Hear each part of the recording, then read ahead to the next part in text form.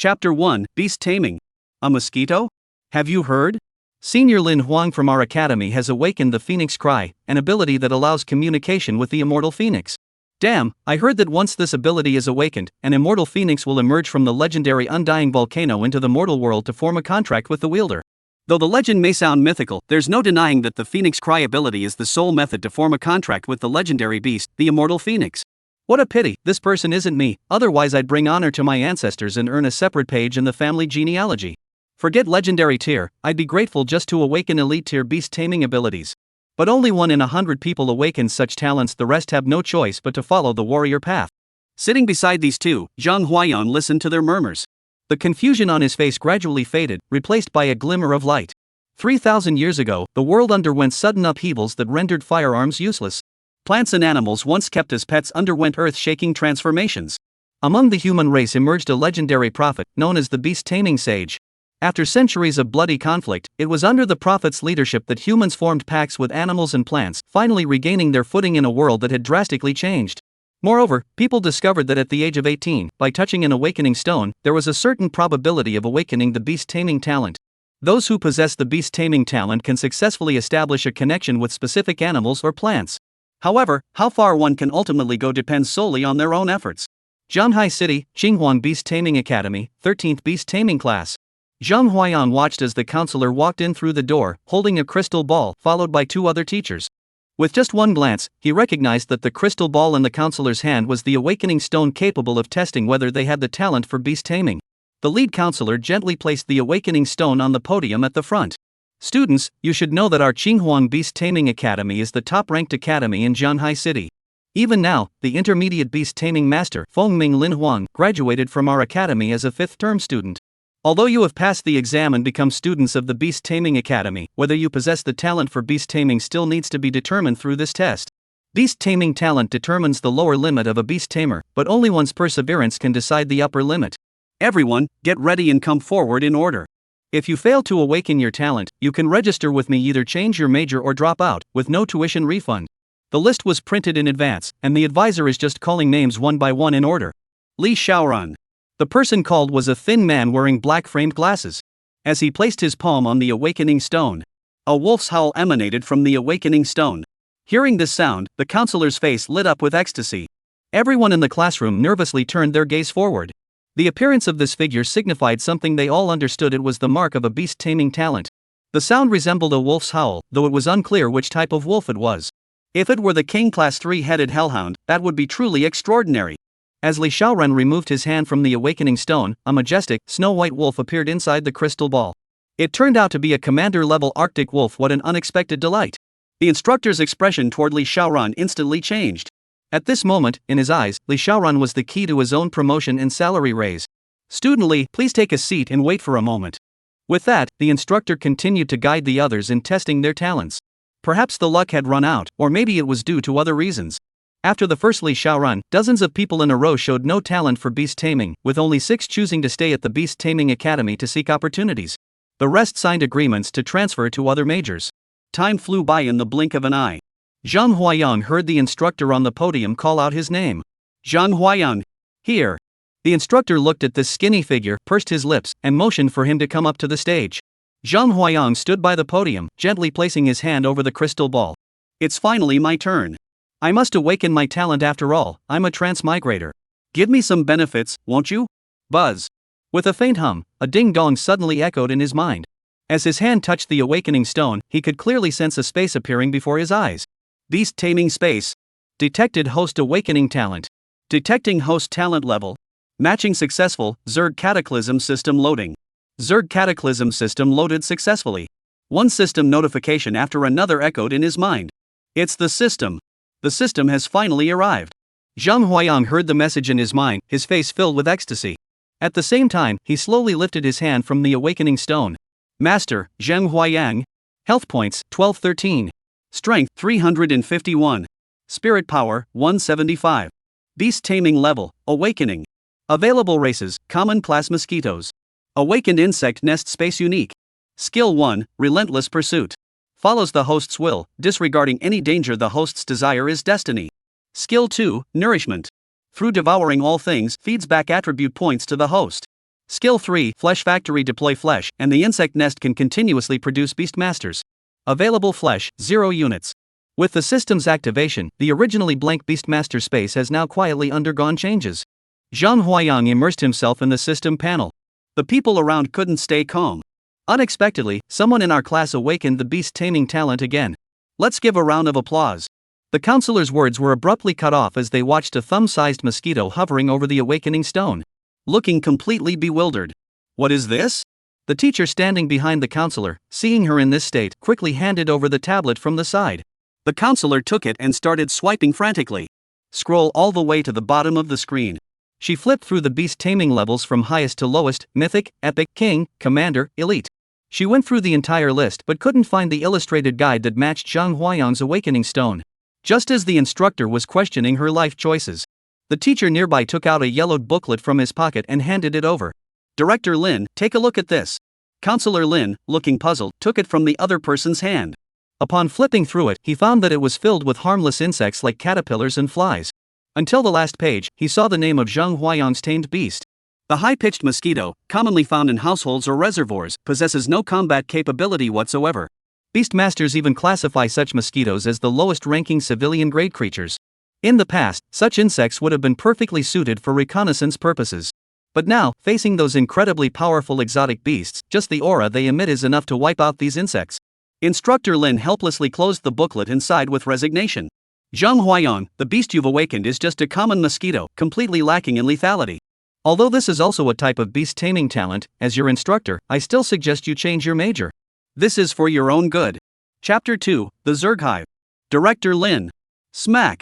Zhang Huayang slapped the table upon hearing this. Instantly, everyone in the classroom turned their heads. Zhang Huayang stood up, glanced around at the curious classmates, and finally fixed his gaze on Instructor Lin on the podium. According to school regulations, anyone who awakens the beast taming talent would be treated equally by the school. Aren't you violating school regulations by doing this now? Zhang Huayang stared intently at Instructor Lin, his heart burning with fervor. Having finally awakened the system, I can't let your casual remark sentence me to death. If I hadn't awakened the system, I might have agreed to what you said, but now I have the system. My fate is not something someone like you can decide. As expected, Director Lin was choked by Zhang Huayang's words and glared at him angrily. Humph. Director Lin snorted coldly, his expression extremely unpleasant. I'm doing this for your own good. With the beast you've awakened, you won't even pass the initial Beastmaster exam 3 months from now. You'll only embarrass yourself. Time flies by, and in the blink of an eye, the morning has passed. The classroom, which was originally filled with teachers, now only has 12 people left. Apart from Zhang Huayang, who possesses a common-level beast taming talent, the rest are at least elite level. As for Li Xiaoran, he has a commander-level beast taming talent, 1 in 10,000. After completing the registration, Instructor Lin assigned dormitory buildings to them. He snorted coldly at Zhang Huayang before leaving with Li Xiaoran. Li Xiaoran's commander-level beast taming talent was no longer something a minor instructor like him could decide upon. It needed to be reported to higher authorities. This way, his talent wouldn't be wasted in vain. Zhang Huayang took the access card handed to him by another teacher. Fellow students, now that you have awakened your beast taming talents, you are officially considered students of our Qinghuang Beast Taming Academy. We take good care of our beast taming students. Each of you will have a private room, and some resources have already been placed inside for your use. However, I must remind you, as Instructor Lin mentioned, those who fail to reach the level of a junior beast tamer in the initial assessment 3 months from now will have to return to where they came from. During this time, you must find and form a contract with your own beast companion.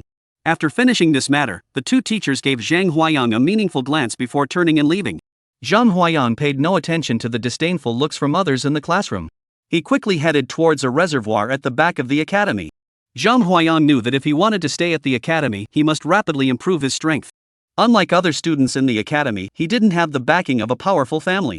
His former self was just an ordinary child from a common household, who studied tirelessly day and night, exerting immense effort to finally gain admission to the Qinghuang Beast Taming Academy. His sole purpose was to become a beast tamer, hoping to change his own fate and that of his family. Zhang Huayang let out a soft sigh. If based on your previous talents, achieving this dream would have been completely out of reach. Now that I'm here, leave everything to me. As he finished saying these words in his heart, he only felt a sudden relaxation, and his once awkward body now became incredibly agile. Zhang Huayang knew that it was the lingering will of the original body hearing his words, and thus it dissipated. Zhang Huayang stood by the reservoir and glanced at the old man sitting on the edge fishing. The fisherman looked at Zhang Huayang with great surprise. Seeing that the other carried nothing, he asked in confusion, "What are you doing here?" "I'm here to jump into the river," Zhang Huayang retorted irritably. Only then did he notice that although the other person was fishing, he had a stubbled face and was surrounded by cigarette butts. Hearing this, the fisherman actually breathed a sigh of relief. When Zhang Huayang approached, his face was gloomy, and he remained silent, making it necessary to constantly monitor his movements. But now, upon hearing Zhang Huayang's words, he was instead certain that the man hadn't come with the intention of ending his life. "Then suit yourself." The angler chuckled and ignored him. Zhang Huayang walked further away, finding a spot overgrown with water plants. Ahead, he heard the buzzing of mosquitoes and insects. Zhang Huayang's eyes swept over, and a semi-transparent system screen appeared before his eyes. On the screen were details about the beast. Name, sharp-toned mosquito. Size, 12 mm. Strength, 0.6, Defense, 0.3, Speed, 1, Health, 0.5, Weight, 0.2 g. Hatching speed, 30 per minute. Description: a common mosquito capable of absorbing blood equivalent to its body weight each time. Name, Culex tritoenuryncus. Size, 20 mm. Strength, 0.8, Defense, 0.9, Speed, 0.6, HP, 1, Weight, 0.5 g. Hatch rate, 20 per minute. Description: a type of mosquito, slightly larger than Culex pipiens, capable of withstanding weak attacks. Zhang Huayang patrolled around the reservoir for a long time before finally finding the Culex mosquitoes he could contract. He then connected with his beast taming space and collected all the Culex mosquitoes from the surface of the reservoir into it. 100. 600. 3,000. 6,000. He continued collecting from dusk until dawn the next day. In the end, Zhang Huayang gathered over 6,000 Culex mosquitoes, including 4,000 of the most common variety and 2,000 Culex tritoenuryncus. Although he hadn't filled all his beast slots, judging by the number of sharp-toned mosquitoes hatching, it wouldn't take long to reach full capacity. As these sharp-toned mosquitoes entered the breeding space, the originally pristine beast space suddenly rumbled with a tremendous noise. Rumble. 2 zerg hives rose from the ground within the beast space.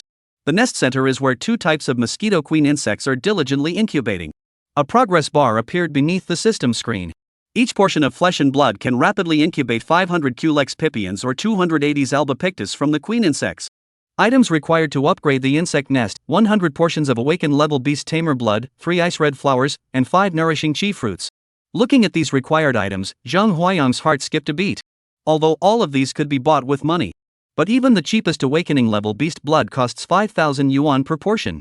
Not to mention the ice red flower and nourishing chi fruit, each priced in the tens of thousands. The cost of purchasing these items was astronomical for someone like him, who relied on government subsidies to make ends meet. Croak. At that moment, Zhang Huayang spotted a frog the size of a fist perched on a patch of water grass, greedily flicking its tongue to catch mosquitoes. Without hesitation, Zhang Huayang raised his hand and pointed, summoning nearly 300 high-pitched mosquitoes from his beast taming space to surround the frog. The 300 high-pitched mosquitoes clustered together, forming a mass about the size of an adult's fist. As Zhang Huayang raised his hand and pointed, "A fight to the death." Zhang Huayang unleashed one of his 2 skills. The swarm of mosquitoes seemed to have gone mad, showing no fear even in the face of their natural predator, the frog. In less than 3 minutes, the frog was completely devoured by the swarm of mosquitoes. Even so, Zhang Huayang had to sacrifice nearly 100 Culex pipiens mosquitoes just to take down one insignificant frog. The mosquito corpses were automatically reclaimed by the insectoid hive, transformed into nourishment. The combat prowess of an ordinary mosquito is indeed pitifully weak. Fortunately, I have the system. Even these feeble insects can be nurtured into a formidable swarm disaster. Zhang Huayang's eyes gleamed with determination. Devour frog, feedback power 0.1, health points 0.2. Seeing the feedback values, Zhang Huayang's heart burned with excitement. If this continues, won't I become a humanoid beast master? Seeing this result, Zhang Huayang sighed in his heart. Immediately, Zhang Huayang began searching all around the reservoir. Until noon, he controlled mosquitoes to drain 13 frogs and 7 sparrows. His health points increased by 5, strength rose by 2 points, and even the hardest to train mental power improved by 1 point. The benefits of feedback were obvious. His emaciated body gradually filled out after the feedback was complete. He used to be skin and bones, but now he has begun to gain some flesh and no longer looks so frightening. Seeing such a change in himself, Zhang Huayang immediately felt more confident. Beep beep. Just as he was about to redouble his efforts and continue devouring small animals, the phone in the pocket rang. "Excuse me, is this Zhang Huayang? I'm your classmate Ma Yuan, calling to remind you about tomorrow's class meetup." A dismissive tone came from the other end of the phone. "Meetup, huh?" Zhang Huayang nodded, "I'll be there on time." Chapter 3, The Holy Spirit Team. There are still nearly 2 weeks left before the official classes begin at the Beast Taming Academy. This period is also prepared by the Academy for students who have families. Once they awaken their beast taming talents, they can mobilize their family's resources to find suitable beasts for them. Bring your tamed beasts along when you come to study, it'll double your results with half the effort. Zhang Huayang stood by the reservoir, staring at the system screen with a furrowed brow. No, I can't just wait around like this. I must find a way to earn money and then purchase materials. Otherwise, relying solely on the sharp-toned mosquitoes is utterly insignificant. Zhang Huayang looked at the mere 2,000 yuan in his bank account and fell silent. It's better to use this money for meals. After storing away the beast taming space, Zhang Huayang prepared to leave. He passed by the old man fishing by the reservoir. He couldn't help but click his tongue in amazement. He has been at the reservoir for a full day and night. The movements of this angler were still clear to him. This angler fished all night long, yet ended up with nothing.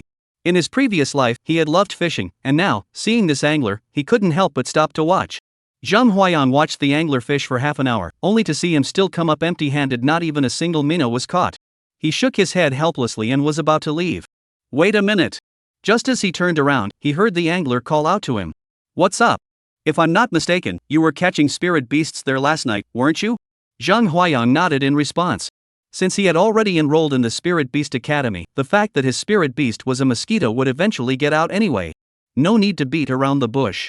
So your beast is an elite-level egret? Zhang Huayang shook his head. Could it be a frog? That's a common-level beast. The time spent raising a frog could be better used to work harder in other professions, where you might achieve better results. Zhang Huayang shook his head helplessly upon hearing this. It's mosquitoes. They stared at each other in silence. Anything else? If not, I'm leaving. The angler was clearly stunned by the word mosquitoes, frozen in place. Suddenly, the cigarette butt hanging from the angler's mouth fell off. The angler's expression turned from pale to red, his eyes widened, and his demeanor grew increasingly agitated. You're saying your tamed beast is a mosquito? How many are there? Tell me quickly. Nonsense. Zhang Huayang raised an eyebrow, not understanding what the other was so excited about, nor intending to answer his question. Now he only thinks about going out to earn money as soon as possible, then upgrading his insect nest and hatching higher-level mosquitoes. However, before Zhang Huayang could leave, the angler grabbed his wrist. He only felt a tremendous force lifting his feet off the ground. The scenery before him rapidly receded, the wind howled past his ears, and the gale it brought made his eardrums ache. After about 10 minutes or so, Zhang Huayang found himself coming to a stop. Staring at the building before him, Zhang Huayang wore a look of utter confusion. What is this? He found himself standing before an immaculately white clinic. Looking inside the clinic, he saw only a young man dressed in purple lying on a hospital bed, receiving in-4 drip. The angler stepped inside, glanced at the young man, and beckoned to Zhang Huayang. Come in, young friend. Although he didn't know what the other party intended to do, Zhang Huayang understood clearly in his heart that given the opponent's demonstrated strength just now, if they truly wished to do something to him, he wouldn't have the slightest ability to resist. Only then did Zhang Huayang get a clear view of the person lying on the hospital bed. This young man wasn't wearing purple clothes at all. The entire purplish-black color is actually all stagnant, poisoned blood. The angler glanced at the person on the sickbed, sighed lightly, and then spoke to Zhang Huayang. Kid, as you can see, this person's body is covered in stagnant poison. Then why haven't you dealt with it? We'd like to. The angler sighed helplessly. But according to the physician's diagnosis, he was swallowed by a commander-level viper. Although he barely managed to kill it in the end, he was consequently infected with stagnant poison. The stagnant blood on his body contains immense toxicity. Once exposed to air, it will rapidly evaporate, and by then, the death toll won't be limited to just 1 or 2. Upon hearing these words, Zhang Huayang immediately understood what the other party wanted him to do. No wonder you got so excited when you heard my familiar was a mosquito. Zhang Huayang pursed his lips. You want my familiar to suck out all the toxic blood from his body? The angler nodded repeatedly. Jun Luo is the backbone of our sacred spirit team, and there are still many wild beasts that require his leadership to conquer. If you could sacrifice your own tamed beast to suck out all the poisoned blood from his body, our sacred spirit team owes you a favor. Hearing this, Zhang Huayang knew his chance to drive a hard bargain had come. Zhang Huayang looked at the young man on the bed with a grave expression and spoke with great difficulty. I understand the contributions your sacred spirit team has made to our human race. But you also know, even though my contracted beast is just a tiny mosquito, it's still my contracted beast. So, gotta pay more. 100 yuan per mosquito. Deal. The angler's expression didn't change a bit upon hearing that one mosquito was worth 100 yuan. To him, this amount of money seemed like just a drop in the bucket. However, seeing the other's expression, Zhang Huayang was overjoyed in his heart. His tamed creatures were practically worthless to him given their reproduction rate. Even if only 100 remained, they'd multiply back in no time. If you want, once the money arrives, spending some to buy some beast taming blood can speed up the hatching process. After both parties confirmed, Zhang Huayang stood to the side and opened the beast taming space. Zhang Huayang released all 8,000 high-pitched mosquitoes from the nest. 8,000 Culex pipiens mosquitoes, when gathered together, are no larger than a fist, but if fully spread out, they could completely envelop Jun Luo lying on the sickbed. Under Zhang Huayang's command, the mosquitoes settled onto Jun Luo's body. It looked as if a layer of fine fuzz had grown on the person's skin. At Zhang Huayang's order, the proboscis of the Culex mosquito pierced straight into Jun Luo's body. Gulp gulp. The sound of blood being sucked was clearly audible. The Culex mosquito's body visibly plumped up before the eyes. Zhang Huayang watched as the number of surviving mosquitoes on the system screen rapidly decreased. 6,000. 4,000. 2,000. 500. 200. 0. As the toxic blood gradually vanished completely. All the mosquitoes under Zhang Huayang's control perished at this very moment. As Zhang Huayang willed it, the dead 80s mosquito returned to the nest and turned into flesh and blood. Meanwhile, Jun Luo on the sickbed, whose entire body had been cyanotic, had now regained a rosy complexion. Seeing this, Zhang Huayang nodded slightly. A total of 8,000 mosquitoes were lost, averaging 100 yuan each, so you owe me 800,000. How much? Did you say how much? Even with all his wealth, he was stunned into silence upon hearing that such a tiny mosquito was worth 800,000. What? Are you trying to weasel out of it? Zhang Huayang wore an expression of furious indignation. Is the pillar of your sacred spirit team not even worth 800,000? The angler repeatedly waved his hands to stop them, his voice full of seriousness. With such a small amount of money, how could our sacred spirit team possibly refuse to pay? Come on, give me your card number. The angler made a phone call and said, Jun Luo is saved, but the fee is a bit high. That's right, it costs 8 million. Chapter 4, 2 New Types of Mosquitoes. Zhang Huayang heard what the other person said to the phone and cursed inwardly. Damn! That's really ruthless. With just a casual remark, they made nearly 100 times the profit. The angler noticed that Jun Luo's body, originally dark purple, had now regained some of its normal color. Breathless gasping had now returned to normal. The angler finally let out a long sigh of relief and began tapping rapidly on his phone. Ding! 1 million yuan has been deposited into the bank account. Zhang Huayang looked at the other person with confusion. The fisherman chuckled darkly. 800,000 is for medical expenses, the rest is hush money. Got it? Understood. Zhang Huayang nodded repeatedly at the other's malicious expression. Only then did Zhang Huayang take a closer look at the man and activated his system. Name, by phone. Beast taming level, dot. Strength, health, mental power, a dot. Warning. Warning. The disparity between both sides is too great. Prolonged probing will be detected by the other party. Staring at the stat panel filled with question marks, Zhang Huayang shuddered violently and quickly spoke up. Since there's nothing left to do here, I'll head out first. I pulled an all-nighter yesterday and need to go back to catch up on sleep. The angler nodded upon hearing this and added Zhang Huayang's contact information. It took over 10 minutes to return to his dorm at the Beast Taming Academy. At the Academy's Beast Taming Meat Factory, he spent 250,000 to buy 50 portions of flesh and blood. After storing them in his beast taming space, he turned his attention to the system. Devoured Commander level Bull Kuei Viper Venom, replenished 606 HP, 334 strength. Acquired Bull Kuei Viper Venom, the insect nest can now hatch mosquitoes to produce Bull Kuei poison mosquitoes. Each unit of flesh can hatch 200 individuals. Strength, 172, Defense, 133, Speed, 12, HP, 95, Weight, 3 grams, Toxicity, Grade A low poison. Devoured Grandmaster level Blood, replenished 777 HP, 719 Strength, 30 Spirit Power. Obtained blood of a Grandmaster level individual. The insect nest can now hatch 3 power mosquitoes.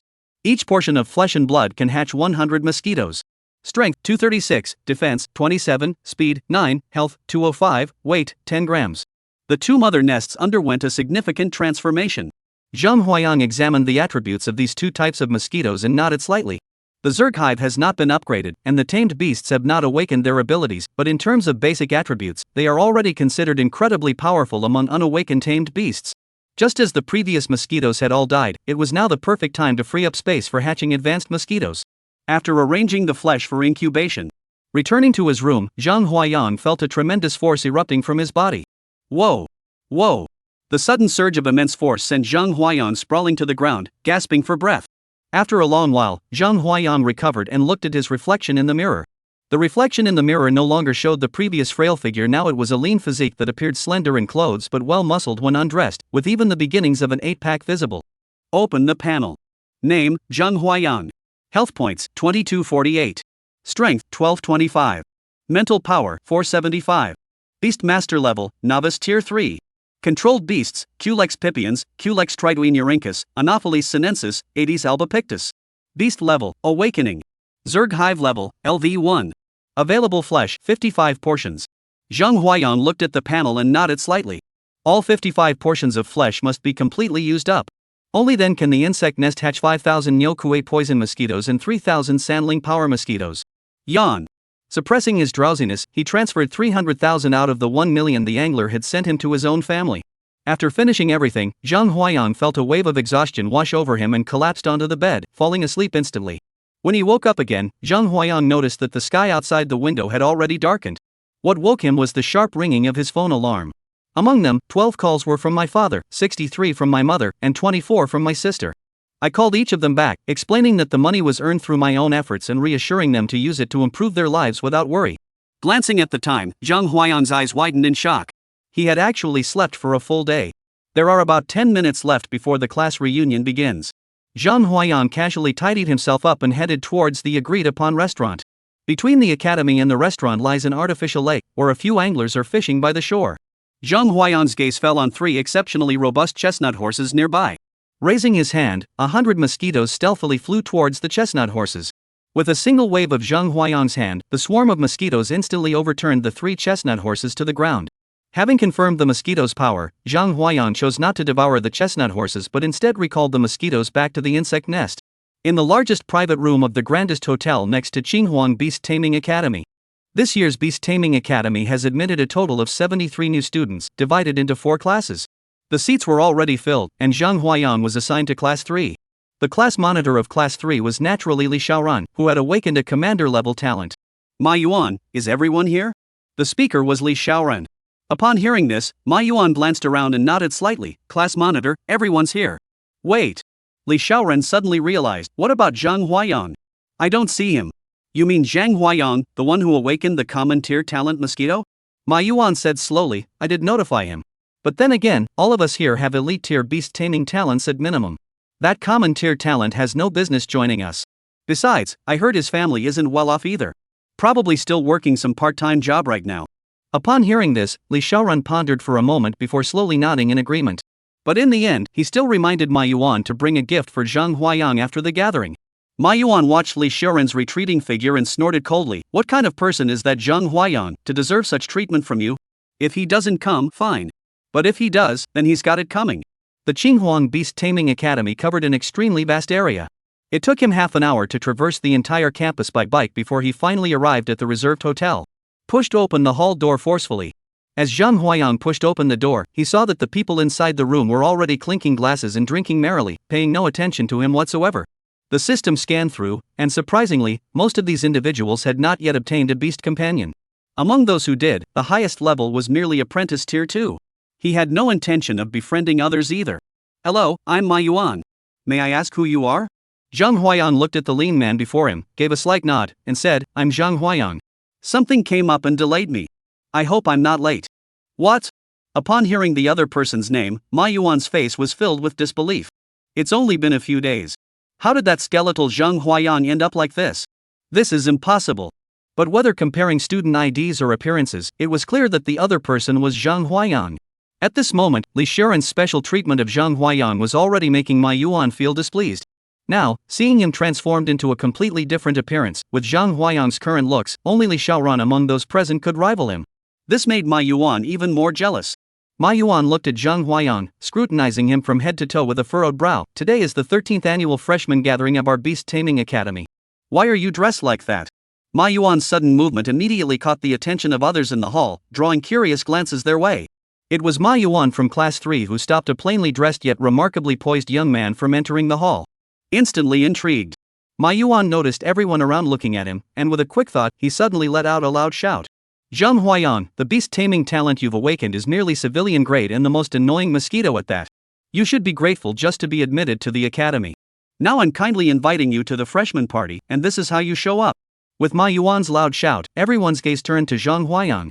The other three classes, seeing that it wasn't their own affair, all felt inclined to watch the commotion with amusement. Zhang Huayang stared at the snarling Ma Yuan before him.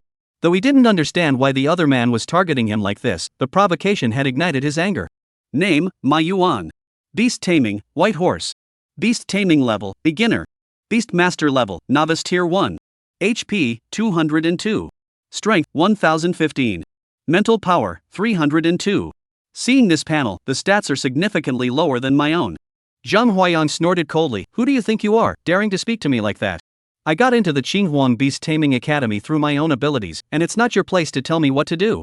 Besides, even though I awakened the most common civilian level beast, I did it through my own abilities.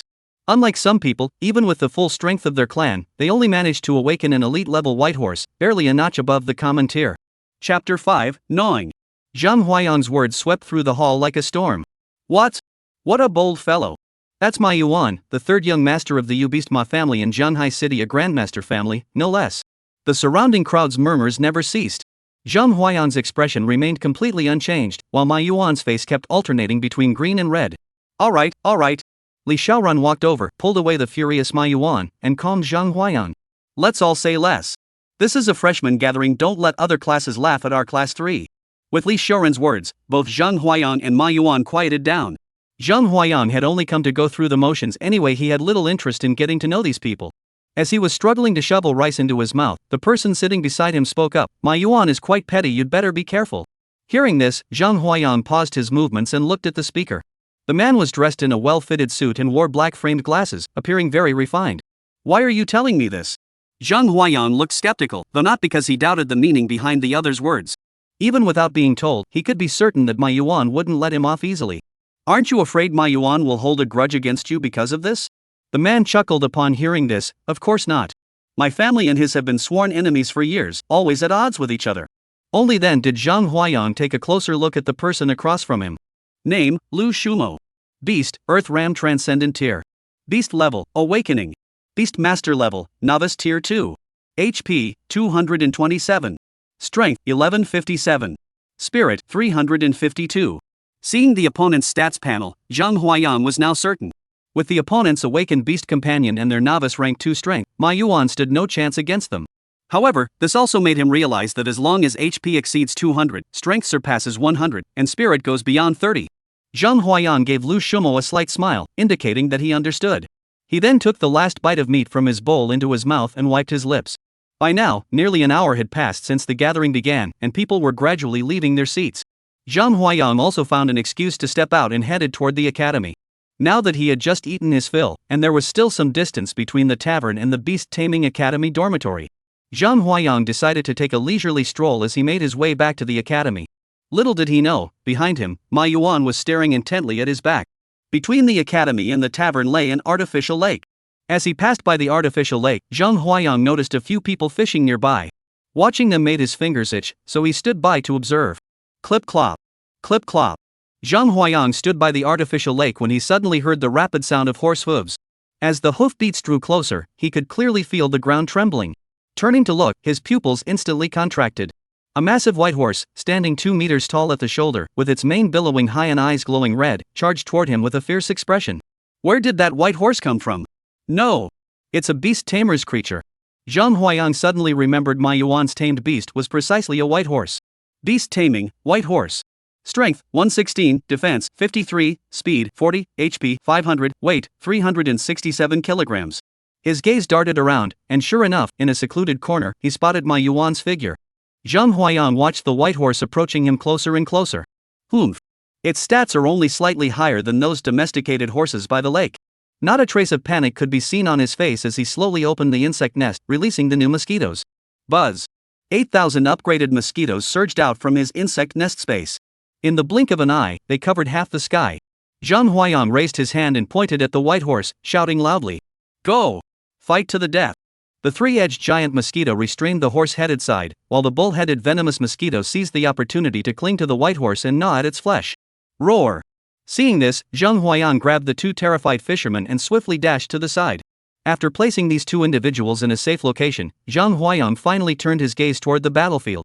Ma Yuan, who was observing from the sidelines, frowned slightly upon seeing Zhang Huayang dodge the attack. I didn't expect you to have such physical prowess now. But how could your mosquitoes possibly be a match for my white horse? What happened next left him utterly stunned. The scene he had imagined where the white horse would shatter the mosquito swarm and send Zhang Huayang flying with a single kick never materialized. Even if he had the white horse charge ahead, it would only crush a few dozen mosquitoes blocking its path. After crushing them, the white horse's speed visibly slowed down.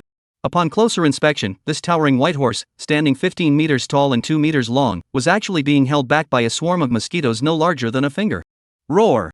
Even as the white horse struggled with all its might, it was still firmly pinned down by the Mitsubishi giant mosquito. Seeing this, the Nyokue poisonous mosquito swooped down and clung to the white horse's body, voraciously gnawing away. With just one bite from the Nyokue poisonous mosquito, purplish red spots immediately appeared on the pristine white horse and rapidly spread across its body. Sensing the imminent threat of death, the white horse leaped desperately, smashing through several pavilions and bridges in its frenzy, until finally, it ceased to move. His body melted away like ice and snow, rapidly diminishing, and in just over 10 minutes, Zhang Huayang's mosquitoes had devoured every last bit of it. As for Zhang Huayang, he had already knocked Ma Yuan to the ground, leaving the latter sprawled helplessly, forced to watch as his tamed beast was completely devoured. Zhang Huayang understood one principle: when eliminating evil, one must be thorough. If he didn't eradicate the source of this threat against him now, the troubles that followed would be endless.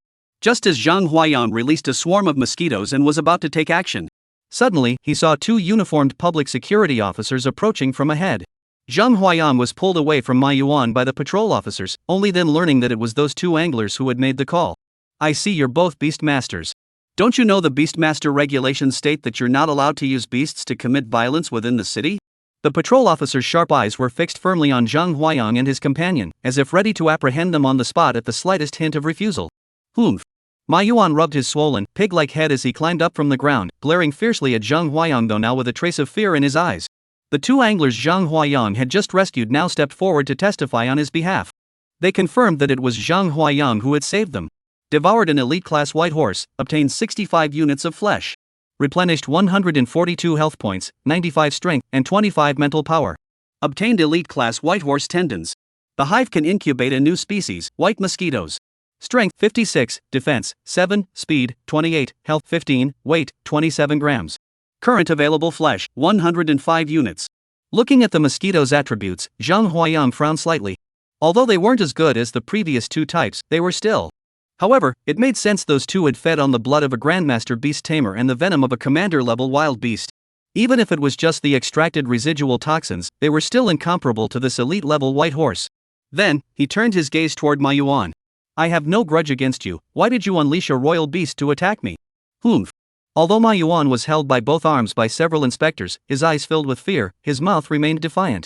How dare a mere commoner like you strut around arrogantly in the Royal Beast Academy? Seeing Ma Yuan still spouting nonsense, the two patrol officers exchanged a glance, then slapped Ma Yuan on the back of his neck.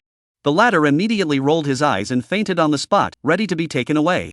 Seeing this, Zhang Huayang pondered for a moment before asking, this guy is from the beast taming my family. Won't taking him back like this cause trouble for you? Hearing this, the patrol officer chuckled darkly. The beast taming Ma family, huh? Even better. The Ma family has been throwing their weight around in our Jianghai city for years. The captain has long wanted to take them down, but just never had a proper reason. As for you, if word of this gets out, the Ma family with all their power and influence will surely come after you. Would you like our public security bureau to provide protection? Seeing this, Zhang Huayang smiled slightly. No need to trouble yourselves with such a small matter. I can handle it on my own. Chapter 6, The Golden Orange Team. Returning to his room, Zhang Huayang turned on the computer gifted by the academy and searched for ways to purchase frostfire flowers and chi nurturing fruits. As for elite-level beast flesh, the Azure Phoenix Beast Taming Academy sold it directly, no need to look elsewhere. Though his mosquitoes handled elite-level beasts with ease, that was only because they had evolved into formidable specimens after devouring Grandmaster-level flesh. However, master-level flesh and blood is something he can only hope to encounter by chance rather than actively seek at his current stage. The most urgent tasks are to improve himself and upgrade the insect nest. He opened the Beast Taming Academy's intranet and found information about frostfire flowers and chi nurturing fruits. Frostfire flower, a fire attribute flower that grows in bitterly cold regions. When consumed by elite-level tamed beasts, there is a chance to awaken fire attribute skills. Market price, 50,000 per flower. Chi nourishing fruit, a cultivated fruit that enhances the chi and blood of beast masters. Market price, 80,000 per piece. Awakening level flesh and blood, market price, 10,000 per portion. Staring at his bank card balance of just 450,000, Zhang Huayang fell into deep thought. Now, there are only half a month left before the academy's preliminary exam, and it's almost impossible to find another lucrative deal like before sucking venomous blood for a big shot. In the end, he made up his mind to first spend 400,000 to buy the artificially cultivated chi nurturing fruit, then head to the wilderness area to search for ice bloom flowers. He could also hunt elite-level flesh along the way, killing 2 birds with 1 stone. The chi nurturing fruit could be purchased directly at the academy. After placing the order, Zhang Huayang went to bed, waiting to set off for the wilderness the next day. Given his current strength, as long as he didn't face awakened-level beasts or engage in direct confrontation with a primary beast master, he could handle most situations without much trouble. Early the next morning, the academy's delivery personnel knocked on his door. After the exchange was completed, upon submitting the nourishing chi fruit to the system panel quietly changed. Requirements for Hive upgrade: 100 pounds of awakened-level beast flesh, 3 ice red flowers, 55 nourishing chi fruits. He took a taxi to the nearby Wasteland where ice red flowers were produced. The crimson fruit is ripe, hurry and sign up to harvest it. Venturing deep into the wildlands, we're gathering a team to pick frostbloom. 3 spots filled, 1 left. The Crimson Squad is recruiting. If you're confident in your skills, come and sign up. At the entrance to the wildlands, voices calling for team-ups rise and fall incessantly. Zhang Huayang sought out several teams looking for members. At first, seeing his impressive appearance, they were polite and extended olive branches to him. But when they learned his contracted beast was a common-grade mosquito, their expressions immediately changed.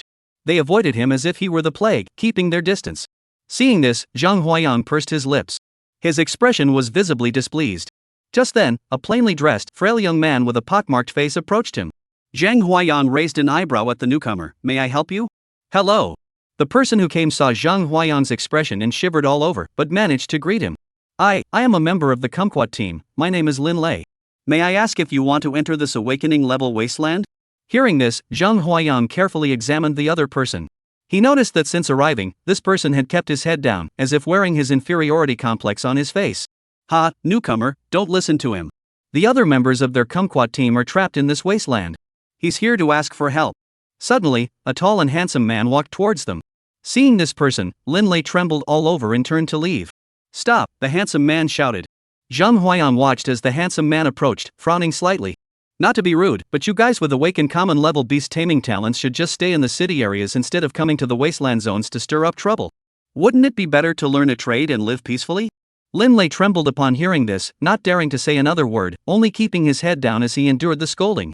Do you even realize how many resources the nation invests in cultivating beast tamers? You common-level talents shouldn't be recklessly competing for these resources. The man's words were becoming increasingly harsh to listen to. Lin Lei turned around and ran out. Seeing this, Zhang Huayang appraised the person before him. Name, Luo Yan. Beast Master level, Apprentice Tier 5. Beast Master talent, Elite. Beast, Yellow-maned Lion. HP, 305, Strength, 152, Spirit, 55. Looking at these stats, Zhang Huayang curled his lips, unsure what the other party was so arrogant about. At that moment, someone approached from the side and whispered a few words into Luo Yan's ear. Instantly, Luo Yan's gaze toward Zhang Huayang changed completely. I thought he was a strong one, but it turns out he also has a common-level talent, just another hopeless loser. With that, Luo Yan turned and walked away, not even sparing Zhang Huayang a single glance. Watching the other's retreating figure, Zhang Huayang let out a cold snort. Luo Yan, was it? I'll remember you. No fighting is allowed in the city district. Don't let me see you in the wasteland zone. With that thought, Zhang Huayang grabbed Lin Lei, who had already turned to leave. Lin Lei, right? I agree to join your golden orange team. Take me there now. Really? Lin Lei looked at him with suspicion, as if trying to determine the truth of his words. Seeing the other party still doubtful, Zhang Huayang released a mosquito from the insect nest and placed it in his palm. See, my tamed beast is also a common-level mosquito. Seeing this mosquito, Lin Lei finally let out a sigh of relief. Who would have thought you're also someone who refuses to admit defeat? A faint smile finally appeared on Lin Lei's face at this moment. But let's get this straight first. If we come across any ice crimson flowers inside, I want 3 of them. Deal. Lin Lei agreed without a second thought. My teammate has 3 ice red flowers on him. If you help rescue him, I'll persuade him to give you the flowers. Upon hearing this, Zhang Huayang nodded slightly, agreeing to the condition. Zhang Huayang then followed Lin Lei into the wasteland area. Only then did Zhang Huayang get the chance to use the system appraisal on Lin Lei. Name, Lin Lei. Beast Master level, Apprentice 6th stage. Beast Master talent, Commoner. Contracted beast, Water Buffalo. HP, 322, Strength, 161, Mental Power, 61. Seeing Lin Lei's Beastmaster level, Zhang Huayang widened his eyes in shock. He never expected the opponent's strength to have already reached Apprentice Tier 6. Why did you say earlier that I'm also someone who refuses to admit defeat? What do you mean by that? Zhang Huayang spoke up, voicing the doubts in his heart to Lin Lei. Unwilling to admit defeat, just unwilling to admit defeat. Lin Lei scratched his head, full of confusion. My captain once said that among beast taming talents, all other talents are respected. Yet only our commoner level talent, though also a beast taming talent, is not treated with respect but instead suffers constant bullying. If we didn't have this beast taming talent, we might have resigned ourselves to fate, whether studying a support profession or finding a job somewhere. We wouldn't have any complaints. But it just so happened that we awakened the beast taming talent. Common grade beast taming talents, even when trained to awakening, possess no innate skills and are simply no match for elite grade beasts. Yet, the thought of giving up their beast taming talent to pursue auxiliary professions filled them with indignation. Hearing this, Zhang Huayang nodded in understanding. Just like the fiercely competitive environment of his past life, an ordinary bachelor's degree wasn't enough to climb higher, yet returning home to work in a factory felt unacceptable, as they still saw themselves as university graduates. Chapter 7, Rescue. This barren area isn't large, with a diameter of no more than 30 kilometers. Lin Lei told him that their Golden Orange team consisted of 3 members in total. All possessed civilian-level beast taming talents, making them essentially the bottom tier among beast tamers. I came to this wasteland to hone my own strength. However, while exploring a cave, I was trapped at the entrance by a giant bear that was just one step away from awakening. If not for his thick and tough buffalo hide that helped him escape, our Golden Orange team might have been completely wiped out there. He came to seek help outside the wasteland, never holding much hope to begin with. According to his original plan, if he really couldn't find anyone to help, he would risk his life to lure the giant bear away, allowing the other 2 members of the team to survive. Under Lin Lei's guidance, it took only half a day to see a towering peak reaching into the clouds. Along the way, Zhang Huayang drove his army of mosquitoes, sweeping through the path. Every visible, non-awakened animal was devoured by Zhang Huayang's mosquitoes. Gnawing on the goat, obtained 7 portions of flesh and blood. Feedback, 7 strength, 2 mental power. Gnawing on the ox, obtained 9 portions of flesh and blood. Feedback, 23 health points, 9 strength. Before reaching the target cave, a total of 33 portions of flesh and blood were obtained, with feedback, 102 health points, 43 strength, and 12 mental power. Standing in front of the cave entrance, a tremendous bear roar came from the distance. It made Zhang Huayang frown deeply. He could tell that a bear capable of such a powerful roar, even if it hadn't yet awakened its innate skills, was probably not far from doing so. Along the way, Lin Lei had been observing Zhang Huayang's beast taming abilities closely. I never expected that mere mosquitoes could possess such formidable combat strength. At this moment, he was utterly shocked. Already harboring a hint of inferiority, he now spoke even more awkwardly. Big brother Zhang, Lin Lei raised his hand and pointed toward the cave ahead where the roar was coming from. It's there. That giant bear is right there. What should we do now? Hearing this, Zhang Huayang pinched his chin with his right hand. If it were just a single bear, as long as it hadn't awakened any innate skills, I could easily kill it outright. Now it's September, the time when these bears gorge themselves in preparation for hibernation. It's also when their ferocity peaks. Zhang Huayang stood atop the mountain, shielding his eyes with his hand as he scanned the surroundings. When he spotted a swiftly flowing river, his heart skipped a beat. Seeing Zhang Huayang's changing expression, Lin Lei quickly asked, "What's wrong?" "Look at that river." Zhang Huayang pointed to the river below the cave and spoke. "Yes, I see it. What's the problem? If I'm not mistaken, there must be more bears in this area than just the one you saw." "Ah." Hearing this, Lin Lei shuddered. "What should we do?" Seeing this, Zhang Huayang smiled slightly, called out to the other, and headed toward the cave ahead. Lin Lei quickly followed. Standing at the cave entrance, the roar of a bear could be heard from within. Zhang Huayang noticed that although Lin Lei's face was filled with fear, he still forced himself to stay alert, standing motionless in place. Lin Lei pointed deep into the cave and said, "Brother Zhang, my other 2 teammates are deep inside. Later, I'll lure the bear away, you go rescue them." Seeing Lin Lei, despite his fear, refusing to retreat even a step, Zhang Huayang smiled faintly and waved his hand. "No problem, it's just a few bears." Rumble. Rumble. Zhang Huayang sensed that the vibrations originally deep within the cave were now getting closer and closer to him. He immediately realized that the bear from the depths of the cave had detected their presence and was charging toward them. Zhang Huayang saw a massive brown bear, 3 meters tall, now right in front of him, its paw like a fan, about to strike his face. The bear's paw stopped just a foot away from Zhang Huayang's head. Looking closely, in front of the bear's paw, there were hundreds of thumb-sized mosquitoes desperately holding up the descending paw. Zhang Huayang nodded slightly at this. The force was almost comparable to the impact of that white horse's charge. A single slap actually killed 13 of my mighty mosquitoes. But that's all there was to it. Thinking of this, Zhang Huayang raised his hand and pointed at the bear in front of him. "Attack! Fight to the death!" Zhang Huayang opened the insect nest, releasing all the mosquitoes, instantly filling the entire cave with the buzzing of flapping wings. Thud thud. Lin Lei, standing nearby, witnessed all of this, dumbfounded. He had originally thought that since the opponent's tamed beast was a mosquito, he could slowly wear them down by relying on the sheer number of mosquitoes. However, the mosquitoes before him were each like ferocious beasts.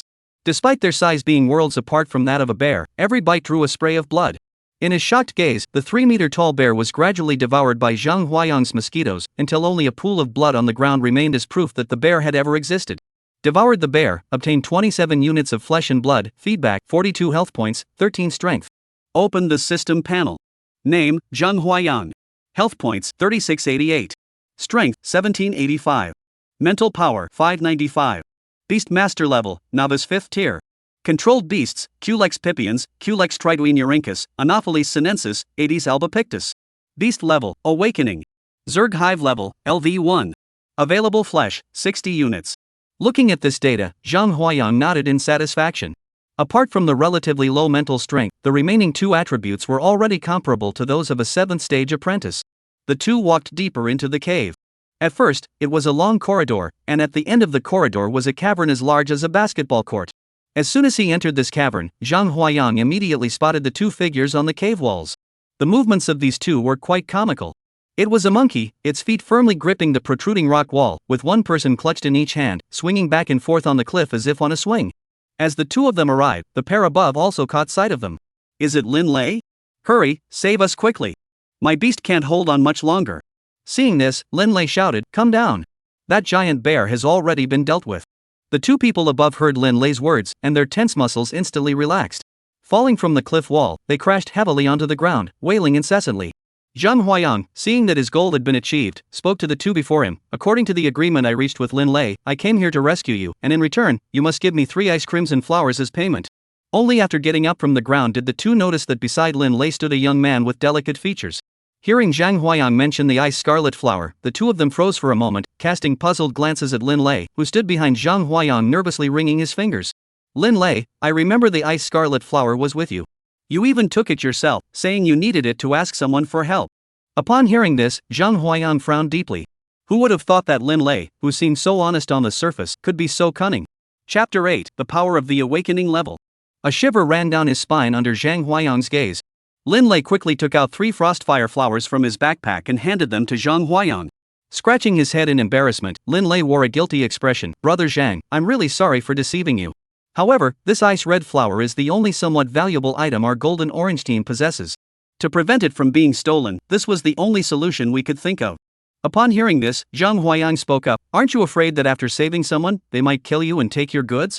If we really encounter someone who would kill for such a small amount of money, then we'll just have to accept our fate.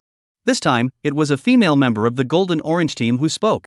I never expected to find you commoners with mediocre talent here. Before the group could recover their composure, a slightly mocking laugh suddenly came from behind them. Upon hearing this, Zhang Huayang turned around, his brows furrowed tightly.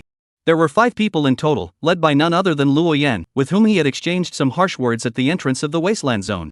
At this moment, Luo Yan held a pointer in his hand and pointed it directly at Zhang Huayang and the others. The secret here must not be exposed. Kill them all. Upon hearing this, the 3 members of the golden orange team instantly showed expressions of terror. Only Zhang Huayang remained, his face dark and grim. It wasn't because of the few people charging towards him. On the contrary, according to his system scan, among Luo Yan's group of 5, including Luo Yan himself, the strongest of the 4 was merely at apprentice level 7, which he didn't take seriously. Only one person stood out leaning against the wall with arms crossed, watching them with a grin. Name, Zhong Tian. Beast Master level, Junior Tier 3. Beast Master talent, Elite. Contracted Beast, Gale Wolf. HP, 595, Strength, 362, Spirit, 134. Looking at these exaggerated attributes, Zhang Huayang's heart skipped a beat. Just based on these attributes alone, it was already beyond what he could currently handle, let alone the fact that awakened beasts would gain an innate skill. At this moment, Zhang Huayang noticed that the golden orange team beside him, facing such a situation, no longer showed the timidity from before but instead brimmed with fighting spirit. Lin Lei summoned a 3-meter-long water buffalo, though this one was missing a leg. Another man and woman summoned a monkey and a squirrel respectively. Seeing Zhang Huayang's lineup, Luo Yan's side burst into laughter. Is this your so-called beast taming? Are these domesticated pets trying to make us die of laughter? Amidst the banter, Luo Yan and his group summoned a large spotted python and 2 hyenas. Even if Luo Yan and that novice beastmaster hadn't summoned their beasts, these three creatures alone were more than the Golden Orange team could handle. Lin Lei, no longer as timid as before, stepped forward to shield Zhang Huayang. Brother Zhang, this trouble started because of our Golden Orange team. I'll do my best to hold them off you find a chance to escape. Zhang Huayang glanced over the Golden Orange team's spirit beasts were all common grade and still lacked combat prowess. Outwardly, they appeared insecure, yet when faced with this life or death crisis, not a single one of them faltered. Seeing this, Zhang Huayang stepped forward, blocking Lin Lei, and said to the others, recall your spirit beasts. I'll handle them later you all find a chance to escape. But you're just being dragged into this because of us. Members of the Golden Orange team spoke up one after another. Yet Zhang Huayang's single remark silenced them all. Your presence here will only hinder my performance. With that, Zhang Huayang opened the insect nest and summoned his mosquitoes. Upon seeing these mosquitoes, Luo Yan initially smiled brightly. However, he soon couldn't laugh anymore. In the blink of an eye, the giant serpent's dark green skin erupted with countless purple spots the moment it came into contact with Zhang Huayang's mosquito swarm, quickly spreading across its entire body. His flesh and blood were visibly disappearing at a rapid pace. What? My Liner! However, before they could grieve, they saw a swarm of mosquitoes blanket the two hyenas. Awu! Howl! These two hyenas, along with their three beastmasters, were devoured clean by Zhang Huayang's mosquitoes, offering almost no resistance. Seeing only two opponents left, Zhang Huayang shouted, now's the time, retreat quickly. Zhang Huayang grabbed the others and ran toward the cave entrance. Luo Yan was also startled by the ferocity of Zhang Huayang's beast, but he quickly regained his composure and shouted, Zhong Tian, why aren't you making a move? As Luo Yan's words fell, Zhang Huayang felt as if he had crashed into an iron plate and was instantly flung backward. After flipping midair, Zhang Huayang steadied himself, his gaze fixed fiercely on Zhong Tian, who had just struck. Zhong Tian, kill the rest of them too. Luo Yan pointed at the members of the kumquat squad who had already run far away. All he got in return was a cold glare from Zhong Tian. Those guys ran away? So what?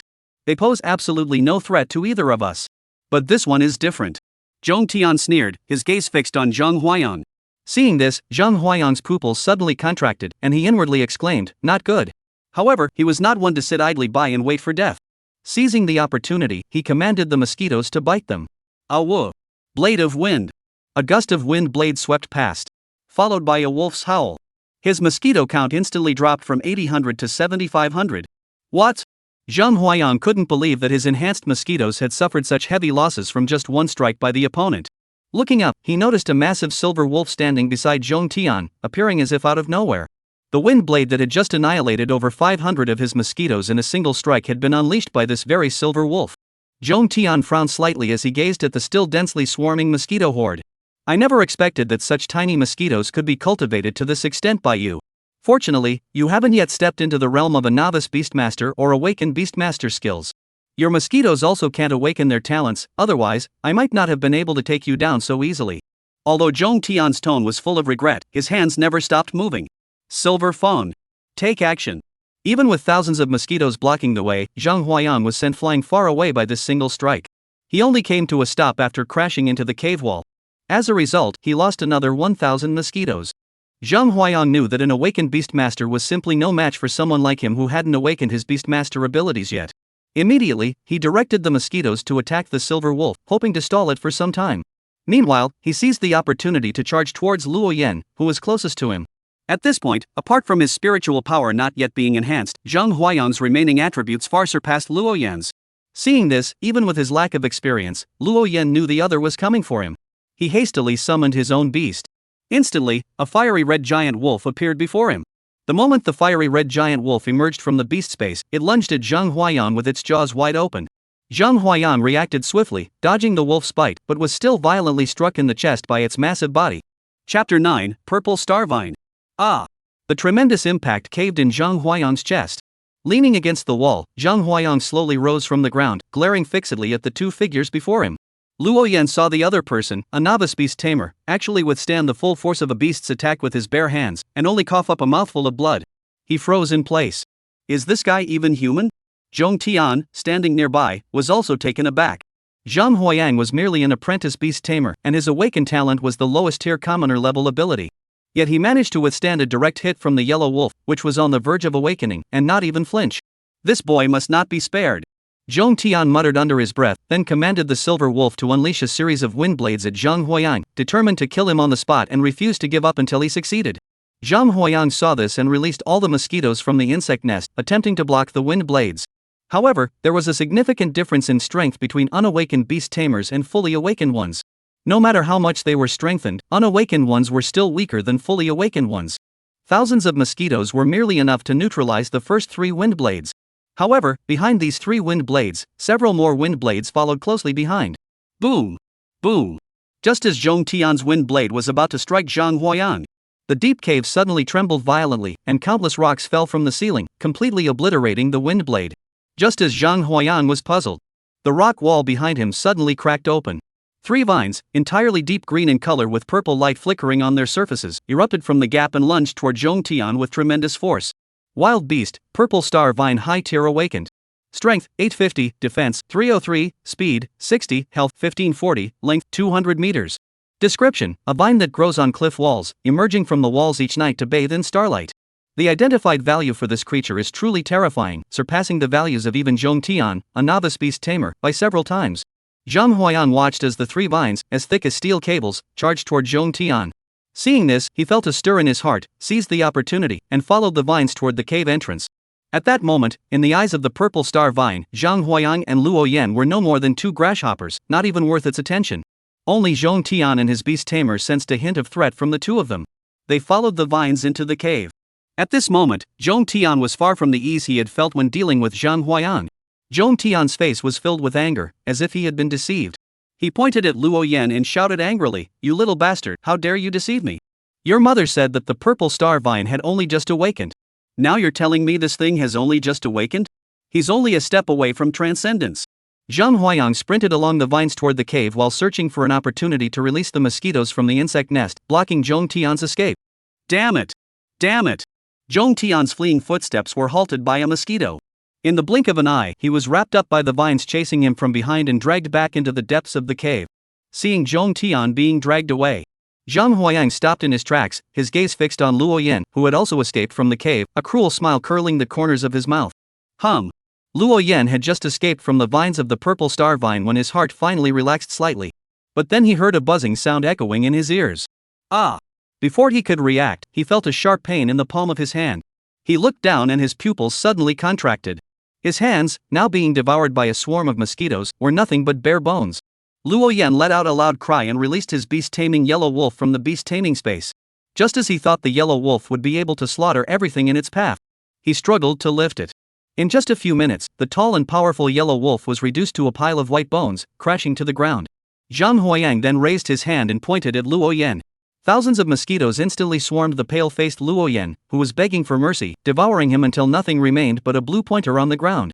Zhang Huayang looked at the pool of blood on the ground and sneered, "If you can't defeat an awakened beast tamer, how can you possibly defeat me? A beast master clan, huh? As long as I do it cleanly, who would know it was me?" Devouring elite grade yellow wolf, restored health, 20, strength, 13. Devouring apprentice beastmaster, restoring health, 30, mental power 15. Seeing no new mosquitoes emerging from the insect nest, Zhang Huayang looked puzzled. Could the hatching of new mosquitoes from the insect nest also involve an element of luck? His gaze fell on the message below.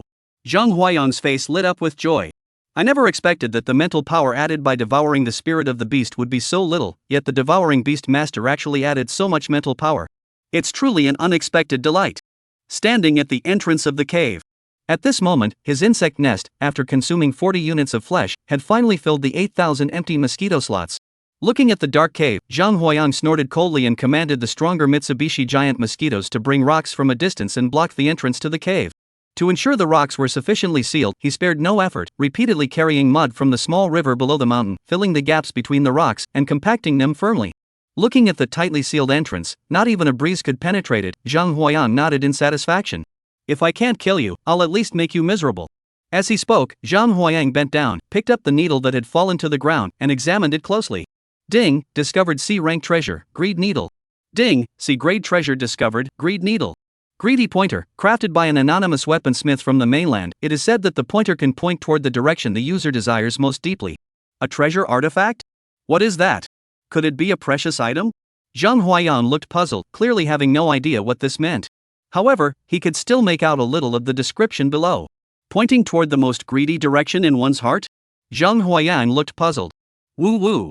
Just as he was holding the greedy pointer in his hand and playing with it, He saw the central needle of the greed pointer spinning wildly, emitting a buzzing sound. For a moment, Zhang Huayang had no idea what was happening. Following the direction of the pointer, Zhang Huayang walked forward, continuing for nearly half an hour, until he came upon a pond roughly the size of a basketball court. In the pond, fish occasionally surfaced to release bubbles. Standing by the edge of the pond, the greedy pointer in his hand stopped spinning. Zhang Huayang took it all in, his heart yearning to fish.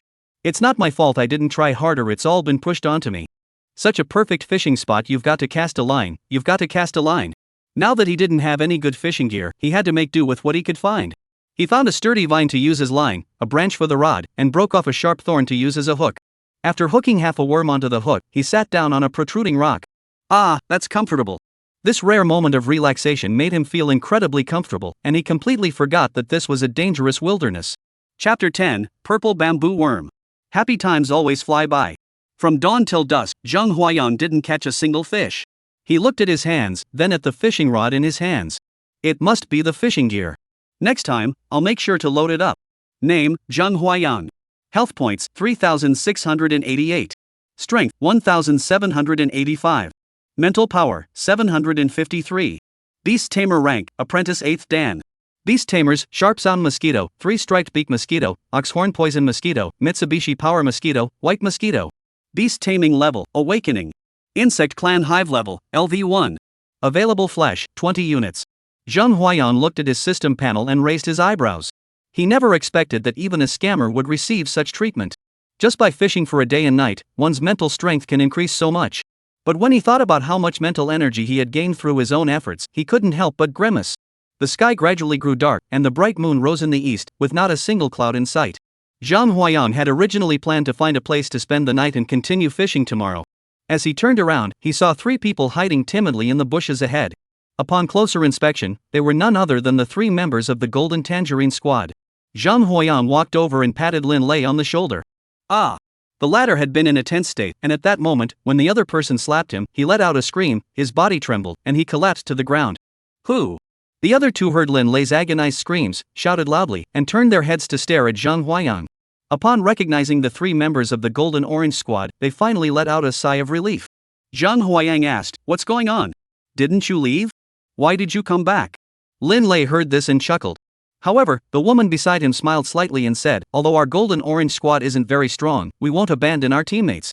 I heard from Lin Lei that when you entered the Wasteland, you agreed to join our Golden Orange Squad."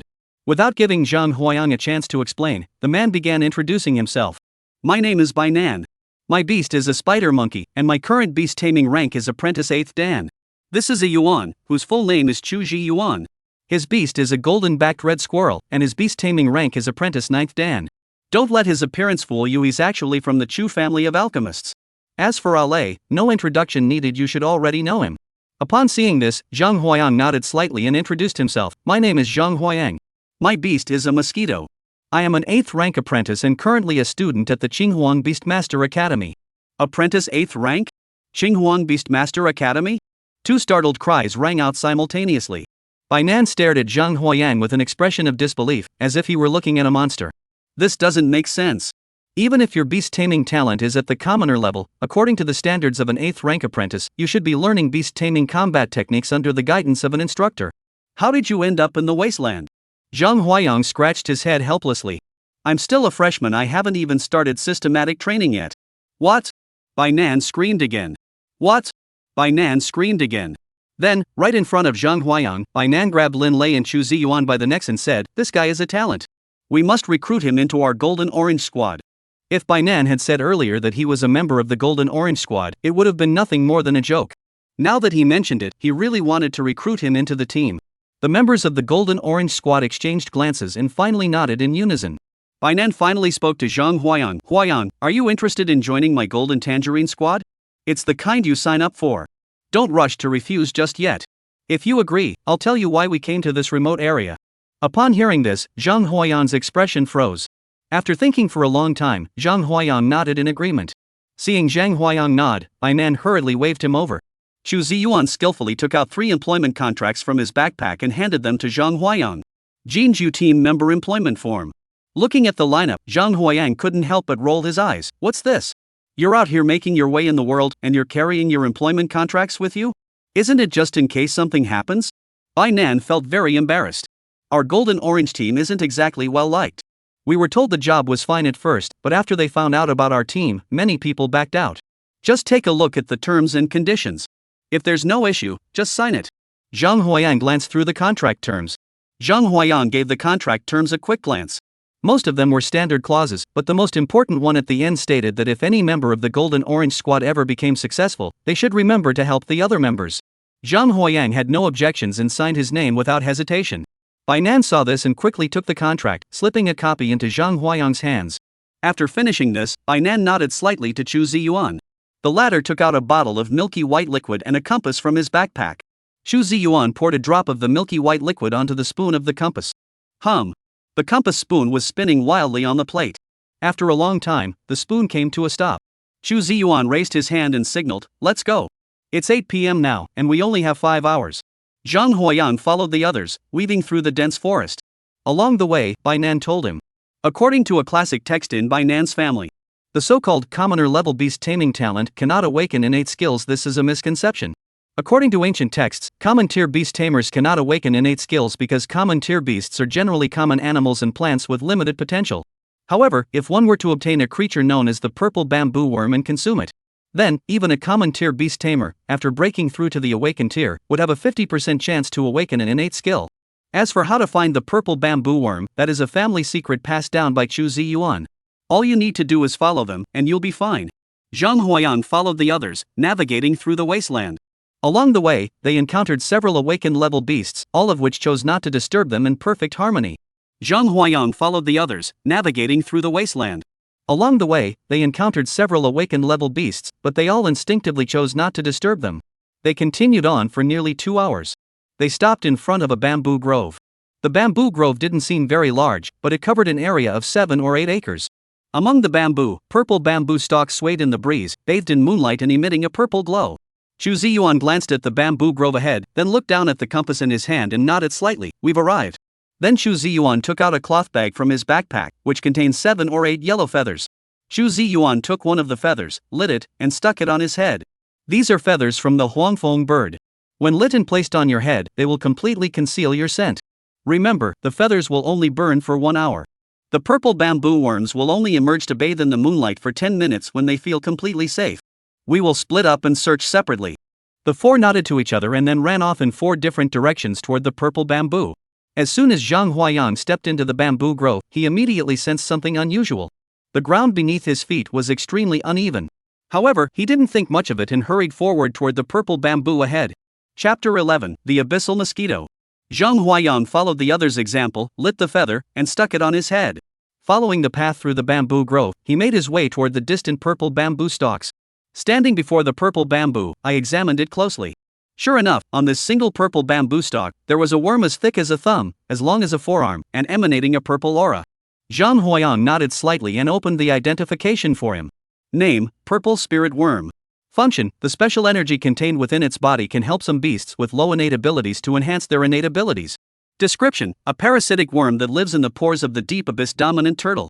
It feeds on the turtle's vital energy and blood over an extended period. Every night, it emerges from the pores to bathe in moonlight, aiding in the digestion of the vital energy and blood. Reading this description, Zhang Huayang felt a chill run down his spine. Trembling all over, he lowered his head and opened the appraisal panel. Name, Abyss Dominator Turtle Juvenile. Rank, Mid-Tier Commander. Health points, Strength, Defense, Weight. Description, a primordial beast with a trace of mythical bloodline.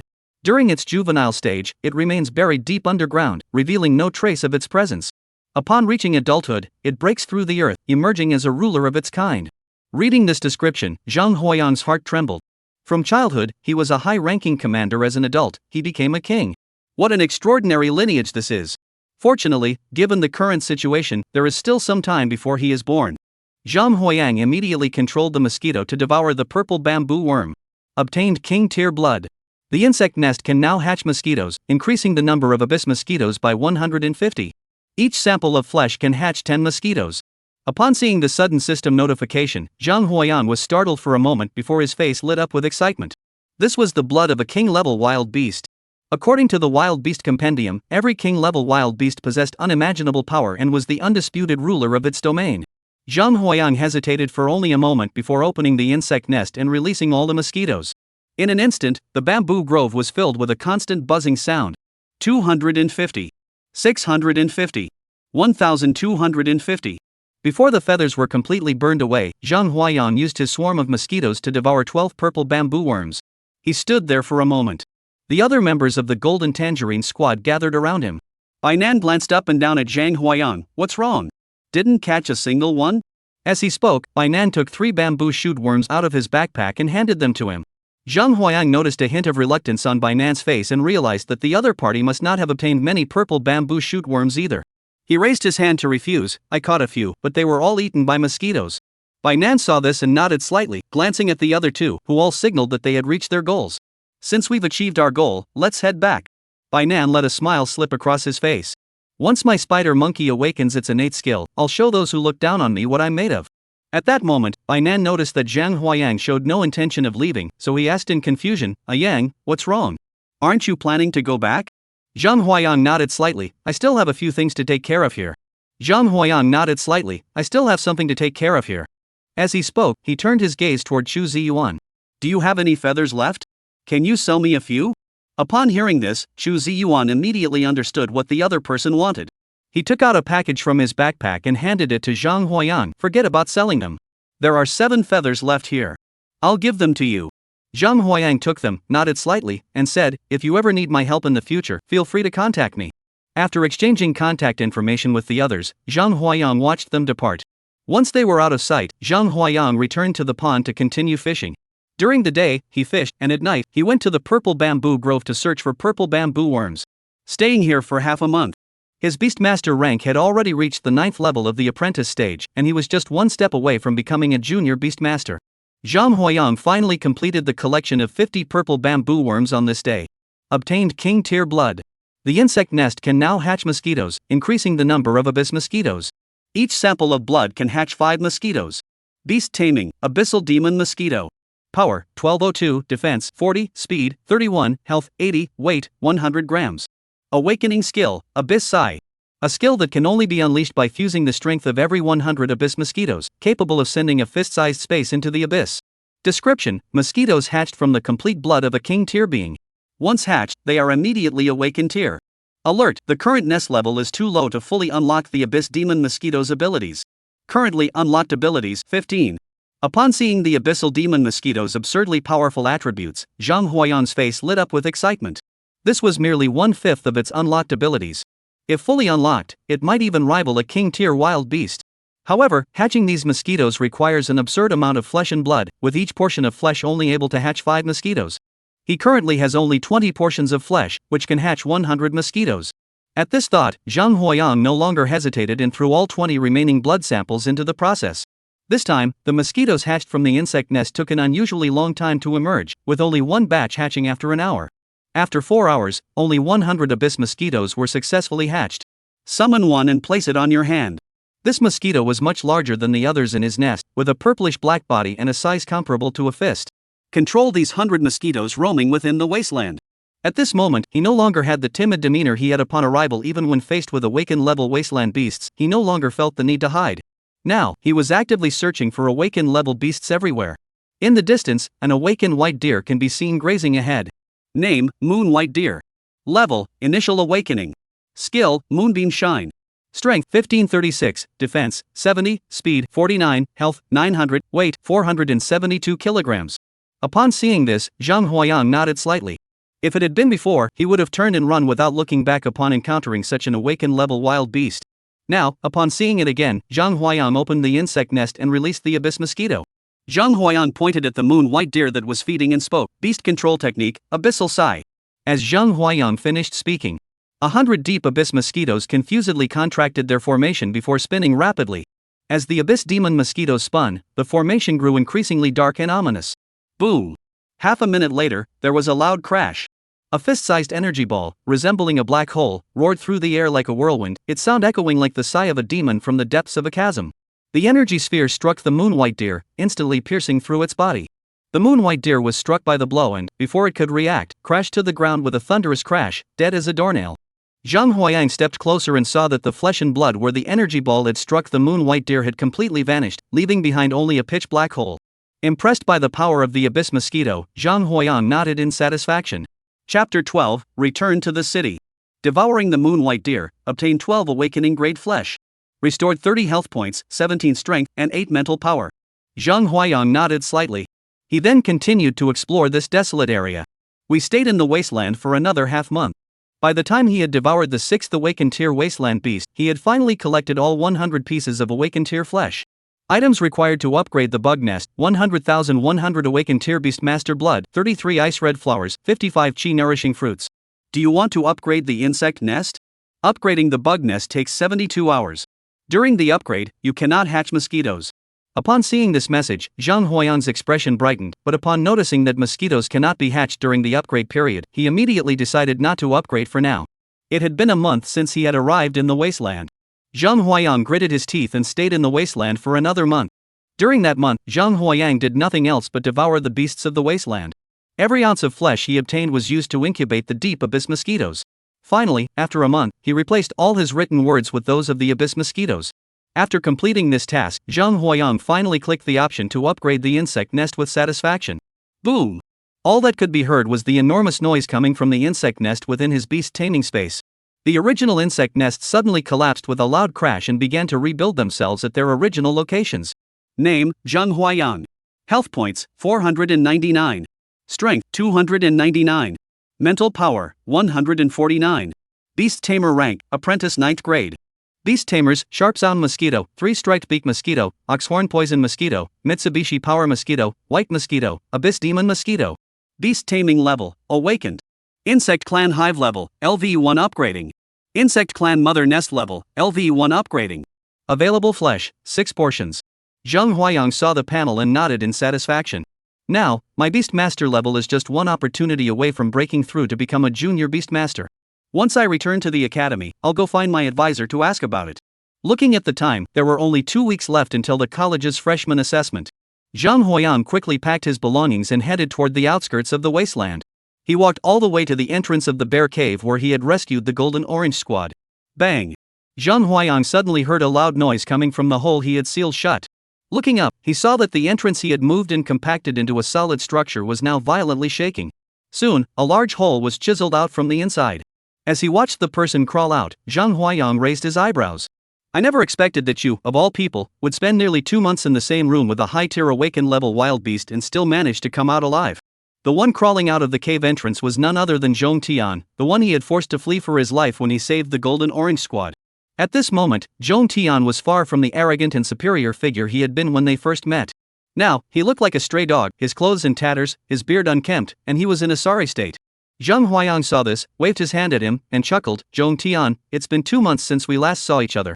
How did you end up looking like this?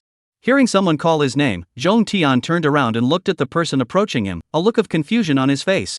At present, Zhang Huayang was in a similar state to Zhong Tian. He had not bathed or groomed himself for 2 months and had been spending his days in various filthy, odor-filled wastelands. His clothes were in tatters. Zhong Tian stared at him for a long time before finally recognizing Zhang Huayang, and he immediately flew into a rage. You damn bastard! If it weren't for you, how would I have been bound by the purple star vine for 2 months? You dare not only not run away when you see me, but also dare to provoke me? You're asking for trouble. As he spoke, Zhong Tian summoned his beast summoning Silver Wolf and charged toward Zhang Huayang. If this had been 2 months ago, Zhang Huayang wouldn't have dared to provoke Zhong Tian. Seeing him from afar, he would have turned tail and run. But things are different now.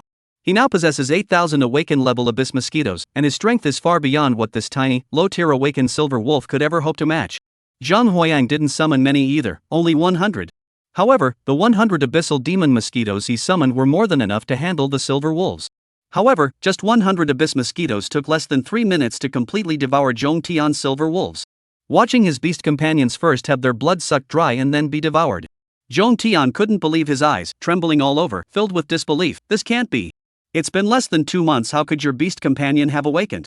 Zhang Huayang slowly walked toward Zhong Tian, with 100 fist-sized abyss mosquitoes swarming behind him, ready to tear the man before them to pieces at his command.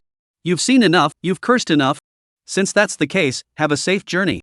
Zhang Huayang spoke softly, raised his hand, pointed, and whispered, drain him dry. Upon hearing Zhang Huayang's command, the swarming abyssal mosquitoes behind him spread their needle-like mouthparts and lunged toward Zhong Tian. As the swarm of abyssal demon mosquitoes closed in, he could feel their presence growing ever closer. Zhong Tian suppressed the fear in his heart and shouted, "So what if you awoke quickly? As long as you return to the city, I'll show you what the true power of a beast taming clan is." Zhang Huayang stood there and saw Zhong Tian shout loudly, his body bursting with silver-white light. Even at midday, it was blindingly bright. He saw the silver-white light shoot into the sky, transforming into a silver-white moon, which eventually dissipated into specks of light, vanishing into the air. And ahead, not a trace of Zhong Tian could be seen. Looking in the direction where Zhong Tian had disappeared, Zhang Huayang sneered, "You sure ran fast." As for what the other party had said that he would make him pay once they returned to the city, he didn't give it a second thought. He had already been targeted by the Yushoma family. What difference would it make if another Yusho clan took an interest in him? A flea doesn't itch until there are many of them. Debts don't worry you until they pile up. Zhang Huayang emerged from the wasteland, intending to call his family, but when he pulled out his phone, he discovered it had broken at some point. Zhang Huayang hurried to the nearest phone store and bought a new phone. He then found a hair salon and got a wash, cut, and blow-dry package. At the hair salon, I inserted my SIM card into the phone. Ding! Suddenly, countless message notifications flooded in, as if they were about to shatter his phone. Missed calls: Father 99, Mother 99, Sister 99, Tutor 12, Golden Orange Team Lin Lei 5, Golden Orange Team by Nan 9. Upon seeing this, Zhang Huayang immediately sensed something was wrong. I said I've been in the wilderness for 2 months, and my family hasn't even called once. Thinking of this, Zhang Huayang hurriedly called his family back one by one. After a thorough reassurance, they finally confirmed that the 300,000 yuan they had sent was earned through their own efforts. It wasn't what the neighbors were saying that they had sold their kidneys to get it. After I explained it to them for a long time, they finally calmed down. As for the counselor, he didn't plan to return the call. There was no need to think about it. His family must have been unable to reach him and had contacted the counselor instead. What he didn't expect was that the Golden Orange Team would actually call him. Thinking of this, Zhang Huayang dialed back. "Hello? Hello, hello. Are you still in the wilderness or just out? My phone is broken. Sorry about that. Oh, right, I'm free these days. Do you need help? I'll definitely be there on time." Chapter 13, No rest yet, time to head out again. After enjoying a refreshing wash and comb at the barbershop, he finally returned to his room at Qinghuang Beast Academy to rest. I slept straight through until noon the next day. Zhang Huayang was awakened by the urgent ringing of his cell phone. It was the Golden Orange Squad calling him. When he went downstairs, he saw the 3 members of the Golden Tangerine Squad standing at the door waiting for him. Upon seeing the Beastmaster Academy uniforms they were wearing, he finally realized that the 3 members of the Golden Tangerine Squad were actually students of the Qinghuang Beastmaster Academy. Lin Lei was a second-year student, while Bai Nan and Xu Ziyuan were third-year students. The other members of the Golden Orange Squad, upon seeing Zhang Huayang's appearance, finally confirmed that he was indeed a freshman. Bai Nan saw this, smiled, and patted Zhang Huayang on the shoulder. "Yang, I contacted you because there's something I need your help with." "What is it?" "Well, our Golden Orange Squad, adhering to the principle of sharing good fortune, has come across a sucker who wants us to help him capture a wild beast." As Bai Nan spoke, he mysteriously pulled out a neatly folded A4 sheet of paper from his pocket and handed it to Zhang Huayang. "It's just about capturing an undeveloped red-headed centipede, and he's offering us 10,000 yuan per piece." "Isn't that a sucker?" Zhang Huayang took the A4 paper and opened it to look. It only listed the specifications of the red-headed centipedes required and the contact person after capture. However, the location of this remote area is different from the C-class remote area he had visited before, which was within the city of Jianhai. This wasteland covered an area as large as half of Jianhai City. Even if one were to take a helicopter, it would still take a full day and night to travel there and back. Now, with less than half a month left before his new student assessment, he doesn't know if he'll make it in time. However, upon seeing this amount again, Zhang Huayang couldn't help but feel a pang of unease. If it's that simple, why didn't they just do it themselves instead of asking you for help? I asked the same question, and they said that his beast companion is a flower-feathered rooster with a commander-level talent, and it is currently in the critical phase of its awakening, so it cannot be disturbed by external forces. Our plan to capture the red-headed centipede is to use it as a special meal for his flower-feathered rooster, providing it with the energy needed to awaken its innate talent. After all, at the Beastmaster Academy, by the 4th year, most students have reached the awakening level in Beastmaster training and are sent out on missions. Their performance determines whether they are recommended to join various factions fighting against wild beasts across the land. Zhang Huayang nodded slightly, though he still harbored some doubts. He chose not to dwell on them. He had now awakened his ability to control beasts, and with his current cultivation level, he was on the verge of becoming a junior beast tamer. Even if something unexpected were to happen while capturing a red-headed centipede whose strength had not yet awakened, he was confident he could retreat safely. After a moment's thought, Zhang Huayang nodded in agreement. The 4 members of the Golden Orange Squad were having a meal at the Academy cafeteria. Hey, isn't that the famous Golden Tangerine Squad from the Academy? How come you're recruiting new members? Before the food even arrived, Zhang Huayang heard a dismissive voice coming from nearby. The man who entered was dressed in a custom-made suit, exuding an air of unparalleled elegance. Isn't this Zhang Huayang, the only one with ordinary talent among the newcomers? They're all cut from the same cloth, aren't they? Ha! Ha, I was wondering who was acting so brazenly. Bai Nan, upon seeing the newcomer, showed no mercy, immediately using words that left Zhang Huayang speechless. This guy is none other than Ma Hong, the one who was beaten up by a civilian-level talent student and lost control of his bladder during the academy competition, isn't he? Bai Nan's words, though spoken softly, echoed throughout the cafeteria. Upon hearing the content of his words, everyone in the cafeteria, whether students, teachers, or even the cafeteria staff serving food, paused their actions at that moment. Humph. Ma Hong saw that everyone in the canteen was looking at him with pity, and his face turned red. You Golden Orange Squad, just wait for me. Seeing Ma Hong leave, Zhang Huayang finally asked with a puzzled expression, did you really mean what you just said? What's real or not? Did you say he was wearing pants while defecating? Did he really lose control of his bladder during the competition? You mean that? Bai Nan heard this, scratched his head, and looked embarrassed. It was when I was in 2nd grade. There was a selection competition, and after I beat him up, he still dared to insult me. Coincidentally, I had a bottle of yellow drink in my pocket, so I poured it on his crotch and spread the word that he had wet himself. Zhang Huayang. Zhang Huayang never expected that the captain of the Golden Orange Squad, a girl who looked so quiet and reserved, could do such a thing. After everyone had eaten their fill. It took an hour to pass through. Zhang Huayang followed these people to a desolate area. Though it was called a wasteland, it was not an ordinary wasteland in the conventional sense. In ordinary wastelands, the beasts roam freely, each fighting for themselves. However, the wasteland they are now heading toward is the territory of a commander-level Niukui Viper. Bai Nan noticed Zhang Huayang's expression and hurriedly waved his hands, explaining, Yang, don't worry. Apparently, this Niukui Viper was killed by the Holy Spirit Squad not long ago. Now, in this desolate area, the strongest beasts are only at the awakened level, which pose no threat to us. Upon hearing this, Zhang Huayang had a sudden flash of insight. The Holy Spirit Squad, Niukui Vipers? Could it be that guy we encountered by the reservoir the other day? It must be him, otherwise, such a coincidence would be impossible. But then again, since the strongest guy in this wasteland has already been killed, they just need to hang around the outskirts of the wasteland and look for the red-headed centipede. Zhang Huayang immediately followed the other members of the Golden Orange Squad and boarded the train heading toward the wasteland. It took nearly half a day to finally reach the entrance to this desolate area. Zhang Huayang saw that the people at the entrance to this desolate area were far more numerous and formidable than those in the desolate area of Jianghai City. The entrance to this wasteland had already developed into a small town. The town has all kinds of vendors and facilities, making it hard to believe that this is actually the entrance to a wasteland. Zhang Huayang had originally planned to rest for a while in this town. However, upon seeing Bai Nan's eyes gleam with greed and his face filled with desire for money, he finally relented.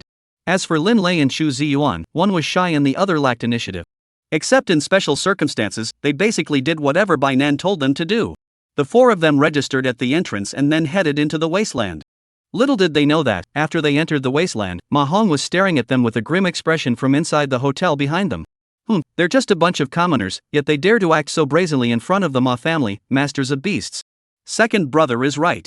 Sitting across from Ma Hong was a voice that Zhang Huayang recognized very well. It was none other than Ma Yuan, the man he had completely devoured in the battle against the beast. Ma Yuan had originally come to see how his second older brother was handling the members of the Golden Orange Squad. Now, seeing his enemy, Zhang Huayang, among the Golden Orange Squad, the humiliation of being defeated by civilians and having his beast slain by them swirled in his mind, refusing to fade away. Chapter 14, Arrival at the Stone Forest. Zhang Huayang had no idea that behind him, countless eyes were watching him. All he could think about now was that the total savings he had in his hands amounted to just 600 yuan. With his 8,000 deep abyss mosquitoes, he was certain he could make a fortune by hunting down the red-headed centipedes in this barren wasteland. Otherwise, he feared he would starve to death. However, as soon as everyone entered the wasteland, they immediately sensed that something was off about the atmosphere. Zhang Huayang noticed that, aside from his own Golden Orange Squad, who had entered the wasteland, the rest were still standing dumbly at the entrance. The other teams, as soon as they entered the wasteland, dared not linger for even a moment and vanished from the spot in the blink of an eye. Zhang Huayang looked at the scene and was momentarily taken aback. What was going on here? Bai Nan and Xu Ziyuan shook their heads slightly. When their gaze fell on Lin Lei, the latter smiled shyly and took out a small stack of papers from his backpack, handing them to them. I knew I was coming here, so I did some research beforehand. There are a few things to watch out for in this desolate area. This is the territory of the supreme tier wasteland beast, the bull-horned viper snake. To completely dominate this area, it has slaughtered and driven away all the extraordinary tier wasteland beasts. This is why the Holy Spirit Squad was able to successfully eliminate it. However, it is said that after the death of this Nyokue viper snake, several extraordinary tier wild beasts that had been driven away by it are showing signs of returning. This is the first point. The wasteland is divided into 5 grades, S, A, B, C, and D. This particular wasteland is classified as grade A based on the Nyokue viper snake's grade. It should have been at most grade B. The reason it was rated as A is because this is a lawless area? A lawless land? Zhang Huayang murmured softly, savoring the words. This place was unlike the wasteland within the city of Zhanghai. Those who dared to come here were all at least awakened level in strength. Therefore, once inside, murder and looting were commonplace, and survival was each person's own responsibility. When Lin Lei said this, his expression was extremely serious, as if he were discussing a matter of great importance. On the other hand, Bai Nan, upon hearing this, narrowed his eyes and smiled as he patted Lin Lei on the shoulder. Lei, you did well.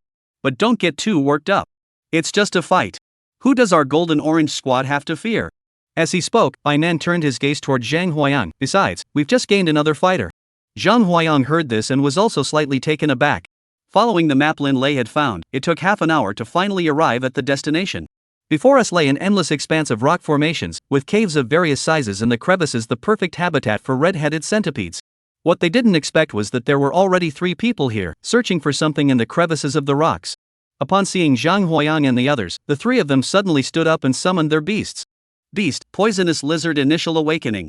Beast Taming, Flame Lizard Beginner Awakening. Beast Taming, Giant Arrow Frog Initial Awakening. Looking at the 2 2-meter-long lizards and a sword frog half a person's height that suddenly appeared beside him, all with fierce expressions. Looking back at his own side, there was a water buffalo, a monkey the size of a basketball, a squirrel the size of a palm, and his own mosquito. The 2 sides beasts looked completely mismatched, no matter how you looked at it.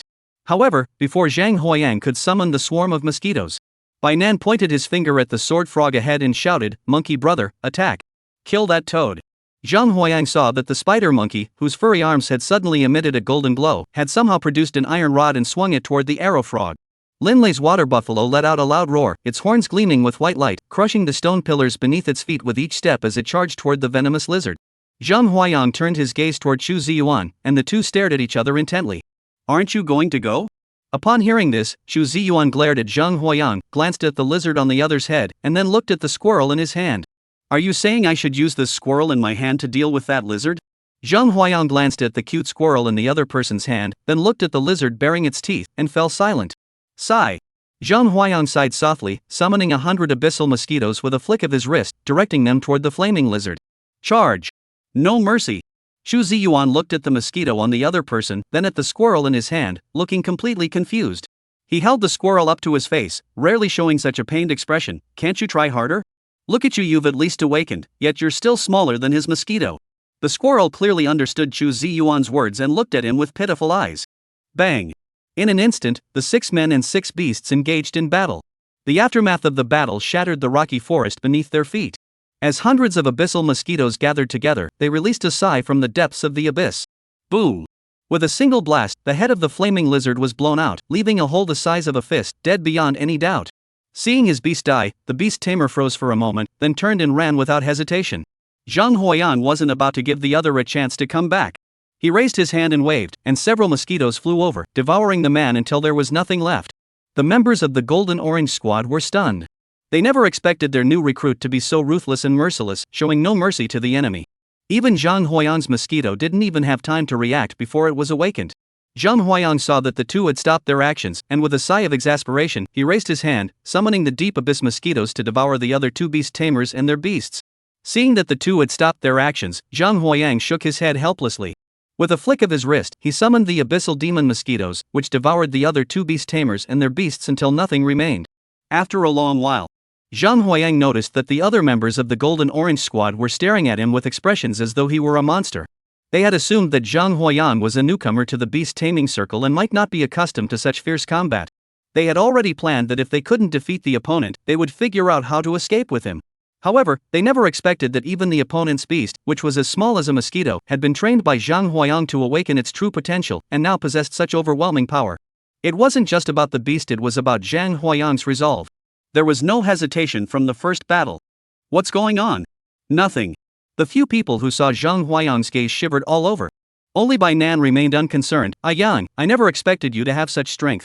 If you make it big in the future, don't forget about the contract, okay? Clean up the battlefield. Zhang Huayang saw Chu Ziyuan pull out a green cricket with a long beard from his pocket and hand it to the squirrel in his hand. He then took out a blue porcelain bottle, dripped a few drops of blue liquid onto the cricket, and placed it back into his pocket.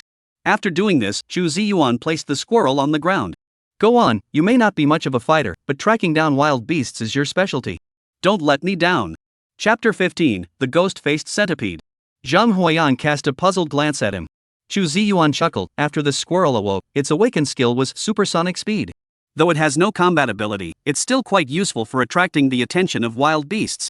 I've tested it, even mid-tier awakened birds can't catch up to my speed. Rustling sounds. He waited less than half a minute. Zhang Huayang sensed that within the stone forest, countless footsteps began to echo densely.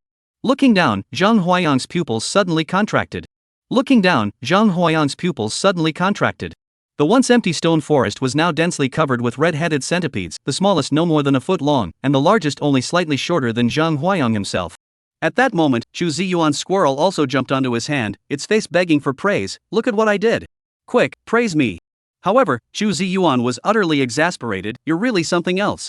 There are so many of them, how are we supposed to catch them all? Though he said this, his hands kept moving.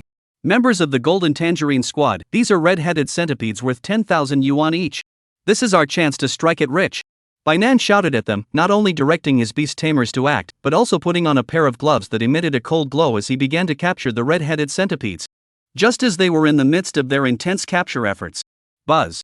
All I could hear was a buzzing sound in my ears. Looking up, countless mosquitoes the size of fists had appeared before his eyes. Zhang Huayang knew that with his current strength, he could easily join any faction and secure a substantial income.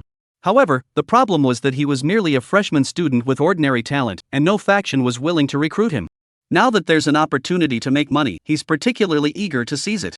After a quick glance, there were approximately 500 red-headed centipedes on the ground. Given his mosquito's strength, even in a one-on-one fight, he could easily handle these red-headed centipedes that haven't awakened yet. Not to mention that Zhang Huayang, in order to seize this opportunity, released 2,000 abyss demon mosquitoes, with 4 attacking one. Zhang Huayang didn't believe that these centipedes could escape. In just a moment, the group of red-headed centipedes were drained of all their blood by Zhang Huayang's abyss demon mosquitoes and tossed before him. Looking at the mountain of red-headed centipede corpses before him, Zhang Huayang stuffed his backpack full and then looked at the other 3. My backpack is full. Here, take these. The other members of the Golden Tangerine Squad heard this and looked utterly disbelieving. They could tell that even if Zhang Huayang had stuffed his backpack to the brim, there were still at least 200 left. Lin Lei and Chu Ziyuan both turned their gaze toward Bai Nan. Bai Nan pondered for a moment before chuckling. Since that's the case, I won't hesitate. As he spoke, he tugged at the sleeves of the other 2. A Lei, a Yuan, we're all teammates. Don't be so formal. When we sell it, we'll split the profits evenly. Upon hearing Bai Nan speak like this, they no longer felt shy and began to act along. Zhang Huayang approved of the actions of these 3. They're all on the same team, so why be so formal? Just be more relaxed. The Golden Orange Squad had just finished cleaning up the bodies of these red-headed centipedes. The squirrel in Chu Ziyuan's hand began to chirp softly. He watched for a long time and finally understood what it meant. The bell said that the centipede it had attracted was not the only one, there was a larger one deep underground that it had just awakened. Boom! Boom! Before they could figure out what linger meant, they heard the stone forest beneath their feet tremble violently. The once tranquil center of the stone forest had collapsed, forming a cavity with a diameter of about 5 meters. The sound of cracking and snapping, accompanied by a strong, foul odor and the stench of decomposing corpses, emanated from the cavity. At that moment, both Lin Lei's water buffalo and Bai Nan's spider monkey were startled, their bodies trembling violently as their fur stood on end, frantically warning their masters to flee. SSSSS.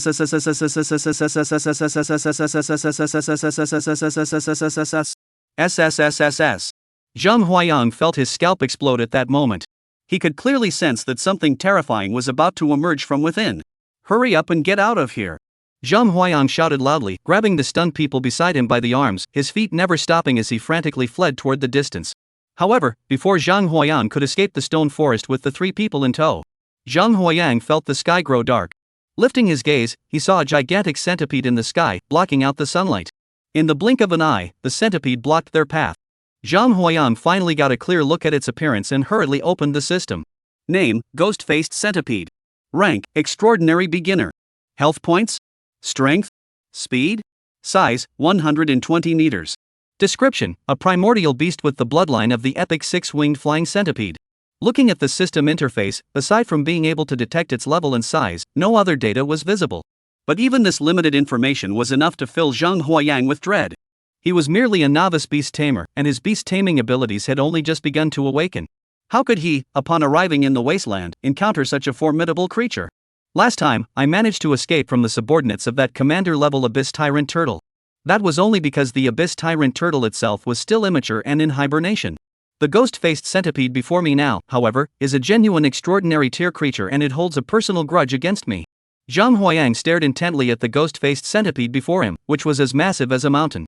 The face on the centipede's head, formed by the wrinkled skin, resembled that of a ghost. As he locked eyes with the ghost-faced centipede, he noticed that it seemed to have just woken up, its eyes flickering with a dazed expression, as if it were sizing him up. Seeing this, Zhang Huayang's muscles tensed, and he flung the three people in his hands into the sky. He then opened the insect nest and released all 8,000 mosquitoes. In an instant, the stone forest was filled with deep abyss mosquitoes the size of fists. Zhang Huayang took advantage of the moment when the ghost-faced centipede was distracted by his own abyssal demon mosquitoes. He commanded the abyss mosquitoes to carry the 4 members of the Golden Orange Squad away. They were about to fly out of the stone forest where the demonic centipede was located. Roar! At that moment, the ghost-faced centipede seemed to snap out of its daze, sensing the scent of countless red-headed centipede corpses emanating from Zhang Huayang and his companions' backpacks. Its once dazed eyes suddenly filled with murderous intent. He himself had evolved from a red-headed centipede, and it could be said that all the red-headed centipedes in this stone forest were his descendants. With just one claw, he tore open a gap in the wall formed by Zhang Huayang's abyss mosquitoes. Zhang Huayang, seeing this, immediately realized that this extraordinary ghost-faced centipede had gone berserk. He shouted, "Everyone, use the abyssal psionite." In an instant, thousands of mosquitoes in midair gathered together, emitting countless black energy spheres. However, the disparity in power was too great, and the skills of the abyss mosquitoes only left faint marks on their opponents. As the ghost-faced centipede closed in, he could see it was about to catch up. Boom! A ball of fiery red light flew from the distance, instantly knocking the ghost-faced centipede away. "You old centipede, you finally dared to show yourself." Chapter 16, An Old Acquaintance. As a grey wolf engulfed in flames appeared before Zhang Huayang. The ghostly centipede, which had been so fierce moments ago, now cowered in fear, fixated on the grey wolf. "Hey, what are you doing here?" At that moment, the 4 members of the Golden Tangerine Squad were being dragged by the abyss mosquitoes, hanging in mid-air, when they suddenly heard a voice above them. They all looked up. They saw, on the back of the fiery wolf, a man sitting there, holding a cigarette in his mouth, with a lecherous expression on his face. Zhang Huayang looked up and realized it was someone he knew none other than by phone from the Holy Spirit Squad. At that moment, the other 3 members of the Golden Orange Squad recognized the person in front of them, their eyes sparkling with excitement. By phone glanced down at Zhang Huayang and the other 4, then chuckled, "I almost forgot there's a big centipede here too." As he spoke, By phone gently patted the flaming grey wolf beneath him. "Old flame, go!" Whoosh! Whoosh! Zhang Huayang felt a surge of heat, and the grey wolf beneath Bai Feng's body turned into a streak of light, charging straight toward the ghost-faced centipede. As for Bai Feng, he descended from mid-air with the members of the Golden Orange Squad. This was a notice: our Holy Spirit Squad will be clearing out this wasteland in the coming days. At that time, this area will be extremely dangerous. Don't you know? Upon hearing Bai Feng's words, the members of the Golden Orange Squad exchanged glances, their faces filled with confusion. Zhang Huayang, upon hearing this, stroked his chin thoughtfully. Given Bai Feng's character, he would never deceive his juniors. If what the other party said was true, then his Golden Orange Squad had clearly been set up, and the other party intended to use this opportunity to eliminate the entire Golden Orange Squad in one fell swoop. Boom! Before Zhang Huayang could even think for a moment, Zhang Huayang stood outside the stone forest and saw the flaming grey wolf fighting with the ghost-faced centipede. Zhang Huayang stood outside the stone forest and saw the flaming grey wolf battling the ghost-faced centipede. Name: Extreme Flame Grey Wolf. Rank: Supernatural Mid-Tier. Health points? Strength? Speed? Size: 6 meters. Description: An extreme flame grey wolf with king-level talent. The battle between the 2 extraordinary tiered beast tamers was extremely intense, and the blazing flames of this extreme flame grey wolf were so powerful that they melted the stone forest beneath its feet. In contrast, the 3 members of the Golden Orange Squad were gazing at Bai Feng with admiring eyes. "Are you the legendary Flame Wolf King of the Holy Spirit Squad? Fiery Wolf King?" Upon hearing this title, Bai Feng dropped the cigarette but from the corner of his mouth and scratched his head awkwardly. These are just meaningless titles given by people who don't know any better. They're making me feel awkward.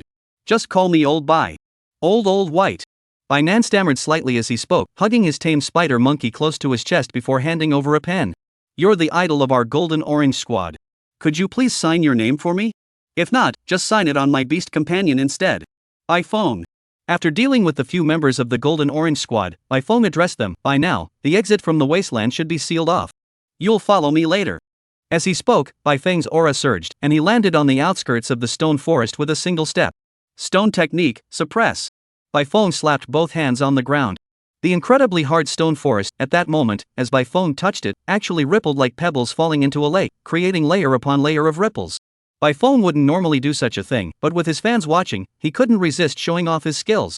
In the stone forest, the ghost-faced centipede was already no match for the extreme flame grey wolf, and with Bai Feng's sneak attack, it was instantly engulfed by a torrent of.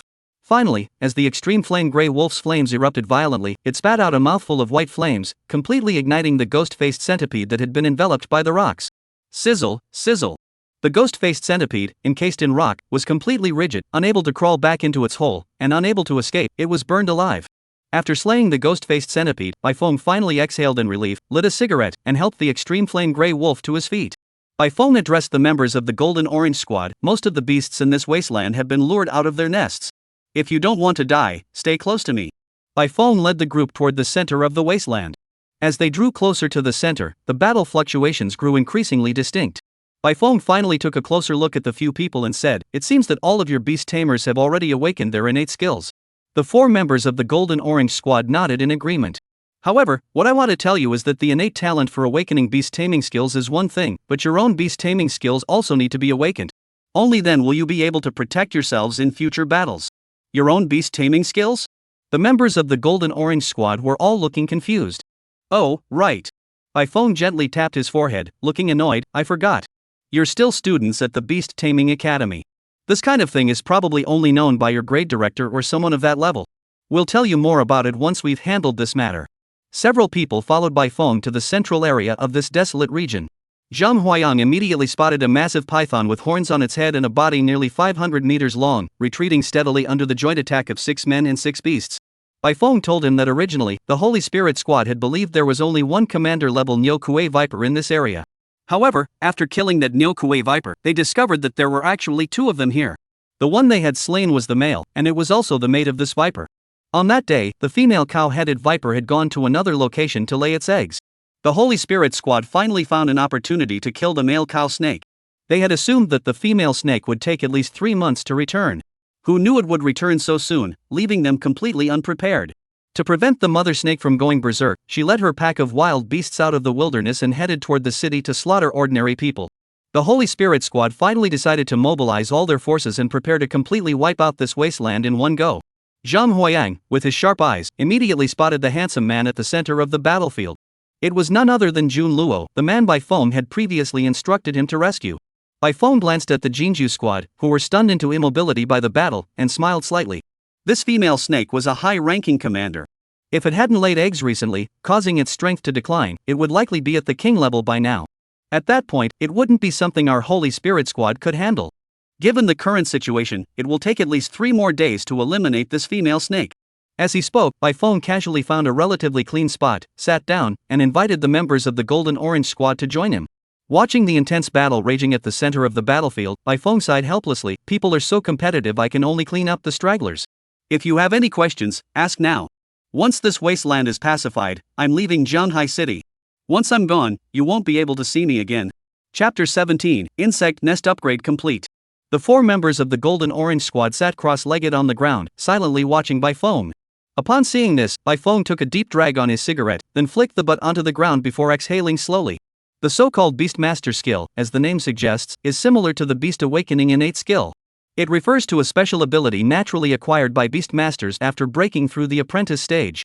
For example, I awakened the earth element. As he spoke, Bai Feng raised his hand and summoned a rock from the side, which landed gently on his palm. It transformed into a stubborn stone and then into mud. However, mastering the skill of awakening a beast companion is extremely difficult, requiring one to achieve complete unity of mind with their beast companion. 90% of beast masters get stuck at this stage, eventually becoming mere remote controllers of their beasts. Even if they are several times stronger than ordinary humans, they are still just larger, more powerful beasts in the eyes of true beast masters. The members of the Golden Orange Squad heard Bai Feng's words and all fell into deep thought. The four of them summoned their own beasts and locked eyes with them, striving to achieve the mind-body unity that Bai Feng had spoken of. Time passed quickly. Before we knew it, 3 days had passed. Ding! Ding! Bug nest upgrade successful, please check. On this day, Zhang Huayang felt a stir in his heart and heard the system's announcement. He hurriedly opened the system panel to check. Insect Clan Hive level, LV2. Available flesh, 20 portions. Then click on the Insect Nest section. LV2 Bug Nest Introduction. 1. The level of mosquitoes that can be hatched has been upgraded from Awakened to Superb. 2. Obtain the Beastmaster skill. 3. The mosquito attributes of the current insect nest are increased by 50%. 4. Consuming creatures of the same attribute but different species allows mosquitoes to evolve. Upon reading the description of the newly upgraded insect nest, Zhang Huayang's face lit up with excitement. So, as long as I have enough resources, I can definitely hatch extraordinary mosquitoes. However, as soon as he checked the resources required to cultivate extraordinary level mosquitoes, Zhang Huayang's face turned pale. Abyssal Demon Mosquito 25 unlocked. Materials required for Abyss Demon Mosquito Evolution: 500 Elite Grade Flesh, 10 Abyss Stones, 7 Earth Dragon Blood Flowers. Looking at the materials required to upgrade the Abyssal Demon Mosquito, Zhang Huayang's face darkened. There was no other reason, it was simply because, out of the 3 materials, he only knew what the Elite Grade Flesh was, while the other 2 materials were completely unfamiliar to him. Currently, among his mosquitoes, only the Abyss Demon Mosquito has awakened its innate skill. Zhang Huayang immediately clicked on the Abyss Demon Mosquito. Do you wish to activate the Beastmaster skill? Yes. As Zhang Huayang clicked confirm, his attribute panel also changed accordingly. Name, Zhang Huayang. Health points, 5,143. Strength, 3,116. Mental power, 151. Beast Tamer level, beginner stage 1. Beast Tamer skill, shared vision. Shares vision with your own beast, its eyes are your eyes. Beast, No Kue Poison Mosquito, Mitsubishi Power Mosquito, Abyss Demon Mosquito. Beast Taming level, beginner awakening. Number of beast tamers, 16,000. After reviewing the details of this insect nest upgrade, overall, I am fairly satisfied. Even the number of mosquitoes that can be controlled has doubled. You can release dozens of mosquitoes at will, then activate your Beastmaster skill to share your field of view. Buzz. Zhang Huayang first felt a sudden dizziness, clenched his teeth for a moment, and finally regained his composure. At that moment, a 3-dimensional image appeared in his mind, encompassing the field of vision of all the mosquitoes. Within the map, there were dozens of red dots, each representing a mosquito. With a single click on any red dot, you can instantly view the target's current location. Zhang Huayang nodded in satisfaction. Though it wasn't a combat-oriented skill, his beast taming abilities were already sufficient. What he lacked was merely control. Now that he had awakened this skill, it perfectly filled the gap. The only thing that bothers him is that even after unlocking the upgrade path, these materials still require money to purchase. Nowadays, what he lacks most is money. Beside him, Bai Feng sensed the change in Zhang Huayang's aura, his eyes narrowed, and his face was filled with disbelief. You've already awakened the Beastmaster skill? Zhang Huayang heard this and nodded slightly. What a monster! Is there no justice in this world? Bai Feng saw that Zhang Huayang had only heard his single piece of advice and instantly mastered the Beastmaster skill, leaving him feeling uneasy. After all, his beast taming talent was of the commander level, and even so, it had taken him 3 months to master the beast tamer's skills. Now look at the person in front of him. His beast taming talent is the lowest commoner level, and the beast he tames is a mosquito, the lowest of the low on the food chain. As Zhang Huayang opened his eyes and looked toward the center of the battlefield. At that moment, the battle there had already come to an end. That high-ranking commander-level Nyokue Viper, no matter how powerful it was, could only meet its end in the encirclement of the Holy Spirit Battle Squad. Seeing that the other members of the Golden Orange Squad had not yet regained consciousness, Bai Feng turned to Zhang Huayang and said, "Shall we go check on Jun Luo? He mentioned to me that he wanted to thank you in person." Upon hearing this, Zhang Huayang nodded slightly. Without waiting for Bai Feng to speak first, he had already decided to go and take a look. He was still coveting the flesh and blood of that cow-headed viper. At that moment, the members of the Holy Spirit Squad had just slain the cow-headed viper and were sitting on the ground resting. Upon seeing Bai Feng arrive, they smiled slightly. "Old Bai, have you cleared out all the minor enemies in this desolate area?" The speaker was a young man with a head of red hair. Beside him lay a white horse with 4 hooves on fire, its body engulfed in flames. "Old horse, what are you shouting about? They're just a bunch of small fry. With me handling them, it'll be done in no time." Bai Feng smiled slightly, speaking with a touch of teasing. At that moment, the old man noticed Zhang Huayang standing beside Bai Feng and grinned. "What? Is this your illegitimate son? You brought him here too? Don't talk nonsense. Bai Feng shot the old man a disapproving glance. This is the student who saved Captain June last time. Oh? Upon hearing this, the old man showed a hint of interest, carefully examining Zhang Huayang from head to toe. Sensing the aura emanating from the other, he couldn't help but whistle in admiration. Not bad. At only 18 years old, you're already a junior beast tamer. Young man, could you tell me who your master is? Zhang Huayang shook his head slightly. I don't have a master. I'm still studying at the Qinghuang Beast Tamer Academy. What? Old Ma heard Zhang Huayang's words and his eyes widened in disbelief. He couldn't believe that the person in front of him, who had already become a junior beast tamer, was just a new student who had just entered the academy. What is your beast tamer? A mosquito. When Bai Feng heard Lao Ma ask Zhang Huayang about his beast taming, his heart skipped a beat, and he was just about to stop Zhang Huayang from speaking. But Zhang Huayang spoke so quickly that he blurted it out before Bai Feng could stop him. Upon hearing the word mosquito, Old Ma, who had been looking serious, now had a slight smile on his lips, which grew wider and wider. Ha! Finally, Old Ma couldn't hold it in any longer and burst into laughter, clutching his stomach. I never expected it, Old Bai. You actually befriended such a beast tamer? You've completely disgraced the Holy Spirit Battle Squad.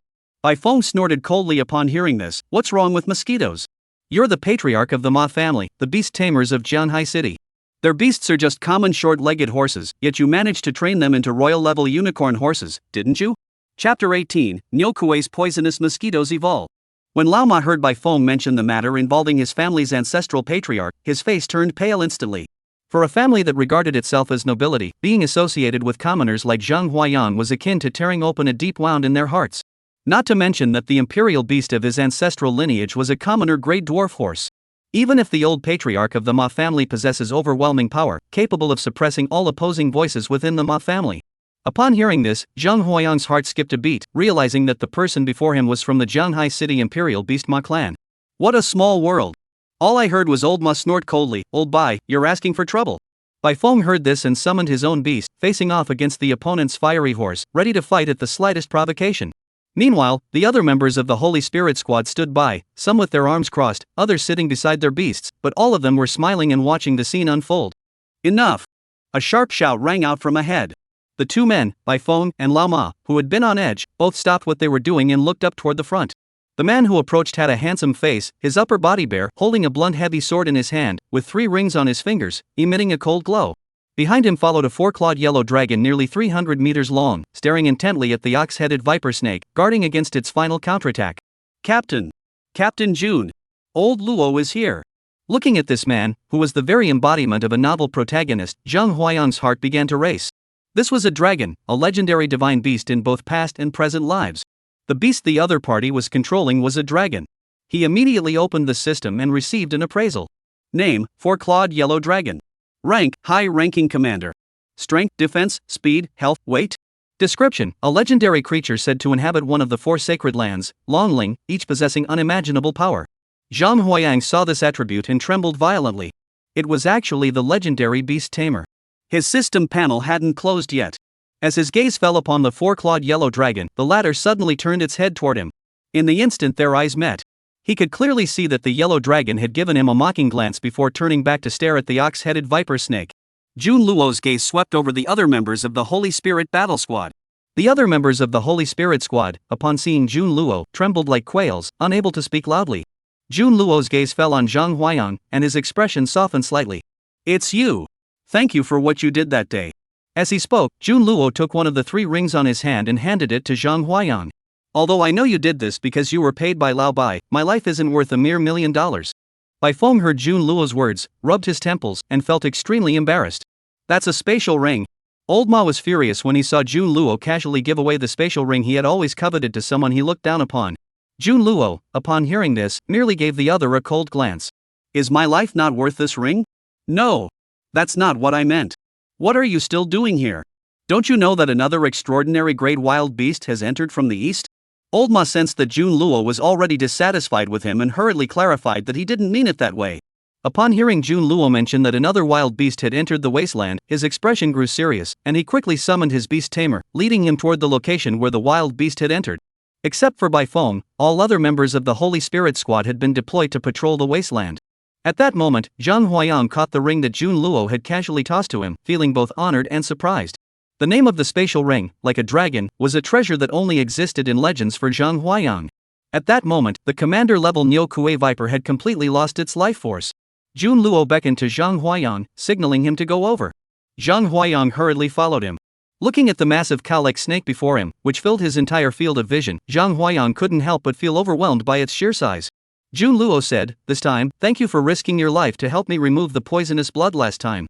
As he spoke, Jun Luo turned his head to glance at the other members of the Holy Spirit Squad. Seeing that no one was paying attention to this side, he finally spoke slowly. "Actually, I have a personal matter that requires your assistance."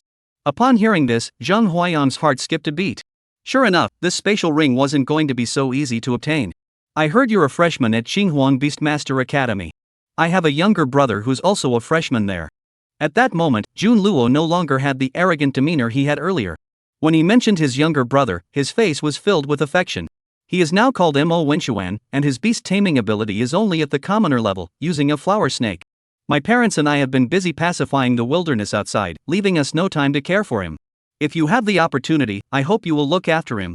There are some resources in your spatial ring, consider them a token of gratitude for your kindness." At that moment, Zhang Huayang finally understood the other party's true intentions. The Jun Luo family's beast tamers were all at least commander level. His parents and older brother were all top-tier figures in the beast taming world. Now that a commoner level beast tamer has emerged, if word gets out, they will undoubtedly become the target of everyone's bullying. He must have been treated this way since he was a child. Now, only someone like himself, who shares the same commoner level beast taming talent, has a suitable reason to approach and help him. Zhang Huayang saw this and nodded slightly. It was just a small favor, and he could certainly do it. Zhang Huayang saw this and nodded slightly. It was merely a small favor, something he could easily do. As he spoke, Zhang Huayang's gaze fell upon the massive corpse of the Nyo-Kue Viper snake before him. "Can I have a share of this? The carcasses of these commander-level beasts are supposed to be sent to the central beast hall for breeding. Since you want it, I can only make the decision to give you the snake gallbladder." "Enough, enough," Zhang Huayang waved his hands repeatedly. With Jun Luo's permission, Zhang Huayang opened the insect nest and released some of the abyss mosquitoes, tearing open the armor of the Nyo-Kue Viper and completely devouring its snake gallbladder. Jun Luo watched as Zhang Huayang's abyss demon mosquitoes effortlessly tore open the Nyo-Kue Viper snake's armor, took a deep breath, and quickly regained his composure. Obtained the gallbladder of a commander-level Nyo-Kue Viper. The Nyo-Kue poison mosquito within the insect nest has awakened. Current strength, 165, defense, 70, speed, 50, health, 120, weight, 120 grams, toxicity, a grade moderate. Awakening skill, spirit snake breath. After fusing with 100 individuals, it completely releases the toxicity of the ox-horn poison mosquito, turning the ground within a half-acre radius into a toxic sea. Upon seeing the Nyo-Kue poison mosquitoes inside the insect nest upgrade, Zhang Huayang nodded slightly. As expected. Beast Tamer gains awakening skill, great strength.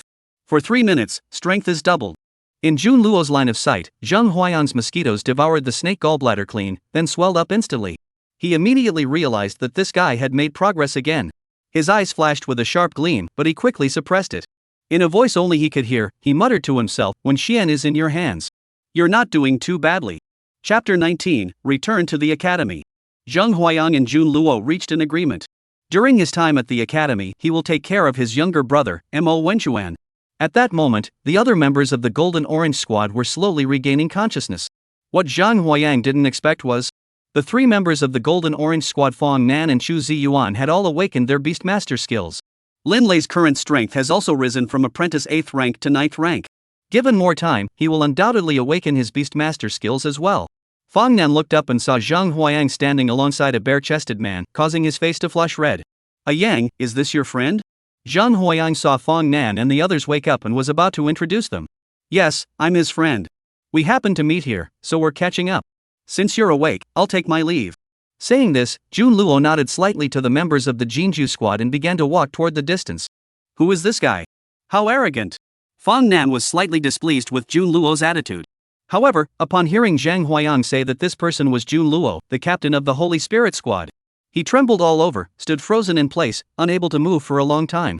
"I met my idol and didn't ask for an autograph, I actually scolded them instead." Back at the academy, the 3 members of the Golden Orange Squad, being upperclassmen and needing to find someone to buy the red-headed centipedes, sold all the merchandise they had and didn't linger long in Zhang Huayang's freshman dormitory. Adhering to the principle of delivering results in exchange for favors, Zhang Huayang rushed straight to the counselor's office as soon as he returned to the Beast Taming Academy. With only a few days left before the beast taming exam begins, do you feel confident? What confidence could I possibly have? There are still a few commoner level beast tamers in our class. With them as the bottom of the pack, what do I have to fear? You're right. Our class 3 also has an ordinary level beast tamer. I heard that the most common beast they can tame is a mosquito. I estimate his current strength to be at most an apprentice at the 3rd stage. Ha ha. Yeah, I wonder why those commoner tier talent guys chose the Beastmaster path. Why not just stick to support roles or join a better class? On the way to the counselor's office, you could hear freshmen discussing the orientation assessment. Dong. Come in. Zhang Huayong heard Lin, the instructor, speak from the office and stepped inside. There weren't many people in the office. Besides Lin, there was only Li Xiaorun, the class leader of Class 3, who had awakened the talent of a supreme commander. Lin gently patted Li Xiaorun on the shoulder, speaking earnestly. Little Li, I know you want to participate in the freshman assessment to prove yourself, but you must also understand that the so-called Beastmaster Academy is merely a screening process. With your talent, as long as you graduate normally, entering the central Beastmaster Hall is a sure thing. Lin, the instructor, glanced at Zhang Huayang. He didn't care at all that the other person had heard his words and felt disheartened. In his mind, Zhang Huayang, with his ordinary beast taming talent, was certain to be eliminated in this initial beast taming exam. This news was of no consequence to him. Li Xiaorun stood by, nodding all along, but the gleam in his eyes never faded, as if he were determined not to leave unless the other party agreed. After a long pause, Lin, the instructor, finally sighed, all right. Since you want to participate, go ahead. However, given your current 6th rank probationary status and the beast you're about to awaken, be gentle during the new student assessment. Don't crush their confidence, otherwise, I'll lose my bonus. Seeing that Lin Dao had agreed, Li Xiaorun nodded satisfactorily and turned to leave the office. At that moment, Director Lin finally turned his gaze toward Zhang Huayang. What I just told Li Xiaorun, don't spread it around. You're leaving the academy anyway, so don't do anything unnecessary. By the way, do you have anything to do? Regarding Lin's words, if it had been in the past, Zhang Huayang might have felt a little annoyed, but now, he just smiled slightly and let it go. Zhang Huayang's expression remained calm as he spoke softly, Mr. Lin, I came to ask you about someone. Have you ever heard of Mo Wenchuan? He's also a freshman. Mo Wenchuan?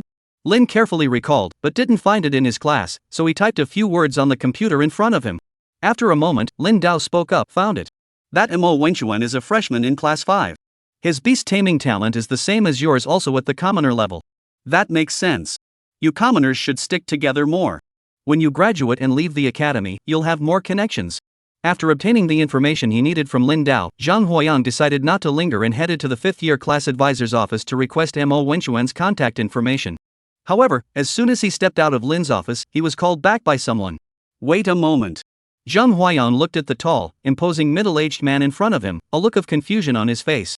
The man noticed his expression and furrowed his brows slightly. You've been at Qinghuang Beast Academy for so long, and you don't recognize the grade director? Oh.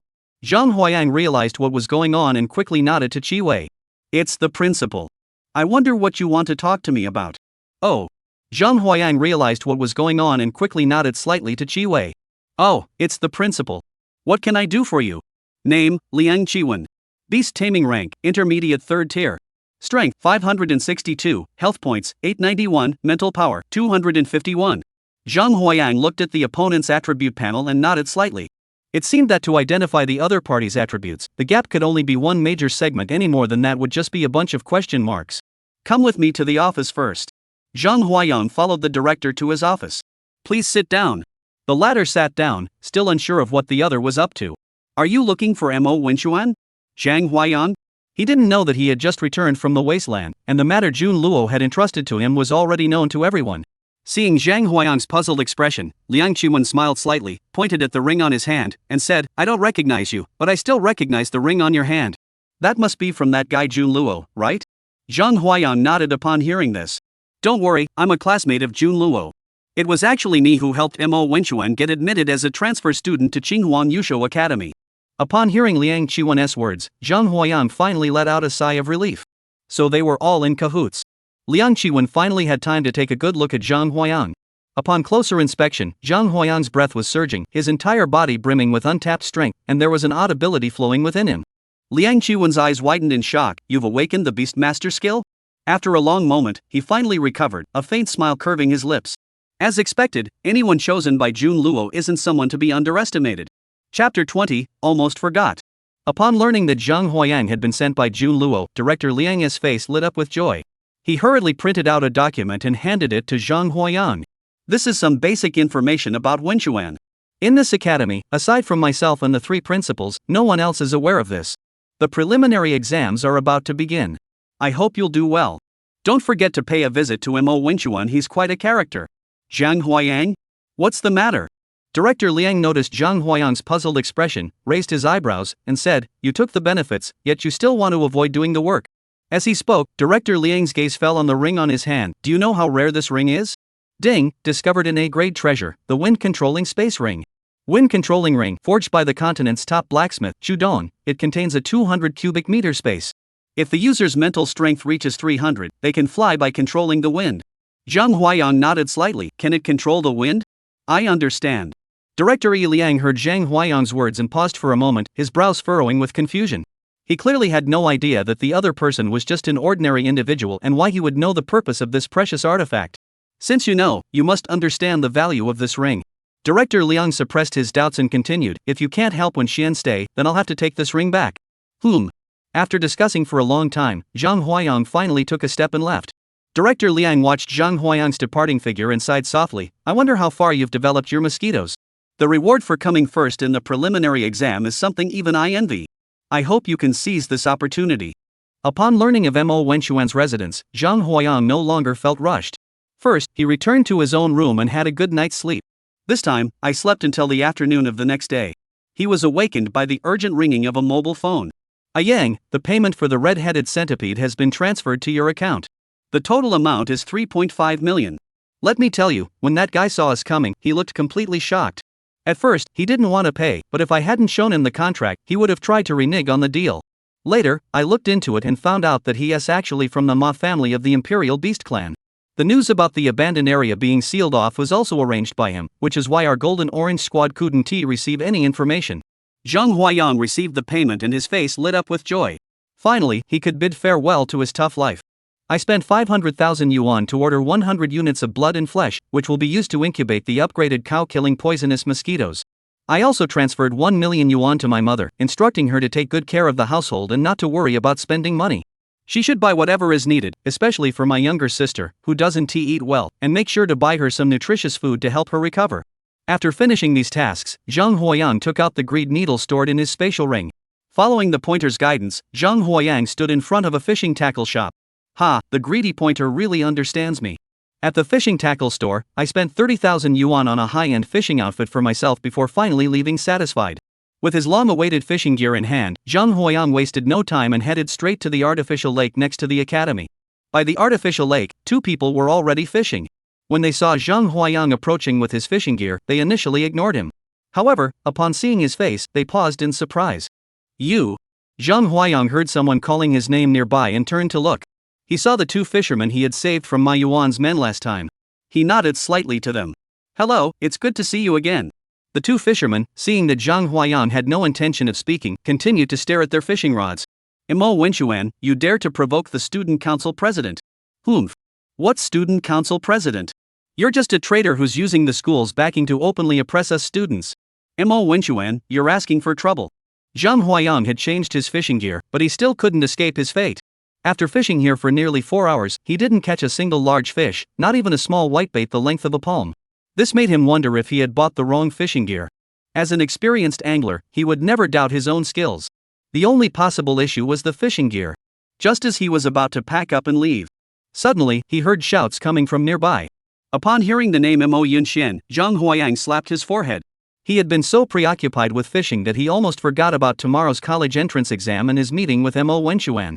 At that moment, Zhang Huayang saw a handsome young man dressed in a blue casual outfit, staring intently at the people in front of him with a solemn expression. Name, Mo Wenchuan. Beast Tamer rank, Apprentice 3rd tier. Strength, 268, Health, 132, Mental Power, 46. Bang! Before Zhang Huayang could speak, he saw Mo Wenchuan glance at the 3 men surrounding him, his face filled with anger. You bunch of lucky bastards, you just happened to awaken elite-level beast taming talent. If you're so skilled, don't use your beasts, let's fight one-on-one. You're such a joker. We're all beast tamers, why would we need to tame beasts? What else would we use? Are you crazy? Bang! Mo Wenchuan tried to utter a threat but was immediately suppressed by the opponent's beast and pinned to the ground, unable to move. It seemed as though Mo Wenchuan was about to be killed by these people's beast tamers. Zhang Huayang furrowed his brows slightly, thinking to himself, these people from the noble families truly regard life as worthless. Zhang Huayang was just about to release his mosquitoes. But upon second thought, given the other party's beast taming abilities, they weren't worthy of his own beast's intervention. He immediately put down his fishing rod, planted his toes on the ground, and vanished in a flash. Mo Wenchuan looked at the three hyenas pressing down on him. Though furious, he was unable to move. The foul stench emanating from the hyenas' mouths filled his nostrils, causing Mo Wenchuan to feel a wave of frustration. He never expected that by stubbornly going over to scold them a few times, they would actually try to kill him. You, with your mere civilian-level talent, dare to challenge the authority of our family? You're asking for death. Ergo, bite him to death. The three hyenas were about to bite through his neck. Bang! Before the hyena's sharp teeth could even reach Mo Wenchuan's neck, the three beast tamers felt a flash before their eyes, and as a figure darted past, their beasts were instantly knocked flying. Seeing their beasts lying on the ground with a gaping hole in their chests, their eyes filled with shock. Staring blankly, Zhang Huayang stood there, taking a deep breath. Are you even human? Zhang Huayang glanced at the three people in front of him, just as he was about to act. He noticed that the Public Security Bureau patrol car had already arrived quietly in the distance. As he watched several security officers approaching him, Zhang Huayang couldn't help but feel speechless. These were the same men who had come to break up the fight during the horse race here last time. The two who were fishing earlier had already followed the sheriff over to Zhang Huayang's side and gave a sly smile. You don't need to thank me, it was I who reported it to the authorities. No need to thank me, my friends. I was the one who called the police. As he spoke, the two fishermen pointed at the three people who had been scared speechless. It was them. They released the beasts without permission, intending to kill this friend. We saw it all while we were fishing. Sheriff, you must handle this fairly. Chapter 21, The Examination Begins. Watching the sheriff lead the three away, Zhang Huayang reached out his hand, intending to pull Mo Wenchuan, who was lying on the ground with his head in his hands, to his feet. Slap. What Zhang Huayang didn't expect was that after saving Mo Wenchuan's life, the other party didn't show any gratitude and even slapped his hand away. Watching Mo Wenchuan get up from the ground, give him a cold glance, brush off the dust from his clothes, and walk away without so much as a word, Zhang Huayang felt a pang of disappointment. Mo Wenchuan? The other party did not respond. I'm a friend of Jun Luo. Still no response. The talent for taming beasts is at the commoner level. Still no response. Me neither. As Zhang Huayang uttered the words me too, Mo Wenchuan, who had been ignoring Zhang Huayang moments ago, suddenly stopped in his tracks. Mo Wenchuan turned his head and looked at Zhang Huayang, his eyes flashing with a gleam of light. Really? Seeing that the other party didn't believe him, Zhang Huayang released a mosquito and placed it on his hand. Mo Wenchuan saw the mosquito on the other person's hand and hurried forward to examine it closely. Don't try to fool me. Mo Wenchuan carefully examined the abyss demon mosquito in Zhang Huayang's hand and suddenly flew into a rage. Those cold, gleaming mandibles, those sharp claws, and those powerful wings. You're telling me this is a mosquito? Believe it or not, if it weren't for your brother's request to look after you, I wouldn't bother with someone like you. Zhang Huayang had been fishing all night and caught nothing. This time, he saved the other person's life, but instead of being grateful, the other person gave him a dirty look, which really annoyed him. After muttering a curse, Zhang Huayang turned and walked away, giving the other person no chance to respond. Mo Wenchuan watched the other person's departing figure and fell into silence. When Zhang Huayang approached, he immediately recognized the ring on his finger and confirmed that the man had been sent by his older brother, Zhu Luo. What he couldn't believe was that the other person actually claimed that his talent for taming beasts was the same as that of a commoner. However, the abyss magic mark that Zhang Huayang had just placed on his hand was definitely a high-level beast tamer, not the common mosquito-like creature he had claimed. The next day. Today is Monday. It is also the day designated by Qinghuang Beastmaster Academy as the first collective assessment for first-year freshmen. Zhang Huayang followed the crowd to a venue that could accommodate 2,000 people. As soon as he entered the venue, the deafening roar of a mountain flood and tsunami filled his ears, causing his eardrums to ache intensely. What Zhang Huayang didn't expect was that the 2,000-seat venue was completely filled. In the center of the venue was a stage the size of a basketball court. In front of the stage, 5 class advisors stood on a raised platform, with their grade director, Liang Qiwen, seated at the very center. After a while, the counselors finished taking attendance for their respective classes and stood at the front without speaking.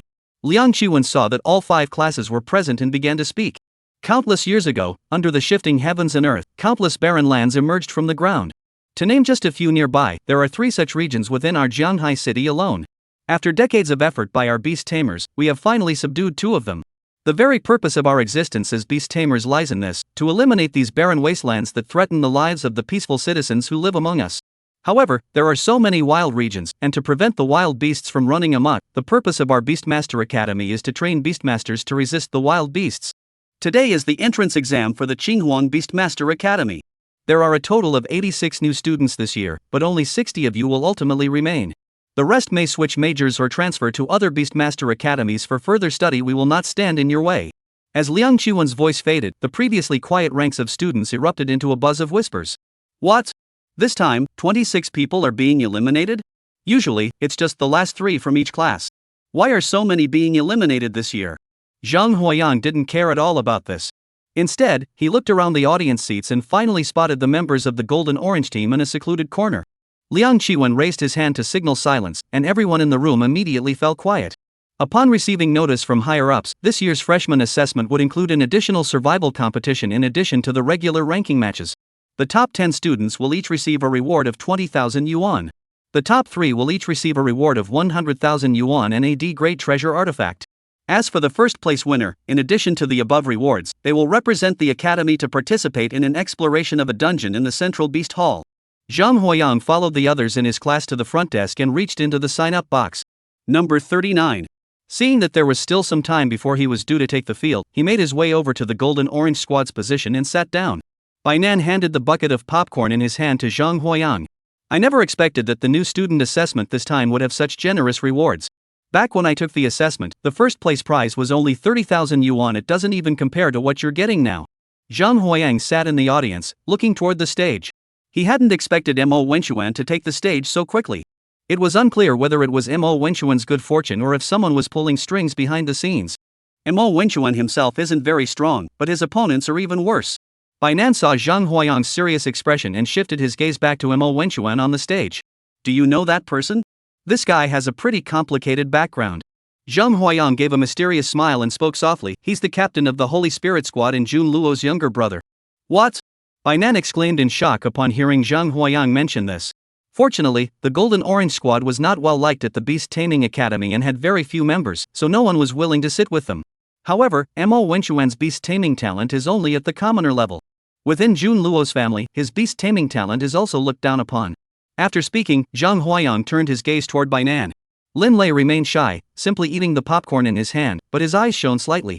Xu Ziyuan's expression was calm, yet his eyes were fixed intently on Mo Wenxuan, who was battling on stage. Upon hearing this, Bainan paused briefly before speaking. So, you want him to join the Golden Orange Squad? Zhang Huayang nodded slightly, indicating that was indeed his intention. If it were anyone else, I would definitely agree wholeheartedly, but who is he? He is Jun Luo's younger brother, after all. The youngest beast master in history, and he's even more likely to become the youngest beast master grandmaster. His beast taming skills could also make him the youngest to achieve the rank of king level. The younger brother of such a person, even if he has the same talent as us and is of commoner rank, would he agree? He.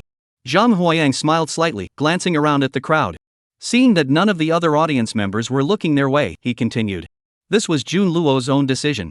On that day in the Wasteland, he had already acknowledged our strength and expressed his willingness to place his younger brother in our team, showing great trust in us.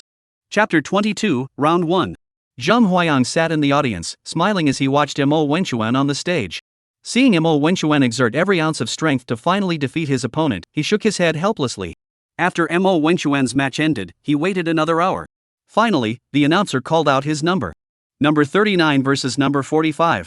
Zhang Huayang heard his number announced over the loudspeaker and slowly stood up from his seat, walking toward the stage. Everyone recognized Zhang Huayang immediately. This was Zhang Huayang, the one who had challenged the instructor during the awakening ceremony at the academy and revealed his commoner level beast taming talent, whose beast taming skills were at the bottom of the commoner level beast taming ranks. Get down there quickly. But someone with only average talent, what are you still doing in the academy? Get out of here. The Beastmaster Academy doesn't welcome people like you. Countless mocking and disdainful voices echoed in Zhang Huayang's ears. Zhang Huayang, however, wore a look of disdain on his face, his eyes fixed on the young man before him. The other man, upon seeing that his opponent was Zhang Huayang, could no longer hide the smile on his face. Ha! I'm so lucky to have met you. Are you going to admit defeat, or do you want my crocodile to send you down? Zhang Huayang saw the other person release a 3-meter-long crocodile from the beast taming space, which was now lunging toward him with its jaws wide open. If it weren't for his beast tamer controlling it from behind, it would have pounced and bitten him to death. Name, Zhao Feng. Name, Zhao Feng. Beast tamer rank, apprentice level 5. Beast tamer, long snout crocodile. Level, unawakened. Health, 200, Strength, 60, Speed, 13, Size, 32 meters. It's Zhao Shixiang. He's a prospective member of the student council. He's so lucky to have come across such an easy opponent. What do you mean Zhao Shixiang is lucky? It's Zhang Huayang who's unlucky, right? His mosquito is like a snack for a crocodile. Zhang Huayang could clearly hear the other trainees discussing by the stage. Seeing this, Zhang Huayang smiled slightly and released a deep abyss mosquito the size of a fist from the insect nest. Seeing the mosquito in Zhang Huayang's hand, Zhao Feng was startled for a moment, then burst into laughter, tears streaming from the corners of his eyes, clearly laughing until he cried. Hey, you mosquito, are you here to make a joke? At the same time, both the trainees by the ring and the audience in the stands burst into loud laughter. Ha! I heard your beast is a mosquito. I thought it was a joke, but it turns out it's true. What use could such a creature as a mosquito possibly have, other than being annoying? Find a factory to work at instead of wasting your time on the stage. Hearing the mockery from those around him, Zhang Huayang remained expressionless, simply glancing at the referee beside him and asking, "Should we start now?" The referee was taken aback by Zhang Huayang's words. He had intended to offer some more encouragement, but then remembered that every year there were always a few people who refused to accept defeat. The 39th match, Zhang Huayang from Class 3, with a mosquito as his beast, faced off against Zhao Feng from Class 5, whose beast was a crocodile. The match officially begins. As the referee's voice fell, Zhang Huayang could only hear Zhao Feng pointing at him and shouting, "Go, eat his mosquitoes." Zhang Huayang remained expressionless, merely raising his hand to point at the long-snout crocodile about to charge toward him. "Let him eat." Bang! Before anyone could react, all they saw was a flash of light on the stage. The imagined scene of Zhang Huayang's mosquito being devoured by his own alligator, followed by him being thrown off the stage, did not materialize. The long-snout crocodile, which had been filled with murderous intent, was suddenly grabbed by the mosquito the size of a fist in Zhang Huayang's hand, lifted off the ground, and beaten mercilessly in mid-air. Everyone on the stage fell into silence at the sight of this scene. They rubbed their eyes repeatedly, unable to believe what they were seeing. A 3-meter-long crocodile, weighing hundreds of pounds, was being held mid-air and beaten by a mosquito no larger than a fist. How is this possible? This is impossible. Zhao Feng saw the scene before him and was so enraged that his entire body trembled. He roared, commanding his beast to devour Zhang Huayang's mosquitoes. Unfortunately, although his beast was larger in size than Zhang Huayang's abyss demon mosquito, it was an untamed wild beast that had not yet awakened, and its level was far inferior to Zhang Huayang's abyss demon mosquito, which had been hatched from an insect nest. The video of the abyss demon mosquito suspending the alligator in mid-air and rampaging wildly was quickly recorded by the onlookers who were eager for a spectacle. After a long time, Zhang Huayang controlled the abyssal demon mosquito and dropped the already unconscious long-snout crocodile onto the ground. "You mosquito that looked down on me, now your long-snout crocodile has been beaten into this state by my mosquitoes. Does this mean your crocodiles aren't as good as mine?" Zhang Huayang looked at Zhao Feng, whose eyes were filled with confusion, then turned his gaze to the referee beside the ring. "Shouldn't you announce the result?" "Ah!" The referee snapped out of his daze upon hearing Zhang Huayang's words and looked toward the scene on the stage. No matter how hard he tried to think, he couldn't fathom how a crocodile could be soundly beaten by an insignificant mosquito. Round 39, Zhang Huayang from Class 3 wins. As Zhang Huayang stepped down from the stage, the referee sighed, "That mosquito was so powerful, but at least there was only one. If there were as many as ordinary house mosquitoes, it would be a disaster." As the referee's decision to determine the winner was announced, the crowd, who had fallen silent due to the shocking scene on the stage, suddenly erupted into endless arguments. "This is impossible. Zhao Feng, what's wrong with you? They were supposed to be easy opponents, how could you lose? Zhao Feng, you've completely disgraced Class 5. What Zhang Huayang didn't expect was, although the venue was filled with countless curses, the target was not him, but rather Zhao Feng, who had already lost the match. However, upon further reflection, Zhang Huayang understood the underlying reason. Over 90% of the students at the Qinghuang Beastmaster Academy were backed by powerful families. To them, ordinary people like us are nothing more than common weeds, easily overlooked and insignificant. On the other hand, Zhao Feng, who was a member of a powerful family, was fighting against them, representing the face of their family's influence. If he had won, it would have been acceptable. However, not only did he lose, but he lost without putting up any resistance at all, completely disgracing his family's reputation. Others naturally wouldn't give such a disgraceful person a friendly face. Zhang Huayang, seeing this, merely smiled faintly. Regardless of what others said, he slowly made his way to the position of the Golden Orange Squad and waited quietly for his next battle. He waited there for a short while. An unexpected figure approached him. The man was none other than Jun Luo's younger brother, Mo Wenchuan. At that moment, Mo Wenchuan's face was filled with a look of deep conflict. With a final gritting of his teeth, he walked up to Zhang Huayang and spoke slowly. "Can you teach me how to cultivate a commoner-level beast tamer?"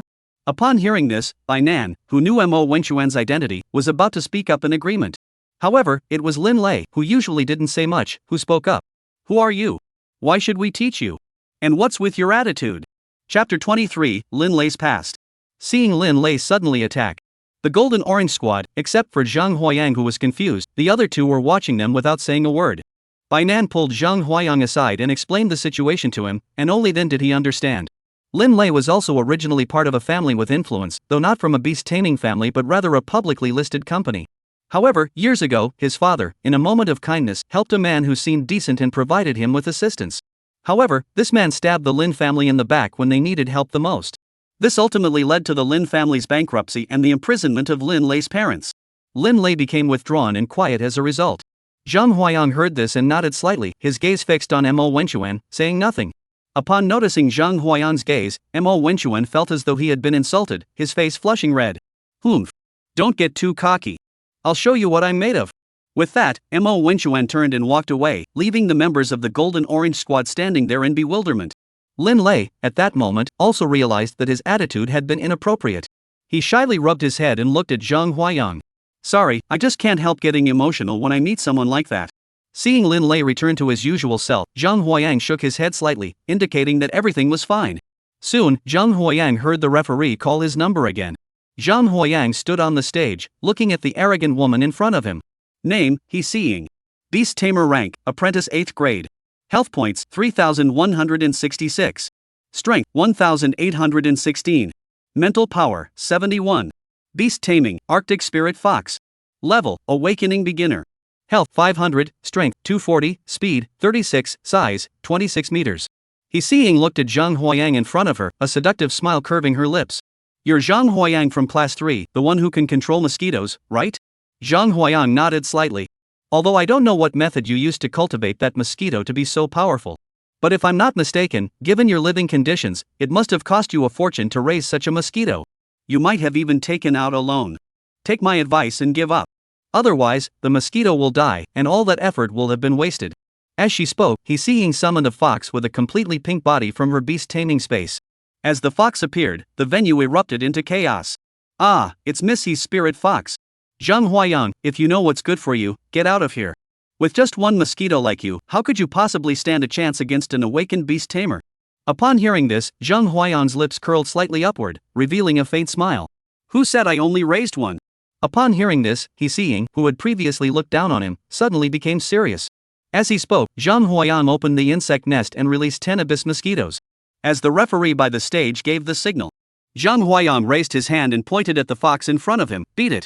10 abyss mosquitoes, following Zhang Huayang's command, circled around the Arctic Spirit Fox a few times before launching a furious attack on it. Bang! Boom! Everyone inside the venue saw that He Seeing's already awakened Arctic Spirit Tiger, under the attack of Zhang Huayang's abyss demon mosquitoes, had no resistance at all. In just a moment, it was knocked to the ground. He Seeing saw this and his eyes blazed with anger. You forced me to do this. Fox Charm, use Fox Fire. As he spoke, the Arctic Spirit Fox suddenly trembled violently and swiftly escaped the attack range of Zhang Huayang's abyssal demon mosquitoes. As the fox let out a piercing howl toward the sky. Suddenly, blue flames began to burn on her pink fur. He Seeing looked at Zhang Huayang. If you surrender now, I'll let you go. If you still refuse to give in, don't blame me for turning all your mosquitoes into ashes. Zhang Huayang heard this and shook his head slightly. If you have the ability, kill all my beasts. You're ungrateful.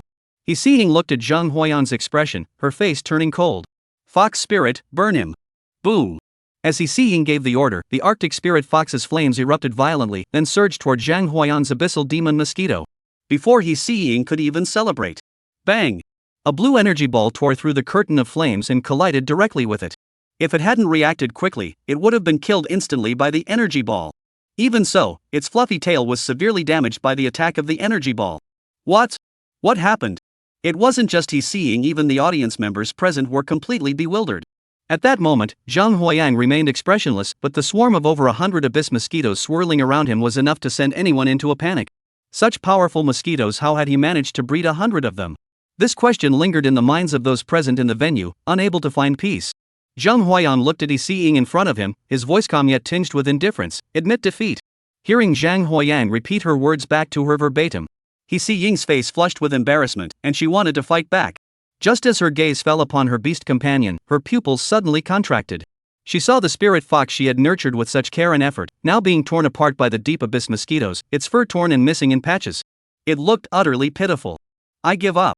He seeing, no matter how strong she is still a woman. Seeing the beast she had nurtured with so much effort being treated this way, tears welled up in her eyes. She quickly summoned it into her beast space and ran off. Seeing this, Zhang Huayang rubbed his chin, looking utterly helpless. After stepping off the stage, it wasn't long before Mo Wenchuan took the stage. This match was unlike the first one. It seemed as though there was some underhanded dealings involved. This time, the opponent was extremely powerful, and in less than 3 minutes, he had both Mo Wenchuan and his beast companion thrown off the stage. Zhang Huayang could only shake his head in resignation. As time went on, Zhang Huayang continued to fight. However, as the rounds progressed, the voices that had once been filled with mockery and disdain gradually grew quieter. Instead, people began to seek his guidance, eager to learn the methods he had used to transform a beast with such a low starting point into such a powerful being. Zhang Huayang, armed with the immense power of the abyssal demon mosquito, swept through his opponents with ease. Zhang Huayang, relying on the overwhelming power of the abyss mosquito, swept through his opponents effortlessly. Whether their beast tamers had awakened their innate skills or not, he dispatched them all within 3 minutes. This pace continued all the way to the final decisive battle. His opponent was none other than Li Xiaoran, who had awakened the commander-level talent during the awakening ceremony. Li Xiaoran stood across from Zhang Huayang with a faint smile. "Zhang, it's been a while. You've actually cultivated your beast to this level of strength. I'm truly impressed." Zhang Huayang was taken aback by this remark. He never expected that Li Xiaoran, as the student representative of their class, would be so polite to him, a commoner with only a commoner-level talent. Zhang Huayang nodded slightly. "Mr. Li, it's been over 2 months since we last met. I hope you've been well." Upon hearing Zhang Huayang's words, Li Xiaoran smiled slightly and said, "Zhang, I know you've put a lot of effort into cultivating these mosquito flowers. But let me tell you, with such limited potential, your future achievements will never amount to much. Take my advice and give it up." Chapter 24, Showdown with Li Xiaoran. Zhang Huayang heard the other person's words and sighed, rubbing his chin helplessly. "I thought you were different from the others in the family faction. I never expected you to be cut from the same cloth as them people who prioritize family interests and disregard the lives of ordinary folks like us." As for Li Xiaoran, Zhang Huayang still had a favorable impression of him, not for any other reason, but mainly because on that day, during the student gathering, he had spoken up for him. At the time, he had thought that Li Xiaoran was different from the other members of his family. Now it seems that they are all the same. After all, I am a member of the Li family of beast tamers. I must prioritize the interests of my clan and cannot allow those who threaten its interests to act recklessly. Li Xiaoran shook his head slightly. With a flick of his wrist, a massive, imposing Arctic wolf, entirely pure white with not a single speck of color, appeared on the stage. Name, Li Xiaoran. Beast Tamer rank, Junior Level 1. Health points, 4,243. Strength, 2,116. Mental power, 97. Beast Taming, Arctic Wolf. Level, Awakening Intermediate. Health, 500, Strength, 240, Speed, 36, Size, 26 meters. Upon seeing this, Zhang Huayang nodded slightly. Indeed, someone who could become a representative figure of their grade was no ordinary person. With this level of ability, he could easily venture out into the wilderness and make a name for himself. However, compared to what I possess, it is nothing to speak of. With that thought, Zhang Huayang raised his hand and waved it, opening the insect nest. Buzz. Suddenly, the buzzing of countless mosquitoes completely drowned out the chaotic noise of the venue. Under the stunned gazes of everyone present. 100. 200. 500. 1,000. There are actually 1,000 of them. The referee, seeing the swarm of mosquitoes that had already obscured the stage, exclaimed in shock. As the referee's voice echoed through the arena, all the spectators in the venue stood up. They never imagined that such powerful mosquitoes, numbering only 100, could completely overwhelm an awakened-level Arctic spirit fox, leaving it unable to put up any resistance. Such powerful beast tamers, and the enemy had 1,000 of them. It was simply beyond belief. Among them, Mo Wenchuan, upon seeing the swarm of mosquitoes, was so excited that he clung to the railing, his eyes fixed on the scene. After a long while, Mo Wenchuan turned his head to look at the members of the Jinju squad, who were calmly eating popcorn beside him. Among the members of the Golden Tangerine squad, Lin Lei was not very pleased with Mo Wenchuan's attitude, but he only vented his frustration. Moreover, Bai Nan was aware of Mo Wenchuan's identity, and with her deliberate assistance, Mo Wenchuan was not excluded by Lin Lei. Mo Wenchuan looked at the 3 members of the Golden Orange squad. "Aren't you surprised?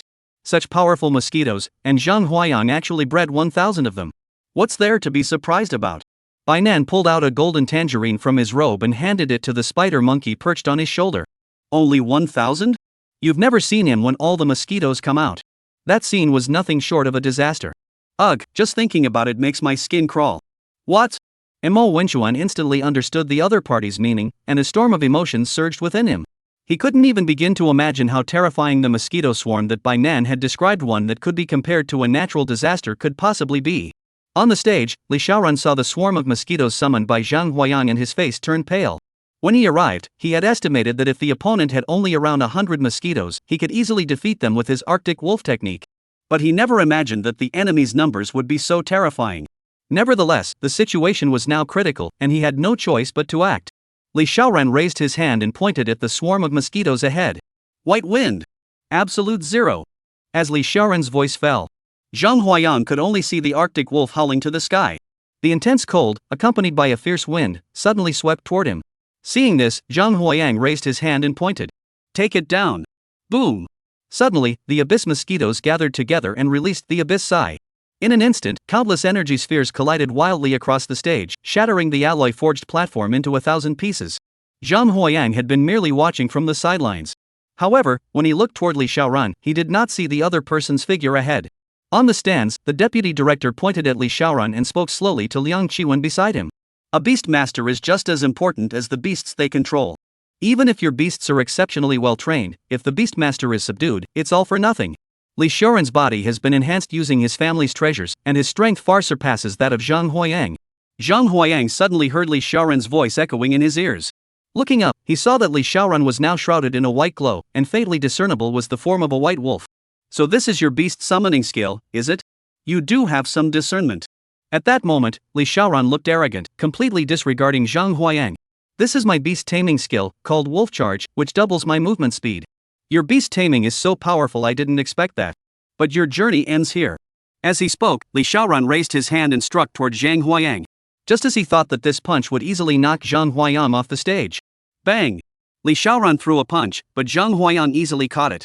Before Li Xiaoran could figure out what was happening. Immediately afterward, a piercing pain shot through his palm. At that moment, Zhang Huayang grabbed the other person's arm with one hand. With just a slight exertion of force, he gripped Li Xiaoran so tightly that the latter's entire body trembled, and cold sweat poured down his face. You! Zhang Huayang looked at the other person's expression and let a faint smile appear at the corner of his lips. You didn't expect that, did you? Zhang Huayang smiled slightly, grabbed the other person's body, and slowly walked toward the edge of the stage.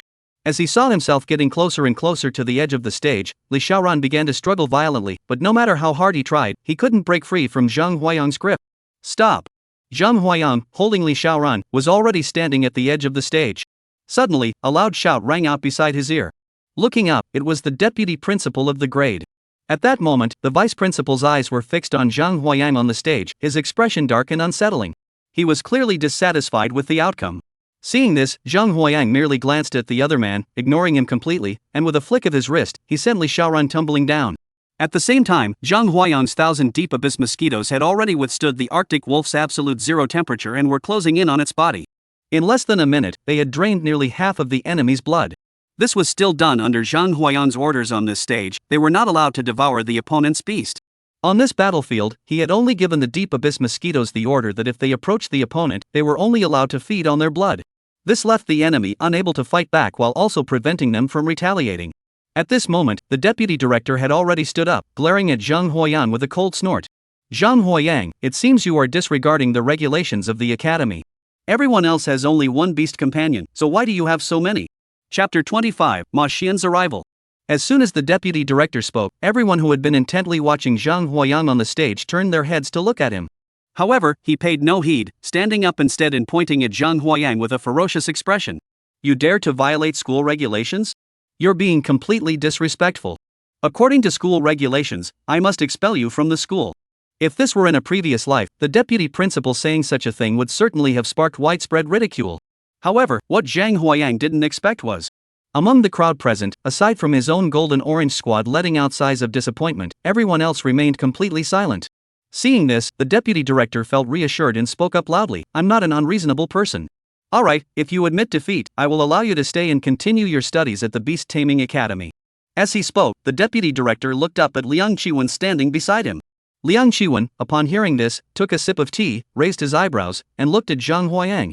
Zhang Huayang, seeing this, immediately understood. The people in the Qinghuang Beast Taming Academy, whether they were teachers, principals, or students, were all affiliated with powerful families. For the sake of family interests, how could they possibly allow an ordinary commoner like you to outshine their acknowledged prodigies? Zhang Huayan looked at the deputy director with a look of contempt. Who do you think you are? How could you possibly be the head of the academy? The principal hasn't even spoken yet, and you, a mere deputy principal, dare to act so brazenly here. Sigh. Sigh. Zhang Huayan's words echoed throughout the venue. For a moment, everyone in the venue sucked in their breath in shock. They never imagined that a freshman who had just joined the club would dare to confront the deputy director in front of everyone. If word of today's incident gets out, the deputy director will have no face left at the Beast Taming Academy. As expected, upon hearing this, the deputy director's face darkened like stormy waters. At that moment, Liang Qiwen glanced at the deputy director beside him and spoke calmly. Old Lu, let's call it a day for today. As he spoke, Liang Qiwen stood up and said, Today, the winner is Zhang Huayan from Class 3. Victory does not breed arrogance, and defeat does not bring despair. Today's ranking match is merely a part of the initial assessment. The survival competition lies ahead, and that will be the true test of your abilities. After saying that, Liang Qiwen glanced at the deputy director standing nearby and gave him a subtle reminder. When it comes to the survival competition, you'd better keep a close eye on them. If they make any mistakes in the Wasteland, I'll hold you responsible. He had always thought that Liang Qiwen was an old-fashioned nice guy who didn't get involved in anything, but now it seems he is still part of the family's power structure after all. He would still consider the family's reputation. He might as well have said it outright. Now, in public, it wouldn't be appropriate to target someone deliberately, but if it came down to a survival competition, as long as he didn't go too far, he would clean up after him. Thinking of this, the anger that had been stung to the core by Zhang Huayang's words began to subside. He looked at Zhang Huayang as if he were looking at a dead man. With Liang Qiwen's announcement, the ranking competition came to an end. As soon as the ranking tournament ended, Zhang Huayang hurriedly left the venue. He then set off toward the artificial lake beside the academy. As soon as he stood by the artificial lake, Zhang Huayang immediately spotted the two fishermen sitting there fishing. After greeting them, Zhang Huayang took out a set of fishing gear from his spatial ring and began his fishing adventure. He didn't fish for long. Zhang Huayang suddenly heard a familiar voice. Turning around, he saw that it was none other than Mo Wenquan. Seeing Mo Wenquan's troubled expression, Zhang Huayang didn't ask any questions. Instead, he took out another set of fishing gear from his spatial ring and handed it to him. Are you okay? If you're okay, come fishing with me. Mo Wenquan took the fishing rod from Zhang Huayang's hands, looked startled for a moment, but didn't resist. He just sat down beside him and cast the bait into the water. After a long while, Mo Wenquan cautiously spoke up. That mosquito of yours is really just a common one? Of course, Zhang Huayang replied, his expression unchanged. Of course. Zhang Huayang replied softly. He couldn't very well tell him that it was because he had this system as a cheat code that the mosquitoes were so powerful, could he? Can you teach me? Mo Wenquan heard Zhang Huayang's words and eagerly asked. His talent for taming beasts was his eternal pain. His father was a warrior who charged into battle at the front lines, and his older brother is now the renowned captain of the Holy Spirit Squadron. And he himself? He was just an ordinary person with an awakened talent, utterly unworthy of his family. Zhang Huayang heard the other person's words, bit his lip, and continued to stare at his float. Seeing that Zhang Huayang didn't respond, Mo Wenquan didn't continue either. He noticed that on his side, not a single fish had been caught, still coming up empty. On the other hand, Mo Wenquan was reeling in carp and black bass one after another, without stopping for a moment. For a moment, Zhang Huayang felt extremely frustrated. Just then, Zhang Huayang felt his brow pulsating wildly. A whoa! A sudden wolf howl echoed in his ears. Zhang Huayang instinctively released the mosquitoes from the insect nest, lifting himself, Mo Wenquan, and the two fishermen beside him into the air. Just as they were being lifted into the air by the abyssal magic patterns. Boom! A blazing fireball struck the spot where they had just been standing. Zhang Huayang quickly waved his hand, and instantly, thousands of mosquitoes formed a spider-web-like pattern, spreading out in all directions. Before long, Zhang Huayang spotted the culprit responsible for the ambush within the swarm of mosquitoes. The man was in his 30s, hiding in a dark corner, holding a pair of binoculars and observing them closely. Seeing this, Zhang Huayang couldn't help but wonder what was going on. Why was someone always ambushing him whenever he came here to fish? Name, Ma Xian. Beast Tamer rank, Apprentice 9th Dan. Beast Tamer, Flame Horse. Beast Taming level, Awakening Beginner. Beast Taming level, Awakening Beginner. Given the opponent's strength, Zhang Huayang naturally didn't take them seriously. However, he was deeply annoyed by the Ma family's repeated harassment. Thousands of abyssal mosquitoes flew out of the insect nest, devouring the enemy's beasts of burden until there was nothing left, after which Zhang Huayang recalled them. Devouring the bloodthirsty horse, obtained 21 portions of flesh. Restored 23 life points and 12 strength. Devoured the flaming horse, obtained 21 portions of flesh and blood. Restored 23 life points and 12 strength. Name, Zhang Huayang. Health points, 5,373. Strength, 3,236. Mental power, 156. Beast Tamer rank, Junior level 2. Beast Tamer skills, Shared Vision, Powerful Spirit Snake. Awakened tier Beast Tamers, Oxkuei Poison Mosquito, Abyss Demon Mosquito. Beast Tamer level, Beginner Awakening. Beast Tamer count, 8,000 Oxkuei Poison Mosquitoes, 8,000 Abyss Demon Mosquitoes. Beast Taming skills, Undying, Incubation, and Reverse Nurturing. Available Flesh and Blood, 31 units. Then release the upgraded Nyokuei Poisonous Mosquitoes. At Zhang Huayang's command, the poisonous mosquitoes instantly swarmed around Ma Xian, biting him until his body turned purple. This was something Zhang Huayang later discovered. Although the Nyokuei poisonous mosquitoes were not as powerful as the Abyss Demon mosquitoes, they had a unique trait. Once someone was poisoned by them, their entire body would itch unbearably, and even scratching until the skin was raw would offer no relief. Before long, the sheriff arrived. As expected, it was another two fishermen who had made the call. With the experience from previous incidents, the two scammers were now well versed in recounting the events that had just unfolded to the sheriff. As for Zhang Huayang, after a brief inquiry, he prepared to turn and leave. Wait a moment. Zhang Huayang spoke up to stop the sheriff, who was about to lead Ma Xian away. What's the matter? Last time I heard you guys say that your squad leader wants to deal with those arrogant beast tamers. Well, I want to deal with them too. If you're willing to cooperate, please let me know within the next couple of days. If you agree, I'll provide you with a perfect reason to take action against them. Chapter 26, The Charge. As news spread that Zhang Huayang, with his commoner level talent and the lowest tier beast taming ability of mosquitoes, had dominated the academy's initial exams to secure first place.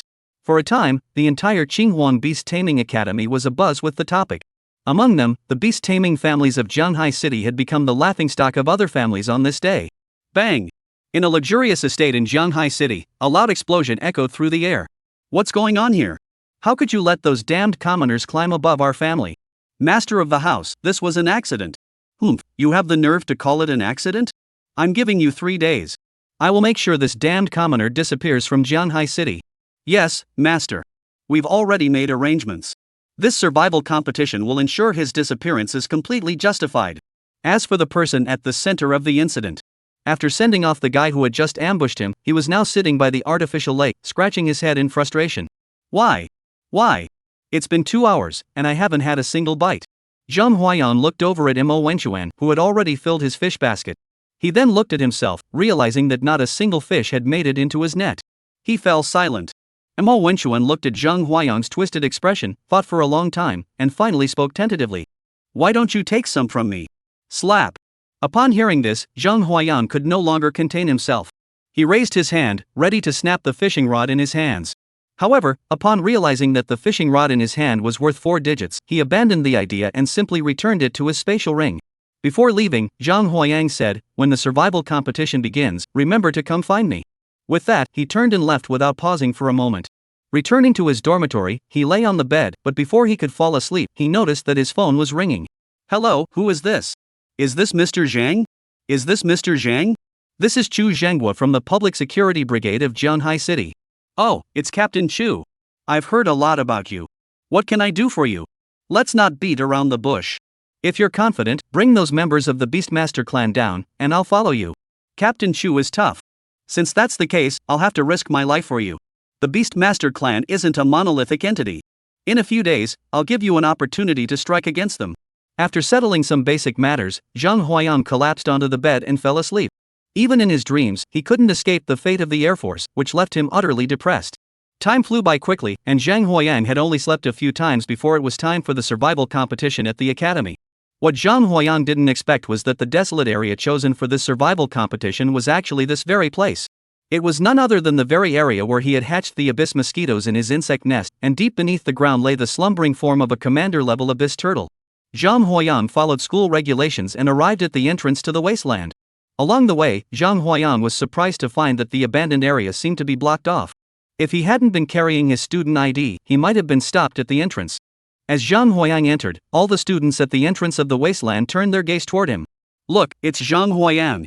Yeah, I wonder where he got the courage to join the survival competition. The Wasteland is nothing like the academy, it's a brutal battle of flesh and blood. He might have some fighting skills on the stage, but in the wasteland, he'd just be fodder for those wild beasts. Seeing Liang Chuan standing on the high platform, he was currently announcing the rules for this round. This survival competition will use a points system. Long before you arrived, our academy had already pacified this wasteland and even placed some wild beasts suitable for combat within it. Before entering, each of you will receive a distress signal device here. Pressing the button will trigger your rescue. Each wild beast has a numbered tag on its back. Each tag is worth 1 point, and the final ranking will be determined by the total points earned. The survival competition will last for 3 days. Good luck! As he spoke, Zhang Huayang saw Liang Chuan wave his hand, and the people who had been blocking the entrance to the wasteland parted to form a path in the middle. Zhang Huayang retrieved his own distress signal device and stepped forward, heading toward the wasteland. Today was only the first day, and there were still many wild beasts inside.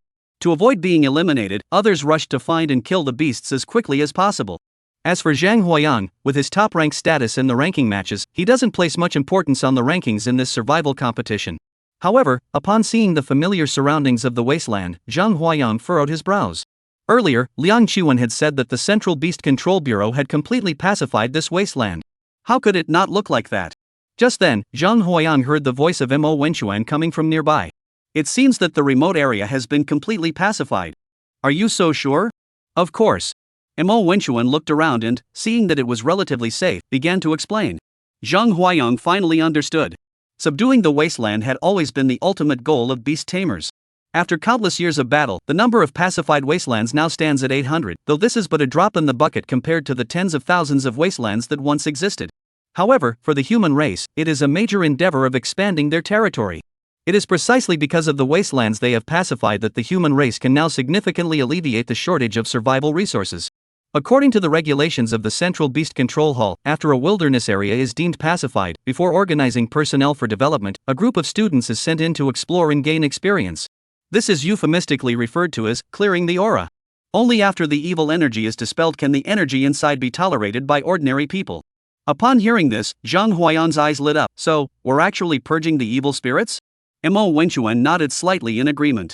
What puzzled Zhang Huayang was whether the Central Beast Control Hall had managed to deal with the deep sleeping abyss tyrant turtle buried underground. However, he assumed it hadn't been dealt with yet. During the last appraisal, the system had stated that it wouldn't reveal its presence until it awoke and emerged from the ground. It's only been a few months since then, so it shouldn't have advanced that quickly yet. Even if it were to progress at an accelerated rate, it would still take several years. Following the path from his memory, Zhang Huayang led Mo Wenchuan toward the purple bamboo forest, where the abyssal dominator turtle dwelled. This time, they were lucky it took them less than 2 hours to reach the purple bamboo forest. What Zhang Huayang didn't expect was that the area of the purple bamboo forest had shrunk by more than half, leaving less than 3 acres. However, the bamboo grove now bore no resemblance to its former self, with no trace of green remaining. It was entirely composed of purple bamboo. Fortunately, the 2 feathers Zhang Huayang had obtained from Chu Ziyuan were still unused. He immediately handed one to Chu Ziyuan. Put this on your head and light it. During this time, go to the purple bamboo grove and find as many of those purple insects as you can. Mo Wenchuan didn't know what the purpose of this was. However, when he thought about it, Zhang Huayang's beast was no stronger than a mosquito compared to his own snake. Even mosquitoes had been cultivated to such a powerful state by the other party. Moreover, the other party was his own older brother who had come to help him, so he instinctively followed their orders. Zhang Huayang also took this opportunity to go to the purple bamboo grove to search. He wanted to test whether, by once again devouring these purple bamboo worms, he could enhance his abyssal mosquito to the same extent as when he had consumed the gallbladder of the ox-headed viper. Chapter 27, Enhancing the Abyssal Demon Mosquito. Zhang Huayang and his companion moved swiftly, capturing all the purple bamboo worms on the purple bamboo stalks before the feathers had completely burned away. However, just then, Zhang Huayang noticed that the purple bamboo from which he had removed the purple bamboo shoots was now withering at a visible speed. Name, Abyss Dominator Turtle. Rank, High-Ranking Commander. Health, Strength, Defense, Weight. Description: with the parasites eliminated, the body's vital energy is no longer damaged, and growth has accelerated several-fold. It is about to awaken. Upon seeing this description, anyone else would have been utterly terrified and fled in panic. However, Zhang Huayang was different. He didn't believe that this Abyss Dominator turtle, which had been waiting so long to mature, would choose these few days to do so. As long as it didn't mature during these few days, once he left the wilderness, no matter what happened to it, it wouldn't have much to do with him anymore. At this point, Mo Wenchuan had already caught 13 purple bamboo worms. What are these insects used for? Release your beast. Upon hearing this, the latter released his own beast from the beast summoning space.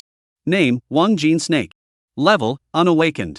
Strength, 98, defense, 13, speed, 38, health, 500, weight, 37 kilograms. Description: a unique species among snakes, though non-venomous, it is immune to the venom of other venomous snakes. Zhang Huayan looked at the snake, which was as thick as a fist, about 2 meters long, and had scales that emitted a faint cold glow, and nodded slightly. He could tell that although Mo Wenchuan seemed dissatisfied with this common great flower snake, it was clearly the result of meticulous breeding. Apart from not having awakened yet, his other attributes were already on par with those of an awakened beast tamer. Find a place and feed these purple bamboo worms to the snake you gave me. Mo Wenchuan nodded slightly upon hearing this. Though he didn't know what the purple bamboo worms were for, he also knew that the other party wouldn't harm him. Zhang Huayan watched Mo Wenchuan leave, then immediately fed the nearly 60 purple bamboo worms in his hands to the abyss mosquitoes. These were all the purple bamboo worms left in the purple bamboo grove. He hoped they would be useful. If not, he might have to resort to devouring the deep abyss dominant turtles buried deep underground. By consuming the blood of a king-level creature, the abyss mosquito in the insect nest has been strengthened. Beast taming level, intermediate awakening. Strength, 240, defense, 80, speed, 60, health, 200, weight, 200 grams. Upon seeing these stats, Zhang Huayan nodded in satisfaction. He hadn't expected the attribute to increase by nearly 30%. Looking at Mo Wenchuan, I saw that his beast had already devoured the purple bamboo worm whole. At that moment, it was lying on the ground, feigning sleep. Zhang Huayan could clearly see that after the snake had finished devouring the purple bamboo worm, its chi and blood surged violently, expanding and contracting with each breath. Zhang Huayan could clearly see that after the snake had devoured the purple bamboo worm, its entire body was filled with surging energy, expanding and contracting with each breath. Its scales were also gradually shedding with each breath, leaving its body looking bloody and mangled, a truly unsettling sight. The snake itself coiled its body tightly, its eyes blood red, trembling uncontrollably. Mo Wenchuan had no idea what was happening and momentarily lost his composure. He saw Zhang Huayan approaching with a ferocious expression. "What did you do to my flowers?" However, before Mo Wenchuan could grab his own collar, Zhang Huayan raised his hand and grabbed the other person's hands, while the other hand covered the other person's mouth. "Be quiet." Mo Wenchuan struggled fiercely in Zhang Huayan's grasp for a long time, but found no response whatsoever. He immediately realized that the other party's strength was not just in beast control. Even if it were the person himself, he was far beyond what Mo Wenchuan could imagine. Seeing that Mo Wenchuan had stopped struggling, Zhang Huayan finally released him. "I don't know what to say to you. You clearly value beast taming so much, yet you insist on pretending not to care. Right now, your snake is in the midst of a breakthrough. If you're lucky, when it wakes up next time, it'll probably be at the awakened level." "What?" Mo Wenchuan exclaimed in shock, then quickly covered his mouth. His eyes flickered with a gleam as he stared intently at the snake coiled in the corner. Just as Zhang Huayan had said, although the snake was trembling all over, its aura was steadily rising. Isn't it written in the books that common grade beast tamers cannot awaken? You know, it's just what the book says. The book also says that as long as you have the right fishing gear, there's no fish you can't catch. It's not that you can't awaken, it's just that the conditions for awakening are a bit complicated. Judging by your current strength, you're only at the 3rd stage of apprenticeship. You need to improve quickly. Otherwise, you won't be able to control the beast, and if it escapes, it'll be a real problem. After speaking, Zhang Huayan found a nearby pond, pulled out his fishing gear, and began fishing. The wind-controlling ring stated that once one's spiritual energy reached 300, they could fly by controlling the wind. That's wind riding. In my previous life, this was a skill that countless Chinese people had dreamed of possessing. Time flew by, and before they knew it, the sky grew dark, and the moon quietly rose high in the sky. Meanwhile, Zhang Huayan of the Air Force was also busy. At that moment, he had already released hundreds of mosquitoes to monitor the surroundings. Just as the mosquitoes were passing through a dense forest, they suddenly heard sounds coming from the mountains. "Zhao Feng, what does your Zhao family have to say about this?" The family head has spoken. "Jianhai City is the city of the 6 great beast taming clans. We will not tolerate a commoner wielding power over us." "What about your Zhao family?" "My Zhao family feels the same way. He's just a commoner. How many years has he lived? How can he compare to our family's centuries of heritage?" "The Lu family feels the same way. How could a commoner dare to defy our family?" "Alright, since that is the case, let us add the Li family to the mix." With the 4 major families working together, even if Zhang Huayan has 3 heads and 6 arms, he will not be able to escape. "What about the He and Bai families?" I've already approached both families, but they both said they don't want to get involved. I think they're just trying to reap the benefits. Once we've finished this matter, we must teach them a lesson." Zhang Huayan overheard everything these people said through the mosquito. Among the 4, he recognized only one Zhao Feng, his rival from the freshman entrance exam. Let me see what you're really made of." He didn't think that the 4 great beast taming clans would send just these few guys to deal with him. What he really wanted to know was just how powerful the true strength of these four great clans truly was. Zhang Huayang had been fishing in the pond all night. Sure enough, as he had expected, his mental strength had increased, but he had caught nothing. Thank goodness, I thought it was my own problem, but it turns out it was just being used to enhance my mental strength. If I don't need to enhance my mental strength in the future, I'm sure I'll be able to catch a full boat. Although he knew that the Air Force had little to do with enhancing mental strength, he couldn't rule out the possibility that he might think that way himself. If it weren't for this issue, wouldn't that mean he was just unable to catch any fish himself? If he can't catch any fish, he'll be out of luck for a long time. This is something that even seasoned anglers are reluctant to admit. It must be something else, it's definitely not my fault. Chapter 28, Canyon Ambush. Zhang Huayang, who had spent the entire night at the airbase, scratched his head in frustration. Zhang Huayang suddenly sensed an eerie change in the atmosphere. If there had been rustling sounds in the wasteland before, it was now shrouded in an eerie silence. Mo Wenchuan had been sitting beside his beast companion, keeping watch while he slept. Suddenly, he noticed Zhang Huayang with a face as dark as water, scanning the surroundings as if searching for something. What was happening? Nothing. Stay focused on your beast. This is a critical moment for its awakening. Don't get distracted. As he spoke, Zhang Huayang took out a mosquito and handed it to the other person. I'll go check around. If anything happens, just talk to this mosquito, and I'll know. Mo Wenchuan looked at the mosquito, which was about the size of his fist, emanating a cold glow, with a sharp proboscis resembling a steel needle, and nodded slightly to Zhang Huayang. Zhang Huayang saw this, nodded slightly in response, and then walked off in the distance. Mo Wenchuan watched his back and sighed softly. As a member of a warrior clan, how could he not sense the strange atmosphere? He knew something major had happened. Unfortunately, his own strength was insufficient to be of any help. The only thing he could do was keep his distance and avoid holding anyone back. At that moment, Zhang Huayang's footsteps were extremely swift, and before long, he found a narrow gorge. This gorge was precisely where Zhang Huayang had followed Lin Lei to rescue the Golden Orange Squad from the bear's mouth on that day. The canyon is surrounded by mountains on all sides, with only one exit approximately 6 meters wide. The flat bottom of the canyon spans an area roughly the size of 8 standard soccer fields, and within it are 6 large and small ponds, occupying 1/3 of the canyon's interior. Standing at the center of the canyon, Zhang Huayang looked at the mountain peak beside him and said, "Come out, all of you. Hiding like this is bringing shame upon your entire family." Oh whoa! Tap tap. As Zhang Huayang's voice faded, the once empty mountain peak began to fill with figures. Beside the figures, dozens of beasts stood or crouched, surrounding the entire canyon and leaving Zhang Huayang no room to escape. Upon closer inspection, there were at least 30 of them. Among them, 3 gray wolves led the way, howling to the sky. 4 crocodiles lie motionless on the ground, staring intently at Zhang Huayang below. 6 monkeys, each as tall as a person, clutched a thick iron rod as thick as a thigh, standing motionless beside their master. 11 fierce-looking bulls bellowed, waiting for their master's command to transform into meat grinders and crush Zhang Huayang below. Among the 30 men, Zhang Huayang only recognized Zhao Feng and the man beside him, Ma Yuan. Zhao Feng, you people from these families really think highly of me. To deal with a lowly commoner like me, you actually sent out 24 awakened beast masters all at once. Zhao Feng stood atop a high mountain, looking down at Zhang Huayang with a serious expression. Zhang Huayang, you're practically asking for death. If you kneel down and beg for mercy now, I can still talk to the clan and spare your life. Zhang Huayang? What did you say? In the canyon, several crows cawed, as if to say, are you guys crazy? How can you hear each other from so far away? Zhang Huayang was currently standing in the center of the canyon and couldn't hear Zhao Feng's voice from the mountain peak. He could only stare blankly at the other person's lips, which were moving as if they were saying something. This was not the fault of Zhao Feng and the others. They never expected that Zhang Huayang, despite having discovered their trail, would lead them to this dead-end gorge with no way out. If it weren't for Zhang Huayang's current strength, his voice would have pierced through the howling wind and reached the ears of everyone on the mountain peak. But Zhao Feng is different. His own strength is only at the 9th rank apprentice level, so his voice simply cannot penetrate the howling wind. Zhao Feng seemed to snap out of it, his expression composed, and he pointed down at Zhang Huayang below. Attack him. Tear him to pieces. As Zhao Feng's voice fell, the 30 beasts that had been on high alert moments ago let out a deafening roar and charged toward Zhang Huayang. Upon seeing this, Zhang Huayang's expression grew serious.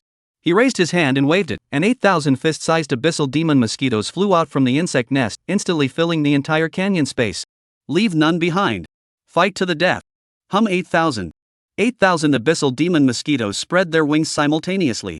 The already desolate canyon now resounds with a deafening buzz, echoing through the canyon walls and reverberating endlessly. The intense vibrations caused by the buzzing are so powerful that even the mountain peaks tremble. Roar! 30 wild beasts charged down from the mountain peak, engaging in battle with Zhang Huayang's abyss mosquitoes.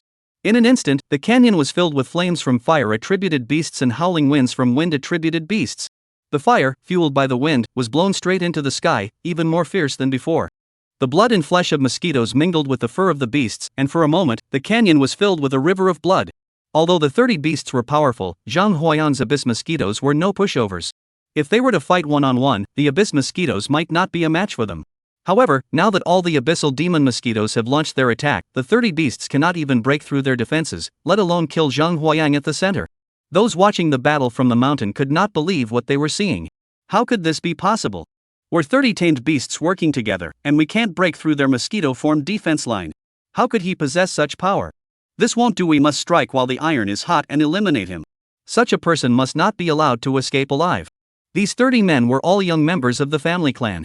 They had already been displeased by the order to surround and kill Zhang Huayang, a commoner-level beast tamer, but they dared not disobey the clan's command. Now, with their beasts unleashed to their fullest, they couldn't even break through the enemy's defenses, leaving them utterly disheartened. As the abyss mosquitoes seized their opportunity, a group of them disregarded their own lives and clung desperately to the beast tamers, while the others aimed and emitted the abyss sigh. Instantly, the beast tamer, who had been restrained, had a large hole blasted open in his chest and died on the spot. As for the beast, in the blink of an eye, it was completely drained of its blood by Zhang Huayang's abyss mosquitoes, leaving not even a trace of flesh or bone behind. My little Jian. The beast tamer standing on the mountain peak saw his beast being devoured by the enemy's mosquitoes until there was nothing left, and his eyes turned red with anger. He clutched his head in agony and crouched down on the ground. Number of abyss mosquitoes: 8,000. 7,800. 7,400. Devour the small fire horse, obtaining 42 portions of flesh and 27 portions of elite-grade flesh. Restores 42 health points, 13 strength, and 6 mental power. Devour the mighty ape, obtain 23 pieces of flesh, including 18 pieces of elite-grade flesh. Restore 32 HP, 21 strength, and 7 mental power. For a moment, the number of abyssal magic mosquitoes surrounding Zhang Huayang began to slowly decrease. The news of the attribute points gained from devouring the beasts and replenishing his life force flashed wildly in Zhang Huayang's system. His attributes were also slowly improving as the number of abyss mosquitoes decreased. To prevent any unforeseen circumstances from arising later, Zhang Huayang had already transferred all the flesh he had obtained into the insect nest, instructing it to accelerate the incubation of the demon mosquitoes. Those standing on the mountaintop, witnessing the situation in the canyon, all turned pale. Zhao Ge, is this guy even human? His beast control is as devastating as a beast-tide disaster. My beasts are all dead, should we keep going? We can't retreat. At this moment, Zhao Feng's eyes were bloodshot. Ma Yuan, your beast is dead. Hurry and notify the clan to send reinforcements. We must not let Zhang Huayang escape alive from the wasteland. Chapter 29, Massacre of 100 Beasts. Roar. Hum. Within the canyon, the roars of the beasts and the buzzing of mosquitoes intertwined, echoing through the skies. The intense stench of blood gradually spread outward in all directions. 30 beasts were being attacked by the abyssal mosquitoes and were falling one by one. Their flesh and blood are being transformed into nourishment for the mosquito nests, used to hatch more mosquitoes. At this moment, Ma Yuan had already arrived in the wasteland, the location of his family's power base. Ma Yuan looked at the crowd gathered together, discussing the survival competition, and his face paled. Li Xiaoran, sitting in the middle, noticed Ma Yuan's awkward expression and raised his eyebrows. Ma Yuan, looking at you like this, something must have happened, right? Ma Yuan's face turned even paler at that moment. Finally, Ma Yuan gritted his teeth and revealed the news that despite surrounding Zhang Huayang in the valley with 30 men, they had been unable to break through his defensive perimeter. What? How is this possible? Everyone present was from the 6 great families of Jianghai City who specialized in taming beasts. They all knew exactly what Ma Yuan's words meant. However, not a single one dared to believe what the other had said. Ma Yuan, don't talk nonsense. There were 30 of us, and all of them were members of our clan. How could we possibly be no match for one Zhang Huayang? Li Xiaoran spoke with an expression of disbelief, staring intently at Ma Yuan's face, hoping to see him admit that he had been lying earlier. Ma Yuan swallowed hard, clenched his teeth, and spoke again. Brotherly, please contact the outside as soon as possible. If everything goes according to plan, Brother Zhao's side can hold out for another half hour at most. If we wait for Zhang Huayang to come out, we're finished. Upon hearing this, Li Xiaoran's eyes flickered, and he finally took out a phone from his backpack. Hello, this is Li Xiaoran. Please inform the Li, Zhao, Ma, and Bai clans to send a group of awakened beast tamers over here. Do not ask for details, act swiftly. They must arrive within the hour.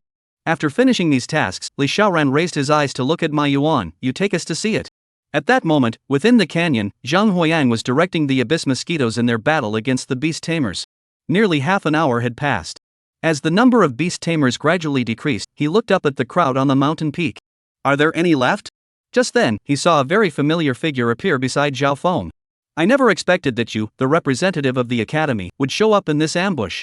Upon seeing the arrivals, Zhang Huayang smiled faintly. Li Xiaoran, are you going to get involved too? Upon hearing this, Li Xiaoran shook his head slightly. I won't lay a finger on you, but your life must be spared. As Li Xiaoran raised his hand and waved, the crowd who had come with him to watch the show summoned their own beasts and charged toward Zhang Huayang. With a loud rumble, over a dozen wild beasts plunged down from the mountain peak, charging toward Zhang Huayang. Zhang Huayang commanded the abyss mosquitoes to launch a furious attack. The battle between the two sides continued for another half hour. Zhang Huayang, who was at the center of the battlefield, suddenly felt his brow twitch. Looking up, he saw 72 people slowly approaching the entrance of the canyon. Each person's expression was grim. As soon as they stepped into the wide part of the canyon, they didn't pause, but immediately summoned their beasts and charged toward him. Seeing this, Zhang Huayang nodded slightly. Finally, it had arrived. With that, Zhang Huayang raised his hand and waved. 8,000 poisonous mosquitoes emerged from the insect nest and swirled together with the abyssal mosquitoes. The once relatively open canyon was now completely filled with Zhang Huayang's mosquitoes. Then, Zhang Huayang raised his hand and pointed at the mountain peak, letting out a loud shout. You've had enough of watching the show up there. I'll find you something to do. Boom! The sound of the earth splitting and the mountains collapsing echoed in their ears. Everyone turned their heads repeatedly to look. In the center of the mountain, a cave had suddenly opened up, and no one knew when it had happened. 3 pitch-black vines, resembling awakening giant snakes, emerged from the cave and, upon seeing the crowd on the mountaintop, rejoiced greatly. Twisting and turning their bodies, they suddenly lunged toward the crowd. The people on the mountaintop were all startled by this sudden turn of events and froze in place. Only Li Xiaoran was the only one among the crowd who had not summoned his beast to confront Zhang Huayang. This action, at that moment, turned out to be the act that saved his life. After summoning the awakened Arctic wolf, Li Xiaoran shouted, "This is no place to linger. Everyone, retreat quickly." As he spoke, Li Xiaoran controlled the Arctic wolf to hold back the vines while directing the others to retrieve the remaining living beasts, using them as cover to escape. These vines bursting out of the cave were undoubtedly the work of Zhang Huayang. Ever since he arrived in this gorge, he had already anticipated this scene. When Ma Yuan disappeared, he had already guessed that the other party had gone to summon reinforcements. Estimating the time, he controlled several mosquitoes to bypass everyone's vision and head toward the cave. All he had to do was wait for Zhang Huayang's signal to lure the high-level awakened purple star vine, which was hiding deep inside the cave, out into the open.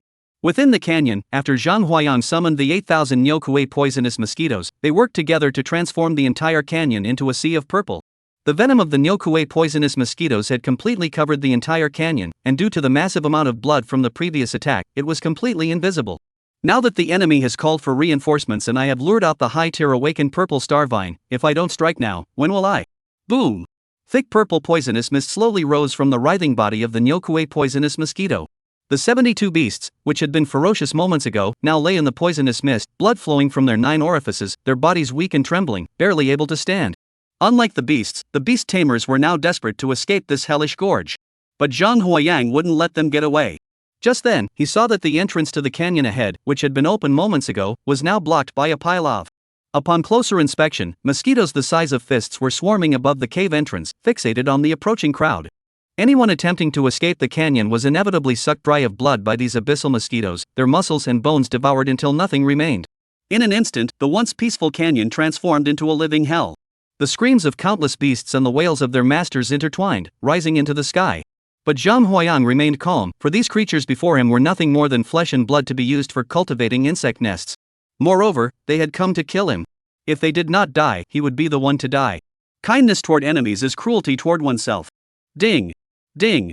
As the enemy's beast tamers and their beasts fell one after another, Zhang Huayang's system continued to emit a steady stream of notifications. His attributes also rose accordingly. The battle lasted nearly 2 hours.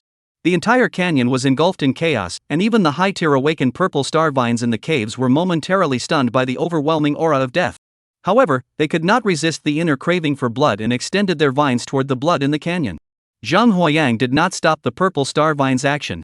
At that moment, his 16,000 awakened level mosquitoes had already lost nearly 3,000 and were hatching rapidly. The remaining mosquitoes were also beginning to show signs of fatigue, and mosquitoes naturally have no appetite for plants.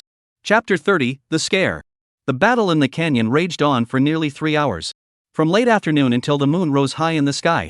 The purple star vine, which had already devoured vast amounts of blood and energy, now lay sprawled across the mountain peak, basking in the moonlight. At this moment, the purple star vine resembled a well-fed glutton, lying on the hillside, absorbing the moonlight to aid digestion. As the chi and blood are digested, countless purple light points slowly emerge from the vines of the purple star vine, resembling stars in the sky. Name: Purple Star Vine. Rank: High Tier Awakened in Progress. Strength: 1250, Defense: 360, Speed: 72, Health: 1800, Length: 360 meters. Description: a vine that grows within cliff walls, emerging each night to climb out and bathe in starlight. Its accumulated blood essence has reached perfection, and it is now advancing toward the extraordinary. As he watched the purple star vine gradually fade away, Zhang Huayang nodded slightly. It seems there's no need to go through all that trouble. Don't underestimate Zhang Huayang, he's taking on nearly 100 awakened beast masters all by himself.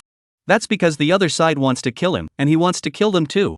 Now, facing the purple star vine, although he was confident he could kill the other party, his mosquitoes would undoubtedly suffer significant losses. Even if he manages to kill it, he doesn't know if his mosquitoes will eat it. If they won't, then it would all be a waste of effort. Devoured the Grey Wolf, obtained 21 portions of flesh, including 13 elite grade portions. Restored 12 strength and 12 health. Devour the Flaming Horse, obtained 23 pieces of flesh, including 21 pieces of elite grade flesh. Regeneration power, 12, health points, 21, mental power, 3. Devour the Iron-Toothed Crocodile, obtain 18 pieces of flesh, 19 pieces of elite grade flesh. Regeneration power 9, health 11. As Zhang Huayang's mosquitoes cleared the canyon battlefield, the system's nourishment sound rang out, lingering for a long time. Open the system panel. Name: Zhang Huayang. Health points: 1300. Strength: 531. Mental power: 230. Beast Tamer level, beginner 7th rank. Beast Tamer skills: Shared Vision, Powerful Spirit Snake. Awakened tier Beast Tamers: Ox Kuei Poison Mosquito, Abyss Demon Mosquito. Beast Master rank: Intermediate Awakening. Beast Tamer count: 8,000 Ox Kuei Poison Mosquitoes, 8,000 Abyss Demon Mosquitoes.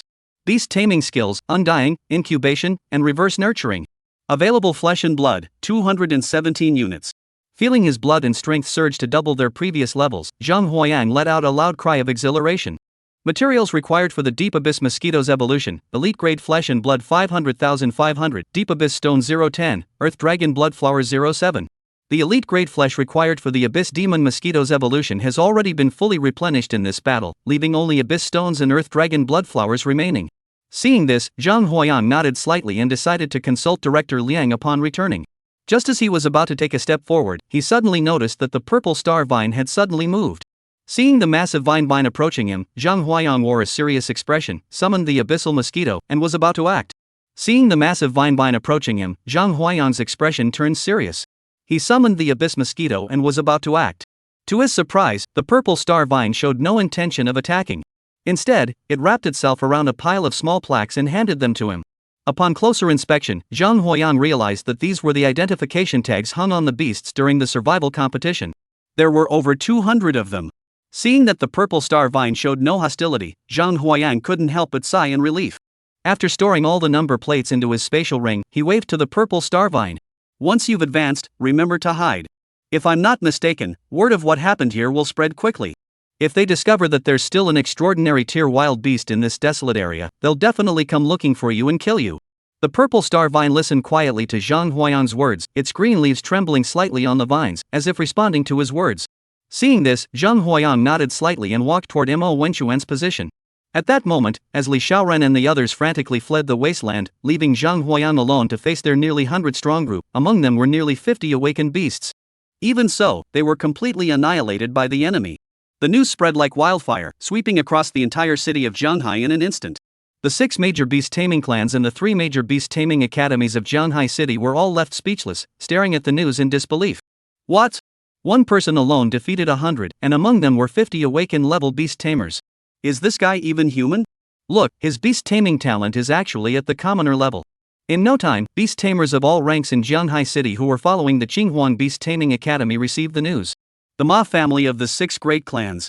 In the reception hall, representatives from the 6 great clans were seated around a round table, reviewing reports being transmitted from the remote regions. Except for the He and Lu families, who had not taken action and were smiling and watching the spectacle from the sidelines, the others all had grim expressions, as dark as water. Among them, the one with the most displeased expression was the Ma family, who had long harbored a grudge against Zhang Huayang. In this campaign to eliminate Zhang Huayang, from the initial planning to the actual execution, the Ma family contributed the most and naturally suffered the greatest losses. Within the Ma family, the number of awakened level combatants was reduced by more than half. Let's discuss how to handle this situation.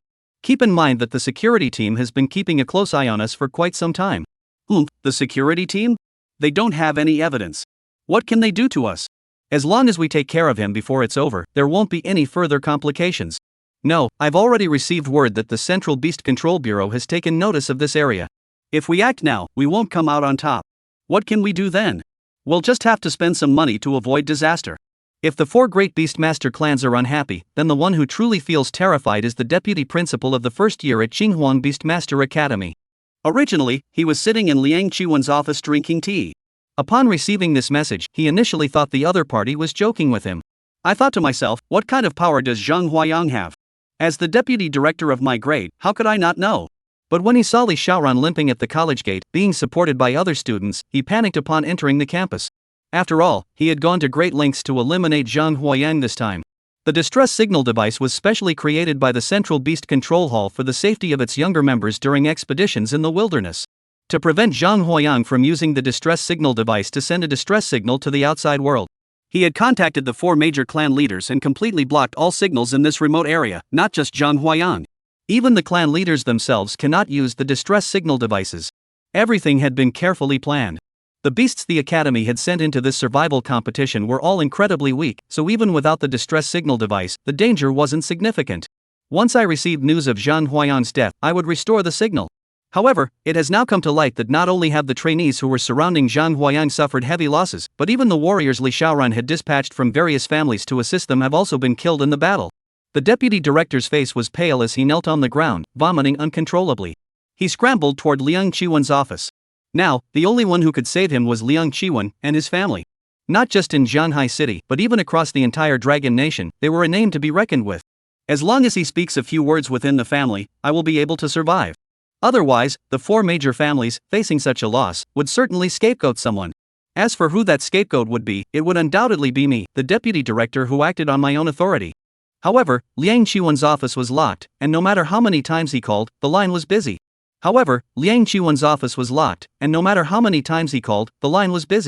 It's over.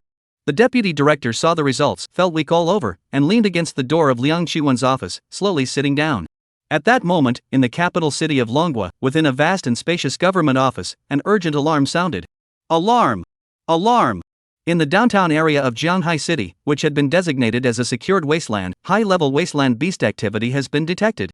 Chapter 31, The Dominant Turtle Emerges. Zhang Huayang had no idea what was happening outside. At that moment, he was sitting beside Mo Wenchuan on a protruding rock, taking out a fishing rod from his spatial ring. He casts the line twice, must cast it twice. Mo Wenchuan saw that Zhang Huayang had only been gone for 4 or 5 hours and simply assumed that he had gone out for a stroll. He never imagined that in such a short time, Zhang Huayang could make such a huge commotion. Woo woo! Woo woo! Mo Wenchuan, who had been standing aside, resting with his arms crossed over his chest, suddenly heard his beast begin to whimper wildly, causing him to panic.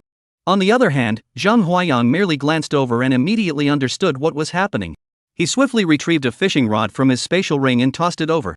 You're standing right next to it, you can't help at all. In fact, it might even be distracted by your presence and not give it its all. Why don't you come over here and join me in fishing instead? Mo Wenchuan took the fishing rod, though reluctant, he knew Zhang Huayang was right. Shortly after he sat down beside Zhang Huayang. His snake suddenly writhed in pain, sending countless pebbles flying in all directions. The two fished from midnight until dawn. What left Zhang Huayang speechless was, even though he and Mo Wenchuan had switched positions numerous times and changed fishing rods multiple times that night, he couldn't escape the fate of coming up empty-handed. In contrast, Mo Wenchuan kept catching fish non-stop until dawn. Just as Mo Wenchuan's snake had survived the most basic transformation and was beginning to recover. Boom! Boom! All that could be heard was a series of earth-shattering explosions echoing from the distance ahead, layer upon layer. Countless mountains and forests were torn apart, and vast stretches of land trembled. The ground undulated like waves, and in an instant, dark clouds swirled upward, as if the heavens were collapsing and the earth splitting apart. As he watched the sky and earth change color before him, Zhang Huayang's expression grew cold, and he muttered under his breath, "They said it wouldn't awaken this quickly." Mo Wenchuan, at that moment, was also terrified by the apocalyptic scene, his face pale with fear. "Zhang Zhang, what's going on? Zhang, what's going on? Upon hearing this, Zhang Huayan's expression darkened. That guy is about to emerge. After saying that, Zhang Huayan took off running without a moment's hesitation. Mo Wenchuan saw Zhang Huayang act this way and felt his heart race. Turning to look at his beast companion, he noticed its breathing had gradually stabilized, and its strength had increased several fold. He immediately realized that his beast companion had successfully awakened. Without giving it much thought, he stored it in his beast space and followed Zhang Huayang as he ran off. Zhang Huayan moved swiftly, and in the blink of an eye, they arrived at a barren area, atop a relatively tall mountain peak. Standing on the summit, he gazed into the distance ahead. The purple bamboo forest had completely vanished, replaced by a vast, bottomless abyss stretching as far as the eye could see. From within the abyss, the occasional roar of wild beasts echoed out. Not long after. Bang! Bang! A claw as large as a mountain emerged from the deep pit, clutching the edge of the pit tightly. Then came the second one. The mountainside next to it was crushed into pieces under the pressure of this claw. Whoa! The deep pit collapsed once again. A massive alligator turtle with a body diameter of nearly 3 kilometers crawled out of the deep pit. Its head resembled a coiling dragon, its tail like a serpent, its scales as black as ink, emitting a faint, icy glow. Its carapace undulated like layered mountains, and its forelimbs stood as sturdy as pillars supporting the heavens. Zhang Huayang stood on the mountaintop, gazing at the colossal turtle that obscured the entire sky. Even sensing a faint trace of its presence, his entire body couldn't help but tremble. This barren wasteland, with a diameter of no more than 10 kilometers, was nothing more than a small pond for this abyss dominator turtle. If the abyssal tyrant turtle so desires, it could exit this barren wasteland in just a few steps. Name: Abyssal Tyrant Turtle. Rank: Sovereign.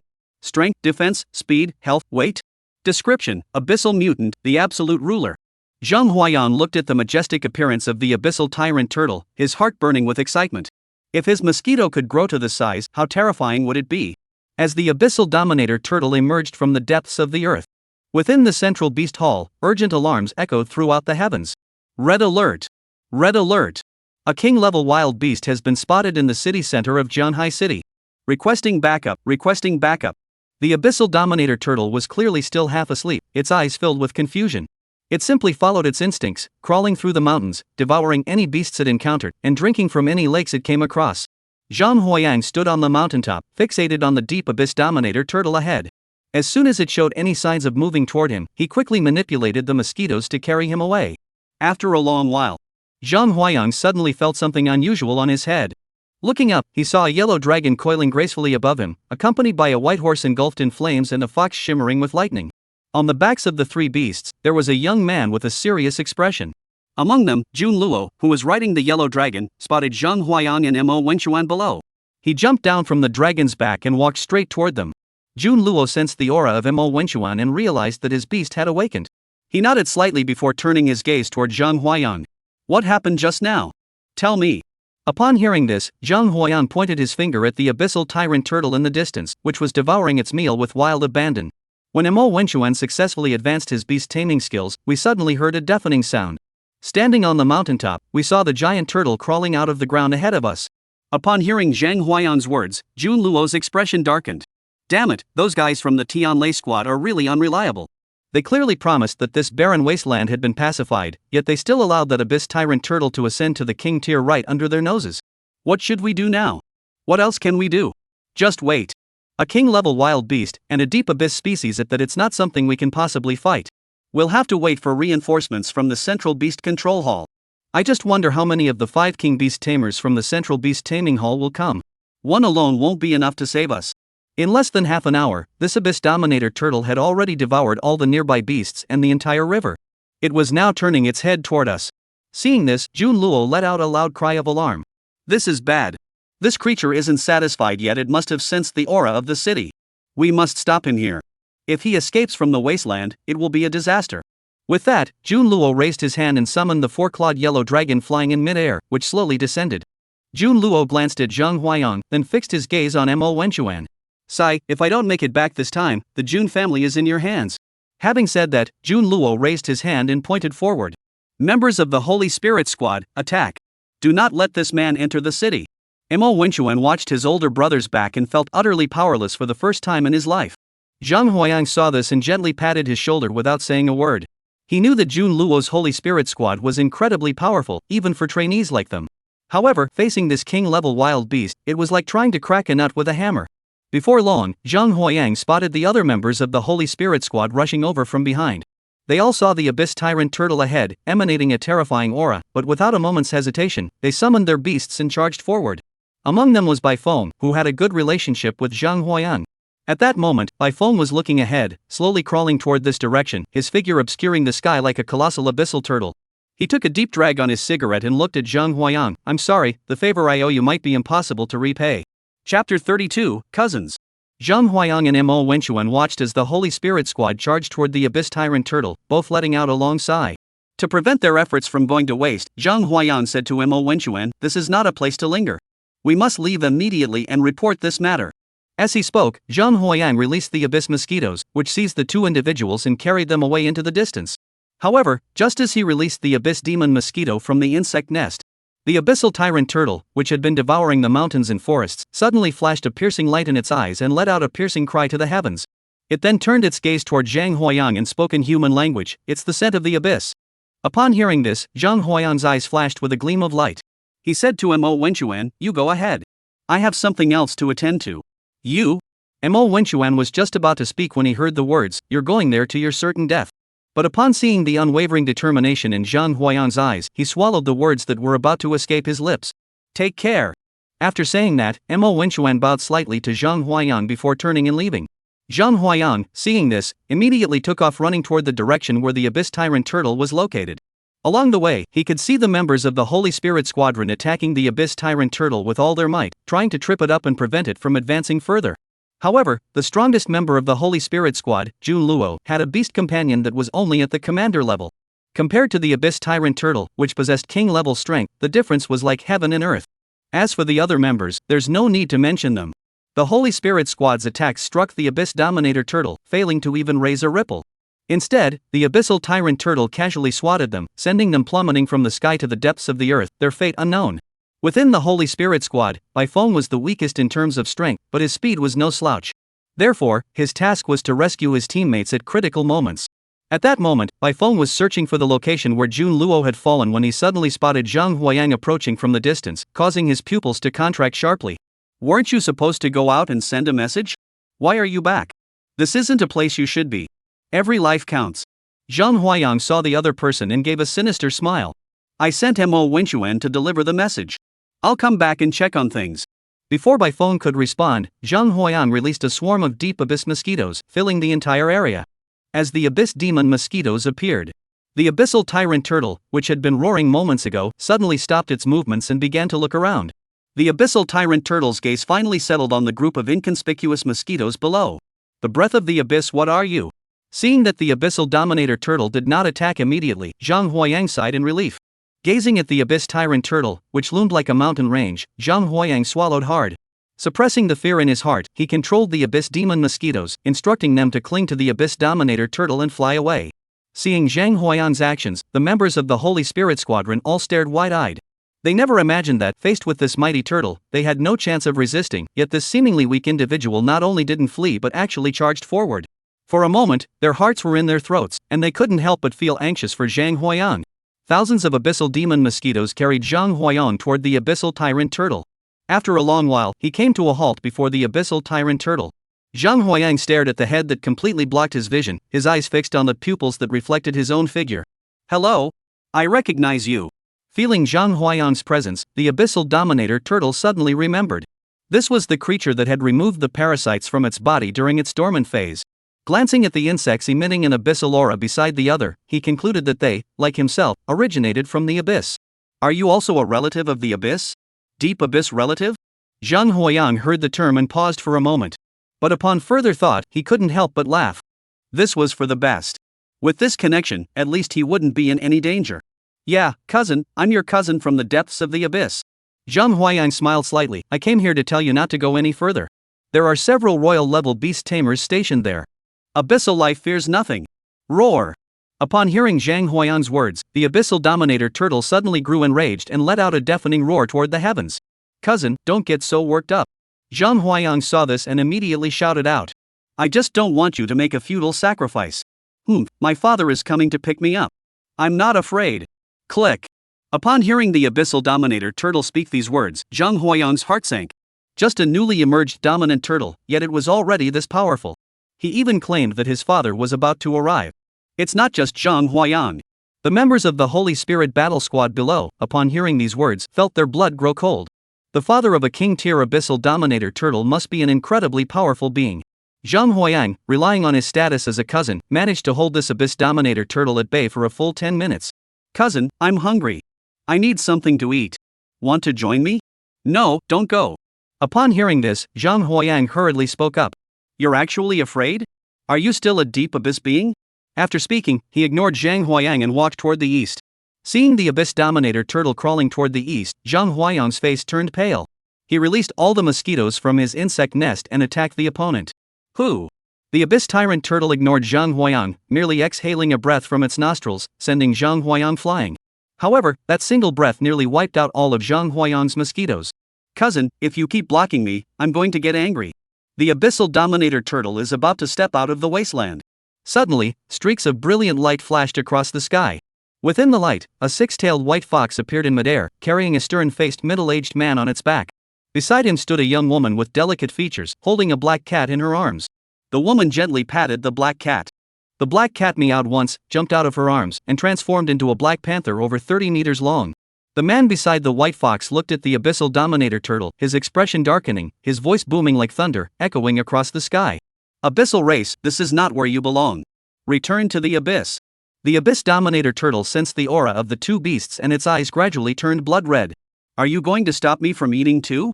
Then you can be my meal. As he spoke, the abyss tyrant turtle's massive body, as tall as a mountain, bore down on the two of them. Humph, you're ungrateful. The two of them looked at the abyss tyrant turtle charging toward them, snorted coldly, and immediately commanded their beasts to charge at the abyss tyrant turtle.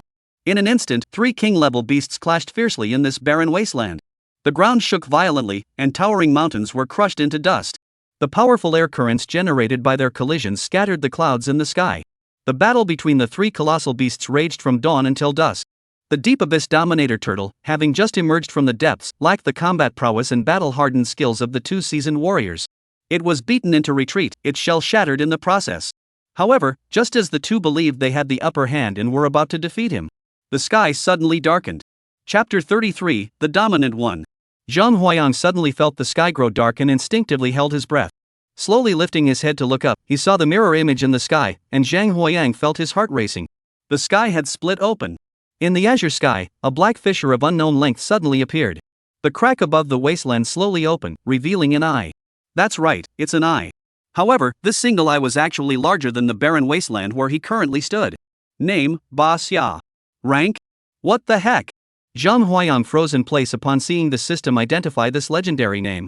Meanwhile, the abyss dominator turtle, upon seeing that eye, excitedly climbed to its feet, ignoring the 2 other beasts of the same level beside it, and slowly rose into the air, flying toward its opponent. Dad, you're here. They're bullying me. As the abyssal tyrant turtle descended into the abyss, the 2 king-tier beasts that had been brimming with fighting spirit moments ago now tumbled and crawled onto the ground. They found a corner, curled up into a ball, and trembled uncontrollably, forming a striking contrast to their earlier appearance. The eye in the void paid them no mind, not even a glance, but merely signaled to the deep abyss dominator turtle to follow it back. The abyssal tyrant turtle soared higher and higher, eventually reaching the edge of the fissure. This abyssal tyrant turtle, as massive as a mountain, was dwarfed by the eye of its opponent, not even as large as a single spot on its eye. Dad, I've run into a cousin here. Can he come back with me? Upon hearing this, in the void, Ba Xia's gaze swept across the ground, finally settling on Zhang Huayang. Zhang Huayang looked up at the sky, where a giant eye was blocking out the sky, staring intently at him. Zhang Huayang looked up at the eye in the sky that was blocking out the sky, staring intently at him. Just one glance was enough to make him feel as though he were standing in a freezing pond. Ba Xia remained silent throughout, only staring at Zhang Huayang for a moment before leading the abyssal dominator turtle into the spatial fissure. As the abyssal tyrant turtle entered the fissure, the crack-spanning Jiang Haishi slowly closed, until it vanished completely. As he watched the abyssal dominator turtle vanish completely, Zhang Huayang suddenly felt his body go limp and plummeted from the sky. Fortunately, Bai Feng reacted quickly and caught Zhang Huayang just in time. After a while, the members of the Holy Spirit Squad gathered around Zhang Huayang. 2 king-level beast masters who had rushed over from the central beast hall also approached. Jun Luo saw the two and his eyes lit up instantly. He pushed aside the team members supporting him and stepped forward, bowing respectfully. Master Wang, Lady Bai. Upon seeing this, Mr. Wang hurriedly helped Jun Luo to his feet. It's little Luo. You've all worked so hard. As he spoke, Wang Lao's gaze swept past the members of the Holy Spirit Squad and landed on Zhang Huayang. Young man, I saw what you did earlier. You're a fine young man. A king-level wild beast appearing in the city, even for just a second, would cause unimaginable damage. On behalf of the 3 million citizens of Jianhai City, I would like to express our deepest gratitude for your actions. Zhang Huayang, who had been hiding in the back, saw everyone's gaze turn toward him and gave a shy smile. Mr. Wang, don't be like that. I was scared too at the time. Oh? Then why were you able to muster the courage? My house is over there. Everyone discussed the next steps. However, they all tacitly agreed to skip over the matter of the deep abyss turtle calling Zhang Huayang his cousin. They all knew that everyone had their own secrets, and as long as they were certain that Zhang Huayang was on their side, that was enough. Before leaving, Wang Lao looked at Zhang Huayang. Young man, I'll be waiting for you at the Imperial Beast Hall. Don't keep me waiting too long. Bai Feng walked over to Zhang Huayang and patted him on the shoulder. He watched as Mr. Wang and Mrs. Bai left. You little rascal, you scared me to death just now. I almost thought I was done for. This time, you saved our lives. From now on, whatever you need, the Holy Spirit Squad is here for you. The other members of the Holy Spirit Squad heard this and nodded seriously in agreement. Once again, I watched the members of the Holy Spirit Squad depart. Zhang Huayang rushed straight to the recently concluded royal-level battlefield. The shattered shell of the Abyss Tyrant Turtle was a precious treasure that could enhance the power of the Abyss Mosquitoes for him. After searching for nearly 3 hours in the area that had transformed from mountains into a plain, he finally managed to collect all the turtle shells. I had filled my spatial ring to capacity. Just as he was about to return, suddenly, he saw something moving on the ground ahead. Upon closer inspection, I found that it was a small, tender sprout. The tender sprout sensed the approaching person and instinctively curled up. However, just as Zhang Huayang reached out to touch them, the tender sprout suddenly wrapped itself around his arm and finally transformed into a green ring on his finger. Name, 9-star vine sapling. Description: after the purple star vine dies, its final energy transforms into this plant, inheriting all the abilities of the purple star vine and gaining the ability to survive without soil. Upon reading the system's description, Zhang Huayang finally understood. These 9-star vine seedlings were actually the offspring of that purple star vine. In contrast, the purple star vine that had just broken through to the next level hadn't even had time to celebrate before it was caught in the crossfire of a fierce battle between 3 king-level beast tamers, suffering collateral damage. This also jolted Zhang Huayang back to reality. Even a beastmaster of the extraordinary rank, when faced with such powerful king-level opponents, could be obliterated by their aftereffects alone. After calming the trembling branches of the 9-star vine, Zhang Huayang slowly departed from the wasteland. The central beast control hall acted swiftly, taking only a few hours while Zhang Huayang collected the tortoise shells. They managed to suppress the panic caused by the sky cracking open and revealing one of Bashi's eyes. As for the abyssal tyrant turtle, any of them with a shred of sense would never speak recklessly upon emerging. However, the Thunder War Squad that was tasked with pacifying this barren wasteland back then is in for a world of trouble. Zhang Huayang wouldn't bother with such trivial matters. He simply went back to sleep, rested for 2 days, and then returned to the artificial lake beside the academy, carrying his fishing gear. By the artificial lake, the 2 fishermen were still there. When they saw Zhang Huayang, they looked at him as if he were a ghost, pointing at him and trembling uncontrollably. Zhang Huayang, seeing this, shook off the fishing hook and spoke. What's going on? Are you Zhang Huayang? Ha? Do you know me? We didn't know each other before, but we met in the last couple of days. Yeah, you're quite the rising star in Jianhai City now. Even the news has reported on you. They call you the genius of Jianhai City. Despite having only average beast taming talent, you managed to overcome your limitations through relentless effort and secured first place in the new student assessment with an impressive performance. Yes, you're now a role model for my son. Could you please sign an autograph for me so I can make my son happy when I go back? Zhang Huayang naturally knew that his fame was no accident. It was thanks to the Holy Spirit Squad and the great director, Liang Qiwen, who had orchestrated everything. Zhang Huayang naturally knew that his fame was no accident. It was thanks to the Holy Spirit Squad, the great director, and Liang Qiwen's influence. However, when it came to fame, Zhang Huayang always adhered to the principle of avoiding trouble whenever possible. The academy has approached him several times, hoping he would represent Qinghuan Yushu Academy to give speeches at various middle schools in Shanghai City. However, he has refused every time. Fame is not as important as fishing. As fellow fishing enthusiasts, Zhang Huayang naturally obliged. However, despite his generosity, the artificial lake seemed to hold a grudge against him, remaining as empty as ever. Even the 2 anglers beside him had gone home and returned, yet he still had nothing to show for his efforts. Just then, he suddenly heard loud shouts coming from ahead. Zhang Huayang, I knew you were here. Chapter 34, Zhang Xiaoya. Zhang Huayang, who had once again been rejected by the Air Force, refused to give up and prepared to continue fishing. Suddenly, he heard a very familiar voice coming from behind him. Turning around, Zhang Huayang, who had been furious because of the Air Force, suddenly softened his gaze. The person who approached was about 15 or 16 years old, with an oval face, dressed in a white puffy skirt, and smiling cheerfully at him. The person was none other than his own younger sister. Xiaoya, what are you doing here? Zhang Huayang frowned slightly upon seeing her. My father brought me here. As they spoke, a middle-aged man dressed in a wrinkled, washed-out cloth robe, with dark skin and a face full of wrinkles, approached from behind Zhang Xiaoya. Upon seeing the man, Zhang Huayang quickly put down the fishing rod in his hands, stood up, and looked at the man. Father, why have you come? And isn't Xiaoya supposed to be at school today? Why did she come too? Upon hearing Zhang Huayang's words, his father paused for a moment before cautiously speaking up. I brought Xiaoya here. Her teacher said it would be best if you came to help. Seeing his father's attitude, Zhang Huayang's heart raced, and he immediately realized what was going on. Seeing his father's attitude, Zhang Huayang's heart raced, and he immediately realized what was going on. His family was a typical working-class household, and he had to work part-time during summer break to cover his tuition fees. Now, he has achieved great success. As ordinary people, especially after seeing Zhang Huayang on TV, they instinctively believe that their son is no longer the same as them. He's become someone important. Seeing his father like this, Zhang Huayang furrowed his brows slightly. Though he didn't blame him, he couldn't help but feel a touch of helplessness. Zhang Huayang looked at Xiaoya. Xiaoya, what do you think is going on? Big brother, it's like this. You sent money over several times, right? My father took me to undergo a beast taming talent assessment, and the final result was that I am a 6-star golden beetle of the commander rank. At this point, Zhang Xiaoya crossed her arms, looking extremely excited. Those teachers had originally intended to take me away, but upon seeing that you were my brother, they told us to come find you, saying that you had a solution. Zhang Huayang heard this and looked at his father. Father, is what Xiaoya saying true? His father nodded slightly upon hearing this. Seeing this, Zhang Huayang put away his fishing rod and took the two of them to the Imperial Beast Academy for lunch. While waiting for the food to arrive, he dialed Bai Feng's phone number. Old Bai, I need your help. We're close, so just say what you need. Here's the thing, I have a sister who has awakened to the level of a commander. Zhang Huayang told Bai Feng about his sister's situation. Upon hearing this, Bai Feng patted his chest and assured him that he would provide Xiaoya with the best educational resources available, and then asked when he should come over. Sure enough, while Zhang Huayang and the others were halfway through their meal, Bai Feng arrived. The father had overheard the entire phone call between Zhang Huayang and his son, and his heart skipped a beat. He had thought his son had changed, and was now ready to use any excuse to abandon his own sister. Tears welled up in his eyes, but he forced himself not to let them fall, waiting until the meal was finished before taking Zhang Xiaoya home. However, upon seeing the person approaching, he froze in place. You. His father clearly recognized Bai Feng, but he couldn't believe his eyes. On the other hand, Zhang Xiaoya, upon seeing Bai Feng, was so overcome with emotion that she trembled all over. You're the Flame Wolf King, aren't you? I'm your biggest fan.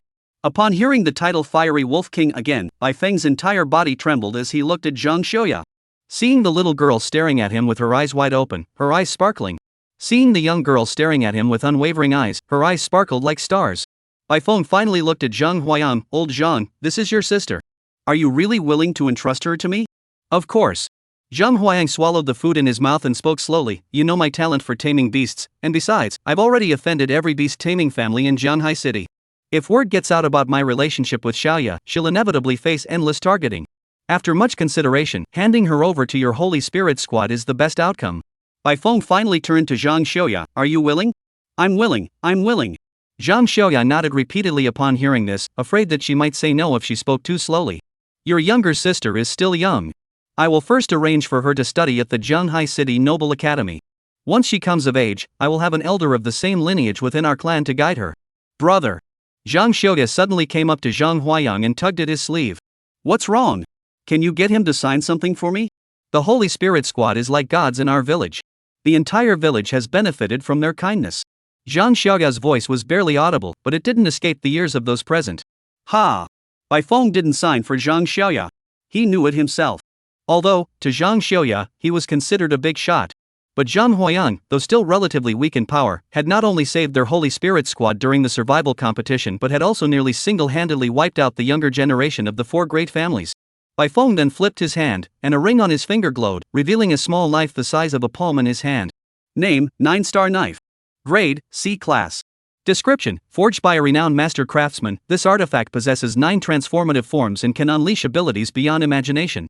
Upon seeing the small knife, Zhang Huayang raised his eyebrows in surprise, not expecting Bai Feng to produce such a treasure weapon at his first move.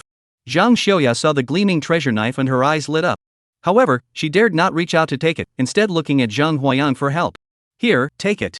Zhang Huayang took a sip of tea. Take it if you want it. Zhang Huayang took a sip of tea. Upon hearing this, Zhang Xiaoya finally smiled and accepted Bai Feng's small knife. Seeing that Zhang Xiaoya had accepted it, Bai Feng finally spoke up. I heard that you have reached an agreement with the captain of the public security squad to take action against the Beastmaster clan in Zhanghai City. Yes, some materials have already been sent over. Now, all we need is the right opportunity. After Bai Feng finished his inspection, he nodded slightly, exchanged greetings with Zhang Xiaoya and her father, then turned and left. Seeing Bai Feng leave, Zhang Xiaoya and her father both looked at Zhang Huayang with a changed expression. If there had been any traces of reserve before, they were now replaced by a hint of admiration. In Zhanghai City, the reputation of the Holy Spirit Squad is well known to everyone. In the heart of Zhanghai City, there were once 7 abandoned districts, and from time to time, wild beasts would emerge from these districts, rampaging and slaughtering the innocent. However, at that very moment, the Holy Spirit Squad emerged, and with just one squad, they managed to eliminate 4 of the wastelands. And Zhang Huayang's hometown was located on the outskirts of one of those desolate regions. The exploits of the Holy Spirit Squad were legendary to them. In their village, almost everyone regards the members of the Holy Spirit Squad as their saviors. And among them, the children especially look up to them as role models. Chapter 35, The First Reward for Newcomers. After settling Zhang Xiaoya's affairs, he gave his father some final instructions. Don't be stingy with money, it's not that hard to come by for him now. Handing Zhang Xiaoya over to the Holy Spirit Squad was also Zhang Huayang's carefully considered decision. He had already alienated the family's power base, and they would certainly seek revenge. News of this incident will inevitably reach the ears of the Zhanghai City families. If they decide to take revenge on his family, he will have to weigh his options carefully. Now that the survival competition is over, according to the Academy's original plan, 26 students will be eliminated in this freshman assessment. However, after Zhang Huayang's battle in the canyon, nearly 30 students from this year's class had already been killed by the purple star vine alone. Mo Wenchuan, who had been on the brink of elimination, managed to survive and even obtained a number plate from Zhang Huayang, securing a spot among the top 5. As for Zhang Huayang, he is currently in Liang Qiwen's office. Liang Qiwen looked at Zhang Huayang in front of him with a smile on his face. You're quite the one, aren't you?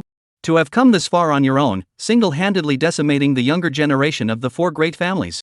Upon hearing this, Zhang Huayang chuckled. I only killed the beast tamers. They were the ones who got into trouble because they encountered a plant. There's no need to be modest. You're now a prominent figure in Zhanghai City. There's no need to be modest.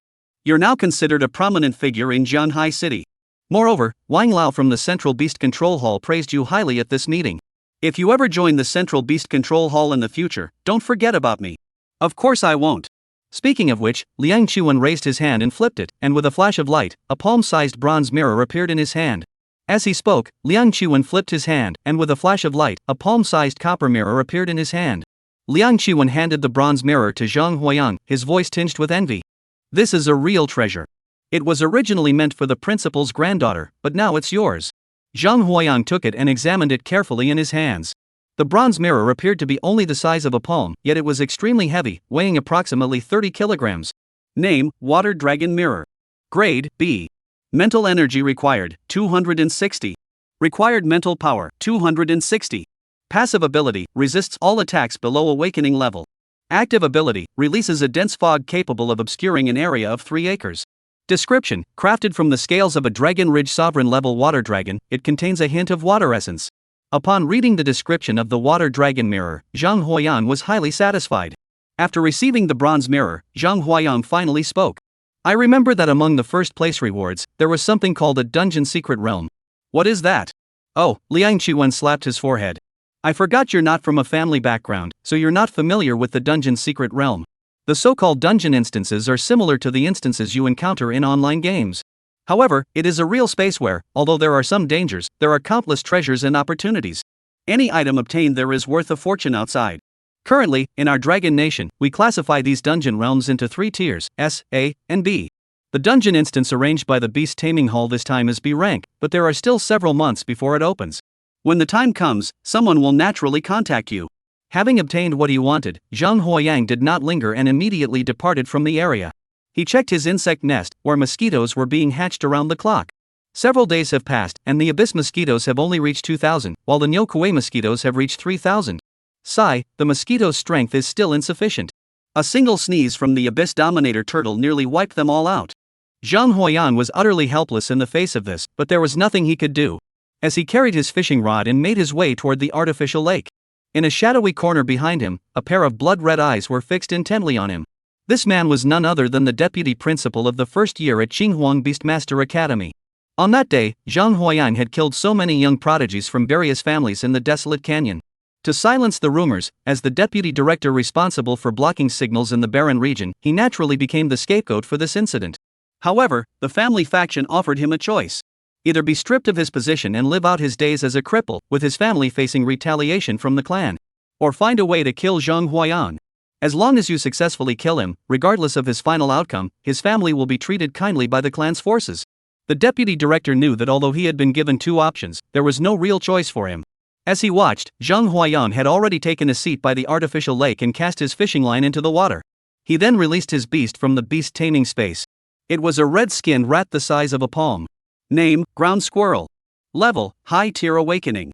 Strength, 210, Defense, 50, Speed, 45, Health, 300, Weight, 38 kilograms. Skill, Earth Dive. Description, a special subspecies of the rat clan, capable of crawling underground at speeds rivaling those on the surface. Despite its palm-sized stature, its power is that of a genuine high-tier awakened being. Little did he know that ever since he had hidden here, every one of his movements had been observed by a mosquito. Zhang Huayang, sitting by the artificial lake, observed the deputy director's every move through the mosquito's eyes. Zhang Huayang stared at the floating buoys on the water, sneering inwardly, "It's just what I needed. What else could go wrong?" Zhang Huayang then turned his gaze to the two fishermen sitting beside him. "Gentlemen, please call the sheriff." "Why don't you call yourself?" "I didn't think about it." "You guys are close with the sheriff, right? You report it all the time." "Well, that's true." "All right then." These two fishermen were the same two that Zhang Huayang often went fishing with at this artificial lake. When Zhang Huayang first gained fame in Zhanghai City, they still had a hint of reserve. But it had only been a few days, and they had already returned to their usual selves. Bang! Another half-hour passed. Zhang Huayang felt the water dragon mirror in his embrace suddenly emit a blinding light. A beam of red light collided with the glow, producing a deafening explosion. Turning his head, he saw it was the deputy director's red-skinned mole. The mole collided with the light screen, feeling as though it had struck a sheet of iron, leaving it dizzy and disoriented. The deputy director saw this and turned pale, muttering under his breath, "Zhang Huayang is so lucky," and hurriedly signaled the mole drilling machine to retreat. However, Zhang Huayan wasn't about to give this mole rat a chance to escape. Buzz. All that could be seen was a swarm of deep abyss mosquitoes surrounding the group of mole rats. Struggling and straining. In just a few seconds, the mole was completely devoured by Zhang Huayang's mosquitoes. The deputy director, seeing this, turned pale. He had believed that with his ability to burrow like a mole, he could ambush Zhang Huayang and ensure his certain death. But he never expected the outcome to be like this. Just as he was about to leave, he turned around and saw 3 police officers in uniform, holding shields and batons, staring intently at him. "What are you doing?" The deputy director was startled by the sudden appearance of the 3 security officers. But he quickly regained his composure, thinking to himself that this artificial lake was a desolate place, and he was just there for a stroll. There was no reason for them to bother him. Just then, Zhang Huayang put down his fishing rod and walked over. "Hey, isn't that the deputy director? Did you break the law?" I don't know anything about it. I was just out for a walk, and they surrounded me. I'll definitely report them when I get back." Upon hearing this, Zhang Huayang burst into laughter. Even the 3 constables standing beside him couldn't help but chuckle. "What are you laughing at?" One of the constables tapped the deputy chief on the shoulder and pointed to the top of his head, where a willow branch was hanging. "You come here to ambush someone and don't even check if there are any cameras around?" Chapter 36, Beginning the Plot. Follow the security team to the security bureau. The captain of the security bureau had been waiting there for some time. Name, Shi Hung. Rank, High Tier 9th Dan. Health points, 2056. Strength, 8116. Mental power, 329. Beast taming, Wind Thunder Leopard. Beast taming level, Superb Advanced. Upon seeing the panel of the Public Security Bureau's squadron leader, Zhang Huayang couldn't help but marvel in awe. Who would have thought that the captain of an ordinary unit would possess master-level abilities? The heads of the 6 major families in Zhanghai City are no match for him either. No wonder the sheriff mentioned to me last time that the head of the security squad was planning to target the families. It seems like it might not have been a joke after all. However, this is just as well. When Shi Hong saw Zhang Huayang arrive, he nodded slightly and pointed to a seat nearby. "You must be the victim of this incident. Please sit down first." Then, he turned his gaze to the few people holding the deputy director. This man openly attacked Qinghuang Yusho Academy, the top freshman. There must be someone behind him. You must interrogate him thoroughly and uncover the person behind him.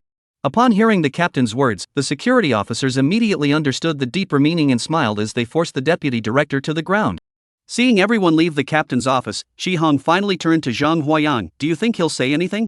Upon hearing this, Zhang Huayang shook his head slightly. No. Oh? Upon hearing this, Shi Hong raised his eyebrows and said, tell me more. As far as I know, this guy is already a discarded pawn. Since he dared to act in broad daylight, he must have everything planned out. Zhang Huayang poured himself a cup of tea from the water dispenser, took a sip, and then said, if those families were really that easy to deal with, you would have acted last time. Why wait until now? Shi Hong nodded slightly upon hearing this, glancing at the map of Jianghai City hanging on the wall. Zhang Huayang followed his gaze and noticed that the map of Jianghai City was divided into 3 colors: blue, black, and red. Blue accounts for 20% of the area, which is the commoner district. Zhang Huayang's home is located there, making it the most barren part of the city.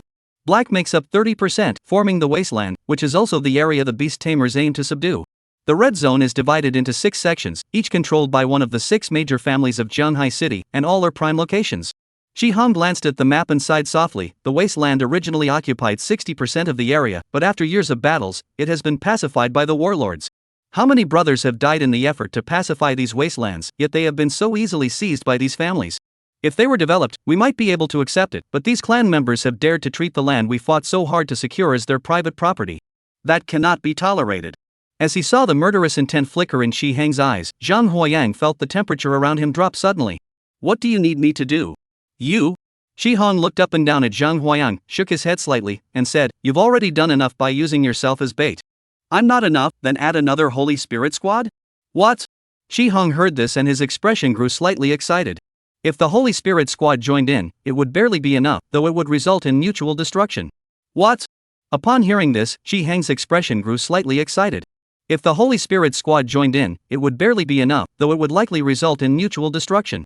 What if we add Wang Lao from the Central Beast Hall as well? Bang!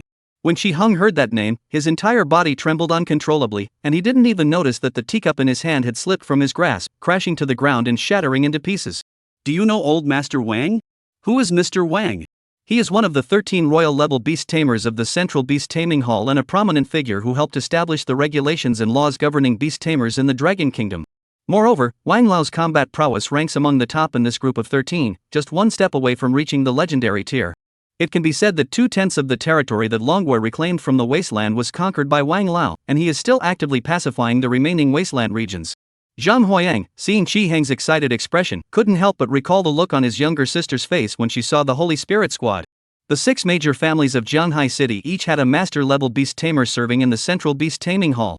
If Master Wang were to speak up, the matter would be as good as settled. The rest is manageable. As long as we can locate their core members and eliminate them decisively, we can prevent them from causing further trouble. However, according to my investigations, the Ma family, who controls the beasts, is hiding a secret realm. If we don't figure out what it is, there could be trouble.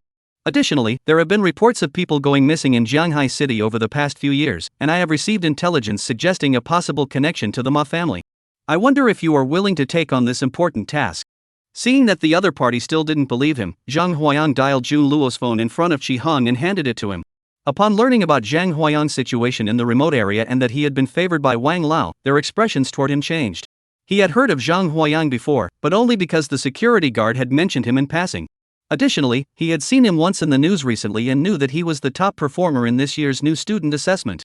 But he never expected that the other party's beast taming talent was that of the lowest-ranked commoner. With such a low-tier beast, he had single-handedly fought 30 young members of the 4 major families and then slaughtered 72 reinforcements. Such a feat of arms is no wonder he was so highly regarded by Old Master Wang. Not long after, the public security officer who had just interrogated the deputy director walked over. He shook his head slightly at Shi Hong. He only said that he had a grudge against Zhang Huayang, and everything was done by him alone, with no connection to others. Shi Hong heard this, paused briefly to think, then spoke. Let's take him at his word. Find a technician to fabricate a video showing him attempting to ingratiate himself with the 4 great families. The security officer heard this and froze. Isn't that a bit risky? Isn't that breaking the law? And provoking all 4 major families at once? Can we handle the consequences? Upon hearing this, Zhang Huayang spoke up. Then do this, prepare a report on the video of him associating with the Jianghai City Imperial Beast Ma family. There's no need to broadcast it, just give it to me. It has nothing to do with you guys. You? The security guard looked at the person standing by the cargo container, casually grabbing snacks and acting as if this were their own home. His gaze shifted to Chi Hong. At this moment, Chi Hong no longer held the same casual attitude toward Zhang Huayang as before. Chi Hong merely nodded at him, do as he says. The security officer, hearing his captain's orders, dared not disobey and could only leave with the confession in hand. Chi Hong saw this and turned his gaze toward Zhang Huayang. What you're doing is very dangerous. Upon hearing this, Zhang Huayang waved his hand dismissively, no big deal. If I didn't do this, relying on the think tanks of the four great families, they certainly wouldn't reveal their weaknesses so easily. The best course of action now is to take advantage of their weakened state and break through their defenses swiftly. Otherwise, once they regain their composure, we'll be in serious trouble. Alright, once you've gathered intelligence on the Ma family's secret realm, I'll act accordingly. Not long after, the security guard walked over with a USB drive. Zhang Huayang took it, nodded slightly, then discussed the details of the plan and the timing of the operation with Chi Hong before turning and leaving. The security guard watched Zhang Huayang's departing figure and asked Chi Hong, Uncle, that guy is the top freshman at the Beast Taming Academy, right? As far as I know, he's just a commoner. How could he have such great abilities to help you deal with the family? His abilities are far greater than you imagine. His abilities are far greater than you imagine. Chi Hong shot the other person a disdainful glance, took a sip of tea, and added, and use your official title when working. Yes, Captain. Chapter 37, The Proud Ma Shuayun. After returning from the Public Security Bureau, Zhang Huayang went straight back to his dormitory. A few days of peaceful life passed. He waited until his insect nest had completely devoured all the deep abyss turtle shells he had collected, leaving only a few scraps and debris behind. Obtained a king-tier abyssal tyrant turtle shell. Attributes of the same species of abyssal demon mosquito have been enhanced. Open the abyssal demon mosquitoes panel. Beast taming, abyss demon mosquito LV1. Beast taming level, advanced awakening. Strength 300, defense 160, speed 80, health 300, weight 350 grams. Skill, abyssal sigh. Summon a swarm of 100 abyssal mosquitoes and fire an energy cannon. Materials required for abyssal demon mosquito evolution: elite grade flesh 500,000, abyssal stone 010, earth dragon blood flower 07. Description: a mosquito hatched from the essence blood of the abyss tyrant turtle, imbued with the essence of the abyss. Looking at these attributes, even at level 1, it already possesses such formidable stats. If it evolves once more, could it directly ascend to the extraordinary tier beast tamer class? Thinking of this, Zhang Huayang couldn't help but feel excited. The next day was Monday, and it was also the first day of classes for the first-year students. However, on this very first day, Zhang Huayang overslept. By the time he arrived at the classroom door, he realized he was already half an hour late. As he entered the classroom, the teacher, who had been teaching just moments ago, stopped lecturing and looked at Zhang Huayang sneaking in. I wondered who it was.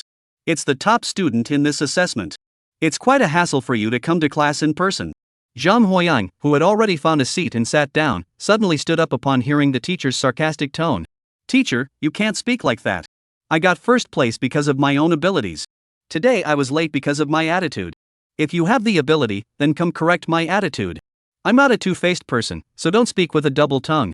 Upon hearing this, all the students present stared wide-eyed, completely unaware where Zhang Huayang had found the courage to offend the teacher on the very first day of class.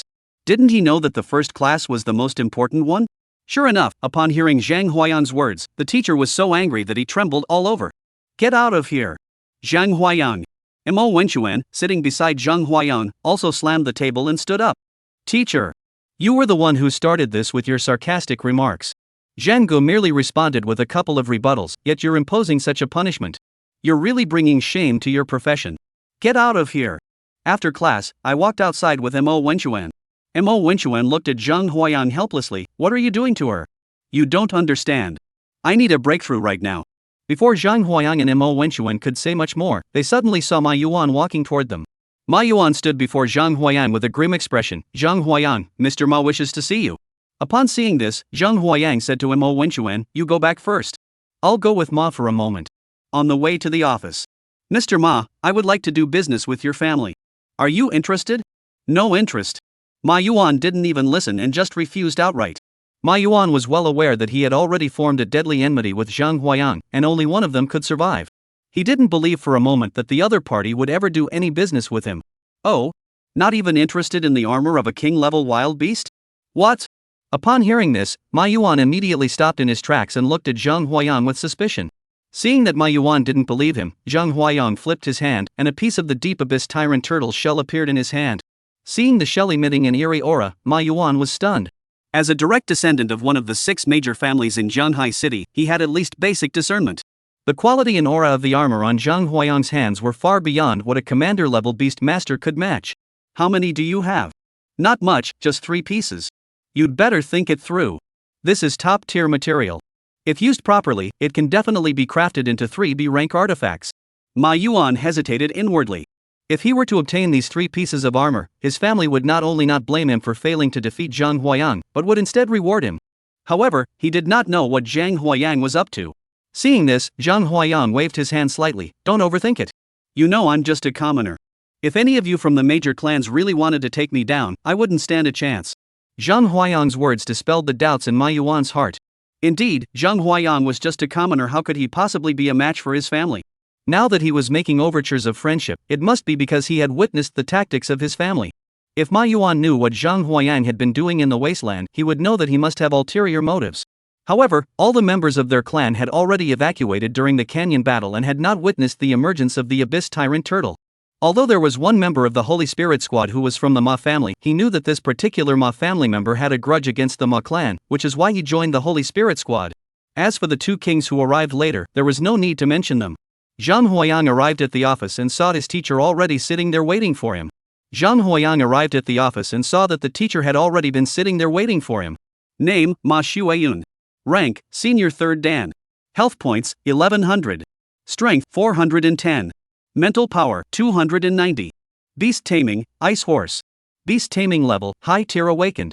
Upon seeing this name and the other party's beast tamer, I immediately confirmed that they were definitely from the Ma family, just like Ma Yuan. Ma Shuyan saw Zhang Huayang arrive and took a document from a drawer beside her, tossing it aside. Sign this document. Zhang Huayang took the document in his hand and immediately flew into a rage. Contract for the transfer of a secret realm quota. The meaning of the agreement is straightforward. As long as Zhang Huayang transfers the reward for ranking first in the new student assessment, the slot for the Central Beast Hall secret realm to her, she will accept it. In exchange, Zhang Huayang will receive 1 million. Upon seeing the 1 million yuan, Zhang Huayang's face darkened. This is just giving money to beggars. Seeing Zhang Huayang's expression, Ma Shuyan snorted coldly. You should know that you're just a commoner. If you sign, you won't just get 1 million yuan, but also our kindness. What if I refuse to sign? Zhang Huayan looked at Ma Shuyan's charming face, held the contract in his hand, and slowly tore it to pieces in front of Ma Shuyan and Ma Yuan. You! Ma Shuyan watched Zhang Huayan's actions, her face turning pale with anger. In her mind, someone like Zhang Huayan, a commoner, should unconditionally obey the demands of nobles like them. Spending money to make a deal was already a great favor to him, yet Zhang Huayang had the nerve to be ungrateful. Thinking of this, Ma Shuyan slowly stood up, opened the beast taming space, and prepared to act. Zhang Huayang, seeing this, also opened the insect nest. As soon as the opponents summoned their beast, he would release the abyss mosquitoes to slaughter them all. Just then, the tightly closed office door was pushed open from the outside. The great director, Liang Qiwen, walked in and saw the tense atmosphere in the office. He smiled slightly. Oh, Mr. Ma seems to be in a good mood. Are you planning to give little Zhang some guidance? Chapter 38, Challenging Mr. Ma to a Duel. Liang Qiwen looked at the tense expressions of the people in front of him and smiled slightly. Upon seeing the newcomer, the others snapped out of their trance and greeted Liang Qiwen with a nod. Ma Shuayun spoke up. Director Liang, Zhang Shuayun is defying the teacher's discipline. Not only did he arrive late for class, but he also argued back in the classroom. I'll give him a stern talking to. That's not too much, is it? Of course not. Liang Qiwen smiled slightly, pulled a chair from the side, and sat down. What about little Zhang? Do you have anything to say? Seeing Liang Qiwen like this, Zhang Huayang nodded slightly. Director Liang, as the main instructor at the Beast Taming Academy, strength is the top priority. I believe that Mr. Ma does not possess the necessary strength. What did you say? Ma Shuayun heard Zhang Huayang's words, her pretty face turning pale with anger. She pointed at Zhang Huayang, her whole body trembling. Liang Qiwen saw this and raised his eyebrows. Since that's the case, why don't the two of you have a fight? Alright. Ma Shuayun had been wanting to teach Zhang Huayang a lesson for a long time, but she had been held back by school rules and couldn't just act on impulse. Now that Principal Liang had spoken up, she saw this as the perfect opportunity to teach Zhang Huayang, this disrespectful troublemaker who didn't know how to respect his teachers, a lesson he wouldn't forget. As for strength, she was the eldest daughter of the Ma family, renowned for their beast taming skills. Deep down, she looked down on Zhang Huayang's background, let alone his beast taming talent. Zhang Huayang, seeing this, couldn't help but let a smile slip from the corner of his mouth. Just a friendly match isn't exciting enough. Let's add a little something extra. What kind of stakes? If I lose, I'll hand over the secret realm spot willingly. If you lose, I need 10 abyss stones and 7 earth dragon blood flowers. Don't tell me the secret realm spot isn't worth more than that. When he came here, he had inquired around and found out that the market price for a piece of abyss stone was 1 million, and a single dragon blood flower was worth 700,000. Even though Zhang Huayang had a substantial savings account, it was still beyond his current means to afford such items. Moreover, even if Zhang Huayang had enough savings, given his ordinary background, he wouldn't have a clue where to buy it. Ma Shuayan didn't think she would lose, so she agreed without hesitation. She completely ignored Ma Yuan, who was frantically signaling her from the side. Alright, actions speak louder than words. Let's draw up a contract. I learned this trick from Bai Nan to prevent the other party from changing their mind.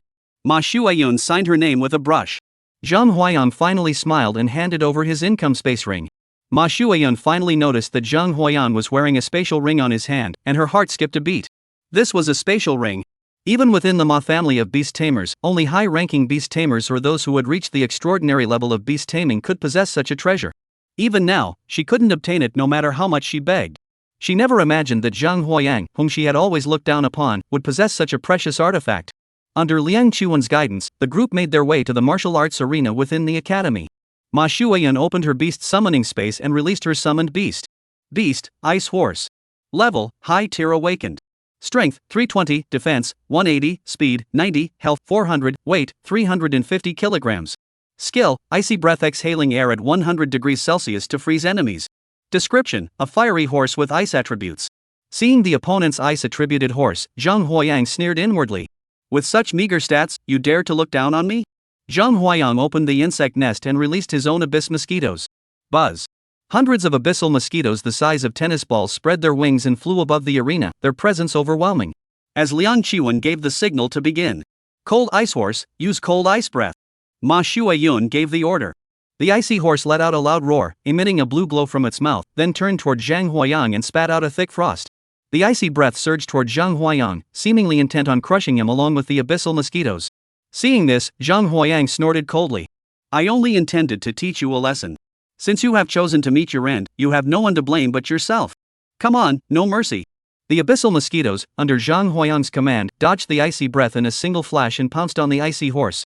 Under Zhang Huayang's command, the abyssal mosquitoes dodged the icy breath in a single flick of their wings and lunged toward the ice horse. As for Zhang Huayang, he was instantly engulfed by the icy breath. He struggled to breathe. The cold ice horse, under the relentless bites of the abyss mosquitoes, saw its flesh and blood slowly disappearing bit by bit.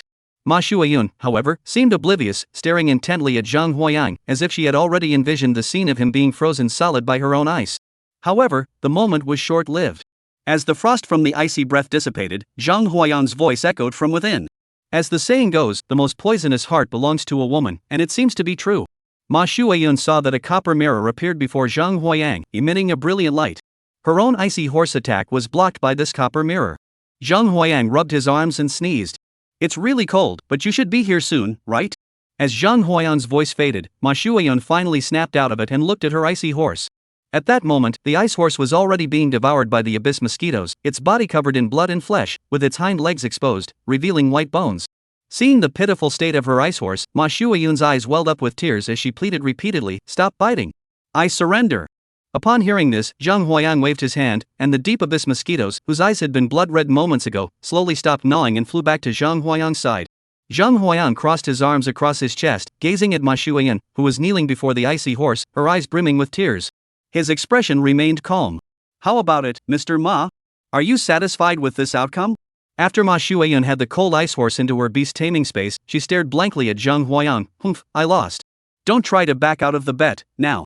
Humph, only someone like you would care about a little pocket money. Now I need to take my Hanbing for treatment. I'll give you what you need in a few days. As Ma Shuayan left, Zhang Huayang retrieved the abyss mosquito back into its nest.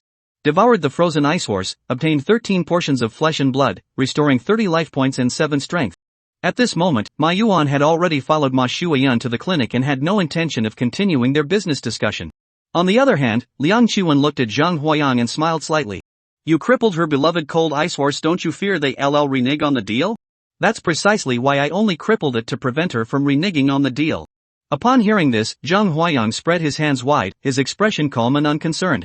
Besides, you're here as a witness, and we signed a contract. I don't believe they'd dare to renege on the deal. However, what Zhang Huayang didn't expect was A whole week passed, and he didn't see Ma Shueyun anywhere. Zhang Huayan's eyebrows twitched, and he was filled with resentment. He never expected that even after making several preparations, the other party would still dare to renege on the deal. It was simply outrageous. Just as he was about to storm to Ma Shueyun's residence with the contract in hand, Ma Yuan arrived at his doorstep with an invitation. He took the invitation from Ma Yuan's hand. Ma Yuan spoke up. Shueyun is still accompanying her horse, Han Bing, as it recovers from its injuries. She has already entrusted the family to purchase everything you need. This time, I have come on behalf of the Ma family to invite you to attend my third uncle's 50th birthday banquet.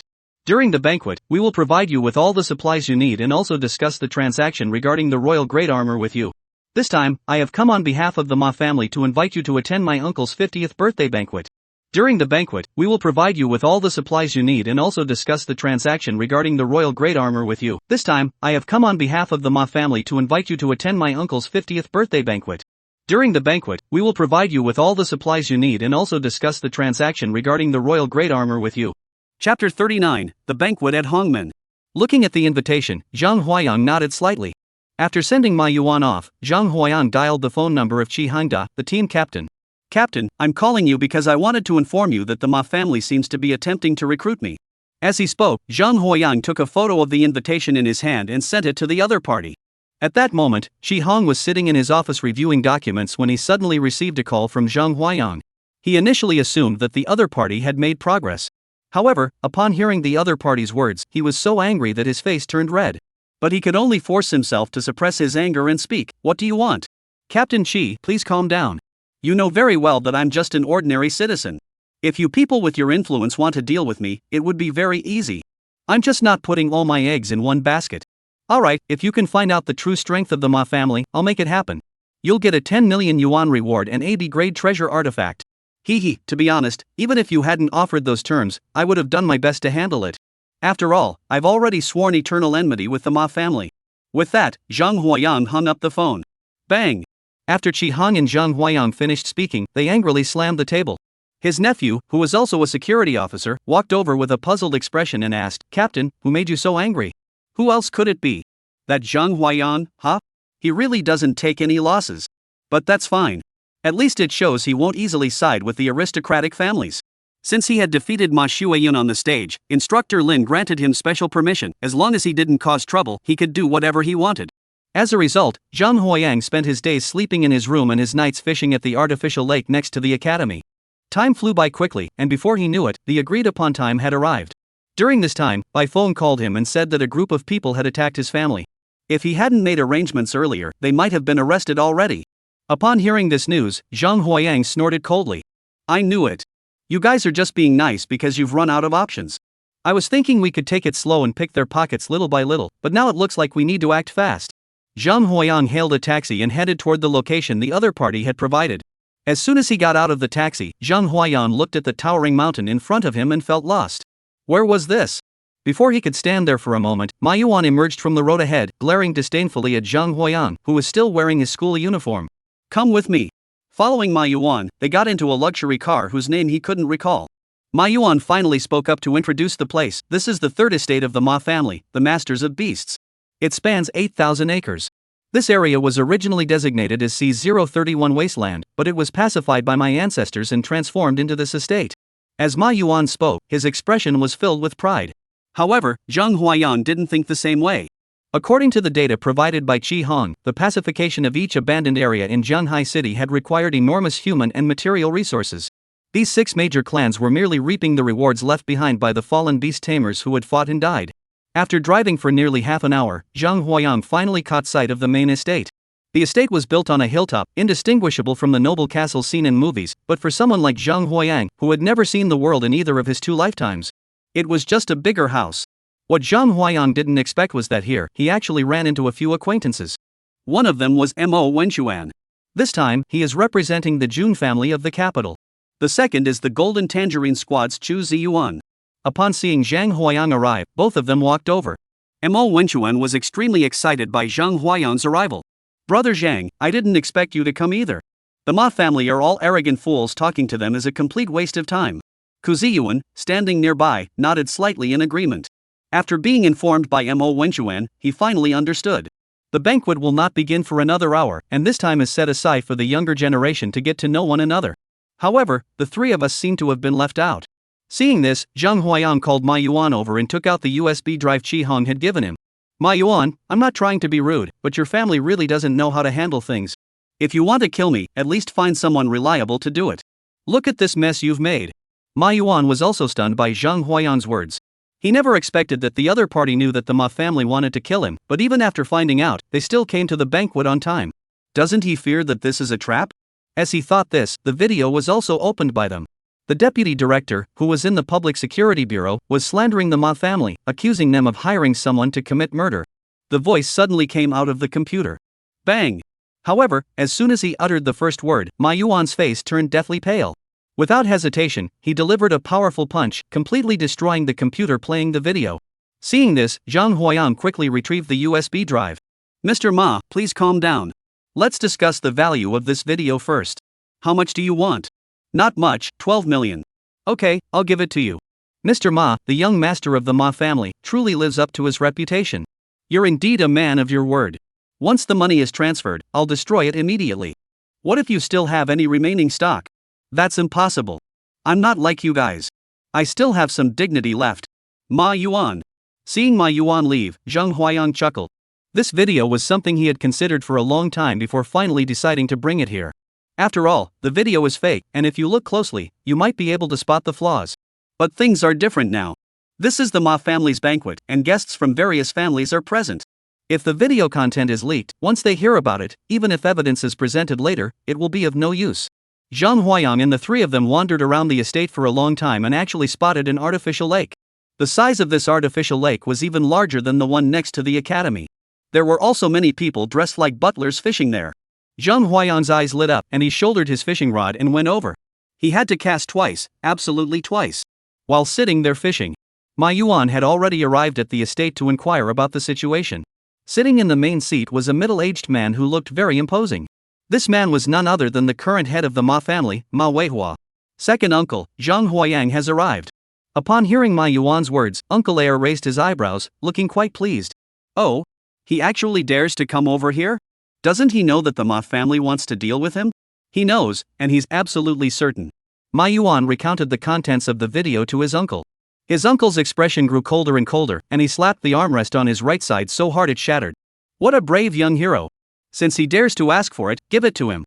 However, since he knows that this is a trap for him, if we don't do something, we'll end up being looked down upon by the other side. Ma Kuei, go test the capabilities of this person from Huayang and see if he is worth our family's efforts to recruit him. Zhang Huayang had no idea how the Ma family intended to deal with him.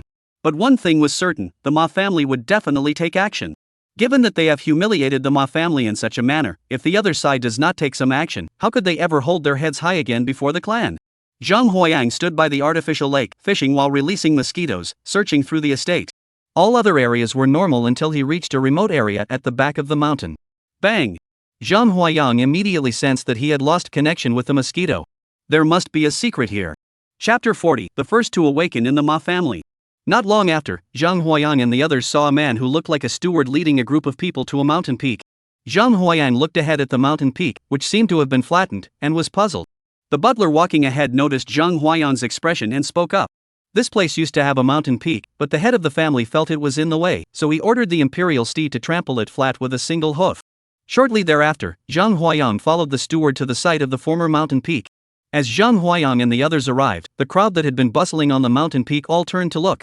The steward introduced them to everyone. This is Zhang Huayang, the top-ranked new student in the Qinghuang Beastmaster Academy's entrance exam. Upon hearing the butler's words, Zhang Huayang furrowed his brows and felt a pang of unease in his heart. Sure enough, as the housekeeper's words spread, the crowd, who had been chatting and laughing moments ago, now turned their gaze toward them. Oh, I wonder who it could be. It's the top student of this year. I heard he's just an ordinary person. Look at him, he doesn't even bother to dress properly.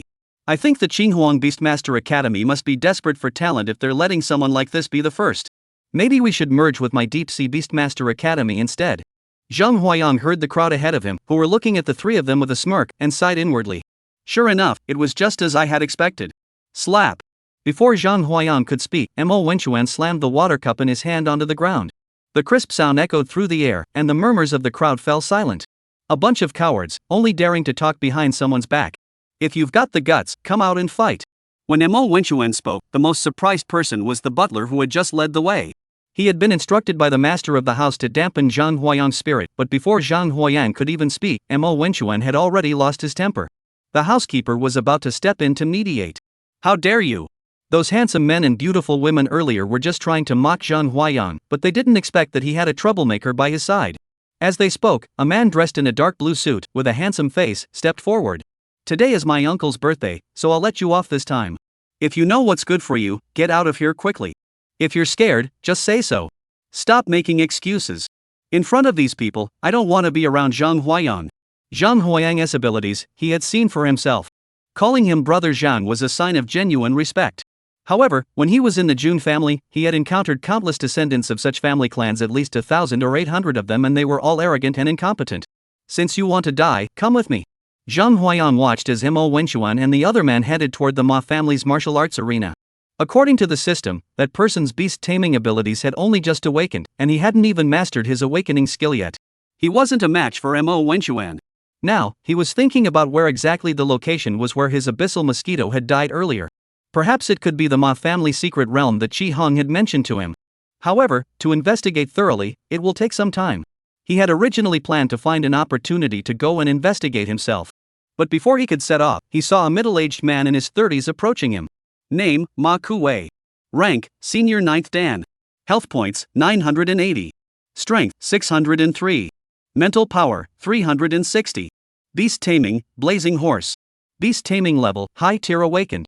Seeing the other party's attributes, Zhang Huayang was startled. The beast tamer's rank was just one step away from master level. A beast tamer with such power likely had a beast that was not far from commander level either. However, as long as the opponent's beast has not entered the transcendent realm and undergone a complete transformation, there is no need to fear them. Ma Kuei stood before Zhang Huayang, gave him a thorough once-over, then smiled faintly. You're Zhang Huayang, the top freshman this year? Zhang Huayang nodded slightly, saying nothing. At that moment, most of his thoughts were focused on controlling the mosquitoes and guiding them toward the territory where they would devour their own kind. Coincidentally, I was also the top freshman in my class. Are you interested in having a friendly competition? No interest. Zhang Huayang pursed his lips.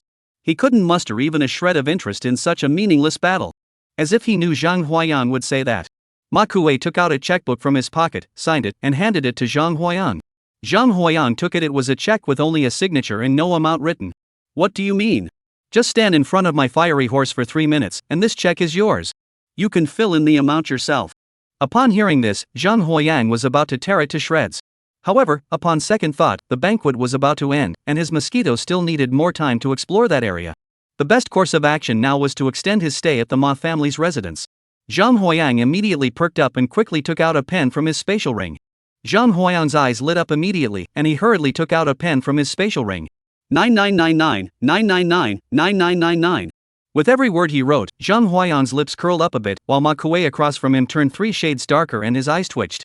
Finally, Xu Ziyuan, who was standing nearby, couldn't stand it anymore and patted Zhang Huayang on the shoulder. Take a closer look. It clearly states that the maximum withdrawal amount per transaction is 20 million. Put. Zhang Huayang rolled his eyes and gave Ma Kuei a disdainful glance. If you can't afford it, don't act like you can. You're just making me happy for nothing. Ma Kuei saw Zhang Huayang's cold stare and his eyebrows twitched. Clearly, Zhang Huayang's move had left him speechless. He never expected this person to act so unpredictably. At that moment, the battle between Mo Wenchuan and his opponent came to an end when Mo Wenchuan's snake swallowed the opponent's beast whole. As for the beast tamer, he was overcome with grief and despair and was subsequently disposed of by the butler's men. Seeing the training ground empty, Ma Kuei looked at Zhang Huayang and was at a loss for words, but due to his uncle's request, he had no choice but to speak up. If you can last 3 minutes, I'll not only give you 20 million, but also an additional C-grade treasure artifact. How about that? What if I lose? Then you must swear allegiance to the Ma family from this day forward. Is that all I'm worth? Then what do you want? You'll have to pay more 50 million plus 2 C-grade artifacts. Upon hearing these terms, even the seasoned and worldly Ma Kuei couldn't help but flicker his eyelids in disbelief. In the end, he gritted his teeth and agreed. He didn't think he would lose. Seeing that the other party agreed, Zhang Huayang took out another document, the very one he had used during his battle with Ma Shuayun. This is your cousin. It's what Ma Shuayun lost to me. Please honor the agreement. Upon hearing that his cousin, Ma Shuayun, had lost to the other party, Ma Kuei muttered under his breath, this is bad. He still underestimated Zhang Huayang's true strength, believing that he had only won through underhanded tactics during the survival matches. He had no idea that the other party's strength had grown so rapidly, to the point where even his own cousin had been defeated in battle against him. As he saw Zhang Huayang staring at him with a smirk, Ma Kuei felt his face grow hot. Seeing that Ma Kuei had taken the bait, Zhang Huayang chuckled and then jumped onto the martial arts stage ahead. "Old Ma, don't tell me that your entire Ma family can't even come up with this small amount of money? You've truly disappointed me." Zhang Huayang stood on the stage, his voice sounding rather insolent. In response, Ma Kuei could do nothing but sigh in frustration. After all, members of the other 5 major families in Zhanghai City were all present. If he were to back out now, the Ma family would never be able to hold their heads high in front of the other families in the future. Although Zhang Huayang's demands are high, as long as we give it our all from the start, we can handle it. He was fully capable of taking down the opponent within 3 minutes, and there would be no need to pay afterward. He didn't believe that a tiny mosquito could withstand his fiery horse. Chapter 41, The Secret of the Ma Family. To prevent other members of the Ma family from discovering that he was remotely controlling the beast to investigate, Zhang Huayang was extremely cautious every time he released mosquitoes from the insect nest, and even when Ma Kuei wanted to fight him, he only released 100 or so. Though there were only 100, thanks to Zhang Huayang's willingness to sacrifice, he successfully located the entrance to a hidden realm. However, they were hindered by the lack of a key. Looking at the secret gate just a stone's throw away, Zhang Huayang gritted his teeth. Now that the goal was within reach, he decided to take a chance. With that thought, Zhang Huayang controlled the mosquitoes that had already reached the entrance to the secret realm, lined them up, and charged toward the secret realm. Back in the present, Zhang Huayang looked at Ma Kuei, who had already summoned his beast. "You dare to fight me and still let your guard down?" Ma Kuei saw Zhang Huayang staring blankly and was very displeased. If they were fighting outside, he would certainly take this opportunity to kill the enemy. However, now that he was in his own home, and there were friends from other families nearby, he still needed to maintain some dignity. On the stage, Zhang Huayang and Ma Kuei stood on either side of the 12-acre stage. Upon seeing this, Zhang Huayang summoned the abyssal demon mosquitoes. Buzz 1000. 1,000 abyss demons soared through the air, their armor shimmering with a cold glow as they clawed and snarled. Ma Kuei saw these mosquitoes occupying half the space of the arena and his eyes lit up with delight. He opened the beast's summoning space and summoned his flame horse. Bang! Standing 3 meters tall and 5 meters long, its entire body was engulfed in raging flames. Its black form flickered in and out of view amidst the inferno. Name, Flame Horse. Rank, High Tier Awakened. Strength, 450, Defense, 300, Speed, 120, Health, 1500, Weight, 380 kilograms. Skill, Burning Heaven. Description, a horse-type beast tamer, the king of fire. As the flaming horse appeared, Zhang Huayang felt a wave of heat wash over him, and the temperature around him rose significantly. Zhang Huayang didn't know why the other party had that expression, but he continued to arrange his troops and launched an attack on the other party's beast. Seeing Zhang Huayang strike first, Ma Kuei curled the corner of his mouth and shouted, "Flaming Heaven!"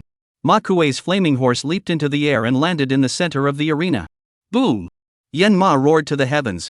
A towering inferno erupted from his body, engulfing the mosquitoes summoned by Zhang Huayang in an instant. Ma Kuei watched the scene unfold, a smirk curling the corners of his mouth. "So, these mosquitoes of yours aren't all they're cracked up to be, are they?" However, the scene that followed left him speechless. Zhang Huayang's abyssal demon mosquito had fallen within this intense flame. However, the number of deaths was but a drop in the bucket compared to the number Zhang Huayang had summoned. Under Ma Kuei's disbelieving gaze, Zhang Huayang's abyssal mosquito, defying the intense flames, charged toward it. Kick! Kick! The sound of gnawing echoed from the raging flames. The flesh and blood of the flame horse were torn apart and scattered everywhere. Countless mouths pierced its body, sucking its blood. Zhang Huayang saw the corpse of the abyssal demon mosquito, its life force rapidly depleting at a visible rate alongside the flaming horses. 1,500. 1,300. 1,100. 900. Originally, I thought that 3 minutes would pass in the blink of an eye. Now, however, Ma Kuei felt that those 3 minutes were as difficult as 3 years. Yen Ma's health points had dropped to 500, and he was just 1 hit away from being defeated. However, at that very moment, deep within the abyss on another mountain peak, the demon mosquitoes were charging toward the entrance to the secret realm. Most of them were instantly annihilated upon contact with the entrance. This continues until the 899th one. This abyssal mosquito, with all the elements of time, place, and opportunity aligned in its favor, managed to break through and enter. Upon seeing the scenery within the secret realm, Zhang Huayang's body trembled. In the secret realm, piles of white bones formed mountains, and rivers of blood flowed. Even from a mosquito's perspective, the endless blood and chi knocked him off his feet. The secret realm isn't very large, only about the size of 10 standard soccer fields. At the very center of the secret realm lies a zombie horse, its massive form rivaling that of a Boeing passenger jet, lying motionless on the ground. Beside it, the Ma family members were forcing one wild beast after another to kneel before the zombie horse. What shocked Zhang Huayang was that, besides the wild beasts, nearly a third of them were living people. The beasts and the living were being used as offerings by the Ma family, bound in front of this zombie horse. The zombie horse lying on the ground suddenly sucked in a gasp. The living people and wild beasts turned into clouds of blood mist, sucked into its nostrils, leaving only a set of white bones, which were cleared away by the Ma family. Beast Taming, In Hai Ma. Rank, High-ranking commander. Strength, defense, speed, health, weight. Description: a horse-like race that can only sustain life through blood and flesh. If they consume enough blood, they have a chance to ascend to the royal class. This was the final moment of the Abyss Mosquito's vision. The Yinhaima had finished feeding on the blood and was about to rest, but suddenly turned its gaze toward Zhang Huayang. On the stage. Seeing the situation in the Ma family's secret realm, Zhang Huayang's heart pounded wildly. He never imagined that the Ma family had been secretly using living people to cultivate wild beasts. Judging by the situation, it seems like it won't be long before they break through to the king level. That's a king-level wild beast. As Zhang Huayang processed the situation within the secret realm, he failed to control the Abyss Mosquito in time. As a result, the flame horse, which should have been devoured to death, now clings to life with only 100 health points remaining. 3 minutes have passed. Ma Kuei hurriedly recalled his beast from the beast space and planned to take it for treatment once the situation here was resolved. Ma Kuei hurriedly recalled his beast into the beast space, intending to take it for treatment once the matter here was resolved. Ma Kuei looked at the dying Yen Ma in the beast summoning space and couldn't help but sigh. He had originally intended to see if it could survive for 3 minutes, but now it seemed that if the opponent hadn't shown mercy, he himself might not have lasted 3 minutes. This time, I owe him a favor. After a long time, the flames on the stage died down, and the once white surface was now charred black from the intense heat. Zhang Huayang summoned the Abyss Mosquito back, suppressed the rage boiling within him, forced himself to remain calm, and gave the other a faint smile. Mr. Ma, how about it? The new generation is pushing forward. Zhang Shui's abilities are simply beyond comprehension. Now it seems that as long as you're not facing an extraordinary beast tamer, you can be considered invincible. Ma Kuei's voice echoed throughout the area, leaving everyone present in complete shock. The man before them, whose beast taming talent was merely at the commoner level, and whose beast taming abilities were among the weakest of the weak, had actually defeated Ma Kuei, the first-ranked awakened-level beast tamer of the Ma family. The shockwaves from this are no less intense than when Zhang Xiaowei defeated Taro. You might not know who Zhang Xiaowei is, but he was my elementary school classmate. The Ma family isn't just powerful, they're influential. In Zhanghai City, only the other 5 major families can rival them. Moreover, when it comes to speed of action, they are unmatched. In less than half an hour, he had brought back 2 C-grade treasure artifacts, 10 pieces of abyss stone, and 7 earth dragon blood flowers. As for the money, it was merely a figure to the Ma family. After the two finished their duel, the payment was settled on the spot. After Zhang Huayang and the others left, not a single person remained. In the main hall of the Ma family estate, Ma Kuei was discussing with his third uncle what to use to lure Zhang Huayang. At that moment, an elderly man hurried in from outside, holding a tray with a mosquito on it. It was Zhang Huayang's abyssal demon mosquito. What are you doing with Zhang Huayang's beast taming corpse? Kiki found it in the secret realm. Chapter 42, Being Hunted Down. Ma Weiwa, the head of the Ma family, and Ma Kuei, upon hearing the servant's words, could not believe what they were seeing before their eyes. You mean this mosquito appeared in our secret realm? Doesn't that mean that what we're doing has probably already been discovered by him? It's only been 10 minutes since Zhang Huayang left. Ma Weiwa's expression froze as he glanced at Ma Kuei beside him. Ma Kuei, the secret realm is crucial to whether our elder brother can advance to the king rank, and it also determines the future of our Ma family. We absolutely cannot afford any mistakes. At that moment, Zhang Huayang was sitting in the car returning to the Imperial Beast Academy, carefully examining the precious artifact he had just obtained from the Ma family. Name, Moon Shadow Bao. Rank, C. Ability, fires energy arrows capable of penetrating awakened level armor. Description, a bow that does not require arrows. Name, Shadow Cloak. Grade, C. Ability, can make the wearer's silhouette disappear in the shadows. Description, a cloak for horses that can conceal all horses of extraordinary rank or lower. It's not bad, though it's not as useful as the water dragon mirror. Still, it's a pretty decent magical artifact, at least more useful than the greedy pointer. Thinking of this, Zhang Huayang was about to make a call to discuss with Chu Ziyuan whether it was possible to modify this dark hide cloak. See if it could be altered to fit a human. Zhang Hu. He had just taken out his phone and was about to dial when another call came in unexpectedly. It was none other than Ma Kuei. Upon seeing that name, Zhang Huayang's heart skipped a beat, instinctively feeling that something was about to happen. Hey, it's Zhang Xueshi, right? It's like this: you mentioned earlier that there was still a business deal to discuss with the Ma family, right? As it happens, the head of the Ma family just arrived home. Would you like to come over and discuss it? Upon hearing this, Zhang Huayang furrowed his brows. The deal for the royal great armor had indeed not yet begun, but that was because the Ma family didn't deem it worthy. Now they were calling to say they wanted to discuss it. Suddenly, Zhang Huayang remembered that his abyssal mosquito had lost contact after entering the Ma family's secret realm. Upon considering this possibility, Zhang Huayang suppressed the emotions welling up inside him. No, he had to report this information as soon as possible. The more people who knew about it, the safer he would be. Oh, Maga, I'm already back at the dorm. How about this? I'll come over to your place first thing tomorrow morning. What do you think? Since you're already at the dorm, you should get some rest early. We'll talk tomorrow. In the grand hall of the Ma family estate, Ma Kuei reported everything that had happened over the phone to Ma Weihua. Additionally, Ma Yuan had just sent word that Zhang Huayan was currently not at Susi. Ma Weihua paused briefly before issuing his orders. Delaying could lead to complications. Transmit my orders, block Zhang Huayan's mobile phone signal. Additionally, dispatch the 3 extraordinary level beast tamers within the family to eliminate him completely. Furthermore, inform the Public Security Bureau and the Propaganda Department that Zhang Huayang has stolen a treasure worth 300 million from the Ma family. Request their assistance in capturing Zhang Huayang. A reward of 30 million will be granted to whoever captures him. Understood. The Ma family's speed of action was unparalleled, almost as fast as the moment the order was issued. Zhang Huayang's phone number was frozen. Beep beep. Your number is disconnected. Please try again later.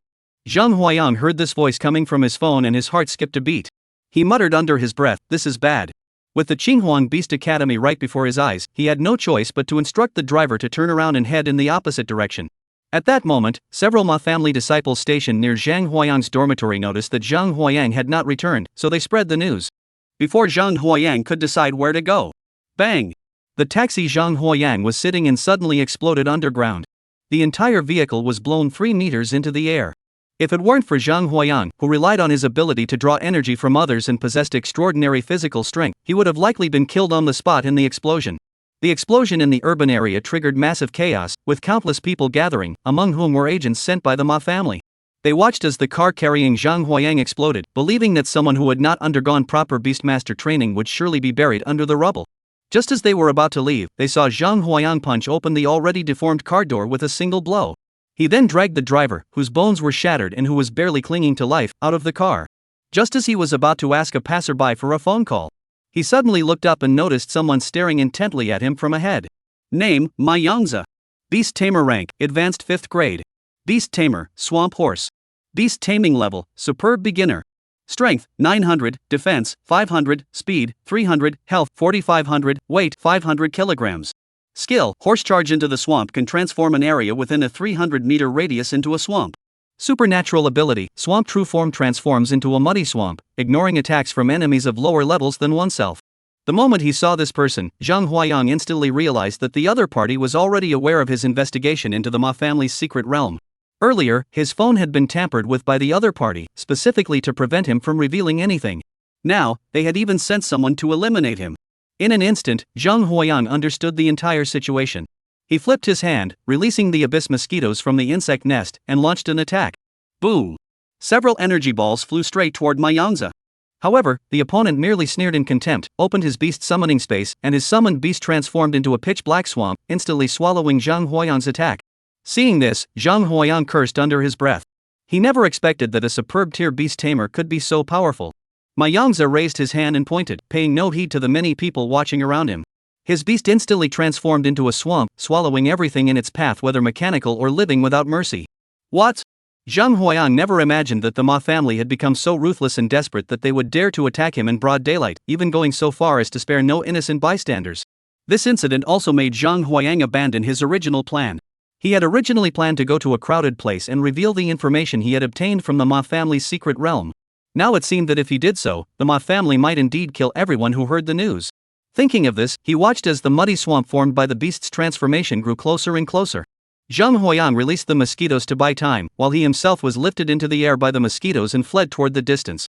Zhang Huayang released the mosquitoes to buy time, while he himself rose into the air under their grasp and fled toward the distance.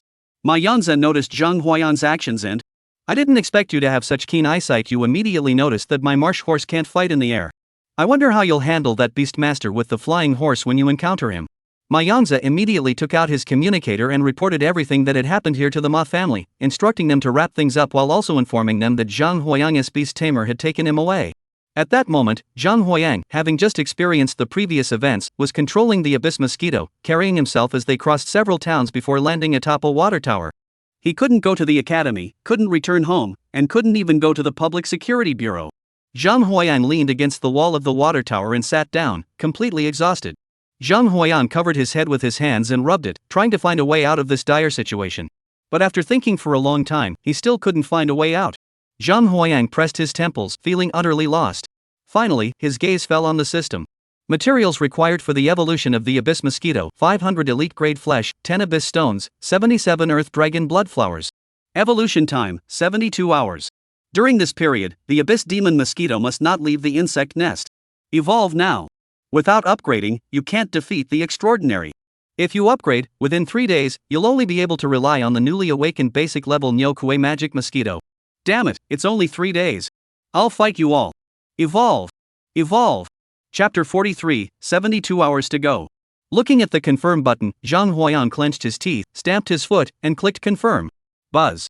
The abyss mosquitoes that had been assigned to patrol outside by him swiftly flew back to the insect nest and then landed on it, remaining motionless. There was no other choice. If they could hold on for 3 more days, there might still be a chance. With Nyo Kue's strength, facing an awakened level opponent shouldn't be a problem. The main concern is the supernatural level opponents sent by the Ma family. Thousands of mosquitoes were extracted from the insect nest, covering an area within a 1-kilometer radius under surveillance, with toxic rings sprayed in certain areas. After completing these arrangements, Zhang Huayang finally let out a slight sigh of relief, leaned against the wall, closed his eyes slightly, and prepared to rest. At the same time, the Ma family had already broadcast the news of Zhang Huayang stealing their 3 billion yuan treasure through television. At the Holy Spirit Squadron headquarters, Zhang Xiaoya was currently following a female insect-type beastmaster, learning the basic principles of beast mastery. The television hanging in the hall suddenly broadcast this news. Zhang Xiaoya saw her brother's wanted notice on the TV, her eyes immediately turned red, and she hurriedly joined the others. My brother wouldn't do such things. You must believe him. The other members of the Holy Spirit Squadron merely glanced at the news before continuing with their own tasks. Zhang Xiaoya only heard one sentence: Xiaoya, don't get distracted. At Qinghuang Beastmaster Academy, the students from those powerful families saw the news. They all cheered with joy. A commoner is just a commoner. Even a treasure worth 300 million could make him harbor thoughts of theft. Who would have thought that the top student of our class is actually a thief? I should find an opportunity to transfer schools. This academy isn't worthy of me staying here. I knew it. This guy always seemed uninterested in money, but it turns out he just didn't have enough. Too bad I'm not a dog-type beast tamer. 30 million? I'm still pretty jealous. Among the family factions, only Li Xiaoran stared at the news broadcast ahead, lost in thought. At the academy team's headquarters, in a secluded room, the 3 members of the Golden Orange Squad were sitting together, discussing matters. Bainan looked at the 2 people in front of him and placed his phone in front of them. A Yang actually went to the Ma family and brought back so much money. What do you think of that? Lin Lei looked at it carefully again and again, looking completely puzzled. Stolen? Chu Ziyuan, sister, what should we do? Bainan pulled out the enrollment contract from her backpack. Our Golden Orange Squad has a clear rule: if we become wealthy, we must not forget each other. He had even let his phone number go to voicemail. A Yang has managed to get so much money, we must find him and get a share from him. A Yuan, do you have any good ideas? Although Bainan said this, the concern in his eyes was genuine. Upon hearing this, Chu Ziyuan took out a compass from his backpack, the very one he had used to search for the purple bamboo worms in the wasteland. This compass has been upgraded. As long as there is an object containing the target's aura, it can pinpoint their direction, with a radius of 10 kilometers in all directions. However, it seems we don't have anything like that. You don't have it, but I do. The Golden Tangerine Squad was struggling because they didn't have anything with Zhang Huayang's scent on it. Mo Wenchuan walked in from outside the door. The current Mo Wenchuan had already passed the Golden Orange Squad's assessment and successfully joined the Golden Orange Squad. Mo Wenchuan had originally been training his beast at the base prepared for him by the Jun family. Suddenly, he saw the news reporting on Zhang Huayang's situation. At a glance, he knew it was the work of the Yusho Ma family, as the news team in Zhanghai City was funded by them. As long as the Ma family gave the order, he would dare to report any news they wanted. Fortunately, when he came to the Beast Taming Academy to study, he had already met the captain of the security squad. From him, he learned that Zhang Huayang's recent visit to the Ma family of the Beast Taming clan had a specific purpose. It now seems clear that Zhang Huayang must have uncovered some secret of the Ma family, which is why they treated him so harshly to ensure he dares not show his face in public. Even if he did appear, no one would believe the words of a thief. Mo Wenchuan took out the fishing rod in his hand. Here, this is his usual fishing rod, the kind that often comes up empty. After a series of maneuvers by Chu Ziyuan, the compass suddenly emitted a faint blue glow before fading into darkness. Seeing this, Chu Ziyuan helplessly waved his hand. He was not within a 10-kilometer radius of this area. What should we do? The members of the Golden Tangerine Squad fell into silence once again. After watching for a moment, Mo Wenchuan finally spoke up. I'll go find my brother and see if he can help. However, he was stopped by Bai Nan. The situation hasn't reached that point yet. Given the relationship between Yang and Captain Jun, if I'm not mistaken, there must be other arrangements in place. Contacting him now might disrupt their original plans.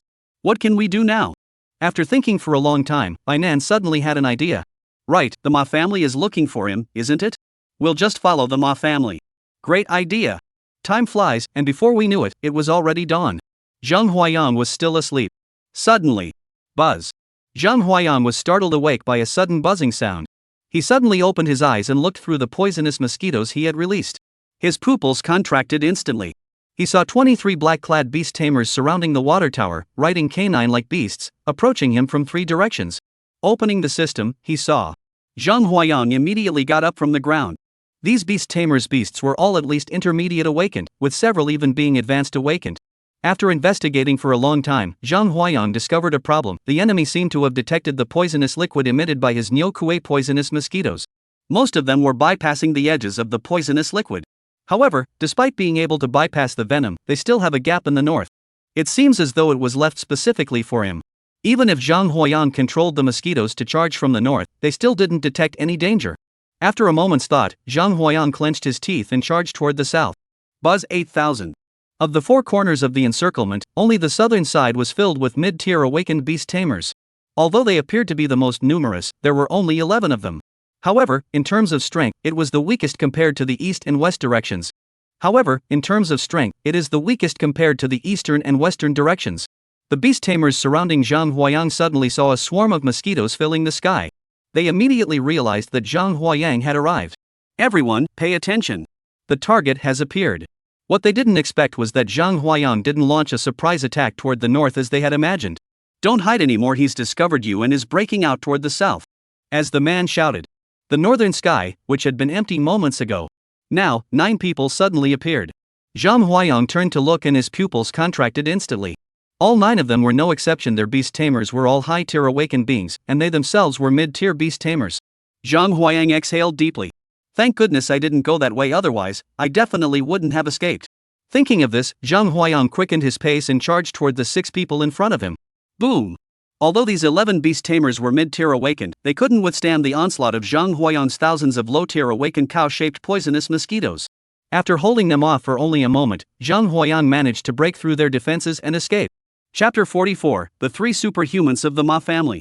As Zhang Huayang broke through the encirclement, these people immediately stopped in their tracks. Big brother, he's right in front of us. Why aren't we chasing him? Are you out of your mind? If this guy were that easy to handle, why wouldn't the Ma family send their awakened tier beast masters? I heard that at the Ma family banquet, this guy actually defeated Ma Kuei in a direct confrontation. What? The top-ranked awakened level practitioner of the Ma family was defeated by him? We just took the money, found this guy's location, and don't do anything extra.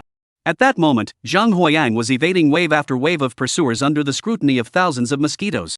Now, he had only one place in mind, the Public Security Bureau. Only there could he survive the 72-hour evolution of the Abyss mosquitoes. However, based on his current location, the straight-line distance to the Public Safety Bureau was nearly 60 kilometers. Under normal circumstances, with his current abilities, he could reach the destination in no more than an hour. But now, that's no longer possible. Thinking of this, Zhang Huayang controlled the poisonous mosquitoes while keeping an eye on the surroundings. After confirming it was safe, he continued on his way. Meanwhile, he searched the area for any nearby villagers, hoping to borrow a phone. After a bumpy ride, he finally reached the outskirts of the city. Suddenly, he saw a wanted notice for him being broadcast on the screen of a shopping mall ahead. Classic criminal, Zhang Huayang. Awakened Beastmaster highly dangerous. Charge, suspected of stealing a treasure worth 300 million from the Ma family. Personality, suspected of having a mental illness, has been rambling incoherently for an extended period. Please exercise caution if encountered. Contact number 132. Upon seeing the footage broadcast on the television news, Zhang Huayang fell silent. It seemed that even if he stood on the street and revealed everything about the Ma family's secret realm, few would believe him.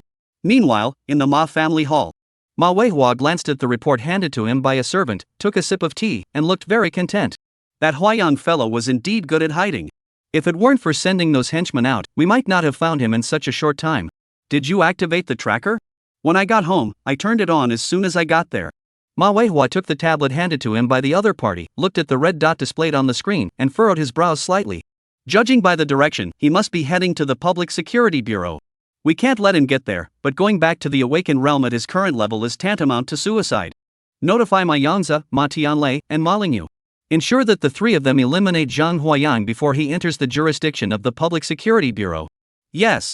At that moment, Zhang Huayang was moving swiftly within a restricted area, with a 3-kilometer radius under the surveillance of his Nikue poisonous mosquitoes. After nearly 4 hours, relying on the stealth cloak's abilities, he broke through layer after layer of encirclement. As the flickering lights ahead grew closer, the city was finally within sight. Boom! Zhang Huayang suddenly felt his eyebrows twitch. Through the eyes of the poisonous mosquito, he looked ahead. Suddenly, the pupils contracted.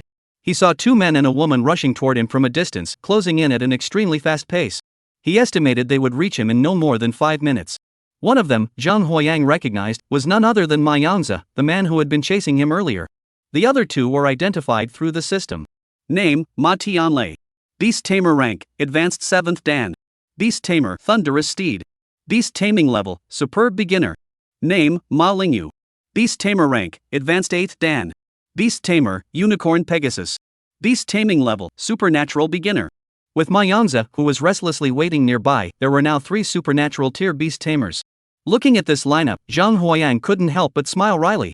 They really do think highly of me, sending 3 beast tamers with extraordinary level beast taming skills all at once. Zhang Huayang looked at his spatial ring. Inside, aside from fishing gear, there were only 4 precious artifacts remaining. The defensive capabilities of the water dragon mirror are of little use against extraordinary level opponents, though the ability to release dense fog still has some utility. The moon shadow bow is currently unusable. Once activated, it would undoubtedly be detected by the 3 awakened tier beings. Zhang Huayang's gaze finally settled on his first treasure artifact, the greed pointer. It could point toward the direction of his deepest desires. I hope this is helpful to you. Thinking of this, Zhang Huayang placed the greed pointer in his hand. The pointer in the greedy pointer spins like a gyroscope, spinning wildly. Zhang Huayang grew anxious and tapped the greedy pointer forcefully. Come on, give it your all. Don't let me down at the crucial moment. As if in response to Zhang Huayang's plea, the greedy pointer in the middle slowly came to a halt. Following the direction of the pointer, he looked ahead. Zhang Huayang? All he could see ahead was a river as wide as the sky. Bro, it's this late, I don't have time to go fishing. However, Zhang Huayang still followed the greedy pointer to the riverbank. Sure enough, Zhang Huayang spotted a fishing spot by the river that was nothing short of perfect. As he watched, the figures of the 3 members of the Ma family grew closer and closer to him. Just as Zhang Huayang was about to put away the greed pointer, he suddenly noticed a sewer entrance beside the fishing spot. Judging by the direction of the sewer, it leads to the city. Upon seeing this, Zhang Huayang finally let out a faint smile, glancing at the greedy pointer in his hand. Well done. Zhang Huayang tore open the steel bars of the sewer and crawled inside. Just as he had barely entered. Boom! The fishing spot from just now was instantly struck by a bolt of lightning as thick as a bowl, blasting out a deep crater. The 3 members of the Ma family watched the commotion below, their gaze returning to the tablet in their hands. Ma Tianlei frowned upon seeing this. It looks like that guy is following the sewer toward the city center. Ma Lingyu heard this, pinched her nose, and took a step back. Sewer? If any of you want to crawl in, go ahead. I'm not going in, it stinks to high heaven. Ma Yanzi spoke up at that moment. Thunder, go to the municipal office and check the sewer distribution map to see how many outlets there are, and arrange for people to guard all the outlets. Lingyu, go and keep watch near the Public Security Bureau. This guy can only go there now. I've got the location. I'll follow the official road and chase after him. In crowded areas of the city, try not to use force, or else we'll give the Public Security Bureau a legitimate reason to intervene. The 3 exchanged glances and nodded slightly. Zhang Huayang, who was sprinting through the sewer, also calmed down at that moment. At that moment, he thought of a question. He had hidden himself so well that even the search party of hundreds of people had not found a trace of him. Yet the 3 members of the Ma family seemed to have eyes in the back of their heads, charging straight toward him. Thinking of this, Zhang Huayang found a relatively clean spot and carefully examined his clothes, which were soaked through. Finally, he discovered an extremely odd button in the seam of his outer coat. I pulled the button off and examined it closely. Surprisingly, I noticed that there were faint red dots flickering inside the button. Holy crap, it's a locator. Zhang Huayang never expected that he would receive such treatment. To deal with him, they had even resorted to such means. He held the tracking device in his hand and squeezed it tightly between his fingers. Click! The locator was instantly crushed. After doing this, Zhang Huayang searched his entire body again and found 2 more in his hair. After disposing of all the tracking devices, Zhang Huayang finally exhaled in relief and sprinted toward the city center. Outside, Ma Yangzi watched the red dot disappear from the tablet, raising an eyebrow. You've got some brains, but the day you emerge from the sewer is the day you die. Chapter 45, No Way Out. Following the direction of his memory, Zhang Huayang walked through the sewer. After walking for nearly an hour, he looked up at the manhole cover above him and instinctively climbed up. However, what awaited him was a barrage of gunfire. The people on the ground had received orders. As soon as they spotted Zhang Huayang, they were to shoot him on sight. Now, upon seeing Zhang Huayang emerge from the manhole cover, they instinctively opened fire. If it weren't for Zhang Huayang's years of cultivation and the immense strength he had accumulated, he wouldn't have been able to survive. It would have been difficult to react in time. Seeing the scene on the ground, Zhang Huayang quickly dived into the sewer and continued moving forward. To investigate the situation on the road surface, Zhang Huayang even had the insect nest hatch a batch of the most basic sharp-sounding mosquitoes. What he needed were these mosquitoes, which looked exactly like the ones already present in the sewer system. I passed through several intersections in a row, and the exits were all heavily guarded. If you showed your head, you were shot on the spot, leaving no chance for reaction. As I got closer to the Public Security Bureau, I scanned the area and noticed that aside from some armed troops, there were no other beast tamers in sight. Let's go for it. As he spoke, Zhang Huayang opened the insect nest and released all the mosquitoes inside. A buzzing sound filled the air, reaching 8,000 decibels. On the ground, this location is on the outskirts of the city, in a relatively open area. The people who had been guarding the manhole cover were all focused intently on it. Just then, there was a loud bang. The manhole cover, tightly sealed to the ground, shot up into the sky. As the manhole cover opened, countless mosquitoes the size of fists surged upward from beneath it, filling their vision in an instant. Taking advantage of this opportunity, Zhang Huayang sprang out of the sewer and headed toward the Public Security Bureau. As for the rear, he left it to Niu Kuei and the poisonous mosquitoes to temporarily hold them off. The Security Bureau was just ahead. Boom! Zhang Huayang suddenly felt a strong sense of danger. He instinctively stopped in his tracks and took a few steps back. Suddenly, a thunderous clap echoed through the sky. A bolt of lightning struck the exact spot where it had just been. If he hadn't braked urgently, that bolt of lightning would have struck him right on the head. Zhang Huayang steadied himself and looked up. Ahead of him, a middle-aged man in a custom-made suit, with a serious expression, was slowly walking toward him. Beside him was a blue stallion bathed in a blinding light. Just as he was about to turn around, he saw Ma Yangzi, who had been there earlier, riding his earth-colored marsh horse, approaching slowly. Looking up, he saw a beautiful young woman riding a white unicorn bathed in white light, with wings on its back and a sharp horn on its head, gazing down at him from above. On either side, dozens of awakened-level beast tamers from the Ma family had surrounded her escape route. Zhang Huayang truly felt what it meant to be surrounded on all sides. After stealing my family's belongings, you actually think you can just run away? Upon hearing this, Zhang Huayang snorted coldly and glared at Ma Tianlei ahead of him, snorting again. What's the truth of the matter? Don't we both know it already? Why are you here spouting nonsense? Ma Tianlei clearly didn't expect that the other party would dare to argue with him in such a situation. Zhang Huayang shouted, if you want me dead, I won't let you off easy either. Spirit snake's breath. Whoosh! All that could be seen was the originally flying, clawing like Niu Kuei poisonous mosquitoes suddenly gathering together in a group of 100. Streams of purple poisonous liquid flew out from the swarm, striking the ground and raising a hissing cloud of smoke. In an instant, the entire area was dyed a deep purple. This is bad. At the very least, it's a grade toxin. Apply the antidote serum immediately. Bring it on, kill him. Zhang Huayang looked at the crowd charging toward him and raised his hand to wave them away. No mercy. Bang! Zhang Huayang's 800 poisonous mosquitoes were engaged in a fierce battle with the imperial beasts that had come to surround and kill him. For a moment, the purple poisonous liquid on the ground intertwined with the crimson blood, creating a breathtakingly beautiful scene that caused people to stop and watch in awe. 3 extraordinary beast tamers seized the opportunity and launched a decisive attack toward Zhang Huayang. It's no wonder they stayed outside after all. This grade venom is so potent that even their extraordinary tier beast tamers would suffer for days if they were to taste it. Moreover, they had already surrounded Zhang Huayang completely. They weren't worried about him escaping, they were only concerned that he might fight back desperately, risking his life to bite them in return, which would be a loss for them. To avoid such a situation, they simply maintained control over the beasts from a distance, observing the battle from afar. Whenever they encountered a group of Nyokue poisonous mosquitoes, they would immediately release their skills to eliminate them. Boom! The roar of the beast and the buzzing of the mosquitoes intertwined, piercing the sky. Zhang Huayang's poisonous mosquitoes were rapidly decreasing in number, even though he had ordered the insect nest to produce them urgently. Their numbers were still steadily declining. The number of poisonous mosquitoes under Zhang Huayang's control was rapidly decreasing, even though he had already ordered the insect nests to produce them urgently. The numbers continued to drop steadily. 8,000. 7,000. 6,000. 3,000. With the demise of 5,000 cow-killing poisonous mosquitoes, Zhang Huayang finally annihilated all the beast tamers of the same awakened tier who had been surrounding him. The once smooth asphalt road was now corroded and in ruins. Looking at the mosquitoes, now fewer than half their original number, and then forward, at the 3 extraordinary level beast tamers in full formation. At that moment, Zhang Huayang showed not a trace of fear, but instead a hint of madness. I would rather die than let you take a single piece of my flesh. No mercy, attack. Boom. Knowing it's impossible yet still doing it, that's commendable courage. Since that's the case, the 3 of us will do our utmost to see you off.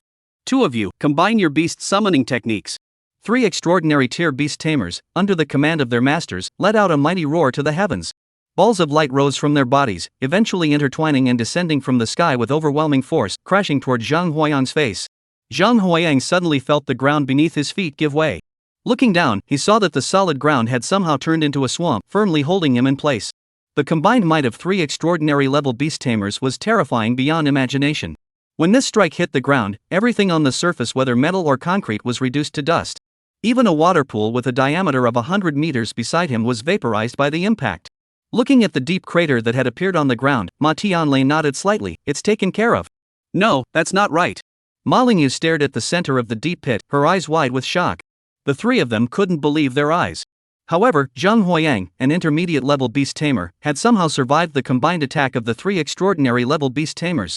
It is important to note that this attack had previously killed an extraordinary beast tamer. If a beast tamer is hit directly, unless they are a master-level practitioner, they would have no chance of survival. Who would have thought that Zhang Huayang, a mere intermediate-level beast tamer, could withstand it? At this moment, Zhang Huayang was struggling to stand straight, his eyes fixed on the 3 figures above him. At that moment, Zhang Huayang forced himself to stand straight, glaring intently at the 3 figures above him. To withstand this blow, the defensive barrier of the water dragon mirror shattered instantly. The residual force of the opponent's attack not only completely annihilated the remaining 3,000 Nyokue poisonous mosquitoes. Even the 9-star vine in his hands was nearly destroyed in the attack. Even with the system's support, after so much time of nourishment, and with so many precious artifacts protecting him, his life points, which had been nearly 1,500, were now down to just over 200. Looking up at the 3 members of the Ma family, who were watching Zhang Huayang, who was barely clinging to life, they couldn't help but sigh. If you surrender now, the Ma family might spare your life. Upon hearing this, Zhang Huayang let out a cold smile. He raised his right hand high, pointing his middle finger slowly toward the 3 people above him. Chapter 46, Entering the Earth? There's a way. Public Security Bureau, Chief's Office. Shi Hung sat by the tea table, and sitting across from him was none other than Ma Weihua, the current head of the Ma family of the Imperial Beast Clan. The 2 of them sipped their tea while watching the surveillance screen in front of them. The screen was displaying the live broadcast of the 3 extraordinary individuals attacking Zhang Huayang. Ma Weihua looked at the already tense Ma Weihua, took a sip of tea, and let a faint smile appear at the corner of his mouth. This man dared to steal from the Ma family. We will handle him ourselves. The Public Security Bureau won't interfere, will they? Upon hearing this, Shi Heng's hands trembled slightly as he held his teacup. He knew full well that Zhang Huayang must have uncovered some secret that the Ma family couldn't afford to have exposed, and that the Ma family intended to silence him. Clearly, the Zhang Huayang in the video was less than 3 kilometers away from his Public Security Bureau. However, due to Ma Weihua blocking the way, he was unable to leave. Watching the video, the attacks from the 3 extraordinary level beast tamers were about to hit Zhang Huayang. Shi Heng's heart was pounding in his throat. Boom! Suddenly, the video footage changed abruptly. A thick fog rose from the deep pit, quickly shrouding an area of several hundred meters in all directions. As the 3 extraordinary members of the Ma family launched their attacks, the massive impact scattered the dense fog. Zhang Huayang, however, vanished right under their noses. Ma Yangzi jumped into the deep pit, grabbed a handful of dirt in his hands, and lightly rubbed it, his expression growing colder by the second. There was no sign of blood. He had escaped. What? Did you see that correctly?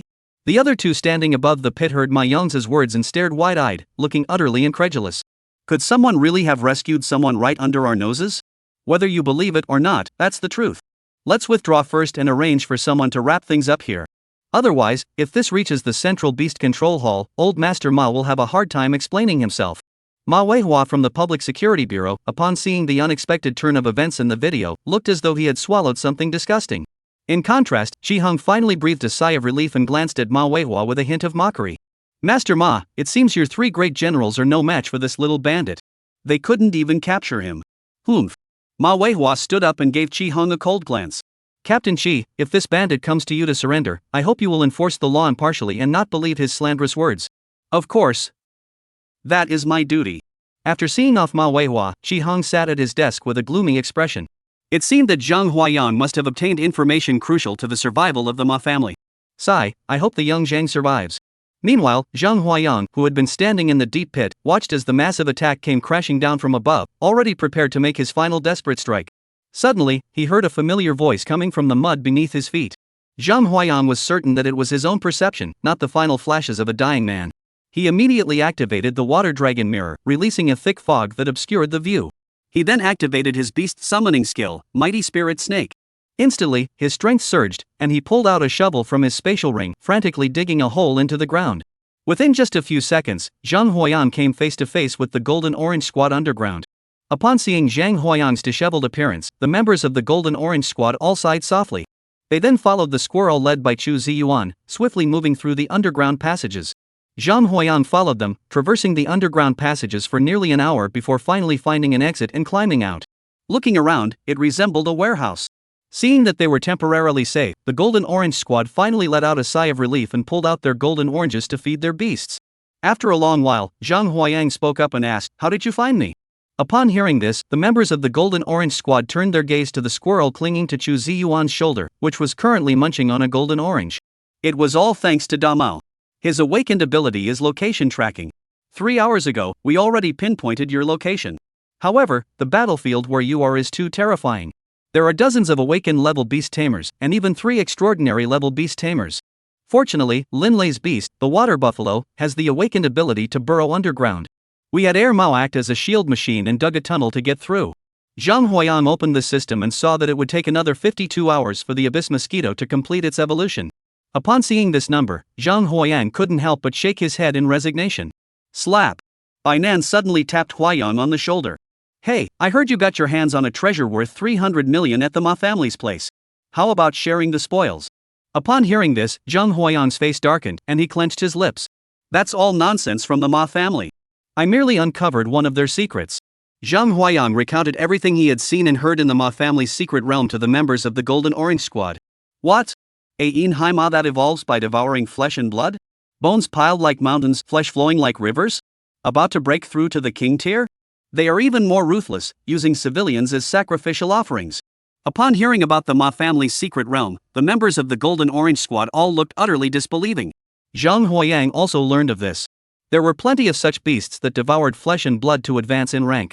The only thing he couldn't accept was using human lives as a sacrifice. This is an absolute order from the Central Beastmaster Hall. Any who use human lives to cultivate flesh will be severely punished. Bainan looked at Zhang Huayang and muttered to himself, no wonder the Ma family went to such great lengths to eliminate you. If this were to get out, it would be a catastrophe for the Ma family. However, if that Inhai Ma were to ascend to the king level, the situation would be entirely different. What's going on? King class? That's king class. Every single king class beast is an absolute mainstay in the fight against the Wasteland beasts. If the Ma family were to successfully breed a single king tier beast, coupled with their already reclusive master tier beast tamers, the Central Beast Taming Hall would have to reassess its standing once again. Upon hearing Bainan's words, Zhang Huayang's expression turned cold. He had caught the underlying meaning. If the Inhai Ma of the Ma family has not yet advanced in rank, then the Ma family using human lives to cultivate beast tamers is an absolute evil. However, if a royal class beast is successfully bred, it would be justified to keep it as a powerful ally against the wild beasts. They might compromise. At that point, if the Ma family were to summon them from the Beast Taming Hall, they would likely agree. Upon realizing this, Zhang Huayang suddenly stood up, intending to go to the Public Security Bureau to deal with the Ma family. However, he was stopped by Mo Wenchuan. Wait a moment. I have already contacted my older brother regarding what you have mentioned. What did he say? Upon hearing Mo Wenchuan's words, Bainan's eyes sparkled. To his surprise, Mo Wenchuan shook his head slightly, looking utterly helpless. The one who answered the call was another member of the Holy Spirit Squad. He said that there was no concrete evidence, and as a commander-level beast tamer, he couldn't directly intervene. However, he also clarified one point. According to the regulations issued by the Central Beastmaster Hall, command-level beastmasters or master-level beastmasters are not permitted to take action in urban areas without receiving orders. If necessary, we can arrange for an extraordinary-level beastmaster to come and protect us until we find concrete evidence. As Mo Wenchuan spoke, his voice grew softer. By the end, he couldn't even speak. The members of the Golden Orange Squad were all deeply disappointed, and their idealized view of the Holy Spirit Squad was shattered as a result. Even though his own teammates were being chased and killed like this, he was just standing there. Bai Nan slammed the table and stood up abruptly. The grudge of the Golden Tangerine Squad is ours to avenge.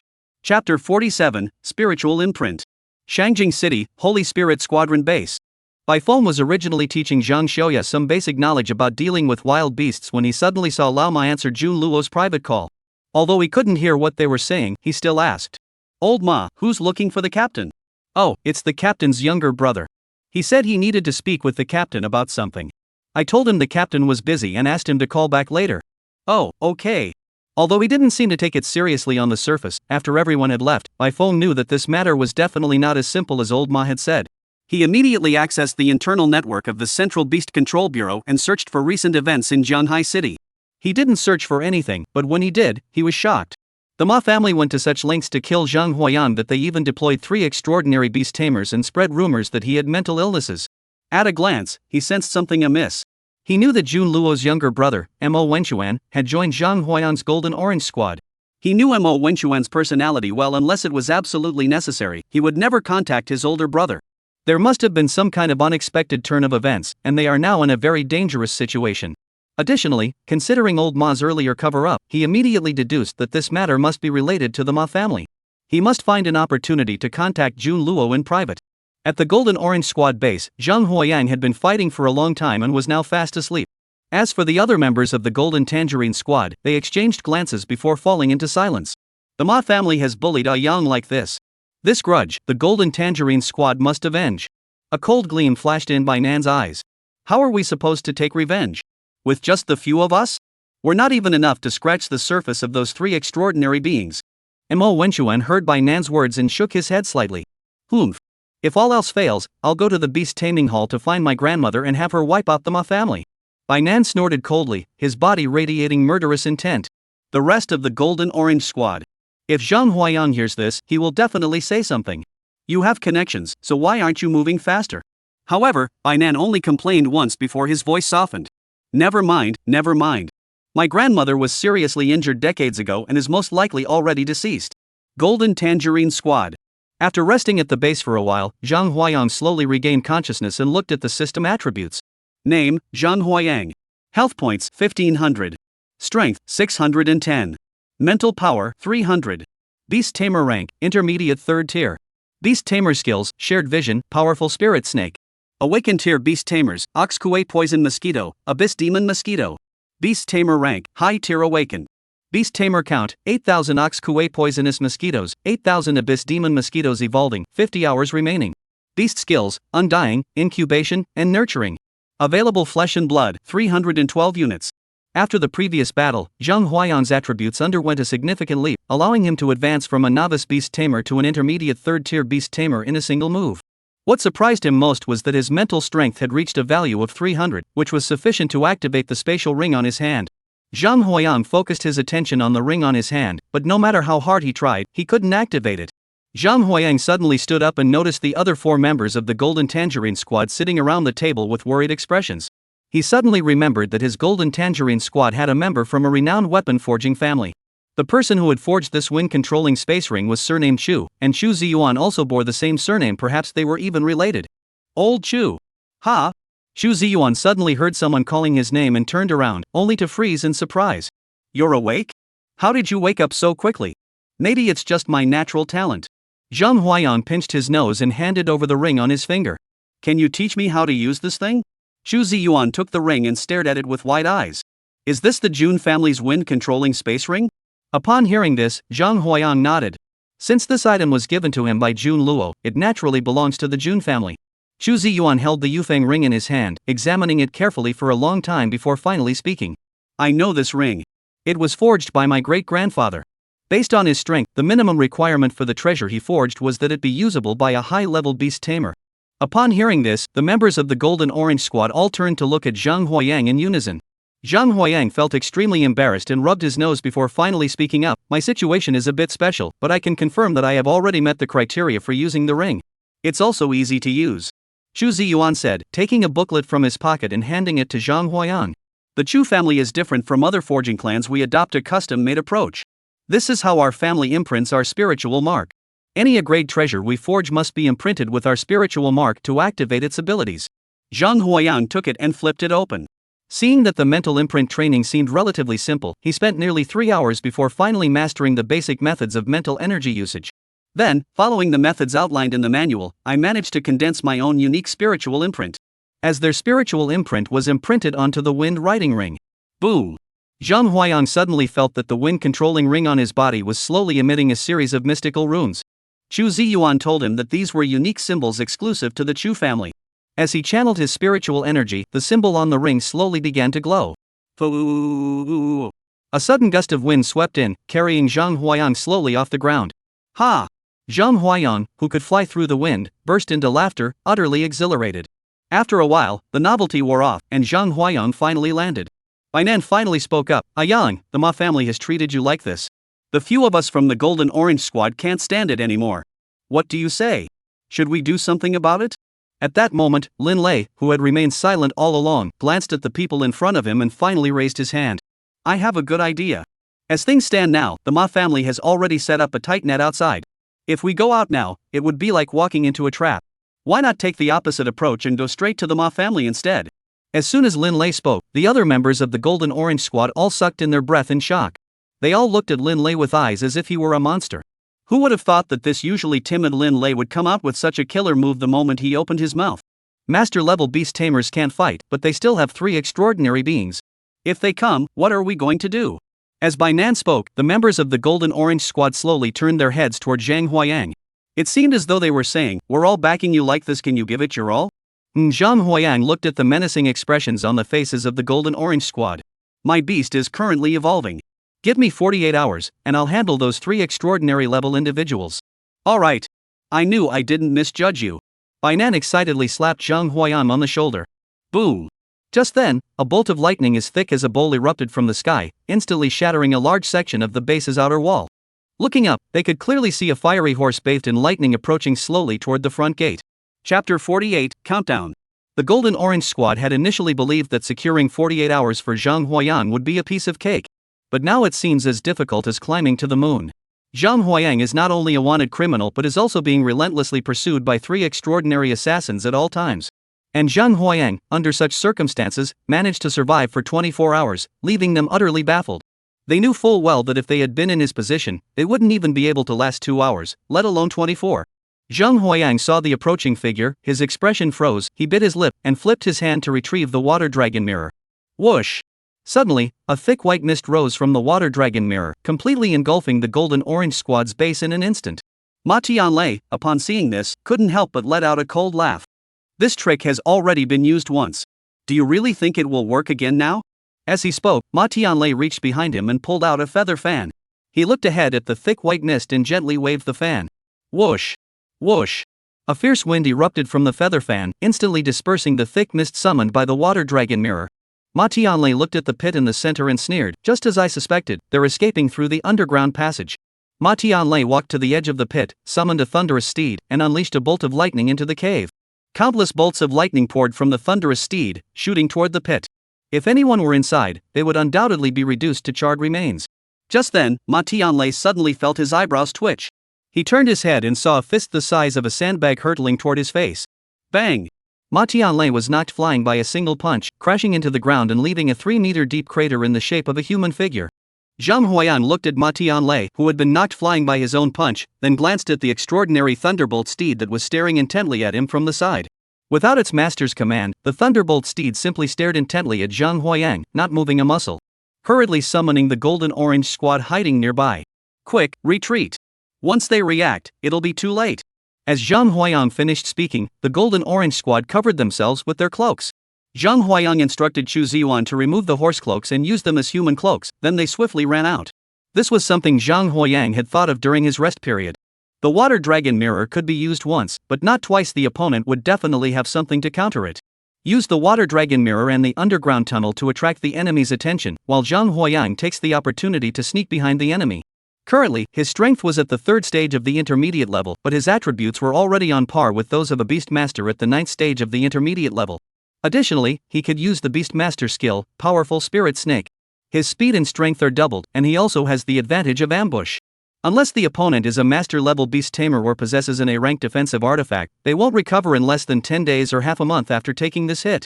At that moment, the 5 members of the Golden Orange Squad emerged from the base and immediately scattered in different directions to escape. There was no other reason. Being together made them too easy a target.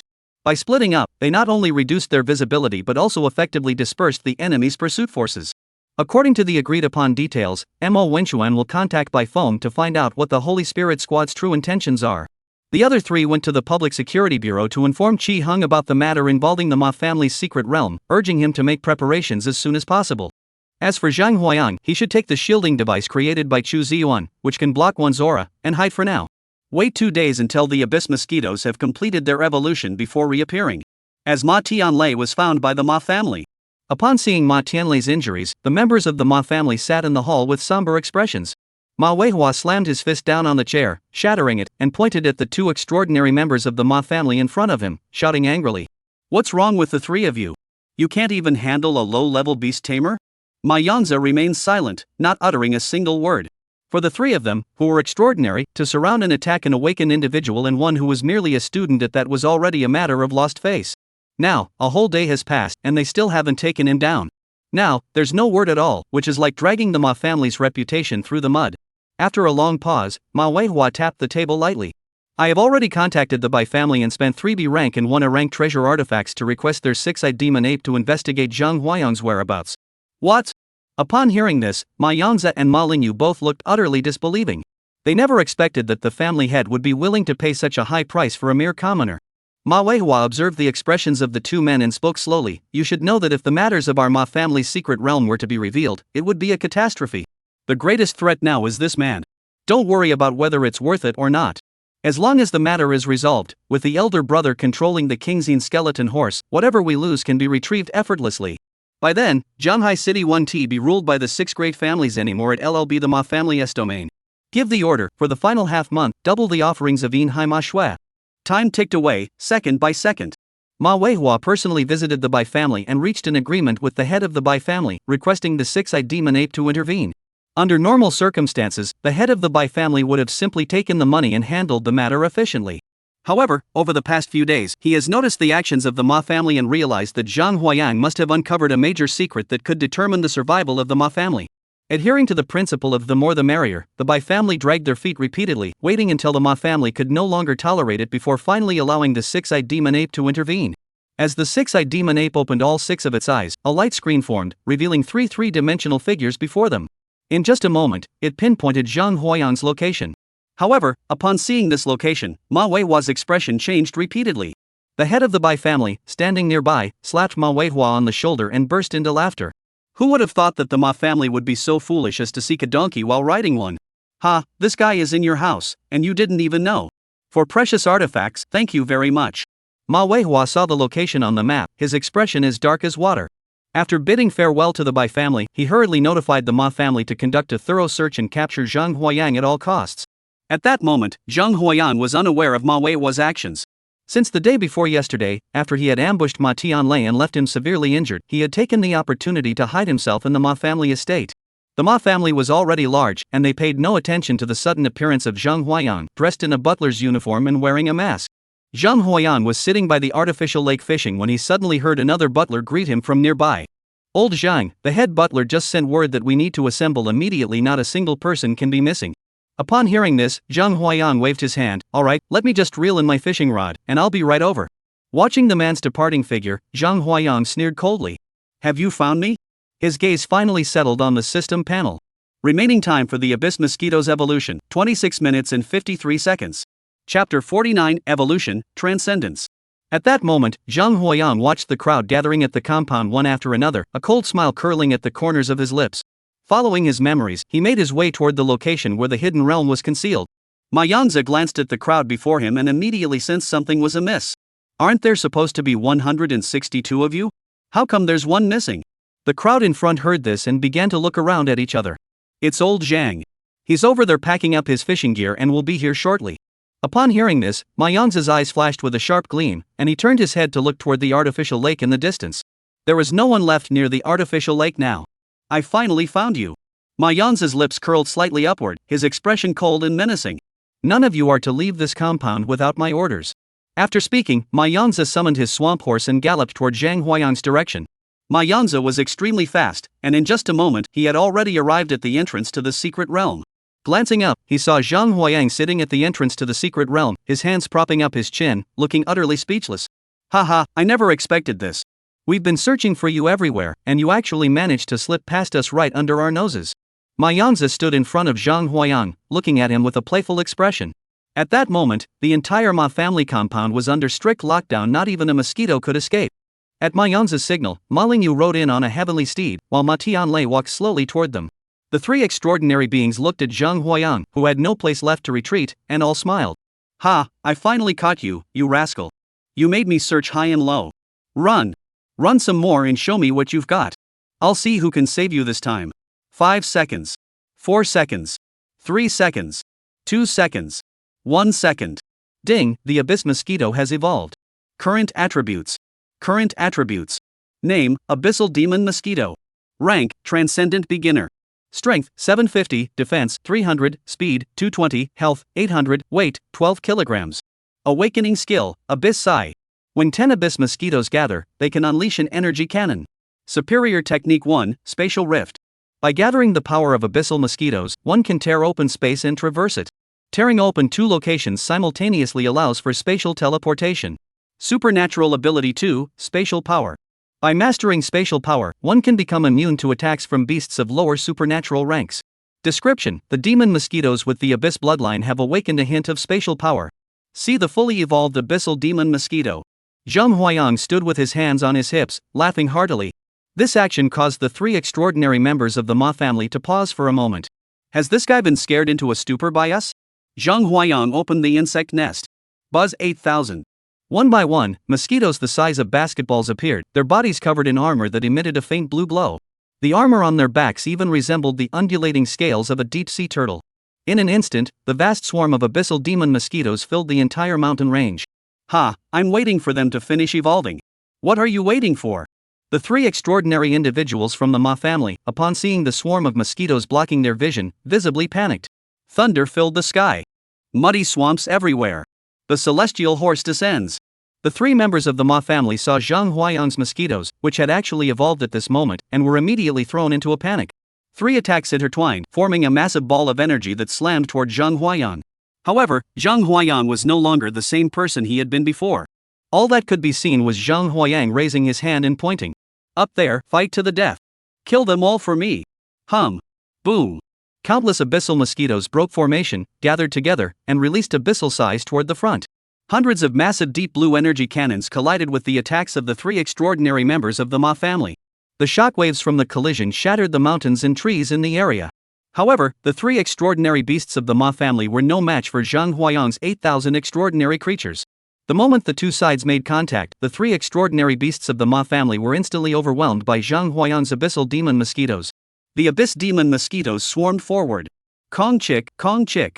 Three extraordinary great beast tamers were instantly drained of all their blood, and their flesh, bones, and marrow were devoured until nothing remained. Additionally, the three beast tamers were also swallowed up by the swarm of abyssal mosquitoes and vanished from the spot. Devoured the swamp horse, obtained 35 units of flesh and blood, restoring 75 HP, 16 strength, and 3 mental power. Devour the thunderous steed, obtain 24 units of flesh, restore 59 HP, 7 strength, and 4 spirit.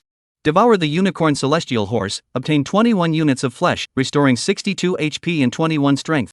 Ding, 3 bloodline similarities detected. The system has automatically fused them into the Tianzi Thunder Horse bloodline. Obtained Tianzi Lei Ma blood. The insect nest can now hatch mosquitoes to increase the number of Tianzi Lei mosquitoes. Each sample of blood can hatch 1 mosquito. A new type of mosquito has appeared in the insect nest, and the spot previously occupied by the Niu Kuei poison mosquito is now vacant, making it the perfect location to hatch Tianzi Lei mosquitoes. However, each piece of flesh can only hatch one mosquito, which is truly frustrating. If he wanted to use the Heavenly Thunder Horse to fill the gaps with mosquitoes, he had no idea how long he would have to wait. However, Zhang Huayang knew that the commotion here had been so intense that it was sure to attract the attention of others. To name just one example, as far as he knew, the current head of the Ma family, Ma Weihua, was a master-level beast tamer, and his beasts were at least of the extraordinary high-tier level, otherwise, they wouldn't be able to command such respect. Turning around, Zhang Huayang looked at the entrance to the Ma family's secret realm. If it had been before, without the key, even if the gate was right before his eyes, there would have been no way to enter. But now things are different. Zhang Huayang's abyss mosquitoes have evolved spatial abilities. One of its extraordinary abilities explicitly states that it can tear open space. Thinking of this, Zhang Huayang raised his hand and pointed at the space in front of him. Tear open this space in front of me. Buzz. As Zhang Huayang issued the order, the abyss mosquitoes immediately surrounded the secret realm's entrance. Each of its razor-sharp proboscises swept forward, creating a 1-foot-long spatial fissure that glowed with an eerie light before his eyes. Dozens of spatial fissures were obliterated in an instant. Until the 97th one, this time it was lucky its mouth tore open the space that had originally belonged to the secret realm's gateway. Looking through the crack into the interior, Zhang Huayang nodded slightly. That's right, just like the last time I saw it. However, the crack only appeared for a moment before returning to its original state. Seeing this, Zhang Huayang showed no sign of discouragement. Instead, he was extremely excited. Zhang Huayang had a total of 8,000 abyssal mosquitoes. Even if each one could only tear open space once, he could tear it open 8,000 times, more than enough for him to experiment. Pinpointing the location, Zhang Huayang raised his hand and pointed. Tear him apart. The commotion here in Zhang Huayang was so intense that even from dozens of miles away in the city, one could clearly see the energy fluctuations here. And that's not even mentioning Ma Weihua, who was rushing over here with all his might. Ma Weihua's face was cold and grim, and he sneered inwardly. This time, even if I have to violate the Master Beast Master Agreement, I will make sure you die a gruesome death. Not only him, but Chi Hung from the Public Security Bureau has also been keeping a close eye on this matter. Zhang Huayang and the 3 extraordinary fighters from the Ma family were already discovered by him the moment they began their intense battle. Chapter 50, The Emergence of Inhai Ma. The abyssal demon mosquitoes continued to tear apart the space. Finally, after half an hour, they successfully opened a passageway between the outside world and the Ma family's secret realm. With a loud rumble, countless white bones rolled out of the secret realm, piling up outside to form a mountain. The shadow horses lying within the secret realm sensed that it had been opened, mistakenly believing that the Ma family had come to offer blood sacrifices. They lazily raised their heads to look. But what they saw were swarms of mosquitoes and insects furiously biting at the entrance of the secret realm. And the mountain of white bones that had once been there had already diminished significantly. Roar! The Inhai Ma saw its masterpiece damaged and let out a loud roar to the heavens. Ripples spread out from the Inhai Ma, radiating outward in all directions.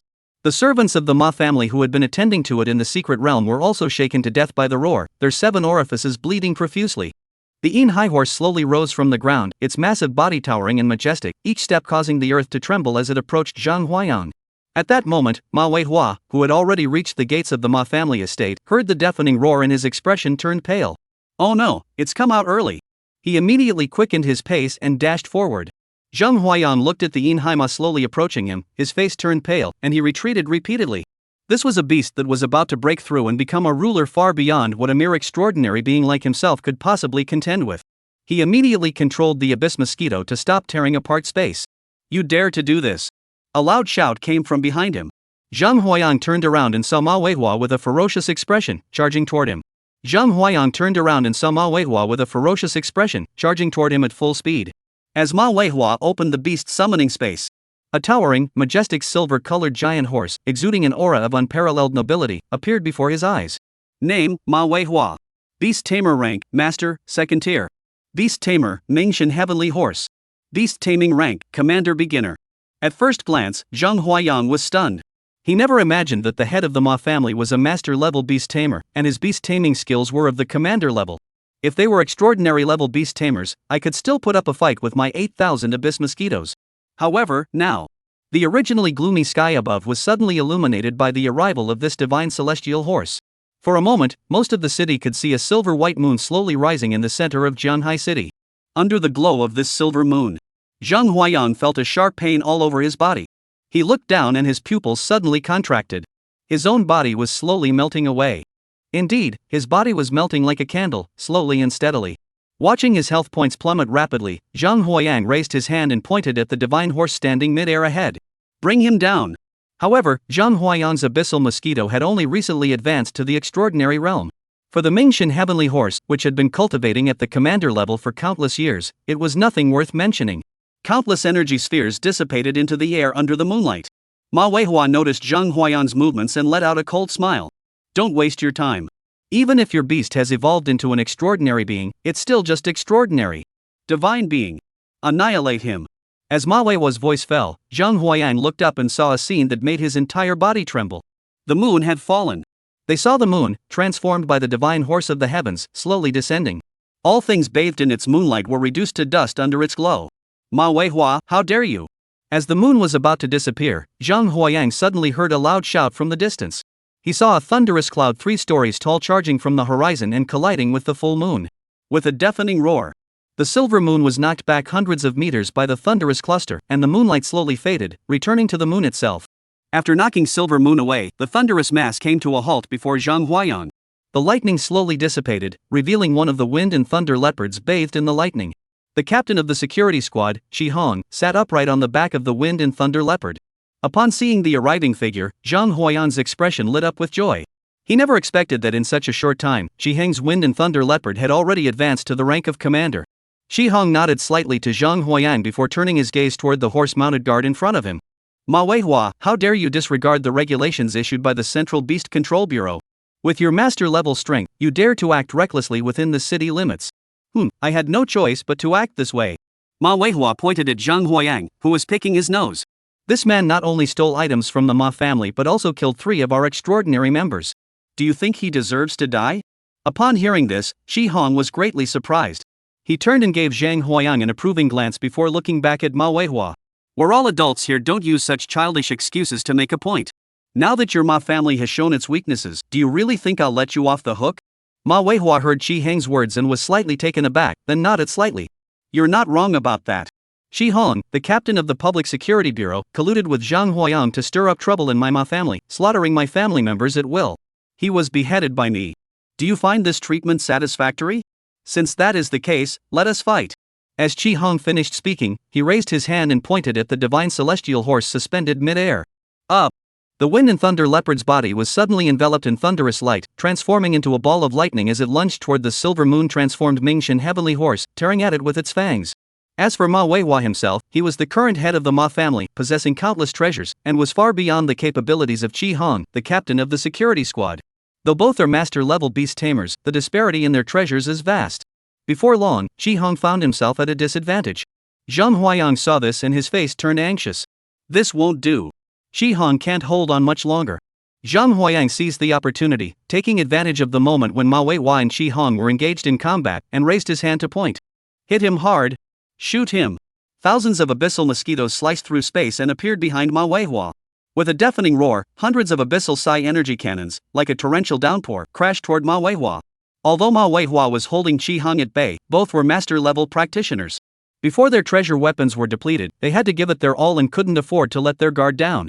Moreover, he never expected that Zhang Huayang, upon seeing the 2 masters engaged in battle, not only didn't try to hide, but was actually looking for an opportunity to ambush him. In a moment of inattention, he was struck by the Abyss SI, and even with an S-class protective artifact, he couldn't withstand such sustained attacks. Under the ambush of the Abyss mosquitoes, his right leg was shattered, and even his left shoulder was devoured. Damn it! Ma Weihua never expected that as the head of the Ma family, he would be ambushed and severely injured by a mere commoner. Ma Weihua's eyes turned bloodshot. The spatial ring flickered with light, and a jade plaque engraved with a short-legged horse appeared in his hand. Big brother! If you don't let go of the Yin High Horse, the Ma family is doomed. As he spoke, Ma Weihua suddenly threw the jade token he held in his hand forward with great force. The jade token struck the entrance to the secret realm and vanished without a trace. Immediately afterward, Zhang Huayang saw that the secret realm he had sacrificed countless lives of abyssal mosquitoes to create was slowly opening. Roar! The howling of the Yin Hai Ma echoes across the sky. Chapter 51, The Ma Family Treasure Vault. Whoosh! The gates to the secret realm slowly opened. A massive gray-black steed, standing 30 stories tall, stepped out of the secret realm. With the appearance of this Yin-husked horse, endless blood energy swirled wildly, dyeing the entire sky red. Upon seeing the Yin Hui Ma appear, Shi Hong not only showed no sign of worry but instead wore an excited expression, lifting his head to gaze toward the horizon. Jun Luo, your opponent has arrived. As Chi Heng's voice echoed out. Suddenly, the once empty sky was filled with flashes of lightning and thunder, and a violent storm erupted in an instant. A yellow dragon hundreds of meters long appeared and disappeared amidst the lightning. The yellow dragon made no pause, casting only a glance at the yin high horse before charging forward to engage it in battle. Jun Luo jumped down from Huang Jialong's head and looked ahead, shouting, "Ma Jinzhong, come out!" As Jun Luo's voice faded, an old man with white hair, wrinkled face, and a walking stick emerged from the shadows. The old man glanced at Jun Luo and nodded slightly. The Jun family of the capital city truly lives up to its reputation. However, I cannot understand why. My Ma family has pacified countless barren regions and made immense contributions to the human race. My second younger brother even fell in the territory of the Thunder Ape King. Now, you refuse to use some commoners as sacrifices to train my beasts, and you even want to exterminate the Ma family for it. Humph. Jun Luo's expression turned cold.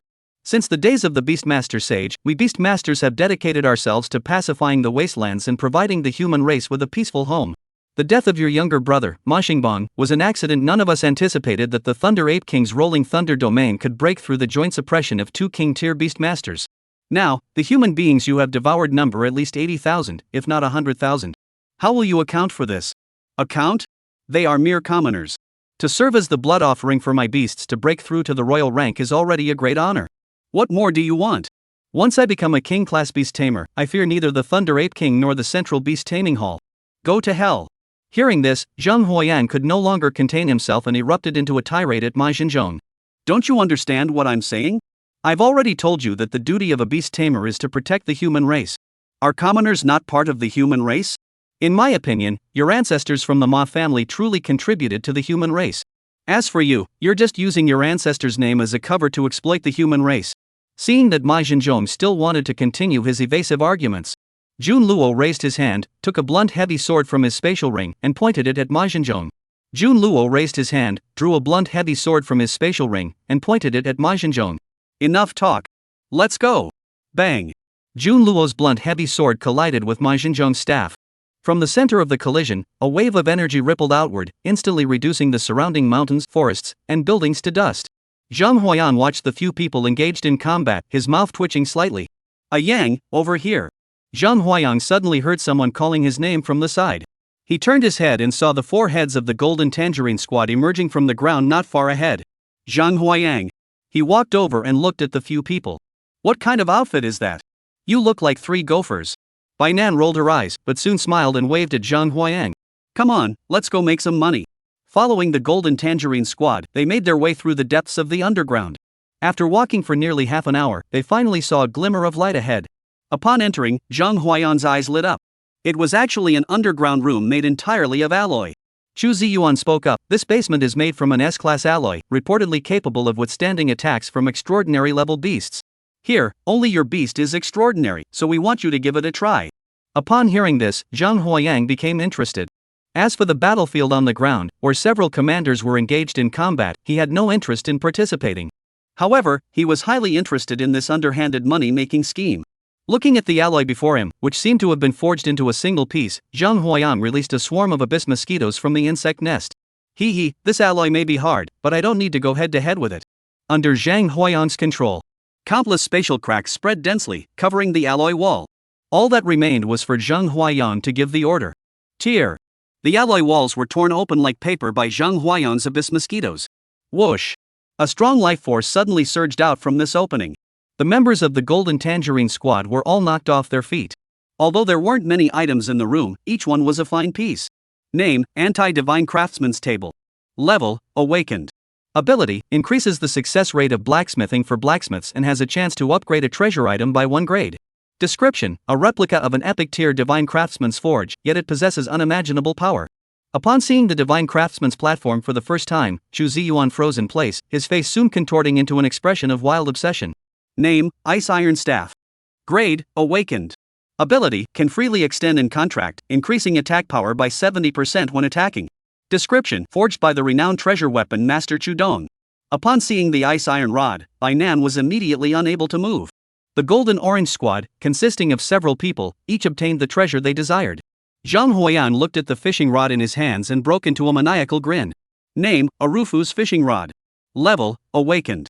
Ability, increases fishing success rate by 99%. 1% chance to catch the strongest scaled creature in this pond. Description: the fishing rod of the legendary beast Tame, a legendary tool for Air Force anglers. Seeing the words awakening, Zhang Huayang looked puzzled. Chu Ziyuan stared at the divine craftsman's platform for a long time before finally speaking excitedly. This is a revived treasure artifact, a treasure artifact surpassing the S rank level. After thoroughly searching the area, the Golden Orange Squad and their companions finally left the underground with satisfaction and headed toward the surface. As they peered out, they saw the Yin Hui horse being pinned to the ground and beaten by a four-clawed yellow dragon. Ma Xinzhong had already had one arm severed and was covered in wounds. It seemed like the outcome was already decided. Bai Nan chuckled and was about to lead the Golden Orange Squad forward. But he was suddenly stopped by Zhang Huayang. Something was wrong, very wrong. Following Zhang Huayang's gaze, Ma Weihua and his beast tamer had arrived in front of the Yin High Horse without anyone noticing. All that could be heard was Ma Weihua's face contorting in fury. Ha! The Ma family will never admit defeat. Brother, let's go. Ma Xinzhong heard Ma Weihua's words. Though his face betrayed reluctance, he finally gritted his teeth and waved his hand toward the shadowed horse. Roar! Roar! The Inhaima let out a long howl toward the sky, then opened its mouth and sucked in. Ma Weihua and his beast-taming divine steed, the celestial horse, were transformed into a pool of crimson blood before the Yin High Horse and sucked into its belly. With Ma Weihua's death, the Inhaima suddenly stood up, gazing at the moon in the sky, and let out an endless, piercing roar. The Inhaima's body swelled rapidly, reaching a height of 300 meters in an instant. Its aura surged with each roar, rising like water in a boat, and in the blink of an eye, it had reached the brink of advancement. Upon seeing this, Jun Luo's expression changed drastically. This is bad. The Inhaima is about to break through. Chapter 52, Frenzy Suction. Bang! Boom! Jun Luo's four-clawed yellow dragon soared through the air, using the torrential rain and thunder to furiously attack the Inhaima, which was in the midst of breaking through. Additionally, Qi Heng's wind and thunder leopard joined the fray. The attacks from the two commander-level beasts not only failed to interrupt the Inhaima's advancement but actually made it even more excited. Roar! Inhaima suddenly let out a loud cry, his entire body shimmering with a flash of energy. A overwhelming aura slowly rose from his body, impossible to describe in words. Zhang Huayang looked at the Inhaima and opened the system. Name, Inhaima. Rank, Pseudo-King. Strength, Defense, Speed, Health, Weight. Description: the Shadow Horse, evolved by devouring millions of lives, cannot become a true ruler until it has fully digested all those lives. Jun Luo and the others, upon seeing this transformed Inhaima, their expressions turned pale with shock. This is bad. Let's retreat. This thing has evolved. However, Jun Luo soon realized that the Inhaima's target wasn't him, but rather, it's the urban area. With Jun Luo's loud shout, the crowd that had already scattered and fled came to a sudden halt. Zhang Huayang, who had already crawled into the underground tunnel, retrieved the treasures, and was preparing to retreat, also stopped in his tracks. At that moment, Ma Xinzhong's face was contorted in a frenzied grin, and he let out a maniacal laugh, gazing upward. Since you value these commoners so much, I will show you what happens if I crush them all. What can you do to me then? At worst, I will no longer be human, turn Jianghai City into a wasteland, and establish my own kingdom. What can you do to stop me? Ma Xinzhong had always remained in the shadows, but his younger brother, Ma Xingbang, risked his life to save those civilians, ultimately dying in the wasteland of the Thunder Ape King.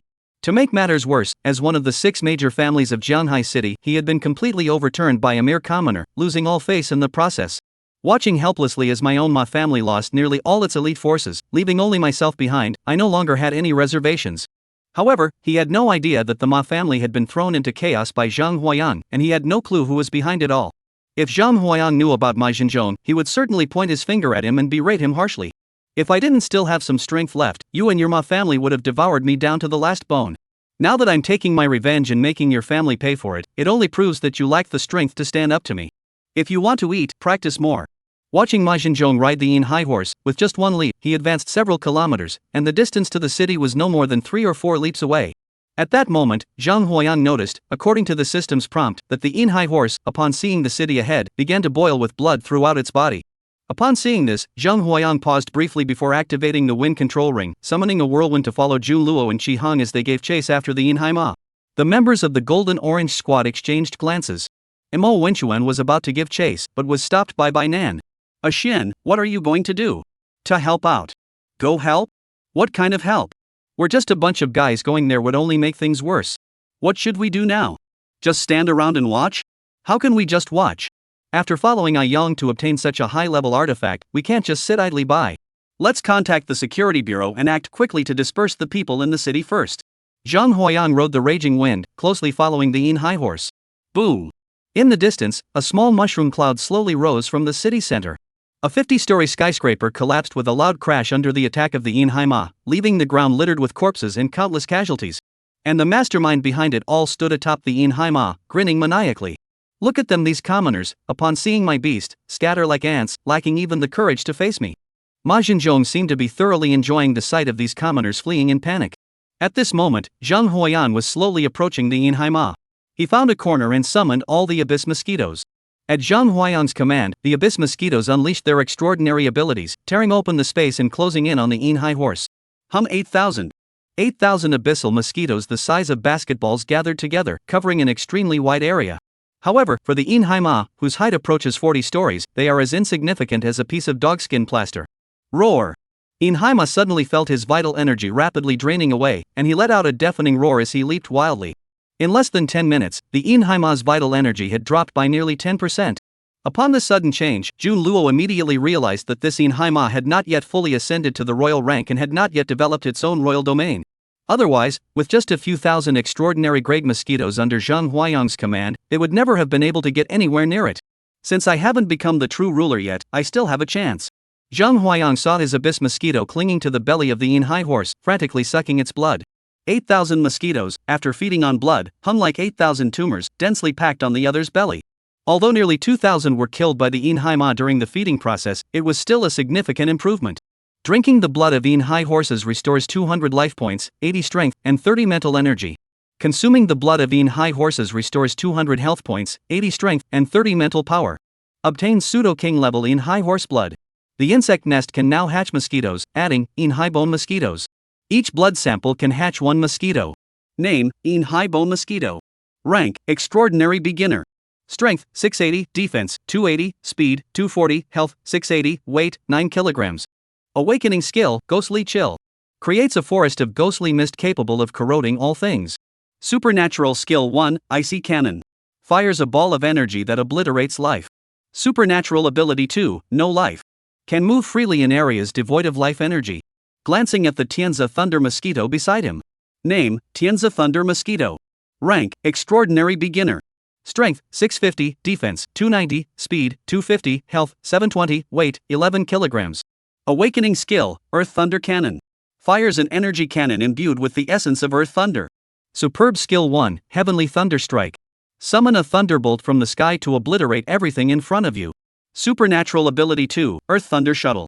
Allows free movement between the earth and thunder. His gaze finally fell on his attribute panel. Name, Zhang Huayang. Health points, 1700. Strength, 690. Mental power, 330. Beast Tamer rank, intermediate 5th grade. Beast Tamer skills, shared vision, powerful spirit snake. Superior tier Beast Tamers, Abyssal Demon Mosquito, Heavenly Thunder Mosquito, Shadow Bone Mosquito. Beast Taming rank, superb beginner. Beast Tamer count, 6,000 Abyss Demon Mosquitoes, 200 Heavenly Thunder Mosquitoes, 0 Wing Bone Mosquitoes. Beast skills, Undying, Incubation, and Reverse Nurturing. Available flesh and blood, 182 units. Looking at the attributes on the system panel, Zhang Huayang nodded slightly. Now, each sample of flesh can only cultivate one extraordinary mosquito. That's really not enough. However, fortunately, our main combat strength still relies on the Abyss Mosquitoes, and the other two types can be hatched gradually.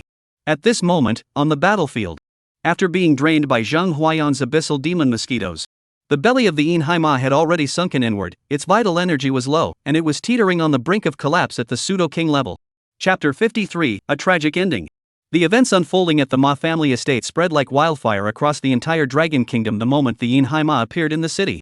The remaining 5 major clans in Jianghai City, excluding the Ma family, all saw the Inhaima appearing on the screens, being surrounded and attacked by a yellow dragon and a black panther bathed in lightning, and they all looked puzzled. What has happened to the Ma family? Why have they caused such a commotion, even bringing it to the city center? That doesn't make sense. He was just looking for the first-year student from the Beast Taming Academy, so how did he end up being attacked by those two? Isn't that Inhaima the beast tamed by Ma Jinzhong? The beast tamer is dead, so how is his beast still alive? For a time, except for the lower city district being destroyed by the Inhai horses, all other districts were discussing the events unfolding at the Ma family estate. However, they couldn't help but overlook Zhang Huayan, the person who had triggered the entire series of events. Not because of anything else, but simply because Zhang Huayan was just a first-year freshman at Xinghuang Beastmaster Academy. Even if he is incredibly powerful, he has only managed to cultivate his beast to the awakening stage. And who is currently on the battlefield? That's none other than Jun Luo, the renowned beastmaster of the entire Dragon Kingdom and the commander of the Holy Spirit Squadron. A figure deemed capable of becoming the youngest royal class beastmaster in the Dragon Kingdom. How could Zhang Huayang, this newcomer, possibly participate in such a battle among powerful beast tamers? As the person directly involved, Zhang Huayang was unaware of the external discussions surrounding the Ma family's recent upheaval. He was using the wind ring, crouching behind an iron tower nearby. While Zhu Luo and Qi Hong were distracting the Yin Ma, he commanded the abyss mosquitoes to land on the Yin Ma and suck out all the boiling, partially digested blood from its body. As the battle continued, Jun Luo was pleasantly surprised to discover that this Yin Ma was unlike other broken-through king-level creatures, whose power would gradually stabilize. Instead, its power was declining at a visible pace, slowly but steadily. From the very beginning, a single casual strike from the Yin Ma had sent him flying dozens of kilometers away. It wasn't until his four-clawed yellow dragon managed to barely withstand the opponent's attacks. After nearly 3 hours of battle, the strength of this Yin high horse had finally plummeted from pseudo-king level to high-tier commander. Upon seeing this, Jun Luo's expression lit up with joy, and he hurriedly signaled Qi Hong to act. After a fierce battle, Yin Ma could no longer withstand the combined attacks of the two and was knocked to the ground. It was then that Jun Luo finally noticed the swarm of abyss mosquitoes clinging to the Yin Ma's abdomen, sucking its blood. Looking around, he spotted Zhang Huayang hiding behind an iron tower. He immediately realized what had just happened. I had forgotten about the mosquito's blood-sucking ability. Seeing that Jun Luo had already subdued the Yin Ma, Zhang Huayang jumped down from the tower. Jun Luo saw that Zhang Huayang could use the wind control ring with such skill, and his expression froze slightly, filled with shock. What's going on with this guy? Is this really the progress speed of a commoner-level talent as I know it? It's only been a short while since we last saw him, yet he can already use the wind ring to control the wind? Zhang Huayang had already descended from the iron tower and was watching the Yin Ma, which was being firmly pinned to the ground and unable to move. Captain Jun, kill it! Zhang Huayang made a throat-slitting gesture. This wasn't because Zhang Huayang was soft-hearted and couldn't bring himself to do it. It was simply a matter of lacking the necessary ability. His strongest deep abyss mosquito was only at the early stage of the extraordinary realm, and he had no chance against this high-ranking shadow skeleton horse. The blood-sucking is merely because the Yin bone horse hasn't fully digested the blood, causing it to boil. Upon hearing Zhang Huayang's words, Jun Luo nodded slightly in agreement. He then raised his hand. He saw the yellow dragon coiling and twisting in midair, suddenly twisting its body and charging straight into the clouds. Above the sky, dark clouds slowly gathered together, obscuring the heavens. Within the dark clouds, a yellow dragon roars and screams, channeling all its strength to summon thunder. It knew that to completely annihilate this high-ranking commander, it must channel all its power into the thunder. Before the thunder had even fully formed. Before the thunder could fully form. A loud shout echoed from the sky. Stop! Zhang Huayang and the others saw two middle-aged men racing toward them from beyond the horizon. The two moved at an incredible speed, appearing before them in the blink of an eye. One of them landed in front of Zhang Huayang and Jun Luo. It was none other than Wang Lao, the master of the six-tailed white fox from the survival competition at the academy that day. Wang Lao looked at the three people before him and nodded with satisfaction. The other person who had come with old Wang approached Ma Xinzhong, who was lying on the ground with one arm and one leg broken, and helped him to his feet. Xinzhong, why do you have to do this? When Ma Xinzhong saw the person approaching, a faint flush of color returned to his pale face. Fourth uncle, help me kill him. Uncle Ma followed the direction of Ma Xinzhong's finger and looked over, originally thinking he was pointing at Jun Luo, and was about to speak. But to his surprise, Ma Xinzhong was actually pointing at Zhang Huayang, who was standing next to Jun Luo. Zhang Huayang's name was only vaguely familiar to him, and his knowledge of him was limited to the fact that he had achieved first place in the new student assessment competition despite his ordinary talent. Seeing that Ma Xinzhong intended to take this man's life, he stood up and prepared to act. However, he was stopped by Wang Lao, who raised his hand to restrain him. Uncle Ma looked at old Wang with a puzzled expression. Old Wang, Xinzhong has offended the Jun family and deserves to die. But as his fourth uncle, fulfilling his final request is not too much to ask, is it? He's just a commoner.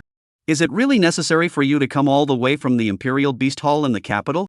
Upon hearing this, old Wang's eyes widened in anger, and he pointed at Uncle Ma's nose and began to curse him fiercely. Ma Si, are you really unaware, or are you pretending not to know? Do you truly believe I came here to protect him? I came here to protect you. What has the Ma family done? Don't you know? According to the Central Beast Control Regulations, what your family has done is punishable by extermination of the entire clan.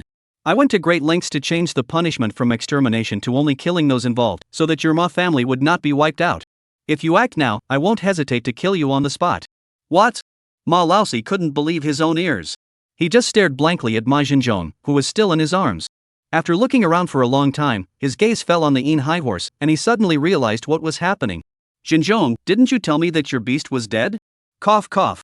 Ma Jinzhong was extremely weak at that moment. I'm sorry, but if it weren't for him, the Ma family might have produced a royal beastmaster. It's all because of this commoner. Hearing this, Uncle Ma Si still didn't understand what had happened. Uncle Ma Si stood up, walked over to Zhang Huayang, and bowed slightly. This was a mistake on the part of the Ma family. I am here to apologize on behalf of the Ma family. We will compensate you afterward and unconditionally comply with any punishment imposed by the Central Beast Control Bureau. After saying this, Uncle Ma Si seemed to have aged 20 years in an instant. When he arrived, he had a head of black hair and looked full of energy.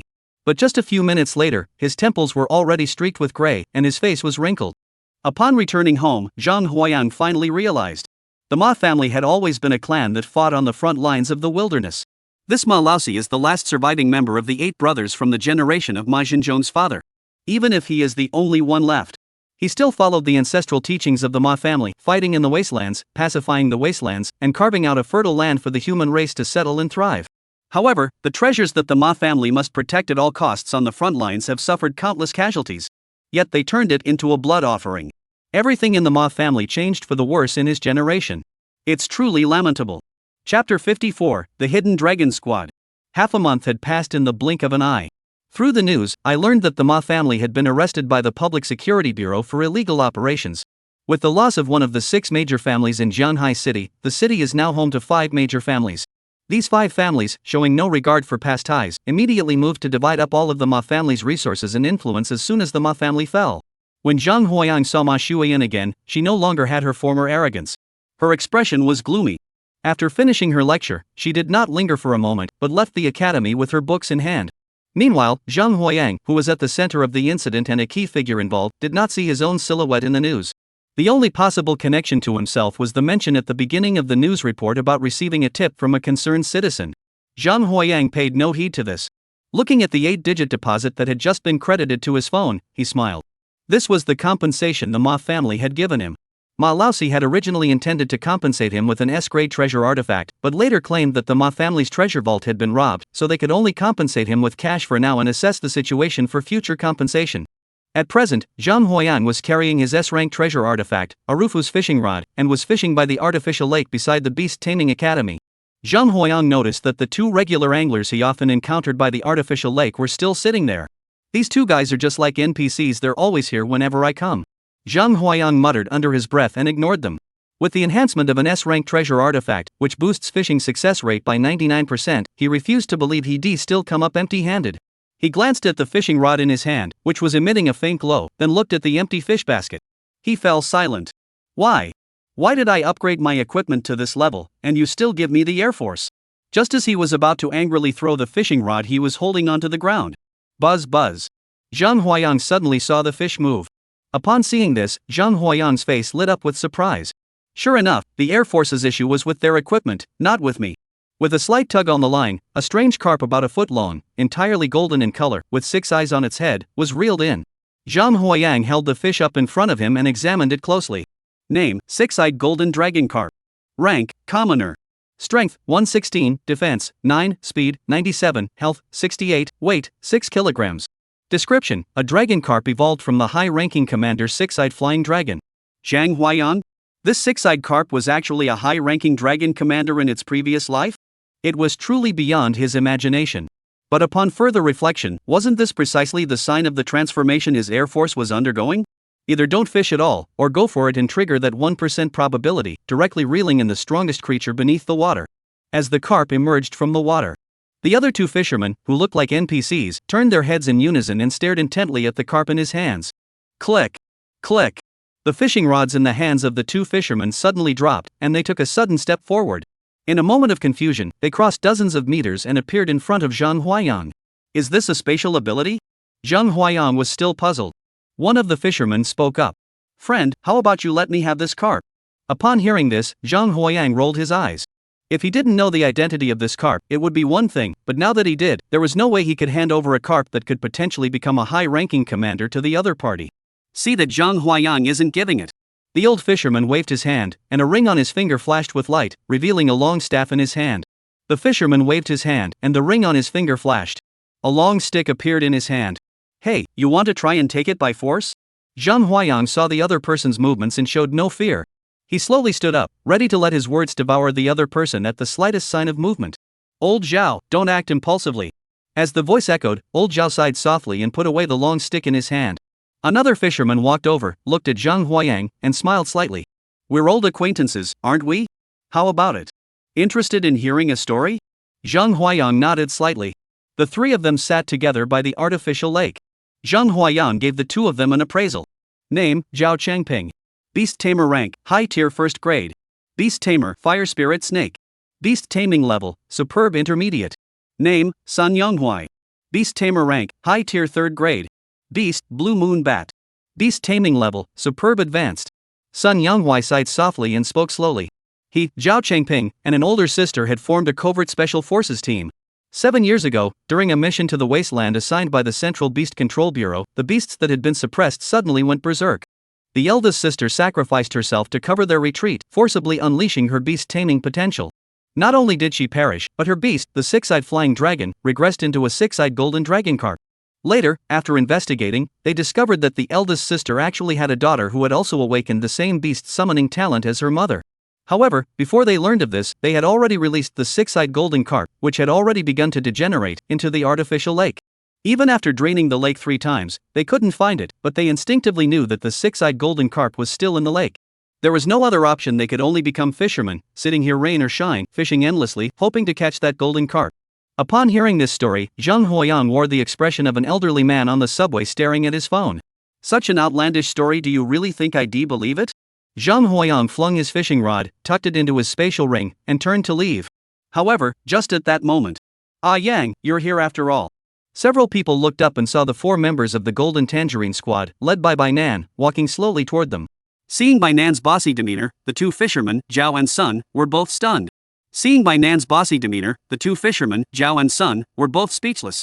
Her personality, her tone, and her carefree demeanor were exactly like the big sister of their own Dragon Warriors team. Bainan looked at the 2 fishermen staring at him with tears in their eyes and couldn't help but feel a chill run down his spine.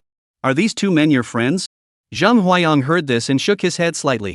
Lin Lei saw the expressions on their faces and shuddered. Are you 2 from the Qianlong battle squad? Upon hearing someone recognize them, the 2 also looked puzzled. The Dragon Warriors had disbanded nearly 10 years ago. There was no reason anyone would recognize him. Bang!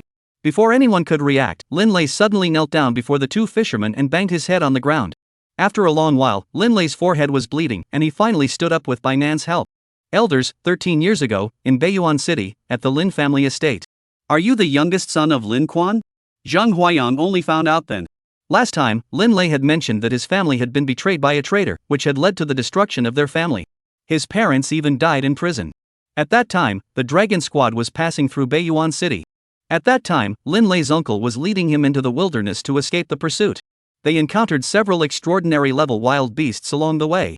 If it weren't for the Dragon Squad passing by, they would have surely perished there. Chapter 55, The Deputy Dean. Zhang Huayang saw the scene and sucked in a breath of cold air. It turns out these 2 fishing enthusiasts were actually Lin Lei's saviors.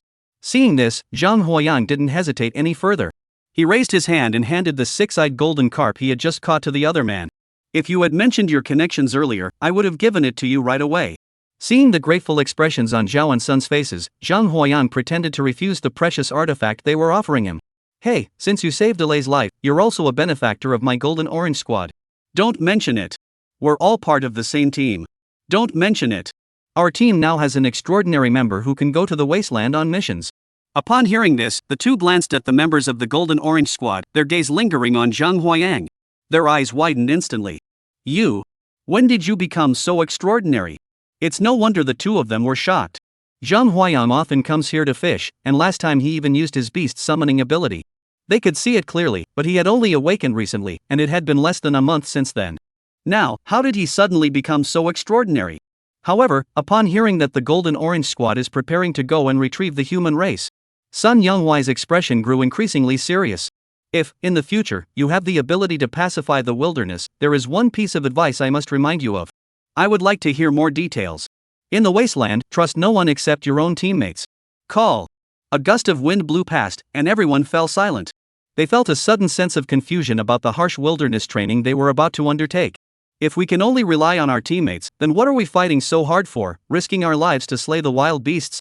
Is pacifying the wasteland merely about killing the beasts? Killing wild beasts just for the sake of killing them? They could all hear the deeper meaning behind those words. Seeing that everyone in the Golden Tangerine squad had taken his words to heart, suddenly, Sun Yonghui's spatial ring glowed, and a portable hard drive appeared in his hand. He handed the hard drive to Bai Nan and nodded slightly. As long as nothing unexpected happens, we won't venture into the wasteland again. This hard drive contains all the information about the wasteland that my dragon squad has collected over the years. I hope you won't waste it. Bai Nan took the hard drive with both hands and nodded solemnly. The group returned to Qinghuang Beastmaster Academy. Given Zhang Huayang's current abilities, he could apply to graduate early and venture into the wasteland. However, according to his own beliefs and the motto of the Golden Orange Squad, he refuses to abandon anyone or give up on anyone. He believes that if one person can take off, they should help others get a running start. Zhang Huayang and Bai Nan came together to the office of the grade director, Liang Qiwen. Upon seeing Zhang Huayang enter, Liang Qiwen quickly set down the tea he was drinking and gestured for the two of them to sit down. Regarding the matters concerning the Ma family, the students at the Beast Taming Academy were unaware of them, but he surely must know. The man before him had single-handedly formed alliances and overthrown the Ma family, one of the 6 major clans of Jianghai City. Moreover, judging by Zhang Huayang's demonstrated strength, even 10 of him wouldn't be enough to stand up to the opponent. Moreover, his name has been classified as top secret by Wang Lao. If he weren't a classmate of Jun Luo, he probably wouldn't even know what Zhang Huayang has been up to. Moreover, his name has been listed as top secret by Wang Lao. If he weren't Jun Luo's classmate, he probably wouldn't know anything about what Zhang Huayang has done. Zhang Huayang looked at Liang Qiwen, who was standing there dumbfounded, and waved his hand in front of him. Hey, Director Liang, snap out of it. Ah. Oh. Liang Qiwen shuddered all over. What's going on here? Well, I'd like to apply for early graduation. What? Upon hearing this, Liang Qiwen's entire body trembled, and the teacup in his hand fell from the table, shattering into pieces. Do you know what you're saying? You've only been enrolled for less than 3 months, and summer vacation hasn't even started yet, and you're telling me you want to graduate early. Upon seeing this, Bai Nan stepped forward, gently patted Liang Qiwen on the shoulder, and wore an expression of profound mystery. Old Liang, don't get so worked up. Yang is just applying to graduate early. If there's a problem, just say so.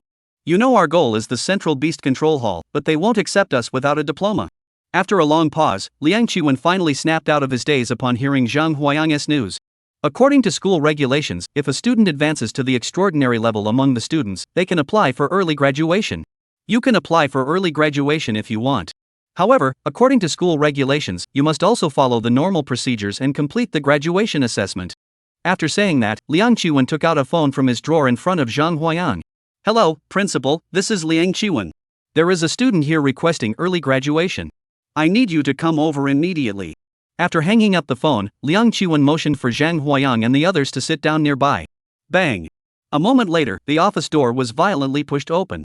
An old man with gray temples and a flushed face stood at the doorway, his eyes wide open, scanning the office. Who is it? Who is applying for early graduation? Zhang Huayang. Bai Nan. Looking at the old man, Zhang Huayang looked at Liang Qiwen with a speechless expression. The latter also sighed helplessly, pinched his nose, and pointed at Zhang Huayang. There he is. He wants to apply for early graduation. You decide what to do. Upon seeing this, the old man's eyes lit up. He took a step forward, grabbed Zhang Huayang's arm, and brought his nose close to sniff him. Zhang Huayang pushed the old man's face away with a look of disgust, struggling to fan away the strong smell of alcohol. After a long time, the old man finally stopped and regained his serious expression. An extraordinary aura, you've met the graduation standards. Zhang Huayang performed a system appraisal on the old man. Name, Chai Tsung. Beast Tamer rank, Master 3rd grade. Beast, 8-legged golden armor dog. Beast Taming rank, Commander, intermediate level. He glanced at the system, then at the old man. He looked at the old man, then looked at the system. Zhang Huayang couldn't help but feel that the lecherous old man in front of him couldn't possibly be the same powerful master he had imagined. At that moment, Chai Tsang sat before them, nodded slightly to Bai Nan, and then spoke. I am Chai Tsang, the Deputy Dean of the Qinghuang Beast Taming Academy. I am responsible for the Academy's admissions and graduation examinations. If following the standard graduation assessment, junior beast tamers and awakened tier beast tamers only need to travel to the wasteland and slay 3 awakened tier wasteland beasts. However, beast masters seeking early graduation who are superb tier beast masters must slay 9 high tier superb tier wild beasts, and the wasteland region must be of at least commander level or higher. What? 9-headed high tier extraordinary beasts. Not only Zhang Huayang, but even Liang Qiwen, who had seen the world, couldn't help but scream out loud at the mention of such a task. Are you kidding me? Liang Qiwen looked at Chai Xan with a skeptical expression. This early graduation assessment was so absurd. Who had come up with such a ridiculous idea? It's the dean. Never mind what I said. Upon hearing that the assessment task was set by the dean, Liang Qiwen's attitude did a complete 180-degree turn, coming full circle back to where he started. The dean's vision is far-reaching. It's not something a lowly grade director like me could ever comprehend. I suppose the dean must have realized that students who graduate early before reaching the required age would end up struggling both academically and professionally. The dean is truly a genius. May I ask when the dean established such an evaluation system? Last time, when his granddaughter got married, he drank too much while competing in a drinking contest and set it up while vomiting. Vice President Chai Xan rolled his eyes at Liang Qiwen in disbelief. The dean's granddaughter ran off with a guy who graduated early and hasn't come back to visit him once in 30 years. After this incident, the dean set this impossible task, and to this day, no trainee has been able to use the beast slaying technique at the beginner's extraordinary level to kill a high-tier extraordinary wild beast. However, why does this list seem a bit odd? Chapter 56, The Significance of the Beast Tamer. At the Vice-Chancellor's office, I heard the conditions for early graduation. On the way back, Bainan patted Zhang Huayang on the shoulder. Huayang, why don't you just stay at the academy for a few more years? A commander-level wasteland. The difficulty lies in the fact that it's not a king-level wasteland. There's only one big boss, and anyone with the strength to venture into the king-level wasteland wouldn't dare to provoke the big boss lightly. If two king-level bosses appear, there is only one possibility: an outsider has come to challenge the existing king. In a commander-level wasteland, no one knows how many commander-level beasts there are. Who knows, one might crawl out of the ground while they're resting and devour them. Upon hearing Bainan's words, Zhang Huayang, who had originally planned to stay at the academy for a few more years, suddenly widened his eyes in shock. I've worked so hard for all these years just to get into Qinghuang Beastmaster Academy, so that I could have the strength to stop struggling. Now you're telling me I have to endure for several more years. The task is difficult because they are incompetent. I can definitely do it. Since it has been proposed, it must be completed. A man must never say he can't do it. With that in mind, Zhang Huayang returned to the Vice Dean's office and applied for early graduation. Amid the Vice Dean's speechless expression, he obtained the list of wild beasts that needed to be slain. The list contained the location information of no fewer than 13 high-tier wild beasts. Only 9 need to be slain to achieve success. Before heading to the wasteland, Zhang Huayang spent nearly a month relentlessly slaughtering wild beasts to finally fill his mosquito count. Unfortunately, his mosquitoes had now reached the extraordinary level, significantly reducing the attribute gain from consuming awakened level wild beasts, and they could no longer gain any attributes from consuming ordinary level wild beasts. In the southern part of Jianhai City, at the entrance to the wasteland formerly known as Jiabo City, which was later occupied by beasts, out of the 13 beasts, 4 of them are in this wasteland. The 5 members of the Golden Orange Squad exchanged glances, then fixed their eyes on the path ahead. The iron thorn fence that had once surrounded the wasteland had vanished, replaced by hundreds of construction crews operating countless bulldozers and excavators, entering the wasteland. Following closely behind these construction crews are ordinary people armed with various tools, their eyes sparkling with excitement. There were as many as 3,000 of them. Zhang Huayang opened the system and scanned through it. They were all ordinary people without the innate talent for summoning beasts, or rather, commoners. Aren't these the last 2 commander-level wastelands remaining in Jianhai City? Bainan looked at the scene before him and was speechless. 1,349. It turns out that list wasn't for me to choose from, they just forgot to delete it. Are you beast tamers? As Bainan's voice echoed, the crowd that had been streaming toward the wasteland came to a halt, turning their heads to look in this direction. Upon hearing this, Bainan nodded instinctively. Everyone, come quickly. They are beast tamers. They're the beast tamers. Let me take a look. My dream is to become a beast tamer. Hey, don't push. Let me get a little of the beast tamer's good fortune. In just a moment, the members of the Golden Tangerine Squad were surrounded by these ordinary people, who looked at them with sparkling eyes and spoke in high-pitched, enthusiastic voices. For these ordinary people, beast masters were figures who only appeared on TV. Now that they've seen the real thing, they've naturally gathered around. Even the tough members of the Golden Orange Squad couldn't help but soften when faced with these children whose eyes sparkled like stars. Even the reserved Lin Lei, swept up in the enthusiasm, signed autographs on the clothes of the 5 children. As for Bainan, who loved the commotion, he signed so many autographs that his hand grew numb. What are you all standing around for? The development zone has already started. Hurry up and find your own place to stay. As the voice suddenly rang out, the ordinary people who had been gathered around the Golden Orange Squad reluctantly followed the construction crew inside. Looking up, they saw a woman in her early 30s, dressed in a black uniform, with a smile on her face. Zhang Huiyang recognized the woman and the system identified her. Name, Ni Hong. Beast Tamer rank, Commoner abandoned. Beast Tamer, none. Are you beast tamers who came here to make a name for yourselves? The members of the Golden Orange Squad nodded slightly. You've come at a bad time. This wasteland has been designated by the Central Beast Control Bureau as a pacified area and has been renamed the Jiabao Development Zone. Since you've come all this way, would you like to take a look inside? The members of the Golden Orange Squad exchanged glances and finally nodded slightly to the visitors. Upon entering the development zone, Zhang Huiyang and the others finally learned that the man before them was named Ni Hong, the head of this development zone. After getting into the car, Ni Hong pointed to the ordinary people following behind the construction crew and explained. After the cataclysm, most of the land resources were occupied by beasts, leading to an extreme shortage of land resources. Once these barren regions have been pacified by the beast masters, we will immediately dispatch engineering teams to the site and work as swiftly as possible to develop this area. However, each wasteland is incredibly vast, and even with numerous construction teams, rapid development will be impossible. Thus, these people came into existence. They are currently the first batch, with more to follow. A rough estimate suggests that if this barren wasteland is developed, it could provide living conditions for nearly 8 million people. They are all ordinary people who have been struggling to make ends meet and lack stable housing. After the construction team determined the boundaries of the residential area, they allowed the residents to build their own homes, with an average land area of no more than 50 square meters per person. Once construction is complete, officials will come to register the structures. If everything is in order, the houses will belong to the residents who built them. The Golden Orange Squad, having heard Ni Hong's introduction, arrived at the center of this barren area. At first glance, they saw the golden statue standing tall in the very center of the wasteland, dozens of meters high. That was the statue of the legendary Saint Spirit War Team, the heroes who had pacified this barren wasteland. The location of the statue would later become the heart of the new city of Jiabao, the Central Park. And we, the residents of the new district, will live in peace and prosperity under the watchful eye of the Holy Spirit War Team. Upon reaching the statue, Ni Hong removed her hat and bowed respectfully before the group of statues. The members of the Golden Orange Squad stood below the statue, staring up in astonishment, struggling to take in the entire statue with their eyes. A moment of disorientation. A long time passed.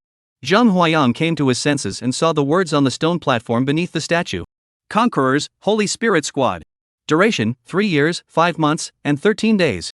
Looking up at the statue of Bifeng on the high platform, Zhang Huiyang racked his brain but couldn't connect the statue before him, radiating divine glory, with the greedy and vulgar Bifeng. At that moment, Zhang Huiyang noticed that Mo Wenchuan was looking at the statue of Jun Luo, tears welling up in the corners of his eyes. Mo Wenchuan noticed that Zhang Huiyang was watching him, quickly wiped away his tears, and gave him a smile. However, the redness in his eyes still revealed the deep shock he was feeling at that moment. He had always heard that his older brother had made immense contributions to the human race. However, hearing about it was nothing compared to the shock of seeing it with his own eyes. Just a barren wasteland could sustain the lives of over 1 million people, and yet his own brother, leading his team, had already pacified no fewer than 10 such vast wastelands, and that was just what he knew of. Zhang Huiyang looked up at the statue above him, murmuring to himself. Is this the true meaning of a beast tamer? After wandering around the Jiabao development zone and seeing those people, I regained hope for life under the watchful gaze of the Holy Spirit Squad statue. All fear of the beasts was cast aside. On the way back, the members of the Golden Orange Squad fell into an unusual silence. Finally, Bainan spoke up first. Members of the Golden Orange Squad, after this experience, you should no longer feel lost about the path of a beast master. Since we're no longer confused, let's move forward. Alright. Good. Chapter 57, The Wasteland of the West River. The 5 members of the Golden Orange Squad arrived at the last wasteland in Jianghai City. What was once part of Hushi City is now the territory of the Hushi Wasteland. Looking at the dense crowd at the entrance to the wasteland, the members of the Golden Orange Squad fell into silence. The Western Wasteland, let's take a look. Bainan took a tablet out of her backpack and plugged in the portable hard drive given to her by the Qianlong Squad. Instantly, an icon appeared on the desktop. Central Beast Control Hall Real-Time Database. With just a light click, Bainan's eyes widened in astonishment. There were 9 folders inside. Each folder is named after one of the 9 existing districts. Among these, 2 districts have additional notes: under attack by a king-level player, status unknown. Opening the file belonging to Jianghai City reveals the classification of the 13 wasteland districts within Jianghai City. 12 of the wastelands have been replaced with smiley face icons, leaving only 1 remaining, still a ghostly head. This ghostly head is precisely the River West Wasteland where they currently reside. Not bad. Bainan glanced at the contents of the document and chuckled. It's actually the China Unicom Dragon Country Beast Hall, updating real-time information about the wasteland.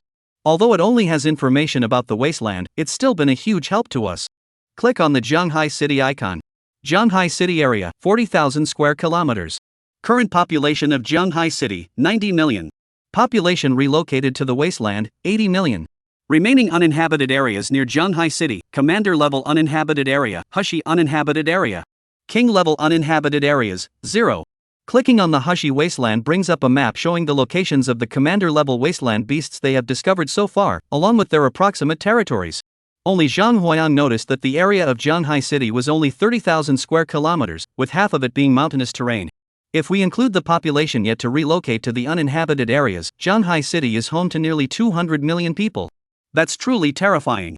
In my previous life, an area this size could only accommodate 10 million people, and that would already be extremely crowded.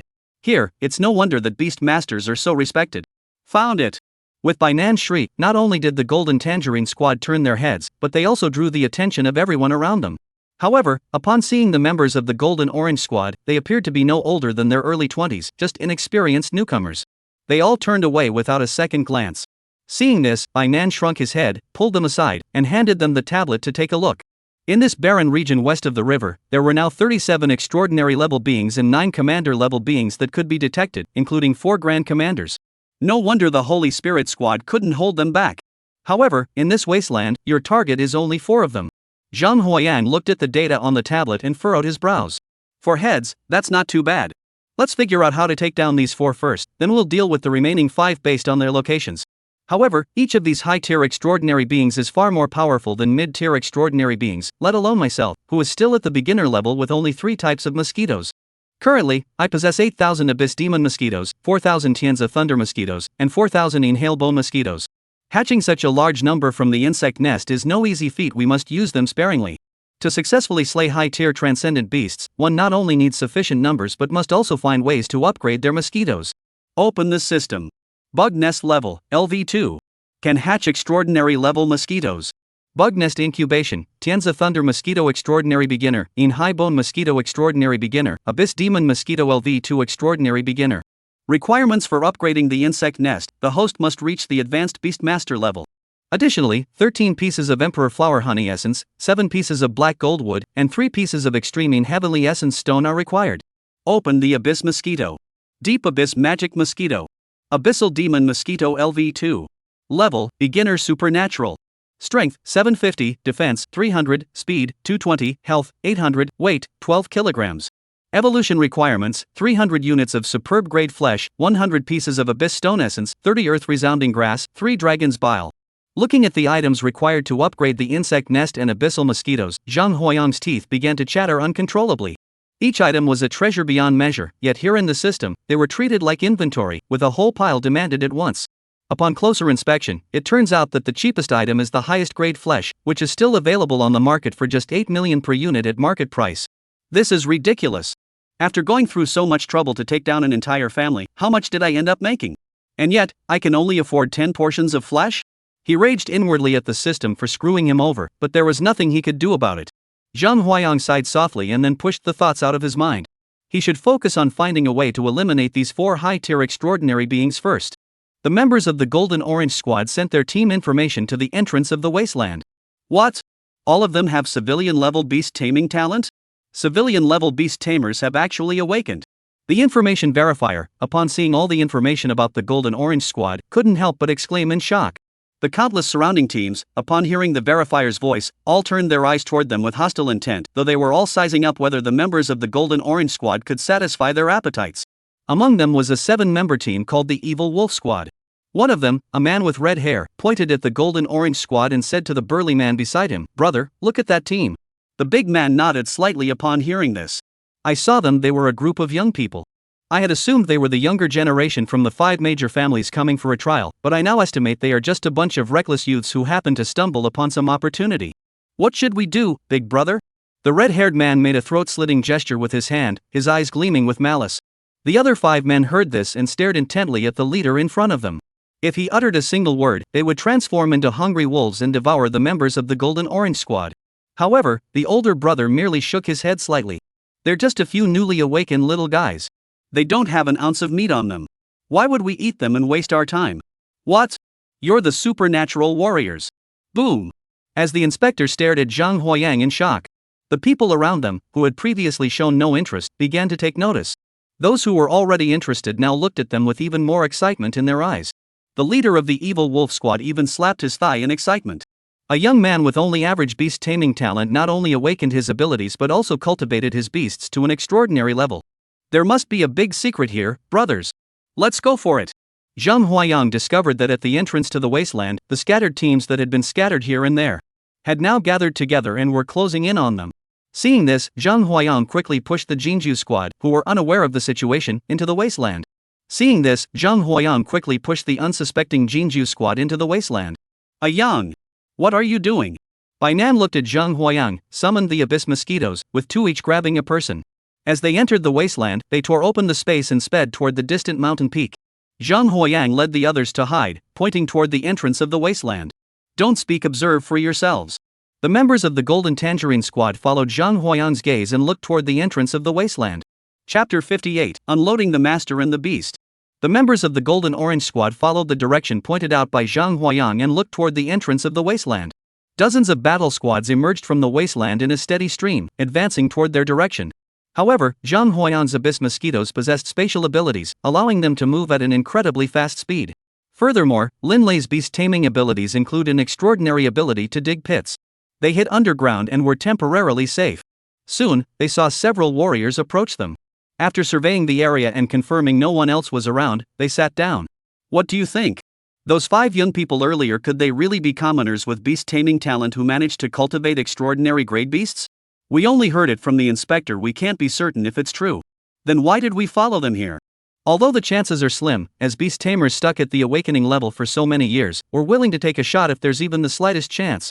But I've heard that in the Hushy Wasteland, there are many dismounters and beast dismounters surviving there. Upon hearing these two terms, the man across from him immediately grew pale and cold. Those damned creatures have abandoned their humanity, siding with those savage beasts to oppose us beast tamers. It's utterly outrageous. The team stayed here for a while before heading off into the distance. The members of the Golden Orange Squad, seeing that the team had left, finally breathed a sigh of relief. This battle squad wasn't very strong, all of them were only at the awakened level. However, once we engage them in battle, it will inevitably attract the attention of others. By then, they will surround us, and our Golden Orange Squad will be doomed. Zhang Huayang asked. What did that team just say about unloading the master and unloading the beast? I've never heard of those terms before. Upon hearing this, Bai Nan shot him a disdainful glance and bit his lip. That's why I told you not to graduate early. The principal changed the school rules specifically because of his granddaughter's situation. In the first 3 years, they only teach some basic beast taming techniques. It's not until the 4th year that they start teaching the real skills. Among these, unloading masters and unloading beasts are 2 of them. However, the curriculum only briefly mentions them, and they are entities that beast tamers must handle with the utmost caution. However, the hard drives provided by the Qianlong squad contain a detailed explanation of these creatures. The unloader is a traitor to the human race. They were once beast masters, but for some unknown reason, they abandoned their humanity, ventured into the wasteland, and fell into depravity, becoming beasts themselves. We removed the dual-wielding aspect of their beast tamers and redefined them as unloaders. The symbolism here is that they have abandoned both their human identity and their identity as beast tamers. Since a Xieshur is a former beast tamer who has abandoned their humanity, what should we do if they infiltrate our ranks of beast tamers? After all, beast tamers also engage in combat with one another. That's why unleashers are so difficult to deal with. We have no way of knowing who is an unleasher and who is a beastmaster. So, any beastmaster who controls beasts to attack ordinary people in the city and is dealt with so severely is suspected of being a beast unloader, right? Upon hearing this, the members of the Golden Orange Squad all sighed. The current situation of the human race was already dire enough, and yet someone dared to stab them in the back at such a critical moment. It was utterly despicable. As for the unleashed beasts, these are beasts that were once under the control of beast tamers who have since died. Instead of being reassigned to new masters, they wandered into the wasteland and became wild beasts. However, they differ significantly from ordinary wild beasts. Most of them possess one or more magical artifacts, and their intelligence far surpasses that of ordinary wild beasts, making them far more dangerous. After a long while, the group shook their heads, banishing the unpleasant thoughts from their minds, and followed the map's guidance toward the nearest location of a high-tier extraordinary wild beast. Following the map stored on the hard drive, they walked from dawn until the moon hung high in the sky, finally arriving at the edge of a forest. They saw this not very large forest. Zhang Huayang summoned 300 abyss mosquitoes, surrounding the forest and bringing all areas within it under his control. However, he was puzzled to discover that there was not a single living creature in the entire forest. Just as Zhang Huayang thought it might be because the database hadn't been updated in time. Su. Rumbling. The ground in the forest suddenly began to shake violently, then slowly collapsed into a 5-meter wide, bottomless pit. Through the eyes of the abyss mosquito, Zhang Huayang clearly saw a massive python, hundreds of meters long and thicker than a water barrel, crawling out of the deep pit. Its scales shimmered silver under the moonlight as it emerged from the depths of the pit, taking advantage of the darkness. After roaming through the forest for a while, it suddenly raised its head sharply, its snake-like tongue darting in and out rapidly as it processed the information. Finally, it spotted a basketball-sized abyss mosquito perched on a branch. Ignoring it, it emanated a torrent of rage and swiftly crawled toward the northern part of the forest. Name: Spotted Silver-Scaled Python. Rank: High Tier Supernatural. Strength: 1650, Defense: 700, Speed: 520, Health: 3000, Weight: 1038 tons, Height: 386 meters. Description: A beast that devoured its master, now lurking here, seeking to become a commander-level beast general. Upon reading the description of this spotted python, Zhang Huayang's expression brightened. His system could actually distinguish whether it was a demon beast. This was an unexpected delight. Let's test it out on this target first. If it can be killed, continue. If not, we'll figure out how to upgrade the insect nest or evolve the abyssal mosquito first before trying again. Ainan noticed Zhang Huayang's movements and looked puzzled. Yang, what's wrong? We've found that high-tier extraordinary wild beast. The remaining 4 members of the Golden Tangerine Squad saw Zhang Huayang's excited expression and all looked a bit awkward. Zhang Huayang finally realized that this high-tier extraordinary beast was so powerful that even he might not be able to defeat it. Let alone the other members of the Golden Orange Squad. Their beast taming skills were still in their infancy. Facing this wild beast, they were essentially walking into a trap. Seeing this, Zhang Huayang glanced at the few people in front of him and spoke. Stay here. I'll go check out the situation. Without waiting for the members of the Golden Orange Squad to respond, he flashed his wind control ring, and a sudden gust of wind swept him away into the distance. The members of the Golden Orange Squad watched Zhang Huayang's departing figure and rolled their eyes. We're not strong enough. If we keep this up, we'll end up being a burden to Yang. As Bainan spoke, he released his spider monkey from the beast taming space, and the others followed suit. On Linlei's water buffalo's back, there was a flower snake coiled around it, a red-tailed squirrel standing on it, and a spider monkey crouching on it, holding an iron rod. Bainan stood with one hand on his hip, pointing at the 4 beasts in front of him and the 3 members of the Golden Orange Squad. You brothers, can't you try a little harder and become extraordinary sooner? At least you wouldn't be completely insignificant in this wasteland. I'm talking to you, little monkey. Stop fooling around with your staff. I spent a fortune to cultivate you into a high-tier awakened being. I brought you here this time specifically to help you break through to the extraordinary realm. Stop laughing. What's so funny? Don't pull the squirrel's tail. Stand up straight. And you guys, with all your connections and influence, you can't even beat Yang? You're bringing shame on yourselves. Chapter 59, Removing the Task. The hushy wasteland is divided into inner and outer circles. The outer circle serves as the habitat for ordinary extraordinary beings and awakened beasts. The inner circle, however, is the domain of the commander-level wasteland beasts. Zhang Huayang, clad in a dark cloak, followed the striped python being monitored by the abyss mosquito, crossing 1/3 of the outer ring of the hushy wasteland, and eventually arriving at a highly concealed cave. The spotted python let out a loud roar inside the cave. Sasha. Before long, a red spider the size of an adult water buffalo crawled out of the cave. Although the spider was massive, it was only about the size of the flower-patterned giant python's head. Name: Red Thread Spider. Rank: High Tier Supernatural. Strength: 1430, Defense: 680, Speed: 480, Health: 2500, Weight: 18 tons, Height: 5 meters. Skill: Weaving the spider silk it spits out can transform into any creature it has ever seen. Description: A beast that devours its master. Upon seeing the spider, Zhang Huayang's eyes flashed with a gleam. This beast was also one of his targets. Before long, 2 more beasts rushed in from all directions. One was a hyena the size of a train engine, and perched on its head was a raven, entirely snow white with not a single speck of color. As expected, all 4 of these beasts had bitten their masters to death. Just then, the spotted giant python suddenly spoke in a human voice. Hong Zhuor, the matter you mentioned back then, is it still valid now? And the 2 of you, are you ready? Upon hearing this, the red spider's 6 black pearl-like eyes emitted an eerie glow. Are you talking about the timing to advance to a commander? The red spider opened its blood-red maw, its voice hoarse, sounding like a child just learning to speak. The spotted python's massive head nodded slightly. A matchmaker recently contacted me, informing me that a team named Jinju had entered our Hushi district. Although this team isn't very strong, it seems to be hiding something, causing nearly 100 other teams to follow them in. If we were to devour all the beast tamers and their beasts from these 100 teams, the immense blood energy would be more than enough to propel us to the commander level rank. The other 3 beast tamers heard this and their eyes gleamed with greed. However, this particular hyena hesitated slightly. But will the 9 great commanders of the West River District allow us to advance? Upon hearing this, the spotted python snorted coldly. Let's not even mention that the 9 great commanders each have their own territories and won't leave unless there's an emergency. Even if they discover us, as long as we evolve faster and advance to the rank of commander sooner, we won't have anything to fear from them. Upon hearing the striped python's words, the 3-headed beast's eyes flickered with greedy light. They exchanged glances and nodded slightly. Let's do it. Once all 4 of us have advanced to the rank of commander, we'll definitely eliminate all 9 of them. At that moment, the raven perched on the hyena's head looked at the striped giant python before it. What should we do to lure them over here? You haven't forgotten my abilities, have you? The red spider spoke. That's our problem. Let us know when you're ready to move. Of course, but for now, we need to deal with these pesky mosquitoes. Zhang Huayang, who had been hiding in the shadows and observing carefully, suddenly saw the massive flower-patterned python suddenly turn its head, open its blood-red maw, and lunge toward him. Oh no! He spotted me! The spotted python was getting closer and closer. Zhang Huayang hurriedly summoned the Abyss Magic Rune and the Heavenly Thunder Mosquito.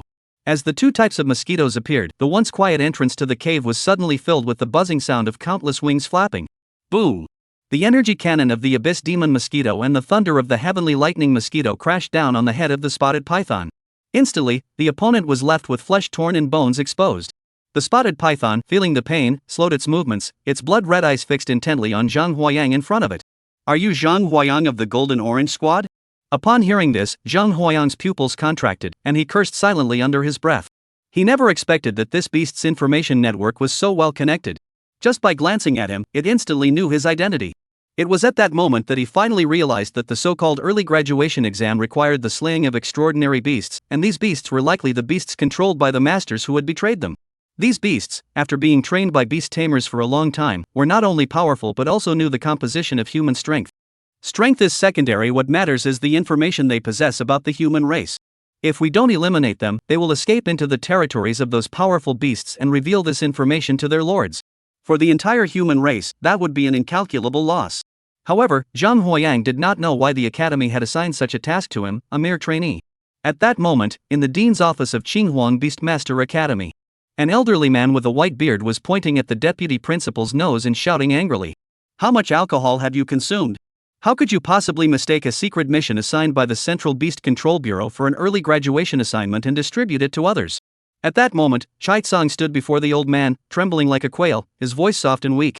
Director, I had no idea this was a secret mission from the Central Beast Control Bureau. How dare you talk back? The dean was furious and smashed the cup in his hand into pieces.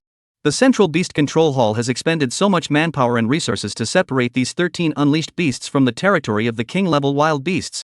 If those king-level wild beasts were to learn of these beasts' whereabouts and rescue them, do you have any idea how many of us would die? It might even lead to the complete annihilation of our human race. Moreover, these beasts are connected to the beast tamers hiding among the human race. By following their trail, we might be able to resolve the internal threat within the beast taming hall. Huff, huff. The dean took a deep breath to calm himself down. What are you still doing here? Hurry up and contact Zhang Huayang and tell him not to tip off the enemy. But if we do that, won't he become suspicious? You're so stupid, how did you become the vice president? It's all because you promoted him. The vice dean muttered under his breath, glancing sideways at the dean, who was flushing red with anger. I'll go handle it right away. Meanwhile, the high-ranking officials of the Central Beast Control Hall had already been summoned due to his execution of this mission. The situation has become extremely chaotic. The vast majority of people support this, urging Zhang Huayang to abandon the mission. Some radical individuals even want to assassinate Zhang Huayang to suppress the news. However, these voices were all suppressed by Wang Lao and by Fu Ren working together. Wang Lao looked at the people in front of him. Not a single one had left the meeting room, they were all influential figures in their respective fields. Yet here they were, in this office, arguing like children. Everyone, be quiet. The task of removing the cargo is still in the secret phase. If you keep making such a commotion, aren't you afraid that the cargo handlers who have infiltrated the group will find out? I suggest we let Xiao Zhang give it a try first. But these tasks are just one step away from becoming a commander, and Zhang Huayang is only a beginner at the extraordinary level. Can he succeed? I don't know if it can be done. But I know that there's no one more suited for this mission than him. Moreover, he is a distant relative of the abyssal mutants. Chapter 60, Unleashing the Beast, Internal Strife. Zhang Huayang was unaware of the changes occurring outside. At that moment, he was frantically fleeing. Looking at the massive striped python behind him, his heart was pounding wildly. The person who kidnapped the dean's granddaughter must have committed some terrible crime to make the dean escalate the task of graduating early to this extent. His own abyssal mosquito energy cannon could only break through the opponent's skin. Such minimal damage isn't even enough to scratch the surface of the enemy's health bar. Next time I encounter the dean's granddaughter's husband, I'll make sure to teach him a lesson. Little did they know that the spotted python also harbored a noble heart. The scales on its body were the armor crafted by its former master, who had spent countless resources to create them. Its hardness surpasses that of ordinary S-rank treasures, and it is just one step away from becoming an awakened treasure. Yet, despite being such a treasure armor, it couldn't withstand the attack of the opponent's beast. Worse still, under the enemy's relentless assault, the armor's defenses were breached, leaving the wearer injured. The spotted python continued to pursue him relentlessly. Zhang Huayang clenched his teeth and retrieved the water dragon mirror from his spatial ring. Boom! A thick fog suddenly erupted from the water dragon mirror, instantly shrouding the surrounding mountains. Seeing this, Zhang Huayang's expression lit up with joy. He quickly summoned the abyss mosquitoes, using them to tear open a spatial rift and flee toward the distance. Soon, amidst the swirling white mist, a deafening roar suddenly echoed through the air. As the roar echoed, intense fluctuations swept through the area, instantly dispersing the white mist that had been lingering there. The flower-patterned giant python's crimson eyes swept around the area, failing to spot Zhang Huayang's figure. It let out a cold snort. You got away fast. At that moment, Zhang Huayang had already arrived at the location of the Golden Orange Squad and briefed the others on his findings. The group exchanged glances, each sensing that there was undoubtedly a tremendous secret lurking beneath the surface, but they could not quite grasp it. Just then, Mo Wenchuan, who had remained silent the entire time, raised his right hand. I think I know something. Upon hearing this, he suddenly turned to look at Mo Wenchuan. I don't know the details. At the time, I was only 12 years old and still living in the Jun family's residence in the capital. One night, I went out to get a drink and overheard Jun Luo on the phone. He seemed to be saying that several unshacklers had infiltrated the Central Beast Control Bureau. Because of this incident, the Central Beast Control Bureau stopped recruiting on a large scale afterward. When they did recruit, they only took in people with clean family backgrounds who could withstand scrutiny. Upon hearing this, Zhang Huayang shuddered, recalling the words spoken by the spotted giant python earlier, coupled with the current remarks of Mo Wenchuan. He immediately realized that the Dragon Kingdom had the Central Beast Control Hall, a massive organization, to suppress the wild beasts.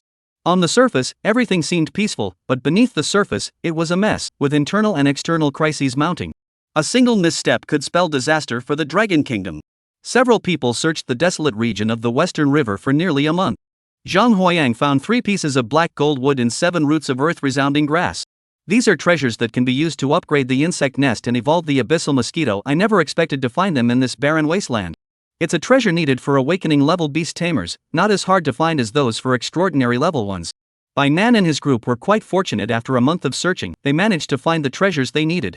Zhang Huayang was delighted with this outcome. With his system at his disposal, advancing in beast taming was no trouble at all. Now that he sees they have a glimmer of hope for breakthrough, he is overjoyed. If they all advance to the extraordinary realm, I will have a much better chance of handling these extraordinary level beasts on my own. He left a portion of the abyss mosquitoes behind to provide protection and deployed them at the advancement site of the Golden Orange Squad's beast tamers to prevent any unexpected incidents. Zhang Huayang resolutely set off toward the front of the wasteland. Just a few days ago, as one of the individuals involved, he suddenly heard the search team that had come looking for them announce that they had discovered traces of the Golden Orange Squad in the center of the wasteland. Zhang Huayang immediately realized that this must be the scheme of those 4 high-tier extraordinary beasts. Zhang Huayang moved swiftly, arriving in the area in just 3 days. Even before getting close, when he was still 3 kilometers away, he could already smell the strong scent of blood stinging his nostrils. Approaching cautiously, the scene before him was truly shocking. Before him lay a scene that could only be described as terrifying. Bones were piled up like mountains, and blood had pooled into rivers. The surviving beast tamers, their limbs limp and their bodies utterly exhausted, lie on the ground, quietly awaiting the approach of death. Surrounding this group of people on the nearby hills were a python, a spider, a hyena, and a raven. 4 high-ranking beasts, each controlling their own treasure weapons. The light emitted by the 4 high-tier treasure weapons intertwined, forming an impenetrable wall that completely surrounded the group. The beast tamers and their beasts within the wall, upon seeing the 4 unleashed beasts, knew immediately that the appearance of the Golden Orange Squad here was a complete and utter conspiracy. What they never expected was that the masterminds behind this conspiracy were none other than the 4 wild beasts. Even among these beast tamers, there were nearly 30 of the extraordinary level, yet they were completely powerless against these 4 high-tier extraordinary beasts. Their attacks struck the city walls, not only failing to cause any damage but instead being absorbed by the walls, becoming nourishment for the city walls. The 4 beasts, witnessing this scene, exchanged glances, their eyes gleaming with cruel smiles. 300 awakened beings and 30 extraordinary beings, their blood and energy are enough to bring us one step closer. Great, that's wonderful. Let's keep up the momentum and eliminate them all. As the 4 beasts spoke, their attacks grew even more fierce. The beast tamers trapped within the city walls were completely helpless against such intense attacks. As time passed, the beast tamers in the arena began to show signs of despair. Their beasts, under the relentless attacks of the 4 high-tier extraordinary beasts, were reduced to pools of blood, staining the ground red. As for the 4 beasts, upon seeing the increasingly dense blood and flesh energy, they all greedily narrowed their eyes. At that moment, the white raven suddenly spoke. Although there is a lot of blood and flesh energy here, it is all of a low grade. The vast majority are merely awakened level beasts, and it is simply insufficient for all 4 of us to advance. If 2 of us can advance, that would already be quite good. As the white raven's voice faded away, the other 3 beasts immediately changed their expressions. Although they were all beasts that had killed their masters, they were not united. They had only gathered together out of necessity, as they knew they would be easily killed if they did not band together. Now, an opportunity for advancement lies before them. If they have enough strength, they might be able to endure a few hardships for the sake of their common goal. But now, this white crow claims that this flesh and blood energy is only enough for 2 people to use. At that moment, the spotted python raised its massive head high into the air. The white raven before him was no larger than his own eye. The spotted python's blood-red eyes stared intently at the white raven in front of it. "Dubai, do you even know what you're saying?" Baiduya saw the obvious threat in the other person's voice but showed no fear. "I said, the flesh and blood here can only allow 2 to ascend to the rank of commander." Baiduya stood on a branch, preening his feathers, carefully licking away the bloodstains on his white feathers. "Why not do this instead? Let me and the Earth Wolf consume the energy from this flesh and blood. Once we have ascended to the rank of commander, we will find treasures for you to use in your own ascension."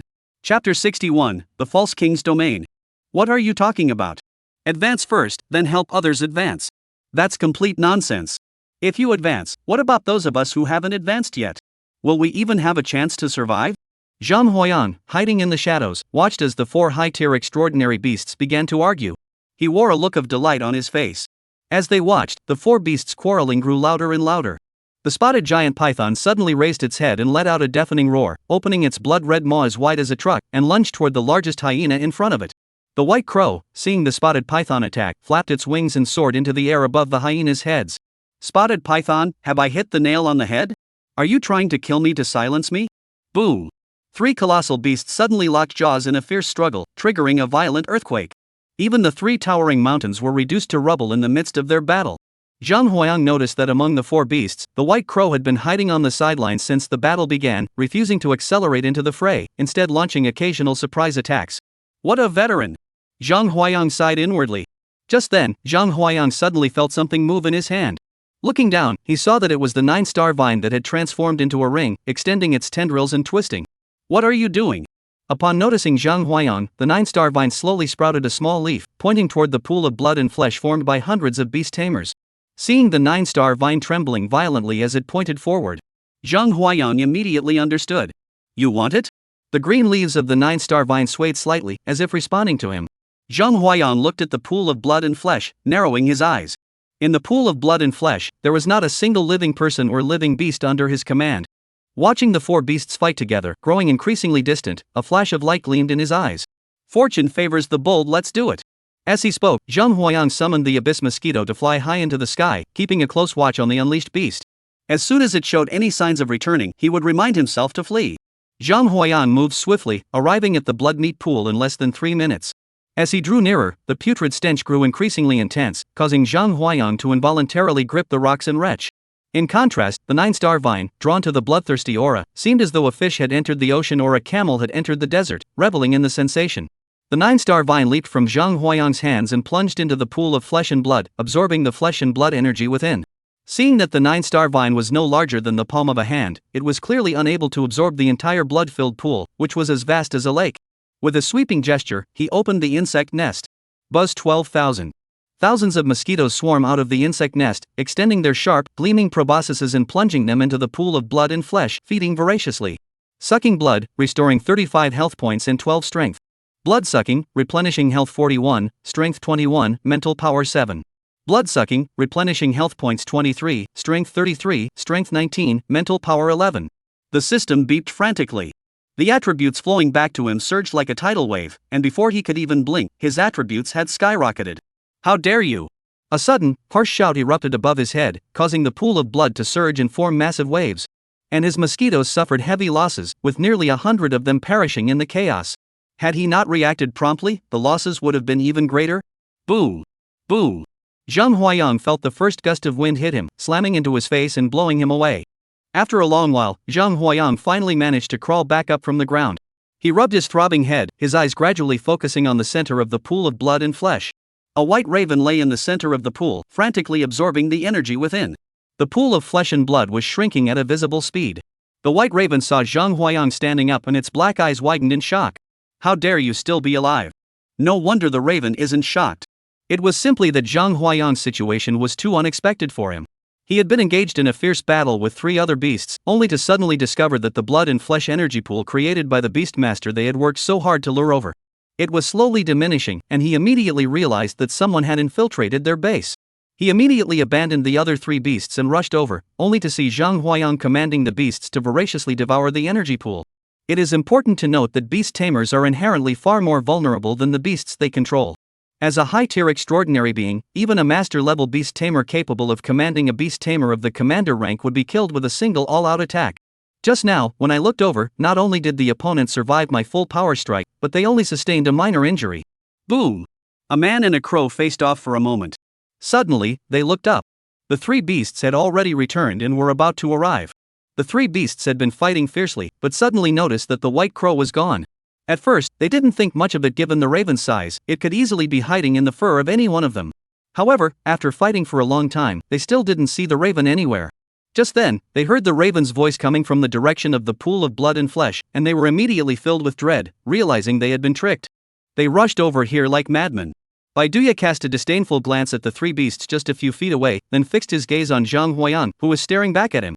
I had originally planned to make you the vanguard of my territory once I was promoted to commander. Now that you're asking for death, don't blame me for being ruthless. Quack quack. Fatal barren land. Quack quack. The cries of the white crows rose from the pool of blood, echoing across the wilderness and piercing the sky. As the sound of the white crows fades away, a grayish-black glow emanated from the white crow at the center, swiftly spreading outward in all directions. Any living creature that came into contact with this glow had its life energy completely drained from its body in an instant, turning into a pile of ash that dissipated into the air. Although the spread of this domain is not particularly fast, with careful attention, it may be possible to avoid it. However, in the current situation, both Zhang Huayang and the 3-headed beast are engaged in a standoff with the white crow. No one expected that this crow, merely a high-tier extraordinary being, could wield the power of the king's domain. What is this? The royal domain. This can't be. The spotted python saw the colors of the surrounding world shifting and changing, its face filled with terror. It twisted its massive body and turned to flee, desperate to escape this royal domain. Name, Mingya. Rank, Junior Commander in the process of promotion. Strength, 4,430, Defense, 1,480, Speed, 790, Health, 5,900, Weight, 300 kilograms, Height, 3 meters. Skill, Pseudo-King's Domain, Fatal Wasteland consumes 80% of life energy to activate. Upon activation, transforms a 3-kilometer radius into a lifeless wasteland. Skill, Wind Assault. Description: after the master's death, the beast is separated from the human race and possesses the qualities of a commander. The white crow saw the spotted python's movements, snorted coldly, and its feathers trembled violently, channeling all its power toward the spotted python. Caught off guard, the striped python's body was instantly enveloped by the pseudo-kingdom, the domain of death. Skin, muscles, bones, internal organs. As the pseudo-king's domain completely enveloped the spotted python, its body melted away layer by layer, like ice and snow exposed to sunlight. In the end, only a suit of armor remained, falling to the ground. Let your flesh and blood pave the way for my path to leadership. Chapter 62, Strike While the Iron is Hot. Hoo. After eliminating the spotted python, Baiduya's gaze shifted to the hyenas and red spiders nearby. Upon seeing the white crow's gaze, both of them shuddered violently. They all prostrated themselves on the ground, signaling their submission. As fellow high-ranking extraordinary grade flower-pattern giant pythons, they had died right before their eyes. If they didn't know their place, they might well be the ones to meet the same fate. Upon seeing this, Baiduya's human-like eyes flashed with a murderous glint. Since you are willing to submit, then listen to me go to your deaths. What? Before the red spider and hyena could react, the raven's pseudo-kingdom suddenly contracted, channeling all its power toward the two beasts. The white raven had already 1 foot in the ranks of a commander, and with his pseudo-kingdom, he was no match for these two high-tier extraordinary beings. They lasted less than 3 minutes before being drained of all their vital energy by the fatal wasteland, leaving only their bones, which were sucked dry into dust and dissipated into the void. Huff. After finishing this task, Baiduya let out a long sigh of relief. Wan Yu was indeed not someone I could control at this moment. The white crow lay in the pool of blood and flesh, swimming comfortably, absorbing countless energies into his body to restore his strength. I must still thank my former master. If it weren't for you obtaining a fragment of the royal domain for me, I would have to go through a lot of trouble to eliminate these three now. Master, why did you have to die? Now I find myself missing you quite a bit. The white crow was frantically feeding on the pool of blood and flesh. Ha! Why is the blood and flesh energy decreasing so quickly? Why hasn't the human been digested? Forcing open the pseudo-kingdom consumed nearly 60% of Baiduya's life energy. Having already slain the other 3 unleashed beasts, he dispersed the fake royal domain. What he didn't expect was that Zhang Huayang, this weak beast tamer, had walked through his own domain and remained completely unchanged. Baiduya was filled with confusion. Zhang Huayang, who had been lying on the ground, suddenly sprang to his feet. Xiaojiu, attack! Boom! As Zhang Huayang's voice fell, the pool of blood suddenly began to boil. 3 vines as thick as water jars emerged, with 3 points of starlight flickering brightly on them. Rising from the blood pool, they violently lashed out at the white crow on the surface of the pool. Bang! Baiduya never expected that such a thing still existed beneath the blood pool. He didn't notice it in time and was blown away. Countless white crow feathers drifted down from the sky, intertwining with the crimson blood pool, creating a breathtakingly beautiful scene. Name, 9-star vine. Rank, high-tier supernatural. Strength, 2630, Defense, 900, Speed, 280, Health, 3800, Weight, 39 tons, Height, 89 meters. Skill 1, Root to the earth. Vine roots anchor themselves to the ground, continuously replenishing life energy. Skill 2, Powerful strikes. Vines lash out like a storm, attacking enemies. Description, a rare plant with 9 stars arranged in a pattern. When all the stars are lit, it becomes a commander. Upon seeing the 9-star vine with 3 stars shining brightly, Zhang Huayang was overjoyed. He never expected that the 9-star vine, in this pool of blood and flesh, could advance to the high-tier extraordinary realm with a single step. This was a realm his predecessor, the purple star vine, had never even come close to reaching. You're asking for death. The white crossing crow was flung 3 miles away by the 9-star vine and struggled hard to stop itself. Quack quack. Desolate wasteland, die. The white crow let out a piercing scream, and its blood energy plummeted sharply. Zhang Huayang saw a gray glow sweeping toward him. Buzz. Zhang Huayang had just summoned the abyssal magic runes and the heavenly thunder mosquitoes, but under the shroud of this barren land, they were instantly torn apart, flesh and bone separated, and died on the spot. The flesh and blood of the 2 types of mosquitoes returned to their insect nests. Zhang Huayang only then realized that he had another type of mosquito, though this one was inferior to the other 2 and hadn't been used much. The desolate wasteland enveloped Zhang Huayang. Just as the white crow thought Zhang Huayang was doomed. 4,000. 4,000 white skeleton mosquitoes emerged from the insect nest, filling their field of vision. Surviving in a lifeless wasteland is the basic ability of the skeleton mosquitoes. His other ability, however, allows his master to survive alongside them in such conditions. As long as the skeleton mosquitoes have not been completely eradicated, the master remains unharmed. 4,000 extraordinary tier skeleton mosquitoes, alongside the high-tier extraordinary 9-star vine, engaged in battle against an enemy that had successfully advanced to the commander-level rank, but lost 80% of their vital energy in the process. Boom! Bang! The collision between the 2 caused a violent earthquake. Countless mountains and rocks were crushed into dust in the attack. We must strike while the iron is hot. Zhang Huayang knew that the reason they were now evenly matched was because the opponent had consecutively activated the false king's domain twice, causing their vital energy to plummet significantly. If he were to recover, he would be doomed. Baiduya sensed the vital energy within his body rapidly depleting under the false king's domain of the desolate wasteland. However, as soon as he withdrew the pseudo-king's domain, Zhang Huayang would swiftly summon the Tianzi thunder mosquitoes and the abyss demon mosquitoes. The attack power of these 2 types of mosquitoes far surpasses that of the Yin Haiguan, making the effort completely unworthy. 4,000. 3,600. 3,200. 2,800. Under the special care of the white crows, the number of Yin Haigu mosquitoes has dropped sharply. Zhang Huayang saw this and grew increasingly anxious. If all the Yin Huigu mosquitoes were to die, he would not be able to survive even 3 minutes in this pseudo-kingdom of the desolate wasteland. Seeing this, Zhang Huayan clenched his teeth and retrieved the C-rank treasure, the Moon Shadow Bow, from his spatial ring. Although this treasure was only C-grade, after being forged by Chu Ziyuan and imprinted with his own spiritual mark, it had already been upgraded to a B-grade treasure. Xu Ziyuan once said that B rank is not the limit of this treasure artifact, but rather his current limit. If his strength were to improve further, the Moon Shadow Bow could reach an even higher level. Name: Moon Shadow Bow. Rank: B. Ability: penetration can penetrate defenses. The higher the mental strength, the greater the destructive power. Description: a bow that does not require arrows. Forged by Chu Ziyuan, a descendant of a renowned treasure crafting family, it has been upgraded to B rank. If the master's mental strength is sufficient, it can unleash the power of an A-rank treasure. Phew. Inhale. Zhang Huayan took a deep breath and activated his awakening technique, the powerful spirit snake. Instantly, he felt his strength surge throughout his body, taking advantage of the skill's burst of power. Following the method taught to him by Chu Ziyuan, he focused all his attention and channeled his entire mental energy into the spiritual imprint of the Moon Shadow Bow. As the spiritual energy continued to flow into it, a silver arrow appeared on the Moon Shadow Bow, gradually glowing with a moonlit white radiance. At the center of the battlefield, Bai Duya's health points had been steadily depleted, dropping from 6,000 to 2,000. Just as it swept away the shadowed bow mosquitoes blocking its vision, it was struck by the 9-star vine. Just then, its right eyelid suddenly twitched violently. After surveying its surroundings, it spotted a faint silver light slowly blooming ahead. Upon closer inspection, he was utterly shocked. It was Zhang Huayan, gathering his strength. Under normal circumstances, facing such an attack, he wouldn't even bat an eyelid. Even if he stood there letting Zhang Huayan shoot at his stomach, the other party wouldn't be able to break through his defense. But now, that was no longer the case.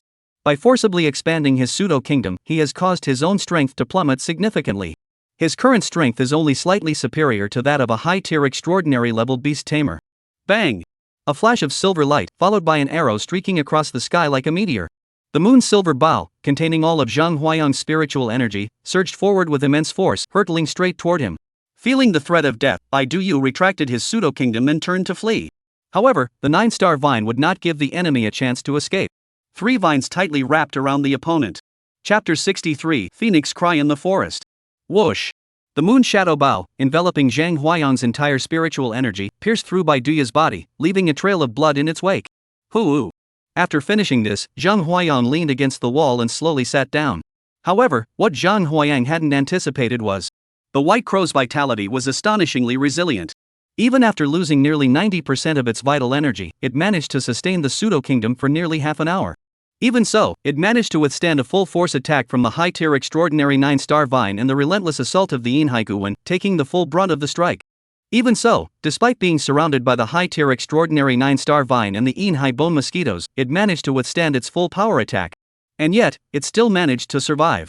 As the effects of the powerful spirit snake wore off, Zhang Huayan felt his body grow faint, and he felt weak all over, about to collapse. But he knew he couldn't give up now. He forced himself to stay alert, opened the insect nest, released the abyssal mosquitoes, and pointed at the white raven gasping for breath. Never give up. Kill him. Zhang Huayan knew that the commotion from the battle here was so intense that it had definitely caught the attention of others. If he didn't take advantage of his weakened state to finish him off, there was a high chance that something unexpected might happen. However, just as the mouthparts of the abyss mosquito approached the white crow, roar! A deafening roar echoed from the distant horizon. The gale alone, caused by the roar, was enough to send the already super-powered abyss mosquito flying. Zhang Huayan saw a faint blue light suddenly appear on the horizon, then rapidly expand. A white lion the size of a truck, emanating an extremely cold frost, froze everything around it. Name: Frost White Lion. Rank: High-ranking Commander. Strength, Defense, Speed, Health, Weight, Height. Skills. Introduction: a lion born from the icy cold, possessing frost abilities. As soon as the frost white lion arrives, it merely raises its paw and swipes it lightly. A fierce wind swept in, instantly freezing Zhang Huayan's skeletal mosquitoes and causing them to fall to the ground, shattering into pieces. Upon seeing the white lion, Zhang Huayan raised his hand and summoned the Inhui bone mosquito back to its nest. The 9-star vine then pulled its roots out of the pool of blood and flesh, its form rapidly shrinking until it became a ring that landed on Zhang Huayan's index finger. The frost white lion glanced at the dying white crow on the ground, then fixed its gaze on Zhang Huayan. You! Before the white lion of the cold frost could speak. Upon seeing the frost white lion, even Zhang Huayan, despite his limbs feeling weak and trembling, knew that this was not the time to relax. Zhang Huayan bit down hard on his tongue, forcing himself to stay alert, and looked ahead. This is my prey. What are you doing? The frost white lion suddenly heard Zhang Huayan's words and paused for a moment, his indigo-colored pupils flashing a mocking expression. Just a bunch of mosquitoes, and you dare to act so boldly in front of me. Han Shuangbaishe remained expressionless at Zheng Huayang's words, merely stating the facts as he saw them. You are merely a high-ranking beast tamer, yet you dare to challenge my authority. Your courage is commendable. I shall grant you a proper burial. Poof. As the voice of the frost white lion echoed, the once sunny sky suddenly gathered into a dark cloud. The pitch-black cloud slowly drifted downward, releasing snowflakes. Each snowflake was as large as a goose feather, and upon hitting the ground, it immediately froze the surrounding area. Sigh. Sigh. Zheng Huayang's arm touched one of the snowflakes, but only for less than a second. His arm turned blue and purple from the cold.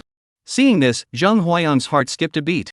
He quickly released the abyss mosquitoes, intending to have them carry him away. However, this frost white lion wouldn't give Zheng Huayang a chance to escape. It merely narrowed its eyes slightly. A wall of ice, over 30 centimeters thick, suddenly rose up before him, blocking his path. I know your beast has spatial abilities, but you should be aware that in the face of an overwhelming power disparity, no abilities will be of any use. Looking at the ice walls surrounding him, Zheng Huayang's expression was as dark as water.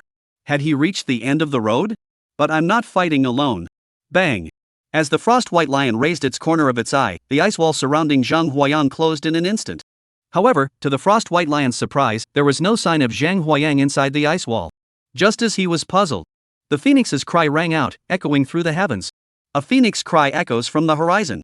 Accompanying the phoenix cry was a fiery ball as large as the sun, which crashed into the dark clouds formed by the frost-covered lion, instantly vaporizing them and creating a rainbow that stretched from the sky to the ground. The frost white lion heard the sound and suddenly raised its head, staring intently at the horizon. Its ears flattened against its head, its pupils dilated, its tail bristled behind it, and it let out a low growl. Phoenix Song Forest Phoenix, I never expected that 3 years have passed and you're still guarding our Hushi district. As the voice of the frost white lion faded away, a massive green phoenix with a wingspan of 300 meters, its body engulfed in golden red flames, slowly descended from the sky. On the back of the phoenix stood a figure dressed in a crimson robe, with a green gourd tucked at his waist. The arrival was none other than Fengming Lin Huang, the representative of the Qinghuang Beastmaster Academy and the one who had awakened the phoenix's cry. He and Jun Luo of the Holy Spirit Squad were referred to by Wang Lao of the Central Beastmaster Hall as the Dragon and Phoenix Duo. A leading figure among the younger generation, the next champion. Lin Huang glanced at the ground and spoke softly, "Come out." Upon hearing this, Zheng Huayang, who had been hiding underground, and Lin Lei from the Jinju squad, who had come to assist him, slowly crawled out from beneath the ground. Lin Huang saw that Zheng Huayang was unharmed and nodded slightly before turning her gaze toward the frost white lion. "What are you doing here? This raven has caught the attention of the Grand Marshal, and I've been sent to escort him there." "Oh? Your Supreme Commander survived a direct hit from the White Lady and didn't die? That's truly astonishing. The Supreme Commander's abilities are beyond your comprehension. You're right, I can't match the Supreme Commander's abilities right now. But you're just a high-ranking commander, and I can still kill you. Since you're here, don't leave." Upon hearing their exchange, Zheng Huayang let out a loud cry in his heart. Indeed, he is a powerful figure who can be compared to Jun Luo and lead a generation together. Indeed, they were figures of such great strength that they could be compared to Jun Luo, leading an entire generation together. Indeed, you are decisive. Boom! One ice, one fire. The two colossal beasts clashed fiercely, their waves of energy so intense that even the clouds in the sky were vaporized. Zheng Huayang watched the battle before him and turned to look at Lin Lei. "Old Lin, why did you come over here?" Upon hearing this, Lin Lei snapped out of his trance, having been fixated on the battlefield, and scratched his head sheepishly. "My beast tamer has advanced in rank. Bai Jia said my beast is best suited for backup, so she sent me over to take a look." Upon hearing this, Zheng Huayang nodded slightly. His gaze fell on the water buffalo behind Lin Lei, which was as large as a truck. Name, Earth Green Buffalo. Rank, Extraordinary Beginner. Strength, 700, Defense, 450, Speed, 100, Health, 1300, Weight, 11 tons, Height, 7 meters. Special Ability 1, Earth Mother's Blessing. While standing on the ground, energy flows endlessly. Supernatural Ability 2, Earth Walking Technique. Ability to control earth elements and move freely through the ground. Description, a blue ox favored by the earth. Upon hearing this, Zheng Huayang nodded slightly. Just as he was about to signal Lin Lei to retreat. As he raised his gaze, he saw that the sky around him suddenly flickered with light. Chapter 64, The Supreme Commander. Deep within the wasteland, a dazzling light suddenly flickered. A green mantis the size of a locomotive emerged from the sky, transforming into a streak of light, and raced toward them from the inner circle. Upon seeing the approaching figure, Lin Huang's expression grew increasingly somber. She raised her hand and summoned a command, causing the Azure Phoenix, which had been locked in combat with the Frost White Lion moments ago, to tremble violently. After shaking off the White Lion, it spread its wings and flew to Lin Huang's side. The green mantis flickered several times and arrived beside the white lion. White lion, don't you know this is human territory? Why are you still lingering here? Upon hearing this, the frost white lion snorted, sending out a blast of frost from its nostrils that froze the ground. You're just in time. While the human beast tamers aren't here, join me and take this guy down. Lin Huang saw this and his expression turned serious. He raised his hand and gently stroked the gourd he was about to meet. As soon as the other party made a move, he would activate it directly. Ha! Good thing I made it in time, otherwise I would have missed this show. Before the others could act, a hearty laugh suddenly echoed from behind. A yellow dragon hundreds of meters long, with Jun Luo wielding a long sword on its back, charged out of the wasteland at breakneck speed. Upon seeing the approaching figure, the green mantis, which had been ready to strike with its sharp claws, slowly lowered them. Jun Luo stood atop the yellow dragon's head, smiling slightly at Lin Huang. I told you before, I wanted you to join my team, but you refused no matter what. See? Now you need me to save the day. You owe me one. As he spoke, Jun Luo noticed Zhang Huayang standing on the ground, and his pupils contracted. Why are you everywhere? Every time I see you, something big happens. Upon hearing this, Zhang Huayang innocently waved his hands. I was just passing by. You guys continue. As he spoke, Zhang Huayang grabbed Lin Lei and tried to leave. Don't run away. A white crow screeched, its cry piercing the sky. The white crow flapped its wings and flew to the frosty white lion's ear, pointing at Zhang Huayang. If you help me kill him, I will submit to the Supreme Commander. Upon hearing this, the previously listless frost white lion suddenly reignited its battle spirit. As Lin Huang had mentioned earlier, his leader was one of the 4 great overlords of the Hushi Wasteland, the Wind God Deer. The title of Great Commander signifies a rank that surpasses that of high-ranking generals but has not yet attained the status of a king. The Grand Commander occupies a position between the two, though not a match for a king, they are unrivaled among commanders. The Wind God Deer is a dominant wild beast in the Western Wasteland, though it is unluckier than other wild beasts. Months ago, when the Abyssal Dominator Turtle emerged from the depths, Madame Bai received the mission at the Central Beast Control Hall and rushed to provide support. As she crossed the desolate region west of the river, the Wind God Deer happened to be blocking Lady Bai's path. Bai Furen initially paid no heed, but the Wind God Deer had roamed the Hushi wilderness unchecked for countless years, believing even a king-level powerhouse couldn't touch him. Yet it dared to provoke Lady Bai, who was traveling through the wasteland. Under normal circumstances, the White Lady would certainly have flayed and dismembered this blind Wind God Deer. However, at that time, a king-level wild beast had been born in the city. Compared to that, this wild beast, which had been dwelling in the wilderness, seemed insignificant. He casually struck it once and then paid it no further attention. However, that casual blow nearly killed the Wind God Deer. If it weren't for the Wind God Deer possessing a revival artifact, it would have certainly perished. Their supreme commander had only 2 commander-level wild beasts under his command, and they were already at a disadvantage in the western wilderness. Now that the supreme commander is injured, it's like adding insult to injury. Now that we see that the White Crow has advanced to the rank of commander, if we bring him back, we may not be able to turn the tide, but we can at least buy some time to allow our supreme commander to recover. Zhang Huayang heard this and sprang to his feet, pointing at the White Crow's nose and cursing furiously. You old crow, what's your problem? You want to eat me, but you don't even let me fight back? If it weren't for my strength, you would have eaten me long ago. How would I have survived until now? I even told you in advance at most 6 months. By then, I'll definitely return to the West River District and bring you back to make Old Crow soup. Lin Huang. Jun Luo. Lin Lei. Tianqing Mantid, 00. Cold Frost White Lion? White Crow. Lin Huang heard this and turned her head blankly, looking at Jun Luo beside her. Has he always been this bold? He's only an early-stage extraordinary beast tamer, yet he dares to scold a commander-level wild beast like that. Jun Luo was just about to say that he didn't know Zhang Huayang. But the words were on the tip of his tongue when he swallowed them back. Thinking of this guy, who had just awakened his beast-taming abilities and dared to challenge the Ma family, one of the 6 major clans of Jianghai City, and had nearly wiped out the younger generation of the Ma family in the survival competition. He even disregarded the danger and resolutely held back the Abyss Tyrant Turtle, which was about to enter the city. In the end, he even, as an ordinary citizen, through a series of alliances and maneuvers, managed to bring down the Ma family, one of the 6 great clans. He fought for the rightful status of thousands of ordinary beast tamers in Jianghai City. These were things he wanted to do but couldn't achieve. Jun Luo immediately nodded slightly to Lin Huang. Yes, this guy has always been so brave. As Jun Luo's voice fell, his pupils contracted. He was actually here. He had seen his own younger brother, Mo Wenchuan. Well done, you're truly a member of my Golden Orange Squad. At some point, Bai Nan had brought several members of the Golden Orange Squad to Zhang Huayang's side, where they stood alongside him, watching the White Crow. It seemed as though they had been intimidated by the Jinju squad's imposing presence. Bai Duya cowered, not uttering a word. Jun Luo saw Mo Wenchuan following the Jinju squad, stepped forward, summoned his newly advanced extraordinary Wang Jin snake, and released his battle intent toward the commander level by Duya.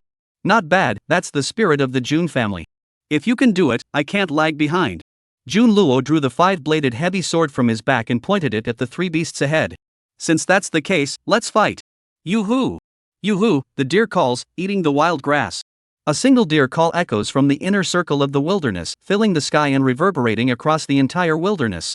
Upon hearing the sound, Jun Luo and Lin Huang both looked tense. Zhang Huayang recognized the sound as well. It was the call of the wind god deer, one of the 4 great leaders of the wild beasts in the western wasteland. Upon hearing this sound, the frost-white lion's expression changed, and it raised its head and let out a loud roar. Today I will spare you, but if we meet again, we will fight to the death. After delivering the threat, Qi and the Tianqing mantis beside him exchanged a glance and nodded slightly. Then, with a flick of its tail, it wrapped around by Duya's body and leaped into the air, disappearing from their sight. If you've got the guts, don't crawl, let's settle this once and for all. Bai Nan stood with one hand on her hip and the other pointing at their disappearing backs, shouting. Seeing this, Zhang Huayang sighed and pinched the bridge of his nose. Alright, big sister, they've all left. Stop calling out. If they really come back, what will we do? Run, what else can we do? Bai Nan crossed her arms and spoke as if running away was the only option.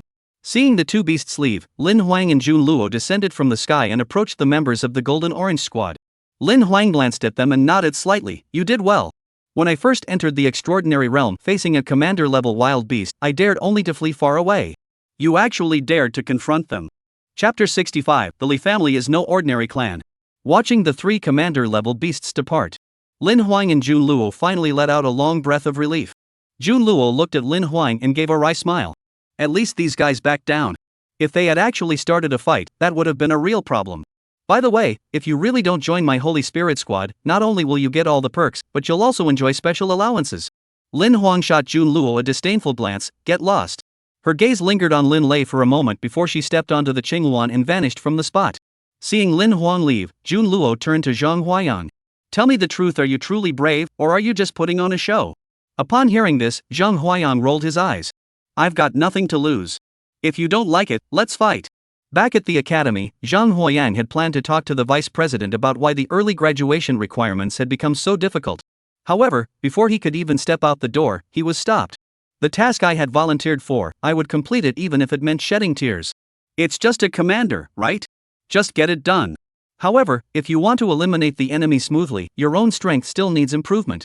Open the system.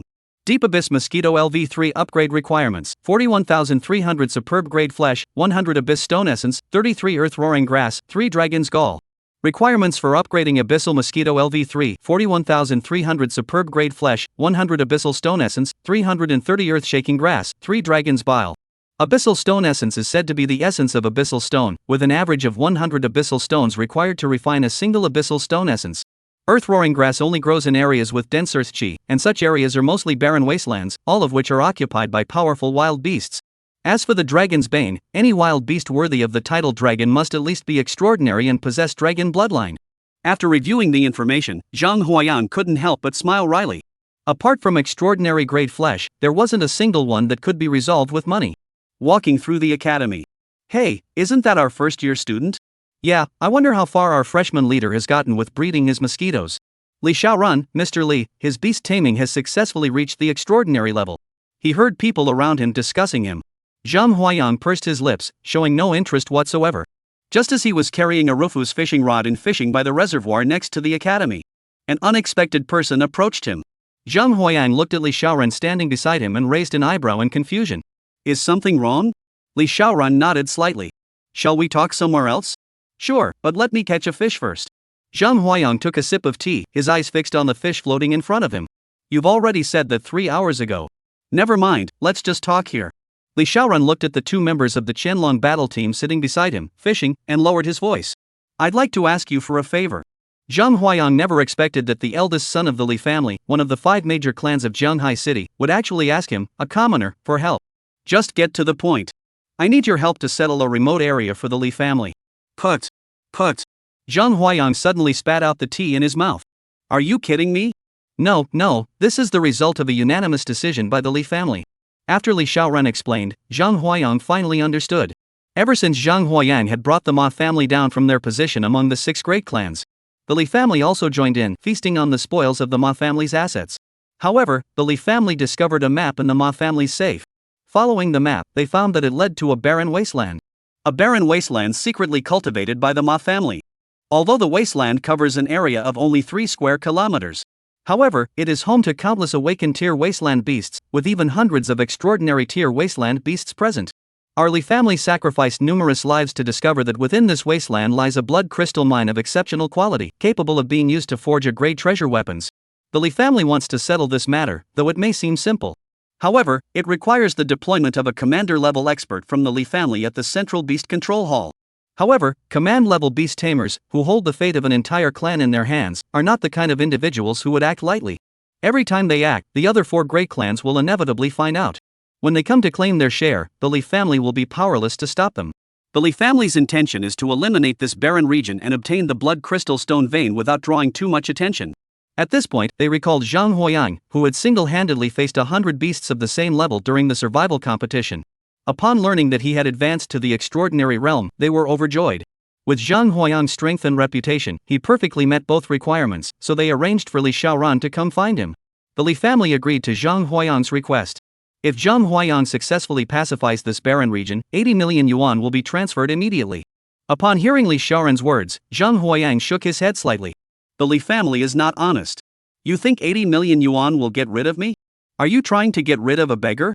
The Ma family's money, I haven't even used it all yet. Upon hearing Zhang Huayang's words, Li Xiaoran not only didn't get angry, but instead showed a look of joy on his face. Since the other party hadn't explicitly refused, it meant that the matter was still negotiable, though the price wasn't right yet. What do you want?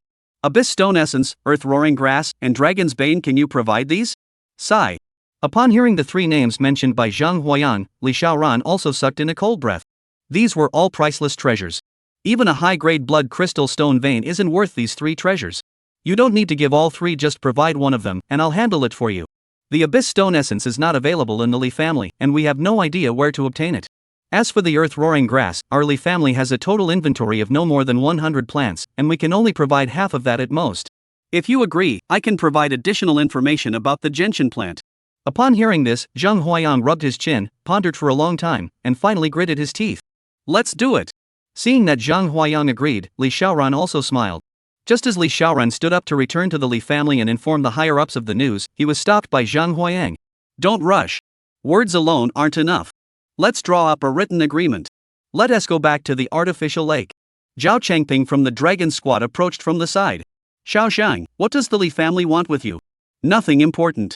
They just want me to help them level up a new discovery in an uncharted area. They said there's a blood crystal or vein there, but they can't handle it themselves. Nothing much, they just want me to help them explore a newly discovered wasteland. They say there's a blood crystal or vein there, but they can't handle it themselves. There's a new uncharted area in Zhanhai City? Wait, is it the one belonging to the Ma family? How do you know? Zhao Chengping's words left Zhang Huayang speechless. He had merely mentioned a new wasteland, yet the other party had instantly deduced that he was referring to the Ma family's wasteland. At that moment, Zhao Chengping gave Zhang Huayang a meaningful look, his tone enigmatic. Based on my years of investigation, each of the 6 major families in Zhanhai City has a major secret. The Ma family's secret is that Shadow Horse, which is on the verge of ascending to the rank of a king. As a family of the same rank, the Li family must have secrets that are no less significant than that of their beast. Moreover, as for the blood crystal stone vein, even the highest grade of it is but a drop in the bucket for the Li family, hardly worth such timid behavior. Upon hearing this, Zhang Huayang's eyes flashed with a sharp gleam. This is something I didn't expect. This was something I hadn't anticipated. Not knowing was one thing, but now that I know, there's no way I can just let them off the hook. Chapter 66, The Gamble.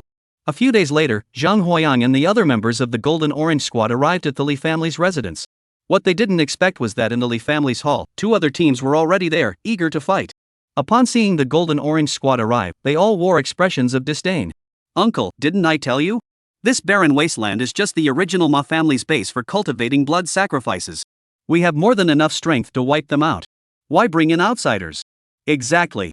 If you want to find someone powerful. What are you doing with these people? I know this team. They're all just average beast tamers. They might not even be able to awaken their beast taming abilities. How could they possibly have the strength to pacify the wasteland? Zhang Huayang swept his gaze over them. Those who spoke were mostly descendants of the Li family, with the strongest among them only at the initial stage of the supernatural realm. In the past, the Golden Orange Squad would have looked down on such arrogance and beaten them up without hesitation. However, now that their beast tamers have all reached the extraordinary realm, they simply don't bother to fight these newly awakened individuals. Li Xiaoran, seeing this, sighed helplessly and looked at Zhang Huayang. I'm sorry, but these are all my Li family's descendants. The idea of having to rely on outsiders to pacify the wilderness is something we find extremely difficult to accept. Just then, a young girl with a ponytail, looking to be around 16 or 17, approached Li Xiaoran. Second brother, my father sent me to bring you there. Upon seeing the visitors, Li Xiaoran smiled. It's Shen'er. Isn't your uncle coming? My father has other matters to attend to. Li Xiaoran nodded slightly, turned to Zhang Huayang, and said, if you don't mind, let's leave now. Zhang Huayang and the other members of the Jinju squad exchanged glances. Seeing no objections, they nodded in agreement. What the Jinju squad didn't expect was that the mode of transportation they were riding was the subway from before the beast attack. Li Xiaoran saw the shocked expressions on the Golden Orange squad's faces and smiled. Wild beasts roamed freely, occupying most of the region. Except for powerful beast tamers who could traverse the wasteland, the rest were forced to stay within a small area, living and dying there. Our Li family has been tasked by the Central Beastmaster Hall to find a way to create a path leading to the outside world. This subway line is something our Li family spent 3 generations to reclaim from those wild beasts. After restoring it to its current state, it is barely functional. Zhang Huayan looked at the subway in front of him and fell into silence. The subway moved quickly, arriving at its destination in less than 10 minutes. Looking at the blood-soaked area ahead, the 3 teams from the Li family who had come with them all shivered uncontrollably. Li Xiaoran glanced at them and snorted coldly. As a beast tamer, one must have the mindset of a beast tamer. Tasks are either not accepted at all, or once accepted, there is no room for fear. After scolding his younger relatives, Li Xiaoran nodded slightly to Zhang Huayang and turned to leave. After checking the map, Zhang Huayang finally understood. The wild beasts in this barren wasteland were actually being kept in captivity. The Li family sent 2 teams, totaling 13 people. These individuals glared angrily at the Golden Orange squad before summoning their beasts and charging toward the wasteland. Among the crowd, Zhang Huayang spotted a figure that caused his pupils to contract. Name, Li Yu. Beast Tamer rank, Junior 9th Dan. Beast Tamer, Swiftwind Wolf. Beast Taming level, Beginner Awakening. Strength, 102, Defense, 42, Speed, 51, Health, 163, Weight, 160 kilograms. Description, a beast tamer tainted by the aura of wild beasts. In terms of strength, this Li Yu is nothing to speak of compared to Zhang Huayang. However, the system's description of him is quite intriguing. Infected with the aura of a wild beast. Those who can be tainted by the aura of wild beasts are either beast tamers currently engaged in combat with them or, alternatively, those who collaborate with wild beasts. Li Yu saw Zhang Huayang staring at him, his face suddenly turning pale, and he quickly turned away. Dar. Li Yu noticed Zhang Huayang staring at him, his face suddenly turning pale. He quickly turned his head away, dared not meet his gaze. However, the seemingly insignificant gesture immediately confirmed Zhang Huayang's suspicions. Zhang Huayang's lips curled slightly upward as he sighed inwardly. The Li family truly lived up to their reputation as the leading family among the 6 great clans of Jianhai City. Even their courage was unmatched. They dared to collaborate with the wild beasts. It remains to be seen whether they have fully aligned themselves with the beasts and become traitors. If that's the case, then I can't keep you around anymore. Thinking this, Zhang Huayang raised his right hand slightly, and 10 deep abyss mosquitoes flew out of the insect nest and entered the space. The captains of the 2 Li family battle teams, seeing Li Xiaoran leave, shot Zhang Huayang a displeased glance before fixing their gaze on Bainan. One of them, a beast tamer named Li Haofeng, stepped forward. This Li Haofeng is a prominent figure among the younger generation of the Li family. Not only is he the cousin of Li Xiaoran, but he has also awakened a commander level in Soul Wolf. But he is different from Li Xiaoran. Li Xiaoran was sent to Qinghuang Beast Academy to study, while Li Haofeng was left behind at the Li family to be raised and trained on their own. Captain Bai, why don't we make a bet? As soon as he heard the word bet, Bai Nan's eyes lit up. Hurry up and say it. What's the bet? Seeing Bai Nan's eager expression, the captain of the Li family froze for a few seconds. Since the mission was to pacify the wasteland, the priority should be to eliminate the wild beasts. We will set a deadline of 7 days. Once the time is up, we will gather here. Alright. What's the bet? Bai Nan was extremely excited about the bet. If you lose, all you have to do is disband the Golden Orange Squad. Upon hearing this, not only Zhang Huayang, but even Lin Lei, who was known for his good temper, turned pale. Don't get angry. I'm only saying this for your own good. All of you in the Golden Orange Squad have only civilian-level beast taming talent. You simply have no chance of cultivating your beasts to a higher level. Why not disband the team and allocate your resources to beast tamers with better talent? Wouldn't that be better? But what if you lose? Zhang Huayang grabbed the member of the Golden Tangerine Squad who was about to lose control, his expression cold and menacing. Ha ha! Li Haofeng suddenly burst into laughter. How could I possibly lose? If I lose, for every additional awakened beast you have, I will pay 1 million and 10 million for each extraordinary level beast. Upon hearing this, Zhang Huayang rolled his eyes and looked at the other person with a gaze as if he were looking at a cute little thing. His hands, however, remained busy. One hand pulled by Nan and Lin Lei, while the other pressed down on Chu Ziyuan's right hand, preventing him from drawing out the treasure artifact. Has the Li family fallen so far into poverty? As he spoke, Zhang Huayang took out the water dragon mirror from the Imperial Wind Ring. This water dragon mirror, after half a month of refinement by Chu Ziyuan, had successfully been upgraded to an A-grade treasure artifact. If we lose, not only will we disband the team, but we will also lose this A-grade treasure weapon to you. But if you lose, the price doubles, 2 million for each awakened artifact and 20 million for each transcendent artifact. Li Haofeng recognized the water dragon mirror in Zhang Huayang's hand immediately. It was the reward for first place in the new student assessment. At the time, Li Xiaoran had mentioned that he would give this precious artifact to him. However, it was snatched away by Zhang Huayang, an outsider. Now that he saw it, the water dragon mirror was actually an A-grade treasure. Even his Li family didn't have many of those. A flash of greed flickered in Li Haofeng's eyes. Since that's the case, this bet, the Li family accepts. Alright, Li family, you're indeed straightforward. Words are cheap. Let's draw up a contract.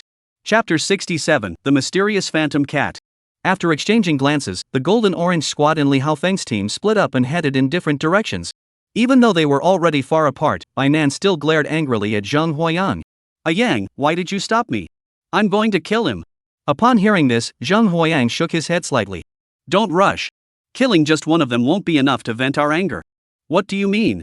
Upon hearing Zhang Huayang's words, Bai Nan slowly calmed down. Even Lin Lei, Chu Ziyuan, and Mo Wenchuan perked up, eager to hear what Zhang Huayang had to say. According to the information gathered by the scouts I sent out earlier, there are at least several thousand awakened tier beast tamers here, and even several hundred extraordinary tier ones. He. Bai Nan realized what was happening and walked over to pat Zhang Huayang on the shoulder. No wonder you're a member of my Golden Tangerine Squad, you're really smart. You guys figure out how to lure the wild beasts over here. I need to go somewhere. As Zhang Huayang spoke, he released several basketball-sized abyss mosquitoes. Once you're ready, contact me through these mosquitoes.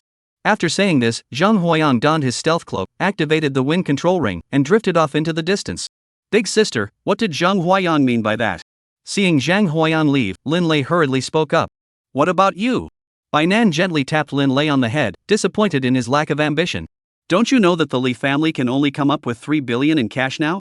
You, ha! Bai Nan gently tapped Lin Lei on the head, disappointed in his lack of ambition.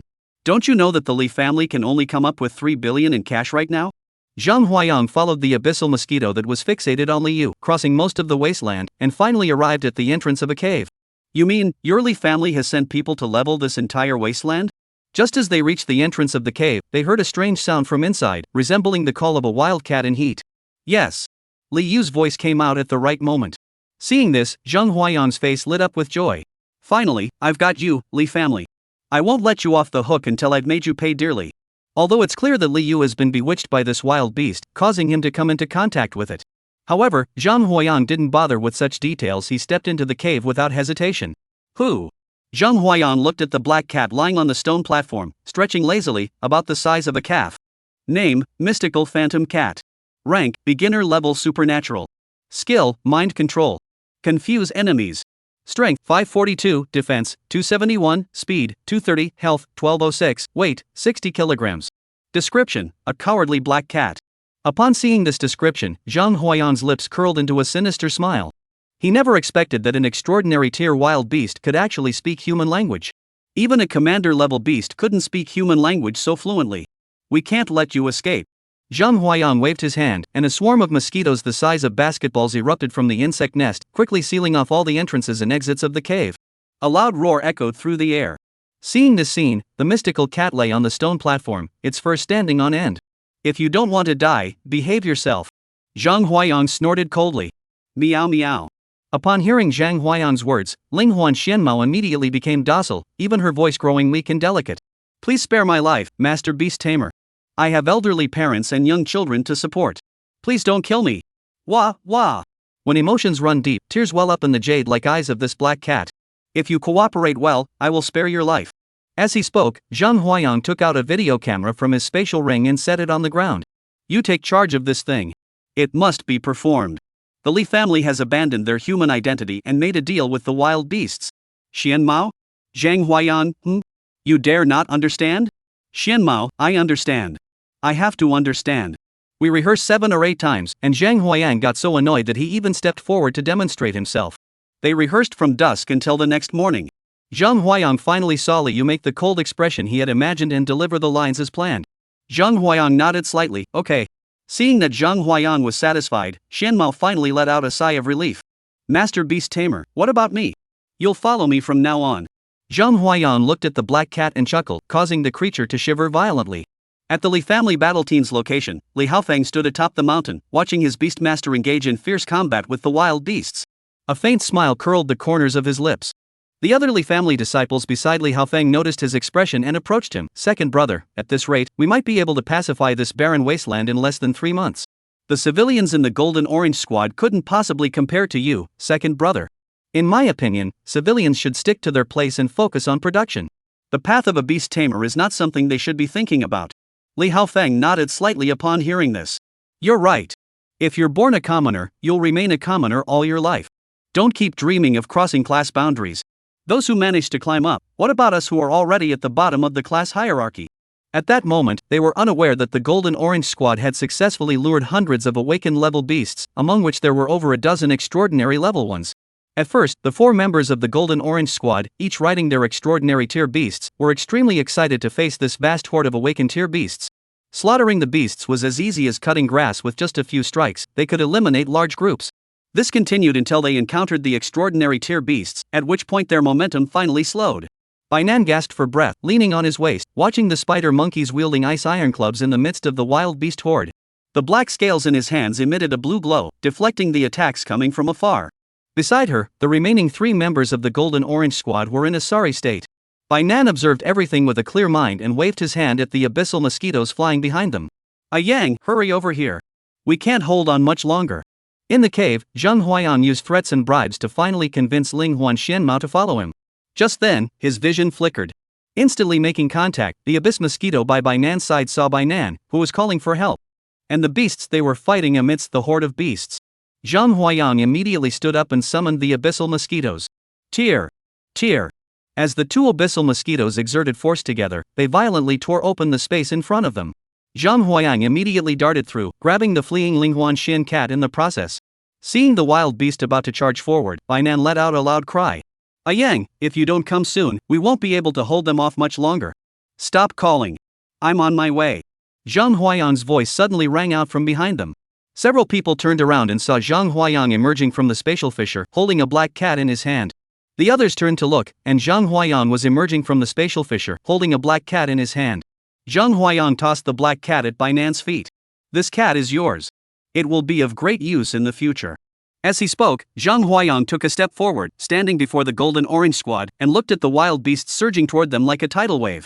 Glancing around, he roughly estimated that there were at least 3,000 awakened tier wild beasts, and even 200 extraordinary tier ones. With a wave of his hand, countless mosquitoes were summoned from their nest by him. Buzz 8,000. Hum 4,000. Hum 4,000. 3 types of mosquitoes totaling 16,000 extraordinary grade beasts roared into the sky. Chapter 68, The Barren Wasteland. 16,000 extraordinary mosquitoes emerged from Zhang Huayang's insect nest and quickly filled half the sky. Not only the members of the Golden Orange Squad, but even the frenzied beasts, who had been fighting with bloodlust, froze in place upon seeing the swarm of mosquitoes filling the sky. Even when attacked, they did not even think of fighting back. Bai Jia, you all rest for now. I'll handle the rest. Bai Jia, you all take a break. I'll handle the rest. Bainan heard this and nodded blankly. After the 4 members of the Golden Tangerine Squad had recalled their beasts into their beast spaces, Zhang Huayang raised his hand and pointed forward at the vast expanse of wild beasts covering the mountains and valleys. Charge! No mercy! Hum 16,000. The Abyss Demon Mosquito unleashed countless spatial energy cannons in a barrage of attacks. The Heavenly Thunder Mosquitoes unleashed thunderbolts from the sky. The In Haigu Mosquito transforms entire regions into desolate wastelands. With a thunderous roar, the earth trembled, and the mountains and rivers hummed. The commotion here is immense, so much so that even the Li family's battle squad on the other side of the wilderness has noticed the changes here. The Li family halted their fighting, forming groups and standing atop the mountain peak to see what was happening. At just a glance, their eyes widened in astonishment. In the sky ahead, countless mosquitoes the size of basketballs hung in midair, emitting blue, white, and black, attacking furiously. Below, the herd of beasts was completely helpless against the swarm of mosquitoes, unable to mount any defense. Each attack claimed the lives of countless beasts. Not only that, but even after the beasts die, their blood is drained dry, and their corpses are completely devoured by swarms of mosquitoes. What on earth is this? I heard that the imperial beast from Huayang is a mosquito. But no one told me that his mosquito was exaggerated to this extent. This isn't a swarm of mosquitoes, it's a natural disaster. The two teams from the Li family, upon seeing this scene, both shuddered violently. The captain of the other team turned his gaze toward Li Haofeng, a faint smile curling the corners of his mouth. Haofeng, what do you think? Li Haofeng watched the swarm of mosquitoes, his expression shifting from initial shock to growing anger. Just a commoner with a commoner's talent. He's just gotten a little bit of luck. What can I do about it? Li Yu, are you afraid? Upon hearing Li Haofeng's words, Li Yu raised his eyebrows slightly, showing no concern for what the other was saying. Have you forgotten your bet with the Golden Orange Squad? If you keep going at this pace, the other side might surpass you by thousands of wild beasts. That could mean tens or even hundreds of billions in cash. Can you afford that? Li Haofeng heard Li Yu's words and paused for a moment. Only then did he realize that he had signed a contract with the Golden Orange Squad. If he couldn't produce it afterward, the other party could sue him at the Central Beast Control Bureau, and he'd be finished. Seeing that Li Haofeng's thoughts were in turmoil, Li Yu smiled maliciously and made a throat-slitting gesture. Noticing a flicker of uncertainty in Li Haofeng's expression, Li Yu gave him a malicious smile and made a throat-slitting gesture. Their beast tamers are strong, but we can't match them. However, strong beast tamers don't necessarily mean strong beast masters. As long as we take care of the beast masters, the beasts won't be a problem. Li Haofeng heard this and hesitated for only a moment before making his decision. They absolutely must not be allowed to leave this desolate region alive. Even if I were to sell off every last asset of my father's family, it would still not be enough to repay the debt. Alright, in the coming days, have the members of the Golden Orange Squad assist us in clearing out the wild beasts. Once we've gathered our forces, that will be the moment we strike. At that moment, Zhang Huayan was soaring through the air, watching his mosquitoes slaughter the wild beasts before him. Devoured an extraordinary grade blood peak elephant, obtained 21 portions of extraordinary grade flesh, replenished 31 strength, 41 health points, and 3 mental energy. Devour an extraordinary tier white lion beast, obtain 18 pieces of extraordinary tier flesh, and gain 23 points of nourishing power and 50 points of health. Devour an awakened tier flame deer, gain 6 power, 41 health, and 13 mental power. The system alert sounded for a full 3 minutes. Seeing his attributes increase significantly, Zhang Huayan couldn't help but smile with satisfaction. Although the attribute gains from slaying awakened tier wild beasts had significantly decreased, the sheer number of them still amounted to a substantial income. It took nearly 3 hours. Zhang Huayang's swarm of mosquitoes finally devoured all the beasts in front of him. In the open field before him, there was nothing left but pools of blood and scattered strands of fur. Not a single wild beast remained. He opened his attribute panel. Name, Zhang Huayang. Health points, 2800. Strength, 1021. Mental power, 360. Beast Tamer rank, Advanced Level 1. Beast Tamer skills, Shared Vision, Powerful Spirit Snake. Superior Tier Beast Tamers, Abyssal Demon Mosquito, Heavenly Thunder Mosquito, Shadowbone Mosquito. Beast Taming rank, Superb Beginner. Mosquito Nest population, 16,000. Number of beasts, 6,000 Abyss Demon Mosquitoes, 4,000 Heavenly Thunder Mosquitoes, 4,000 Bone Mosquitoes. Beast skills, Undying, Incubation, and Reverse Nurturing. Available flesh and blood, 212 units. Upon seeing this attribute panel, Zhang Huayang nodded slightly. Not bad. Although the attribute points required for self-upgrading are higher than those of other beast tamers. With his current attributes, he has already surpassed ordinary high-level 9th rank beast tamers. Compared to a master-level beastmaster, while his mental strength still lags behind, his physical strength and health points are already on par. Having a system at your disposal makes you stronger than others. Isn't that just common sense? Looking at his swarm of mosquitoes, he devoured all the beasts. With a wave of his hand, the swarm of mosquitoes, which had been flying in the air with claws outstretched, swiftly returned to Zhang Huayang's insect nest.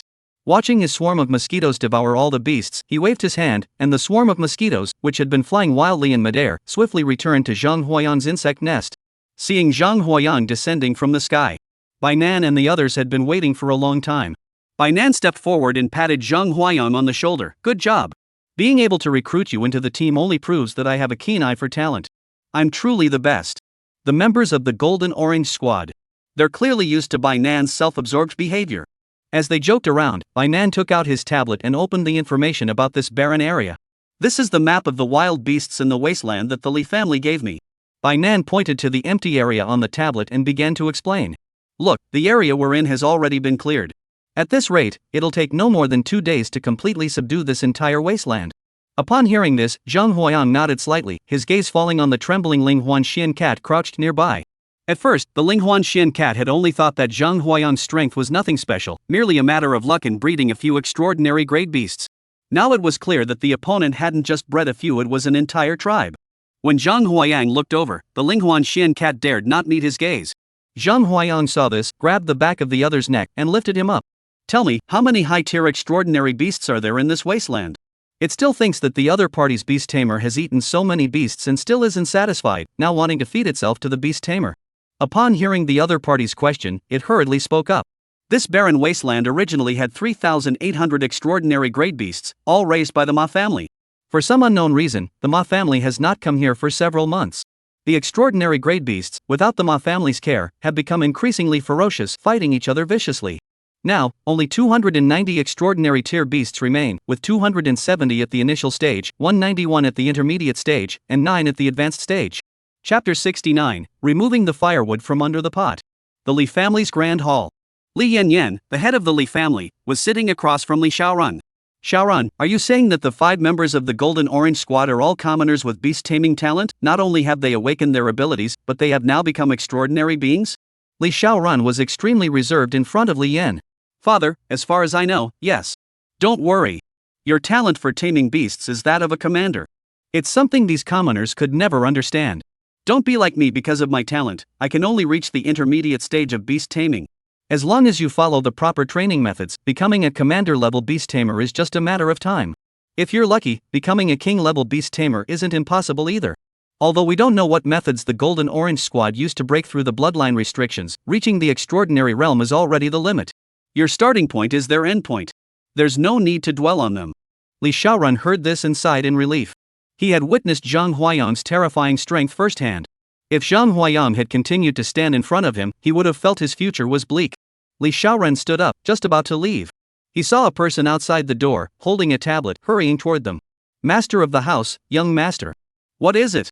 Master Haofeng has sent word that the Golden Tangerine Squad is eliminating the wild beasts at an astonishing pace.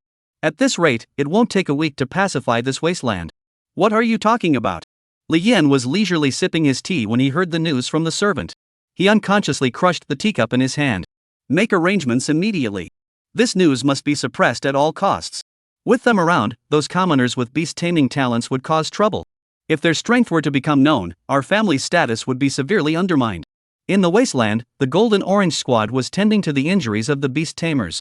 Zhang Huayang spoke up at this point. At this rate, killing one day and healing one day, we should be able to resolve the issue in another 2 or 3 trips. The members of the Golden Orange Squad heard this and nodded with a smile. Time passed quickly. To ensure that the members of the Golden Orange Squad receive adequate training and improvement, Zhang Huayang always waited for them to release their beasts first. And only intervened after their beasts had fought to the point where they could no longer continue. This happened several times in a row. What surprised Zhang Huayang was that in this desolate area, those high-tier extraordinary grade wild beasts, except for the one found on the first day, could no longer be found. However, upon further reflection, he let it go. High-tier extraordinary beasts, and above them. One more trip tomorrow, and this wasteland will be completely cleared. I roughly calculated the number of wild beasts we've slain, 2,000 awakened ones and 160 extraordinary ones. Subtracting the beasts killed by the Li family, the other side must pay us at least 6 billion dragon coins. What? The members of the Golden Tangerine Squad were all stunned by the number. That's 60 billion. Now that the beasts have taken over most of the land, making money is incredibly difficult. 60 billion dragon coins, that's almost as much as the annual GDP of Jianhai City. Just then, Chu Ziyuan slowly raised his hand. I have an idea. Just say what you need to say. Here's the thing, I've mastered the use of that divine craftsman's platform. Now, crafting B-rank treasures is a piece of cake. Once things here are settled, I plan to withdraw 60 million dragon coins to purchase high-grade iron ore. With these iron ore deposits, I'll be able to return to the Chu family to study the A-rank treasure forging technique and perhaps even advance to S-rank. Good for you, you've finally made something of yourself. Upon hearing this, Bai Nan stepped forward, patted Chu Ziyuan on the shoulder, and looked at him with a satisfied expression. Once you've mastered it, remember to get me a flying artifact. I've been coveting one for ages. Alright. Chu Ziyuan looked at Bai Nan and nodded seriously. Then everyone turned their heads and fixed their gaze on Zhang Huayang. Frightened by their stares, Zhang Huayang hurriedly spoke up, "This money belongs to our Golden Orange Squad. You can take it if you need it. Why are you staring at me like that?" Feeling uneasy under their stares, Zhang Huayang hurriedly spoke up, "This money belongs to our Golden Orange Squad. You can take it if you need it. Why are you all staring at me like that?" When Chu Ziwen brought up the matter, Mo1, who was standing nearby, also spoke up at that moment. "After this matter is settled here, I also need to return to the Jun family for a while. It should take about 3 months. Once matters here are settled, I must return to the Jun family as well. It will likely take around 3 months. Bai Nan heard the two of them speak and turned to look at Lin Lei, who was standing silently nearby. "Ah Lei, what about you?" "Ha?" Lin Lei was taken aback by Bai Nan's sudden remark. He scratched his head slightly, looking embarrassed. "My parents are still locked up inside and haven't come out yet. I've always lived alone and have nowhere to go. Since that's the case, why don't you join me in a big job? Just to keep busy." "Big? Those with high-level beast taming talents from powerful families look down on us commoners with ordinary talents, don't they?" Bai Nan said this with a gleam in his eyes. "Let's form an alliance, with our Golden Orange Squad as the foundation, an alliance composed solely of commoners with beast taming talents. This is something I've always wanted to do but never had the chance to. Now that we have Yang, it's much simpler. But there will be a lot of resistance. It's like cutting off the branch you're sitting on." The Lin Lei family is in business, and although they are now bankrupt, they remain highly sensitive to such matters due to their upbringing. It doesn't take a genius to figure out that the powerful families today all possess exceptionally advanced beast taming talents. For them, the beast taming talents of commoners are no different from those of ordinary people, and in some cases, even worse. This alliance, which only accepts commoner-level beast taming talents, once formed, will face the combined might of all the clans of the Dragon Kingdom when it appears before them. It can be said that once the alliance is formed, it naturally stands in opposition to the beast tamers of the Dragon Kingdom. Those individuals would never tolerate commoners challenging their authority. Zhang Huayang heard Bai Nan's idea and silently gave him a thumbs up, also contemplating the feasibility of the matter in his mind. But when he snapped back to reality, he saw the members of the Golden Orange Squad staring at him with wide eyes, their gazes fixed firmly on him. "What are you looking at?" "We're looking at you." Bai Nan chuckled and walked up to pat Zhang Huayang on the shoulder. "You're the main fighting force of our Golden Orange Squad. If this alliance is formed, you'll need to protect us. But my beast companion is only at the initial stage of the extraordinary realm, just like yours. How can I protect you?" Zhang Huayang scoffed. "Don't worry, we believe in you. You're the strongest fighter in our Golden Orange Squad. You can't say you can't do it." Bai Nan didn't take Zhang Huayang's words to heart at all. He just kept talking about himself. "Given your beast taming prowess, once you attain the rank of high-tier supernatural, the establishment of the Commoners Alliance would face a 99% reduction in resistance. If you advance your beast taming to the commander rank, our alliance could even expand to cover the entire Dragon Nation, and those families would have no choice but to cooperate with us willingly. If your beast tamer becomes a grand commander, I dare not even imagine the possibilities." Zhang Huayang never expected that the members of the Golden Orange Squad would harbor such lofty aspirations. Since he was a member of the Golden Orange Squad, he couldn't afford to hold them back. "Since you've made up your minds, let's just do it. Even if we don't form an alliance, those with advanced beast taming talents won't let us off the hook. Why not just stand directly against them? I'd love to see how ridiculous they look trying to eliminate me but being powerless to do so." Chapter 70, 4 billion. Boom. This barren wasteland, under the vast mosquito swarm of Zhang Huayang, was finally devoured clean. After disposing of the last awakened level wild beast among the beasts, Zhang Huayang exhaled deeply. Looking at the interface on the system, Zhang Huayang couldn't help but smile. His current strength had already reached the advanced 3rd stage, and his attributes surpassed those of a high-tier 9th stage beastmaster. Even ordinary extraordinary tier wild beasts couldn't match his attributes. "Everyone in the Golden Orange Squad, you've worked hard. Master Hao Feng has instructed us to take you there." They were slowly putting the beasts into the beast space when they looked up and saw a member of the Li family's 2 teams walking toward them from the front. Following this person for 2 hours, they finally arrived at a cave. Looking at the few members of the Li family, who appeared somewhat haggard, Zhang Huayang's gaze fell on Li Haofeng, who was leaning against a rock, closing his eyes to rest. Bai Nan called out, "Hey, we're done. I'm here to settle the bill." Upon hearing this, Li Haofeng slowly opened his eyes, and a fleeting look of disdain for the common folk flashed across his eyes. However, such a subtle change in his expression did not escape Zhang Huayang's keen eyes. Bai Nan took out a thick ledger from his backpack and began flipping through the pages one by one. Day 1, 600 Awakened Tier, 43 Extraordinary Tier. On the second day, 903 awakened tier and 103 transcendent tier. On the third day, there were 1,132 awakened tier and 13 transcendent tier. After finishing the calculations, Bainan stood with one hand on her hip and the other holding the ledger, staring at the Li family members who were wide-eyed and gaping. If my calculations are correct, you have lost a total of 41 billion dragon coins to us in this gambling match. The extra 10 million can be considered a tip for you. When will the remaining 4 billion be transferred? What? Upon hearing the staggering figure of 4 billion, Li Haofeng could no longer maintain his composure. He suddenly jumped up from the ground and snatched the bill from Bainan's hands. Take a closer look. This was already yours. I still have plenty more. Bainan rolled his eyes, clearly looking down on these people's faces. On the other hand, Zhang Huayang caught a glimpse out of the corner of his eye that several members of the Li family's two teams were standing at the back of the group, secretly summoning their beasts. The system scanned the area, and his pupils immediately contracted. This unremarkable wolf was actually an extraordinary beast tamer. Humph. Li Haofeng carefully examined the ledgers, then snorted coldly, his expression growing increasingly grim. Who do you think you are? Who do I think I am? How dare you use fake data to defraud the Li family of our money? So you're trying to renege on the deal? Hearing this, Bainan's eyes flashed with a cold gleam. Renege on the debt? I'm the second young master of the Li family in Zhanghai City. How could I possibly do such a thing? It's just that your ledger is clearly fake, and I refuse to acknowledge it. As he spoke, Li Haofeng slowly raised his hand. Act now. Kill all these bastards who dare to bully my Li family. Oh whoa! A loud wolf howl echoed from deep within the cave. Act now, don't let him summon his beast. Li Haofeng shouted loudly, quickly retreating backward, then, with the assistance of others, opened the beast's summoning space and released his beast. Meanwhile, the Golden Orange Squad, upon hearing the wolf-like howl, all had their eyes roll back in their heads, nearly falling into unconsciousness. Even the beast taming space was difficult to open.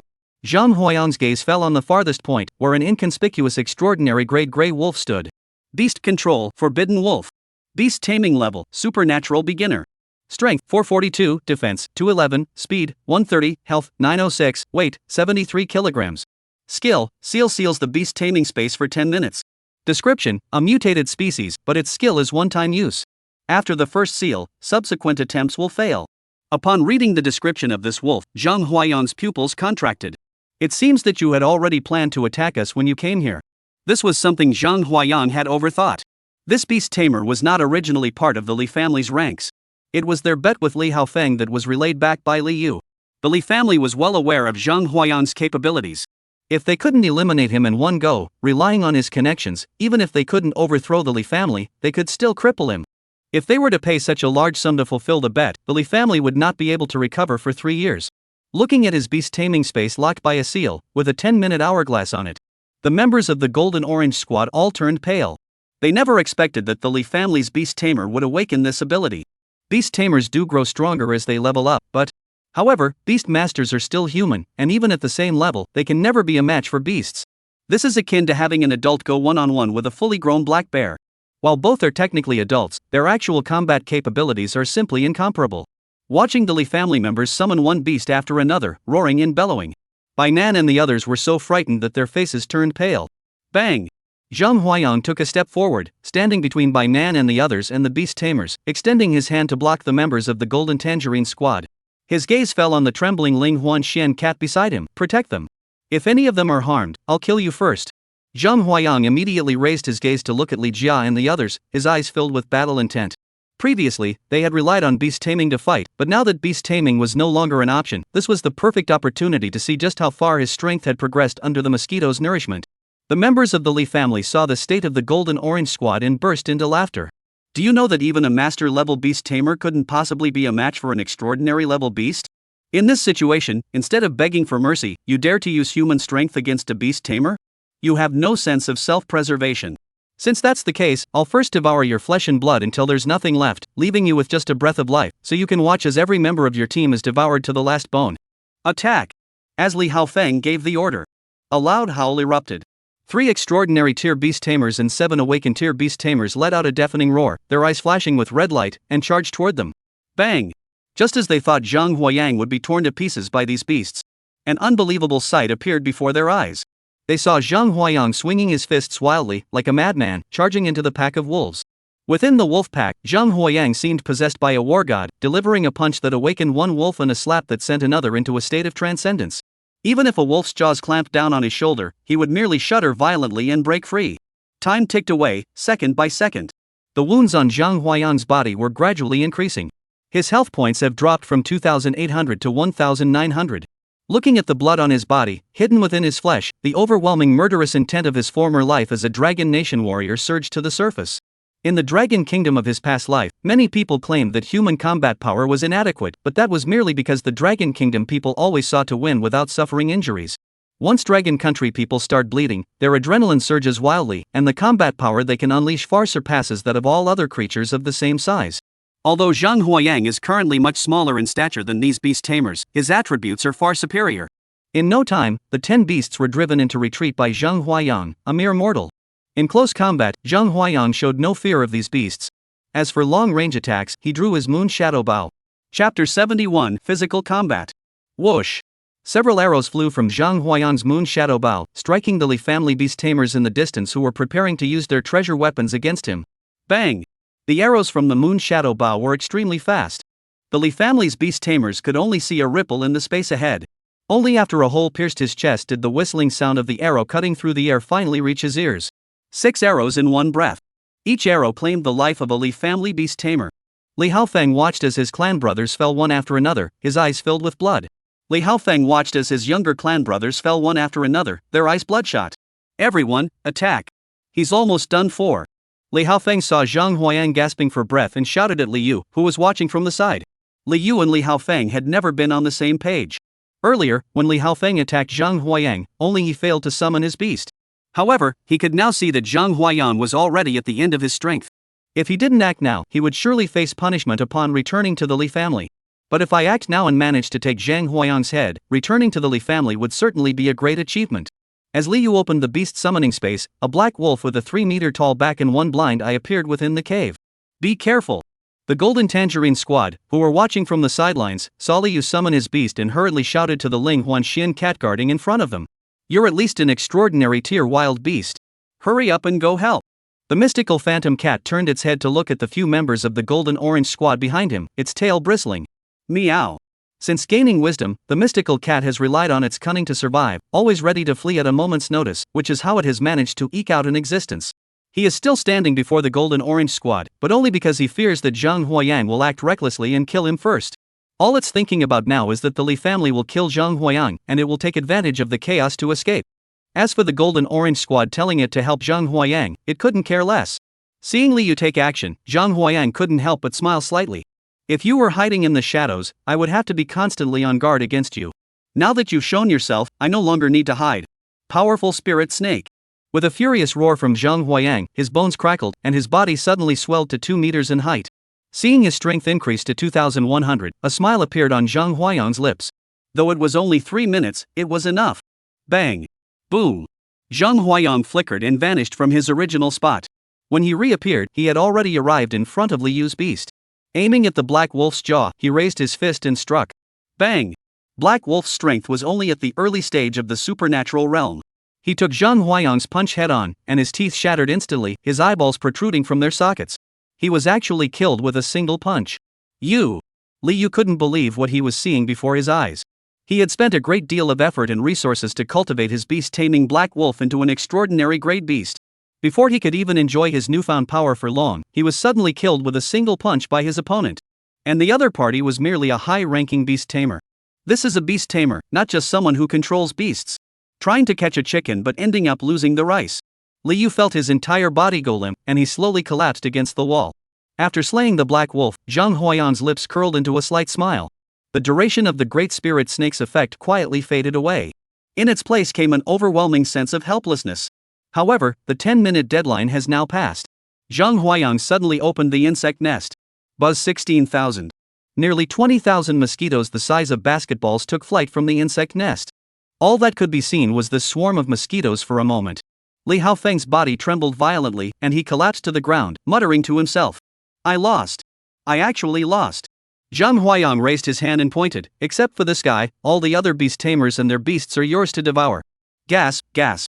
Zhang Huayang looked at his army of mosquitoes, which had devoured all the Li family beast tamers and their beasts before him. Ding! Obtain the Forbidden Wolf bloodline. The insect nest can now hatch mosquitoes to increase mosquito resistance. Each portion of flesh can hatch one mosquito.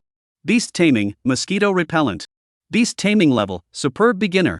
Strength, 460, defense, 221, speed, 210, health, 800, weight, 2 kilograms. Skill, disconnect. Bites the beast tamer, causing the beast tamer and the beast taming space to lose connection for 10 minutes. Description, bred specifically to target beast masters. Weak in direct combat. Upon seeing the insect nest capable of hatching these mosquitoes, Zhang Huayan's expression lit up with joy. Just moments ago, he had been thinking that if the Li family had managed to cultivate this forbidden wolf, and if he could hatch the same kind of text, that would be the best outcome possible. Before I could finish speaking, the insect nest had already obtained the forbidden wolf's bloodline, and the forbidden mosquitoes hatched from it perfectly inherited the forbidden wolf's skills. With this ability, if we ever encounter an incompatible beastmaster in the future, we can team up with the abyss mosquitoes to teleport through space and confront them. There's no way to avoid it at all. Suppressing his excitement, Zhang Huayan looked at Li Haofeng, who was sitting on the ground, trembling with fear. He grabbed the collar of the other man's shirt and dragged him in front of the members of the Golden Orange Squad. Speak up. What secret does your Li family have that requires the blood crystal mine here? Upon hearing this, Li Haofeng's face turned pale, and his teeth began to chatter uncontrollably. He had no idea where the other party had learned that the Li family's secret was connected to the blood crystals here. However, at this moment, his life was in the other person's hands, so he had no choice but to tell the truth. The patriarch of the Li family was a legendary beastmaster of the royal rank. At the end of his life, unlike other beastmasters, he did not have his beasts protect the human race. Instead, he had his beast sacrifice its life and fuse into a divine-grade artifact. Due to the matter involving the Li family's ancestor, Zhanghai City nearly fell to the wild beasts. Had it not been for Wang Lao breaking through to become a king at that moment, Zhanghai City would have likely become a wasteland. The blood crystals found in this wasteland can serve as a reserve energy source for divine artifacts of the descent level. If there are enough blood crystals, the Li family would effectively gain an additional king-level beastmaster out of thin air. At that point, the Li family's status in the Dragon Kingdom would be unparalleled compared to what it is now.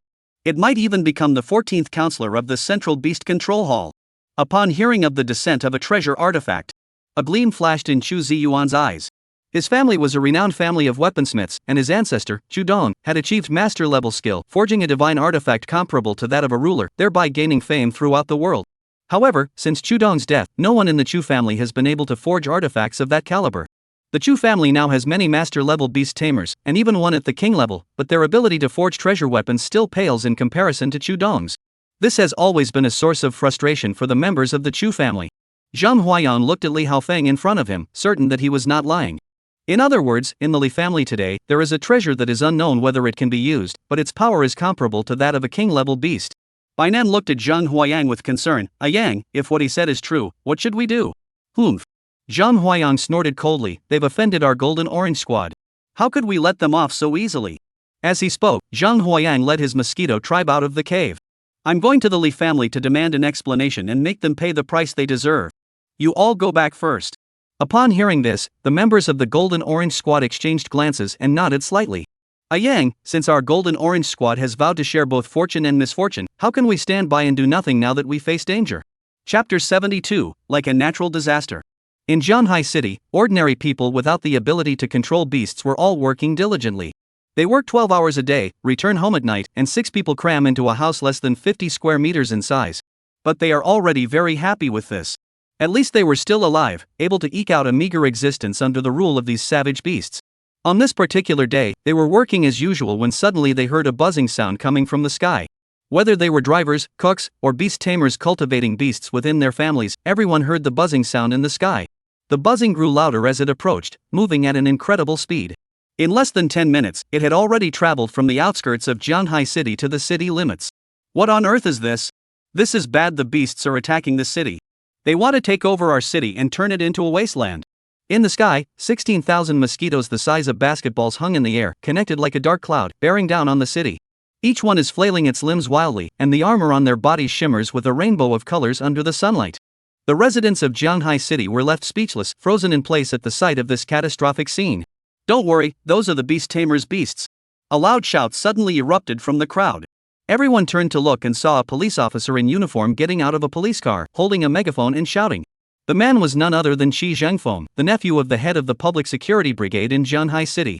He had been on leave today, but suddenly received a call from his uncle, who told him to go to the residential area in the northern part of Zhanghai City. He said that beast tamers would be entering the city shortly and asked him to help maintain order. He had been wondering why it wasn't considered normal for a beast tamer to enter the city. What could be happening? When he saw the sky, he was equally stunned for a long time. If it weren't for his second uncle telling him, he wouldn't have known it was Zhang Huayan. He would have wet himself. In mid-air, the members of the Golden Tangerine Squad sat on a red carpet, looking at Zhang Huayan, who was flying through the air beside them. Beside Zhang Huayan, two mosquitoes were clinging to Li Haofeng's collar, slowly flying alongside him. Bai Nan looked at Chu Ziyuan and gently tapped the flying carpet beneath him. Yuan, the flying artifact you're making for me should follow this standard. I want it to be either gourd-shaped or sword-shaped. Chu Ziyuan examined the red carpet beneath him carefully. Li Haofeng's stuff is pretty good. Judging by the craftsmanship, it must be the technique of the forged artifact Spring family. However, how can the Chu family's craftsmanship be compared to mine? Chu Ziyuan glanced at the flying artifact below, his gaze lingering on Zhang Huayan. If his beast were armed with such artifacts, how powerful would it be? Zhang Huayan was unaware of the thoughts of the other members of the Golden Orange Squad. He simply stared at the city below and the people on the streets, who looked like ants. Li's family. Li Yan was in the hall checking on the situation of the Li family members. Although the Li family held significant influence in Zhanghai City, they had few elite beast tamers. There were only a handful of extraordinary tier beast tamers, and only 2 command tier tamers, both of whom were stationed at the central beast taming hall to combat the wild beasts. As for him, the family head, his beast taming skills are merely at the mid-tier extraordinary level. Master of the household, there's trouble. Li Yan was still contemplating personnel adjustments within the Li family when he suddenly heard a servant rushing over and shouting urgently. We are a prominent family, we must not behave like those other families, shouting and causing a commotion. But there's a large group of wild beasts heading toward the Li family from outside. What? Li Yan heard this and suddenly stood up from his chair. When he stepped outside, his pupils contracted sharply. At that moment, Zhang Huayan's mosquito army had already descended upon the Li family's residence. Looking up at the sky, the mosquitoes were as thick as a plague, resembling a natural disaster descending from the heavens. His gaze finally settled on Zhang Huayang, standing at the center of the swarm, and Li Haofeng, suspended mid-air. Zhang Huayang, the Li family has treated you well. What are you doing? You haven't treated me badly? Zhang Huayang sneered coldly, glancing at the Linghuan Xian cat behind him. The Xian cat, feeling Zhang Huayang's gaze, bristled its tail and immediately activated its skill. Just then, Li Haofeng, who had been unconscious moments ago, suddenly opened his eyes and recounted in detail how he had outwitted Zhang Huayang.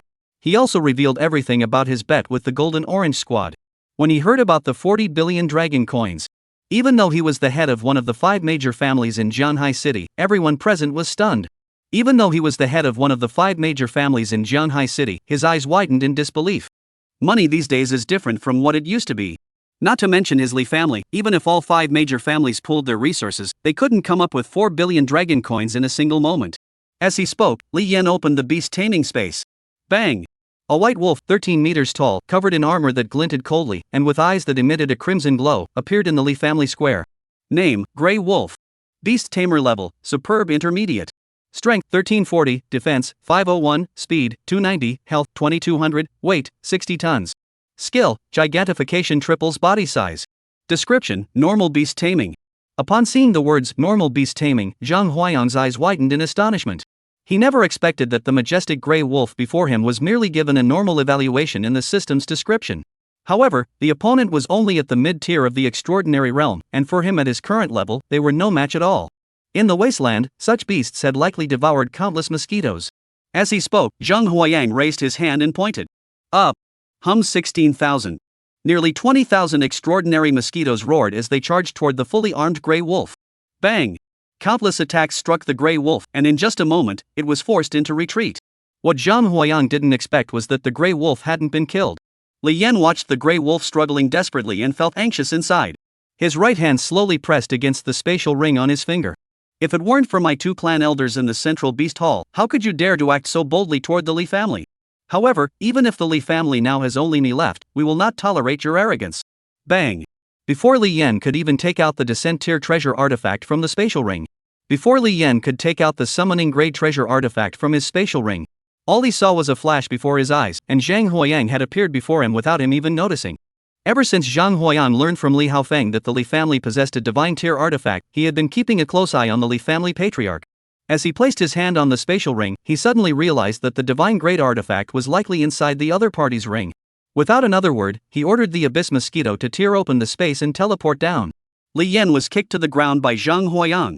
Such an insult was unbearable for him, as the head of the Li family and the face of the clan. It would have been better to kill him outright. Just as Li Yan disregarded the risk of Zhang Huayang breaking his hand and prepared to forcibly retrieve the divine artifact and fight to the death. Stay calm, this is the city center. A familiar voice came from nearby. Looking up, she saw that it was Qi Hang. In fact, Qi Hang had already arrived earlier, but at that time, Zhang Huayang had just begun his actions. If I had intervened then, it would have been impossible to achieve the maximum benefit. Now that both sides are about to fight to the death, this is the perfect time for him to make his move. Seeing Qi Hang approach, Zhang Huayang also let out a slight sigh of relief. He wasn't here to fight to the death. Chapter 73, Collecting Debts. Help me. Li Yan, who was being trampled underfoot, felt his ribs shatter, causing him to grimace in agony. Upon seeing Qi Hang arrive, he saw him as a savior and immediately reached out his hand toward him. Even though Qi Hang saw Li Yan reaching out to him for help, he pretended not to notice. Toward the members of the 5 great clans, Qi Hang had never once shown a friendly expression. If it weren't for the members of the Holy Spirit Squad, who were powerful and had a heart for protecting ordinary people. Otherwise, a place as small as Zhanghai City would need to accommodate twice its current population. Moreover, most of them are living in impoverished and remote areas, with some villages lacking even basic infrastructure for survival. Qi Hang looked at Zhang Huayang and smiled slightly. Not for any other reason, but because Zhang Huayang had done something he wanted to do but dared not. It's been a long time. How come you have time to come here today? Upon seeing Qi Hang, Zhang Huayang nodded slightly. The man behind him, Bai Nan, upon hearing this, hurriedly took out a contract from his backpack. It was the bet contract between the Golden Orange Squad and Li Haofeng. Captain Qi, I'm here today to collect the debt. Li Haofeng from the Li family made a bet with me. He lost, but not only did he refuse to pay up, he even tried to kill me to silence me. I had no choice but to fight back. Qi Hang took the contract from Bai Nan's hands and began to examine it carefully. Sigh. Qi Hang saw the amount and gasped in shock. A full 40 billion dragon coins. Even Qi Hang, one of the most influential figures in Zhanghai City, would have his eyes wide open at that number. If it were before the arrival of the beasts, 40 billion would be a mere drop in the bucket for such a prominent family. But things are different now. After a moment of shock, Qi Hang shifted his gaze to Li Yan, who was standing at Zhang Huayang's feet. Mr. Li, this document is in black and white, signed and sealed with all the necessary formalities. Even if it were taken to the Imperial Beast Hall, there would be no issues. I dare not abuse my power for personal gain. Li Yan saw Qi Hang's smirking expression and knew immediately that the other party had come to mock him. Ah! Li Yan had just been thinking about forcibly extracting the ancestral artifact left by his ancestor from the spatial ring. Before he could react, he felt the foot pressing down on his chest, gradually exerting force. His heart was compressed, and he felt the person before him gradually forming double images. Before he could make a move, he felt the foot pressing down on his chest, gradually exerting force. His heart was being crushed, and he saw the figure before him begin to blur. I'll give it to you. Hey! As soon as the 2 words left his mouth, the pressure in his chest vanished instantly. Oh, Mr. Li, what are you saying? Zhang Huayang hurriedly reached out and helped Li Yan to his feet. I was just joking with you earlier. Please don't take it to heart. Zhang Huayang helped Li Yan to his feet and brushed the dust off his chest. I wonder how the Li family had plans to repay this debt. 40 billion dragon coins. The Li family cannot come up with that amount all at once. Zhang Huayang turned pale upon hearing this. 16,000. Over 10,000 mosquitoes the size of basketballs fluttered their wings in unison. The buzzing sound echoed across the fields and resonated in all directions. Li Yan heard the sound and turned pale. It's not that we won't give it to you, it's just that we'll give it. How long will it take? 3 years, 2 billion in the first year, 1.2 billion in the second year, and 800 million in the third year. You have to give me some time to get things up and running. Zhang Huayang wasn't very knowledgeable about money, so he gave Bai Nan a discreet nod. Bai Nan caught the signal, pulled out a calculator, and stepped forward. Mr. Li, if you choose installment payments, we will have to charge interest, but we won't charge you extra. How about 9 payments and the principal returned in 13 installments? We'll waive the interest for the first year. In the second year, you'll need to repay 1.6 billion, and in the third year, 1.1 billion. How does that sound? You're really being unfair. Zhang Huayang saw Bai Nan's expression and couldn't help but sigh inwardly. Bai Nan's greed was different from Bai Feng's. While Bai Feng's greed was about taking kickbacks, Bai Nan's was pure usury. He even claims that 9 out, 13 back is a kind-hearted gesture. This is utterly perverse. Li Yan heard Bai Nan's condition and was so angry that he trembled all over. However, when he saw Zhang Huayang and Qi Hang looking at him with an expression as if he were a cute little thing, Li Yan's newly raised arrogance immediately dissipated. Good. Upon hearing Li Yan's agreement, Zhang Huayang immediately grasped the other's hand. You? As both hands relaxed, Li Yan was horrified to discover that the spatial ring he had been wearing on his hand was now in the other person's grasp. Mr. Li, to prevent you from reneging on our agreement, I'm using this spatial ring as collateral. What do you say? Li Yan saw Zhang Huayang's expression and immediately realized that the other party had likely already discovered that the Li family's divine artifact was contained within this spatial ring. With the situation pressing, Li Yan had no choice but to submit. With Qi Hang acting as an intermediary, both parties signed an installment payment contract. The spatial ring containing the divine artifact was placed in Qi Hang's custody, and it would only be returned once the payments were fully settled. Both parties were generally satisfied with the arrangement regarding the spatial ring's final destination. Li Yan knew that the spatial ring had been crafted by the Quan family and was bound to him. Outsiders would never be able to open it. After finishing this task, Zhang Huayang finally noticed Li Xiaoran, who had arrived late. Li Xiaoran handed Zhang Huayang the earth-roaring grass he needed and then told him, if there is any place in Jianghai City where Dragon's Gall can be found, it can only be the Zhao family, one of the 5 great clans of Jianghai.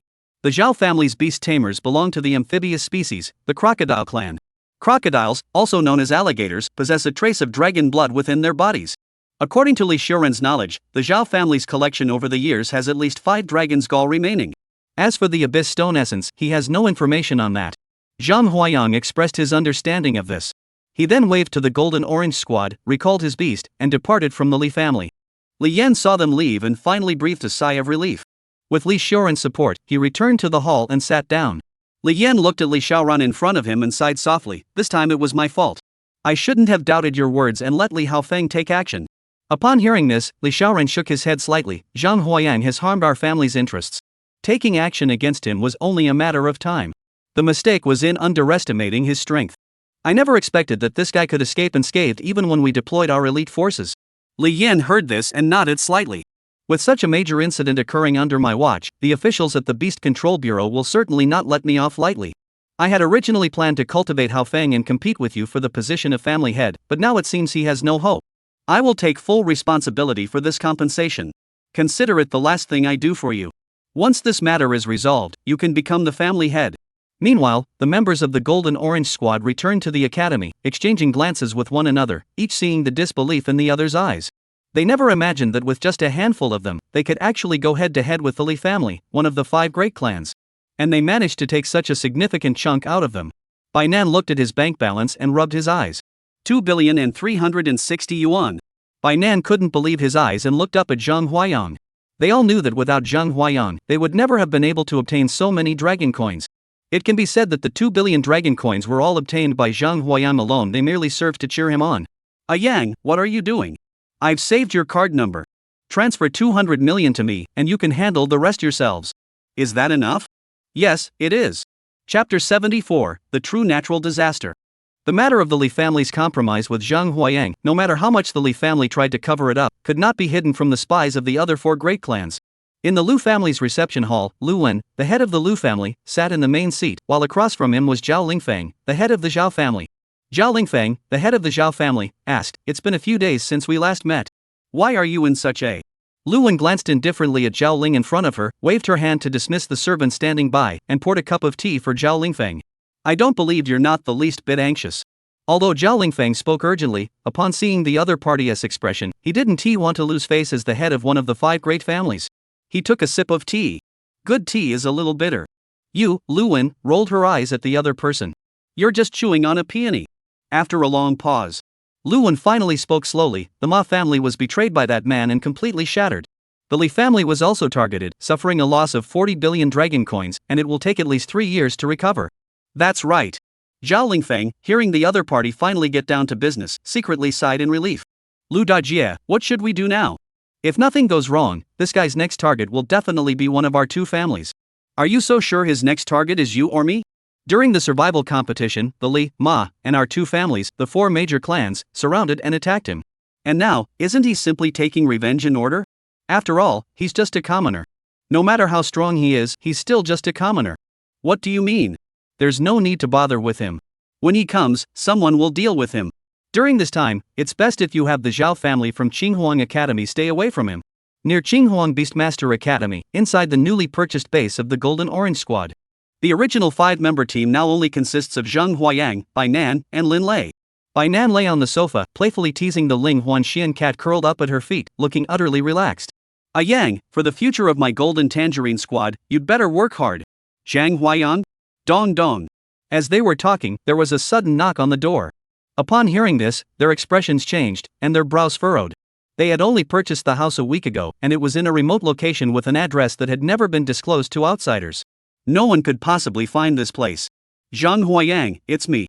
Upon hearing this, Zhang Huayang's expression relaxed. It was Bai Feng. When he opened the door, he saw Bai Feng standing there, with a young girl with a ponytail behind him. It was his sister, Zhang Xiaoya. Bai Feng entered the room and immediately saw Bai Nan lying flat on the sofa. You sure are optimistic. As he spoke, Bai Feng plopped down next to Bai Nan and glanced at Zhang Huayang and the others, nodding slightly. Sit down. I have something important to discuss with you both. Seeing Bai Feng's serious expression, Zhang Huayang's heart skipped a beat. You should know that there are currently 9 major cities in our dragon country. Upon hearing this, several people exchanged glances and nodded slightly. Ha! Bai Feng took a drag on his cigarette, inhaling deeply, then exhaled slowly. He had just received news from the Central Beast Control Bureau that one of the 9 major cities, Manhwa City, had fallen. One of the 13 counselors, Ban Mingyuan, has been killed in action. Out of 1.3 billion people, not a single one survived. Bai Nan suddenly sat up from the sofa and looked at Bai Feng, his face filled with disbelief. What? Not only Bai Nan and Lin Lei, but even Zhang Huayan was so shocked by the news that he couldn't speak. The fall of a city district, and Ban Mingyuan, a royal-level master, and Ban Yuan, a counselor, were killed on the spot. He was a counselor, after all. It's not just some ordinary guy, but a king-level beast tamer standing at the pinnacle of Manhwa. As he spoke, Bai Feng turned to look at Zhang Xiaoya. Our Holy Spirit squad has received orders to rush to the front lines to resist the beast horde. I'll return Zhang Xiaoya to you for now. Brother! Zhang Xiaoya called out timidly. When she arrived, she had already heard from Bai Feng about the things Zhang Huayang had been doing recently. For someone as young as her, it was truly terrifying. After finishing his story, Bai Feng gave Bai Nan a meaningful look before sighing softly and leaving without another word. Zhang Huayang had some suspicions about Bai Nan's identity, but seeing the other's expression, he did not ask further. Xiaoya, what are you planning to do now? Brother, I'm going home first. Upon hearing this, Zhang Huayang furrowed his brows slightly. According to his original plan, he had entrusted Zhang Xiaoya to Bai Feng not only to ensure she received a better education but also because of Bai Feng's strength and status. With Bai Feng looking out for her, even if he were to offend the 5 great families, Zhang Xiaoya and her family would remain unharmed. Zhang Xiaoya saw Zhang Huayang's expression and immediately understood his meaning. She hurriedly said, Brother, don't worry. I'm now a beast tamer, and my beast has already awakened. I can protect our parents. As she spoke, fearing that Zhang Huayang might not believe her, she hurriedly opened the beast taming space. A red beetle with a large round disc-shaped shell and a single round spot on its carapace flew out from it. Beast taming, iron beetle. Beast taming level, beginner awakening. Strength, 97, defense, 53, speed, 40, health, 150, weight, 23 kilograms. Awakening skill, absolute defense doubles defense for 15 minutes. Description, the beetle with stars on its back is a standout among shell-bearing beasts. Upon seeing this beast, Zhang Huayang nodded slightly, not bad. With the attributes of this ironclad beetle, in Zhanghai City, it could already dominate the streets, except for the high-ranking beast tamers among the beast tamers clan leaders. After bidding farewell to the members of the Golden Orange Squad, Zhang Huayang and Zhang Xiaoya spent nearly 6 hours traveling back to their hometown. Looking at the simple courtyard before him, Zhang Huayang hummed in acknowledgement. He had given them a considerable amount of money, yet they hadn't even bothered to renovate the house. Zhang Xiaoya knocked on the door. It was her mother, Miao Chui, who opened the door. Upon seeing Zhang Huayang and the other, she immediately broke into a joyful smile. While eating the familiar dishes, Zhang Huayang asked the question that had been on his mind. Mom, I remember sending you a lot of money. Why didn't you fix the house? I just noticed that many places are leaking. Upon hearing this, Miao Chui paused for a moment, then smiled awkwardly. I was just thinking that every little bit helps, so I can buy more things for your sister. While the few of them were talking, Father Zheng Qingshan. He had just returned from the market in the countryside and, upon arriving home, saw his son and daughter sitting in the hall with Miao Chui. He hurriedly put down the bundle on his back and walked inside. The peers who were with Zheng Qingshan saw Zhang Huayang and immediately lit up with joy. It's your Huayang who's back. He's a famous person in our village. As he spoke, he pushed Zheng Qingshan into the house and hurried away. Zheng Qingshan didn't get to say much to them. Zheng Qingshan hadn't even had a chance to say a few words to them. Suddenly, he saw the villager who had been reluctant to leave earlier, now leading his family excitedly toward them. His hands were even carrying large bundles of scallions. Qingshan, big sister, we're not bothering you, are we? No problem, no problem. You're already here, so there's no need to bring anything. It's almost dinner time, stay for a simple meal before you go. Oh, these things are all for Huayang. I heard he became a beast tamer, so I specially brought my son over to see him. Chapter 75, Returning to My Hometown. The man who arrived was Zhang Qingshan's co-worker and also a distant relative named Yang Peng. Standing beside him was a stocky man with a round face, standing about 1.6 meters tall and weighing roughly 200 pounds. His son, Yang Bowen. He had dropped out of high school and was now learning a trade from his father. Now that they found out that Zhang Huayan, who was admitted to the Qinghuang Beastmaster Academy, has become a legendary beastmaster, they've all come over with their faces hanging low. Even Zhang Qingshan, no matter how straightforward he is, now knows the other party's intentions. Now Chui, standing nearby, noticed the silence and hurriedly called out. Since you're already here, stay for dinner before leaving. At the dinner table, Zhang Huayang ignored Yang Peng and his son, his mind preoccupied with the task the Holy Spirit Squad had received to go to the front lines for support. What should he do about Zhang Xiaoya and his own parents? Hey! Why isn't Huayang responding? The one speaking is Yang Peng. At that moment, he was sitting at the table, eating heartily, showing no sign of being a guest. Not only that, but he also casually instructed Zhang Xiaoya to serve tea and water. Zhang Xiaoya didn't want to do these things, but she was glared at by Yang Peng instead. You're the junior here. Serving tea and water to an elder is your duty. What are you putting on airs for? Is that the expression a junior should have? Zhang Xiaoya looked at Zhang Qingshan and Miao Chui for help. Zhang Qingshan remained silent, but Miao Chui spoke up. Zhang Qingshan remained silent, but Miao Chui spoke up. Xiaoya, he came all this way. Just pour him some water. It won't hurt you. Upon hearing this, Yang Peng and his son both smiled. Yang Peng's son, Yang Wenba, also spoke up at this point. Xiaoya, you'll eventually get married and go to your in-laws' home, where you'll have to do these things too. Learning more now will be beneficial for you in the future. Zhang Huayang, who had been deep in thought, suddenly snapped out of it upon hearing those words. He quickly stopped Zhang Xiaoya, who was about to stand up, and fixed his gaze on Yang Peng and his son in front of him. She couldn't help but sigh inwardly. How dare these two have the nerve to act so boldly? I've never even asked Zhang Xiaoya to help me carry anything, yet they have the audacity to do so. Thinking this, Zhang Huayang gave the other a half smile. Oh really? I didn't know that Yang Wenba had his hands and feet broken. Was he hit by a car? Or did he owe someone money and get attacked? Bang! How dare you speak to me like that?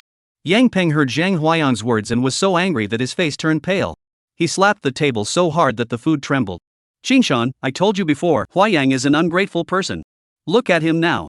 Now that he's become a beast tamer, he doesn't even recognize his own family. Upon hearing this, Zhang Qingshan merely furrowed his brows and remained silent. On the other hand, Miao Chui looked disappointed, as if she were disappointed in someone with potential. Huayan, you child, how dare you speak to your Uncle Yan like that? Yang Zi, he's just a bookworm who's lost his mind. Don't bother with him. Let's eat first. Humph. Yang Peng snorted disdainfully and shot Zhang Huayang a contemptuous glance. My cousin is a member of the student council at Qinghuang Beastmaster Academy. I was thinking of introducing her to you so she could look out for you at the academy. But now it seems like it's better not to. Everyone present reacted differently upon hearing this, but only Miao Chui took it seriously. As she spoke, Miao Chui stood up, grabbed Zhang Huayang's sleeve, and tried to apologize to Yang Peng. Seeing Zhang Huayang sitting motionless at the table, she reached out to pull him. Huayang, hurry up and give it to Uncle Yang. With a senior helping you at the academy, you'll have it much easier. Come on. Bang. Upon hearing this, Zhang Huayang slammed down his bowl and chopsticks. You guys eat. After saying that, he walked away, giving Zhang Xiaoya a meaningful look before leaving. Zhang Xiaoya understood and also put down her chopsticks and left. Your two children are so clueless about social etiquette they'll definitely get taken advantage of out there. As he spoke, Yang Peng gently patted Yang Bowen's head. Unlike my son Bowen, who is so well behaved. By the way, how about the matter between my son Bowen and your daughter Xiaoya? If you've made up your mind, let's get engaged this year. At the village restaurant, Zhang Huayang ate noodles while looking at Zhang Xiaoya in front of him. Xiaoya, you need to be careful. Ha? Zhang Xiaoya was confused. That old guy Yang Peng coming over now must not be that simple. I've been living on my own since high school.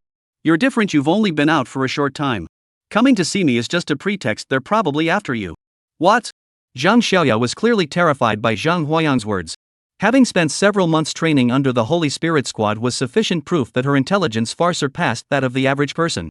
Hearing this now, coupled with the look Yang Bowen had given him earlier, Zhang Huayang suddenly realized what Zhang Huayang meant when he said that the attack was directed at him. Zhang Xiaoya was so frightened that her face turned pale, and she shook her head vigorously like a metronome. I'm only 17. I don't want to get married. I'm currently a reserve member of the Holy Spirit Squad. Even if I were to marry someone in the future, it would at least be someone of the same rank as me, a beast tamer. Someone like Yang Bowen, he is neither good looking nor talented. If he were in the city, just glancing at him would be a blessing for him. Zhang Huayang nodded slightly. I have some things to do in the near future and was thinking of having you stay here, but now it seems that even if I wanted you to stay, you wouldn't want to. Should we leave now? Upon hearing this, Zhang Huayang paused for a moment, then shook his head slightly. Stay here for a few days and take care of things here. Otherwise, they'll be swarming around like flies, and that'll be a real hassle. He finally understood why his predecessor had risked his life to get into the Qinghuang Beastmaster Academy. After eating for a while and wandering around for nearly 2 hours, he finally made his way back. What they didn't expect was that young Pang and his son Han Ti left, yet instead, they were chatting and laughing with their mother, Miao Chui. Yes, my son Bowen and your daughter Xiaoya will get engaged on the 6th day of next month. No problem, no problem. Miao Chui chimed in from the side. I think we should ask their opinions. Zhang Qingshan, who had been sitting quietly and listening the entire time, heard the two of them so casually decide on the marriage of his younger sister, Xiaoya. He hurriedly spoke up to stop them. Yang Bowen saw Zhang Qingshan trying to stop him and quickly spoke up. Second uncle, you should know that my cousin is a second-year student at the Qinghuang Beast Taming Academy, and she has even cultivated his beast to the intermediate awakening stage. Uncle, you should know that my cousin is a second-year student at Qinghuang Beast Taming Academy, and she has even cultivated her beast to the intermediate awakening stage. My cousin loves me the most. I'll have her take care of Zhang Huayang, and his life will be 1,000,000 times better than it is now. He won't have to eat coarse grains and vegetables anymore. Xiaoya, marry me, and you'll be living in luxury. Humph. Zhang Huayang entered the room with Zhang Xiaoya at his side, and immediately heard the conversation taking place. His expression darkened instantly. Zhang Huayang, holding one in each hand, walked to the front door. Get the hell out of here. Chapter 76, Zhang Xiaoya's Combat Power. Cousin, you must stand up for me. Yang Bowen was at home, clinging to the leg of a woman wearing the uniform of the Qinghuang Beast Academy, weeping bitterly. This woman was none other than Yang Bowen's cousin from the Qinghuang Beastmaster Academy, second-year student Yang Jing. Yang Jing kicked Yang Bowen away with a look of disgust as he clung to her legs. Let's talk business. I came back this time with a mission. You know old Zhang who lives in front of my house? I know, Uncle Zhang is a decent man. What's going on? Don't tell me he hit you. If you say that, do you believe I'll break your legs right now? Yang Bowen heard Yang Jing's words and shrunk his neck. Of course it wasn't Uncle Zhang, it was his son. His son is also from the Qinghuang Beastmaster Academy. He's the one who hit me. As he spoke, Yang Bowen pulled back his sleeve to show Yang Jing the wound. If it were me, I would have just taken the beating. The key is that he even beat up your uncle, who is my father. What? Yang Jing heard this and suddenly stood up, her expression very serious. As a beast tamer, not protecting civilians is one thing, but using your status as a beast tamer to bully civilians is utterly outrageous. Zhang Huayang stood at the door, looking at the drafty roof, and asked, Mom and Dad, where did you spend the money I sent you? The roof is leaking, and you didn't even bother to fix it. Upon hearing this, Zhang Qingshan's face turned grim. On the other hand, Miao Chui approached with an excited expression. We're about to become millionaires. As she spoke, Miao Chui handed over her tablet as if to take credit. Looking at the tablet, it was clearly a fake financial product. Zhang Huayang fell silent. Zhang Xiaoya fell silent. Zhang Qingshan stood helplessly by, smoking. All the money I sent you was spent on this? Son, look at me. I have good taste, right? This was told to me by an insider. It's a surefire deal that won't lose money. Why don't you try to withdraw it? It's the perfect time to make money. Why take it out? Then take out a portion and see. No way, look, the money is piling up. In another half month, 30,000 will turn into 100,000. Ha! Miao Chui said, suddenly giving Zhang Qingshan a hateful glance. Is it you? It must be you. You can't stand seeing me make money, can you? Say something. In the past, if she had used the money I worked so hard to earn to buy these so-called investment products, I would have caused a huge scene. But things are different now. He now has 9 digits in savings, so he doesn't really care about this small amount of money. However, his money wasn't just handed to him on a silver platter, so he couldn't just let the other party do as they pleased. I must come up with a plan to make her give up this idea completely. Bang! Before Zhang Huayang could think of a plan, the iron gate of the compound was violently kicked open. Name, Yang Jing. Beast Tamer rank, Junior 7th Dan. Beast Tamer, Wind Spirit Rabbit. Beast Taming level, Intermediate Awakening. Strength, 189, Defense, 93, Speed, 91, Health, 300, Weight, 7 kilograms. Upon seeing the visitors, Zhang Huayang remained seated in the room and addressed Zhang Xiaoya, an intermediate-level beast tamer. I presume you are the cousin from the Beast Tamer Academy that Yang Bowen mentioned. You may go now. Zhang Xiaoya nodded vigorously upon hearing this. At the Holy Spirit Squadron base, she had spent most of her time studying theoretical knowledge. As for combat skills, even the weakest among them were at the extraordinary level. How could she possibly have the opportunity to spar with them? Now that this person has clearly come with ill intent, it's the perfect opportunity to test my own strength. Anyway, Zhang Huayang is there to back me up. When Zhang Xiaoya came out, Yang Bowen pointed at her repeatedly and said to Yang Jing, "Cousin, this is Zhang Xiaoya. She's going to be my wife." At first glance, Yang Jing immediately realized that the other person was also a beast tamer, and her beast had also awakened.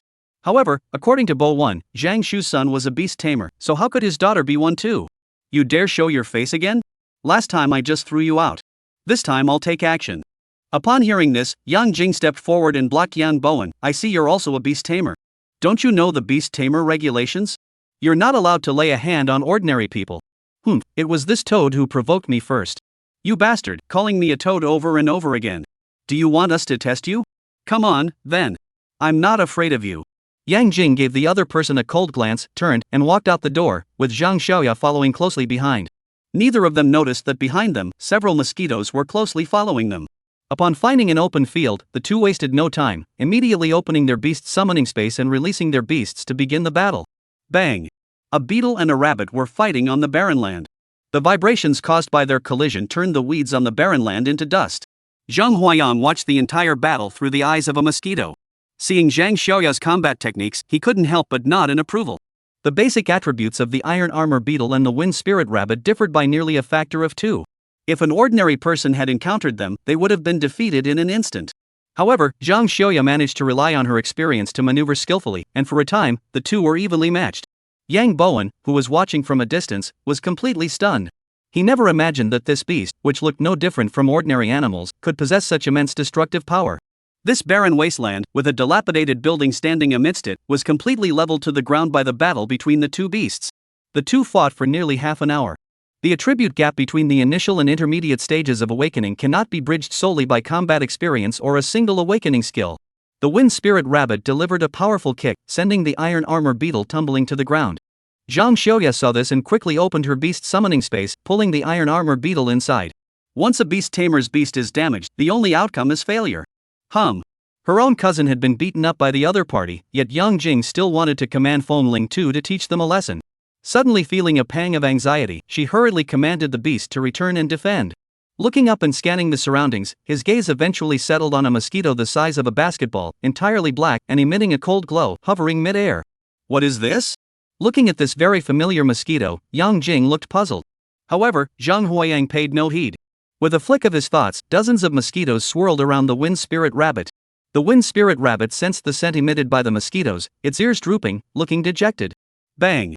The mosquito grabbed the wind spirit rabbit off the ground and swung its fist, delivering a brutal beating. After beating it for several minutes, seeing that the wind spirit rabbit had no strength left to resist, he finally threw it back to Yang Jing. Zhang Xiaoya saw the mosquito leave and hurriedly followed it back. Yang Jing watched the mosquitoes and a sudden idea flashed through her mind. This was precisely what the Academy president had mentioned, the strongest beast tamers of the first year at Qinghuang Beast Taming Academy.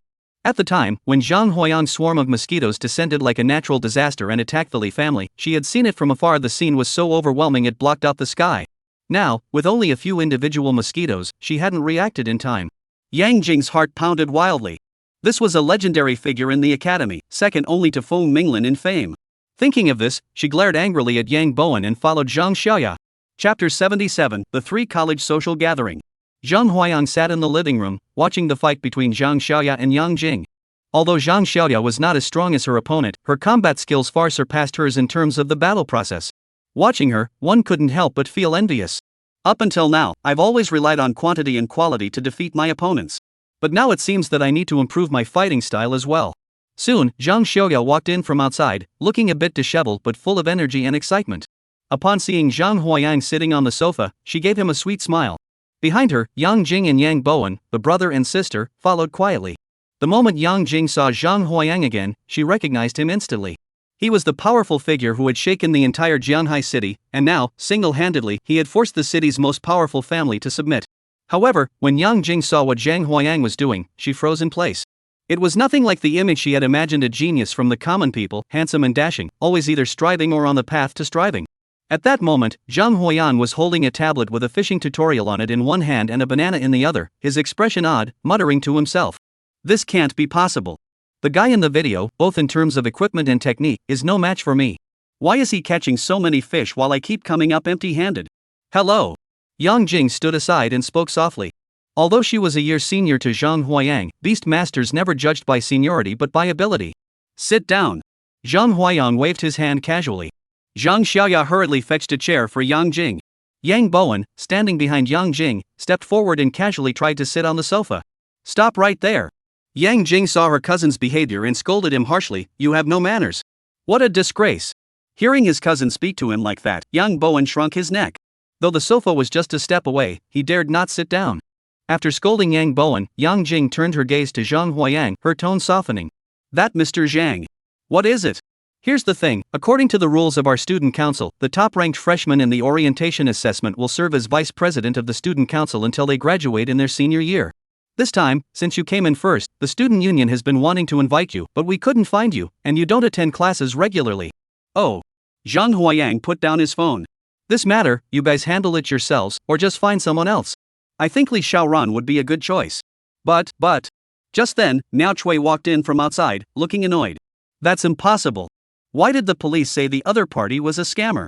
That can't be true. It must be because I didn't pay enough. Miao Chui muttered to herself, her gaze fixed on the living room. Upon seeing Yang Bowen, a delighted expression appeared on her face. Bowen is here. Why don't you sit down? Xiaoya, get up and make room for Bowen. Slap. Yang Bowen had just begun to smile. But Yang Jing slapped him on the forehead. Stand there and don't move. As she spoke, Yang Jing stood up and glanced at Zhang Huayang, who showed no signs of moving.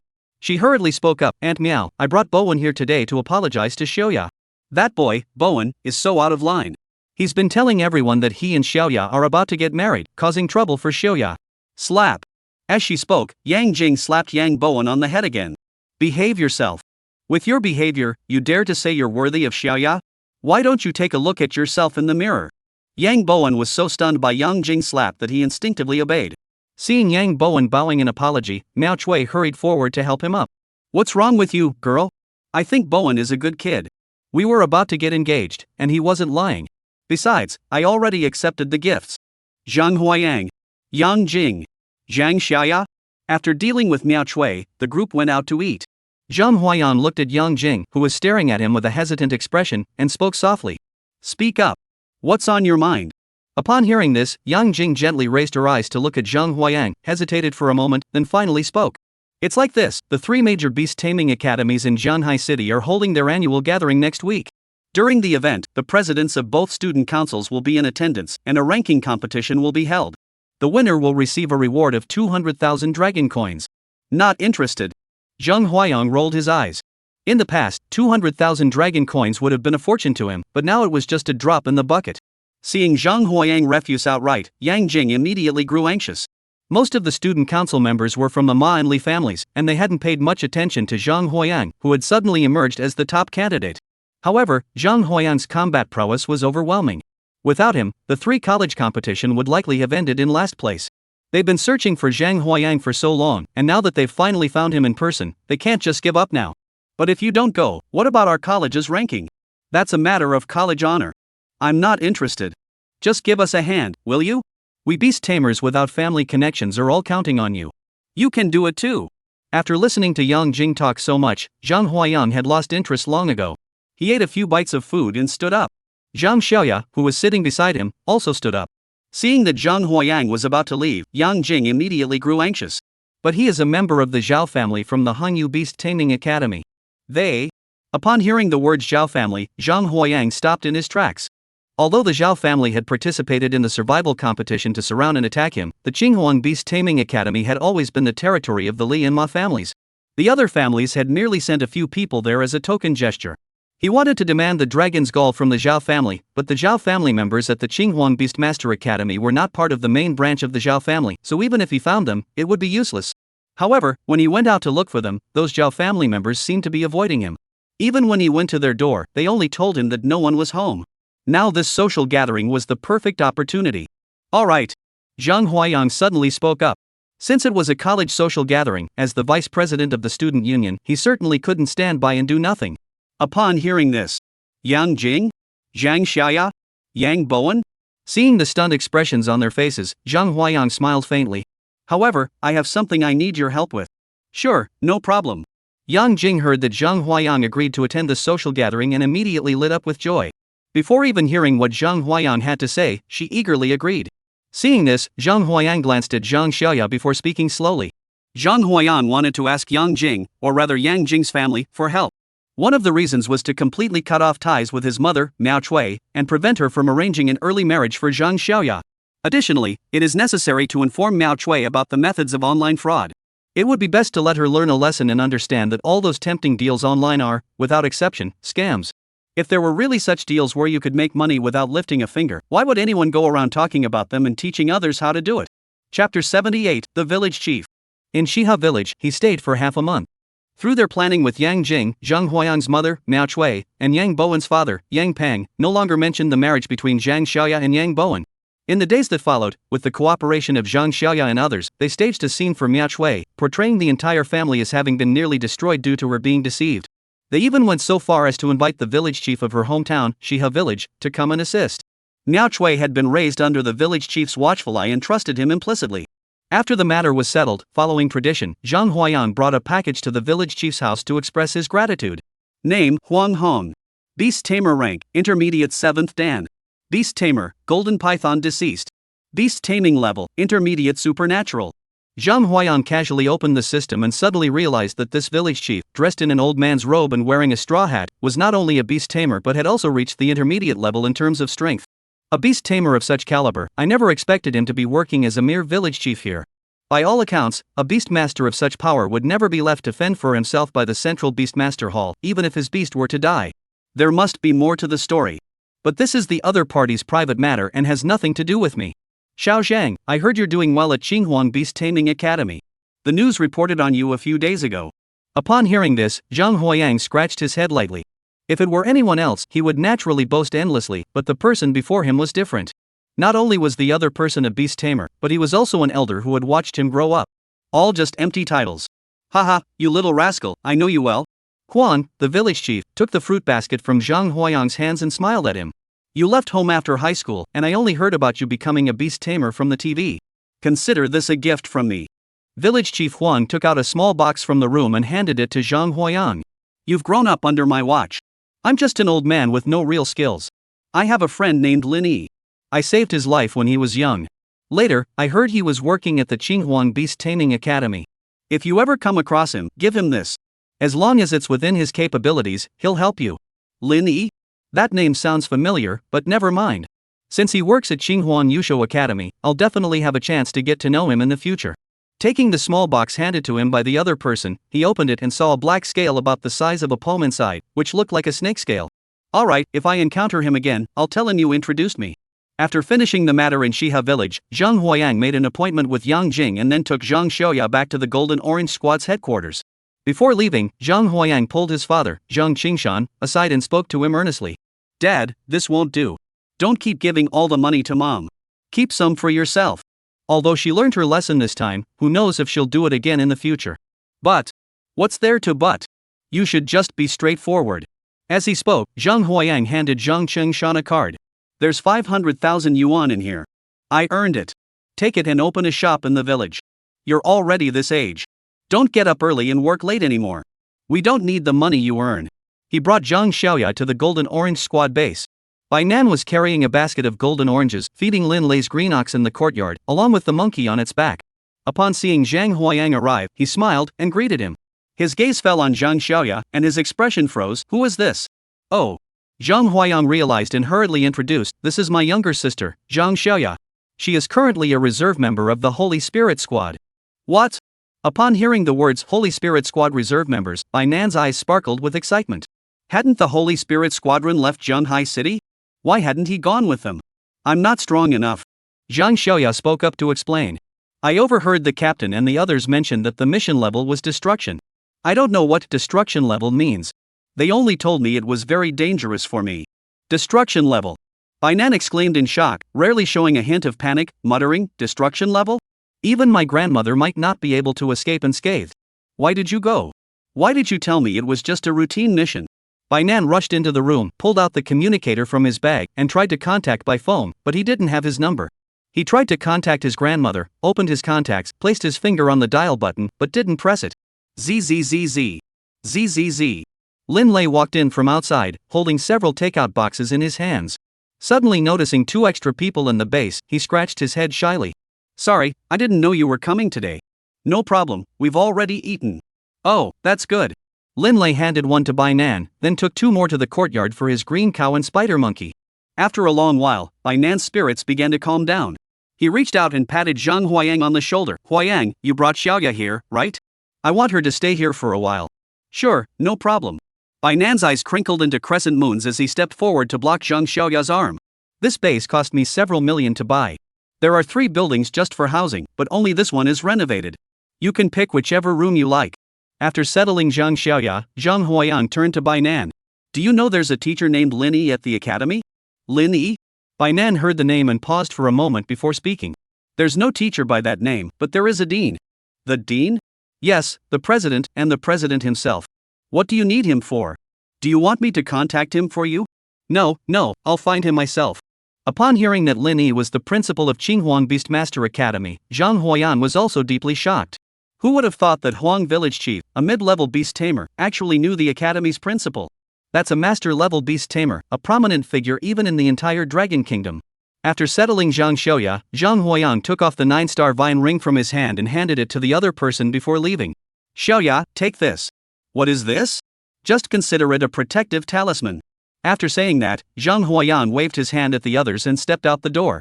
According to Yang Jing's location, Zhang Huayang searched the Beast Taming Academy for a long time before finally finding the student union.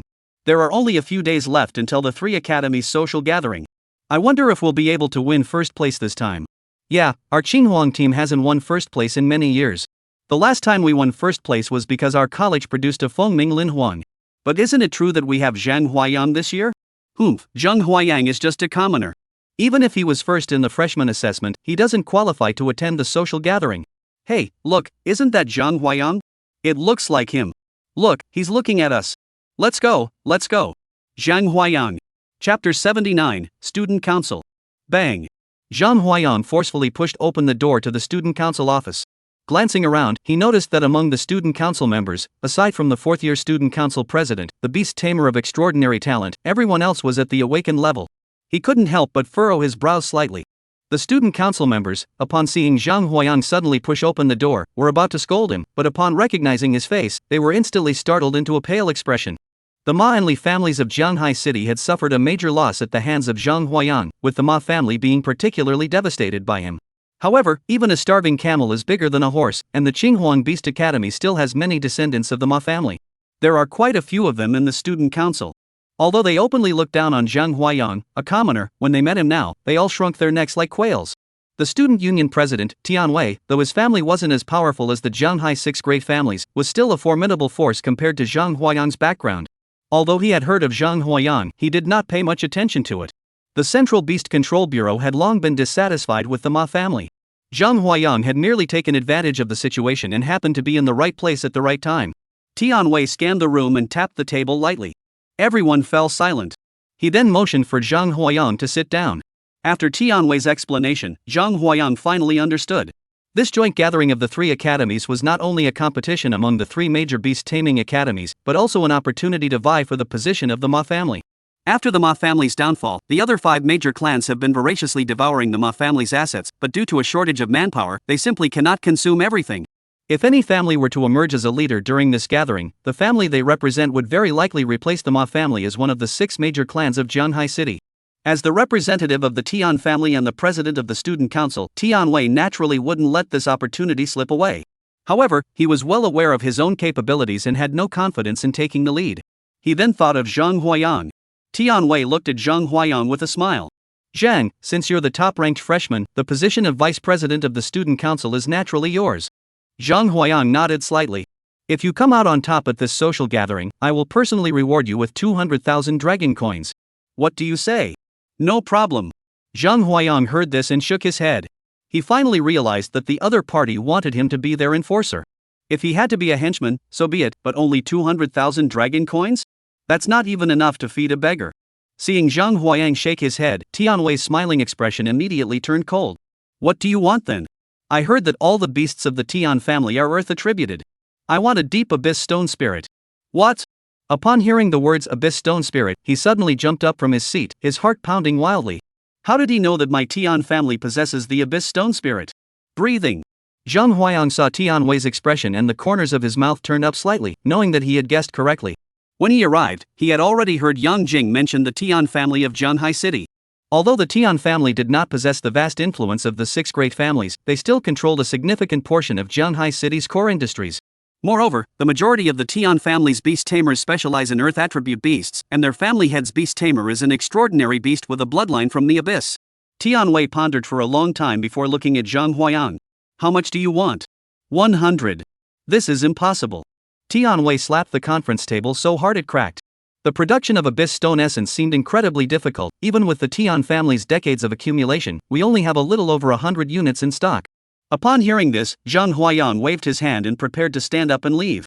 Since you can't afford the price, don't waste my time. Now that I know the Tian family has the abyssal stone essence, there's no need for me to go searching for it elsewhere. If the other party is willing to negotiate politely, I naturally have no objection to doing business with them. Now that the other party is trying to take advantage of me for free, I certainly can indulge them. Just as Zhang Huayang was about to step out of the meeting room, he was only a step away from leaving. Wait! Tian Wei shouted. Although my Tian family can't afford 100 pieces of abyss stone essence, I can give you the method to make it. What?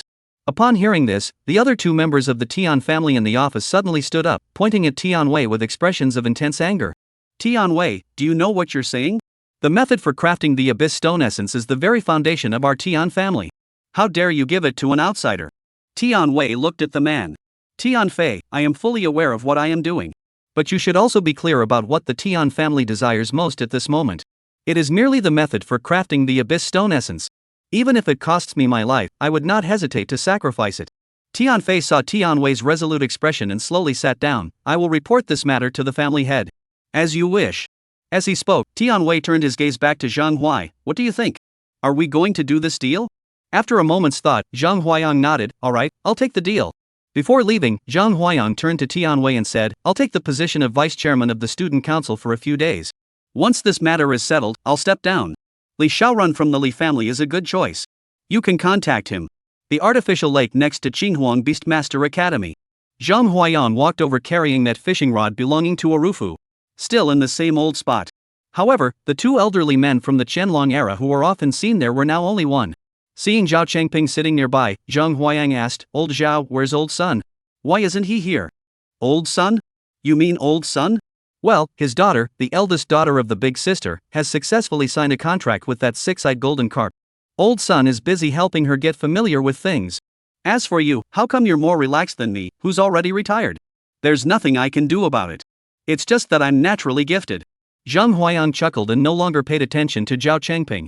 Time ticked by, and Zhang Huayang's mood shifted from initial excitement to indifference, and finally to irritation. Snap! Zhang Huayang slammed the fishing rod he was holding onto the ground. Increasing the fishing probability by 99%? This is hilarious. I've used you to fish so many times, and it's still a blank catch? Young people should fish with a calm mind and not get impatient. Zhao Changping looked at Zhang Huayang's furious expression and chuckled. Amidst the laughter, Zhao Changping reeled in another meter-long croaker. Zhang Huayang watched in envy, his eyes nearly popping out of his head. He shouted. Inhale. When fishing, you can't get too excited. After calming down, Zhang Huayang picked up his fishing rod again. Old Zhao, what do you think of the Zhao family? The Zhao family, one of the six great clans. Right. What's the matter? Did the Zhao family provoke you again? Zhao Changping looked up and down at Zhang Huayang with a mocking expression. The Zhao family was different from other families. In Zhanghai City, nearly 30% of the jobs were held by the Zhao family, and their family's beast tamers were always on the front lines, earning them praise from the central beast taming hall. As things stand, the Zhao family, aside from a few arrogant and bullying younger members, can be said to have no major flaws. If you wish to take action against him, it will be extremely challenging.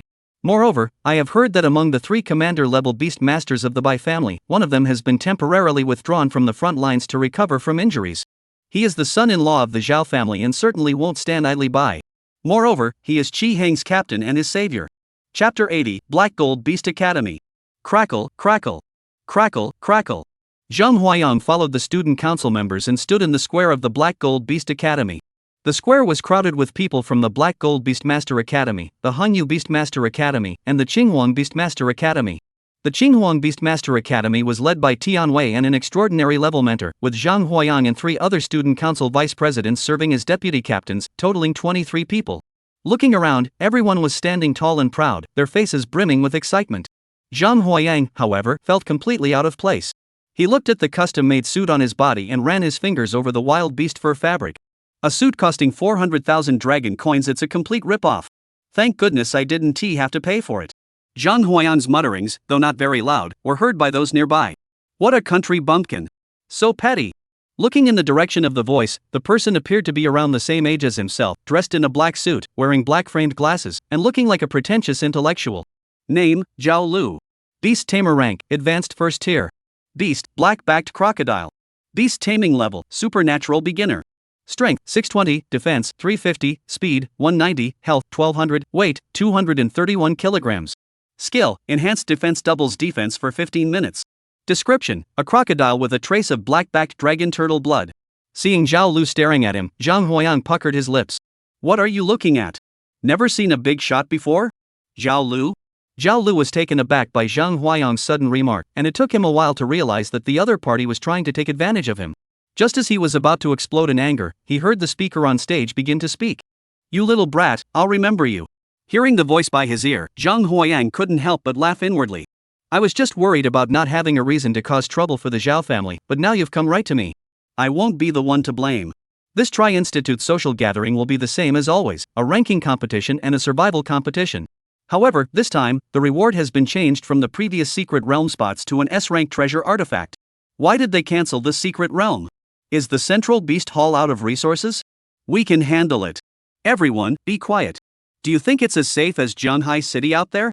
The deputy dean of the Black Gold Beast Academy on stage glanced at the person who had just spoken and snorted coldly.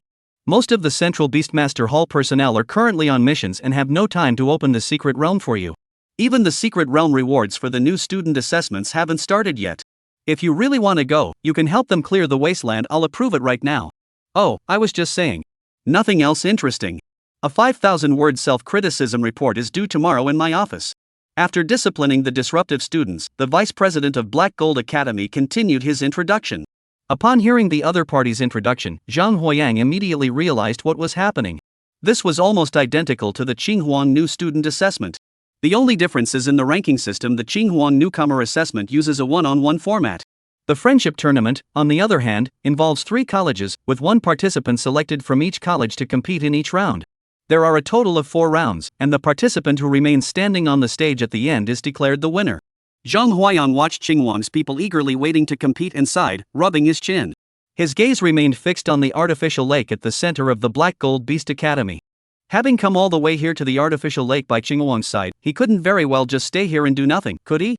Zhang Shueshi. Zhang Shueshi. Zhang Shuede. Zhang Shuede. Tianwei's voice snapped Zhang Huayang back to reality. What's wrong? The final decision is up to you. Ha? Oh, got it. After saying that, without waiting for Tianwei to continue his instructions, Zhang Huayang took out a fishing box from his spatial ring, shouldered his fishing rod, and headed toward the artificial lake. Ha, Tianwei, it looks like you're not doing a very good job as captain. Yu, a member of the Hanyu Beastmaster Academy, is also the vice president of the student council in his 3rd year at the academy. Seeing Zhang Huayang leave without saying a word, he began to verbally attack Tianwei. Everyone at Qinghuang Beastmaster Academy knew Zhang Huayang's strength, and naturally, they would show great consideration to someone of his caliber. Now, upon seeing the people from Hanyu Beastmaster Academy coming over to tease him, not only did he not grow angry, but he instead smiled cheerfully at them. Oh. Why don't you discipline this troublemaker for us? The students of Hanyu Beastmaster Academy never expected Qinghuang to pull this stunt. The furious outburst they had imagined never materialized. Instead, he asked them to help teach their teammates a lesson. Tianwei saw Yu thinking normally and smiled, saying, "Don't overthink it. That guy is just a commoner who happened to get lucky and became the top freshman this time. We've wanted to teach him a lesson for a long time, but we just didn't have the strength to do it before." Humph. He snorted upon hearing this. The Qinghuang Academy is the weakest among the 3 major beast taming academies, and your Tian family isn't even one of the 6 major clans. Being dominated by a commoner is only what you deserve. Well, the friendly match doesn't start until this afternoon. I'll do you a favor and teach this ignorant commoner a lesson. He saw Yu walking toward Zhang Huayang. The people from Qinghuang Beastmaster Academy were all covering their mouths and laughing. Captain Tian, should we inform Zhang Huayang? Why notify him? Didn't I just state the facts? Are you really willing to let a commoner walk all over you? Anyway, they won't fight each other. No matter who loses face, it's good for us. We'll just sit back and watch the show. At that moment, Zhang Huayang had already arrived at the artificial lake, set up his fishing rod, and started fishing. A few other anglers nearby noticed the Qinghuang Yusho Academy emblem on Zhang Huayang's attire and furrowed their brows slightly. However, since they were all fellow anglers, they did not stop Zhang Huayang from fishing. Watching the others beside him catch fish frantically, Zhang Huayang's face lit up with joy. There's a bite. There's a bite. This time, I definitely won't come up empty-handed. However, before Zhang Huayang could finish mixing the bait, a sharp shout rang out from behind him. You're a student of Qinghuang. You should be preparing for the friendly competition at Black Gold, not fishing here. What kind of behavior is this? Upon hearing this, Zhang Huayang raised his eyes and looked over, his expression utterly speechless. Is the Black Gold Academy your family's business? My family owns shares in it. Are the fish in the artificial lake yours? Most of them were stocked. Is fishing prohibited here? Fishing is not prohibited, but fishing by outsiders is prohibited. After asking several questions in a row, Zhang Huayang was left speechless. Following the direction of Hiyu's finger, he looked ahead and saw a sign as expected. Following the direction of Hiyu's finger, sure enough, there was a sign standing ahead. No fishing allowed for non-academy personnel. Looking at the sign, Zhang Huayang felt a wave of exasperation wash over him. What kind of stupid rule is this? However, seeing everyone around him catching fish one after another, Zhang Huayang's heart, that of a true fishing enthusiast, couldn't stay still. I'll just keep fishing here, let them do whatever they want. Saying this, Zhang Huayang paid no heed to Hiyu's words and sat down resolutely. Seeing this, Hiyu not only didn't get angry, but instead showed a look of joy. He had come here to teach Zhang Huayang a lesson, and if the other party cooperated so readily, it would be awkward for him to make a move. Now this is perfect. Chapter 81, Ranking Tournament. What the heck? Zhang Huayang glanced at Hiyu beside him and didn't want to pay any attention to him. Arrogant. Seeing Zhang Huayang like this, Hiyu's face lit up with joy, and he shouted loudly. As he spoke, he raised his hand and grabbed Zhang Huayang. Zhang Huayang sensed the attack and couldn't help but frown. What's wrong with this guy? I'm just fishing. Is it really necessary to use force?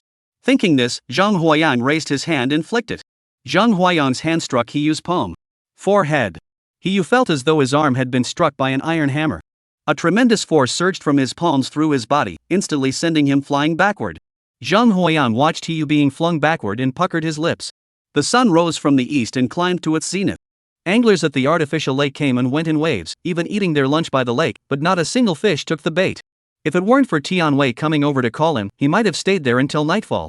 According to Tianwei's description, this ranking competition only had 4 rounds, and the participant who scored 2 points first would win. As per the usual arrangement, participants from 1st grade to 4th grade will compete in order. However, this time the team is led by Tianwei, who is here to win, not to exchange ideas. He was well aware that, based on past arrangements, his team would at most win 1 match. Now, Tianwei had adopted a different strategy, akin to the ancient Chinese strategy of Tianji's horse racing. Tianwei will participate in the first round, with the second and third rounds proceeding as usual. In the final round, which is the showdown between the student council presidents of the 3 major universities, Zhang Huayang will take the stage. Even if Zhang Huayang loses, I can shift all the blame onto him. When Zhang Huayang arrived, he had already learned that each of the 3 major beast taming academies had won 1 match. Glancing at the score displayed on the screen, Zhang Huayang looked at Tianwei in front of him. You really think of me as your enforcer? But for the sake of the Abyss Stone Essence recipe, he had no choice but to go along with it. On the stage, there were 2 people. One was Zhao Lu, who had mocked him as a country bumpkin earlier that morning. The other was from the Hangyu Beastmaster Academy. Name, Bai Xingwen. Beast Tamer rank, Advanced 3rd tier. Beast Tamer, Mighty 8. Beast Taming level, Supernatural Beginner. Strength, 710, Defense, 300, Speed, 230, Health, 1500, Weight, 402 kilograms. Skill, Diamond Fist. Double strength for 15 minutes. Description, descended from the Golden King of the Monkey Clan. Bai Xingwen saw the 2 men approaching and nodded slightly to Zhao Lu in greeting. When his gaze fell on Zhang Huayang, he was startled by the young man's appearance. Who are you? Where is Tianwei? As he spoke, Bai Xingwen turned his gaze to the host on the side. Could Qinghuang have mistaken him for someone else? This guy clearly isn't in the 4th grade. The host heard Bai Xingwen's question and hurriedly explained. That's correct. This is the representative of Qinghuang. As for Tianwei, he represented the 1st year and won the match. Ha ha. Bai Xingwen tapped his chin and fixed his gaze on Zhang Huayang. Upon learning that Zhang Huayang was merely a commoner with no family connections whatsoever, and that his own beast taming talent was at the lowest level, capable of taming nothing more than mosquitoes. Put. Bai Xingwen couldn't hold it in any longer and let out a chuckle. However, he quickly suppressed it, but his shoulders twitching gave him away. As the host announced Zhang Huayang's identity information aloud. Ha! Ha! The once peaceful venue was suddenly abuzz with excitement. Among the three academies, the Black Gold Beast Academy had the most people, and their laughter was the loudest. Some even went so far as to grab their friends from the Qinghuang Academy and tease them mercilessly. However, those in the know at Qinghuang Beastmaster Academy dismissed this with disdain, each wondering what expressions would appear on their faces if Zhang Huayang were to take action. What Zhang Huayang had done was common knowledge among the Qinghuang people, but once he left Qinghuang, no one outside knew of it. Zhang Huayang, I don't know what you sacrificed to stand here, but I still advise you to admit defeat now. At least you'll retain a shred of dignity. Why waste your breath on him? If he dared to come here, he should have been prepared for this. As he spoke, Zhao Lu summoned his beast companion, the black-backed crocodile. Upon seeing the black-backed crocodile, which was as large as a truck, Bai Xingwen remained silent, opened his beast summoning space, and summoned a monkey as tall as a 3-story building.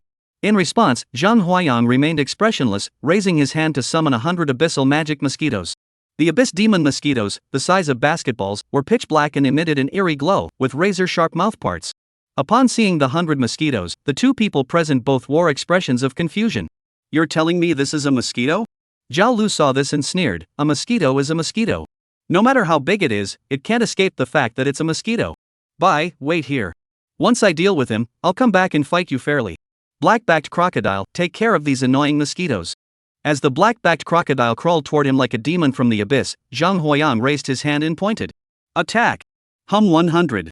A black-backed crocodile the size of a truck collided with a swarm of mosquitoes the size of basketballs. Anyone would assume that, regardless of size or appearance, the mosquitoes were doomed. However, what they didn't expect was the black-backed crocodile, facing the abyssal mosquitoes that were countless times smaller than itself, showed not the slightest resistance. After being suspended and beaten for several minutes, it was then pinned to the ground and beaten again. If it weren't for the black-backed crocodile's incredible defensive capabilities, it would have been pierced by the abyssal mosquito's proboscis, its outer skin torn open, and its flesh and blood sucked clean. White hell! Zhang Huayang had heard a little about what Zhang Huayang was doing in Qinghuang, but he didn't believe that a mere commoner could cultivate mosquitoes to such a level. There must be 90% exaggeration involved. He had originally thought that his black-backed crocodile would easily overwhelm those mosquitoes, and at the very least, they would be evenly matched. Now, however, his beast was being soundly beaten by the enemy, and he couldn't help but panic. Bai Xingwen saw the current situation and his face turned pale as well. If he had encountered beasts of this caliber in the Wasteland, he would have turned and fled without a moment's hesitation, taking his beast with him. But now it was different. He represented the Hangyu Beast Taming Academy, and behind him stood the Bai family. Even if he feels terrified, he must steel himself and face it head-on. Dali Yuan, use your skill, go for it. Boom! The mighty ape suddenly pulled out a metal rod as thick as a telephone pole and charged toward Zhang Huayang's abyssal mosquitoes with great strides. Bang! A single blow, packed with immense force, struck the swarm of mosquitoes. Even the fastest of the abyssal mosquitoes were struck down, several of them killed on impact. Seeing this, Zhang Huayang's lips curled into a faint smile. Let's beat him up together. Ping pong. Dong. Clatter. Zhang Huayang's swarm of mosquitoes, each one extraordinary, and even among the top-tier extraordinary beings at the beginner level. Now, with a group attacking too, the opponents have no chance of winning. They beat them for nearly half an hour. The two beasts on the other side were under attack from Zhang Huayang's beast, and their health had dropped below 200. They only needed one more hit to die. Wait a moment. I give up. Chapter 82, Catching a Leech. The battle on the stage was extremely lengthy for those engaged in combat, but for the spectators watching from the sidelines, it unfolded swiftly. They had assumed that the main protagonists on the stage would be Bai Xingwen and Zhao Lu, while Zhang Huayang was merely an unlucky pawn sent out by the Qinghuang Beast Academy to take the brunt of the attack. However, the truth turned out to be completely different from what they had imagined. The protagonist became Zhang Huayang, while Bai Xingwen and Zhao Lu were reduced to mere background characters. The battle lasted no more than 10 minutes, and Zhang Huayang's beast taming skills left both of them on the brink of death. Had they not surrendered in time, their beasts would likely have been killed by now. For a moment, the three great beast taming academies, except for Qinghuang who knew the truth, fell into an eerie silence. After a long while, intense arguments erupted once again. This is impossible. He's just a commoner. What gives him the right? There must be something going on here. I've been buying long coin for Zhao Lu and Bai Xingwen, and now you're giving me Zhang Huayang? In response to what they said, Zhang Huayang remained expressionless, even considering eating a bowl of noodles. Everyone be quiet. With the host's sharp shout, the noisy venue suddenly fell silent. Seeing this, the host nodded slightly and began to speak. This battle was won by the Qinghuang Beastmaster Academy. Based on the points, the Qinghuang Beastmaster Academy secured first place in the ranking tournament with 2 victories. The survival competition will begin tomorrow. Zhang Huayang watched the 2 people in front of him recall their beasts into their beast spaces and rush madly toward the beast hospital, then rolled his eyes. Having easily defeated the 2, Zhang Huayang didn't linger for a moment, shouldering his fishing rod and heading straight for the artificial lake. Time passed from dusk until deep into the night. The fishermen around him came and went in waves, but Zhang Huayang remained motionless. Not for any other reason, he was simply an Air Force enthusiast. Zhang Huayang looked at the system, where a rough's fishing rod was described as increasing fishing success rate by 99%. He fell silent. Whoosh, whoosh. Suddenly, Zhang Huayang felt the fishing rod in his hand tremble violently, and the float sank to the bottom. Clearly, he had hooked a fish. It's hooked. Finally, it's hooked. Zhang Huayang looked like he was going crazy, quickly pulling on the fishing rod. The other fishermen saw Zhang Huayang's frantic state and were about to help, but were held back by their classmates. Don't you know that this guy beat up you this morning when he tried to talk to him, and then beat up by Xingwen and Zhao Lu this afternoon? Are you really going to provoke him now? What?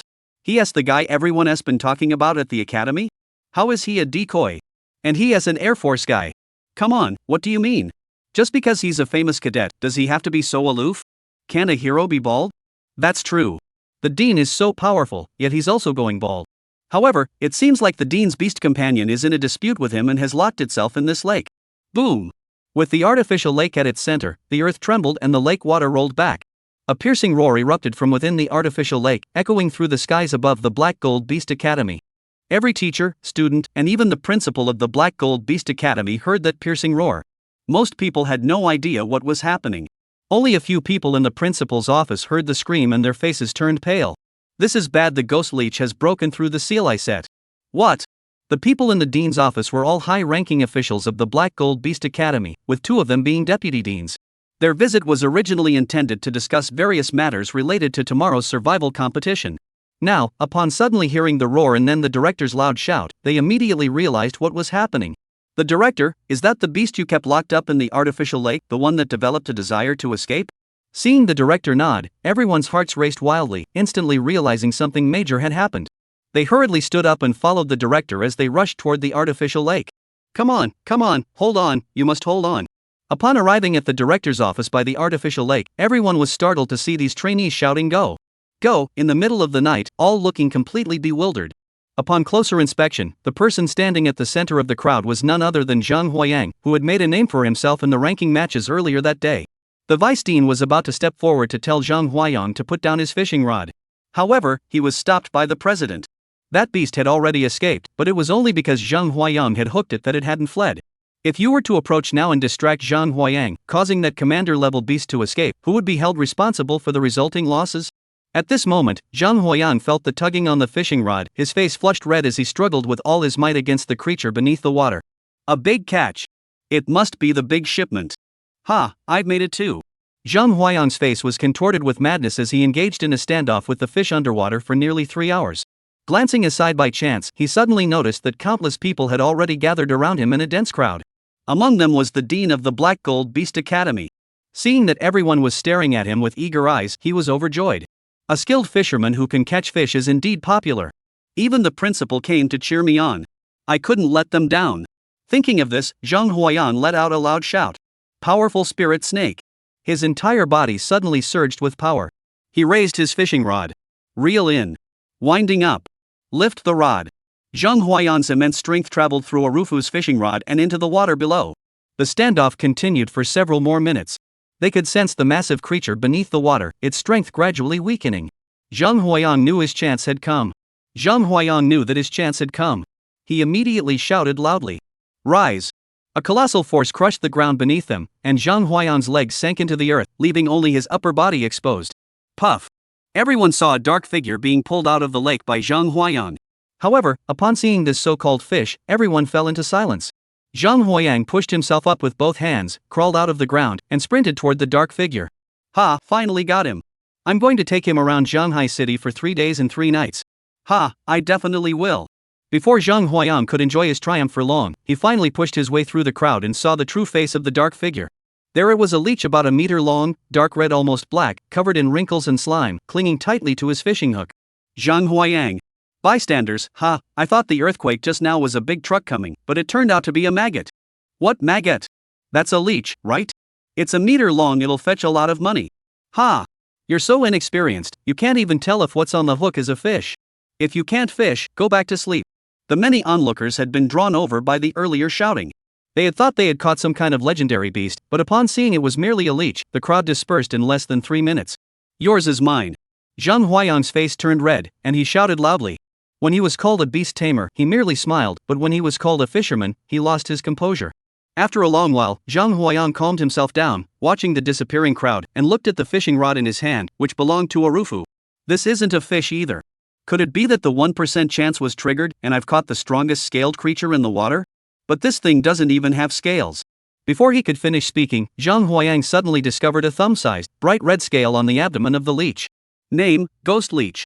Rank, Junior Commander. Strength, 4,300, Defense, 1,200, Speed, 780, Health, 6,000, Weight, 52 kilograms. Skill, Bloodlust. Consuming flesh and blood enhances attributes, with a maximum boost of 2 times. Description: a leech that has been nailed underwater for 30 years, deprived of blood nourishment, its strength is now less than 10% of its original power. What? Chapter 83, Extortion.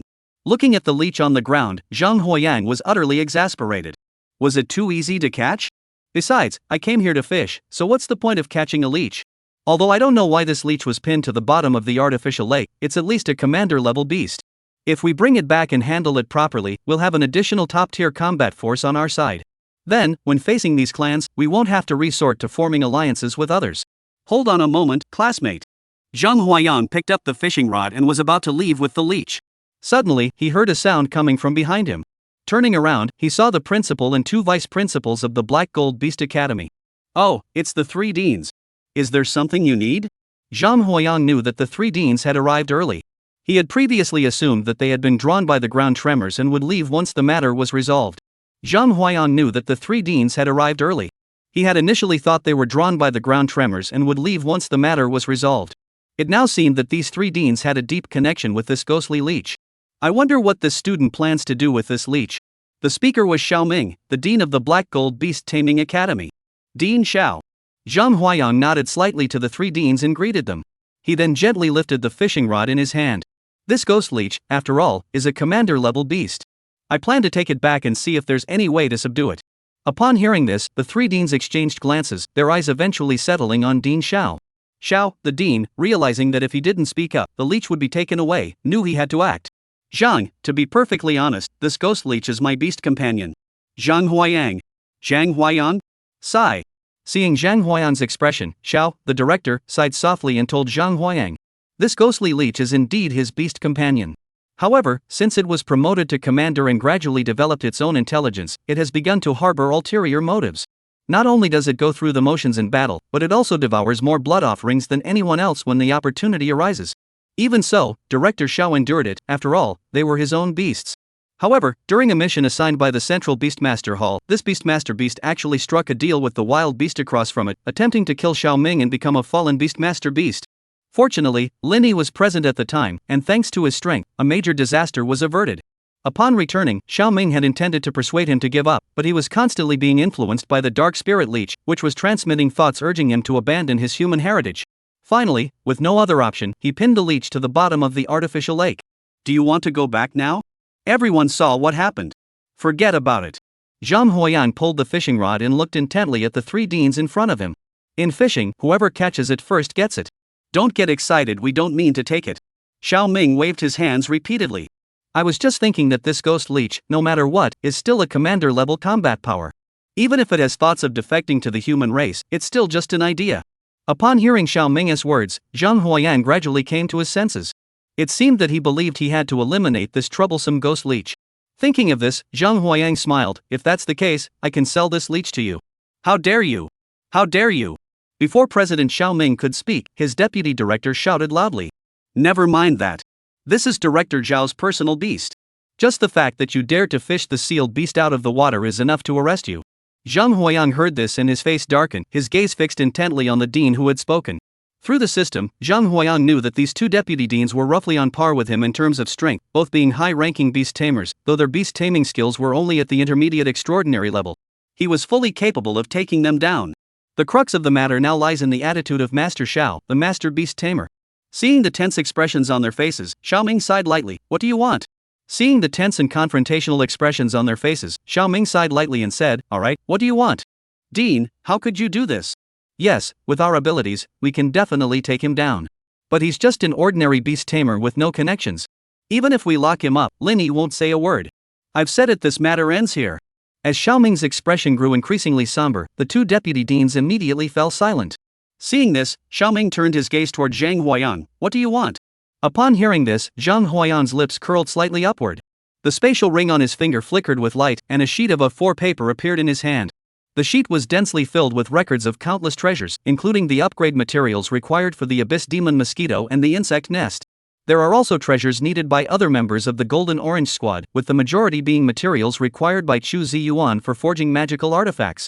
Xiaoming took the paper from Zhang Huayang's hands and looked at the over 100 types of materials listed on it, his face growing darker with each passing moment. Blackwood. Baiwang Flower Honey Essence. Extremine Crystal Stone. Each one is a priceless treasure. To put it in terms of dragon coins, the cheapest black would cost 600,000 per gram, yet here they are asking for 3 whole pieces, that's 1 kilogram each. Do you think I'm being taken for a fool?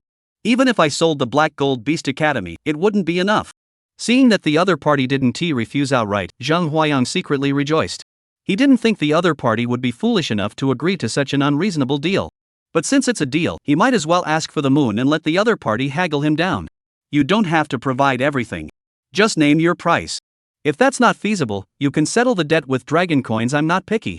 After a long pause, Xiaoming handed the papers in his hands to the two vice deans standing beside him. It's really black. With the materials above, you could cultivate a high-level commander.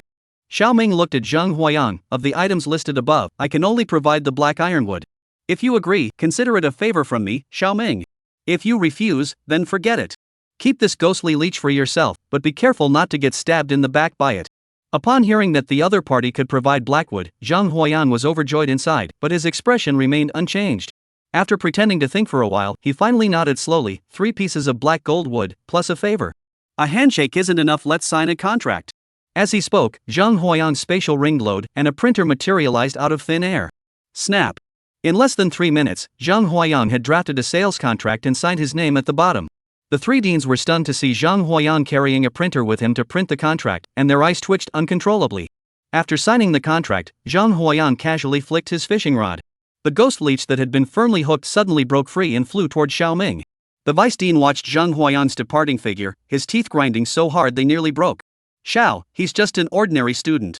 Even if Linny took a liking to him, there's no need for you to treat him this way. That's right, Dean. The beast is yours to begin with, you should be the one to decide what to do with it. Xiaoming glanced at the 2 deans and snorted lightly. What do you know? If we had started fighting earlier, none of us would have gotten away. Chapter 84, The Siege. Upon seeing Director Xiao leave, the 2 deputy directors wore different expressions. One of them looked at the other. Lu Hui, what do you think? Lu Hui, upon hearing this, waved his hand. Zhao Hong, the ghost leech is Xiao Yuanchan's beast. How he handles it is his own business. Why should we worry about it? Zhao Hong snorted coldly. You Lu family sure know how to stay out of trouble. 30% of the common people in Jianghai City live under the protection of the Zhao family. We have rescued at least 8,000 common people like Zhang Shuayuan. I detest people who abandon their responsibilities and blame others. I must teach him a lesson so he understands that Jianghai City is under our family's control, not the commoners. As soon as he returned to his residence, Director Zhao immediately contacted the Zhao family and instructed them to arrange for an extraordinary level beast tamer to come over. Upon hearing that Zhao Hong intended to take action against Zhang Huayang, the head of the Zhao family issued a strict order to remain vigilant and not to act against Zhang Huayang. All he received in response was, Master, he's just a lowly commoner. Why are you so frightened? In my opinion, you should step down sooner rather than later. Having received a favor from Dean Xiao, Zhang Huayang no longer continued his fishing expedition and returned to his lodgings to rest for the night. The next morning, he followed the group accompanying Qing Huang the beast tamer to the competition venue.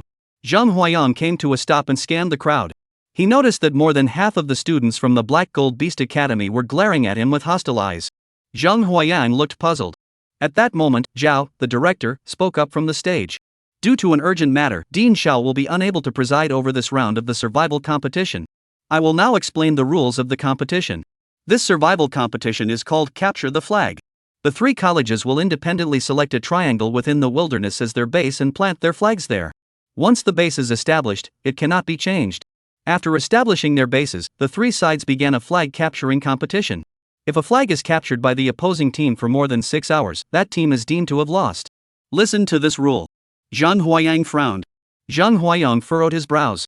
In that case, they not only had to guard against direct attacks but also watch out for a flanking assault from another faction. This was getting tricky. Above, Deputy Dean Zhao Hong finished explaining the rules of the flag capturing competition, then swept his gaze over the crowd below, fixing it on Zhang Huayang's team from the Qinghuang Beastmaster Academy. A cold smile appeared at the corner of his lips. Zhang Huayang followed the Qinghuang team into the Wasteland. According to the map, this wasteland was not very large and mostly mountainous. It had been designated by the Black Gold Beastmaster Academy as a training ground to cultivate Beastmasters' survival skills in the wilderness. In the wilderness, Tianwei randomly selected a mountain peak that was easy to defend but difficult to attack and planted his flag there. As for Zhang Huayang, upon entering the wasteland, he had already released 1,000 abyss mosquitoes to conduct a thorough search of the entire area. After spending the entire night, Zhang Huayang finally located the strongholds of Heijin and Hongyu from the Beastmaster Academy. The Hongyu Beastmaster Academy was relatively normal, having chosen a secluded location nestled between mountains and water. The location of the Black Gold Beast Academy left Zhang Huayang thoroughly puzzled. Their location was not only not hidden, but also exposed to the wind on all sides, as if it had been chosen at random. Chairman Zhao, should we really do as Director Zhao suggested? What? Are you afraid? How could I be afraid? I just feel that doing this would be unfair. What are we? We're the Zhao family, one of the 6 major clans of Jianhai City. That guy is just a commoner from the village. If it weren't for his good luck in awakening the Beastmaster talent, he'd probably still be plowing fields right now. However, I heard from Qinghuang's friend that guy's strength is unimaginably powerful. Even the Li family, the strongest among the 6 major families, suffered a major defeat at his hands. They're just a bunch of mosquitoes. We've brought 10 extraordinary beast tamers this time. Dealing with a mere few hundred mosquitoes is child's play. Even if we can't take them down, there's always the Fong family. They're currently competing with the He family for the last seat among the 6 great families, so they'll definitely intervene. Right, Fong Jing? Right, Fong Jing? As the few of them were talking, they suddenly noticed the abyss mosquitoes swarming above their heads. Their expressions changed drastically, and they immediately released all their beasts, attacking the abyss demon mosquitoes in mid-air. However, just as their attacks were about to strike the abyss demon mosquito, a flash of light erupted from the abyssal mosquito, and it vanished from its original position. Seeing this, the members of the Black Gold Beast Academy were all taken aback. Chairman, what should we do now? What else can we do? Let's act quickly and decisively. Zhang Huayang observed everything these people were discussing, a cruel smile curling at the corners of his mouth. He then turned his gaze to Tianwei, who was holding a pair of binoculars and observing the surroundings. Captain Tian, do you know the Fong family? Upon hearing the name Fong family, Tianwei's expression changed. How do you know about them? I just found out too. It seems like the Fong family is also vying for a seat among the 6 great clans. Zhang Huayang looked at the other party with a smirk, staring so intently that the other party's scalp tingled. What do you want? You have to pay extra. I'll add another grade A treasure for you. Deal. Tianwei. The other Qinghuang trainees who had followed Tianwei saw what Zhang Huayang had done and couldn't help but pinch the bridge of their noses in exasperation. As per tradition, the flag capture battles typically took place on the 3rd day of the competition. By that point, both the strategic positions and the exact locations of the flags had been thoroughly mapped out, so all that remained was to execute the plan as planned. However, things are different now. Zhang Huayang, leveraging his advantage in beast taming, managed to gather detailed information about Heijin and Hongyu in less than half a day. The information between the 2 sides is completely unequal. Now, the only option left for Black Gold is to rely on its full strength and crush the opposition outright. Otherwise, if they continue to drag this out, Qinghuang, with its more comprehensive information, will be able to wear them down completely. Therefore, an extraordinary phenomenon emerged. On the first day of the survival competition, the Black Gold Beast Academy randomly chose a location to plant their flag, then without hesitation, gathered all their combat forces and headed straight for the Qinghuang camp. All of this was witnessed by Zhang Huayang. Zhang Huayang stood up, brushed the dust off his clothes, and looked around at the others who had already set up their tents and were preparing to rest. Everyone get ready, they're coming. What? The students of Qinghuang Beastmaster Academy, upon hearing Zhang Huayang's words, all stared wide-eyed, unable to believe what they had heard. Among them, the vice-chairman of the 3rd-year class spoke up and asked, Zhang Jr., is that really true? Believe it or not, it's up to you. Zhang Huayang rolled his eyes. I'm just reminding you for the sake of the money. Sure enough. That night, a sudden roar startled the birds that had settled on the ground, sending them flying into the sky. Looking up, everyone from the Qinghuang Beastmaster Academy, except for Zhang Huayang, had pale faces. Up ahead on the mountain peak, dozens of pairs of eyes glowing with a eerie light shone brightly in the darkness. Countless deafening roars and howls echo from the depths of the darkness, reverberating through the air. At a glance, it was clear. There were nearly 30 of them, half of whom were extraordinary beast tamers, and 5 of them were intermediate extraordinary beast tamers. Chapter 85, The Flag Capturing Competition. The members of the Black Gold Beast Academy surrounded Qing Huang and the others. Tian Wei saw this and his expression turned grim. He took a step forward and looked at the crowd ahead. This is the 3 Academies flag capturing competition. What are you outsiders doing here? Hey, are you really that stupid, or just naive? Fang Jing stepped forward, looking at Tian Wei with a mocking expression. Didn't the head of the Tian family tell you that this 3-court competition determines whether our family can rise to power? Tian Wei heard Fang Jing's words and furrowed his brows. He knew that this competition between the 3 academies was crucial to his family's chances of rising to power. However, in his imagination, such a matter of vital importance to the family should not be handled so carelessly, and certainly should not involve breaking the rules of the game. Drawing a sword and slashing an opponent to death, isn't that the blatant act of a bandit? Fang Jing saw Tian Wei deep in thought and burst into laughter. The rise of a beastmaster has always relied on strength. As long as you die here, the one who ultimately rises to power will inevitably be our Fang family. Following Fang Jing's gesture, the men in black robes charged forward, their weapons raised high. As Fang Jing raised his hand and gave a signal. Bang! Dozens of beasts suddenly emerged from the beast summoning space. 5 mid-tier extraordinary great beasts roared and bellowed, while the rest were all beginner-tier extraordinary beasts. Fang Jing bowed to the beast tamers. Please take action and capture these individuals. Once the matter is resolved, my Fang family will reward you generously. Zhang Huayang heard every word of their conversation and couldn't help but mutter to himself. So, they had even brought in outside help. But then again, it makes sense. The awakening of a beastmaster's innate talent is so difficult that even with the Fang family's powerful background, it would be impossible to cultivate so many extraordinary beastmasters. If that were the case, he would likely have already become one of the 6 major beast tamers families in Jianghai City, or even the leader of them all. Boom! The few people from Qinghuang Beastmaster Academy watched as their opponents charged straight toward them, each summoning their own beasts. Fang Jing saw this and burst into laughter. You Qinghuang really have no one left, sending a few cats and dogs like you over here. In less than 3 minutes, all the Qinghuang trainees were knocked to the ground, and even the beast tamers were all killed. Tian Wei raised his eyes to look at Zhang Huayang, who was sitting aside watching the spectacle, and shouted loudly. Help me! I'll add another A-grade treasure. That's more like it. Upon hearing Tian Wei say he'd add another A-grade treasure, Zhang Huayang finally smiled. As he spoke, Zhang Huayang flipped his hand and opened the insect nest. The sound of buzzing filled the air. 16,000. 16,000 deep abyss mosquitoes swarm together, forming a dense cloud that rises into the sky before swiftly spreading out. Like a vast black curtain, they suddenly descended toward the ground. What? What is this? Fang Jing, you just told me that these guys are just trainees, at most a few extraordinary level beast tamers, and you wanted me to come over to back you up. Look at this.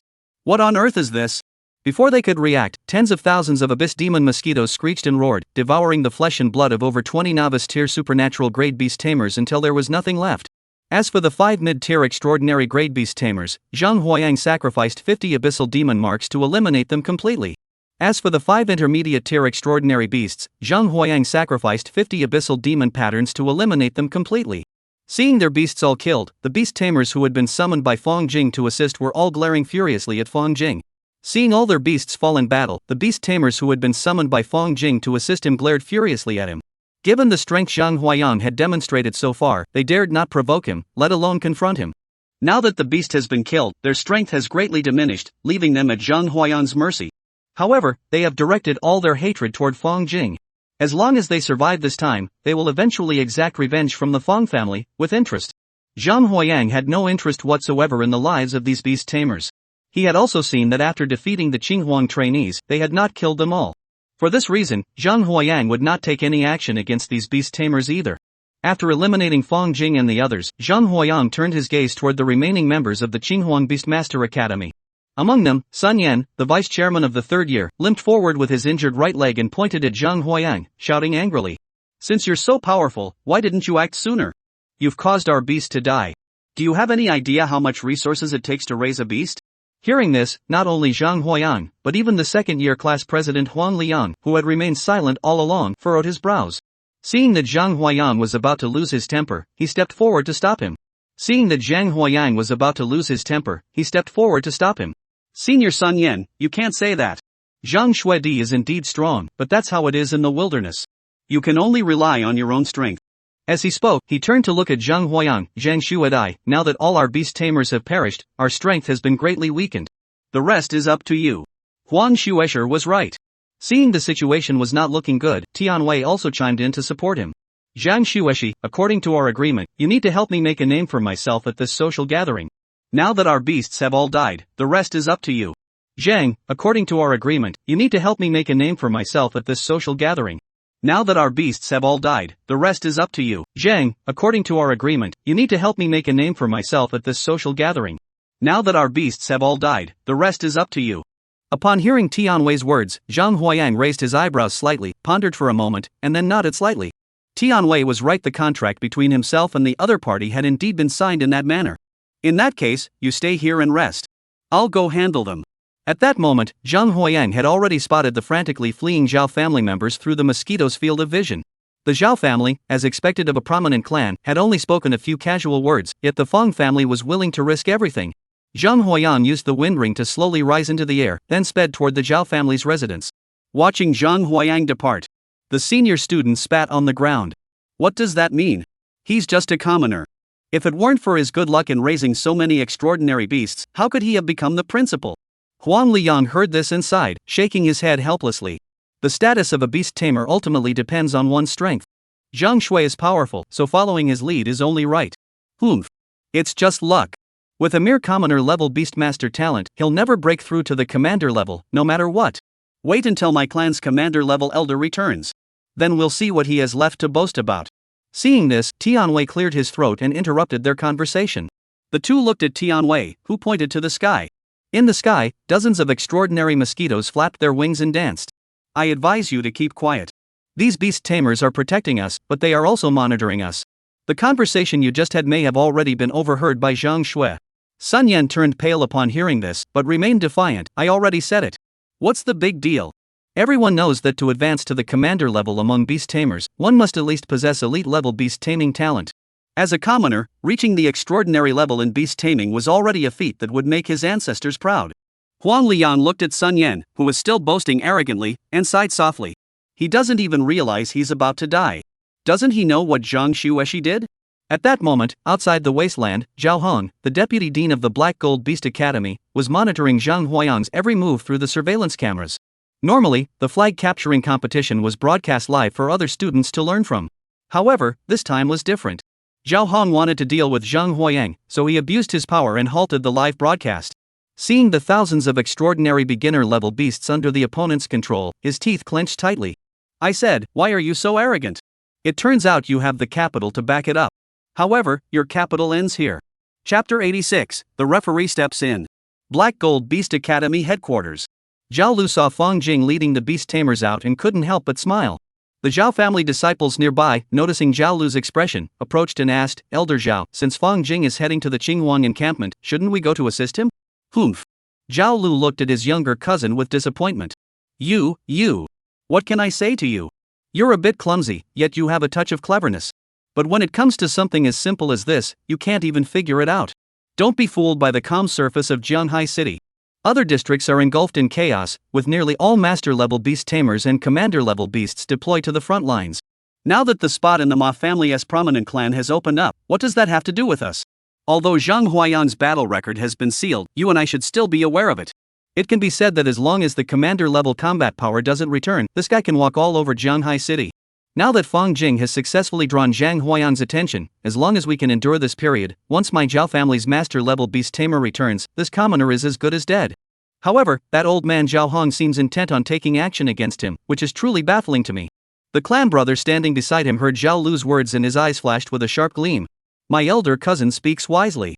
Our Zhao family is one of the 6 major clans. There's no need to waste our strength here. It's just that Zhao Hong, taking advantage of his seniority, has been using his position to suppress our branch ever since our clan leader and the 2 elders were urgently recalled to the front lines. I have no idea what his true intentions are. Just as they were still figuring out how to hide themselves and avoid being targeted by Zhang Huayang. Buzz 14,000. The originally clear sky suddenly darkened. Looking up, several people's pupils suddenly contracted. Above the sky, a dark cloud had drifted in from the distance at some point. Upon closer inspection, the dark cloud was actually composed of mosquitoes the size of basketballs. Since Zhang Huayan left the Qinghuang Beast Control Academy's headquarters, the system's voice had been broadcasting continuously. Devoured the ice dragon deer, obtained 21 units of extraordinary grade flesh, restoring 12 life points and 6 strength.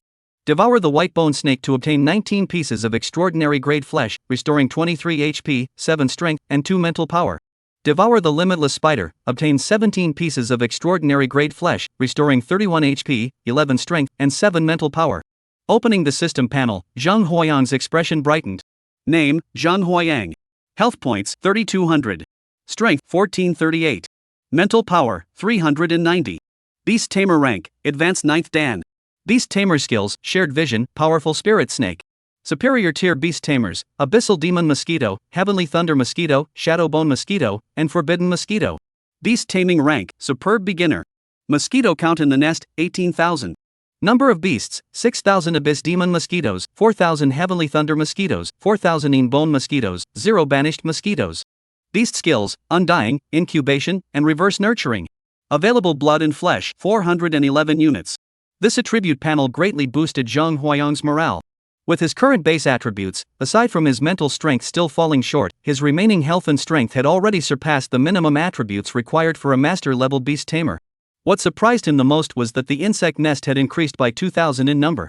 Upon seeing this, Zhang Huayang no longer hesitated and immediately arranged for the insect nests to be incubated to produce mosquitoes. While checking the panel, Zhang Huayang had already arrived above the Black Gold Beast Academy's base. The flags fluttering in the wind below caught his eye, and Zhang Huayang's lips curled into a slight smile. With a wave of his hand, Zhang Huayang led the Mosquito Tribe army to land.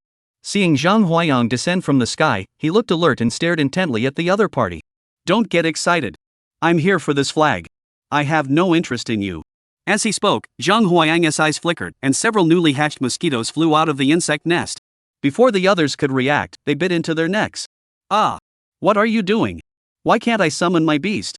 Everyone exchanged glances, then turned their gaze toward Zhang Huayang, their eyes filled with anger. In response, Zhang Huayang puckered his lips, not only showing no anger but instead trying to turn the tables. Don't get so worked up. I couldn't bear to see your beast tamers die either. This is for your own good. Remember to thank me later. What? The few people from the Black Gold Beast Academy never expected Zhang Huayang to say such outrageous words, and they were all so angry that their faces turned red. Zhang Huayang slowly took down the Black Gold Beast Master Academy's banner, folded it neatly, and placed it into his spatial ring. If you know what's good for you, I won't harm you. In another 10 minutes or so, you'll be able to summon your beasts. If you want to fight me then, I'll gladly oblige. Now, step aside. The members of the Black Gold Beast Academy looked at each other, their eyes fixed on Zhao Lu. Zhao Lu was the student council president of the Alloy Beast Master Academy and now served as their team leader. It was best for him to make the decision. Zhao Lu saw the situation and sighed helplessly. Please don't go back on your word, Zhang. As he spoke, Zhao Lu stepped aside to make way for Zhang Huayang. The other students from Black Gold Academy, though reluctant, stepped back and stood to the side. Zhang Huayang nodded slightly, his gaze turning toward the direction of the Hangyu Beastmaster Academy's headquarters. The flag capturing competition had only just begun a day ago. If they were to seize both flags now, it would not align with Tianwei's capabilities. Zhang Huayang, carrying his fishing rod, slowly made his way toward the direction of the Hangyu Beast Academy's headquarters. As he passed through a gorge, he suddenly sensed an extremely strange and unsettling presence.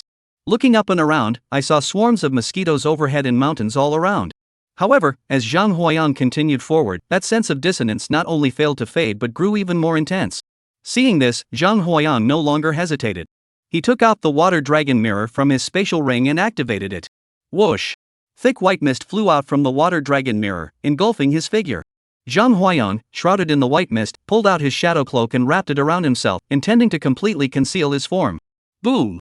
Just as the white mist briefly obscured Zhang Huayang's figure, he suddenly sensed the ground beneath his feet trembling violently. In response, the corner of Zhang Huayang's right eye began to twitch uncontrollably. He quickly activated the wind-controlling ring to lift himself into the air. Bang! The ground where he had just stood suddenly erupted with a loud bang. The ground shattered into fragments, and a massive, blood-red maw, dozens of meters in diameter, emerged from beneath the earth, swallowing all the white mist in the area into its depths. Name, Giant Mawworm. Rank, mid-tier supernatural. Strength, 1400, defense, 680, speed, 160, health, 2600, weight, 2121 kilograms. Description, a desert beast dwelling in the depths of the barren wasteland. Once devoured, even opponents several tiers higher in rank are doomed to perish. Upon seeing this worm, Zhang Huayang's expression grew solemn. This barren area was mountainous terrain, completely unsuitable for the giant mouthworm to inhabit. Zhang Huayang suddenly heard a puzzled voice coming from ahead. Looking closely, it was Zhao Heng. Chapter 87, The Heaven-Shattering Treasure Weapon. Zhao Heng saw Zhang Huayang vanish from where he stood, his expression changing slightly. He then retrieved a yellow mirror from his spatial ring. Zhang Huayang, hiding mid-air, felt his heart skip a beat the moment he saw the yellow mirror. Name, Yellow Extreme Mirror. Rank, S. Ability, Void Severance. Within 10 minutes, seals off a 1 kilometer radius, preventing all beasts below the high-tier supernatural rank from flying. Description, a masterpiece by the renowned weapon forger Quan Lo, it failed to become an awakened artifact due to material limitations. As Zhao Heng activated the yellow mirror, a yellow energy wave surged from the Huangji mirror, rapidly spreading outward in all directions. In the blink of an eye, it completely enveloped the space within a kilometer radius. Zhang Huayang, though equipped with the wind control ring, was not particularly swift and was unsurprisingly enveloped by Huang Jiging's barrier. Zhang Huayang's body plummeted at an incredible speed, crashing into the ground with a loud thud and creating a large crater. Upon seeing this, Zhao Heng's face lit up with joy. He pointed in Zhang Huayang's direction and shouted, "There! Attack!" A loud cry echoed through the air. The giant worm, upon hearing Zhao Heng's words, opened its massive jaws and let out a thunderous roar. Then its entire body trembled violently, and it rose from the ground with tremendous force.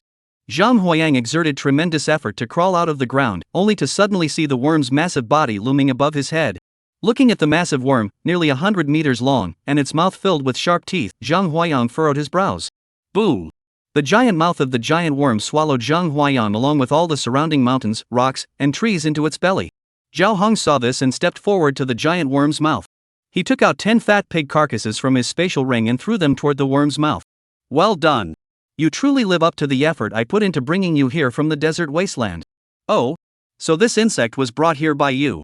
Zhang Huayang's abyss suddenly appeared beside his ear. Zhao Heng heard this, his expression changed drastically, and he was about to open the beast summoning space to summon his own beast. Whoosh! All that could be heard was a piercing sound cutting through the air. Zhao Heng felt a sharp pain on his neck. Looking closely, he saw that it was a mosquito the size of a palm. Upon seeing this, Zhao Heng's pupils contracted. He realized that his beast summoning space had suddenly become inaccessible. As Zhang Huayang slowly approached him, Zhao Heng's once arrogant expression faded, replaced by sheer terror. What have you done? Upon hearing this, Zhang Huayang sneered, "Don't get so worked up. I'm not trying to kill you yet.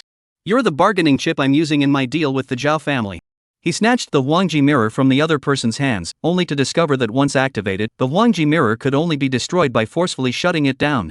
After examining it closely, he realized that his spiritual energy couldn't penetrate it, and thus concluded that the yellow extreme mirror must bear the same markings as those of the Chu family. The Huangji mirror was indeed a fine artifact. He would hand it over to Chu Ziyuan for study once he met him, to see if it could be deciphered. Zhang Huayang took out a rope from his spatial ring and bound Zhao Heng tightly. He then turned his gaze toward the massive worm writhingly beneath the ground. As for you, you worm, if my mosquito didn't have spatial abilities, you might have actually ended up in its mouth. With Huang Jiging suppressing him, his mosquitoes can't take off for now. There's nothing he can do about it. Moreover, this creature can burrow into the ground, and I have no means of pursuit. I must strike with a single blow to ensure its demise. Moreover, this creature can burrow into the ground, and I have no means to pursue it. I must strike with lethal precision. Zhang Huayang drew his moon shadow bow. Under Zhao Heng's puzzled gaze, Zhang Huayang took a deep breath and unleashed his skill, Powerful Serpent. All his strength and mental energy were channeled into the moon shadow bow. The moon shadow bow suddenly burst into brilliant light. In Zhao Heng's eyes, Zhang Huayang's figure had already vanished, replaced by a full moon suspended in mid-air. After charging for 3 minutes, just as the effect of the great strength spirit snake was about to fade, Zhang Huayang released the string. Boom! A full moon emitted a silvery white glow, heading toward the giant worm that was devouring the pork. The giant worm continued to enjoy its pork feast. Without eyes, it suddenly felt a sense of dread, and even the pork it was chewing in its mouth lost its taste. Unable to see the moonlight's glow, it could only sense the threat of death, instinctively wanting to burrow into the ground and flee. Alas, the moon shadow bow's speed is so swift that in the blink of an eye, it arrives before you, piercing your body through and through. The immense force struck it, piercing through its body and blowing half of its body into a hollow cavity. Blood and flesh flew everywhere, and massive worms with enormous bodies twisted and turned, roaring and bellowing. Through the system, one could clearly see the life bars of the giant worms rapidly depleting. 2,600. 1,300. 700. 0. With a single strike, he decapitated the giant worm, and Zhang Huayang collapsed onto the ground, too exhausted to move. He reached into his spatial ring and pulled out several golden oranges, stuffing them into his mouth. Zhao Hong had already been stunned into motion the moment Zhang Huayang drew the moon shadow bow. Seeing Zhang Huayang effortlessly slay a low-tier extraordinary grade beast with a single strike, he was so terrified that his entire body trembled uncontrollably. That was a beast tamer, not a beast tamer. To slay a transcendent tier beast with the power of a beast tamer is something even a master tier beast tamer would find difficult, let alone him, who is merely a high tier beast tamer. How is that possible? Zhao Hong couldn't believe his eyes, so much so that he didn't even notice when his beast summoning space returned to normal. After resting for a moment, Zhang Huayang regained his composure and stood up, noticing Zhao Hong still motionless. He couldn't help but grin. Not too bad, I guess. Zhang Huayang found a sturdy wooden stick and used it to prop up Zhao Heng's back. This is the same position I used to spear fish. Now I'm using it on you, consider yourself lucky. The members of Hangyu Beastmaster Academy were originally at their base, trying to gather information about the other two bases. Suddenly, a buzzing sound echoed from the sky above. Looking up, they saw a dark shadow obscuring the sky. Looking closely, it was actually countless mosquitoes, flying straight toward him from the horizon. Everyone from Hangyu Beast Control Academy, surrender your weapons and you will not be harmed. Zhang Huayang's voice echoed down from the sky. The crowd from Hangyu Beastmaster Academy finally noticed that Zhang Huayang had singled out Zhao Hong and was standing among the Beastmasters. Looking up at the swarm of mosquitoes that obscured the sky, the numerous students of Hangyu Beast Control Academy stood frozen in place. Landing on the ground and looking at the crowd from Hangyu Beastmaster Academy, Zhang Huayang nodded slightly. That's more like it. How much does your family give you each month? What are you risking your lives for? The crowd from Hangyu Beast Taming Academy finally noticed Zhao Hong, who was tied up like a dumpling, behind Zhang Huayang. Look, isn't that the deputy principal of the Black Gold Beastmaster Academy? What's he doing here, and why is he being held by Zhang Huayang? Don't ask what you shouldn't ask, and don't know what you shouldn't know. Bai Xingwen scolded a classmate who was particularly curious. Though he was curious why Zhao Hong was there, he dared not ask directly. A dean who was hosting the competition appeared on the competition grounds and was grabbed by a student. No matter how one looked at it, this was a highly significant incident. He now only hopes that Zhang Huayang will take the flag and leave without causing any trouble. Zhang Huayang saw that the other party had no intention of attacking, and finally breathed a sigh of relief. The less trouble, the better. He immediately pulled out his communicator and called Tian Wei. Hey, everything's taken care of. Hurry over here. I've got other things to do. Chapter 88, Alone at the Zhao family's house. Zhang Huayang carried Zhao Hong on his shoulders, standing on a hilltop far from the exit of the Wasteland, quietly watching Tian Wei leave. At that moment, Tian Wei stood at the center of the crowd, looking at the people from the three major academies who were gazing up at him with admiring eyes, feeling a surge of excitement in his heart. This gaze reached its peak when he unfurled the flags of the other two colleges. Tian Wei's heart burned with excitement, and he sighed inwardly, giving Zhang Shui the money was well worth it. Once word of this spreads, my Tian family will be able to use it to gain influence and join the ranks of the great families. Meanwhile, Zhao Lu, who had followed them out, kept scanning the area for Zhang Huayang's figure but couldn't find him anywhere. Just as he was puzzled, Bai Xingwen walked over, looking at Zhao Lu as if he wanted to say something but held back. Bai Xingwen, just say what's on your mind. Being so coy isn't like you. Zhao Lu, was it your Zhao family who ordered the attack on Zhang Huayang? What do you mean by that? I was in the Wasteland and saw Director Zhao. He had already been subdued by Zhang Huayang. Upon hearing this, Zhao Lu's expression suddenly changed, and he muttered under his breath, "This is bad." After giving a few instructions to the trainees beside him, he hurried off toward the Zhao family's residence without pausing for even a moment. At that moment, Zhang Huayang, after watching Tian Wei take the stage, nodded slightly. It seemed that the deal with the Tian family was secure. Soon after, Zhang Huayang arrived at the estate where the Zhao family resided. The Zhao family's attendants saw Zhang Huayang arrive and looked puzzled. Who are you?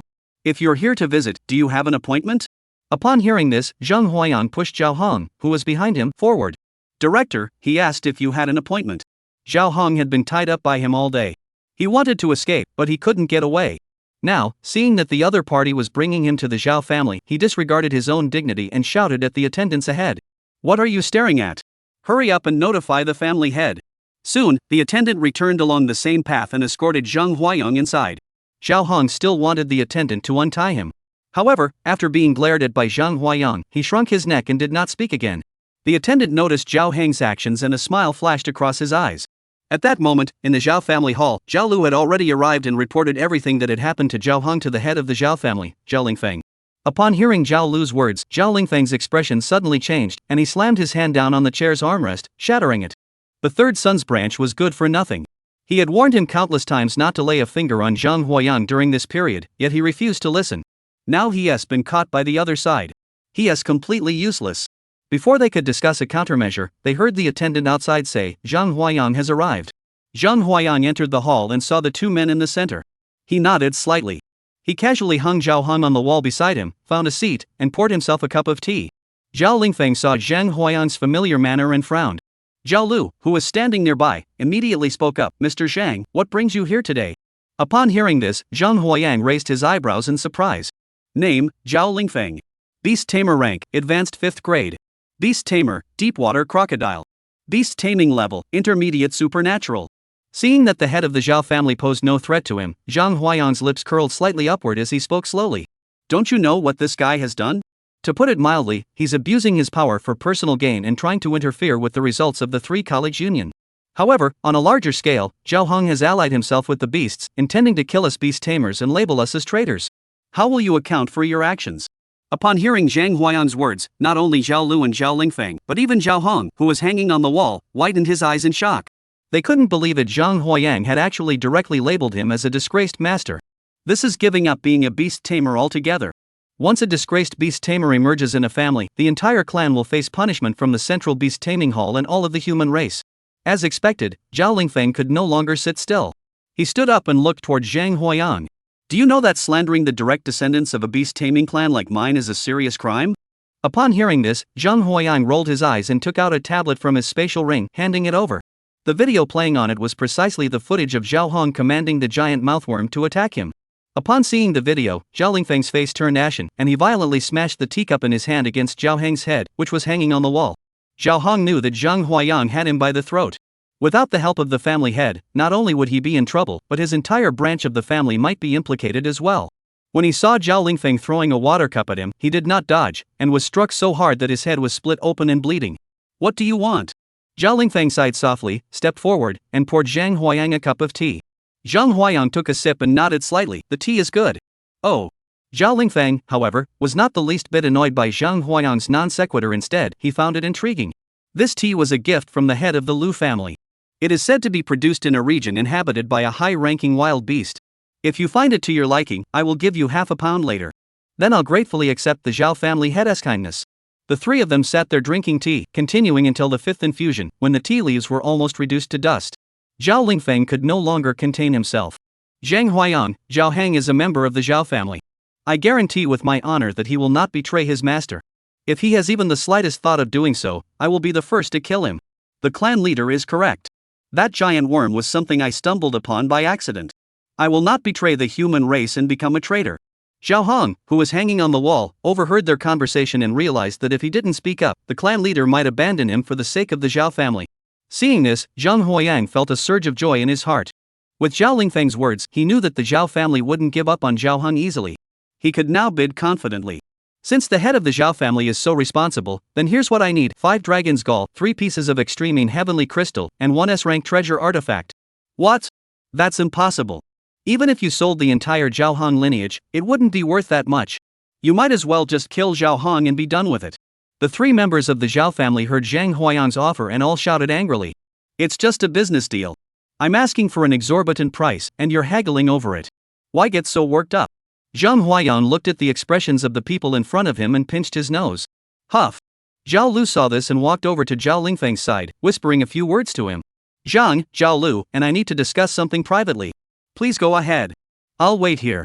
Zhang Huayang sat on the sofa, quietly waiting for them to finish their discussion.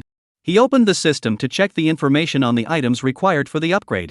Bug Nest Upgrade, Advanced Beastmaster Requirement Net. Emperor Flower Honey Essence 013, Black Goldwood 77, Extreme Heavenly Essence Stone 03. Abyssal Demon Mosquito Evolution, Superb Grade Flesh 124,300, Abyssal Stone Essence 0100, Earth Shaking Grass 3030, Dragon's Bile 03. Not bad. The items required for the Abyssal Demon Mosquitoes evolution are almost all gathered. As long as this extortion goes smoothly, combined with the Abyss Stone essence crafted by the Tian family, it won't be long before the Abyss Mosquito successfully evolves. Chapter 89, Changing Faces as Quickly as Turning a Page. The Zhao Family Study. Zhao Lingfang looked at Zhao Lu in front of him and said, "What should we do now?" Upon hearing this, Zhao Lu sighed lightly. Zhang Huayang clearly came prepared. Zhao Hong merely gave him an excuse. Even without Zhao Hong, he would have found another excuse. Zhao Lingfang sighed softly, but this guy's strength is such that if we're not careful, he could cause a massacre here, which would be a major problem. Losing resources is minor, saving face is what matters. Isn't the one from the Bai family back to recover from his injuries? Zhao Lu spoke up to remind him. As a high-ranking commander and a master of the 9th rank, he should have no trouble handling Zhang Huayang. Sai, when he married your aunt, I was the biggest obstacle. I almost caused your aunt to marry someone else. Zhao Lingfang sighed lightly. If it weren't for me, your aunt wouldn't have stayed away from the Zhao family for so many years. Father, how many years have passed? Why do you still hold this against her? Never mind, never mind. He's just a commoner. With the Zhao family's influence, what could he possibly do to us? Zhang Huayang had been sitting in the hall for 2 hours, bored out of his mind. He was just about to pick up his fishing rod and head to the artificial lake in the Zhao family estate when, suddenly, he saw Zhao Lingfang and the other person coming out of the inner room.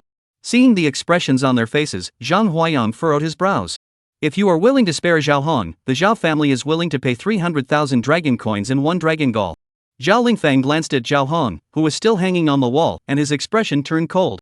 Zhang Huayang saw this and his eyes and brows were filled with anger. You said you'd demand an exorbitant price out of thin air and then haggle for a lower one. You didn't even follow the proper procedure, did you?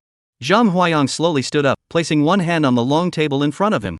If you don't want to talk, then let's not talk. As he spoke, Zhang Huayang exerted force with his right hand, sending the long table in front of him flying. How dare you? Zhao Lingfang snorted coldly, opened his beast summoning space, and released his beast. Clatter! A crocodile the size of a truck soared out of the beast taming space, opening its bloodthirsty maw and lunging toward Zhang Huayang. Beast taming, deep water crocodile. Beast taming level, intermediate supernatural. Strength 1400, defense 531, speed 260, health 2400, weight 652 kilograms. Skill, deep water bomb. Spits out a cluster of bubbles, turning the area within 100 meters into deep water. Description: a beast tamer with a trace of alligator dragon blood.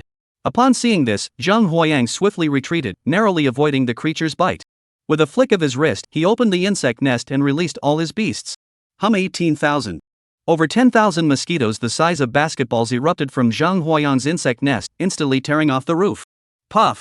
Upon seeing this, the deep water crocodile trembled all over, a massive surge of energy gathering within his body, causing his belly to swell. Once it reached its limit, the deep water crocodile suddenly opened its massive jaws and violently expelled a blue water ball. Gurgling sounds echoed through the air. Gurgle. Zhang Huayang felt himself surrounded by a sphere of water, with the deep water crocodile at its center.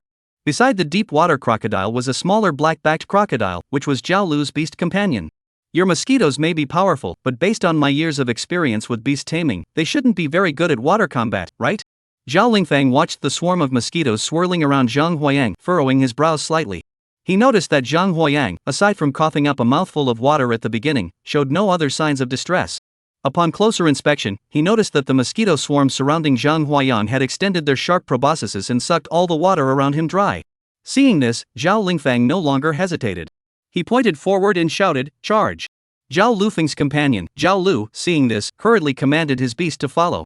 Zhao Lingfeng's beasts had already trapped most of Zhang Huayang's mosquito swarm. If they couldn't defeat Zhang Huayang in one fell swoop. Once Zhang Huayang regains his composure, they have no confidence in facing tens of thousands of mosquitoes. The sound of thunderous buzzing filled the air. Zhang Huayang looked at the two crocodiles roaring and tearing at him, and sneered. You really think I can't handle you, do you? I just wanted to do business with you. I didn't want to go this far, but you provoked me first, so don't blame me. The Inhuigu mosquitoes stepped forward, turning this area into a wasteland. Humming at 4,000. 4,000 Inhui bone mosquitoes, upon receiving Zhang Huayang's orders, broke away from the swarm. Every 10 mosquitoes clung together in a cluster, forming a total of 400 clusters of skeleton mosquitoes. They emitted a deep, eerie glow and sprayed it toward the water bubble in front of them. Bang! Countless black energy blasts struck the water bubbles, instantly contaminating the pale blue bubbles. This was the skill of the skeleton mosquito, capable of transforming an entire area into a lifeless wasteland that corrodes everything in its path. Zhang Huayang kept this ability of the Inhuigu mosquito a closely guarded secret. It's not that the ability itself has any flaws, it's just that it's too powerful. Any creature hit by the cold cannon loses all life energy and naturally cannot be fed on by the mosquitoes. As a result, Zhang Huayan's ability to survive by feeding on others becomes useless. However, now that Zhang Huayang saw that his other mosquitoes were bound by the water ball and that the other party had broken the agreement first, he saw no reason to spare them anymore. Oh well. Even as a mid-tier extraordinary being, the deep-water crocodile's attributes were far superior to those of Zhang Huayan's mosquito. However, when faced with this massive life-corrupting energy, it was utterly powerless. All that could be seen was two crocodiles struck by the icy cold cannon energy. The icy cannon energy spread rapidly across his body like maggots clinging to bone. This is bad. Zhao Lingfeng saw that the bubbles expelled by the deep-water crocodile were being contaminated by the cold cannon's energy, and the bodies of the beasts imbued with this energy were being rapidly corroded. At a glance, he understood the purpose of this skill. The deep-water crocodile's health points rapidly deteriorate under the icy cannon's energy. 2,400. 2,100. 1,700. 900. In less than 3 minutes, the health points dropped from 2,400 to 900. The health of the black-backed crocodile nearby had already dropped to 260. Zhao Lingfeng saw this and shouted, "Quick, disperse the bubbles." Splash! Huge water bubbles turned into raindrops and fell down. The cold energy within the raindrops struck the ground, instantly corroding and destroying the entire area. SSSS. Zhang Huayang saw this area of hundreds of acres completely eroded and corroded, and couldn't help but gasp in horror. The destructive power of the cold energy was truly astonishing. However, the creatures corrupted by the cold energy could no longer be consumed, so caution must be exercised in its future use. Zhang Huayan looked at the two people in front of him. With a flick of his wrist, thousands of mosquitoes shook off the water droplets on their bodies and slowly rose into the air. Zhang Huayan looked at the two people in front of him. With a flick of his wrist, thousands of mosquitoes shook off the water droplets from their bodies and slowly rose into the air.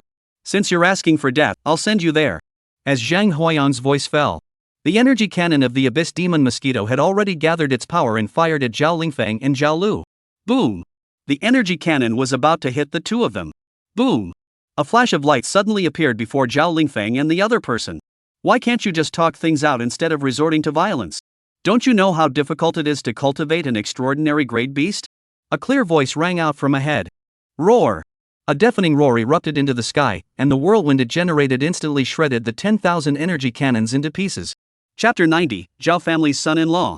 Seeing his abyssal mosquito's energy cannon shattered by a roar, his brows furrowed tightly. It was well known that the abyss mosquitoes possessed the bloodline of the abyss, and their attacks were utterly unstoppable against opponents of the same level. To so easily shatter its attacks, only a commander-level beast tamer could have done so. The smoke slowly dissipated. A gigantic ape, over 10 meters tall, clad in black iron armor and possessing 4 arms, appeared before him. However, 3 of the giant ape's 4 arms were covered in scars, with some wounds exposing the bare bones beneath. The last intact arm held a shield, blocking the attacks of the abyssal mosquitoes. At the feet of the giant ape stood a middle-aged man dressed in a white short-sleeved shirt, one hand holding a cane and the other hanging from a rope, standing quietly. Name, by E. Beast Tamer rank, Master 7th Dan. Strength, health points, mental power. Beast control, 4-armed golden ape. Beast taming rank, high-ranking commander. Strength, defense, speed, health, weight. Description, a monkey with the bloodline of an 8-armed demon ape. Little brother-in-law, all these years later, you're still such a loser. The man saw Zhao Lingfeng in a disheveled state and smiled slightly. After mocking Zhao Lingfeng, the man turned his gaze toward Zhang Huayang, his lips curling into a cruel smile. Though I don't know who you are, since you dared to come here to kill, you should be prepared to die. 4-armed golden monkey, attack. Bang! The moment Bai Yi's voice fell, the only movable hand of the 4-armed golden warrior's shield instantly transformed into a heavy hammer and smashed violently toward Zhang Huayang. Boom! The heavy hammer, carrying immense force, crashed down on Zhang Huayang with a thunderous roar. Seeing the heavy hammer, which was larger than himself, Zhang Huayang's eyes flashed with a gleam. The deep abyss mosquitoes by his side understood and opened a spatial fissure for Zhang Huayang. The heavy hammer crashed into the ground with a thunderous boom, the massive impact sending shockwaves that destroyed every building in the estate. As the towering dust and debris cleared, all that remained was a 100-meter-wide crater, its depths invisible to the eye. Zhang Huayang saw this 4-armed golden ape. Even though it was severely injured, it could cause such destruction with a single strike, and he couldn't help but gasp in astonishment. With a single strike, the estate was destroyed, and Bai Yi smiled. Just as he raised his hand to signal the 4-armed golden ape to attack Zhang Huayang. "Captain, don't get excited." A familiar voice came from afar. Looking closely, it was Zhang Huayang's old acquaintance, none other than Qi Hong, the chief of public security of Zhanghai City. "It's Qi Hong." Bai Yi saw the man and slowly lowered his raised arm. Zheng Huayang saw Qi Hung and his brows relaxed slightly. Why did you walk so fast? Couldn't you wait for this old man? Everyone looked up and saw the dean of the Black Gold Beast Academy, Xiao Ming, arriving late. Bai Yi saw this, raised his eyebrows, and looked at Zheng Huayang. Do you think these two are strong enough to stop me? They're not here to stop you. Zheng Huayang stepped forward and nodded slightly to the two of them. Qi Hung saw this, approached Bai Yi, and whispered a few words in his ear. After hearing Qi Heng's words, the cold glint in Bai Yi's eyes gradually faded, and the look he cast at Zheng Huayang revealed a hint of relief. Bai Yi waved his hand, and the four-armed golden monkey was recalled into the beast's summoning space. He then glared at Zhao Lingfeng beside him. Little brother-in-law, go get a table. I knew you were still holding a grudge. Zhao Lingfeng muttered under his breath, glancing at the estate that had been destroyed by Bai Yi's beast summoning technique. If I told you to go, just go. Are you asking for a beating again? Bai Yi saw Zhao Lingfeng's dejected expression and kicked him in the butt with his foot. Soon, Zheng Huayang and the others sat down on the table and chairs that Zhao Lingfeng had worked so hard to find. Bai Yi looked at Zheng Huayang and smiled slightly. I never expected that old Lin would hold you in such high regard. Upon hearing this, Zheng Huayang finally realized it was Qi Heng. Ever since he had heard from Zhao Changping of the Qianlong squad that the Zhao family had a connection to Bai Yi, he had already made preparations in advance. On the day Zheng Huayang arrived at the Zhao family's residence, he was intercepted by a deep abyss mosquito, which seized the scale given to him by the village chief and instructed him to find Qi Hung. Qi Hung was then told to take the scale to the Qinghuang Beast Academy and seek out Lin, the academy's director. He then informed Xiao Ming, the academy director, to follow him discreetly on this trip as a favor. As for favors, Zheng Huayang believed that favors that hadn't been used were meaningless, and only favors that had been used were good favors. Looking back now, this arrangement was still useful, otherwise, Xiao Ming and Qi Hung wouldn't have been able to stop Bai Yi. Bai Yi looked at the people gathered around the table and finally spoke slowly. The main reason I returned to Jianhai City this time is because both I and the beast tamer were severely injured, leaving us no choice but to withdraw from the front lines. If it weren't for Xiao Qi reminding me earlier, I might have actually eliminated Zheng Huayang, that promising young talent. Zheng Huayang. Although speechless, Zheng Huayang couldn't help but acknowledge it.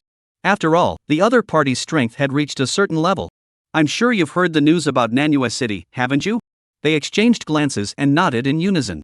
What I am about to tell you must not be shared with anyone else. Everyone saw Bai Yi's serious expression and instinctively swallowed hard. Upon Bai Yi's explanation, everyone finally learned the news. Following an investigation by the Central Beast Control Bureau, the primary cause of the fall of Manhwa City was the emergence of a demon summoning master within the city. Moreover, this dismounting master himself was a 9th rank master, and the beast he dismounted was a high-ranking commander. This dismounting master once held a high position in Manhwa City, but his strength remained stagnant for years. Eventually, he was seduced by a wild beast and betrayed from within, leading to his downfall. Manhwa finally fell. This defector even launched a surprise attack from behind on the town guard of Manhwa City, Counselor Ban Mingyuan. Working in tandem with several king-level wild beasts, they killed Ban Mingyuan. The unloading master then ate his flesh and drank his blood, and astonishingly ascended to the rank of king. He turned Manhwa City into a wasteland on the spot. What the hell? Everyone present, upon hearing Bai Yi's words, stood frozen in place. They never imagined that the fall of Manhwa City was due to such a hidden circumstance. The situation in Manhwa City is already decided. Even if the 3 council leaders are furious, there's not much they can do. According to internal information from the Beast Control Bureau, a large number of wild beasts are gathering, intending to attack a group of beast masters from Beiji City. It's likely to happen this month. During this time, you should avoid leaving the city unless absolutely necessary. After saying this, Bai Yi finally turned his gaze toward Zheng Huayang. As for you, you really surprised me. With such a low-level beast taming talent and such weak beast taming abilities, how did you manage to reach this level of strength? It's even more astonishing that Lin Elder, who has already secluded himself in the mountains, is willing to act as your guardian. After a long pause, Bai Yi sighed deeply. Never mind. Since Elder Lin has spoken, I won't say much more. You and the Zhao family should continue with your affairs. Upon hearing this, Zheng Huayang did not rush to confront the Zhao family. Instead, he recounted everything the Zhao family had done to him in detail. Upon hearing that the Zhao family had treated Zheng Huayang in such a manner, Bai Yi's eyebrows shot up in anger as he glared at Zhao Lingfeng. I told you before, even if you can't rely on your family elders to fight on the front lines, you should at least be able to show off your strength in the rear. You must resolve your own issues. Chapter 91, News from Chu Ziyuan. As Bai Yi spoke, Zhao Lingfeng and his son both looked pale. If Bai Yi hadn't come, the Zhao family would have had to swallow their pride, make some concessions, and endure the hardship to get through it. Now that Bai Yi has arrived, not only has he failed to help them eliminate Zheng Huayang, instead, their own home was destroyed in a single strike by the enemy's beast. On the surface, Bai seemed to be trying to kill Zhang Huayang, thereby causing the beast to lose its grip. However, Zhao Lingfang knew in his heart that Bai was doing this on purpose. Zhang Huayang watched the Zhao family father and son, whose faces alternated between pale and red, and a smile appeared at the corner of his mouth. Zhao family head, it seems that in the end, it will be just the two of us fighting to the death. What do you think? Should we fight here or go outside? Oh, come on. Zhao Lingfang sighed softly and gave in. What you want, I can provide. After some negotiation, Zhao Lingfeng finally agreed to provide 5 dragon's liver, but as for the other items, don't even think about it. Zhang Huayang had no objections to this. He had come here specifically for the dragon's gall, and now that he had obtained it, the other items were of little consequence. Now, only the Abyss Stone essence remained. After spending a few days at the Black Gold Beastmaster Academy, I waited for the Inter-Academy tournament to end before following the few people from the Qinghuang Beastmaster Academy back. During the friendly competition, Tian Wei truly stole the show. Plus, the Tian family was pulling strings behind the scenes. Tian Wei has already begun to emerge as the top student among the 3 major academies. Meanwhile, the Tian family, to which Tian Wei belongs, is gradually eroding the influence of the Ma family, leveraging Tian Wei's abilities. Tian Wei knew that everything he had now was thanks to Zhang Huayang.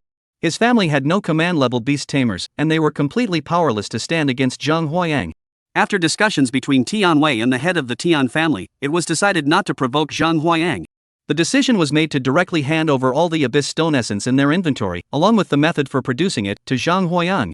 Abyss Mosquito Evolution, Superb Grade Flesh 124,300, Abyss Stone Essence 50,100, Earth Shaking Grass 3,030, Dragon's Bile 33. Taking the Abyss Stone Essence handed over by the Tian family, Zhang Huayang stared wide-eyed. The material used to craft the Abyss Stone Essence was actually Abyss Stone. A Grade A blacksmith is required to fuse the bloodline of the Abyssal Beast with Abyssal Stone through forging techniques. Upon seeing this creation, Zhang Huayang suddenly understood. No wonder the Tian family was so willing to hand over the method for creating the Deep Abyss Stone Essence, which was the very foundation of their family's prosperity. Not to mention how rare A-rank forging masters are, they only exist within the 2 great forging clans of Quan and Chu. Not to mention the bloodline of the Abyssal Beasts, which is something ordinary people can't obtain. As for the bloodline of the Abyssal Beasts, it is simply beyond the reach of ordinary people. However, these 2 points are no problem at all for Zhang Huayang. His own Abyss Mosquitoes were originally hatched from the bloodline of the Abyss Tyrant Turtle. When it came to Abyss bloodline, they were so pure that they could even be considered direct descendants. As for an A-rank forger, doesn't my Golden Orange squad already have one on hand? It has been nearly 2 months now, so I'm sure Chu Ziyuan has already returned from the Chu family. Abyss Stone, 1 million per piece. To ensure the successful refinement of 50 Abyss Stones, Zhang Huayang spent a fortune, using all 200 million dragon coins in his account to purchase Abyss Stones. Looking at his bank card, which now only had 321,356 yuan left, Zhang Huayang fell into silence. Beast evolution really is expensive. A total of 200 pieces of Abyss Stone were purchased for 200 million dragon coins. Thinking to himself, 200 Abyss Stones, averaging 4 stones per piece, with a 25% probability. With such thorough preparation, Chu Ziyuan wouldn't let himself down, would he? Back to the Golden Orange squad's base. Zhang Huayang saw Zhang Xiaoya sitting with Bainan, holding a basket of golden oranges to feed her beast. Has Chu Ziyuan returned yet? Zhang Huayang's words suddenly rang in their ears. The group turned to look and saw Zhang Huayang sitting on the sofa in the hall, staring at them. Zhang Xiaoya hurriedly stood up and called out to Zhang Huayang, "Brother." Bainan also spoke up, Yang is back, isn't he? According to what Yuan had said earlier, he should be on his way back now. On his way back? Zhang Huayang furrowed his brows. Where is he coming back from? From Beiji City. Bainan rolled her eyes. Don't you know the name of the Chu family from Beiji City? Beiji, the name of this region, sounds so familiar. Suddenly, Zhang Huayang had a flash of insight. It was Beiji. Bai Yi mentioned that a group of wild beasts had gathered near Jianghai City, intending to attack the beast tamers coming from Beiji. If that's the case, Chu Jian is highly likely to be among those beast tamers. This is bad. Zhang Huayang shouted, quickly pulling out a tablet from his spatial ring, then opening the map to examine it closely. Bainan and the others heard Zhang Huayang's voice and rushed over as well. Seeing Zhang Huayang staring intently at the map with a face as dark as water, she dared not even breathe. After a long while, Zhang Xiaoya cautiously spoke up, "Brother, what's going on?" "Ha! Inhale." After composing himself, Zhang Huayang finally shared the news he had learned with the 2 people in front of him. What? How is this possible? The 2 women couldn't believe their ears. Nowadays, around Jianghai City, except for the Hushi Wasteland, all other wastelands have been pacified. Now Zhang Huayang informed him that a group of wild beasts was gathering in the outskirts of Jianghai City, intending to confront the beast tamers. This news was quite a shock to them. A young Bainan furrowed his brows, his eyes filled with confusion. Why didn't the people from the beast control hall just eliminate these wild beasts directly? This was a question Zhang Huayang had also considered before. If it were merely a gathering of wild beasts, they could have simply sent a group of beast tamers to eliminate them. After much consideration, Zhang Huayang identified a crucial point. The downfall of Manhwa City was due to the emergence of a master of deception within its ranks. If the gathering of the beasts this time was orchestrated by the master assassin, that would be utterly terrifying. The unleasher might appear to be a beast tamer on the surface, but in secret, they communicate with the wild beasts, spreading rumors that they plan to take action against this group of beast tamers. If the central Beastmaster Hall sends Beastmasters to suppress them, the Unleashers, being among the human race, will certainly receive the information and be able to make arrangements to eliminate the Beastmasters sent to suppress them. If the central Beastmaster Hall does not make any arrangements, this Unleashing Master will not only be able to eliminate the Beastmasters from North G City but also use this opportunity to undermine the morale of the central Beastmaster Hall. At that point, with the seduction of this dismounting master, there will undoubtedly be an endless stream of beast tamers defecting from the human race to become dismounting masters.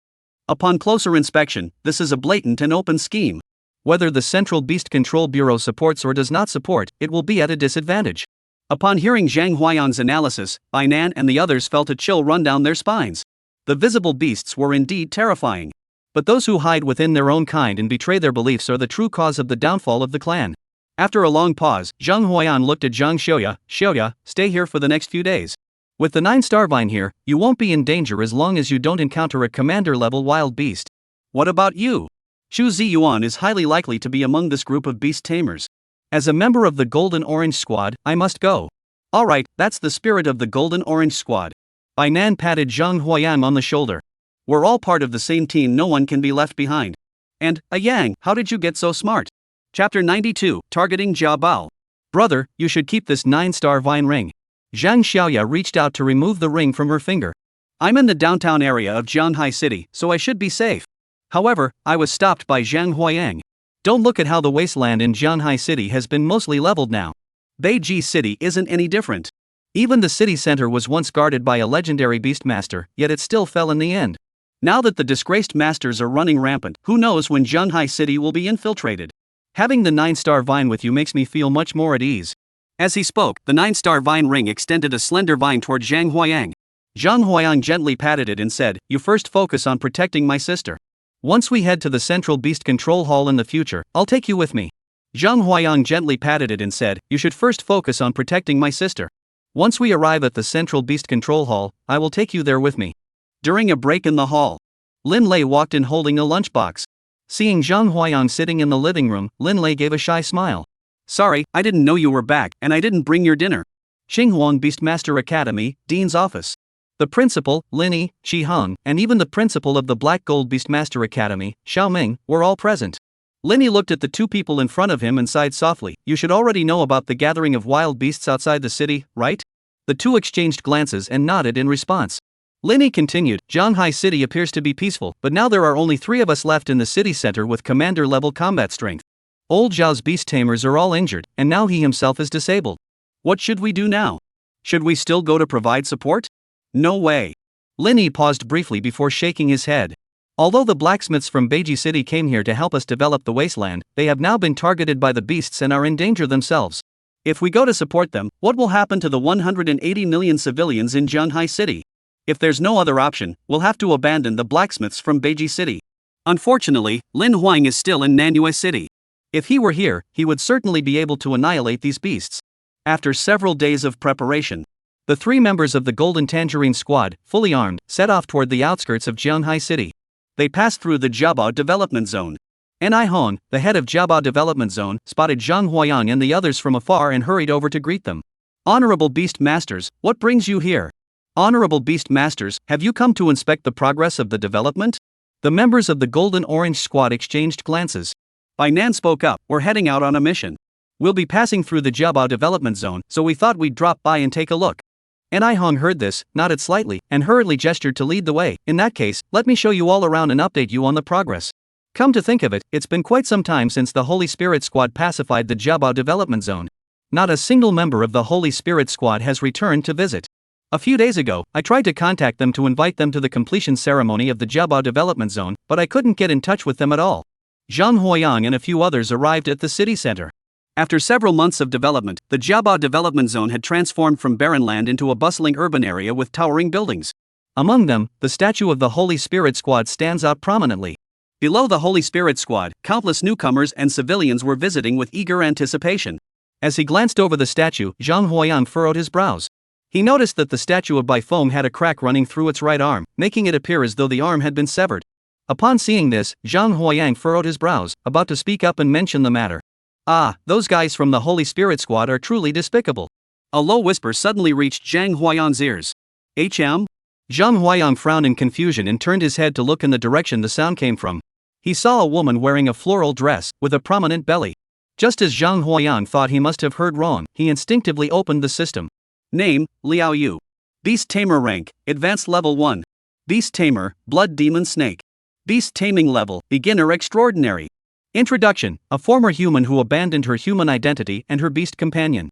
When Zhang Huayang saw this person's name, he wanted to tell N.I. Hong, it's not that the beast tamers didn't come, it's that even if they did, you wouldn't recognize them. However, after reading the introduction of this person, Zhang Huayang's pupils contracted. He never expected that the master's hand had already reached this far.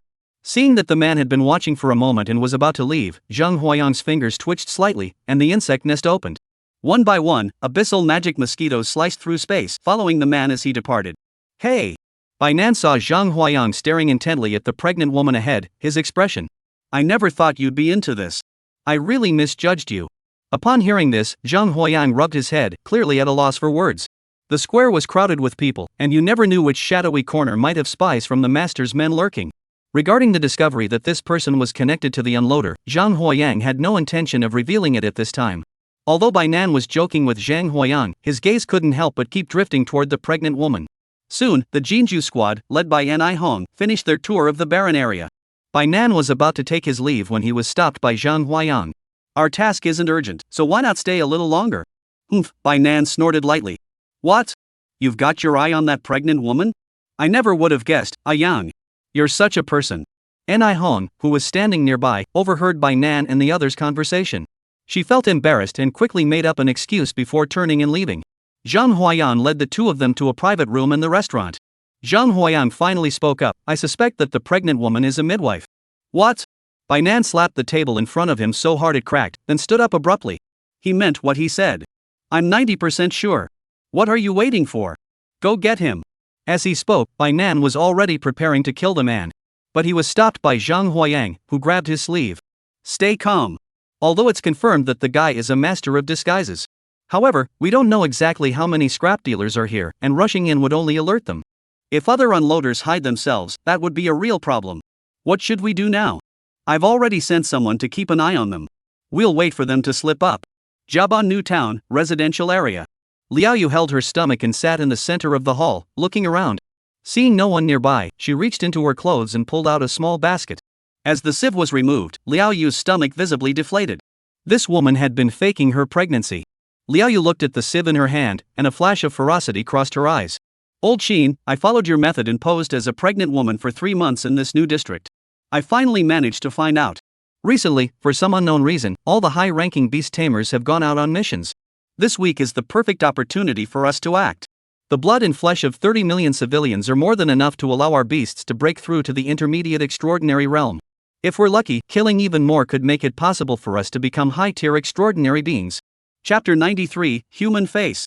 Following the gaze of the demon mosquito from the abyss, Zhang Huayang saw that when Liao Yu mentioned feeding all the civilians of the Jiaba development zone to the beasts, a savage gleam flashed in his eyes.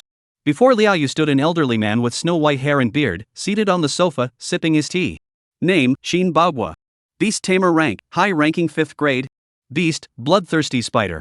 Beast Taming level, beginner extraordinary. Description, a power cultivated by sacrificing the lives of tens of thousands of human beings. I just saw 3 beast masters arrive at Jiaba New District. They're perfect for feeding my bloodthirsty spiders. However, to avoid alerting the ordinary people, we must first lure them out of the city before taking action. Xin Bagua, who appeared dignified and upright, now had a hideous expression, his eyes blood red. They're just a bunch of kids. A flash of murderous intent crossed Liao Yu's eyes. This wasn't something to be done in the city. If we act in the city, those bloodthirsty creatures will definitely notice. By then, many will have escaped, and what will my bloodthirsty spiders do if they can't get enough to eat? Overhearing their conversation, Zhang Huayang didn't want to alert them prematurely and was about to command the abyss mosquito to leave. However, just at that moment, Sir! Sir! The sudden voice interrupted Zhang Huayang's thoughts. The space-piercing proboscis of the abyssal mosquito paused for a moment. All that could be seen was a lion, half a person's height, suddenly emerging from the shadows within the room. This lion had yellowish skin, and its black mane was strikingly prominent. Name, Ink Soul Lion. Class, High Tier Supernatural. Strength, 2742, Defense, 871, Speed, 470, Health, 3800, Weight, 460 kilograms. Skill, Soul hide in shadows to conceal oneself. Description, a beast that devours its own master. The Ink Soul Lion emerged from the shadows, gazing at the two before it, speaking in a human voice. You have disappointed me greatly. That white crow has already successfully advanced. I cannot afford to fall behind. You 500 unloaders were chosen by me. This time, we will devour all the humans in Jiabao New District, and I will definitely break through to become a commander. You will also be rewarded with promotions. When the time comes, I will turn this place into a wasteland, and then we will be the lords of the wasteland. Upon hearing this, the two men's faces lit up with joy. They hurriedly bowed to the Ink Soul Lion and loudly agreed. The day after tomorrow is the day when my blood will boil with excitement. It is the perfect opportunity for me to break through. Success is the only option, failure is not an option. As for Zhang Huayang, upon seeing this ink-colored soul lion, his expression grew utterly bizarre. It wasn't because of what the other had said, he simply despised those who sought to elevate their own cultivation by sacrificing human lives. He had already encountered more than one such creature and wasn't particularly surprised. What really caught him off guard, however, was the appearance and name of this particular lion. Isn't this precisely one of the 9 objectives he had set for himself when applying to graduate early? Thinking of this, Zhang Huayang had the mosquito monitoring him hide, then snapped back to reality and looked at the two people in front of him. The issue here is significant. Seeing Zhang Huayang's gloomy expression, Bainan asked, Yang, what's going on? Zhang Huayang recounted what he had just witnessed to the two people in front of him. Lin Lei remained silent. Bainan furrowed his brows and remained silent for a long time before finally speaking. According to what you're saying, targeting the Jiabao Development Group, a group of ordinary people, involves 10 unloaders and a high-tier extraordinary unloader? Zhang Huayang nodded slightly. That's simple. Bainan patted Zhang Huayang on the shoulder. Me and Alei will each take on 1 unloader. The remaining 498 unloaders and that high-tier extraordinary grade unloader are all yours. Zhang Huayang. After hearing from N.I. Hong about an artificial lake where one could fish, Zhang Huayang picked up his fishing rod and headed there. They spent nearly 6 hours there. Lin Lei even came to bring food twice. Looking at Zhang Huayang, who remained motionless, Lin Lei asked a question that cut the fisherman to the core. Zhang Shueshi, your fishing gear is so advanced you must have caught a lot of fish. I've been practicing cooking fish lately, could you give me a couple? Zhang Huayang? Go away, you're bringing bad luck. Upon hearing Lin Lei's words, Zhang Huayang felt a wave of frustration wash over him and muttered angrily. I didn't say anything wrong. My nephew always catches a big basketful every time. He's been practicing on me. No matter how you try, you can't catch more than my nephew, can you? Seeing Zhang Huayang give him a blank stare, Lin Lei's heart skipped a beat. Are you the Air Force guy my nephew mentioned? Lin Lei blurted out the words, quickly covering his mouth, scratching his head, and leaving with a shy smile. What do you mean Air Force guy? I just don't want to kill living things. Zhang Huayang watched Lin Lei's departing figure and comforted himself. Young man, fishing requires patience. A sudden remark came from beside Zhang Huayang. Turning his head, he saw that someone had been sitting beside him the whole time. It was none other than Qin Bagua. Qin Bagua was wearing a straw raincoat, a conical hat, and holding a bamboo pole. If it weren't for knowing who the other person was, Zhang Huayang would have genuinely suspected that this individual was an actor from some tourist attraction. Looking at Qin Bagua now, there was no trace of the hideous old man he had seen through the eyes of the demonic mosquitoes from the abyss. The old man before him now looked as kind and gentle as a neighborly old gentleman. Zhang Huayang couldn't help but mutter to himself. It truly is the case that one can never judge a book by its cover. Who would have thought that such a kind-looking old man could be so deceiving? Behind closed doors, he's a ruthless killer who bathes in blood. Zhang Huayang glanced at the old man beside him. Mind your own business, old man. Just mind your own affairs. Qin Bagua didn't expect Zhang Huayang to turn on him so quickly. He was momentarily stunned, but quickly regained his wise gaze. You're a beast tamer, aren't you? Qin Bagua stroked his beard lightly. Ni District Chief respects you so much, you must be the legendary beast tamer. Ah, if only I were a beast tamer, I could protect those ordinary people from harm. But now, I'm just a useless old man, with no idea where to go or what to do. Zhang Huayang.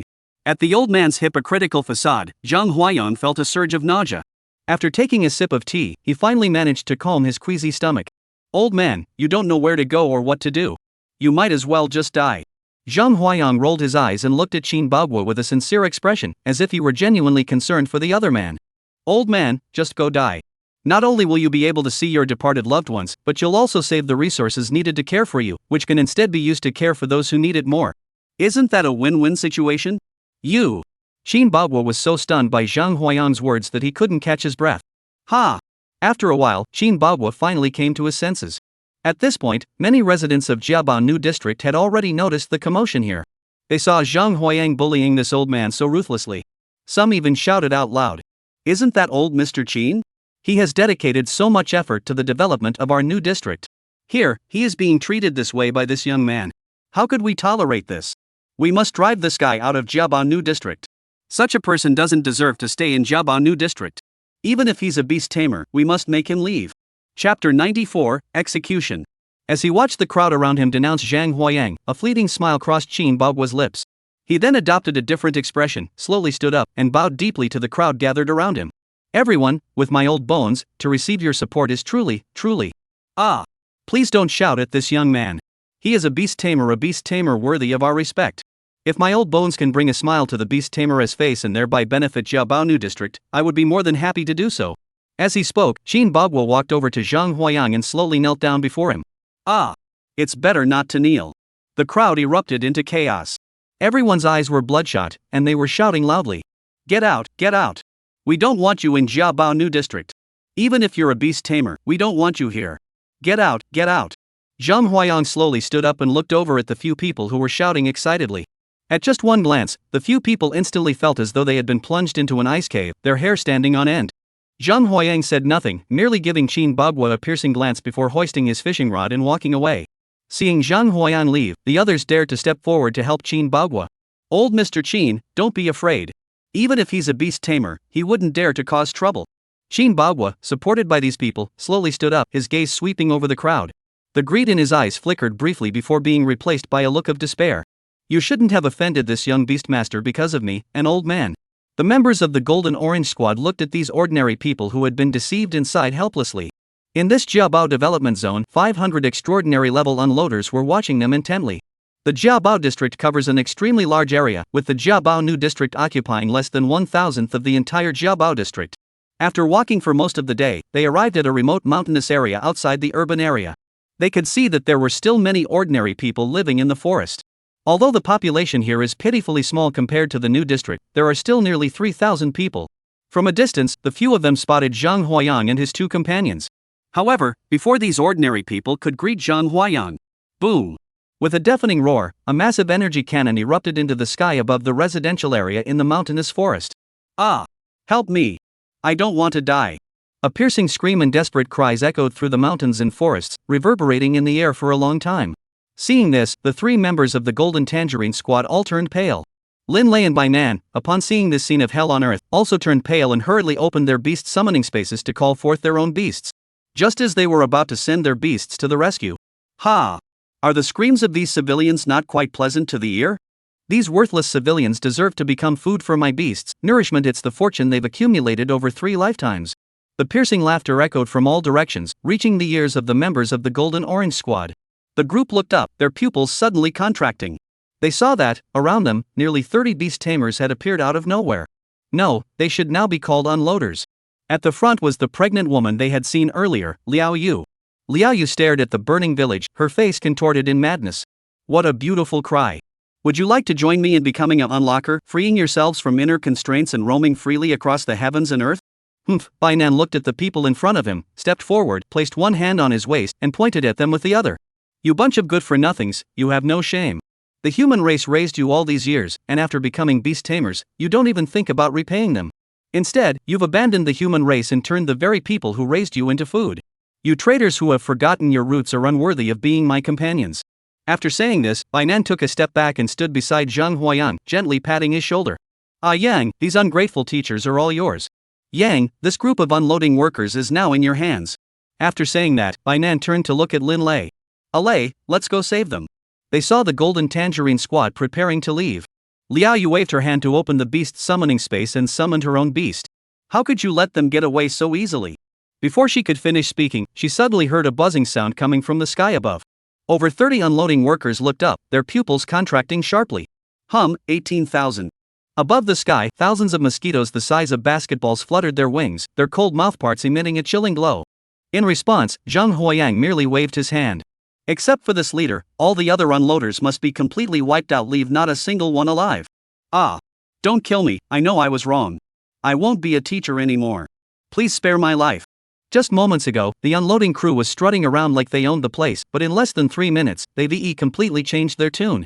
However, their pleas for mercy failed to move Zhang Huayang. Cowardly wretches who value their lives above all else. They rely solely on their innate ability to control beasts to bully defenseless civilians, but when faced with a stronger opponent, they only know how to beg for mercy. Little do you know that your lives are worth nothing. Eat poisonous chicken, obtain 13 pieces of extraordinary grade flesh and 21 pieces of flesh. Restore 16 HP, 5 strength, and 1 mental power. Devouring the vine snake, obtain 21 pieces of extraordinary grade flesh and 11 pieces of flesh. Restore 21 HP and 7 strength. Devouring the bloodite snake, obtain 9 pieces of extraordinary grade flesh, 13 pieces of flesh. Restore 17 HP and 6 strength. Open the system panel. Name, Zhang Huayang.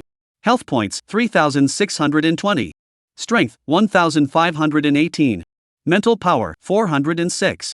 Beast Tamer rank, Advanced 9th Dan. Beast Tamer skills, Shared Vision, Powerful Spirit Snake. Superior Tier Beast Tamers, Abyssal Demon Mosquito, Heavenly Thunder Mosquito, Shadowbone Mosquito, and Forbidden Mosquito. Beast Taming rank, Superb Beginner. Mosquito count in the nest, 18,000. Number of beasts, Abyss Demon Mosquitoes 8,000, Heavenly Thunder Mosquitoes 4,000, Shadowbone Mosquitoes 4,000, Forbidden Mosquitoes 601. Beast skills, Undying, Incubation, and Reverse Feeding. Available Flesh and Blood, 331 units. Available Blood and Flesh, 331 units. Looking at his exaggerated attributes, Zhang Huayang nodded in satisfaction. Now, even if I were to encounter a master-level beast tamer, as long as they didn't summon their beast immediately, they would be in great danger facing me. After checking his attributes, Zhang Huayang had some mosquitoes followed by Nan and the others. On one hand, this was to protect the two of them, and on the other hand, it was to prevent any unexpected incidents from occurring. Zhang Huayang immediately turned his gaze to Liao Yu, who was pale and collapsed on the ground. He stepped on Liao Yu's abdomen with one foot. You pretend to be pregnant to get sympathy. Do you know how much I hate people like you? Back when Waterdrop crowdfunding was around, I donated quite a bit to people like you who looked so pitiful. Damn it, I later found out that you guys could make more in a single bag than I earn in 3 years and 2 months. Using Waterdrop crowdfunding to raise money is just taking us for a ride. Chapter 95, Beastly Heart. Ah. Looking at his team of 30 unloading workers, he couldn't believe that they had been wiped out in just half an hour by the enemy. Liao Yu was so frightened that his face turned ashen. Liao Yu was so terrified that his face turned completely pale. Through the mosquito's perspective, Zhang Huayang saw that the village, which had once been home to thousands of people, now had only a little over 100 people remaining. Through the mosquito's perspective, Zhang Huayang saw that the village, which had previously housed thousands of people, now had only a little over 100 remaining. Zhang Huayang felt a chill run down his spine. This group of unloading workers had no humanity. As for these beast tamers, although they engage in internal struggles, those are merely battles among themselves. However, when they target ordinary people, it is the moth family of beast tamers who act with such cruelty. In the end, their fate can only be annihilation, even if the moth family has achieved great military exploits on the front lines. At that moment, Bai Nan and Lin Lei, upon seeing the corpses strewn across the mountains and valleys, collapsed onto the ground, utterly exhausted and unable to move. Even if they gave it their all, with the help of Zhang Huayang's tens of thousands of mosquitoes, they could only save a handful of people. Glancing back, Bai Nan saw that only Liao Yu remained among the laborers, charging forward with bloodshot eyes. Still holding a short knife in his hand, he aimed it at Liao Yu's heart, ready to stab. Don't act impulsively. Seeing Bai Nan's ferocious expression, Zhang Huayang hurriedly stopped him. After a long while, Bai Nan gave up struggling and slowly calmed down, though his eyes remained blood red. Lin Lei, standing nearby, was trembling all over, struggling to suppress the murderous intent surging within him. Seeing the two regain a shred of their senses, Zhang Huayang finally looked down at Liao Yu at his feet. Speak. Reveal all the information about the other unloading masters. Zhang Huayang finally looked down at Liao Yu and said, Speak. Reveal all the information about the other unloading masters. And the plan for that black soul lion. How do you know? Liao Yu trembled when she heard Zhang Huayang mention the 3 words Ink Soul Lion. Be honest, you don't want others to find out about what you've been doing, do you? If I were to expose what you've done, eliminate you, and then throw you into the crowd, I wouldn't even know what would happen next. Humph. Even if Liao Yu were trampled underfoot, she would still remain arrogant. They're just the names of commoners, what do they matter? I lost, but it's just because I wasn't strong enough. When you meet Lord Mo Hunsher, you'll end up like me. I'm waiting for you. As they spoke, the others saw Liao Yu's body erupt in a brilliant blue light. This is bad, she's about to self-destruct. As he spoke, Zhang Huayang held Bai Nan in one hand and pulled Lin Lei with the other, retreating frantically. Meow. Liao Yu's body gradually swelled into a blue balloon, about to explode. A crisp meow echoed through the air. As the meow echoed, Liao Yu's eyes lost their focus, and the surging energy within her body slowly dissipated.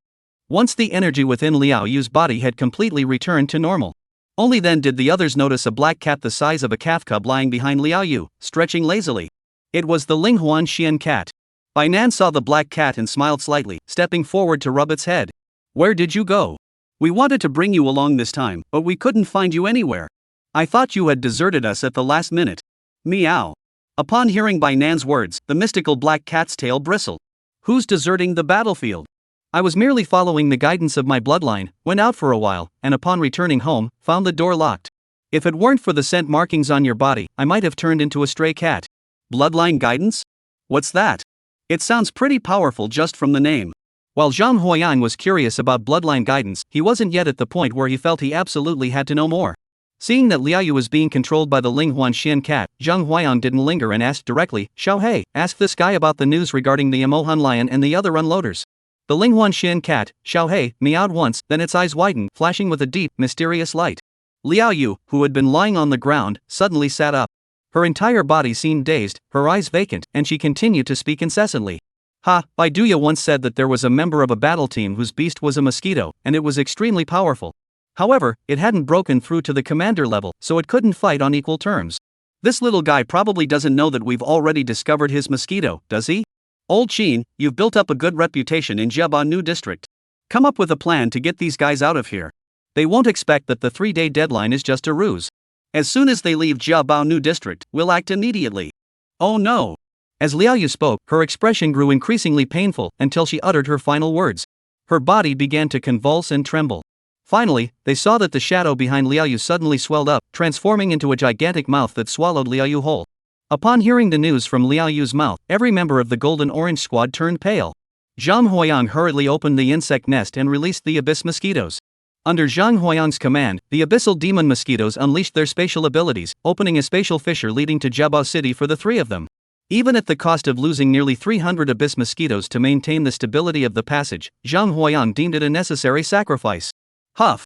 The moment you step out of the space, a massive surge of blood and energy engulfed him, stinging his nostrils. Bodies piled up like mountains, and blood flowed like rivers. Countless cries of anguish and screams mingled together, piercing the heavens and echoing across the land, causing the very earth to tremble. Within the Jiabaonu district, countless massive beasts roared and bellowed. Each strike claims the lives of countless ordinary people. The skyscrapers that were so painstakingly built were reduced to rubble by these beasts. Even among them, there were many beast tamers who summoned their beasts to resist them. The most powerful ones have all gone to the front lines. Those remaining here are at most at the awakened stage, and all of them returned with severe injuries to recover. Facing opponents whose weakest are high-tier awakened unleashers and their unleashed beasts, it's like trying to crack a nut with a hammer. Meanwhile, at the heart of the city, there was a group of ordinary people gathered together, numbering nearly 200. Mr. Qin, what are you doing? I'm scared. Uncle Qin, why are these monsters here? What are they trying to do? Uncle Qin, why are you also a beast tamer? Why do your beasts eat people? No, you can't be Uncle Qin. Uncle Qin is such a good person, how could he let his beast eat people? They saw Qin Bagua, the kind and gentle old man they knew yesterday. Now, he was revealing his cruel fangs. Looking at these ordinary people who had called him uncle and grandfather just yesterday, it let out a hideous laugh. At the insults hurled at them, Qin Bagua not only showed no sign of change but instead wore an excited smile. If I were to tell you what's wrong with you, it's that you place too much importance on appearances. I've always told you lies, yet you take them as the truth. Now that I've finally shown you my true self, you dare not believe me. If it weren't for you all teaming up yesterday to drive away those 3 beast tamers and ostracize them, the few beast tamers in Jiabanu district who were still fairly powerful would have stayed. We wouldn't have succeeded so easily. You brought this upon yourselves. Chapter 96, The Choice. Qin Bagua's words were the final straw that broke the camel's back. The people in Jiabanu district never imagined that Qin Bagua was the real culprit. And the group of people from the Golden Orange Squad, whom they had driven away with their insults, were the only ones who could save their lives. Looking at these desperate people, Shin Bagua was in a frenzy, his face filled with pleasure. When I was young, I also took action to help the people in the barren areas. Looking back now, those foolish actions were truly laughable. These ordinary people, how could they possibly deserve for us beast tamers to risk our lives for them? Let them serve as the fuel for my advancement that is their true destiny. As he spoke, Shin Bagua opened the beast summoning space and released his bloodthirsty spider, which was as large as a locomotive and covered in a crimson hue. Bloodthirsty spider, go! Devour all these two-legged creatures.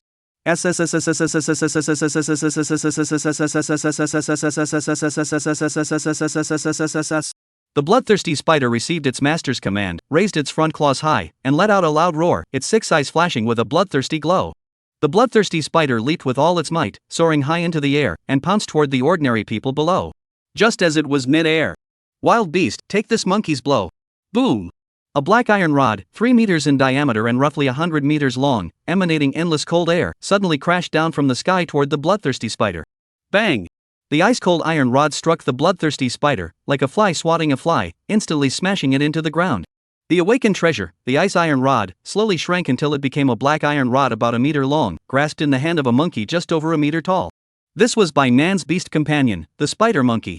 The spider monkey stood on the ground, watching the bloodthirsty spider that had been smashed into the ground and fallen into a coma. There was not a single trace of mercy in its eyes, only the purest intent to kill. The spider monkey leaped high into the air and crashed down with a thunderous impact. Bang! Once, twice, 3 times. Countless times.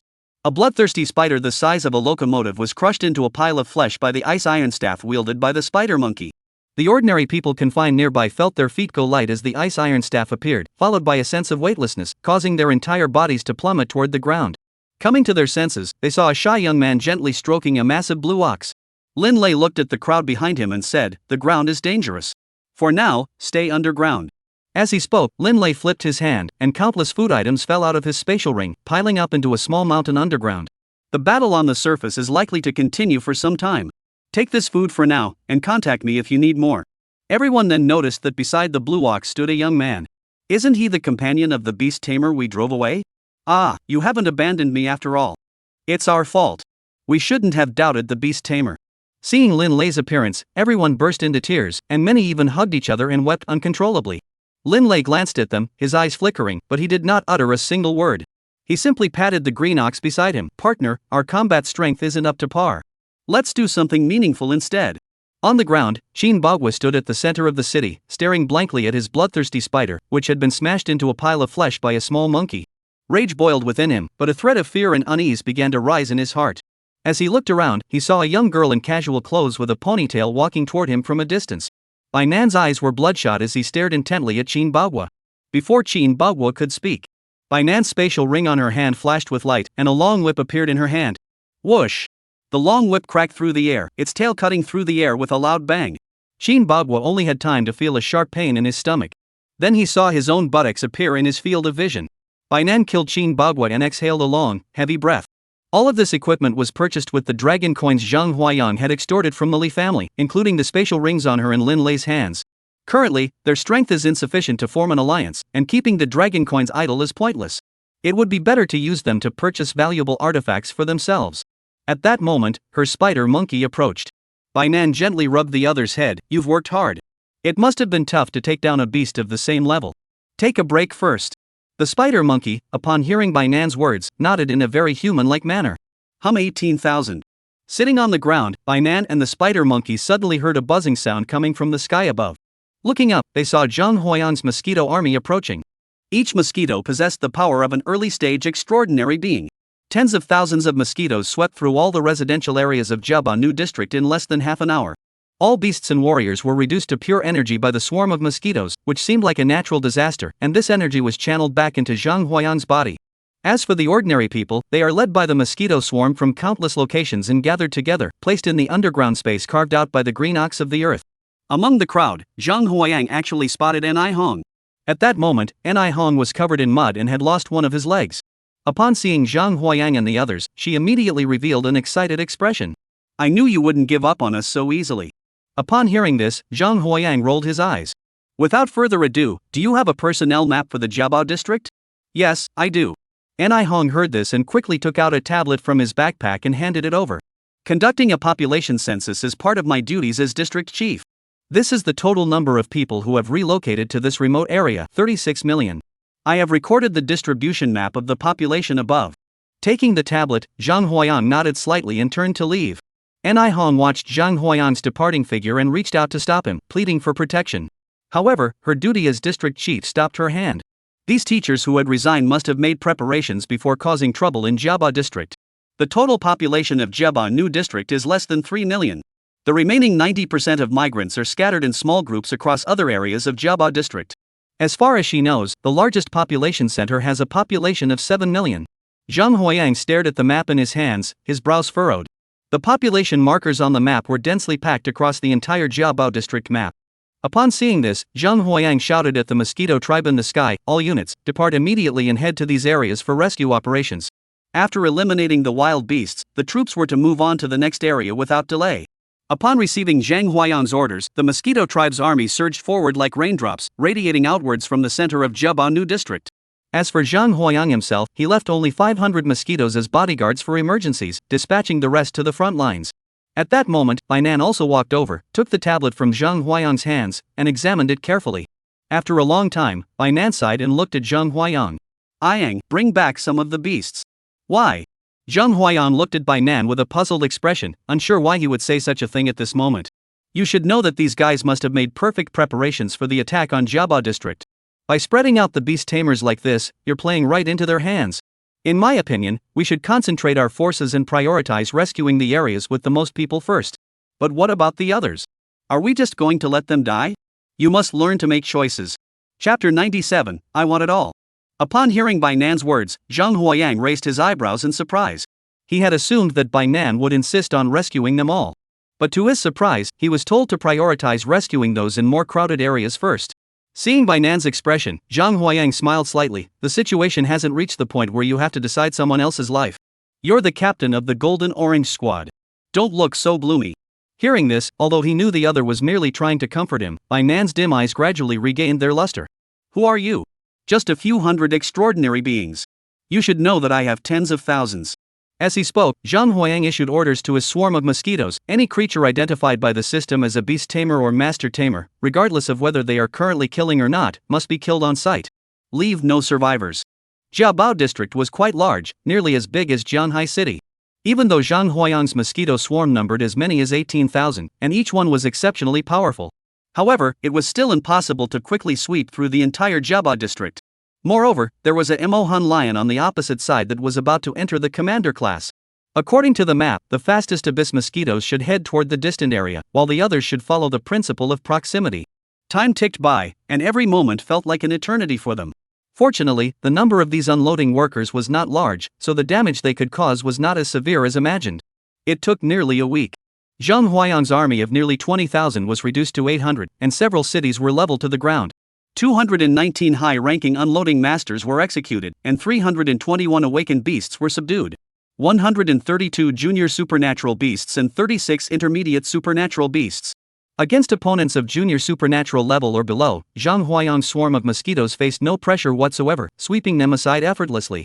When facing opponents below the low-tier extraordinary level, Zhang Huayang's swarm of mosquitoes faced no pressure whatsoever, sweeping them aside effortlessly.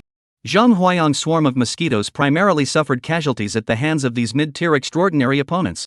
It takes roughly 20 of them to take down one of these creatures. However, over the past week, Zhang Huayang has still not found that high-tier extraordinary ink soul lion.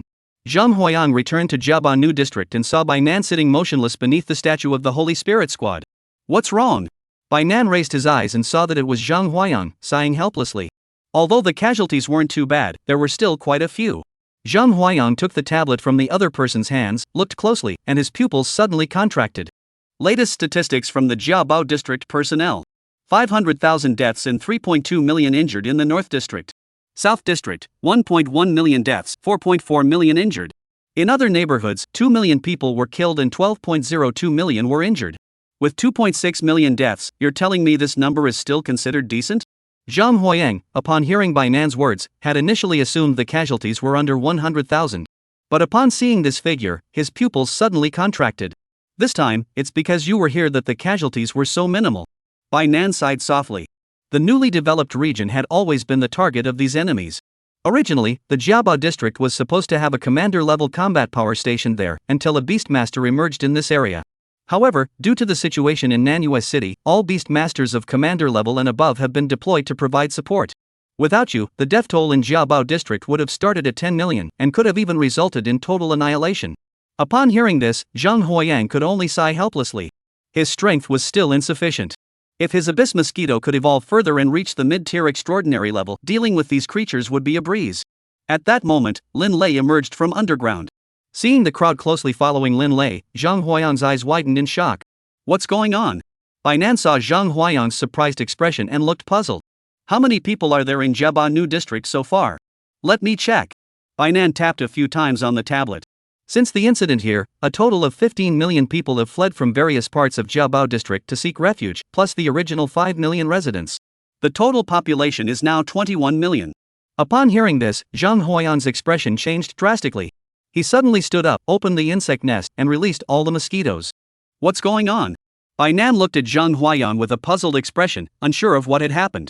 Upon hearing this, Zhang Huayang looked at Bai Nan with a serious expression. If I were to say that the high-tier extraordinary great ink soul lion was waiting for us to save these people? That's impossible. Bai Nan scoffed, looking disdainful. She didn't believe a word Zhang Huayang said. Do those beasts really have that kind of intelligence? No, they're not wild beasts. Bai Nan suddenly realized something. This ink soul lion wasn't a native wild beast, but a beast tamer who had fought alongside a beast tamer for countless years. The biggest difference between beast tamers and wild beasts is that wild beasts rely primarily on instinct. Even if they awaken their intelligence, they still can't compare to students who have studied for a few years. However, beast tamers are different. Through constant exposure and observation, their wisdom far surpasses that of wild beasts. As expected, Zhang Huayang used the abyssal mosquito's vision to look down from above. The outskirts of the Jiabao New district were now covered in vast patches of black liquid, and no one knew when it had appeared. Above the black liquid stands a 3-story tall black lion, perched on a high ridge, observing the city of Jiabao below. This was precisely Zhang Huayang's target, the high-tier extraordinary ink soul lion. Beside him were several mid-tier extraordinary unleashed beasts and dozens of unleashed masters. The ink soul lion, upon seeing the swarm of mosquitoes in mid-air, opened its blood-red maw and spoke in human language. Thank you for gathering all this blood together. Otherwise, I would have to kill them one by one, and who knows how long that would take. To be honest with you, all the food here has already been contaminated by me. Eating it will surely lead to death. I don't want to fight you. If you choose to leave now, I will not stop you. But if you want to protect these people, then you're as good as dead. Seeing this situation, Zhang Huayang's expression grew as dark as water. He recounted the scene he had witnessed to the 2 members of the Golden Orange Squad. They were immediately filled with horror. Zhang Huayang saw this and hurriedly grabbed the other person. This matter must not be revealed to them, otherwise, it would only lead to chaos and play into the hands of that lion. What should we do now? You stay here and hold the line. I'll go check out the situation. As he spoke, Zhang Huayang's wind control ring glowed briefly, and he stepped into a whirlwind, heading toward the outskirts of the district. From a distance, a wide black river could be seen, resembling a moat, encircling the Jiabao district. At the source of the black river, the ink soul lion lay quietly. And this black river flows out from a porcelain bottle hanging from its neck. Name, Bottle of Extinction. Grade, Awakening. Ability, Life-Extinguishing Water. The life-extinguishing bottle can release life-extinguishing water, which takes root upon contact with the ground and strips all life force from within its range. Description: forged from the destruction of numerous cities with millions of inhabitants, this top-tier treasure weapon can devour the life of an entire village with just a single drop.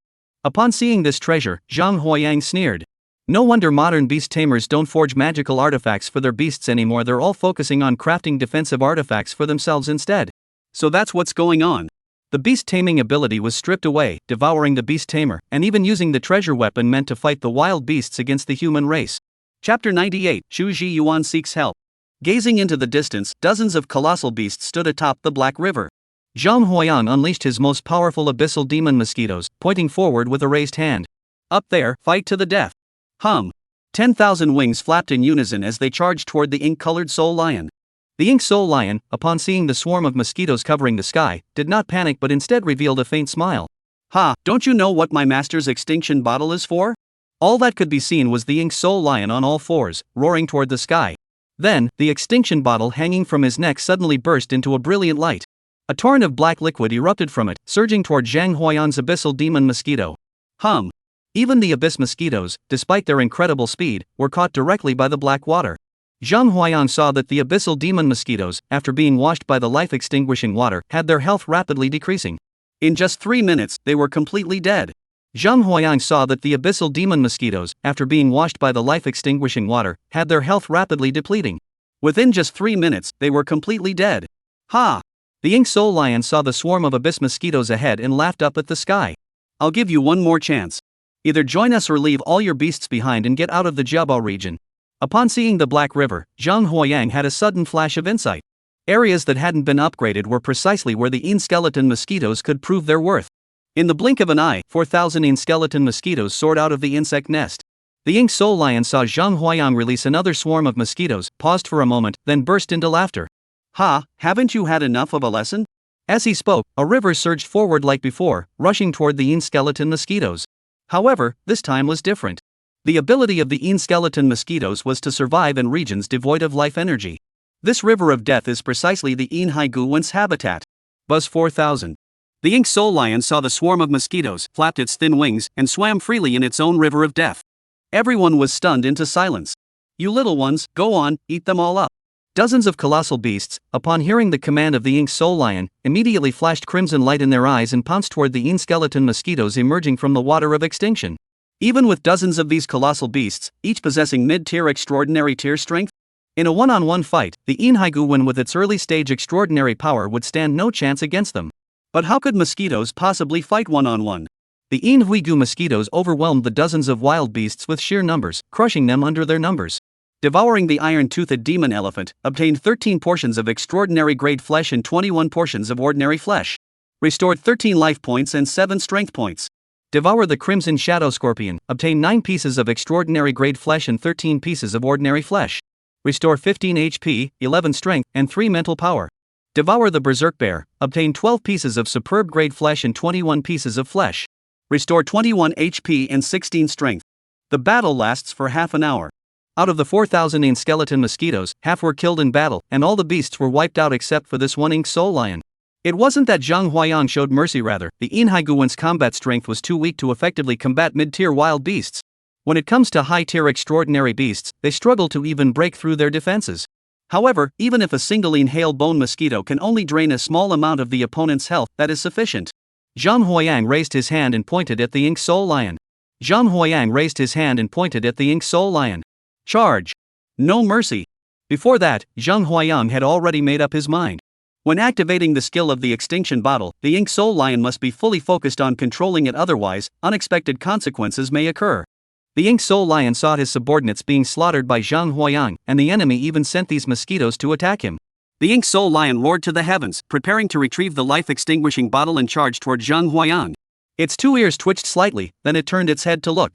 Before long, Zhang Huayang saw that the creature's body gradually turned pitch black, eventually dissolving into a pool of black ink and vanishing into the shadows.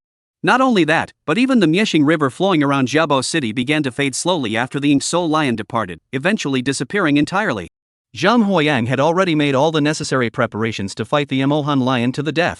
Now the opponent has suddenly vanished without a trace. He doesn't believe that he could have scared it away just by relying on his personal charm. There must have been some kind of accident. Zhang Huayang released the abyssal mosquitoes and began searching everywhere. Zhang Huayang released the abyssal mosquitoes and began searching everywhere. He himself returned to Jiabao New District. Bainan and Lin Lei, upon seeing Zhang Huayang return, both lit up with joy. Bainan even stepped forward and patted Zhang Huayang on the shoulder. Yang, you're amazing. You managed to handle all this in less than half an hour. No, I didn't. Zhang Huayang shook his head. Although he had killed all of the Emohan Lion's henchmen, the strongest one, Emohan Lion, had escaped. No, Zhang Huayang shook his head. Although he had killed all of the Black Soul Lion's henchmen, the strongest one, the Black Soul Lion itself, had escaped. Let him escape. Bainan rolled his eyes. Doesn't that just prove how powerful you are? Don't think too much about it. Let's eat first. Lin Lei, standing nearby, took out 3 boxes of food from his spatial ring and handed one to each person. Just as the group was eating and discussing their strategy. Puff, puff. A sudden, urgent breath sounded in their ears. Who's there? Zhang Huayang heard the breath and his hair stood on end. Even the Linghuan snow cat, which had been lying nearby to rest, felt the sudden presence of a strange aura among them and its tail flared out like a chicken feather duster. Zhang Huayang followed the direction of the sound, and the ring on his finger flashed with light, revealing the moon shadow bow in his hand. Whoosh! The energy arrows from the moon shadow bow suddenly shot toward the direction of the breathing sounds. Bang!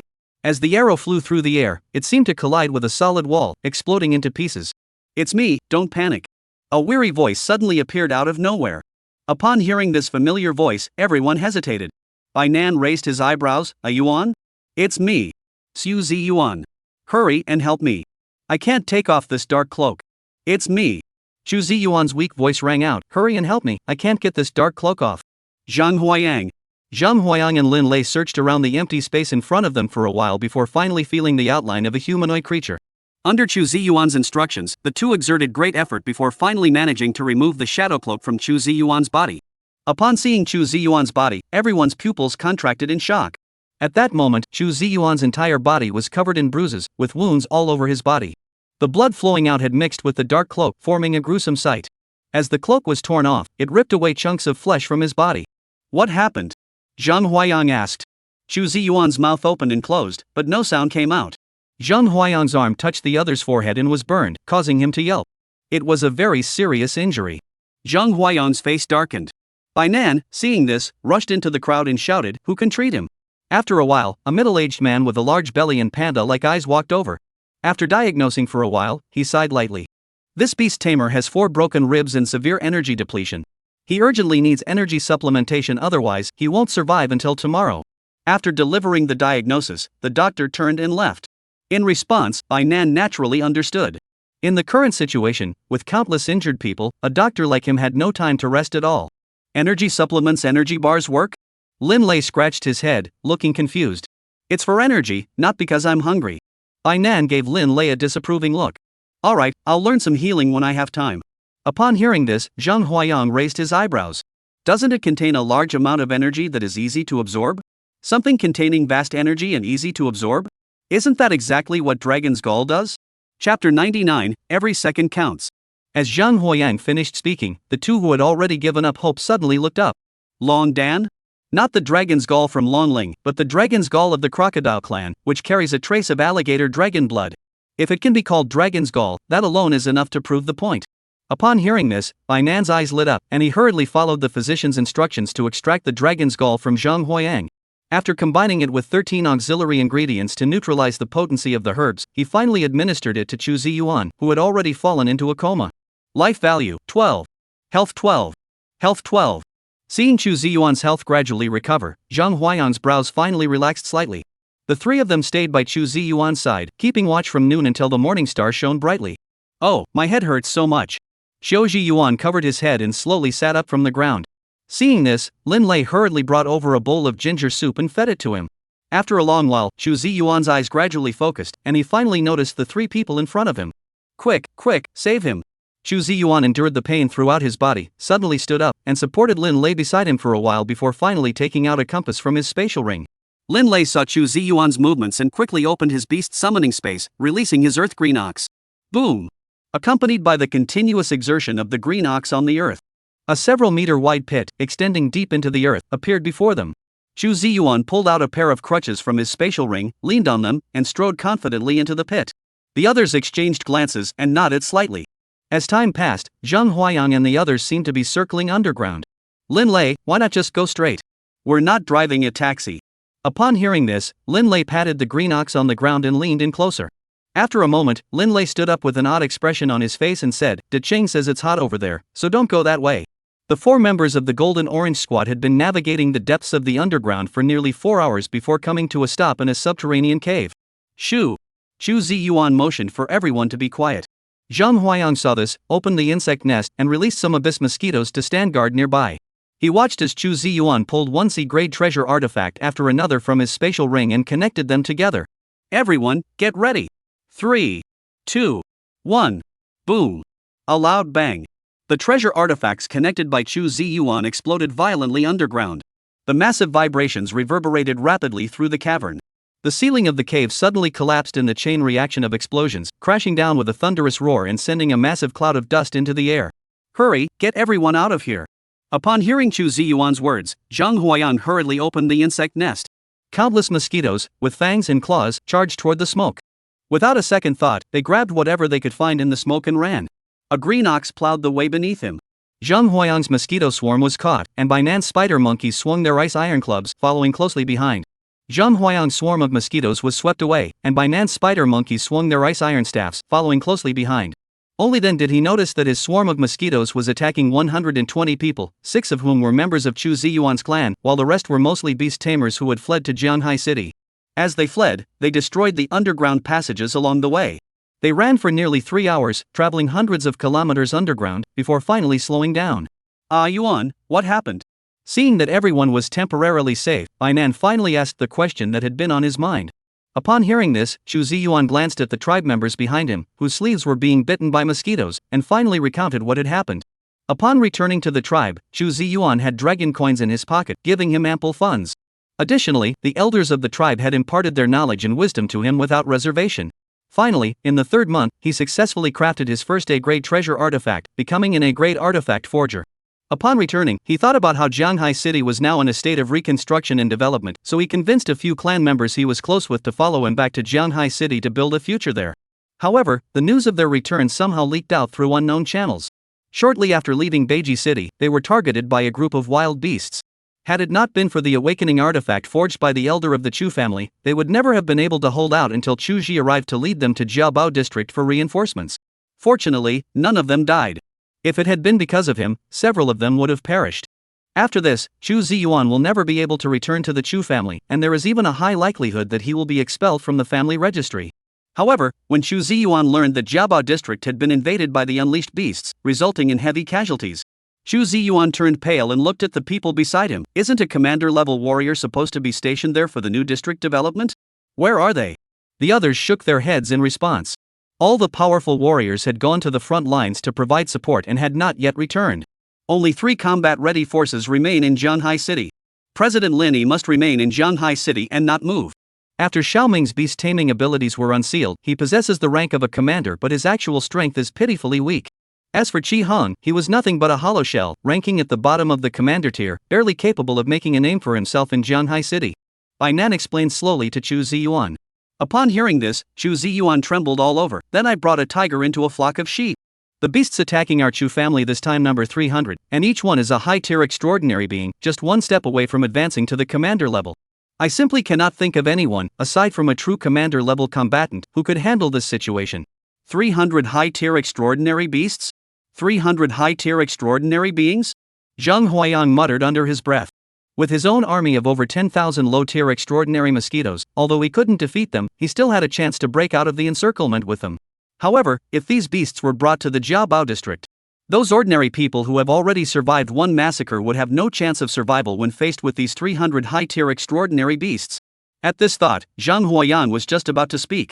But then he heard Bai Nan suddenly stand up beside him. No, 300 high-tier extraordinary beasts. If they find the location of Jiaobao New district, those ordinary people will be doomed. Stop! As Bai Nan shouted loudly. Lin Lei hurriedly ordered his beast to stop. Bai Nan's gaze swept over the people present. Jiaobao district currently had no commanding forces, or more accurately, no beast tamers at all. What should we do now? The members of the Golden Orange Squad all turned their gaze toward Zhang Huayang. Yang, it's up to you? Me? Zhang Huayang widened his eyes in disbelief. My beast taming is only at the initial stage of the extraordinary realm. Even if there are more of them, how can I possibly handle 300 high-tier extraordinary realm wild beasts? Moreover, there might be beast tamers among them, and their strength might be even stronger. Upon hearing Zhang Huayang's words, the expressions of the few grew somber, and a sense of despair slowly rose within them. Don't be so pessimistic. Zhang Huayang rolled his eyes. There are still ways out, but it all depends on Chu Shuesheng. Don't be so pessimistic. Zhang Huayang rolled his eyes. There was a way, but it depended on Chu Shuesheng. Me? What do you mean?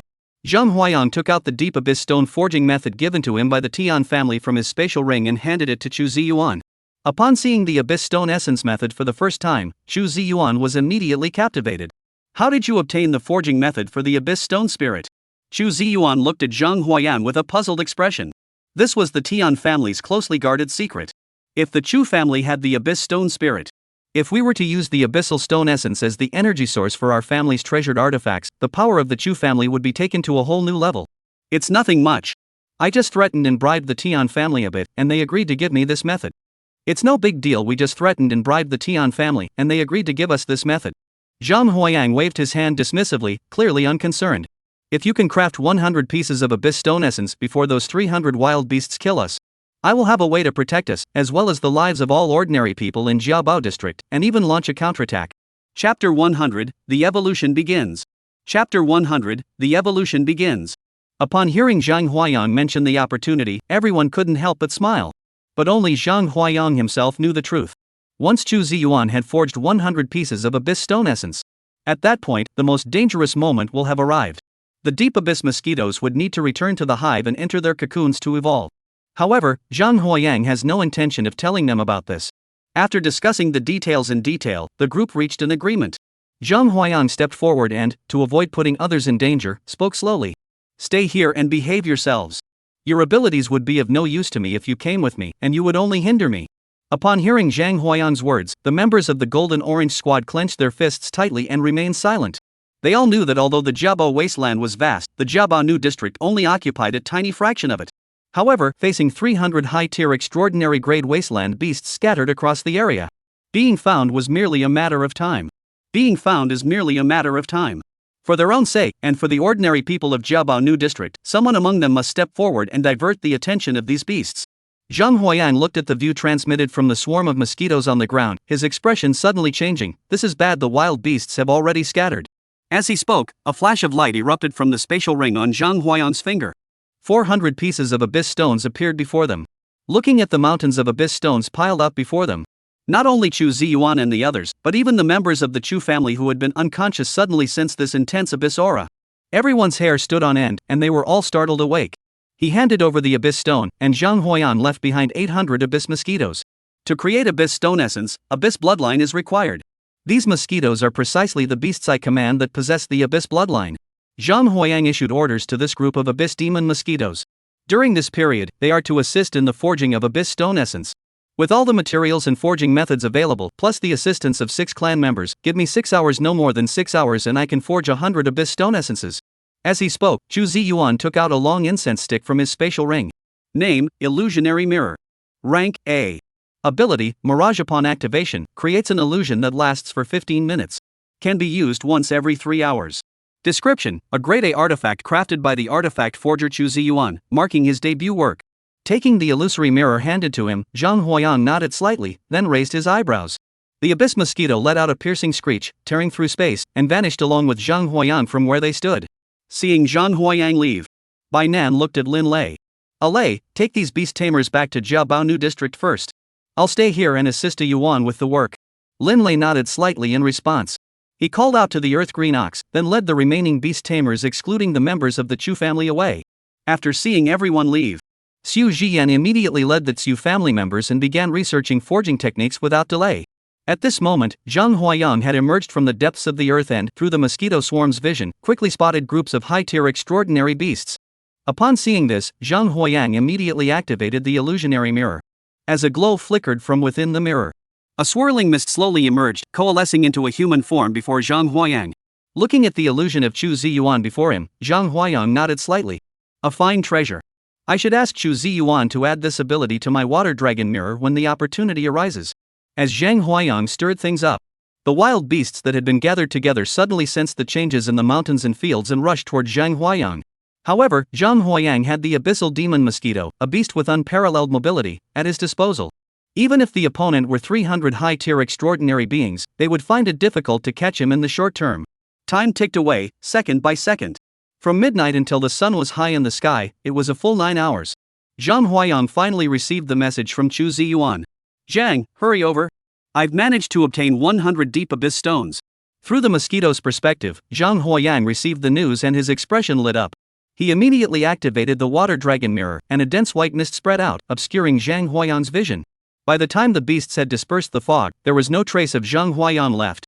300 high-tier extraordinary beings stared at the spot where Zhang Huayang had vanished, letting out a deafening roar to the heavens. At that moment, an old wolf stepped forward from the herd of beasts, with a small, short-limbed wolf on its back. If Zhang Huayang were here, he would have recognized it immediately. This was one of the target beasts from his advanced graduation mission, the Evil Beast. Evil Beast looked at the group of wild beasts swarming around like headless flies, his eyes filled with disappointment. At his signal, the wolf-like beast leaped forward and landed on a nearby hilltop.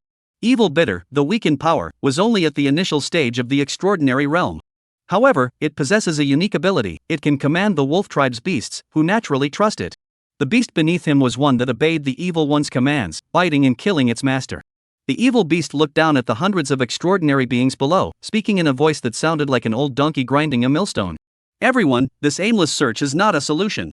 Then what do you suggest we do? I have a friend named Mo Huncher. He's been eyeing this wasteland for years. If we can find him and have him guide us, we will surely find a way out of this wasteland and avoid wandering aimlessly like we are now. But why should we listen to you? Yeah, why should we listen to you? Because only I can lead you to find the Chu family bloodline. With the Chu family bloodline, we have a chance to break through the extraordinary life barrier and become commanders, ruling over a territory. At the very least, I can lead you to devour all the sheep in this region, ensuring you have a hearty meal. Everything that happened here was observed by Zhang Huayang without missing a single detail. The gloomy Zhang Huayang returned to the underground chamber, saw Bai Nan and the others, and immediately composed his expression, flashing a faint smile. However, every change in his expression was noticed by Bai Nan from start to finish. Although the other party was puzzled, he did not speak up. Zhang Huayang looked at the few people in front of him, his gaze falling on the abyssal stone crystals at their feet. Name: Abyss Stone Spirit. Treasure Material Grade S. Function: provides an incredibly pure and vast amount of energy. Introduction: an upgraded version of the Abyss Stone. A precious material imbued with the bloodline of the Abyss, it boasts advantages such as small size, lightweight, and abundant energy. It is considered the finest energy block by weaponsmiths. With a wave of his hand, he stored the 100 Abyss Stones into the system. He finally turned to look at the few people in front of him and smiled slightly. I'm about to fight those guys. To avoid you getting caught in the crossfire and seriously injured, you should return to Jiabao New District first. The few people in front of him heard Zhang Huayang's words, exchanged glances, and nodded slightly. Zhang Huayang was right. The beasts on the ground were all high-tier extraordinary beings. If they went over there, they would only distract Zhang Huayang and cause him trouble. They were completely useless. It would be better to return to Jiabao District first and help the people there rebuild the city. After a moment's thought, the group set off toward the direction of Jiabao New District. Only Bai Nan, before leaving, cast a lingering glance at Zhang Huayang. Abyss Mosquito Evolution LV3, Superb Grade Flesh 300,300, Abyss Stone Essence 100,100, Earth Shaking Grass 30/30, Dragon's Bile 33. Evolution requires 72 hours. Evolve? Yes. Chapter 101, Unloading the Beast. Confirming the upgrade, the Abyss Mosquito returns to its insect nest to spin a cocoon. Then open the system panel. Name: Zhang Huayang. Health points: 3,900. Strength: 1713. Mental power: 476. Beast Tamer rank: Advanced 9th Dan. Beast Tamer skills: Shared Vision, Powerful Spirit Snake. Superior tier Beast Tamers: Abyssal Demon Mosquito, Heavenly Thunder Mosquito, Shadowbone Mosquito, and Forbidden Mosquito. Beast Taming rank: Superb Beginner. Mosquito nest population: 18,000. Number of tamed insects: Abyss Demon Mosquitoes 8,000, Evolving, Heavenly Thunder Mosquitoes 4,000, Shadowbone Mosquitoes 4,000, Forbidden Mosquitoes 1,600. Beast skills: Undying, Incubation, and Regurgitation. Available flesh: 293 units. Looking at this attribute, Zhang Huayang nodded slightly. He raised his eyes to look in the direction they had left, unable to help but smile wryly at himself. The thoughts of a beast tamer are truly complex. Among beast tamers, whether it's brute force or cunning schemes, as long as you can eliminate your opponents, it's a valid tactic. Beast tamers have a strict hierarchy of contempt, and those with higher beast taming talent and greater strength naturally look down on the weak. Yet these very same beast tamers, who look down on those with lesser abilities, will selflessly sacrifice their lives for ordinary people who lack even the most basic means of self-defense. The Abyss Mosquito requires 72 hours to evolve. Not only must one survive within these 72 hours, but one must also draw the attention of these 300 high-tier extraordinary beings. Once they discover him, the location of Jiabao New District will be like Baiduya. A commander will be formed from the flesh and blood of the people, and it will be over. It took a great deal of effort to emerge from the depths of the earth and reach the surface. He muttered under his breath without thinking. The Earth Green Ox is really skilled at tunnel warfare. Based on the vision transmitted by his mosquito swarm, Zhang Huayang took a step forward and headed toward the direction where the high-ranking extraordinary beings were stationed. He continued until he reached a valley, where he lay flat on the ground and immediately saw hundreds of high-tier extraordinary beasts densely packed in front of him. Upon seeing this scene, Zhang Huayang retrieved the greed needle from his spatial ring. As spiritual energy flowed into it, the greed needle spun wildly before finally pointing in a specific direction. Zhang Huayang put away the pointer and looked ahead. At the front was the hideous beast, followed by the Ink Soul Lion. Name, Evil Beast. Rank, Beginner Supernatural. Strength, 421, Defense, 106, Speed, 89, Health, 600, Weight, 46 kilograms. Skill, Charm causes other wild beasts to naturally develop trust in him. Once trust is established, they will obey his every command. Introduction. The evil creature glared fiercely at the Ink Soul Lion, its expression hideous. Mo Hun, you really won't reveal any information about Jia Bao New District? Upon hearing this, Mo Hun sure glanced at the 300 high-ranking extraordinary beings behind Yi and laughed derisively. You think I don't know what you're up to? You just think it's a hassle to round up those two-legged sheep scattered all over the Jiabao Wasteland, and you want to find the herd so your mount can be upgraded to commander, right? Since you know that, why not take us there? Once I become commander, I'll assist you in advancing as soon as possible. Huh, do you really think I'd believe your nonsense and follow these wild bunch? If you won't take the wine, you'll have to drink the punishment. Upon hearing this, the evil creature's face twisted into a hideous grimace as it raised its withered front claws and pointed at the demon soul lion. Brothers, it clearly knows the location of the two-legged sheep herd but refuses to tell us. It's obviously trying to eat alone.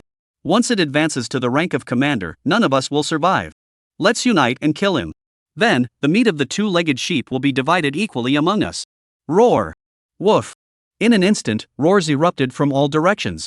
300 high-ranking extraordinary beings, under the corrupting influence of the evil entity, revealed their ferocious expressions toward the Ink Soul Lion. A pair of brainless fools. Even if you become a commander and awaken your full divine consciousness, you'll still be toyed with by others. Let me send you on your way. Kill all of you. Perhaps without eating those sour, stinking two-legged sheep, you might even advance to become commanders.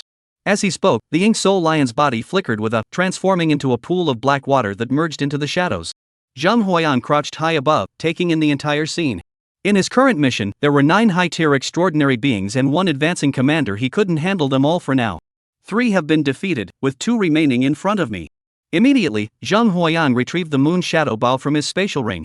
After some consideration, the most threatening beast among the herd below was the weakest and most ferocious one. As long as it remained alive, the beasts would grow in numbers like a snowball rolling downhill. We absolutely cannot let it survive. With this thought, Zhang Huayan donned his cloak and made his way to the high ridge. He held his breath, focused his mind, and activated his skill, Powerful Spirit Snake. Channel all your mental energy into the moon shadow bow, aiming at the evil beast lurking at the rear of the wild beast horde below. The evil beast watched as the Ink Soul Lion, relying on its abilities, moved freely among the beasts, showing no signs of urgency. With a 300-to-1 advantage, the upper hand was clearly mine. At that moment, Ibi suddenly felt his heart pounding wildly. He instinctively looked around, but saw nothing unusual. Slowly raising his head, he looked toward a steep slope, his eyes filled with confusion. Had the moon set? Boom! A round moonlight fell from the hillside. In the time it takes for a heartbeat, he found himself face to face with the evil creature. The monstrous beast was merely a low-tier extraordinary grade wild beast. Zhang Huayan has used this technique to slay high-tier extraordinary grade wild beasts. The monstrous beast, being only an early-stage extraordinary tier creature, had no chance against him, not even enough time to react. Bang! Bang! Evil was instantly pierced by Zhang Huayan's strike, and even the high-ranking extraordinary level grey wolf beneath him was pierced by the strike. It exploded into a cloud of blood mist. The beasts? Ink Soul Lion? Mo Hunsher's gaze remained fixed on the evil creature. His thoughts aligned with Zhang Huayan's.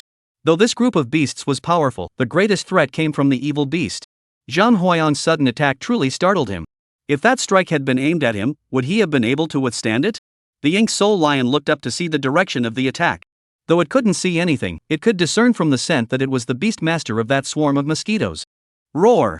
The Ink Soul Lion let out a mighty roar, and the immense force surrounding him scattered the beasts. Before the Ink Soul Lion, a pool of black liquid slowly rose, transforming into a hideous form. The black monstrosity suddenly pointed toward the high slope. Up there, it's over there. 300 high-ranking extraordinary beings were puzzled as to why the evil creature had suddenly stopped speaking, but their low intelligence told them that they should obey. Zhang Huayang saw the black water from the Ink Soul Lion coalesce into the form of the evil beast, his expression suddenly changing as he shouted in alarm. Where did he get this ability? Without caring about his own whereabouts, he summoned the high-bone mosquitoes, turning the surrounding area into a wasteland while allowing the swarm of mosquitoes to carry his weakened self away. The 300 extraordinary beings saw the swarm of mosquitoes suddenly appear on the hillside, along with the two-legged sheep-like aura emanating from Zhang Huayan's body. They immediately let out an excited roar. The state of the powerful spirit snake faded, and Zhang Huayang, who had entered a weakened state, saw the herd of beasts charging toward him and cursed under his breath. The swarm of mosquitoes carrying him, however, showed no signs of slowing down, swiftly fleeing toward the distance. At that moment, Jiabao New District. Bai Nan looked behind him, his brows furrowed. Kuziyuan noticed this and walked over. Bai Jia, what's wrong? Ah Yang? Didn't he say he had a way to deal with those beasts? Besides, what else can we do but cause trouble if we go there? I just can't shake this uneasy feeling. Chapter 102 Physical Combat. Qinghuang Beastmaster Academy, Principal's Office. Shi Hong slammed the table angrily. Director Lin, are you really that heartless? Are you willing to abandon the lives of 40 million people in Jiabao New District? Director Lin looked at Shi Hong in front of him and took a sip of tea. Only 40 million people, after all. What do you mean, only 40 million? You're already a 5th rank master, and your beast taming skills are at the commander level. So what? You know how much resources it took for your beast to become a commander, and some of those resources can only be produced in the secret realm. What does this have to do with Jiabao District? Because if you go, you'll die. Lin, the director, looked at Shi Hong and sighed. Ordinary people are the foundation of our beast tamers. If there's ever a chance, I won't let it slip away. However, Jiabao District is different. Lin Huang told me that when the Holy Spirit Squadron wiped out Jiabao District, they discovered a secret. Beneath Jiabao District lies a massive underground volcano, or a magma crane that had come from an extinct volcano was using the volcano to heal its wounds. If you were to approach, the turbulent energy would be suffocating, and the magma crane would undoubtedly mistake you for an intruder. When the magma crane emerges, not only will you die, but the underground volcano, no longer restrained by the magma crane, will inevitably erupt. By then, you won't have saved anyone, and you'll have sacrificed yourself in the process. Is there really no other way? Yes, there is. What method? Have a top-tier legislator step in and use their influence to force the issue. Shi Hong. Jiabao District. Roaring. 300 high-ranking extraordinary beasts charge forward in unison. The commotion is immense, and all living beings within hundreds of kilometers can clearly sense it. Zhang Huayang looked at the herd of beasts behind him, his expression grim. Why aren't you chasing the Ink Soul Lion? Why are you chasing me? I don't have enough candy to feed you all. At first, Zhang Huayang could still hold his own against these beasts using his other 3 types of mosquitoes. However, the Ink Soul Lion was highly intelligent and immediately realized that Zhang Huayang's mosquitoes were nothing but useless showpieces. Even the lifeless zone of the Ian Haigu mosquitoes was nothing more than a layer of fur being burned away for these high-tier extraordinary beings. Under the command of the Ink Soul Lion, Zhang Huayang's mosquito tribe was eliminated one by one. In less than half a day, Zhang Huayang's Tianzi Thunder mosquitoes suffered 1,500 casualties, and the Ian Hai Bone mosquitoes suffered 2,300 casualties. The mosquito repelling force was the weakest, with all units completely wiped out. Although he suffered heavy losses, he also managed to take down around 20 high-tier wild beasts in the process. At that moment, the flying beasts, with their crimson eyes suddenly fixed on the horizon, let out a piercing cry to the heavens. What was this? Zhang Huayang saw the flying beast that had been chasing him suddenly stop its attack and turn to fly toward his rear.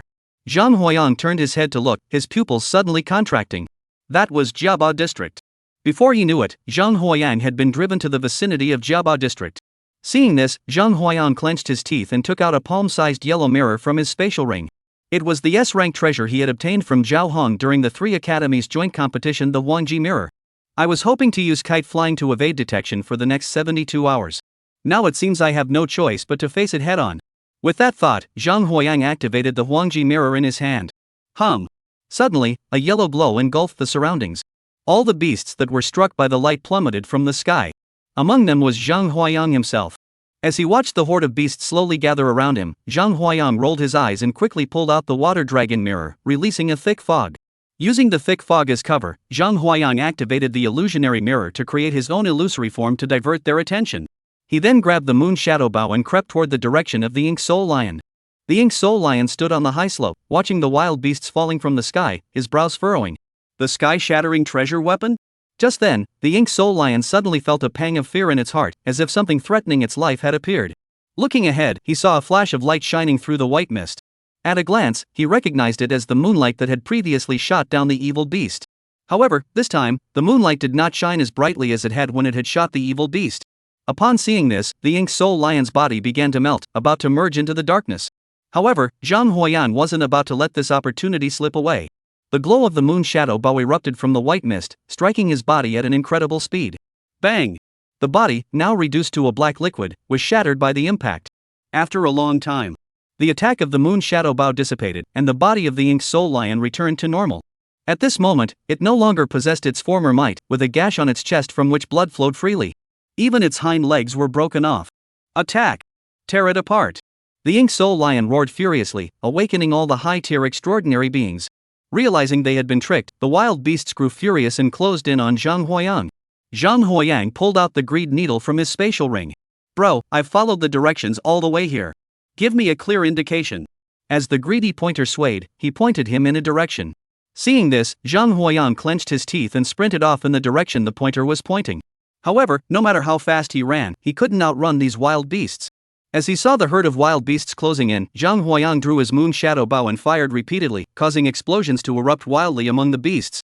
Finally, with no other options left, he directly activated his skill, the Great Spirit Snake, and charged into battle with them.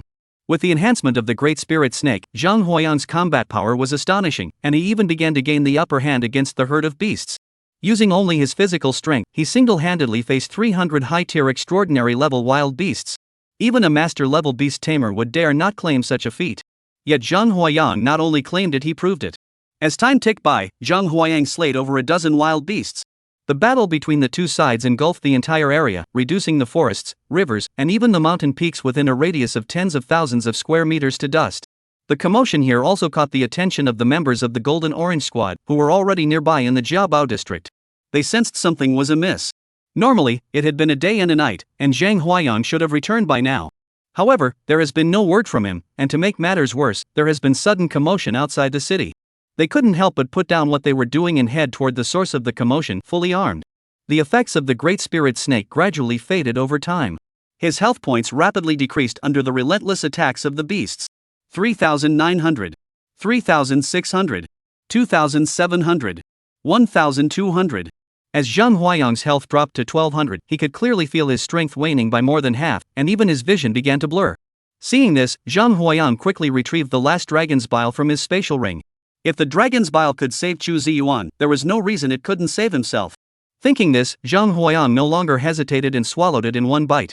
As the dragon's gall entered his stomach, Zhang Huayang's health points soared rapidly, quickly returning to full. Continue fighting for 3 hours.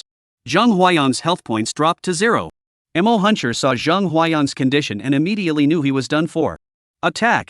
Tear this two-legged sheep to pieces.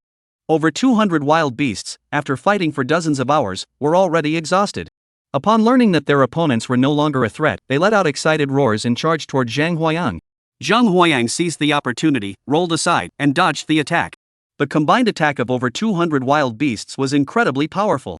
When they struck the ground, they shattered the earth, revealing a massive crater. Zhang Huayang stood nearby. He had noticed something amiss underground midway through the battle.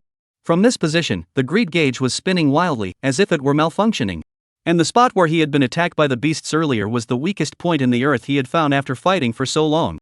As the ground opened up, a streak of red light shot into the sky, and Zhang Huayang immediately felt an incredibly scorching current of air surging up from beneath the earth.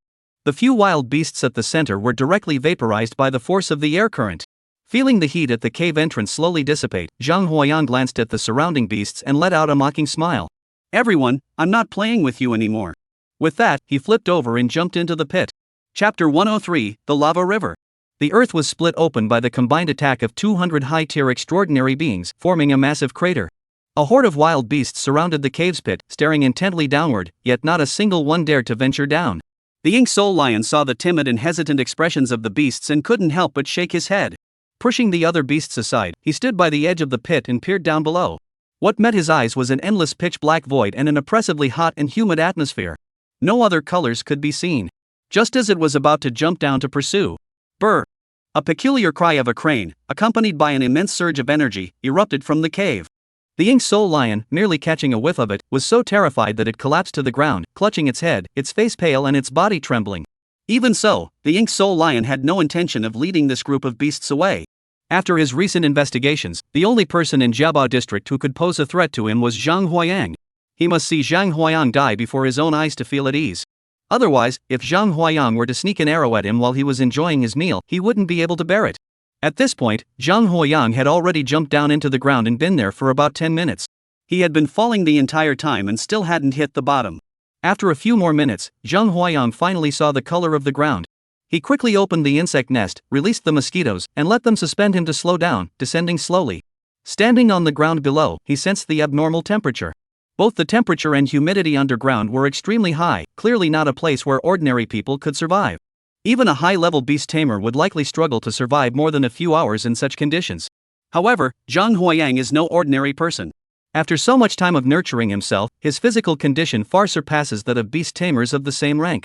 Following the greed ring on his hand, he walked forward, heading deeper into the earth.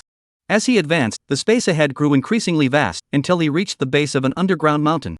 Here, the height of the space had already reached hundreds of stories. With great effort, he climbed up the mountain before him, and a flash of gold caught his eye, suddenly clearing his vision. Huff! Looking at the scene before him, Zhang Huayang's pupils trembled. Before him lay a vast river of crimson gold lava, obscuring his vision. Gurgling sounds can be heard. A river of magma churned with bubbles, linking countless volcanic mountain ranges, stretching from Zhang Huayang's feet all the way to the horizon, with no end in sight. Zhang Huayang looked at the magma river before him, then at the greedy pointer in his hand. Where did you get this for me? Brr! A loud cry of a crane echoed from the river of molten lava. Immediately afterward, the towering waves of the magma river surged toward Zhang Huayang. I'm going. Zhang Huayang saw this and hurriedly found a safe place to hide. After hiding for a long time, the lava waves outside gradually subsided, and Zhang Huayang dared to peek out. What he saw was a massive river of magma gently churning, and a huge white crane slowly emerging from the depths of the magma. As the magma crane rose from the depths of the magma, the once calm magma river began to churn and boil. Is it about to erupt? How can someone be so unlucky? Abyss race, why are you in my territory? Zhang Huayang looked ahead, his vision obstructed by a towering structure hundreds of stories high, with crimson lava flowing slowly through the gaps in its feathers. Name, Magma Crane. Rank, Grand Marshal. Strength, Defense, Speed, Health, Weight, Height. Skills? Introduction, one of the 4 Holy Lands, the race of the undying volcano, where lava is their domain. They are currently absorbing the energy of lava from the underground world. Ascending to the rank of King. The massive head of the magma crane extended toward Zhang Huayang. Zhang Huayang looked at his reflection in the magma crane's eyes and swallowed hard. Big boss, I came here by accident. Don't take it to heart. Upon hearing this, the magma crane's pupils flickered with an unusual light. You're not a deep abyss species, so why do you have the aura of a deep abyss species? I am an abyss born. The abyss tyrant turtle is my cousin, and the great uncle of the abyss is my uncle. When Zhang Huayang mentioned these 2 names, especially the name Basia, the arrogant magma crane visibly trembled. You abyssal creatures were born from the same source naturally, you are all cousins. The magma crane was puzzled as to why the abyss creature before it was so weak and cowardly. However, the abyssal aura emanating from its body was undeniable. It was the aura of the ancient abyssal turtle clan. The 4 Holy Lands have always kept to themselves, never interfering with one another. If this abyss creature was merely resting here for a while, he wouldn't mind doing the other party a favor. Abyssal creature, what brings you here?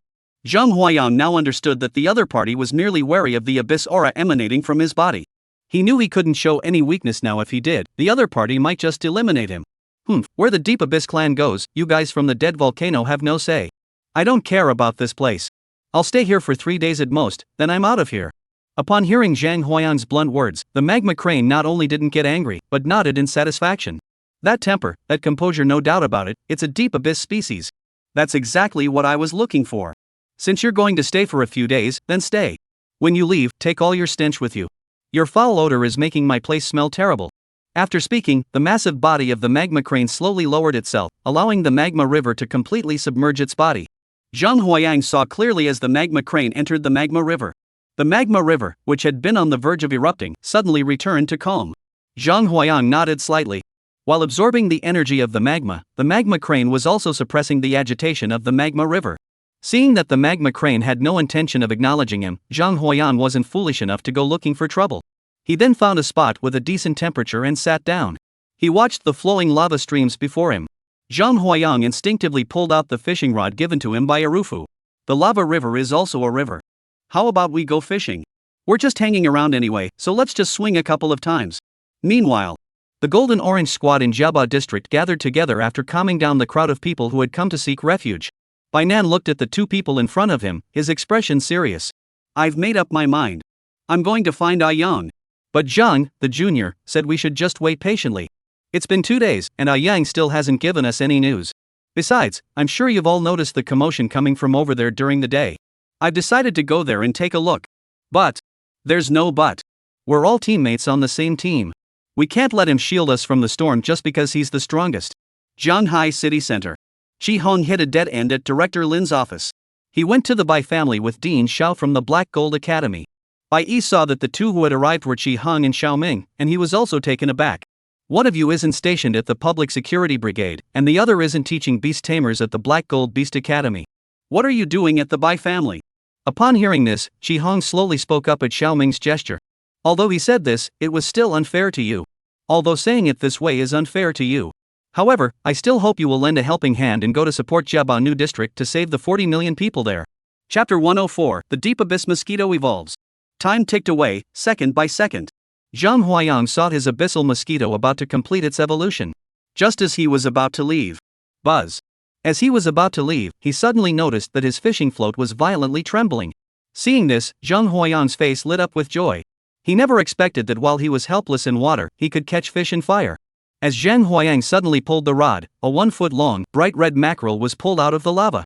Name, Crimson Flame Golden Pike. Rank, Beginner Level Supernatural. Skill, walking on fire, can freely swim through lava without restriction. Description, a magma-based creature that dies upon leaving magma, transforming into a flaming gemstone that can aid in refining the bloodline of beast tamers. Looking at the palm-sized red gem in his hand, Zhang Huayang's expression lit up with joy. A treasure capable of refining the beast-taming bloodline. Though he couldn't use it himself, it was priceless to others. Zhang Huayang suddenly stopped rushing. He continued fishing in the magma for another 3 hours, with the number of flame pearls in his hand reaching 13. Seeing that no more crimson flame golden shuttlecarp were biting and that the evolution time for his abyss demon mosquito was about to end, he slowly stood up and began walking toward the entrance of the underground cave. Awah! Boom! Bang! As soon as he emerged from underground, Zhang Huayang saw that the over 200 high-tier extraordinary beings who should have been lying in wait for him were now frantically sprinting toward the direction of Jiabao New District. And ahead of this horde of beasts, the 3 members of the Golden Orange Squad were frantically fleeing for their lives. Since arriving here, the members of the Golden Orange Squad had discovered that these 200 high-tier extraordinary beings were guarding a black cave. Bai Nan immediately speculated. Zhang Huayang was trapped inside by this group of wild beasts. The 3 of them didn't need to fight them head-on, they just needed to lure these wild beasts away. However, the moment they were discovered, they instinctively fled toward the Jiabao New District. This also led to over 200 high-ranking extraordinary beings discovering this group of 2-legged sheep. Without the constraints of the evil beasts, the illusions of the Ink Soul Lions could only mimic their forms, but they could never replicate the evil beast's skills. As the 3 members of the Golden Orange Squad fled, they suddenly saw the Jiabao New District appear before them. Their expressions changed instantly. This is bad. How did we end up bringing them here? As he spoke, Bai Nan suddenly slammed on the brakes, pulled out several magical artifacts, and summoned his beasts. He was ready to fight these guys to the death. Just as over 200 high-tier extraordinary beings, enveloped in a massive aura, charged toward us from the distance. A buzzing sound reached 8,000. Countdown. 3, 2, 1. Evolution complete. Seeing inside the insect nest, the insect cocoons of the abyssal mosquitoes were writhing rapidly. One after another, abyssal mosquitoes the size of adult water buffaloes emerged from their cocoons. Inside the insect nest, the cocoons of the abyssal mosquitoes wriggled rapidly, and one by one, adult abyssal mosquitoes the size of water buffaloes emerged from their cocoons. Zhang Huayang's expression brightened. Name, Abyss Magic Pattern LV3. Rank, High Tier Supernatural. Strength, 2650, Defense, 820, Speed, 430, Health, 3200, Weight, 52 kilograms, Height, 32 meters. Skill, Abyssal Sigh. Fires a ball of energy, causing massive destruction. Supernatural Ability 1, Spatial Rift. Tears open a rift in space and travels through it. 2 locations are torn open simultaneously, enabling spatial teleportation. Supernatural Ability 2, Spatial Power. Master the power of space, granting immunity to attacks from beasts of lower supernatural ranks. Supernatural Technique 3, Spatial Slash. Fire a spatial fissure to tear apart the space in front of you. Description, the demon mosquito, descended from the ancient abyssal turtle clan, can resist some of the bloodline pressure from higher-level beings. It has begun to master the power of space. Every 10 units of flesh can hatch one abyssal demon mosquito from the insect nest. Abyssal Mosquito LV4 Evolution, Nest Level LV3, unlocked after the master reaches Master Tier Beast Master. Who would have thought that the Abyss Demon Mosquito could evolve directly from an early-stage extraordinary creature to a high-stage extraordinary creature? Zhang Huayang was overjoyed. He immediately turned his gaze toward the group of high-ranking extraordinary beings who were furiously attacking the 3 members of the Golden Tangerine Squad. The 3 members of the Golden Tangerine Squad, who were desperately fighting for their lives, and the ordinary people in Jiabao District suddenly heard a buzzing sound coming from the sky. Looking up, they all gasped in unison. On the horizon, thousands of creatures the size of calves, entirely black in color and emitting a deep, eerie glow, resembling mosquitoes, were charging toward them at breakneck speed. The people, witnessing this swarm of mosquitoes that seemed like a natural disaster, completely lost the will to resist and collapsed to the ground. Even the members of the Golden Orange Squad, upon seeing these abyssal demon mosquitoes emanating an overwhelmingly brutal aura, felt their minds grow faint. I already said I'll handle these guys. Why did you come out? A familiar voice suddenly rang out above the heads of the Golden Tangerine Squad. Looking up, it was none other than Zhang Huayang, whom they had been desperately searching for. Looking up, it was none other than Zhang Huayang, whom they had been desperately searching for. Seeing Zhang Huayang staring at them with a smirk, their faces turned crimson with embarrassment. Mind your own business. Bai Nan couldn't help but feel ashamed of his own foolish actions. Looking at the injured bodies of the Golden Orange Squad members and the beast that was on the brink of death, Zhang Huayang's expression grew increasingly somber. He retrieved the 13 crimson flame pearls formed from the 13 crimson flame golden carp from his spatial ring and handed them over. Zhu Ziyuan took them, examined them carefully, and his expression turned delighted. This is the flame pearl, the legendary treasure said to enhance beast taming abilities? What? It can actually enhance beast taming potential. Upon hearing Zhu Ziyuan's explanation, the members of the Golden Orange Squad immediately wore expressions of surprise and delight. However, Bai Nan handed the flame pearl to Zhang Huayang instead. You have the strongest combat power, you should keep this flame pearl for yourself. Yeah, Zhang Shui, you should keep it for yourself. Hey! Seeing their expressions of wanting it but forcing themselves to resist the urge, Zhang Huayang rolled his eyes. Don't hold back. If you want it, just take it. Why be so polite with me? Besides, this flame pearl was meant for you all. I don't need it for my beast taming. Seeing that the others had accepted it, Zhang Huayang slowly turned around, his face cold as he looked at the group of wild beasts that were currently locked in a fierce battle with his abyss mosquito. Since you seek death, I shall grant your wish. Charge! No mercy! Boom! As Zhang Huayang gave the order, the abyssal magic mosquitoes, which had been engaged in a fierce battle with the wild beast horde moments ago, suddenly surged forward. In an instant, the sky above was filled with spatial fissures as dense as a spider's web. 8,000 energy cannons, each containing the power of the abyss's Sai, erupted from every abyss mosquito. The battle between the two sides engulfed an extremely vast area. It ruthlessly destroyed the land, mountains, and rivers within a radius of dozens of kilometers, leaving them completely devastated. As the beasts fell one by one, the abyss mosquitoes, with bloodshot eyes, lunged toward their bodies. Blood, skin, muscles, bones. Countless wild beasts were completely devoured by the deep abyss mosquitoes and vanished into their mouths. Devouring the shadow smoke leopard, obtained 7 pieces of extraordinary grade flesh and 31 pieces of ordinary flesh. Restored 21 HP and 9 strength. Devour the giant rampaging deer, obtained 21 pieces of superb grade flesh and 17 pieces of flesh. Restored 26 HP and 11 strength. Devour the flaming blue horse, obtain 18 pieces of extraordinary grade flesh and 11 pieces of ordinary flesh. Restore 31 HP, 7 strength, and 3 mental power. As the battle intensified, Zhang Huayang's attributes were improving at a visible rate. Seeing that his abyss mosquitoes had completely suppressed the enemy's beast horde, Zhang Huayang finally regained his composure, waved his hand, and the moon shadow bow appeared behind him. Ink Soul Lion, it's my turn now. Chapter 105, The Lava Crane Rages. 8,000 high-tier extraordinary mosquitoes with abyss bloodlines faced off against over 200 high-tier extraordinary beasts. They are completely overwhelmed. Zhang Huayang drew his moon shadow bow behind his back, his gaze frantically searching through the herd of beasts. Where did it go? He never expected that the Black Soul Lion would actually run away. Seeing this, Zhang Huayang ordered the abyss mosquito swarm to clear the battlefield while releasing all the other mosquito swarms. Today, we must find this black lion. After finally locating our target, we absolutely cannot let it slip away. We searched from morning until dusk.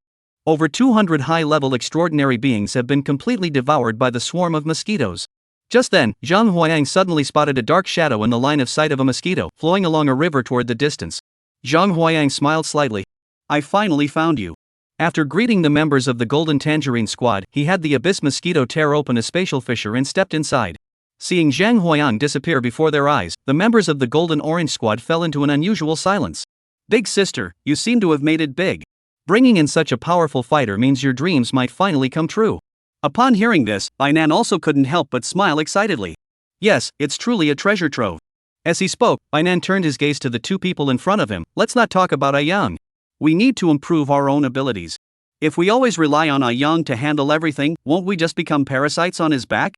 Well said. A hearty laugh suddenly rang out beside their ears. They turned to look and saw that it was Chi Hang. Shi Han looked at them, raising his eyebrows. Where did Zhang the kid run off to? Bai Nan pointed ahead. There, go there. This guy asked me to come help, but he ran off so fast without waiting for me. Shi Han glanced in the direction Bai Nan was pointing, rolled his eyes, and looked extremely annoyed. He didn't even bother to ask what the current situation was. Whoosh!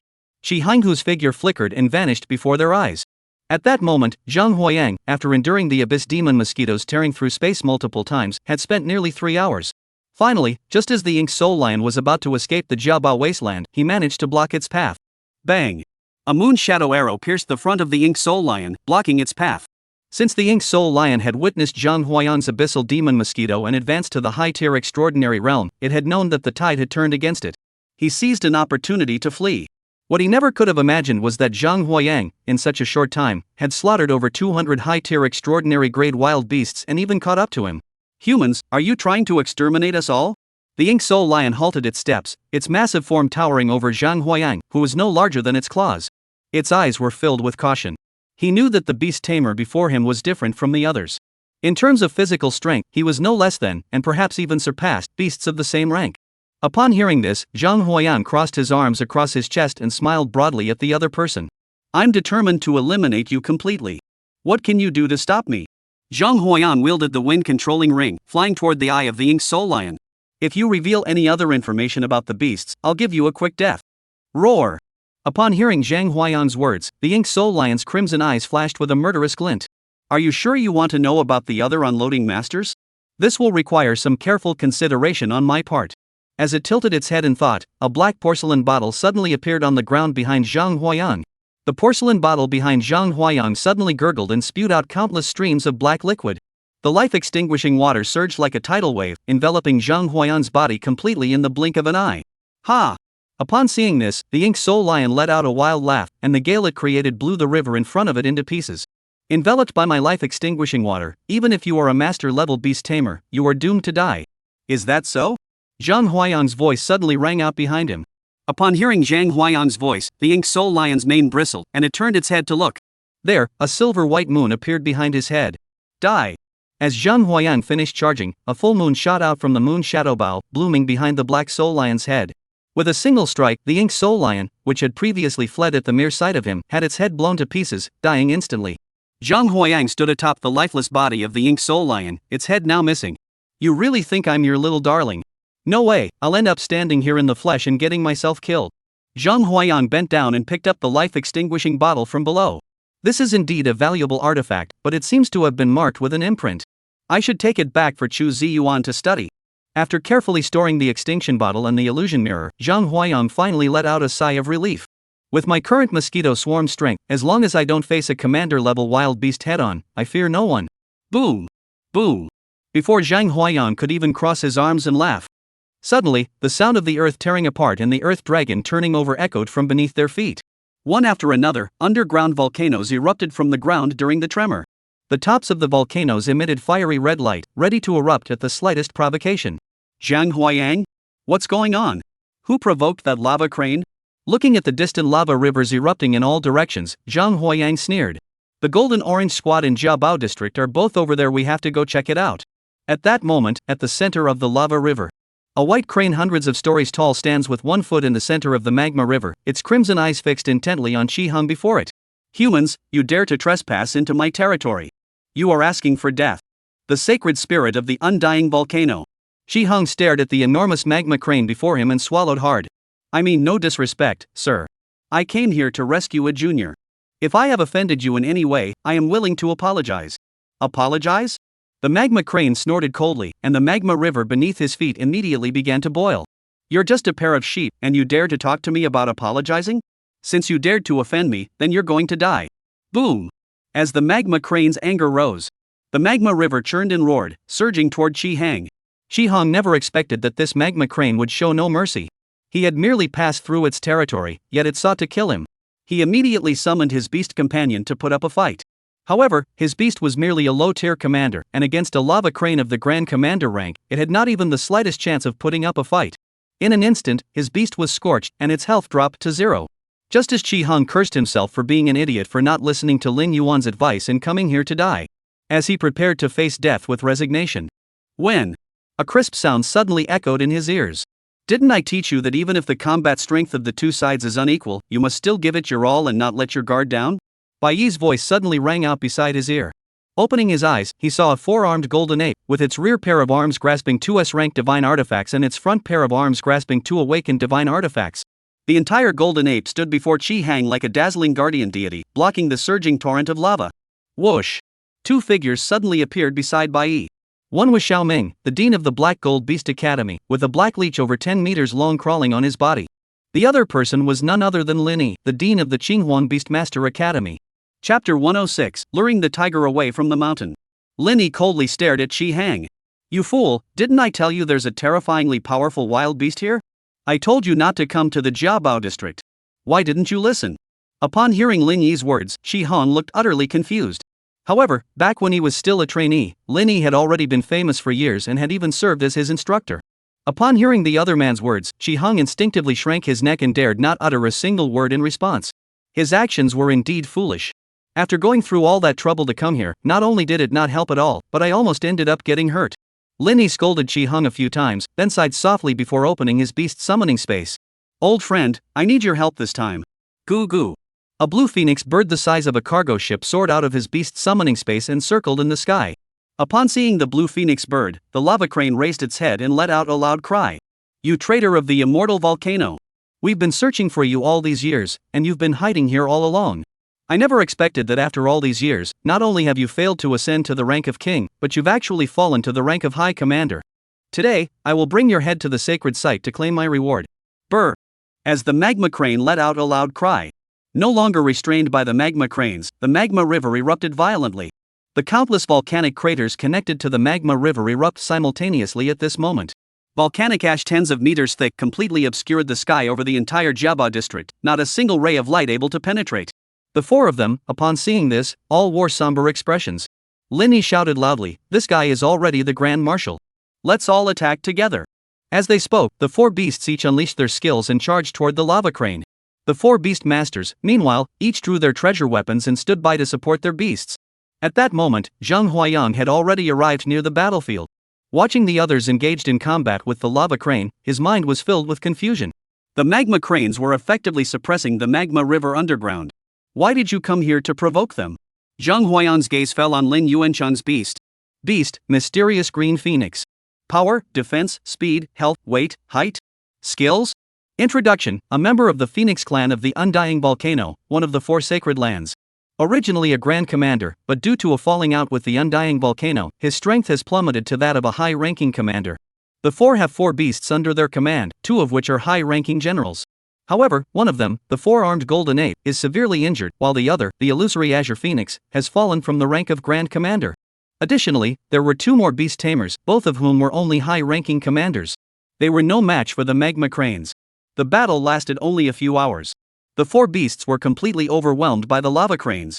Just as the magma crane had identified the perfect opportunity and was about to strike. Wait!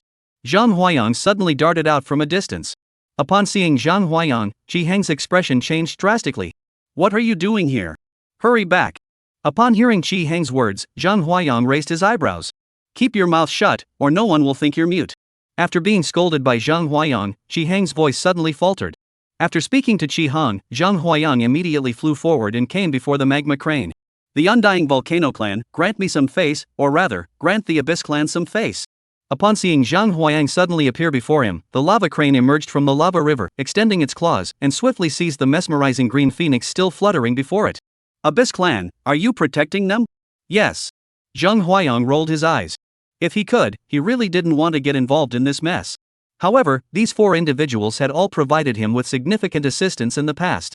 He couldn't just stand by and watch them die before his eyes. He had no choice but to face the danger head-on. Moreover, he was well aware that this lava crane held a deep-seated fear of his identity as a member of the Abyss clan. As long as he revealed his Abyss clan affiliation, the other party would surely grant him some face. If they refused, he could simply flee and be done with it. Sure enough, Zhang Huayang's voice fell. The magma crane halted its attack, its massive eyes sweeping over the abyssal mosquitoes swarming around Zhang Huayang, which were as large as water buffaloes, before fixating on Zhang Huayang before it. Abyss clan, can you tell me why you're protecting these few ants? Upon hearing this, Zhang Huayang waved his hand. Just say whether you'll give it or not. Ha! Just as the magma crane was about to lose its temper, it sensed the intense aura of the Abyss clan emanating from the Abyss mosquito. Since you wish to protect it, I shall grant you this favor on behalf of the Abyss clan. However, I'm giving you this favor now, so you must repay me with a favor in the future. That's only fair. I can spare the others and suppress the underground volcanoes, but this hallucinatory green phoenix is a traitor to my immortal volcano clan and must be brought back to the immortal volcano to face punishment. All right. Zhang Huayang nodded in agreement with the other party's opinion. As for the other party's suggestion that he repay the favor, that was something that could only be considered years down the line. We'll deal with it when the time comes. Watching the lava crane carry the mesmerizing green phoenix away, Zhang Huayang finally turned his gaze to the people in front of him. You guys, how did you end up here? Upon hearing this, Chi Hong approached with a puzzled expression. Weren't you the one who went to the Public Security Bureau office and asked me to come over to help? Upon hearing this, Zhang Huayang looked puzzled. When did he go to ask Chi Hong for help? I've been in Jiabao district the whole time. When would I have had time to go find you? What? This time it was Chi Hong who was surprised. Not only Chi Hong, but the other few people were also wide-eyed, unable to believe what Zhang Huayang had said. Ha! Inhale. The scene was eerily quiet. A few people exchanged glances, and suddenly a bold guess formed in their minds. Immediately, they shared everything they knew about what had happened. Chi Hong had seen Zhang Huayang suddenly appear at the entrance of the Public Security Bureau a few days earlier, requesting his assistance. Xiao Ming and Bai Yi, on the other hand, had been invited by Chi Hong to come and assist. As for Lin Yi, since the day Chi Hong had inquired about the situation in Jiabao district at his place, although he had said he wouldn't go, he had been keeping a close eye on the developments in Jiabao district. When he finally saw the three heading to Jiabao district to provide support, he resolutely brought his own beast to assist them. Upon hearing their words, everyone was left speechless with disbelief. Among them, Chi Hong was the most panicked. I have never sought you out. During this time, I have been working at the Public Security Bureau to build support for the Tian family, hoping to help them take over the Ma family's businesses as soon as possible and improve the living conditions of the residents of Jianhai City. After Zhang came to find me, I came straight over. The few of them exchanged glances and couldn't help but swallow hard. These individuals standing at the pinnacle of Jianhai City.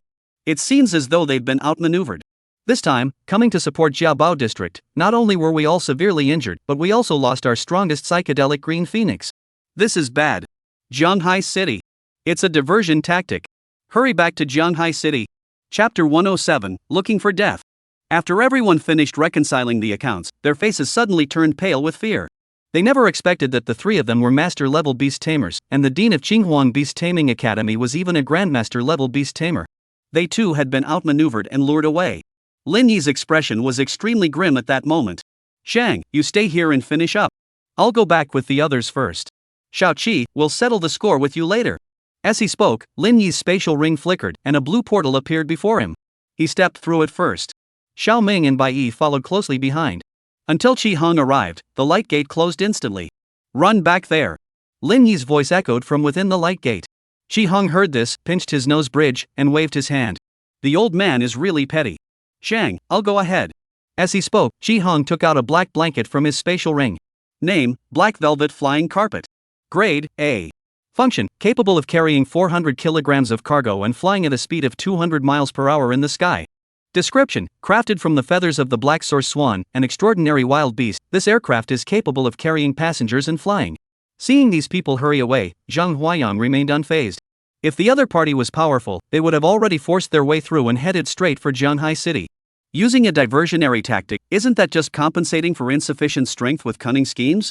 Standing atop the mountain, looking down at the devastated Jiabao Wasteland, Zhang Huayang sighed softly. He then returned to the Jiabao New District. Upon seeing Zhang Huayang return, the members of the Jinju squad, as well as the head of Jiabao New District, and Ai Hong, were present. Yang, what's the current situation? Upon hearing this, Zhang Huayang glanced at the few people in front of him, who were looking at him with an expression of intense anticipation. The matter had been resolved. And Ai Hong, upon hearing this, was overjoyed. After expressing his heartfelt gratitude, he finally left with a sense of relief. Only Bai Nan noticed the evasive expression on Zhang Huayang's face. She waited for a moment until only the members of the Golden Orange Squad were present before speaking. Yang, what's the situation on site? Upon hearing this, Chu Ziyuan and Lin Lei both instinctively looked over. Seeing this, Zhang Huayang sighed softly. He recounted in detail the events of the capture of the Grand Commander-level beasts beneath Jiabao New District and the abduction of Lin Yuan, the Beast Master. Upon hearing Zhang Huayang's account of the events, everyone fell into silence. After a long pause, Bainan finally spoke up. The matter here has been settled. We should return to Zhanghai City first. After spending a few days in Jiabanu district, helping the locals clear away the rubble and debris, we finally returned to Zhanghai City under the reluctant gaze of Ni Hong, who was reluctant to part with our free labor. However, the situation in Zhanghai City left the members of the Jinju team quite surprised. Zhanghai City had not changed at all. Upon returning to his residence, Zhang Huayang saw the situation before him and his pupils contracted. He actually saw Qi Hong at the door. Zhang Huayang? This seems to be my home. It was purchased by Zhang Huayang in the downtown area of Zhanghai City, and usually only he and Zhang Xiaoya live here. What are you doing here? Zhang Huayang muttered something, crossed his arms across his chest, and leaned against the door to rest. Ah! Qi Hong yawned and opened his eyes, seeing Zhang Huayang, his face lit up with joy. He then stood up and knocked on the door. Kong Ning, are you awake? Squeak! Upon hearing this sound, Zhang Huayang felt puzzled. Why is the sound coming from the front door? I just replaced it recently. Seeing a young woman in a public security bureau uniform come out of the room, Zhang Huayang? Hey, I forgot to tell you. Let me introduce you. This is Kong Ning, the new security officer at the Public Security Bureau. Upon seeing Kong Ning's face, Zhang Huayang's eyes widened in surprise. Is that Senior Kong? Kong Ning is also a student at Qinghuang Beastmaster Academy, and both she and Bainan are fourth-year students. Zhang Huayang had previously encountered the other party at the Golden Orange Squad's base. When Kong Ning saw Zhang Huayang, she also smiled slightly and nodded. After Kong Ning's explanation, Zhang Huayang finally understood. Just a few days ago, Zhang Xiaoya was on her way back when she was suddenly attacked by a commander-level white raven for no apparent reason. Had it not been for the 9-star vine ring given to her by Zhang Huayang, which blocked the fatal blow, Qi Hong would not have had enough time to react. To prevent Zhang Xiaoya from encountering any further accidents, he stayed at the door of the room and instructed his female colleague to stay inside with her. Upon learning the full story, Zhang Huayang nodded slightly. Zhang Xiaoya heard the commotion outside and walked out of the room. The moment she saw Zhang Huayang, her eyes turned red, and she rushed toward him. She embraced Zhang Huayang's body, trembling all over. Brother, I'm scared. While patting Zhang Xiaoya on the back to comfort her, he watched Qi Hong and the others leave. Zhang Huayang was in the living room, gently comforting Zhang Xiaoya. From Kong Ning, he learned that the one who had ambushed Zhang Xiaoya was a commander-level white raven. He already had a vague suspicion in his mind. Now, when he heard Zhang Xiaoya say that the white raven had attacked her and said, "I'll take your sister as interest first," Zhang Huayang immediately realized that this white raven was the same one he had fought to the death with in the Western Wasteland. Zhang Xiaoya took the 9-star vine ring off her hand and looked apologetic. Brother, I'm sorry, I broke it. Taking it from the other person's hands, the life value had dropped to freezing point, and the 9-star vine was on the brink of death. He ruffled Zhang Xiaoya's hair. It's not your fault.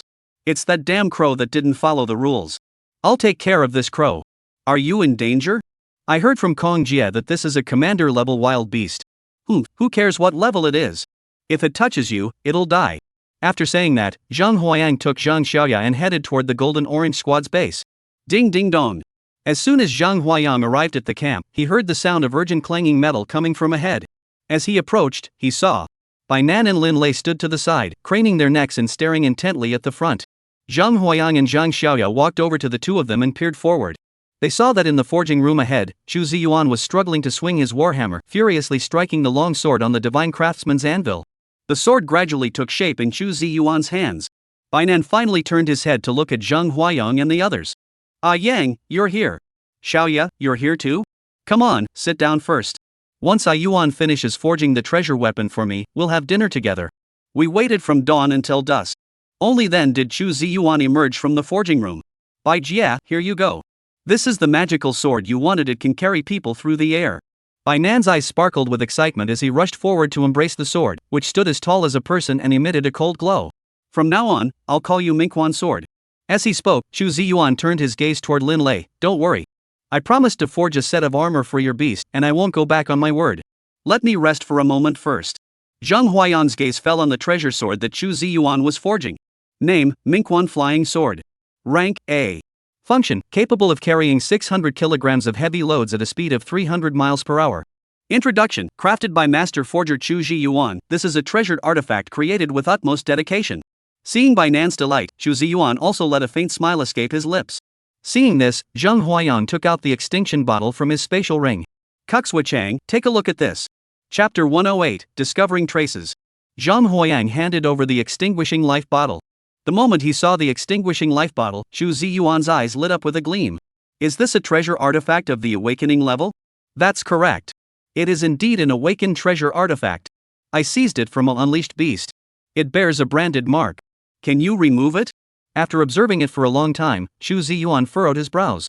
This branding method was neither the divine pattern technique of the Chu family nor the fallen god technique of the Quan family. It resembled the technique of the Guanyin clan, a family that had defected to the demon clan hundreds of years ago. Are you in a hurry to use it? If not, I'll leave it here. If you want to break the seal without damaging its power, it will require further study. Demon clan? The Guanyin clan? Zhang Huayang jotted down the two names and nodded slightly. You go ahead and research them. Let me know once you've finished. Seeing that Chu Ziyuan had left the life-extinguishing bottle, Zhang Huayang finally revealed the details of Zhang Xiaoya's attack. Upon hearing that the attacker was a commander-level wild beast, everyone present was utterly shocked. This white crow, daring to attack Xiaoya, must not be spared. By Nan? Lin Lei and Chu Ziyuan. Seeing everyone's stunned expressions, Zhang Huayang continued, if I'm not mistaken, that white crow is the mastermind behind the plot against Qi Hong and the others. Its arrival in Jianghai City must not have been as simple as attacking Zhang Xiaoya. Before the others could continue their discussion, Zhang Huayang's communicator suddenly rang. The caller was Qi Hang. Qi Hong told Zhang Huayang over the phone. News came from the Lu family, one of the 6 major families in Jianghai City. They claimed that while Qi Hong and others were heading to the Jiabo Wasteland to provide support, a sacred artifact that had been passed down through their family for generations was stolen. What? The divine weapon has arrived. These are descent tier artifacts, a whole tier stronger than awakening tier artifacts. However, Zhang Huayang also received some information. This white-crested crow might still be in Jianghai City and hasn't left yet. Upon seeing this, Zhang Huayang no longer hesitated. He opened the insect nest and released his own abyss mosquitoes. He ordered them to hide their bodies within the void and monitor the situation in Jianghai City with all their strength. If they detected any abnormalities, they were to notify him immediately.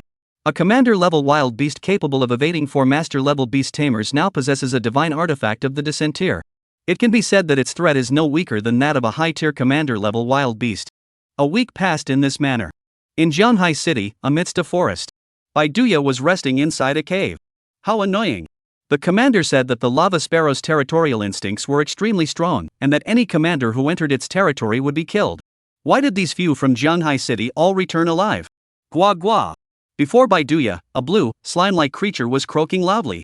Baiduya stared at the slime creature, furrowing his brows. You mean the security outside is tight now, and we can't go out easily? Slime, quack. Never mind. The white crow leaned against the cave and pulled out a black horn as long as an adult's arm from its feathers, handing it to the slime. Let's hide for a few days. At least we've got this divine artifact. Once the guards outside let their guard down, we'll return to the West River District. Then I'll be able to establish myself and build my own. As for you, little one, when will you finally advance to become a commander and unlock your full potential? Right now, it's a real hassle talking to you. Little did they know that while the white crow and the slime were discussing some matters here, in the air outside his cave, a fleeting strand of spatial energy flickered and vanished. At the same time, Zhang Huayang in the city center of Jianghai City received the beast's warning signal immediately. Through the beast's eyes, he looked down and indeed saw a highly concealed entrance, from which faint energy fluctuations could be felt. After searching for you for a week, I've finally found you. As he spoke, Zhang Huayang headed toward the Public Security Bureau where Qi Hong was located. Upon learning that Zhang Huayang had discovered the White Crow's trail, he abruptly stood up and was about to leave. However, he was stopped by Zhang Huayang. Going like this won't work. Your intentions are too obvious. Once that White Crow discovers you, it will definitely become desperate and lash out. That guy dared to bully my sister, so I'm absolutely determined to take him down.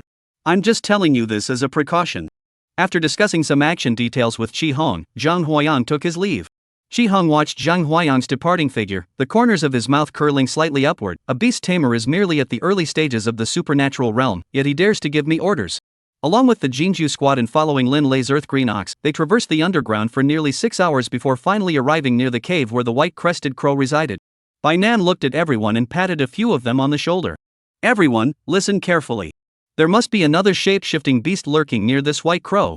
If you spot anyone who hasn't uttered the password, don't hesitate to attack immediately, regardless of their appearance. The few of them exchanged glances and nodded slightly. Alright, our target this time is a commander-level wild beast. We're not just driving it away, we're going to kill it. Alright, let's move out. The members of the Golden Orange Squad double-checked the details and then departed in 4 different directions. As for Zhang Huayang, being the strongest member of the Golden Tangerine Squad, he was tasked with drawing the attention of the white-crested crow at the front. After a lot of effort, Zhang Huayang finally managed to crawl out of the ground. Standing at the entrance of the cave, Zhang Huayang flipped his hand, grabbed the moon shadow bow, and fired an arrow at the pitch-black opening of the cave. Bang! The immense energy of the moon shadow bow erupted suddenly, surging straight toward the depths of the mountain cave. Whoosh! Seeing no movement in the cave, Zhang Huayang fired several more arrows. Come out! I know you're in there! Quack quack! After a long silence, the cave finally echoed with the cries of a few crows. A raven as tall as a person, entirely white, slowly emerged from the cave. The white raven looked at Zhang Huayang standing at the entrance of the cave, a flash of bloodlust flickering in its eyes before being replaced by utter confusion. Baiduya looked around warily, ensuring no one was lurking nearby, before speaking. You actually dared to come here alone to die? Don't you fear that I might kill you on the spot? If you were brave enough, you wouldn't be hiding in a cave like a coward. Zhang Huayang didn't care at all. The raven in front of him was a commander-level beast capable of taking his life. As the saying goes, misfortune doesn't strike one's family. You've been with the beast tamer for a long time, you must understand this principle. Have you now completely mingled with those wild beasts and become like them in your thoughts?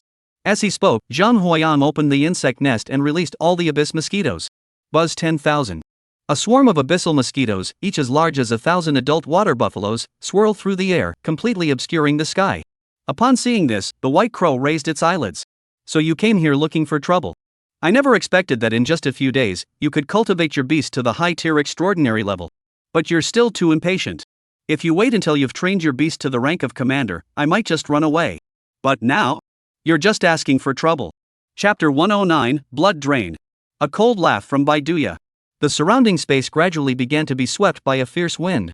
As the white crow's eyes grew cold. Whoosh! Countless fierce winds transformed into sharp wind blades, slicing through the air and charging toward Zhang Huayang's abyssal mosquitoes.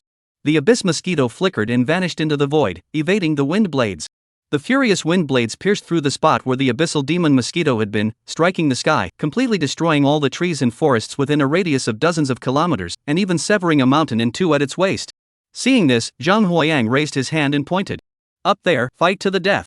At Zhang Huayang's command, thousands of abyssal mosquitoes screeched and roared as they charged toward the white crow, tearing into it with their fangs. A grasshopper trying to stop a cart. The white crow's wings suddenly rose, and an invisible force spread out from him, enveloping the surrounding area. Zhang Huayang saw this and hurriedly opened the system. Name, Mingya. Rank, Junior Commander. Strength, 4,600, Defense, 1,520, Speed, 830, Health, 6,400, Weight, 360 kilograms, Height, 3 meters. Skill, False King's Domain, Fatal Wasteland consumes 50% of life energy, transforming a 3-kilometer radius into a lifeless wasteland. Skill, Wind Assault. Skill, Commanders will a special ability exclusive to commander-level units, rendering all wild beasts of lower ranks unable to fight. Description: after the master's death, the beast that has severed ties with the human race and possesses the qualifications of a commander.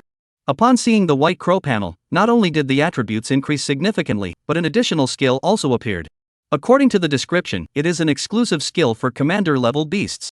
Zhang Huayang muttered under his breath. He had miscalculated. However, it is still within the scope of control. Gua gua! The crows cawed loudly for a long time. I had thought that the abyss mosquitoes would fall from the sky like the other beasts of the wilderness. Looking up, these abyss demon mosquitoes, aside from their aura weakening slightly, appeared almost identical to before. They continued to attack with full force. How is this possible? How could these extraordinary beasts withstand the commander-level battle intent? Baiduya stared intently at the abyssal mosquitoes in the sky for a long time, his eyes wide with shock. These mosquitoes all possess the abyss bloodline. Baiduya dared not even think about the mosquitoes before him. After all, it was the bloodline of the abyss, one of the 4 sacred lands. It possessed a natural resistance to bloodline-based suppression. Bang! Baiduya was caught off guard and struck by countless spatial cuts. The unparalleled cutting power tore apart the mountain peaks that Baiduya had hidden, reducing them to fragments. See Baiduya's health points drop from 6,400 to 6,200. Zhang Huayang raised his eyebrows slightly, and the corners of his mouth turned up in a faint smile. Even a high-tier extraordinary being facing a commander-level opponent isn't completely without the ability to resist, right? At the very least, the high-tier extraordinary abyssal mosquitoes, while unable to completely resist the commander's authority, can still withstand most of it and remain combat effective. Upon seeing this, Baiduya snorted coldly. Before Baiduya could react, another swarm of grayish-black mosquitoes appeared in the sky. It was Zhang Huayang's Inhuigu mosquito.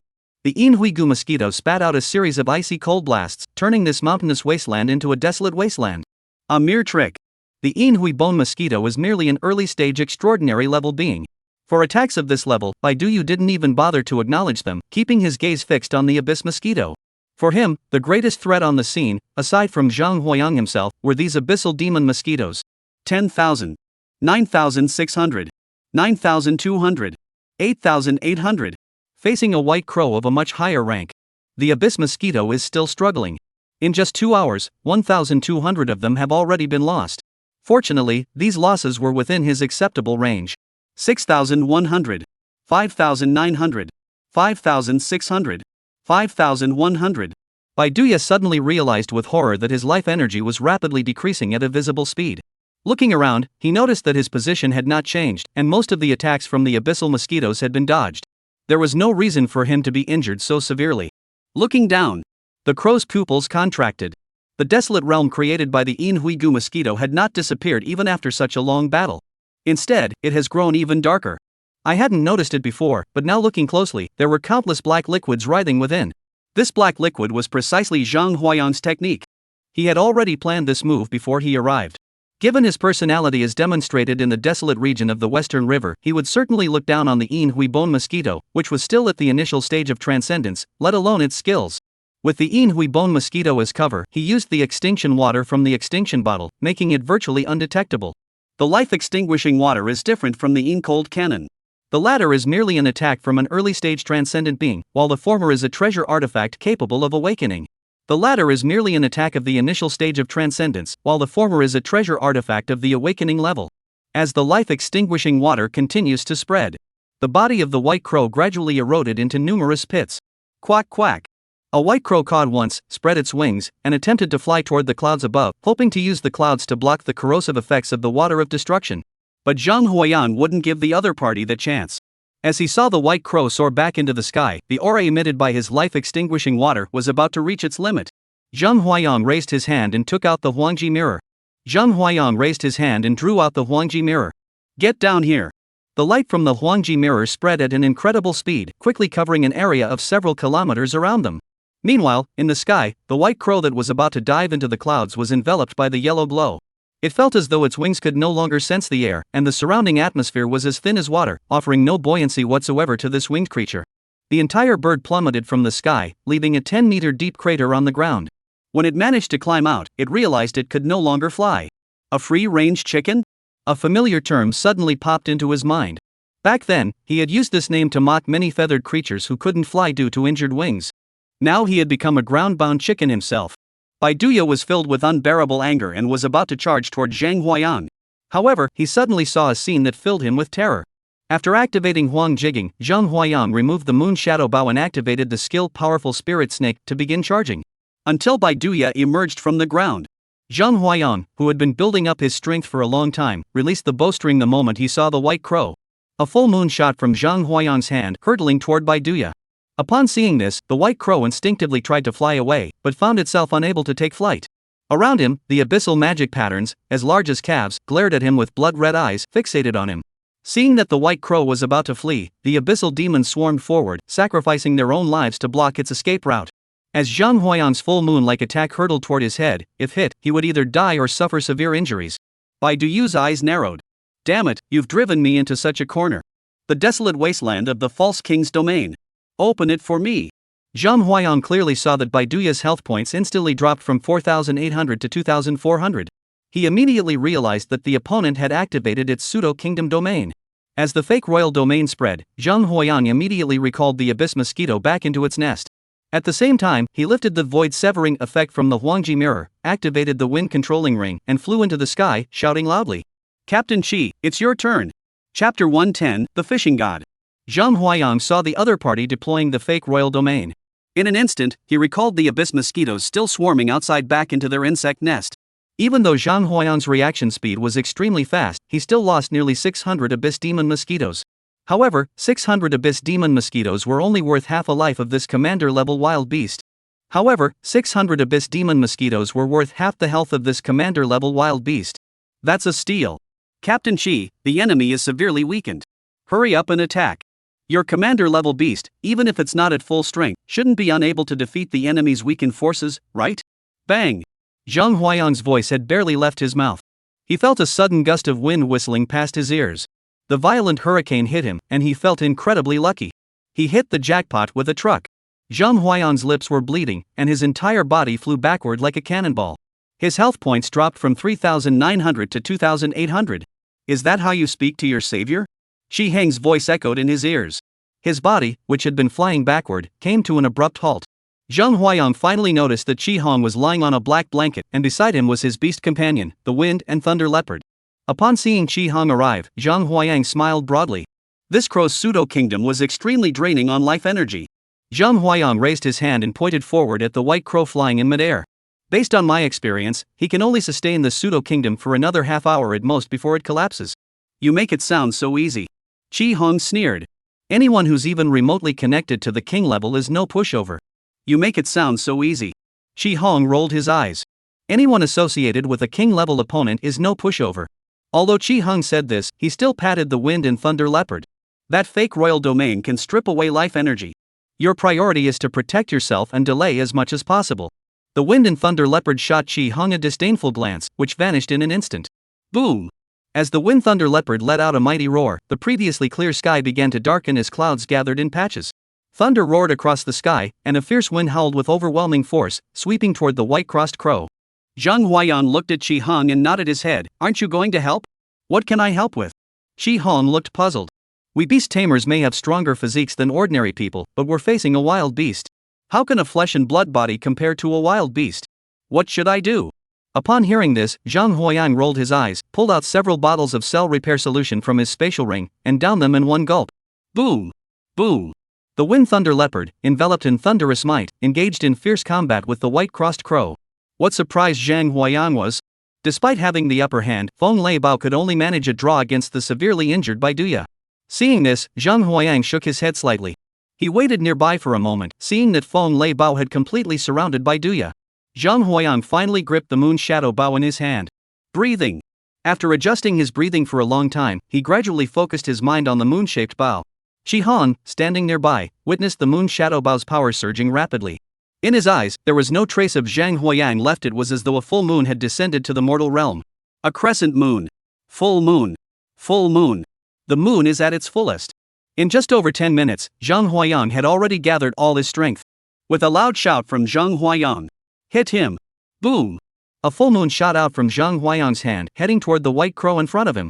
The Wind Thunder Leopard had already received Qi Heng's orders the moment Zhang Huayang began to gather his strength.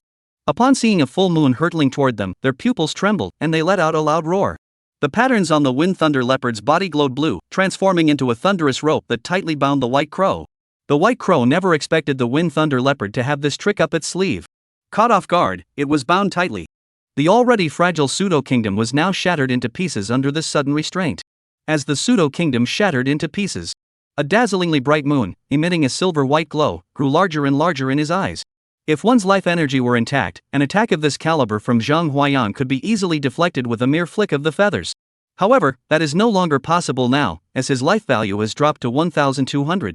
If he takes another hit, he'll probably die.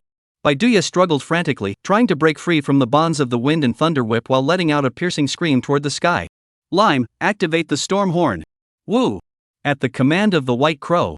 From the depths of the cave, a piercing scream echoed out. The sound of the trumpet was solemn and solemn, tinged with a hint of tragedy, echoing throughout the heavens and earth. Upon hearing the sound, Qi Heng's expression suddenly changed, and he hurriedly called Feng Lei Bao back to his side. As for the full moon, the moment the horn sounded, it was shattered by the furious howling and crashed to the ground. Zhang Huayang looked up, his pupils suddenly contracting. Above the sky, a storm with a diameter of tens of kilometers had gathered at some point. Within the storm, endless thunder rumbled and roared. Qi Hong saw this and approached Zhang Huayang. Don't worry, I've heard of the Lu family's divine artifact, the storm horn. If a king-level powerhouse were to sound it, an entire district might be obliterated. From what I can tell, the wild beast that sounded the horn is at most a low-tier commander, or even lower. As expected, the storm in the sky gathered for less than 3 minutes before dissipating along with the horn sound. Before them, there was no trace of the white crow's deeper meaning. Qi Hong saw this, furrowed his brows, and looked at Zhang Huayang, who was standing beside him with his arms crossed, looking extremely puzzled. Do you know that I rushed here to help you, traveling non-stop for nearly 3 hours without even taking a sip of water? Now don't tell me that's the end of it. Zhang Huayang rolled his eyes, pulled out 2 fishing rods from his spatial ring, and handed one to Qi Hong. What's the rush? Let's go fishing first. Without waiting for Chi Hong to explode, Zhang Huayang shouldered his fishing rod and walked toward the nearest pond. Chi Hong saw this and furrowed his brows, unsure of what Zhang Huayang was planning. Now that things had come to this point, since Zhang Huayang, the person directly involved, wasn't in a hurry, why should he be? Chi Hong sat down beside Zhang Huayang and cast his line into the water. Just then, Chi Hong caught a glimpse of the fishing rod in Zhang Huayang's hand. The fishing rod of the fishing god, Arufu, how did it end up on you? This fishing rod is a precious item that the high-ranking commander of the Ma family obtained after great effort from the Quan family. I remember it was stolen 6 months ago. Could it be you? Oh. Upon hearing the words god of fishing, Zhang Huayang's heart skipped a beat. To hold such a title was the ultimate aspiration for all seasoned anglers. Chi Hong couldn't withstand Zhang Huayang's constant questioning, which left him unable to calm his mind, let alone fish. It was only then that he mentioned a few words about the fishing god and Arufu to Zhang Huayang. Arufu was a figure from 600 years ago. He himself was a legendary beast tamer, and his strength was among the top in the human race. The incident that made him the fishing god occurred in the second year after Aruf ascended to the rank of master. Aruf was assigned the task of defending the North Sea. While fishing in the North Sea, he used his exceptional fishing skills to capture the young chief of the North Sea Pang clan, one of the 4 sacred lands. The epic-level primordial beast the golden-winged flying Pang was reeled up from beneath the Beihai glaciers, and was ultimately subdued. In the end, the human race and the Northern Sea Pang tribe reached an agreement. The Northern Sea Pang tribe would defend the human race against demonic invasions for 600 years in exchange for the release of their young tribal chief. As a result, Arufu was revered by the human clan as the god of fishing. Chapter 1, Mirror Flower, Water Moon. Chapter 1, Mirror Flowers and Water Moon. Chapter 1, Mirror Flowers and Water Moons. Lin Lei's location. Within a radius of several dozen kilometers around him, the area had been completely filled with the life-extinguishing water. Anyone attempting to pass through this area would have to cross the narrow bridge guarded by Lin Lei. Lei, it's over. Let's go back. Lin Lei looked at Bai Nan in front of him, who looked exactly the same as usual, and was just about to respond. Suddenly, he remembered that when he had arrived, Zhang Huayang had mentioned something to him. Later, one or more of them might come over. Make sure to check carefully to see if it's really them. Lin Lei looked at Bai Nan in front of him and asked, Sister Bai, what should we eat later? Bai Nan heard this, thought for a moment, and replied directly, let's go eat grilled meat. Boom! Before Bai Nan could finish speaking, the ground began to violently tremble, and a green ox the size of a truck burst out from beneath the earth. The 2 horns emitted a yellowish-brown glow, sending Bai Nan flying a great distance away. Lin Lei looked at Bai Nan and snorted coldly, what are you eating? Bai Jia has always let me make the decisions, he just lies around waiting to eat. Moreover, you didn't say a single word about the agreed-upon signal. You're practically asking for trouble. Bai Nan wasn't paying attention and was hit squarely by Lin Lei's earth green ox, sending him flying backward. He flew straight for 3 minutes, crashing into a mountain peak and shattering it into pieces before finally coming to a stop. Ouch! The voice of the white crow suddenly came from the slime, which had returned to its original form. I never expected that Guy's schemes would go this far. He even had people stationed here to guard the place. Slime, gurgle. The white crow looked at the slime and sighed helplessly. I've fed you so many resources, why haven't you gained any intelligence yet? Bai Duya then turned to look in Lin Lei's direction and snorted coldly. If it weren't for the excessive consumption of life energy, this mid-tier extraordinary beast wouldn't stand a chance against me. Just then, Bai Duya suddenly heard a buzzing sound coming from the sky above. As he watched, a spatial fissure began to form in the sky. It really is relentless. The white crow cawed once, then grabbed the slime with one claw and transformed into a streak of light, soaring toward the sky. Zhang Huayang arrived late, looked at Lin Lei sitting on the green ox, and nodded slightly. Senior Lin, could you please stay and keep watch for a while longer? Lin Lei heard this, raised his eyebrows, and patted the large green ox beneath him. Moo! The great green ox let out a mighty bellow. Zhang Huayang saw a massive boulder rising from the ground, hurtling toward his face. Zhang Huayang? Do you really need to be so straightforward? All the people who need a place showed up at the same time as me. Lin Lei heard this and snorted coldly, don't think I don't know what you're up to. Lin Lei heard this and snorted coldly, don't think I don't know what you're up to. I've seen this kind of trick before. Seeing this, Zhang Huayang sighed helplessly, turned around, and entered the spatial fissure, disappearing from the spot. Lin Lei finally noticed the spatial fissure in mid-air and scratched his head. This looks so real. Chu Ziyuan was even more direct. The moment the white crow appeared, the treasure in his hand began to emit a faint humming sound. He immediately activated the treasure in his hand. Instantly, countless lasers shot into the sky, heading toward the white crow. If it weren't for the defensive treasure artifact the white crow possessed, it would have been pierced like a sieve. Zhang Huayang pursued him to Chu Ziyuan. Chu Ziyuan was different from Lin Lei, he wasn't as stubborn. Upon noticing Zhang Huayan's arrival and realizing that his precious artifact remained undisturbed, he finally relaxed after confirming the password. Chu Ziyuan looked at Zhang Huayan. Zhang Jr., if everything goes as planned, that guy should be heading toward Bai's place. Zhang Huayan nodded slightly. He hasn't arrived yet. After spending most of the day at Chu Ziyuan's place, Zhang Huayan finally spotted Bai Duya's figure on a nearby hilltop in the direction where Bai Nan was keeping watch. At this point, Bai Nan had been stationed there for nearly 18 hours. He was so bored he was about to start playing with his fingers. Speaking of which, that raven is at least a bird. Doesn't it know how to fly over? Just as she was taking a piece of sugarcane out of her spatial ring and biting into it. Ah! A sudden piercing scream jolted Bai Nan back to his senses. Bai Nan opened his beast summoning space and released his summoned beast. Screams grew louder as they drew nearer. Bai Nan finally saw that the one screaming was a stranger. Bai Nan? After sending the beast to investigate and confirming that it was indeed just an ordinary person, Bai Nan finally breathed a sigh of relief. He walked forward, helped the person to the side, and handed them a bottle of water. Ton. This person looked up and was dazzled. After a long while, the man exhaled a long, heavy breath. Thank you, Master Beast Tamer, for saving my life. As he spoke, the man knelt on the ground and banged his head 3 times on the ground in front of Bai Nan. Bai Nan had never seen such a scene before and hurriedly helped the man to his feet. After inquiring, they finally found out. The woman's name was Kai Shirjin. She was originally a villager from the folk village of Xi'an on the west bank of the Baijiao River in Jianhai City. This time, she came here with her boyfriend to have a wild, passionate encounter in the wilderness. However, just as she was about to claim victory and clean up the battlefield, a massive wild beast suddenly charged toward their battlefield. This also resulted in her boyfriend being torn to pieces, while she was luckier and was knocked back by the shockwave into the Baijiao River. Drifting along the river, she finally arrived here. Bai Nan was so embarrassed by Kai Xiaojin's description that his face turned red. For a moment, he even forgot to ask what the wild beast looked like. Boom! Just as she was patting Kai Xiaojin on the shoulder to comfort her, a sudden wild beast's roar echoed from ahead. Looking up, they saw a rhinoceros the size of a truck engaged in battle with a pack of wild wolves. Kai Xiaojin saw the rhino and was so scared that her whole body trembled. She pointed at the massive rhino. It's it! Upon hearing this, Bai Nan immediately became furious. He pointed at the rhinoceros and shouted at the beast tamer. Monkey brother, attack him! Kill him and avenge this sister's enemy in battle. At that moment, Zhang Huayang had already emerged from the spatial fissure created by the abyssal demon mosquito. Seeing the changes here, Bai Nan also widened his eyes in astonishment. For no other reason. Bai Nan was currently holding a slime that was entirely blue and slimy. With his other hand, he pointed at the towering mountain peak ahead, commanding his beast to attack furiously. Zhang Huayan? His gaze fell on the slime. Name, Mirror Flower Slime. Rank, High Tier Supernatural.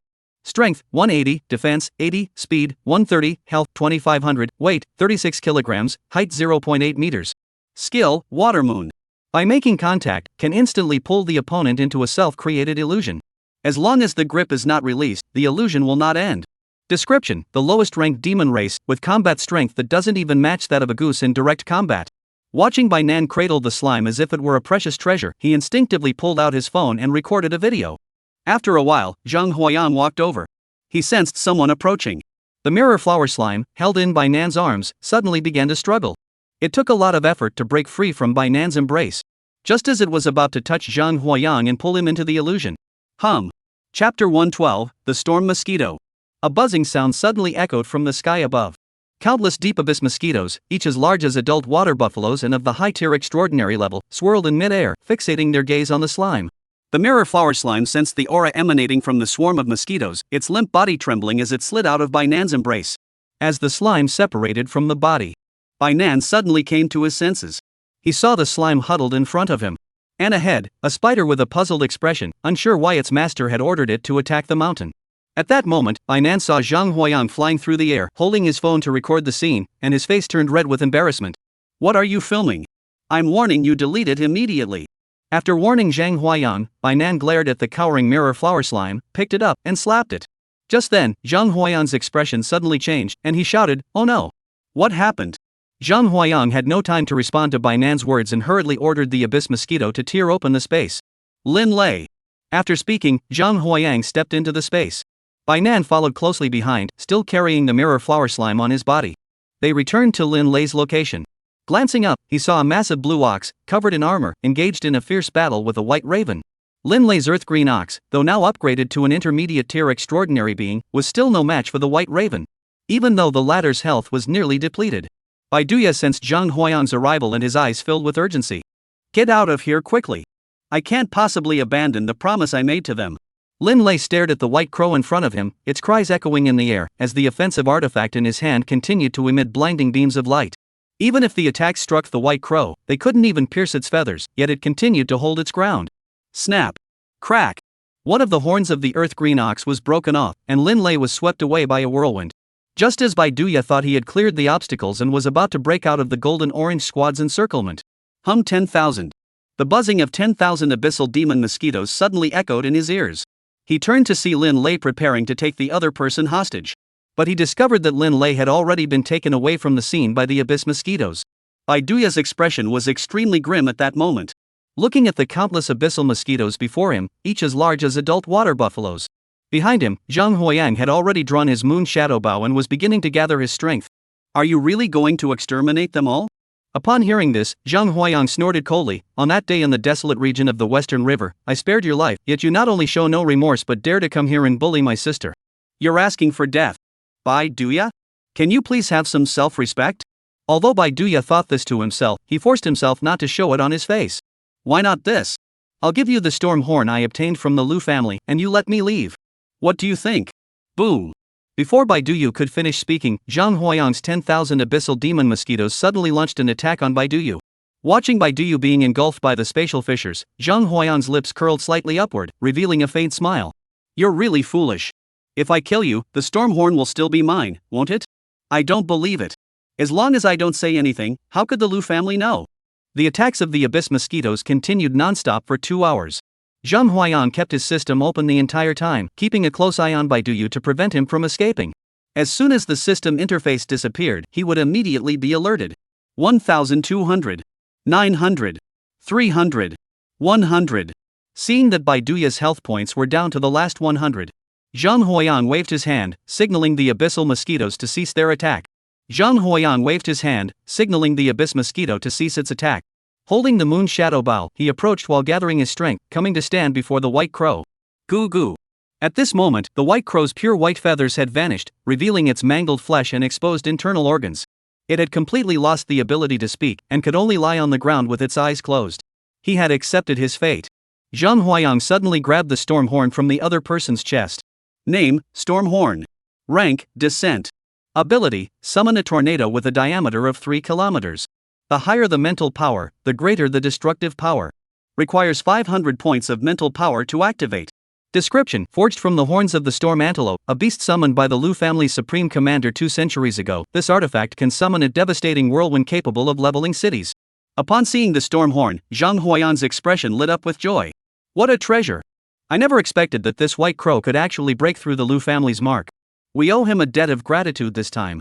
Thinking of this, Zhang Huayang stood before the white crow, which was as large as a small mountain, and released the moon shadow bow. Boom! A full moon, enveloped in boundless might, shattered the beating heart of the white crow. Seeing Baiduyu's health bar drop to 0, Zhang Huayang finally exhaled in relief. With a flick of his wrist, the abyss mosquitoes swarmed forward, devouring the white crow until there was nothing left. Devouring a commander-level wild beast, obtained 120 units of flesh and blood. Restored 102 HP, 42 strength, and 21 mental power. Obtained commander-level bloodline. The insect nest gains the ability to hatch mosquitoes, storm mosquitoes. Every 10 units of flesh can hatch 1 storm mosquito. Open the storm mosquitoes attribute panel. Beast taming, storm mosquito. Rank, high tier supernatural. Strength, 2510, defense, 800, speed, 520, health, 3000, weight, 44 kilograms, height, 12 meters. Skill 1, Wind Blade swings a massive wind blade to tear apart opponents. Skill 2, Windless Zone creates a circle within a certain range, stopping all winds. Skill 3, Wind Control allows normal flight in any level of strong winds. Description: born from a whirlwind, these mosquitoes possess the innate ability to manipulate strong winds. Upon seeing this, Zhang Huayang finally nodded in satisfaction. With these storm mosquitoes and the storm horn, it's absolutely perfect. Watching the area within dozens of kilometers being destroyed, Zhang Huayang sneered. At least this area borders the wasteland, so there aren't many people around. Otherwise, things would have been much more complicated. With that, Zhang Huayang dragged the unconscious Lin Lei into the spatial fissure. When Lin Lei came to, nearly a week had passed. Lin Lei looked at the few people sitting beside him, watching over him, and lowered his head. I'm sorry for causing you all worry. Upon hearing this, Bai Nan pulled over a chair and sat down next to Lin Lei. Snap! Before Lin Lei could react, Bai Nan slapped him across the forehead. We're all on the same team. What nonsense are you talking about? If you say that again, I'll fire you, believe it or not. Oh. Lin Lei heard this and simply said, oh, without continuing the conversation. As he spoke, Bai Nan glanced around furtively and upon seeing no one else, turned to Zhang Huayang. The Lu family's heirloom is now in your hands? Upon hearing this, Zhang Huayang nodded. Then you must keep it safe and make sure they don't find it. I heard that the beast tamers who went to support Manhwa City have already returned. The two commanders of the Lu family have also withdrawn from the front lines.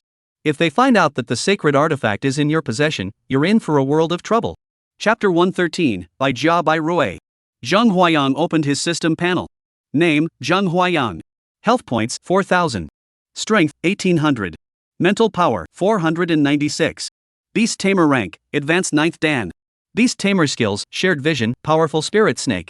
Beast Tamers, Abyssal Demon Mosquito LV3, Heavenly Thunder Mosquito, Shadowbone Mosquito, Banished Mosquito, Storm Mosquito. Beast Taming level, High Tier Supernatural. Number of mosquitoes in the nest, 20,000.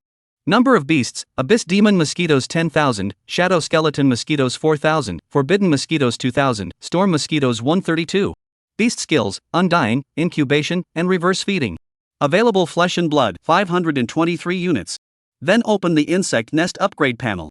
Required for Bug Nest Upgrade, 200,200 Extraordinary Grade Flesh, 013 Queen Flower Honey Crystals, 77 Black Goldwood, and 03 Extreme Heavenly Crystal Stones. Requirements for upgrading the Insect Nest, 200,200 Extraordinary Grade Flesh, 013 Emperor Flower Honey Crystals, 77 Black Goldwood, and 03 Extreme Crystal Stones. To further enhance the power of your beast, there are 2 more items you need to gather. Returning the system panel, I followed the members of the Golden Orange Squad to the Beastmaster Alliance Association in Jianhai City. The Civilian Beastmaster Alliance? You only accept commoner-level beast taming talents? The staff's astonished voices echoed throughout the entire alliance. The beast tamers nearby all turned their attention toward Zhang Huayang. Seeing that they were all young faces, they couldn't help but shake their heads. Among the Golden Tangerine Squad, only Zhang Huayang had made the news in Jianhai City. That was just a fleeting moment, and he was quickly suppressed by the 6 major families. As for the others, they didn't even make the news, let alone the community newspaper. Except for those from the Qinghuang Beastmaster Academy, no one even knew who they were. Bai Nan looked at the staff member in front of him, who was looking down on him, and tapped on the counter. Can you process this? Yes, it can be done. The teller saw Bai Nan's expression and hurriedly spoke up. However, I still need to advise you. I've dealt with many alliances like yours before. Those people were just like you, young individuals full of vitality and faith, eager to create a better future for the weaker beast tamers. What about these people? Hearing the teller's words, Bai Nan's eyes flickered with a hint of confusion. Upon hearing this, the teller glanced at himself, then at his colleague beside him, smiled, and said nothing. Among them, the members of the Golden Orange Squad learned that there were currently 72 Beastmaster Alliances and 206 Beastmaster teams in Jianhai City. The Central Beastmaster Hall in the capital city allocates a portion of its resources annually to the Jianhai City Beastmaster Alliance Center for the training of Beastmasters. When converted to dragon coins, this amounts to nearly 100 million. If distributed evenly, each Beastmaster team would receive approximately 500,000 in basic funding. This policy was originally intended to benefit beast tamers, but the beast taming families in Jianhai City have firmly controlled the Beast Taming Alliance. As a result, Beast Masters of the Awakened rank can only receive 2,500 dragon coins each month. Upon hearing the monthly salary of 2,500 dragon coins, Zhang Huayang couldn't help but complain inwardly. This is practically begging on the street. Get your documents in order. The Golden Orange Squad left the Alliance Center. They were still discussing whether to form a second Golden Tangerine Squad upon their return to assess the situation. You guys, stay right there. Suddenly, a loud shout came from ahead. Looking up, he saw several tall, burly men, led by a young man, closing in on him.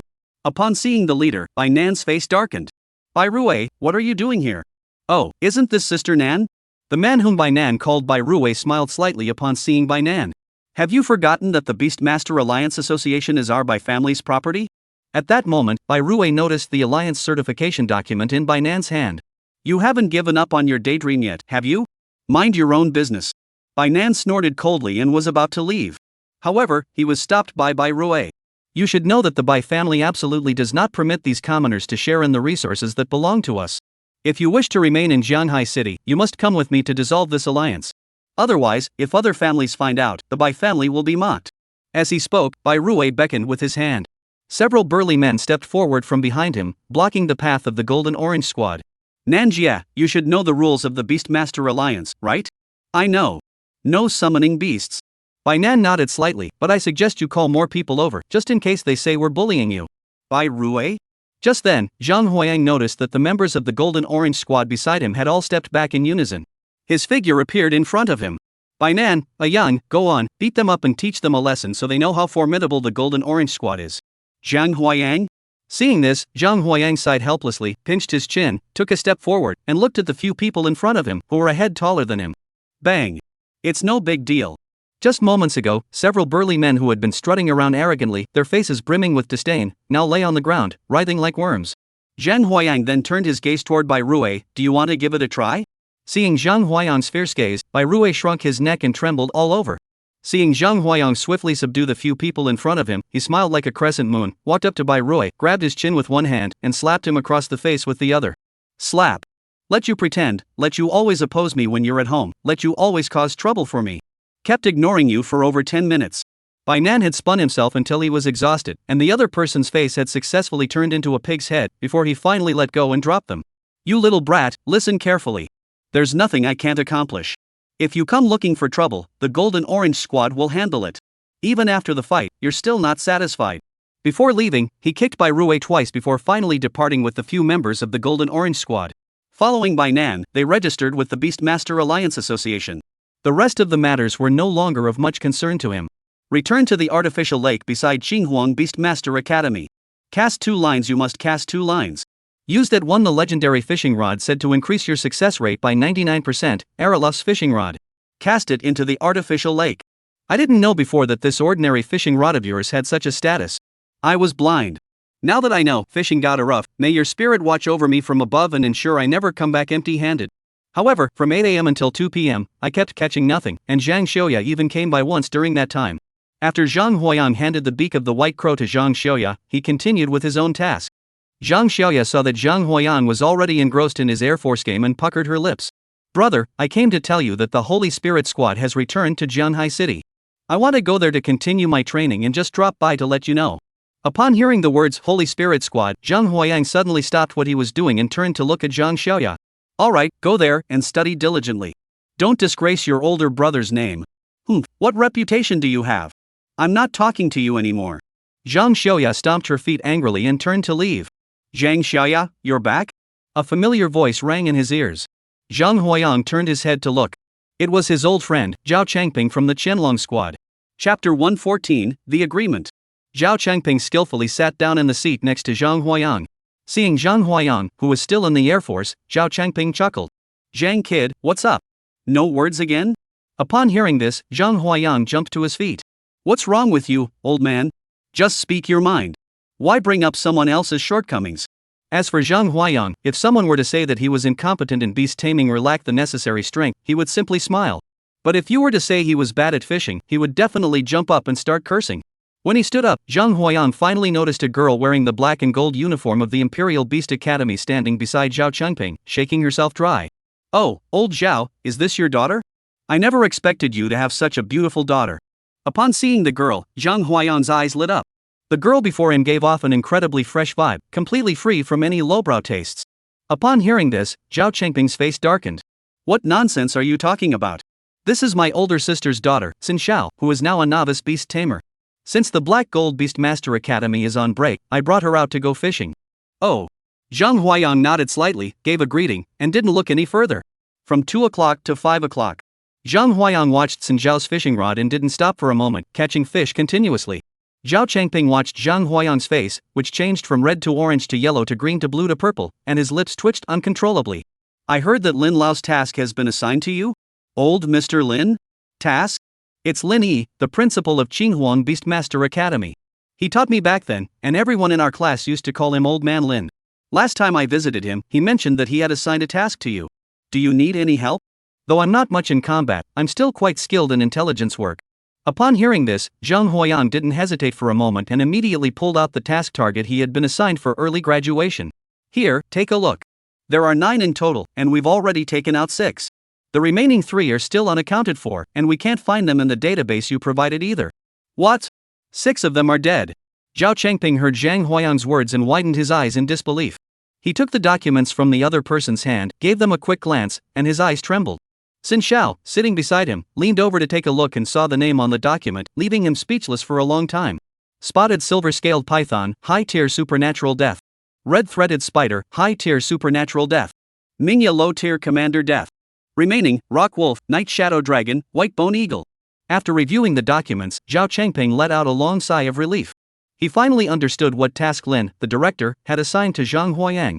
This was a secret mission to eliminate someone, issued by the Central Beast Control Bureau. However, Zhang Huayang seems unaware of the gravity of this mission. After a long while, Zhao Changping calmed down and carefully tucked the documents away. I can look into the information about the remaining 3 wild beasts for you. Thank you very much. But, before Zhang Huayang could finish speaking, Zhao Changping's but came through. Upon hearing this, Zhang Huayang's heart skipped a beat. When negotiating terms with someone, the most dreaded thing is that one but. Everything was going smoothly, and then suddenly a but comes along, and everything is ruined. It's like trying to eat poop before it cools down. Zhao Changping glanced at Xin Xiao beside him and spoke slowly. Xiao, I found you a top-tier fighter this time. You can tell him yourself. Xin Xiao hesitated upon hearing this, though she had seen the names and ranks listed in the documents earlier. However, he still couldn't believe that the person in front of him, who was just a first-year trainee like himself, could kill a commander-level wild beast. However, he still couldn't believe that the person in front of him, who was also a first-year trainee like himself, could have killed a commander-level wild beast. However, when Zhao Changping spoke, she finally opened her mouth. It's like this, I found out that one of my mother's belongings is in a remote area. However, the beasts in that desolate area are extremely powerful, and without a commander-level leader, they cannot be defeated. Are there commander-level beasts in the Wasteland? There is one. In that case, I'll take care of it. When should I go? Seeing Zhang Huayang take on this task so easily. Seeing Zhang Huayang accept this task so easily. Not only Xin Xiao, but even Zhao Changping looked completely bewildered. Why don't you reconsider? According to the information I've received, there are nearly 300 high-tier extraordinary grade wild beasts there, and none of them have the combat prowess of a commander-level beast tamer. There's no way we can get through. Zhang Huayang scoffed, looking disdainful. I thought there were so many. Only 300 high-tier extraordinary beasts? No big deal. Xin Xiao heard Zhang Huayang's words and grew increasingly annoyed. He pinched the bridge of his nose and tugged at the sleeve of Zhao Changping, who was standing beside him. Uncle, is something wrong with this guy? He talks just like Zhao Wufu, the guy who lives next door to me. His mouth is as sharp as a knife. Uncle, is something wrong with this guy? He talks just like Zhao Wufu, the old man who lives next door to me. His words are all over the place. Xin Xiao pointed to his own head, then to Zhang Huayang. Seeing this, Zhao Changping also looked hesitant. In Zhao Changping's eyes, Zhang Huayang's beast taming was still at the initial stage of the extraordinary realm, while the beasts mentioned in the documents were likely killed by sheer numbers. As for the commander-level wild beast, he only believed it was something Zhang Huayang added to showcase his own strength. However, since things had already reached this point, given his current strength and connections, he couldn't think of any way to retrieve the late leader's belongings from that desolate area. Now he has come across Zhang Huayang. Since Director Lin dared to entrust such a secret mission to Zhang Huayang, what was there to fear? Zhao Changping took a deep breath and spoke slowly. Since that's the case, then I'll trouble you with it. As he spoke, Zhao Changping gave Xin Xiao a meaningful glance. Xin Xiao snapped back to reality, quickly stood up, and bowed slightly to Zhang Huayang. Then we'll trouble you, Zhang. Ah. Zhang Huayang waved his hand dismissively. It's just a normal transaction. Don't make a big deal out of it. Eh? Zhang Huayang waved his hand dismissively. It's just a normal transaction. Don't make a big deal out of it. As for the strength of this barren area, Zhang Huayang wasn't being arrogant. With his current insect nest strength, unless the opponent was like Baiduyu not only powerful but also skilled in tactical maneuvers, he wouldn't stand a chance. As long as the opponent isn't a commander of that caliber, he has nothing to fear. At that point, even if I can't kill that commander, relying on our own strength, retrieving the late mother's belongings from the wasteland would still be quite straightforward. At that moment, Zhang Huayang suddenly thought, since the other party was well informed. If that's the case, do you happen to have any information about the Bowan Huamijing and the Ji in Tianjingshi? Upon hearing the names of these two treasures. I've heard of those two treasures. Zhao Cheng's expression changed. What do you want these two items for? What's the matter? Is there a problem? This is a big problem. Zhao Changping saw Zhang Huayang's indifferent expression and his lips twitched. I only know one of these two things. The Boang Huamijing is said to be a plant of the commander-in-chief level. Only during the hottest days of June, known as the 3 dog days, does the flower produce approximately 12 kilograms of nectar. And from every 3 kilograms of nectar, only 1 batch of honey crystal can be made. As for the extreme crystal stone, since it can be compared to the queen flower, it is clearly a rare treasure. I need to go back and research it thoroughly. Upon hearing this, Zhang Huayang nodded slightly. If that's the case, then it will be troublesome. Both parties reached an agreement amicably and signed the contract. After signing the contract, both parties sighed in relief and hurriedly packed up and left, fearing that the other party might react and they would end up at a disadvantage. Chapter 115, Blackwater City. Chapter 115, Blackwater City. Back at the Golden Orange Squad's base, Zhang Huayan leaned back on the sofa to rest and turned on the TV. June 13, Manhwa City was attacked by a king-level wild beast, reducing the entire city to ruins. It was a tragedy for the entire human race. June 16. Hundreds of master-level beast tamers, accompanied by commander-level beasts, rushed to Manhwa City to provide support, finally halting the expansion of the Manhwa Wasteland. August 21. Under the mediation of Zhang Hong, the South Wasteland campaign finally came to an end. Listening to the news on the television, Zhang Huayan could only sigh softly. Bang!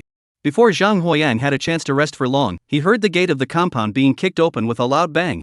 Damn it, those people from the Family Alliance are utterly despicable. Bainan's angry voice reached Zhang Huayan's ears. What's going on? What? Bainan suddenly heard Zhang Huayang's voice, paused for a moment, then sat down next to Zhang Huayan with Lin Lei. Yang, this time you've got to give them a good lesson. After Bainan's account, Zhang Huayang finally understood. On the day they established the Alliance of the Common People, they had believed that Zhang Huayang's reputation would intimidate the members of the family. However, what Bainan did not anticipate was that the members of the family seemed utterly unconcerned by Zhang Huayang's notorious reputation. When they saw Bainan recruiting commoners with beast taming talent to become beast tamers, they immediately came over and smashed his stall. However, Bainan and his group were only mid-tier extraordinary beast tamers, and they were no match for the family beast tamers. Upon hearing this, Zhang Huayan's eyes flashed with a cold gleam, and a murderous aura surged forth. He made a throat-slitting gesture toward Bainan. As far as I know, there are only 13 commander-level beast tamers who have returned from the front lines in Jianhai City. I just don't believe that every family has a commander-level beastmaster stationed there. Give me the list, and I'll track them down one by one and talk to them. Seeing Zhang Huayan's expression, Bainan shuddered and quickly raised his hand to stop him. The situation hadn't escalated to that point yet. The other party was just trying to disgust him and hadn't reached the point where physical violence was necessary. If it ever comes to that, I'll contact you. Time flies, and 3 days have passed in the blink of an eye. On this day, Zhang Huayang was still fishing at the artificial lake next to the Qinghuang Beast Taming Academy. Zhang Huayang looked at his attribute panel. Name, Zhang Huayang. Health points, 4,000. Strength, 1,800. Mental power, 502. Beast Tamer rank, Advanced 9th Dan.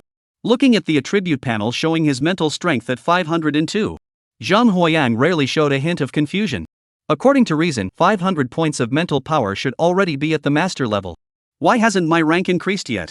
Or perhaps a breakthrough requires a specific opportunity.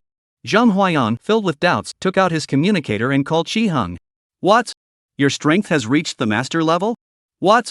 You have 2 high-tier extraordinary level beast tamers. Qiheng's voice came through the communicator, causing Zhang Huayan's eardrums to ache. He quickly moved the communicator away, feeling much better. After a long while, Qiheng finally spoke slowly. Actually, breaking through to the master-level beast tamer is simple. One only needs to reach the commander level in beast taming. As a high-tier beast tamer, your spiritual connection with the beasts allows you to naturally transcend the boundaries of high-tier beast tamers and become a master. As for how to align with the spirit of the beasts, Qiheng did not elaborate, only telling Zhang Huayang that each beast tamer has their own unique method of aligning with the spirit of the beasts. Zhang Huayang rolled his eyes in annoyance at Qiheng's words. It was as if he hadn't said a word. But he now understood that if he wanted to become a master beast tamer, upgrading the insect nest and promoting the mosquitoes to commanders was an urgent matter. With that thought, Zhang Huayang immediately sat down by the artificial lake. Since he was already there, he had to cast a few lines, at least 2 casts. Sure enough, Zhang Huayang looked at the fishing rod in his hands. Do you know that you are the fishing rod of the legendary fishing god, Arufu? You've always made me a pilot. How could I possibly live up to the name of the fishing god? You're here after all. Zhao Chengping's voice suddenly rang out in Zhang Huayang's ear. Turning around, he saw Zhao Chengping leading Xin Xiao, who was standing behind him, holding a tray of documents in his hands. The documents contained information about Yanlang, Yi Youjiao, and Bai Guiying. Upon hearing this, Zhang Huayang hurriedly asked, do you have any information about the other 2 materials? I just heard Qiheng say that to upgrade your beastmaster level, you need to first upgrade your beasts. He therefore paid special attention to these 2 materials that could upgrade the insect nest. Most of my information channels are about the wild beasts. As for the Emperor's honey crystal and the extreme heavenly crystal stone you mentioned, these are classified as precious materials, and I'm not very familiar with them. It will take some time to investigate further. Taking the documents from the other person's hand and flipping through them, his eyes widened in shock. He never expected that these 3 wild beasts were all so formidable. Yan Lang is a low-tier commander-level beast. Yao Jiao, an entry-level commander, is the chief general under the 9-star python, a king-level wild beast. The white bone eagle is not only an initial stage commander but also a member of the Abyss race. Mentioning the white bone eagle, Zhao Chengping's face betrayed a hint of fear. The Abyss clan, one of the 4 sacred lands, the wild beasts of the Abyss. It is said that the Abyss species are highly united. Even if they have a grudge against other Abyss species, they will come to help if they hear that their kin is being bullied by other races. Zhang Huayang nodded slightly, indicating his understanding, and stored the documents in his spatial ring before looking at the 2 people in front of him. Zhang Huayang nodded slightly in understanding, stored the documents in his spatial ring, and turned his gaze toward the 2 people in front of him. Since that's the case, let's set off. Looking at the fish trap, which was nothing but a clump of water plants, Zhang Huayang had no desire to linger any longer. He just wanted to leave this place of sorrow as soon as possible. Zhao Chengping nodded slightly and looked at Xin Xiao beside him. Xiao, go with him. Upon hearing this, Zhang Huayang raised his eyebrows in surprise. You're not going? Why should I go? To get myself killed? Zhao Chengping looked at Zhang Huayang in disbelief. Don't you know that my beast has already perished? With my old arms and legs, am I supposed to go to the wasteland to deliver vegetables? Leaving a portion of the mosquitoes behind in Zhanghai City for emergency use, they followed Xin Xiao toward Heishui City. It took nearly a week to finally arrive in Heishui City. Those commander-level beasts all had their own territories, which were recorded in the database, allowing them to easily bypass them. Those without territories are mostly extraordinary-level beasts of the wilderness. Encountering them is like becoming the blood meal of Zhang Huayang's mosquitoes. Opening the database and searching for information about Blackwater City, Zhang Huayang suddenly felt a wave of dizziness. Blackwater City was simply no place for a beast tamer. Compared to Blackwater City, Zhanghai City was like a cradle. Blackwater City has a population of 80 million, including 1 king-level beast tamer, 2 grandmasters, and 30 masters. It seems that Blackwater City is incredibly powerful. However, the wasteland surrounding Blackwater City is nothing short of terrifying. 2 king-level wild beasts lurk menacingly in their domains. 6 commander-level beasts surround them. The domain of the commander-level wild beasts, along with countless other large and small wild zones, stretched endlessly in all directions. The beast tamers of Blackwater City are truly resilient. Despite the overwhelming power of the surrounding wild beasts, they have managed to survive and remain standing for so many years. Xin Xiao gazed at the distant horizon, where the towering buildings of Blackwater City pierced the clouds, his eyes filled with longing. Mother, father, I'm finally back in Blackwater City. Chapter 116, The Ghostly Golden Ox. Xin Xiao took out a map and pointed to a barren area ahead. The lord of this barren wasteland is a low-tier commander-level ghost golden ox. We must cross this wasteland to reach Blackwater City. Aren't you going to the wasteland to look for your mother's belongings?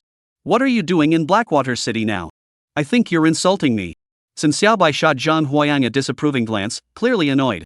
That's a wasteland under the direct control of the Supreme Commander. Going there directly is suicide. Of course we need to go to Blackwater City first to seek help. The 2 suppressed their aura and stepped into the desolate area where the ghost golden ox resided. As they made their way forward, the number of wild beasts far exceeded anything they had encountered in the wastelands surrounding Zhanghai City. Fortunately, they are wearing the dark cloaks imbued with Chu Ziyuan's unique properties, so as long as they are not high-tier extraordinary grade wild beasts, their scent is barely detectable. They walked for a long time. Zhang Huayang and Xin Xiao sat down to rest at the foot of a relatively secluded mountain, with a waterfall cascading nearby. You 2 really aren't afraid of dying, are you? Who? The sudden voice startled Zhang Huayang and the other 2. Clatter. Suddenly, the waterfall's flow was forced apart, and a 6-person team emerged from the center. Zhang Huayang looked at the young man leading the group and opened the system panel. Name, Xiong Li. Beast Tamer rank, Master, 2nd tier. Health points, 3150, Strength, 1031, Mental power, 512. Beast Taming, Fierce Brown Bear. Beast Taming level, Beginner Commander. Strength, 4700, Defense, 1800, Speed, 680, Health, 7800, Weight, 12 tons, Length, 68 meters. Skill, Berserk all attributes increased by 15 times, lasts for 3 minutes. Skills, Berserk increases all attributes by 15 times, lasts for 3 minutes.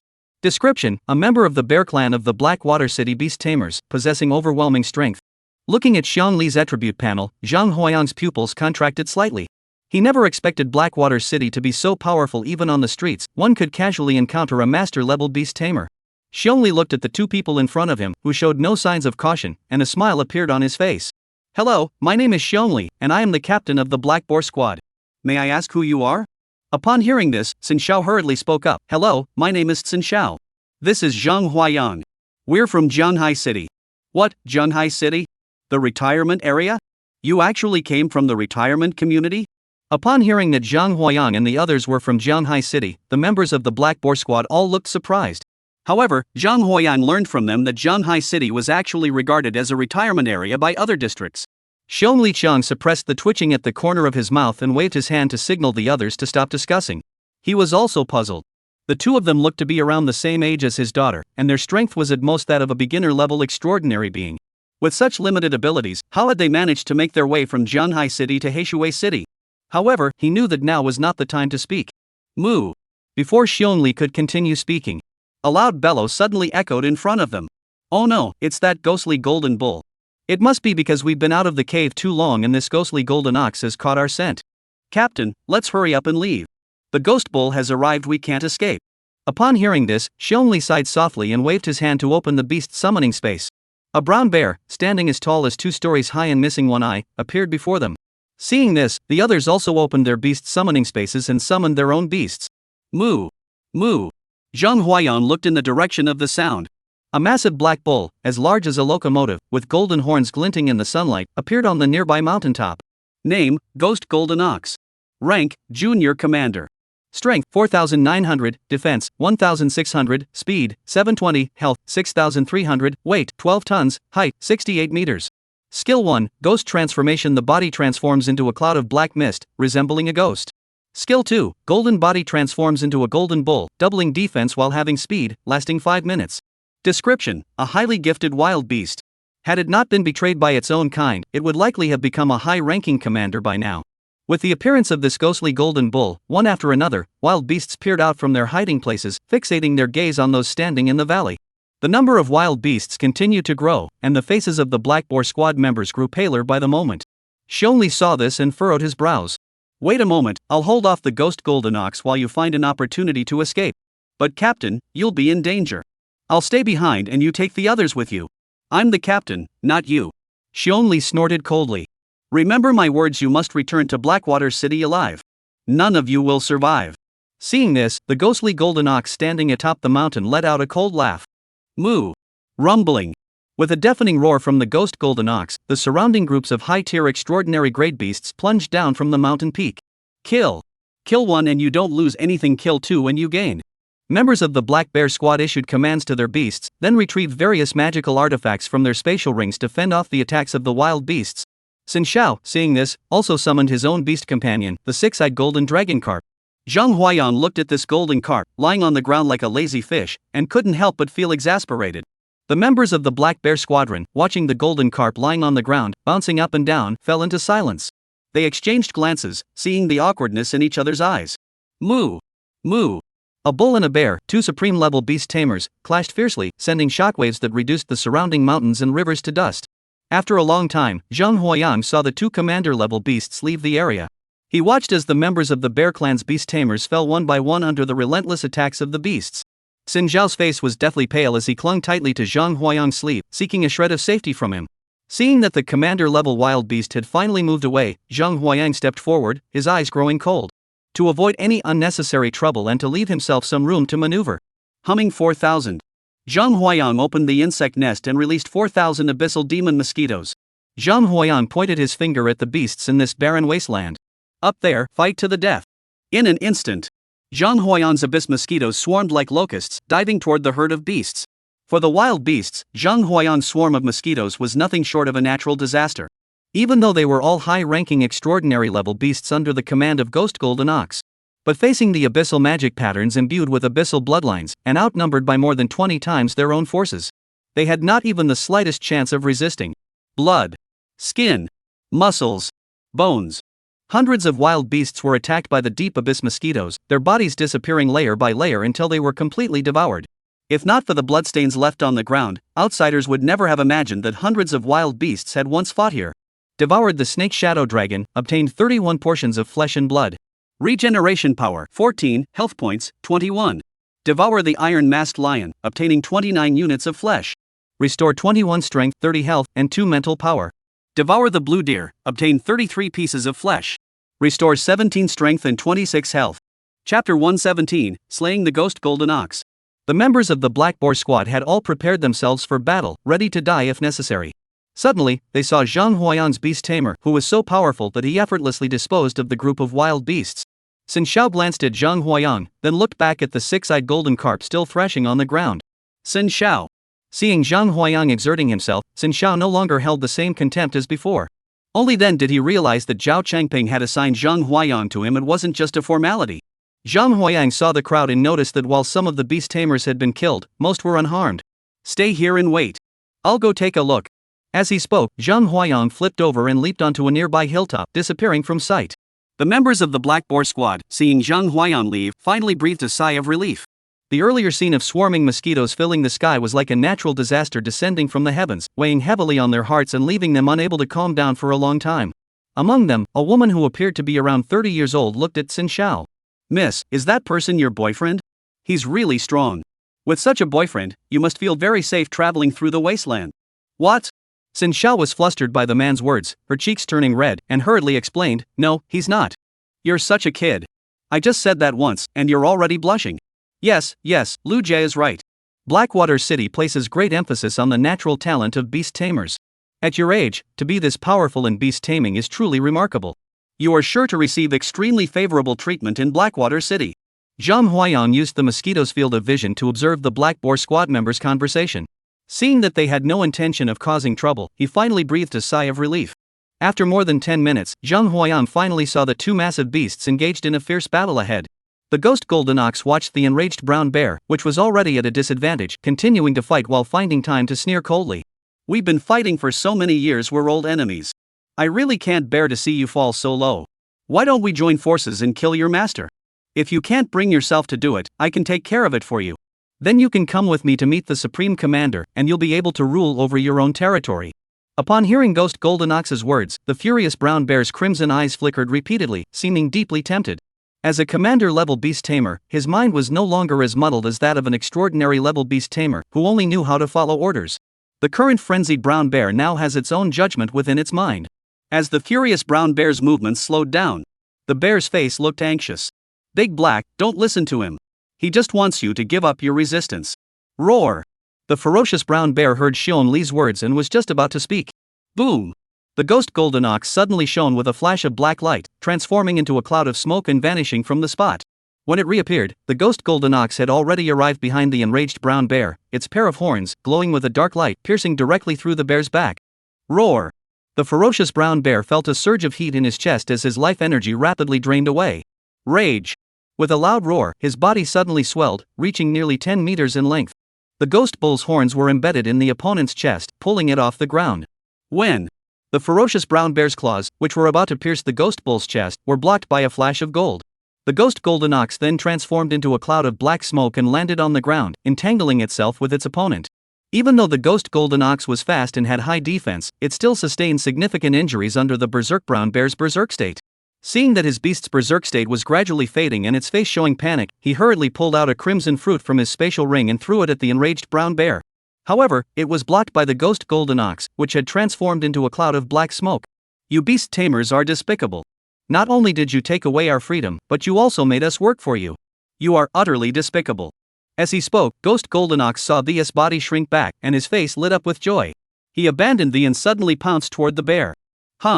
Just as the Ghost Golden Ox was about to attack Xiongli, Ghost Golden Ox suddenly felt a pang of anxiety, his heart pounding wildly. Turning his head, his pupils trembled. On the nearby mountain peak, a silver-white full moon was slowly rising. With a loud bang, the full moon crashed away from the mountain peak and hurtled toward his body. He could sense that this full moon contained terrifying energy capable of slaying him. Just as it was about to transform into a cloud of black smoke to evade it. Boom! The earth trembled violently at that moment. 3 vines as thick as water jars shot up from the ground, instantly wrapping around its body. The ghost golden ox had already been injured in its battle with the ferocious brown bear. The 9-star vine couldn't restrain him at his peak, and now that he's severely weakened, holding him back is still quite easy. Boom! Full moon demon slaying a mushroom cloud several stories tall erupted from the body of the golden ox. It flattened the mountains and forests within a radius of hundreds of meters, reducing them to dust, and left a crater over 20 meters deep on the ground. What Zhang Huayang did not expect was that his all-out attack had failed to kill the opponent outright. He glanced at the moon shadow bow in his hand. Grade A treasures were designed to deal with extraordinary beasts, and they were extremely difficult to use against commander-level beasts. If it weren't for his master-level mental strength and the burst of power from the Great Spirit Snake, he might not have been able to defeat the beast.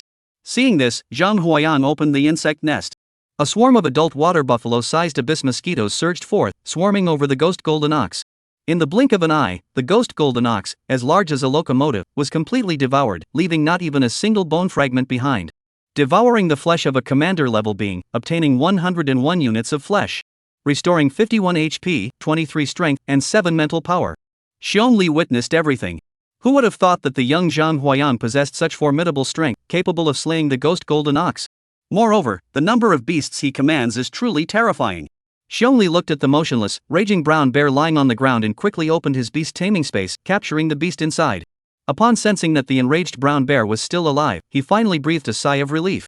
Friend, with that many beasts under your command, it must have cost your family a lot of resources, right? Hearing this, though unsure of the other's intentions, he nodded slightly.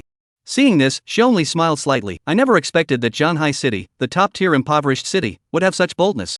It's truly beyond belief. Now that Ghost Golden Ox is dead, this barren wasteland no longer poses a threat. Once we return to Blackwater City, we can send people over to start mining.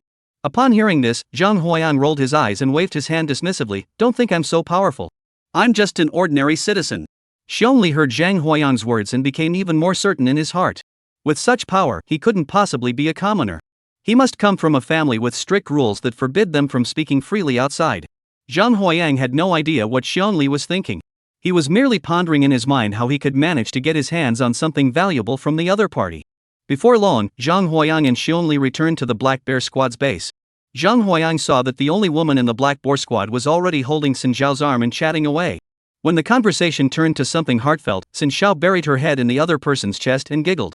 Upon seeing Zhang Huayang and the others return, she quickly composed herself and stood up. Xiong Li looked at the people in front of him and saw that none were missing, which surprised him greatly. He knew exactly how capable the members of the Xiongbai squad were. In a situation like the one they had just faced, where they were surrounded by a pack of beasts, it wouldn't be surprising if they were all wiped out or suffered heavy casualties. Now, seeing that one had survived, he instinctively turned his gaze to Zhang Huayang beside him.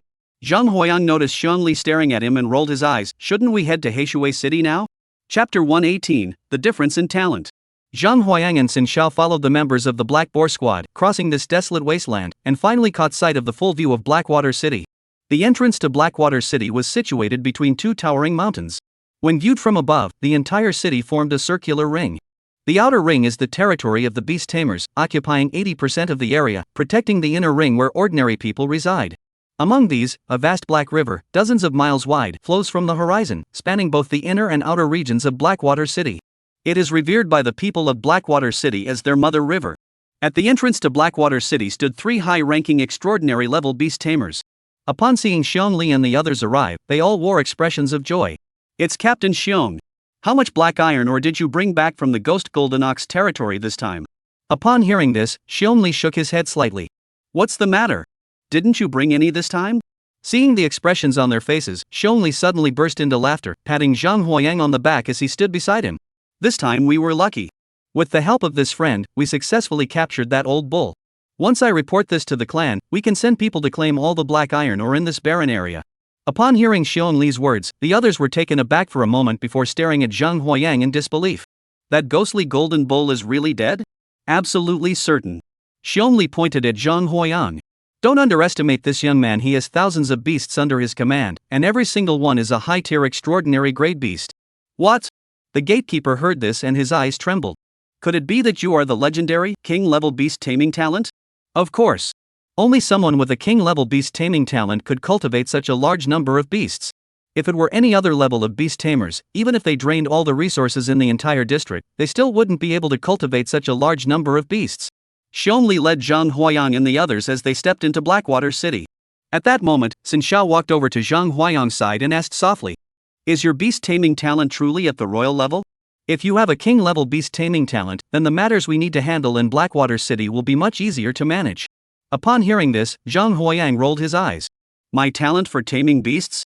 It'll surprise you. Surprise me. Xin Xiao, what does Zhang Huayang mean? Her eyes lit up. Could it be epic level? That's a qualification only the 3 great counselors possess. From the entrance of Heishui City, they took a car and drove at 240 kilometers h, spending nearly 8 hours before finally reaching the outskirts of Heishui City. Xiongli led Zhang Huayang and the others to the center of Blackwater City, the only 7-star hotel in the area. According to Blackwater City regulations, all visiting beast tamers must undergo a beast taming aptitude test.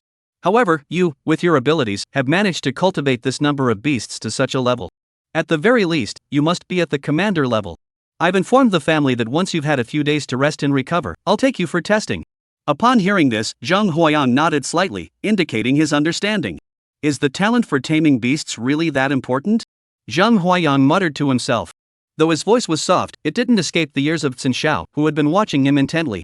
The talent for taming beasts must be important.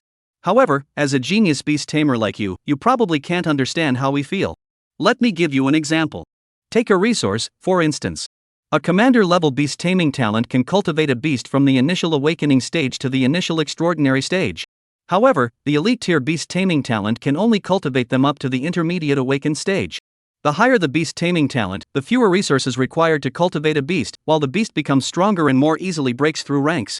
Upon hearing Xin Zhao's explanation, Zhang Huayang finally understood. So that was why someone with low natural talent wasn't favored. There was another reason behind it. If that's truly the case, I wouldn't even consider others. Even if it were me, I'd prioritize allocating resources to those with higher beast taming talent. In that case, what Bai Nan needs to do is infinitely more difficult than imagined. Shaking his head, he temporarily pushed aside those unfocused thoughts. He watched as Xin Xiao went to meet his parents' friends in Heishui City. He then turned his gaze toward the Black Water, which spanned the entire city and flowed straight toward the North Sea. The locals referred to this river as the Black Dragon River. Upon reaching the riverbank, he saw that many people were already fishing. He found a decent spot, took out Arufu's fishing rod, and began to fish. Sitting next to Zhang Huayang was a woman who looked to be in her 50s. Upon seeing Zhang Huayang's face, her eyes lit up. Are you the one Xion Lishua mentioned, the exceptionally talented young boy? Do you know me? Zhang Huayang was very puzzled. He had only been in Heishui City for a few hours, yet someone had recognized him at first glance. Seeing Zhang Huayang's vigilance, the woman hurriedly took out a communication device from her waist pocket and handed it to Zhang Huayang. Take a look, Xiongli has already posted it in the family group. He said that if he sees you, he'll do his best to meet your demands. Zhang Huayang looked closely and saw a name he recognized. Group name, Warm Family. Heaven rewards diligence, fellow clan members. This is a very promising beast tamer. If you happen to encounter him in the city, please give him some face. There is also a photo of him below. Looking at the time, it was taken 10 hours ago. At that time, I was still in the desolate area of Ghost Golden Ox. Seeing the woman's excited expression, Zhang Huayang asked the question that had been on his mind. This Black Water City must be famous for this black river, but why is this river called the Black Dragon River? Upon hearing this, the woman became interested. You may not know this, but 180 years ago, this Black Water River was actually a white river. At that time, the entire Blackwater City was a wasteland under the dominion of a king-level wild beast, the White Dragon. Later, the mayor of Blackwater City, the king-level beast tamer Mo Yuan, brought his beast, the Black Dragon of Longling, to this place to engage in a fierce battle with the White Dragon King. The two sides fought for 1.5 months, causing the Black Dragon River to change its course and leaving the entire Blackwater City area in ruins before finally slaying the White Dragon King. The Black Dragon King had been stationed in the Blackwater River, with Mayor Mo Yuan overseeing the area from the riverbank. They relocated millions of people to the area, which eventually led to the establishment of the current Blackwater City. Upon hearing the woman's explanation, Zhang Huayang's pupils contracted sharply. Are you saying that in this Blackwater, there lives a king-level black dragon? The woman nodded. That's right, the Black Dragon King wouldn't care about us fishing. Just keep fishing. Zhang Huayang looked at the endless black river, then at the awakened great fishing rod in his hand. Thinking about the attributes of Arufu's fishing rod, a surge of fighting spirit welled up within him. The woman saw that Zhang Huayang had already set up all the fishing gear. My name is Xiong Xin. I am Xiong Li's second cousin. If you ever need help by the Blackwater River and don't know who to ask, just call out to me. Zhang Huayang had no objections to this. Why not take advantage of a good deal? The thing that was bothering Zhang Huayang has come up again. Another air raid. Zhang Huayang looked at the fishing rod in his hand and cursed angrily. Are you messing with me? Chapter 119, a talent that shocks the world. Chapter 119, a shocking talent. After staying at a 7-star hotel for a few days, Xiongli was extremely hospitable, and every time he came, he brought him quite a lot of gifts, including nearly 2 million dragon coins. During this time, he even went out of his way to secure an S-grade treasure artifact from another family and presented it to Zhang Huayang, all in an effort to strengthen their relationship. When the talent assessment results are announced, he could use his influence to help Zhang Huayang gain entry into the Xiong family. Zhang Huayang knew what the other person was thinking but chose not to expose it. Regarding the items Xiongli had sent, Zhang Huayang did not refuse them and accepted everything without hesitation. Looking at this precious artifact, it appeared to be a long-handled axe as tall as he was. However, the handle contains a mechanism. When pressed, the long axe head splits into 3 shorter axe heads. Name: 3-blade long axe. Rank: S. Ability: double strength. Description: an antique treasure from 270 years ago. At that time, the 2 great forging clans, Quan and Chu, had not yet developed the technique of imprinting treasures, so the beast would not reject it. Zhang Huayang looked at the long axe in front of him, which was taller than himself, and his forehead was covered in black lines. What's this thing for? I don't need it. You can't expect me to be like Jun Luo, that brute, carrying an axe and fighting wild beasts in close combat, can you? Just as Zhang Huayang was about to place the 3-bladed long axe into his spatial ring. Woo woo! Zhang Huayang suddenly felt a tingling sensation in his hand. Looking down, he saw that it was the 9-star vine stimulating him. The 9-star vine extended a vine, pointing at the 3-flower long axe, then at itself. Do you want this axe? What's your sense of aesthetics? This axe is so ugly. Zhang Huayang looked at the 9-star vine and was puzzled. Although he knew that the 9-star vine had developed some consciousness, he had no idea that its intelligence had reached such a level. Upon hearing Zhang Huayang's words, the 9-star vine actually bloomed a small red flower on Zhang Huayang's hand. Here's a little red flower for you. Since you want it, here you go. With Zhang Huayang's approval, the 9-star vine extended a vine and wrapped it around Sanhua Fu, who instantly vanished. A few more days passed. Zhang Huayang's door was knocked on. Xiongli stood excitedly outside the door. Zhang brothers, I'm here to take you to test your beast taming talent. Seeing Zhang Huayang approaching with sleepy eyes. Brother Zhang, we'll be back soon. It won't take much of your time. Zhang Huayang and Xin Xiao followed Xiongli to a large hall. The hall was already filled with countless people lining up. Xiongli saw this, furrowed his brows, stepped forward, and bellowed. I am Xiongli of the Xiong family. I've brought my friends here to test their talents and be assigned housing. Get out of the way. Clatter. The people around them, upon hearing Xiongli's words, instinctively turned to look at them. Zhang Huayang rolled his eyes and didn't think much of it. On the other hand, Xin Xiao, seeing so many people staring at her, blushed bright red. Following Xiongli and Zhang Huayang, she made her way to the center of the hall. Looking at this crystal ball identical to the one used in the talent test at the Qinghuang Beast Academy, Zhang Huayang's lips curled into a smile. Looking at the crystal ball identical to the one used in the Qinghuang Beast Academy's talent test, Zhang Huayang couldn't help but smile. If his talent were to be revealed here, would it shock the entire crowd? Who cares? At least I've eaten my fill and managed to get my hands on an S-rank treasure. I just don't believe these people dare to do anything to me. Xin Xiao placed his hand on the crystal ball. Suddenly, a golden beam of light shot into the sky, forming a golden dragon in mid-air. It was actually a 6-eyed golden dragon of the commander-in-chief rank. Xiongli looked at the golden dragon's illusory form appearing in mid-air, his face filled with surprise. Although it wasn't a species from the Dragon Ridge, it was still a high-level beast tamer with dragon blood. With such innate talent, after registration at the Central Beastmaster Hall and the Blackwater City branch, one can obtain a 360 square meter villa and resources worth 3 million dragon coins. Additionally, as long as one resides in Blackwater City, they will receive resources worth 200,000 dragon coins every month.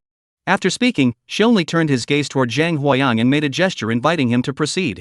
In his eyes, Xin Xiao and Zhang Huayang, even if they weren't married, were at least in a romantic relationship. As the female counterpart, possessing such beast taming talent, Zhang Huayang, as her boyfriend, must have beast taming talent of at least the commander level, if not higher. Upon seeing this, Zhang Huayang's lips curled slightly upward as he slowly placed his palm on the crystal ball. The moment his palm touched the crystal ball, a gray light shot into the sky before quickly fading away. Good, it's indeed Xiongli. He stood up, just about to shout, but then saw familiar beastly shadows appearing in the sky. Put. Put. No one knew who couldn't help but laugh first, letting out a soft chuckle. Ha! Countless smiles filled the hall. Xiongli stared intently at the ethereal figure appearing mid-air, hurriedly retrieving the beast taming talent manual from his spatial ring and comparing it page by page. No royal class talents. Commander level talent, still none. Elite level talent, still none. Finally, he spotted the image on the last page of the final talent. A mosquito? A commoner? Xiongli looked at the information in the guidebook, his face pale, and pointed at Zhang Huayang. Why did you lie to me? I've already accepted the gifts. Seeing the people around him pointing and whispering, Zhang Huayang remained completely unfazed, even thinking about giving them the finger. He reached out and pulled Xuanli to his feet, then patted the dust off his clothes in a friendly manner. I told you, I'm just an ordinary person. You didn't specify that the commoner you were referring to was this particular commoner. I meant this commoner. Zhang Huayang shook his head helplessly. He turned his gaze to Xin Xiao, who was still standing there in shock. Miss Xin, what do you think? Now that you've seen my talent for taming beasts, do you still need my help? What Zhang Huayang didn't expect was, Xin Xiao saw Zhang Huayang's beast taming talent, and his eyes were filled with contemplation. After a long pause, Xin Xiao sighed softly before speaking slowly. Zhang, since that's the case, we should part ways. My mother has several properties in Heishui City. I'll give you one as a token of my gratitude for saving my life in the Ghost Bull Wasteland. Zhang Huayang was not the least bit surprised by Xin Xiao's changing attitude. What he hadn't anticipated was that the other party still remembered that he had saved him. That was already quite commendable. He had heard about the incidents in the ordinary people's area. Because the man failed to meet the woman's conditions, he was sued, resulting in him being imprisoned for over a decade and still not released to this day. If this had happened in a regular neighborhood, it would likely have left the family bankrupt. Upon seeing this, Zhang Huayang nodded slightly, lifted his head proudly, and left the talent testing hall. The people around him, seeing Zhang Huayang's demeanor, were all filled with confusion. What is this guy thinking? With just a little bit of talent, he dares to associate himself with the Xiong family, one of the 4 major families? Doesn't he know that the Xiong family places immense value on beast taming talent? Deceiving them like this, doesn't he fear that the Xiong family will eliminate him in secret? It's probably not just secretly.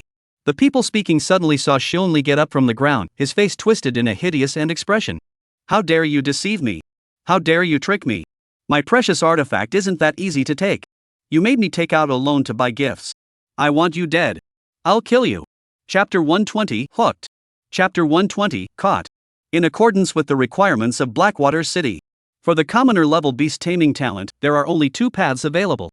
The first is to abandon the path of a beast tamer, return to the inner circle, and live out the rest of your life as an ordinary person. The second option is to have a beast's tamer in the outer circle who specializes in training commoners with beast's tamer talent, and has prepared a dormitory building for them. Along the banks of the Blackwater River, they found a secluded spot for fishing. I set up my fishing spot, cast my line, and set up my sunshade. Beep beep. The intercom rang. Xiao Zhang, how are things going with Xiao Xiao? Xiao Xiao is a good girl, so you'd better try harder. Oh, old Xiao, what's up? Why are you calling me now? This time, I came to tell you some good news. The 2 precious materials you asked me to find, I asked my friend in the precious materials department of the Imperial Beast Hall in the capital. The Manhwa Boang flower has been cultivated by the Huangfu family of Heishui City for many years, so there should be a decent stock. The extremine crystal stone is a vein discovered by the Xiong family, with extremely limited production. It is a precious item used to help beast tamers break through from the extraordinary realm to the commander realm. If you desire it, I can have Xiao Xiao approach the Shangguan family for assistance. The Shangguan family owes the Qianlong battle squad a favor, and they are also the maternal family of the eldest sister. They will agree. Don't listen to Zhao Chengping saying he can ask Xin Xiao for help. Zhang Huayang hurriedly spoke up to stop him. This is my business, I'll handle it myself. Whoosh! A piercing sound suddenly rang out in Zhang Huayang's ears. Looking down, he saw that he had caught a fish. Seeing this, Zhang Huayang disregarded the communication device that had fallen into the water and gripped the fishing rod tightly with both hands. Finally, a fish was caught. Finally, I'm no longer an airman. Cast the line, reel it in, cast the line, reel it in. All techniques are executed flawlessly. With a Ruff's fishing rod, continue reeling in the line. Zhang Huayang peered through the water and could faintly make out a long, black object being slowly pulled upward. At the same time, in the downtown area of Blackwater City, the old mansion of the Mo family. In an incredibly simple room, countless 4 bags hung on the walls, filled with green liquid brimming with life energy. The liquid flowed through the tubes and was injected into the body of a young man lying in the center. The young man had been dozing off, but suddenly opened his eyes wide in shock. Slap! The young man slowly stood up, and the needles on his body fell off naturally as he rose. How is this possible? In Blackwater City, there's actually someone with such power who could attack my beast without me even noticing? Could it be that those 2 have teamed up? That's impossible. The young man pushed open the door in shock and glanced at the guard at the entrance. The sentry, upon seeing the young man, immediately stood at attention and saluted. Master of the house. Seeing Mo Yuan take a step forward and vanish from the spot, the 2 sentries finally let out a sigh of relief. What has happened to the head of the Mo Yuan family? Why is he so angry? What else could it be? Probably those 2 powerful beasts are provoking him again. Why are you meddling in this?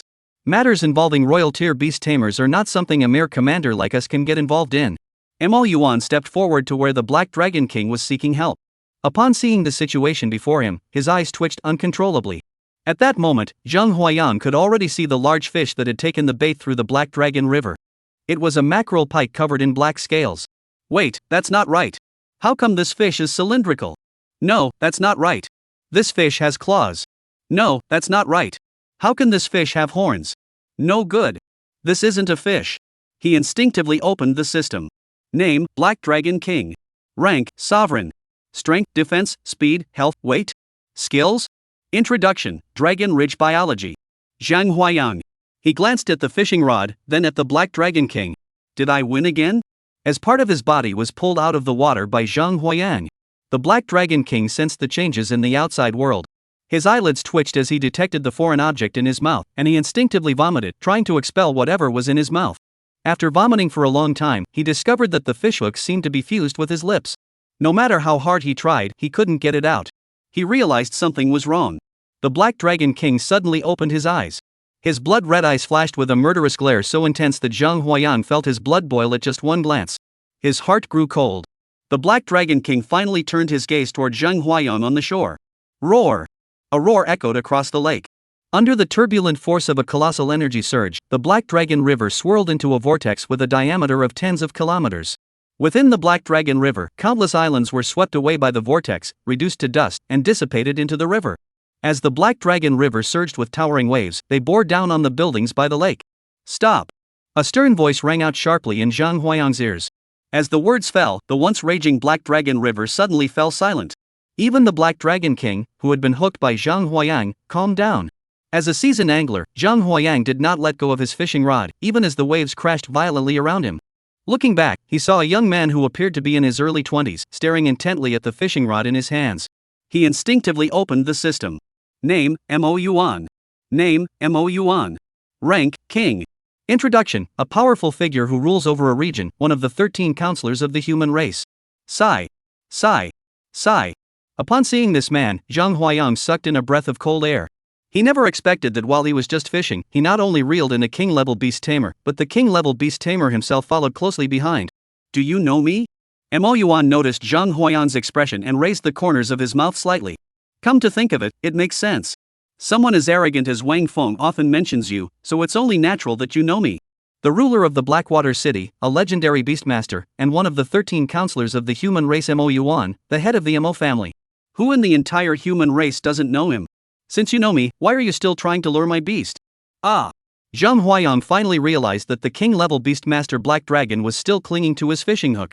He quickly jerked the rod tip, pulling the hook free. How did the speaker's fishing rod end up in your hands? The speaker? Who? Seeing that Zhang Huayang's expression didn't seem fake, Mo Yuan pointed at the fishing rod in the other person's hand. Who else could it be? The former owner of this fishing rod is now one of the 3 great counselors of the human race, Arufu. What?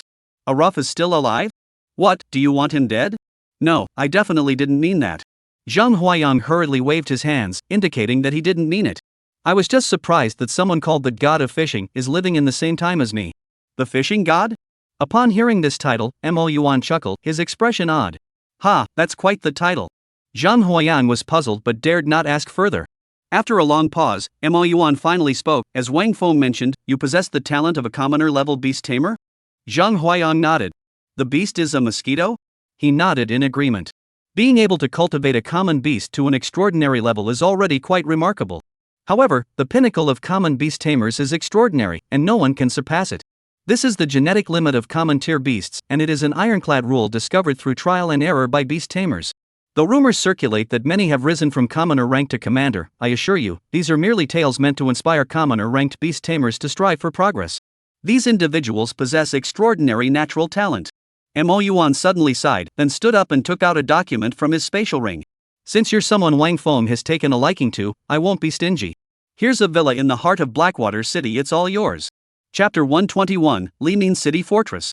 Chapter 121, Limin City Fortress. Chapter 121, Limin City Fortress. Zhang Huayang raised his eyes and looked at the property deed being handed to him from the other party, his eyebrows arching slightly. Since it was a gift from Counselor Mo, as a junior, he couldn't refuse. I wonder if we could take a photo together with Mr. Mo. Upon hearing this, Mo Yuan raised an eyebrow, surprised that the other party was so considerate. He was a royal-level counselor of the Dragon Kingdom and also the mayor of Blackwater City. If anyone else were to ask him for a photo, he would certainly refuse. But Zhang Huayan was a junior whom Wang Feng had acknowledged. Who is Wang Feng? He is the leader of the 13 counselors, and it is said that he is just one step away from becoming the speaker. Taking a photo with Zhang Huayan could mean that when you meet Wang Feng later, he'll owe you a favor. After the photo was taken, Zhang Huayan watched as Mo Yuan took a step forward and disappeared from his sight. The Black Dragon King beneath the water also twisted his body and sank into the depths of the Black Dragon River after Mo Yuan disappeared. He flipped open the property deed in his hand. Heishui City, Zheolongpin, Villa number 72. Walking in that direction, we passed a very dilapidated neighborhood. The sign on the gate read Lining City Fortress. Zhang Huayan looked up at the tower block, which resembled the ones he had seen on TV in Kowloon Walled City, and rolled his eyes. If he weren't an outsider in Jianhai City and didn't have the house Mo Yuan had given him, the room assigned to you by Heishui City would likely be one of these. Hey, you! Stop right there! Zhang Huayan had just turned around when he heard a voice behind him. He turned around and saw 4 men in their early 30s. He raised his eyes and saw 4 middle-aged men in their early 30s. The system scanned them, and without exception, they were all beast tamers with common tier beast taming talent. You're calling me? Zhang Huayan saw the person coming and furrowed his brows. Yes, it's you. Hu Fuxing heard this, stepped forward, and, together with several others, surrounded Zhang Huayan in the center. This is our territory. Did you pay the toll to pass through here? How much do you want? Judging by your appearance, you haven't graduated yet, so don't ask for too much. 200 dragon coins will suffice. What? Upon hearing 200 dragon coins, Zhang Huayan's eyes widened in disbelief. Over 200? Then give me 150, or even 100. Forget it. Zhang Huayan couldn't hide his disappointment after hearing Hu Fuxing's words. I thought you were kidnappers, but it turns out you're just beggars. What are you talking about? When Zhang Huayan said he was a beggar, everyone stared wide-eyed, ready to teach Zhang Huayan a lesson. The leader, Hu Fuxing, even opened his beast summoning space and summoned his own beast. On. A 3-story tall elephant with a spotted coat resembling leopard skin and a pair of tusks pointing skyward appeared before Zhang Huayan. Name, Spotted Elephant. Rank, Intermediate Awakening. Strength, 260, Defense, 180, Speed, 70, Health, 500, Weight, 28 tons, Height, 37 meters. Skill, War Stomp hardens the soles of the feet and stomps on enemies. Description, a dream-driven elephant, constrained by its innate abilities, can only linger at the awakening tier. Hu Fuxing patted the elephant's leg and looked at Zhang Huayan. I just wanted some dragon coins. Since you don't know a good thing when you see it, don't blame me. Hua Xiang, step on him.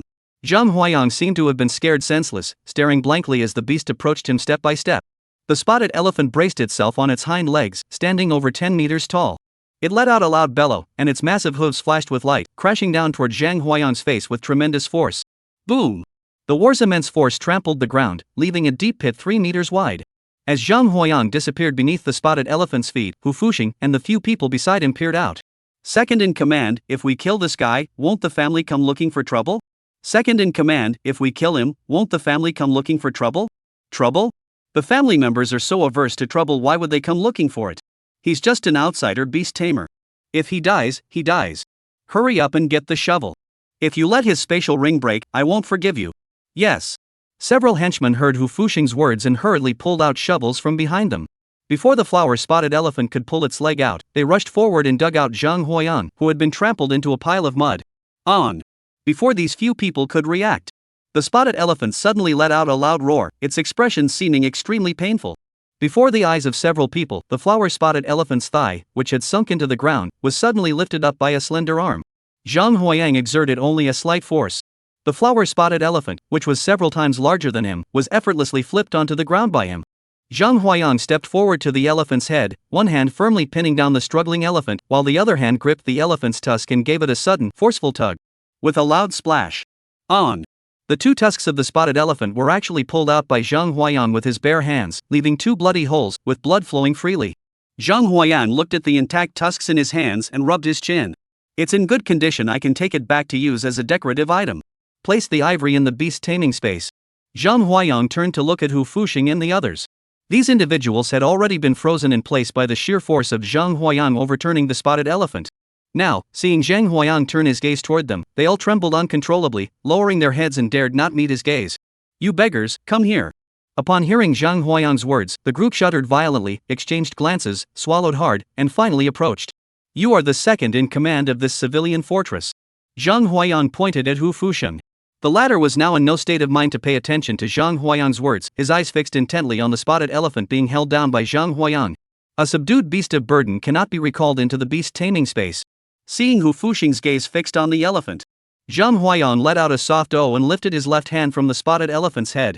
After returning the spotted elephant to the beast control space, Hu Fusheng finally let out a long breath of relief.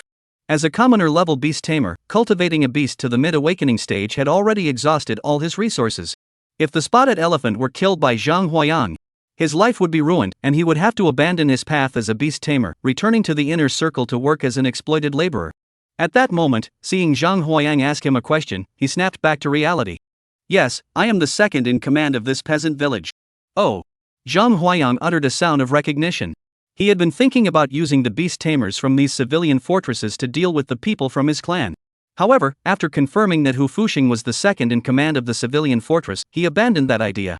If the second in command was of this caliber, even if the leader was 3 times stronger than him, he wouldn't be able to help me. Thinking of this, Zhang Huayang curled his lips and turned to leave. Hu Fusheng and the others, seeing Zhang Huayang leave, immediately breathed a sigh of relief. Just then, one of Hu Fusheng's henchmen, who was checking his tablet for news, saw the local news from Heishui City and immediately widened his eyes in shock. Second in command, come and take a look at this. What could be more important than treating my beast? Hu Fusheng roared and prepared to leave. But he was stopped by his younger brother, who shoved the tablet into his face. Hu Fusheng grabbed the tablet, about to lose his temper, but caught a glimpse of the news headline on the screen and froze in place. A commoner-level beast taming talent actually possesses such power. The cover features a photo of Zhang Huayang in the talent testing hall. Chapter 122, Ryusei. Hu Fusheng glanced quickly at the news content and looked toward Zhang Huayang, who was about to turn the corner.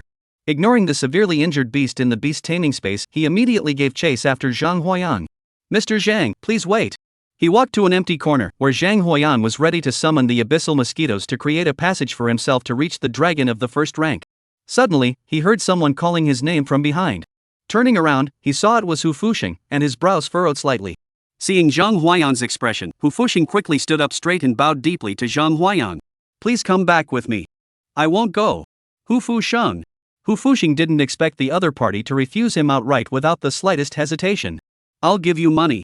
You're so poor you're begging for food, and you're telling me you'll give me money? Save it. You should come with me. The boss has been waiting for you for a long time. No, I'm afraid of being set up. As Zhang Huayang was about to leave, Hu Fusheng shouted loudly. The leader said he had a way to bring down the Xiong family. Upon hearing this, the insect nest, which had already been opened halfway, was shut back by Zhang Huayang. Zhang Huayang looked at Hu Fusheng, who was half a head taller than him. Lead the way. Follow Hu Fusheng into Lining Fortress. Zhang Huayang noticed that this Lining Fortress was somewhat unusual. In this vast fortress, 99% of the rooms were empty, with only a dozen or so beast tamers scattered about, going about their daily lives. Standing on the 8th floor, Zhang Huayang leaned against the railing, looking down below. How could they not even install an elevator? Are they really that poor? Big boss, the person you mentioned, I've brought him here. Looking at the old man in front of him, dressed in a long robe and exuding an ethereal aura, Zhang Huayang's heart stirred slightly. Could it be true, as the book said, that reclusive masters prefer to live in slums? Facing this reclusive master, Zhang Huayang activated the system. Name, Yagyu. Beast Tamer rank, Master, 1st grade. Beast Tamer, Water-splitting Python. Beast Taming rank, Beginner Commander. Strength, 4,600, Defense, 1,750, Speed, 770, Health, 5,800, Weight, 58 tons, Length, 13 meters. Skill, Water Parting diverts water flow. Introduction, a beast tamed by a white dragon, born in the river, and a descendant of the White Dragon King's elite commanding level beasts. Upon reading the description of this wild beast, Zhang Huayang's pupils contracted slightly, and he thought to himself, at least Mo Yuan has a good temper.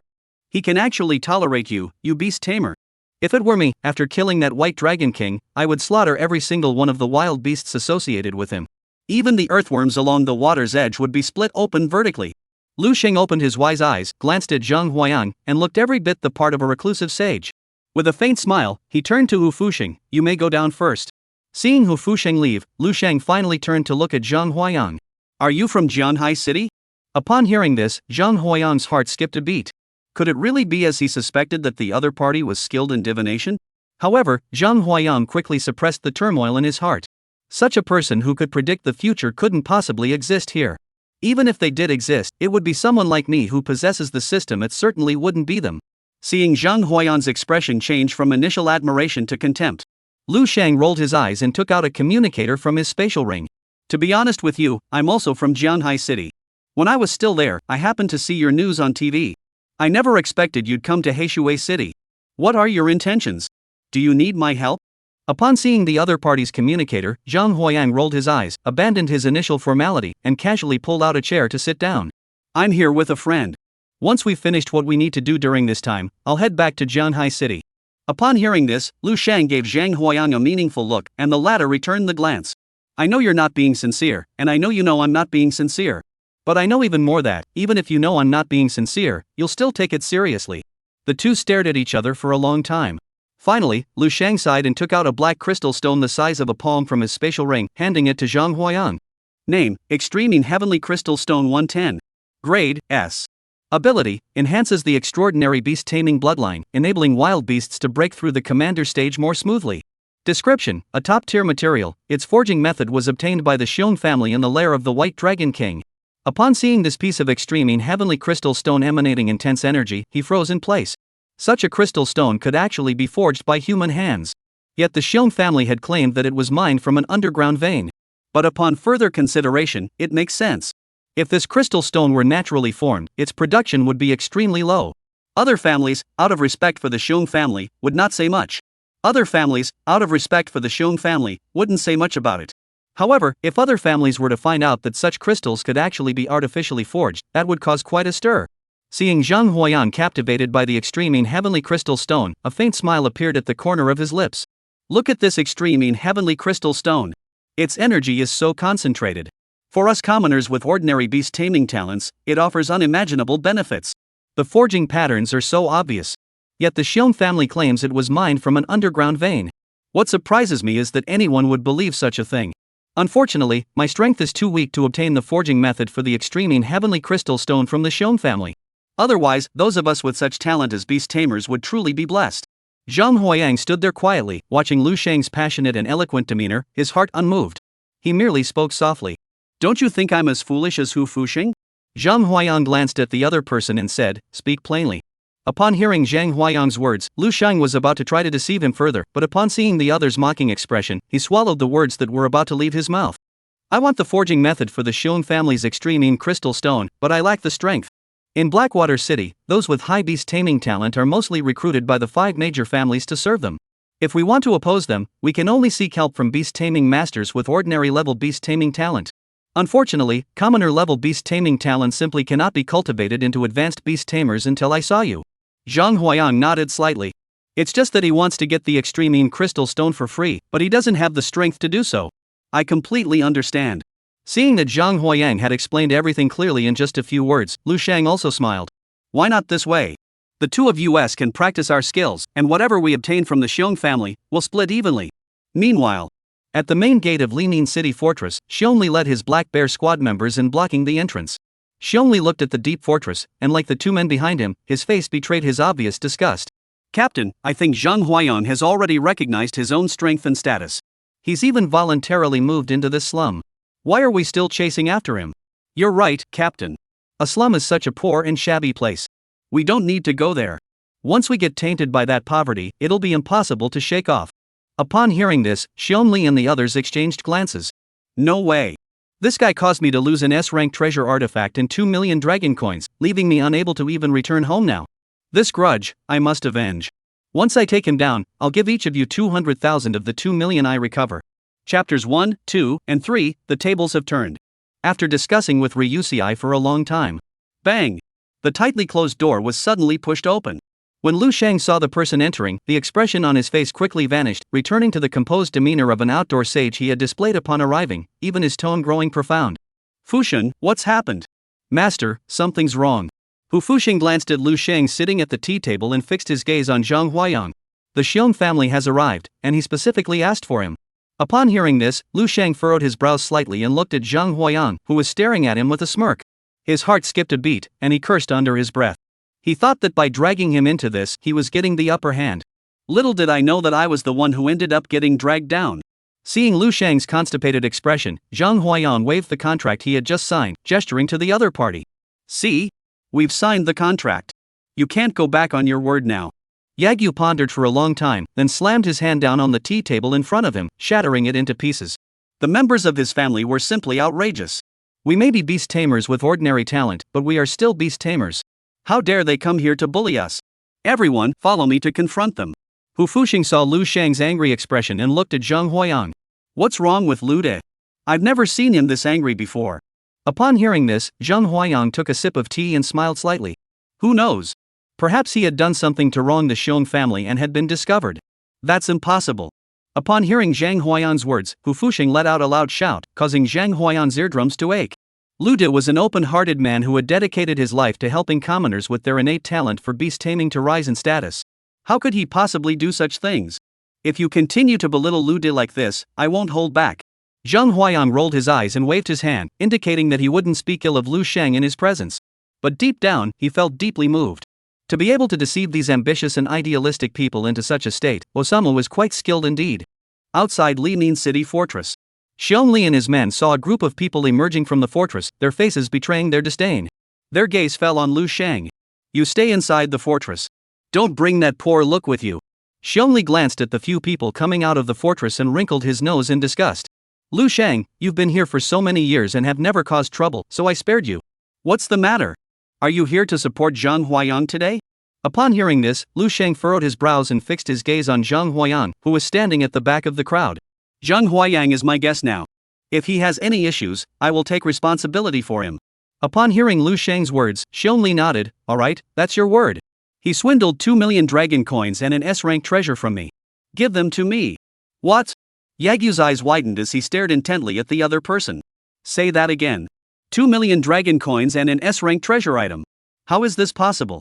Just then, Zhang Huayang stepped forward and stood side by side with Lu Shangping, with only the gate of Lining City Fortress separating him from Xiongli and the others. Lu Ge, why waste your breath on them? They only have one master-level beast tamer. You hold him off, and I'll take care of the rest. How dare you? How dare you?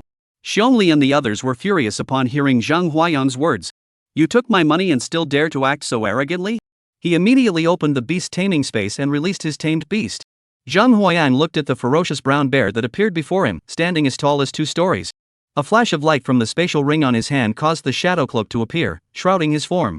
In the blink of an eye, Lu Shang could no longer see Zhang Huayang's figure, his face flushing red with anger. Damn it, this guy is nothing but an animal. He spoke so sternly during our conversation. Now that the other party has come to cause trouble, he's running away so fast.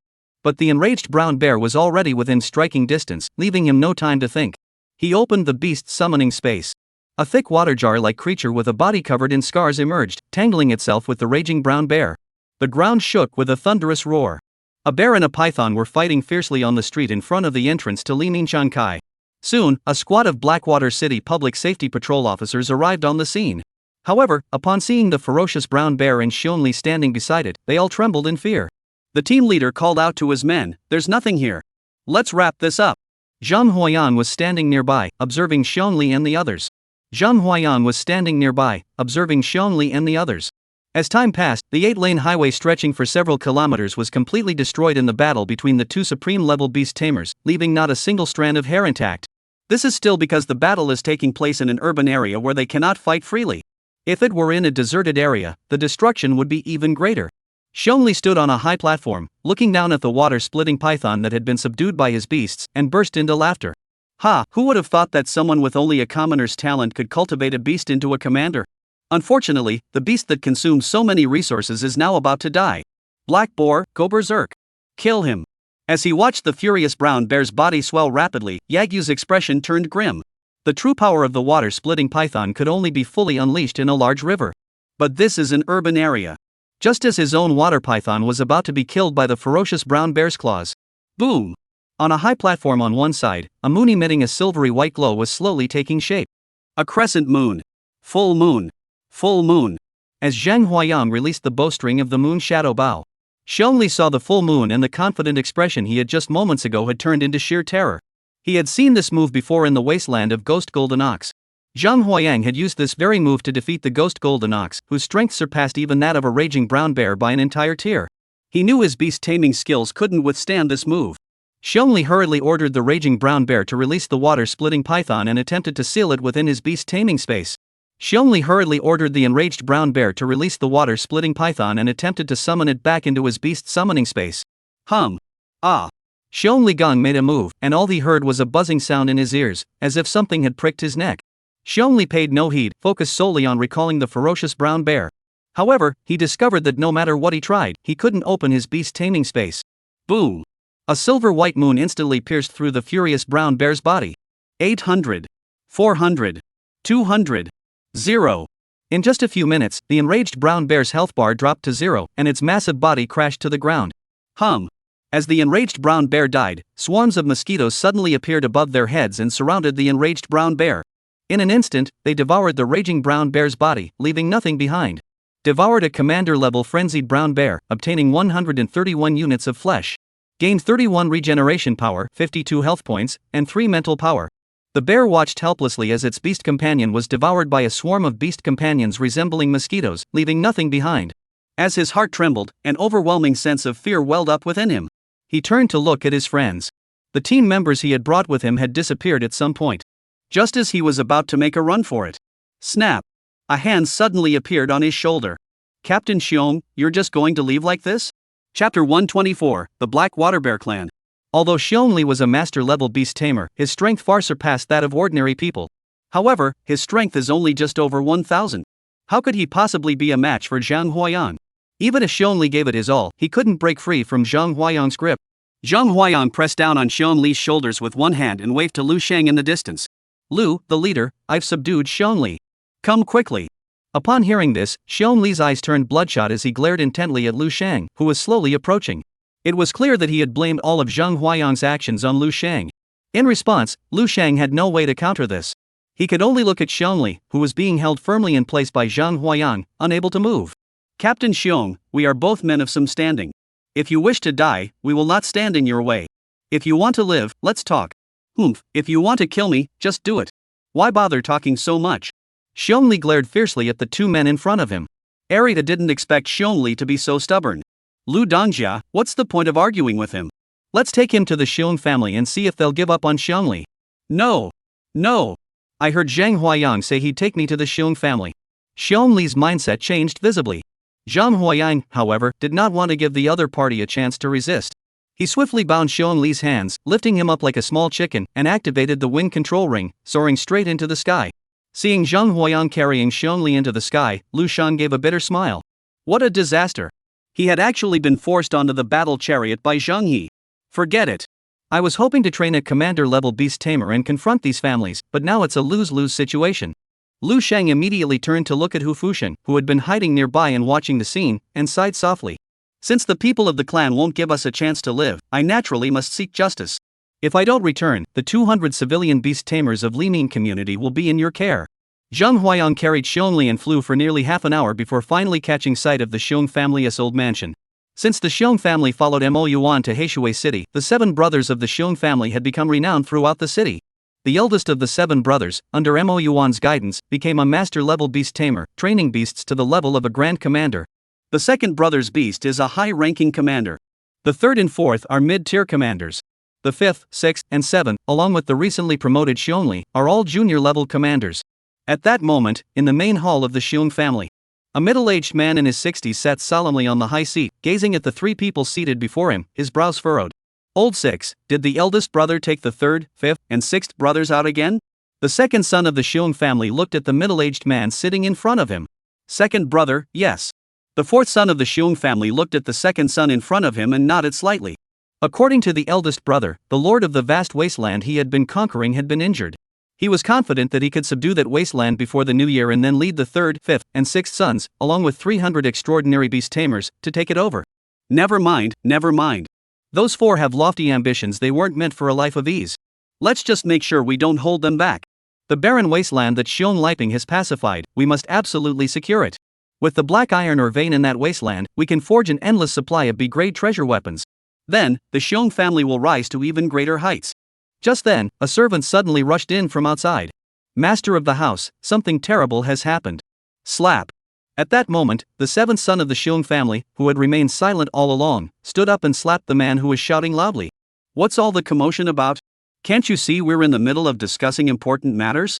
Seeing that the person had stopped shouting, old Seven finally spoke up to ask. What's the matter? Young Master Xiong Li has been dragged back. The attendant covered his swollen right cheek and held back tears. Xiong Er, Si, and Qi? The three followed the attendant out of the hall and saw Zhang Huayang carrying Xiong Li slowly descending from the sky. Upon seeing this, Xiong Laoqi waved his hand, opened the beast summoning space, and released his own beast.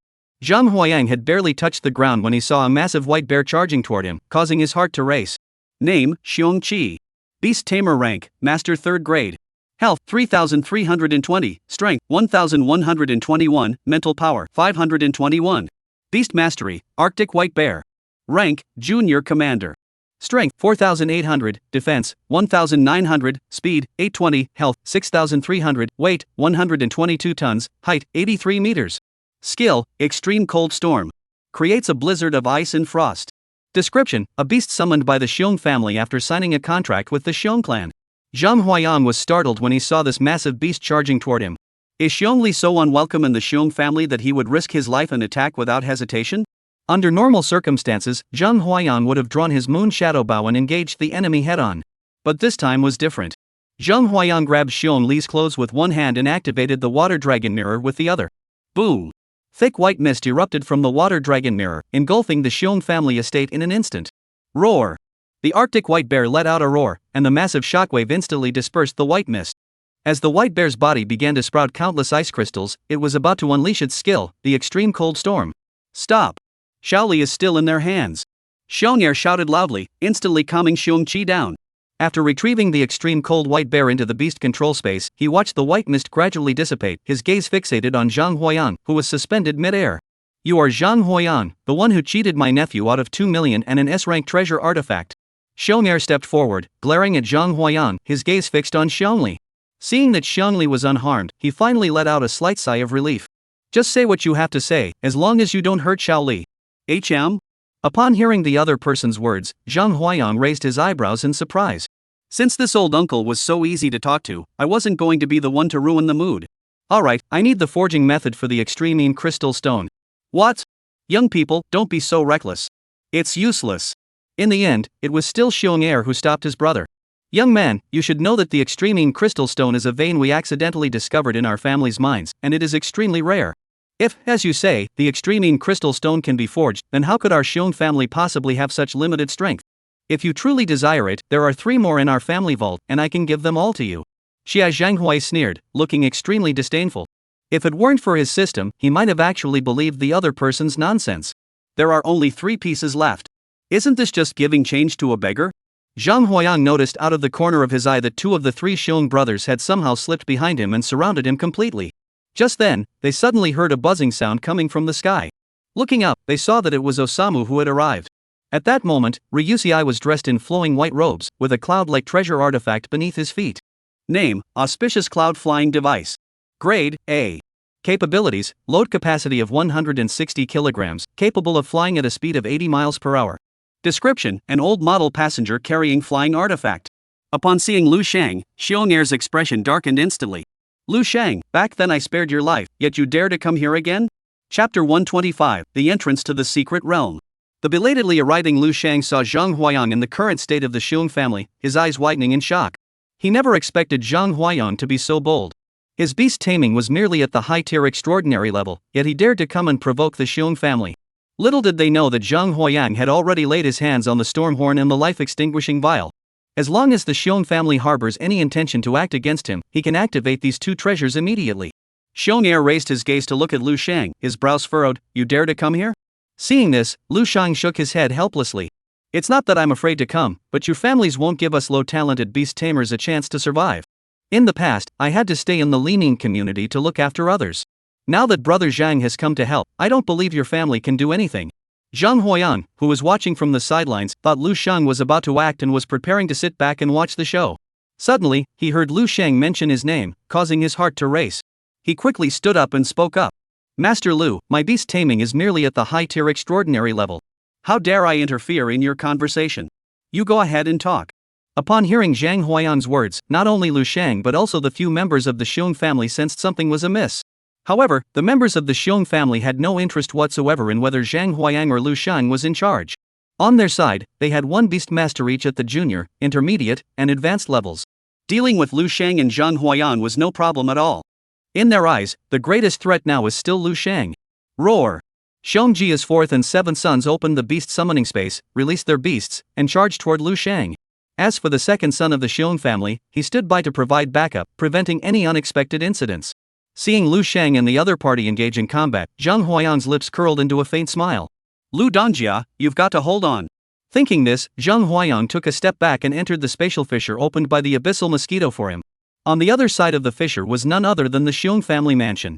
Currently, the three brothers of the Xiong family still have the second son who has not yet acted. Since I cannot open the insect nest, I must search the Xiong family compound thoroughly. However, fortunately, the abyss mosquitoes possess extremely high stealth and incredible speed. Even while hiding in a spatial fissure, it only took half an hour to thoroughly search the entire bear family estate. In total, 3 unusual locations were discovered. One is hidden deep underground, resembling a treasure vault. It appears to contain a magical artifact capable of resisting spatial abilities, preventing Zhang Huayang's abyss mosquitoes from entering. It seems that Lin Lei's earth green ox is needed to reach it. Another location is the old residence of the Xiong family and the ancestral tablets of the Xiong family's fallen beast tamers. For such a place, Zhang Huayang would not enter unless there was a special reason. The last place was the back mountain of the Xiong family's old residence. The abyss mosquitoes here actually sensed a faint spatial fluctuation. Zhang Huayang was very familiar with this fluctuation. It was the fluctuation of the secret realm's entrance. Upon seeing this, Zhang Huayang's face lit up with joy. He was certain that the secret of the Xiong family must be hidden here. Charge! Break him open! Having discovered the entrance to the secret realm, Zhang Huayang could no longer contain the excitement surging within him. He commanded the abyss mosquitoes to tear open a fissure toward the source of the spatial fluctuations. Just as the abyss mosquitoes tore through the space toward the area where the crack was located, Xiong'er, who had been patrolling outside moments ago, furrowed his brows and retrieved a dark green jade ring from his spatial ring. Why is the secret realm key vibrating like this? He instinctively looked toward where Zhang Huayang was. But he found that the direction was empty. Recalling what Xiongli had told him about Zhang Huayang's beast tamer possessing spatial abilities, his expression suddenly changed drastically. This is bad, it's a diversionary tactic. He then shouted at the 4 and 7 bears, 4th and 7th, don't let Osamu get away this time. That guy has discovered the entrance there. I need to go take a look. Upon hearing Xiong'er's words, Xiongxi and Xiongqi both paled but quickly regained their composure. Zhang Huayang was merely a high-tier extraordinary level beast tamer. With the second brother intervening, there was no way the opponent could possibly survive. Second brother, go ahead with confidence. With the two of us here, that guy Lu Shang won't get away. Xiong'er heard this, nodded slightly, and a murderous intent began to rise in his heart. As a beast tamer with ordinary talent, it was no easy feat to cultivate a beast to such a level. I did not wish to kill you. But you dare to set your sights on the Bear Clan's secret realm.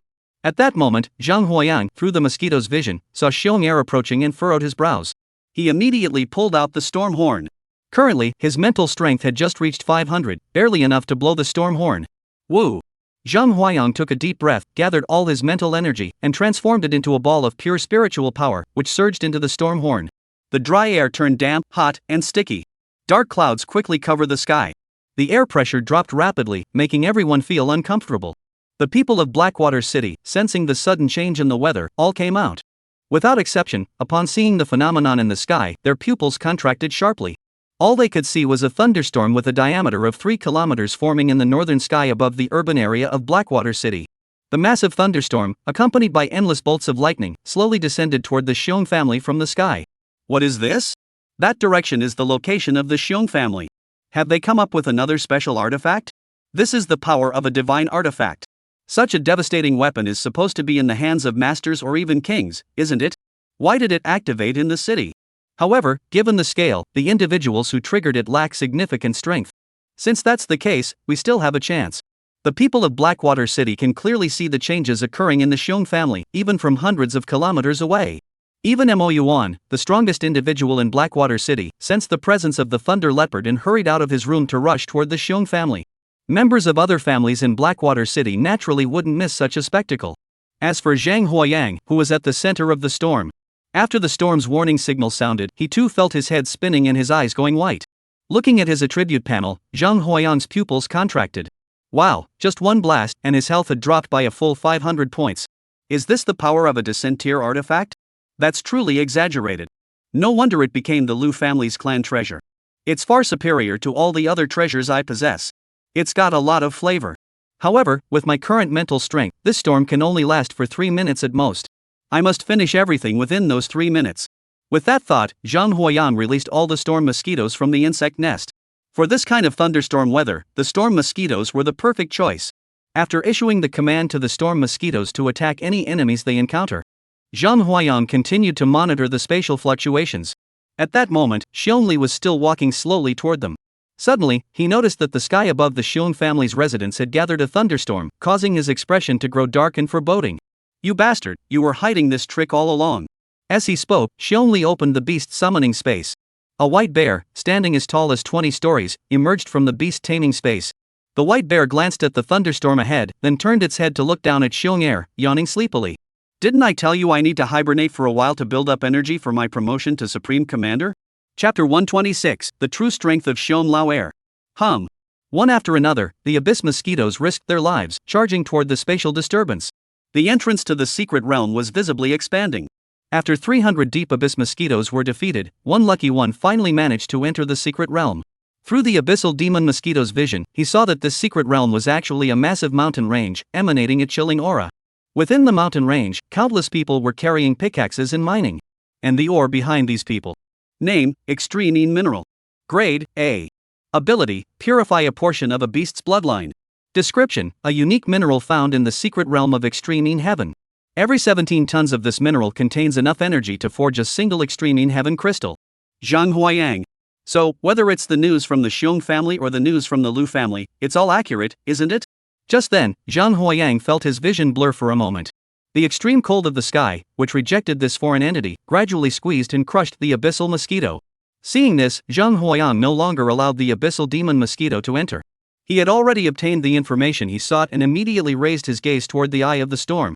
A massive white bear was using its sheer physical strength to withstand the storm, protecting Xiong'er as it slowly made its way toward him. Name, Xiong'er. Beast Tamer Rank, Master 5th Dan. Strength, 1631, Health Points, 4012, Mental Power, 752. Beast Taming, Mountain White Bear. Beast Taming Rank, High Ranking Commander. Strength, 8600, Defense, 5100, Speed, 1100, Health, 12,000, Weight, 23 tons, Height, 207 meters. Skill, Mountain Collapse.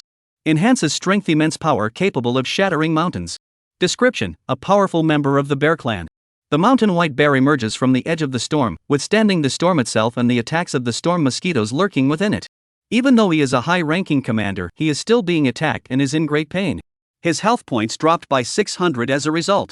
Xiong'er, this is the power of a divine artifact. Have you offended some master? Despite being attacked by a storm of lightning, the mountain white bear remained unfazed, even joking with its master. Upon hearing this, Xiong'er's eyes flashed with a cold gleam. It's just a high-tier extraordinary class master. He must have just been lucky to obtain this treasure. Go kill him. Just as the white bear on the mountain ridge was about to step out of the thunderstorm zone. Hoo-oo. A sudden gust of wind swept past. The thunderstorm in the sky quickly dissipated until it was completely gone. Mountain white bear? Bear air? Everyone in Heishui City? Soon, the white bear from the mountains brought Xiong'er to Zhang Huayang's presence.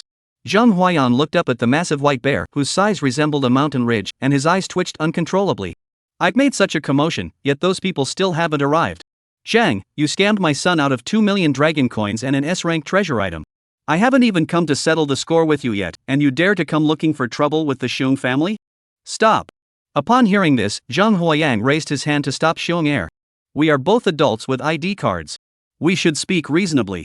Ask Xiongli yourself if I ever told him that I'm just an ordinary citizen. When did I ever ask him for these things? Didn't he force them on me? Moreover, I was living peacefully in Lining community. It was he who blocked our way. If I hadn't had some influence, I might have been in serious trouble. Upon hearing this, Xiong'er was taken aback, his mind racing as he tried to process what Zhang Huayang had said. What this guy said seemed to make some sense. No, why should I listen to him? Xiong'er shook his head and dismissed the thought from his mind. Why should I argue with you, you little brat? Since you dared to come to my family's house, you should be prepared to die. Dabai, attack. As Xiong'er gave the order, this massive mountain white bear, its muscles taut, leaped high into the air, aiming straight for Zhang Huayang and crashing down on him. Boom! The mountain bear crashed into the ground, its immense force surging into the earth, causing the hard ground to ripple in layers. The ripples spread rapidly, obliterating everything in their path until they reached hundreds of meters away, just before they were about to touch the bear family's house, where they finally came to a halt. Looking at the bottomless pit before him, Xiong snorted coldly. To die at the hands of Dabai, you can consider yourself lucky. Just then, the mountain white bear suddenly looked up. Despite its earlier imposing bearing, its pupils contracted, and its entire body trembled uncontrollably. Hurry, let me go back. There's a big one coming. Before Xiong could react, the sky suddenly lit up brightly. Mo Yuan stood on a black cloud-like treasure artifact, slowly descending from the sky. Looking down at the ground below, which was now in ruins, Mo Yuan sneered. The Xiong family sure is making a lot of noise. I could see it all the way from the Dragon Abyss Pavilion. Upon seeing that the person who had arrived was Mo Yuan, Xiong lost all his earlier arrogance. He opened the beast summoning space and recalled the mountain white bear, which was trembling in fear. He bowed slightly to Mo Yuan. This junior greets you, Mr. Mo. The commotion here is because a bandit came to cause trouble. We had no choice but to call Dabai to handle the situation. Now that the trouble has been resolved, it's just a spectacle for the ink-stained politician to gawk at. Upon hearing this, Mo Yuan's eyelid twitched slightly, and he instinctively looked at the space in front of Xiong. Was it really taken care of? Of course. Who's the guy next to you? Who? Zhang, come out. What? As Mo Yuan finished speaking, Xiong was horrified to discover that before him, a transparent humanoid figure was slowly taking shape. It was none other than Zhang Huayang. Ever since he discovered that the mountain bears could withstand the storm horn, he had already made up his mind. Just as the storm vanished and everyone's attention was drawn to them, Xiao Ziyuan activated the illusory mirror he had given him, leaving a phantom image behind. He himself used the spatial fissure created by the abyss mosquito to reach Bear Air's side and take cover. He wanted to leave immediately, but Xiong's Beastmaster was a high-ranking commander, no pushover. If he left, he would certainly not escape the sight of the mountain white bear. It was better to hide beside Xiong. Zhang Huayang saw the approaching figure and smiled, shouting, "Uncle Mo, the people from the Xiong family are bullying me." Xiong? He looked at Mo Yuan, then at Zhang Huayang.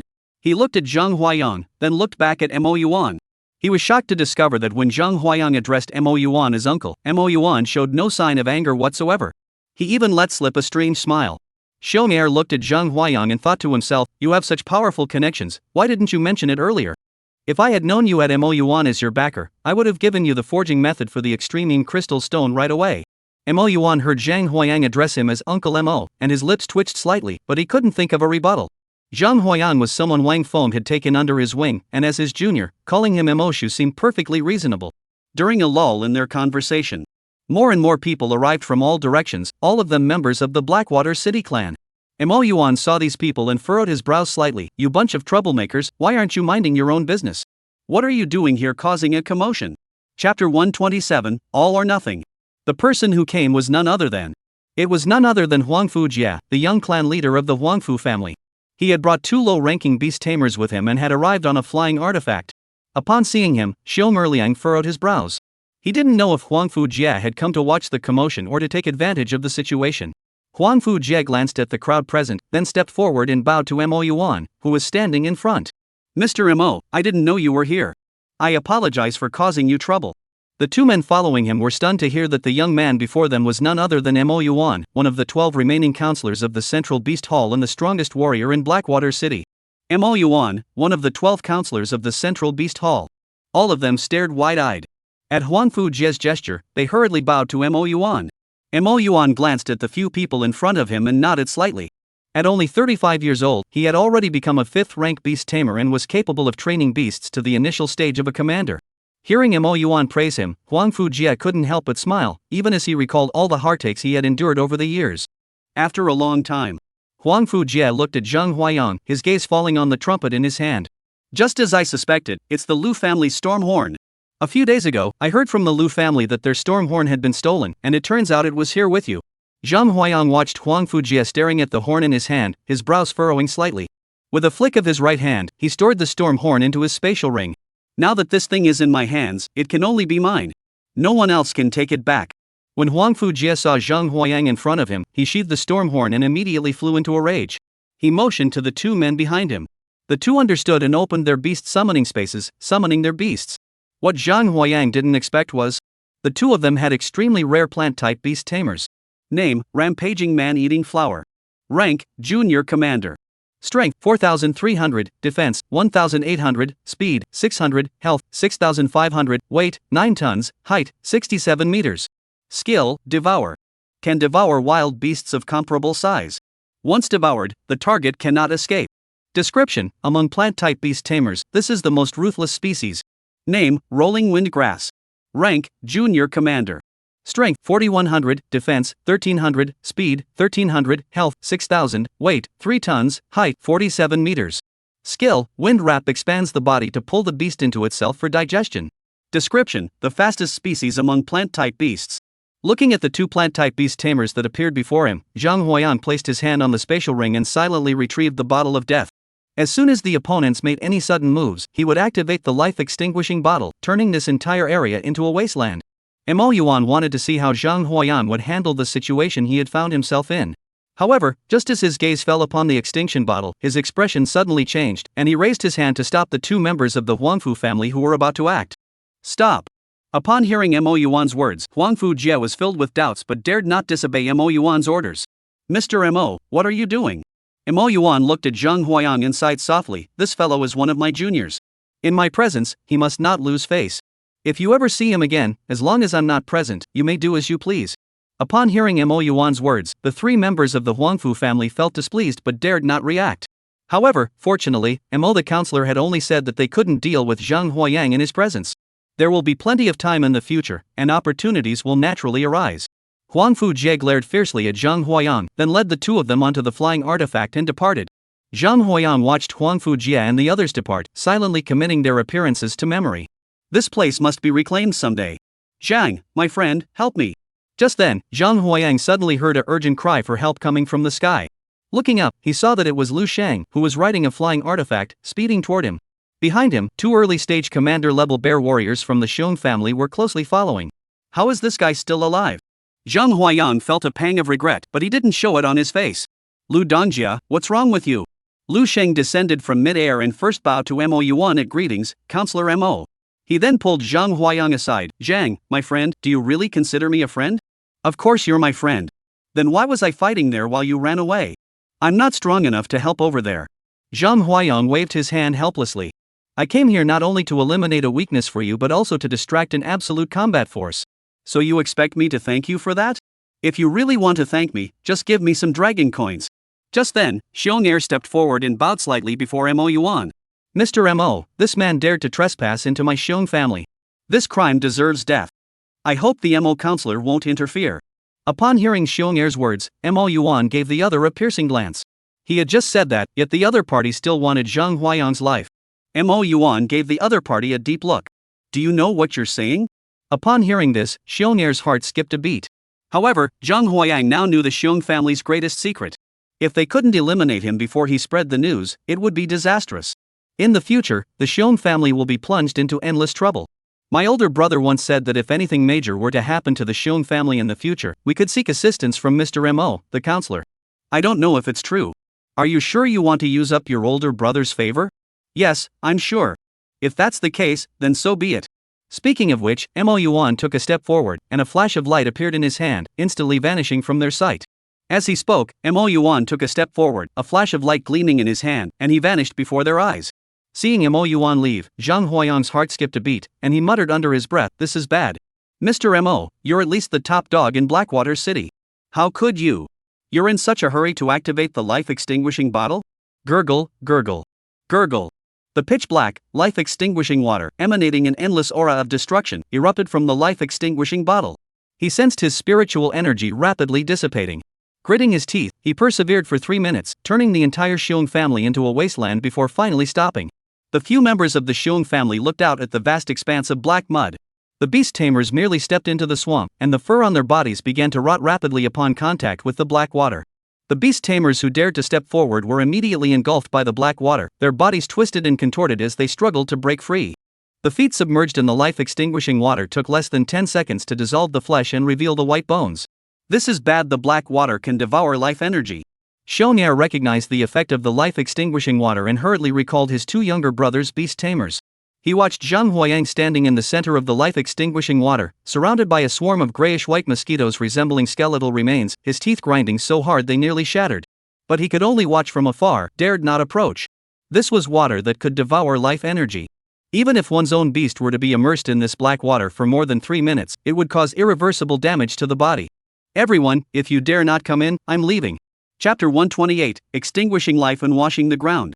Upon hearing Zhang Huayan's words, the 3 members of the Xiong family all paled. They looked at the black muddy swamp that had engulfed their old home. Though it pained them, they couldn't bring themselves to bow down to Zhang Huayan. Seeing that the Xiong family had no intention of seeking reconciliation, Zhang Huayan wasn't foolish enough to go through all that trouble just to take back the water of life. Anyway, he had already confirmed that the extreme heavenly crystal stone was a forged material, and the source of the material was in this old mansion. The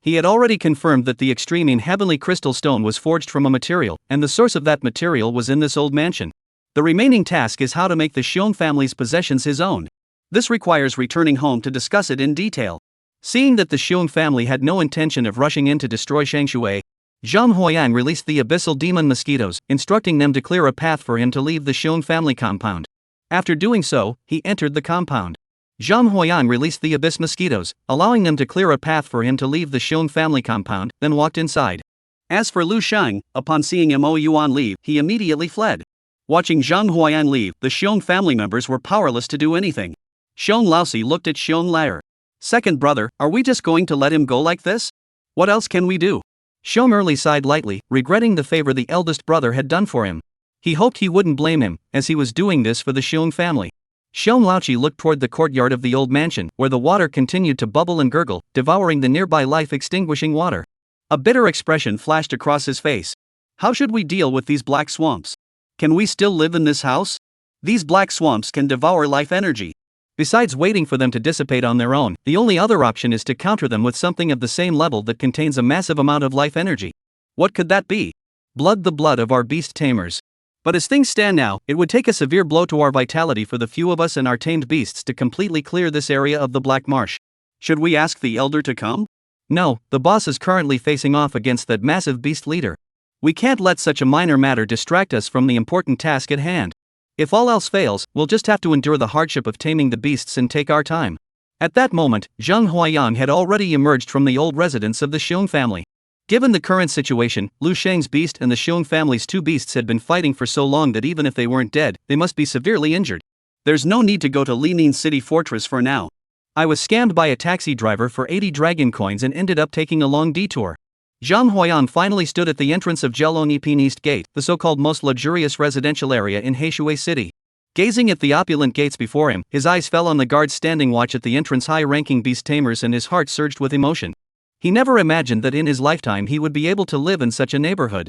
In his previous life, neighborhoods of this caliber were something he had only ever seen a few times online. The security guard spotted Zhang Huayan, and it was like a pig seeing a beauty he couldn't take his eyes off the neighborhood. Just as he was about to step forward to stop him. However, upon seeing Zhang Huayan pull out a property certificate for a first-class dragon-grade property and reveal a photo of himself with Mo Yuan, their attitudes changed completely. They hurriedly stood up straight and saluted Zhang Huayan. I am a security guard, responsible for maintaining safety in this area. Jialonipin welcomes your stay. Upon entering the villa, you will be immediately amazed by the extravagant and luxurious decor. His mental strength had always been his weak point, and this time at the Xiong family, he had unleashed both the storm horn and the life-extinguishing bottle all at once. His mental energy is now severely depleted, and as soon as his head hits the pillow, he falls into a deep sleep. I slept straight through until noon on the 3rd day. The security guard who greeted him at the entrance of the residential complex even called the property management several times to check on him. After hearing Zhang Huayan snoring, he finally gave up on calling the Public Security Bureau. Bang! Zhang Huayan was awakened by a loud knock on the door. When he opened the door, it was none other than Mo Wenchuan. Ha! Zhang Huayan was quite surprised by Mo Wenchuan's arrival. Since Mo Wenchuan had said he was going home last time, he hadn't received any news from him. I never expected to meet you in Heishui City. Gak! Gak! Zhang Huayan suddenly thought of a question. Mo Wenchuan's surname is Mo, isn't that the surname of the most powerful family in Heishui City? As if sensing Zhang Huayan's confusion, Mo Wenchuan nodded slightly. Senior Zhang, you're right. My father is from the Shangjing Jun family, and my mother is from the Heishui Mo family. Good heavens! Upon hearing Mo Wenchuan mention his background, Zhang Huayan's heart skipped a beat. Why didn't you mention your background was so terrifying earlier? In Jianhai City, facing the 6 major families, I wouldn't have to go through all that trouble. I could just shout out, "The young master of the Mo family is here," and that would have been enough. Sitting on the sofa, Mo Wenchuan took out a grayish-black scale from his spatial ring and handed it to Zhang Huayang. Name, Scales of the White Bone Crocodile. Grade, A. Function, can forge a grade treasure weapons. Description, a low-tier commander-level wild beast, a creature from the abyss, the scales of a white-boned crocodile. What's this? Zhang Huayang looked at the scales handed to him by the other person, completely confused. I came here to ask you for a favor. Zhang Huayang? You have all this background, and I haven't even had a chance to ask you for help yet. Why did you come to me first? Zhang Huayang hadn't even finished speaking. You must have noticed that these are scales from the abyss, right? Zhang Huayang nodded slightly. You should be well aware of the nature of the abyss race, I presume.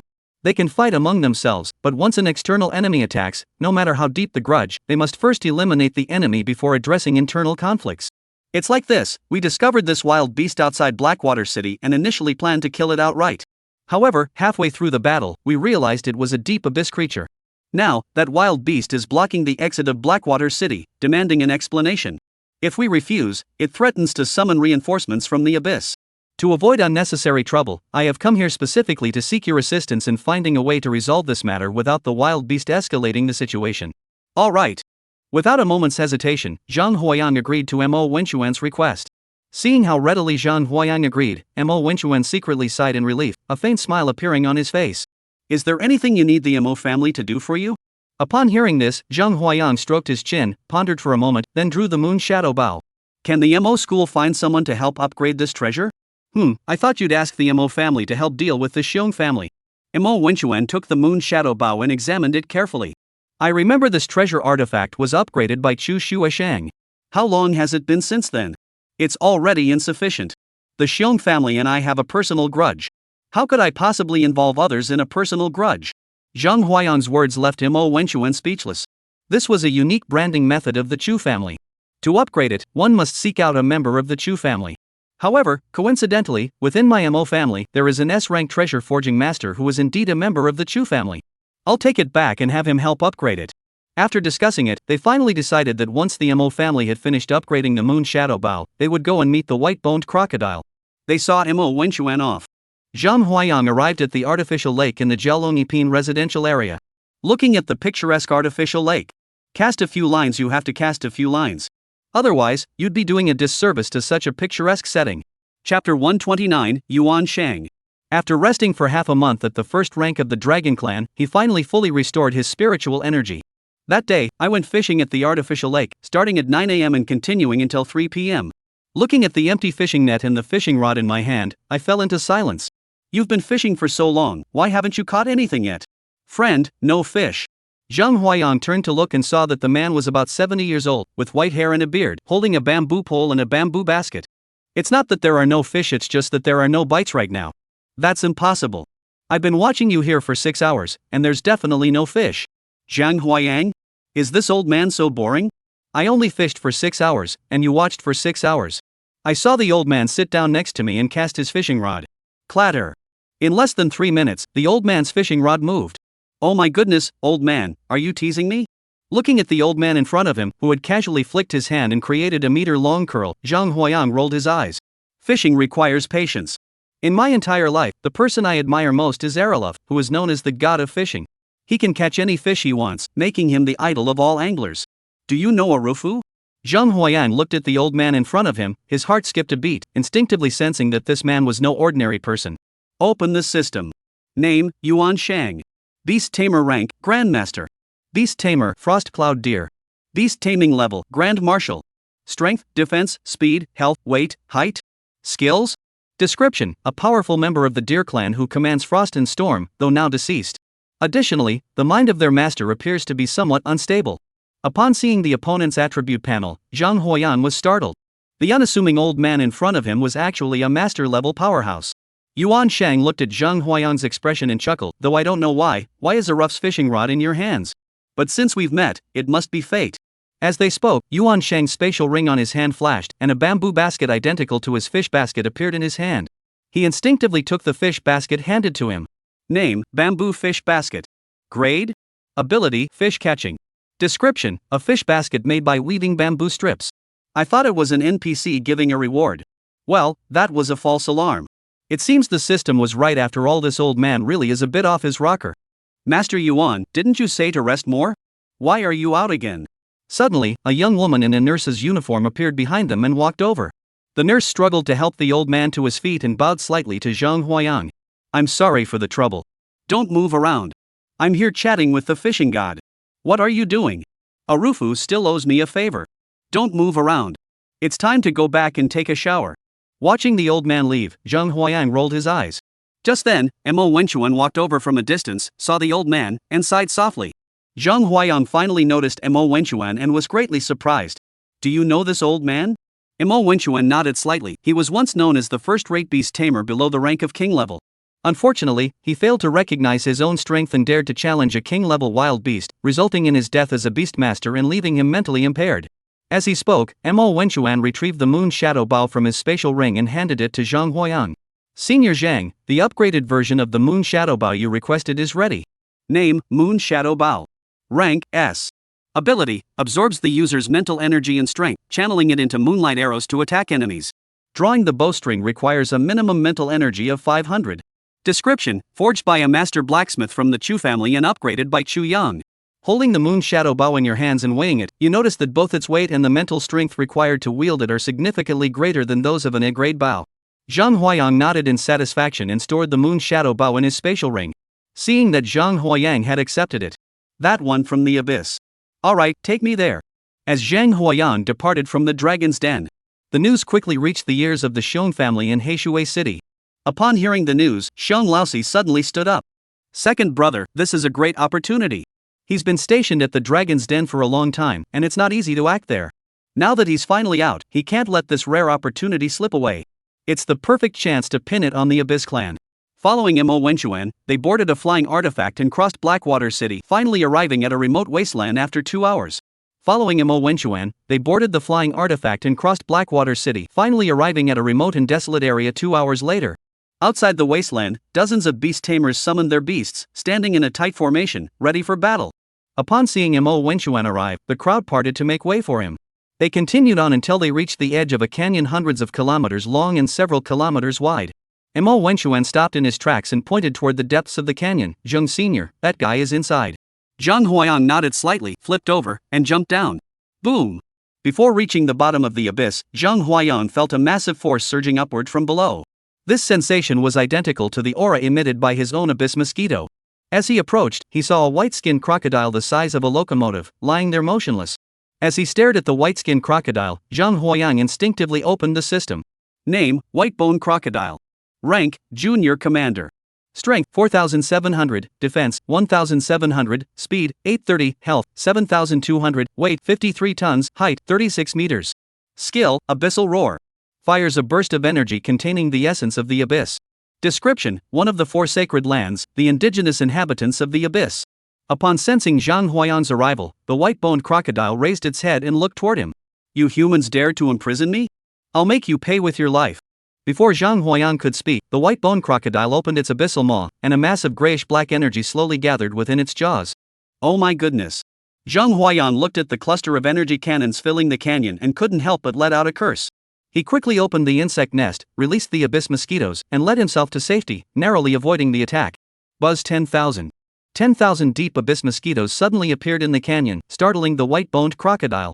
Zhang Huayang, seeing the white-boned crocodile about to attack again, quickly raised his hand to stop it. Stop! Upon hearing Zhang Huayang's words, the white-boned crocodile suddenly halted its charge, staring at the swarm of mosquitoes the size of adult water buffaloes, a look of confusion in its eyes. That shape, that aura, it was actually a deep abyss species. Zhang Huayang noticed that this white-boned crocodile seemed to sense the aura of his mosquito clan. Cousin, shall we talk? You called me cousin? Bai Guoyu heard Zhang Huayang's words and his eyes were filled with confusion. We're both abyss-born, what else could we be but cousins? Zhang Huayang rolled his eyes and sat down on a protruding rock. The white-boned crocodile, no longer frightened, lay quietly beside Zhang Huayang. You of the soft-shell turtle clan, have you finally acknowledged us? Chapter 130, The Abyssal Race. The Abyss race is a lineage passed down from their ancestors, and they were instrumental in opening the abyss. My white bone lineage also contributed greatly. Yet in the end, we are being marginalized by them. Is it really just because we're a bit ugly, a bit weaker, and a bit slower? You're from the old turtle lineage, you've got to give me a fair assessment. Look at this big crocodile, all covered in injustice. Zhang Huayang? Where am I supposed to go to settle this for you? I can barely even get onto the bed. After hearing the white-skulled crocodile's account, Zhang Huayang finally understood. In the abyss, there were a total of 3 races. The old turtle, the spirit deer, and the white bones. However, the White Bones clan is formed from the endless abyssal energies gathered from the depths of the abyss, possessing only bones and no flesh. They were despised and ostracized by the Old Turtle and Spirit Deer clans. The White Bone clan held a very low status in the abyss and were unable to fight against the other 2 clans. Later, the 2 tribes even refused to acknowledge them as fellow inhabitants of the abyss, banishing them to the most barren regions of the abyss.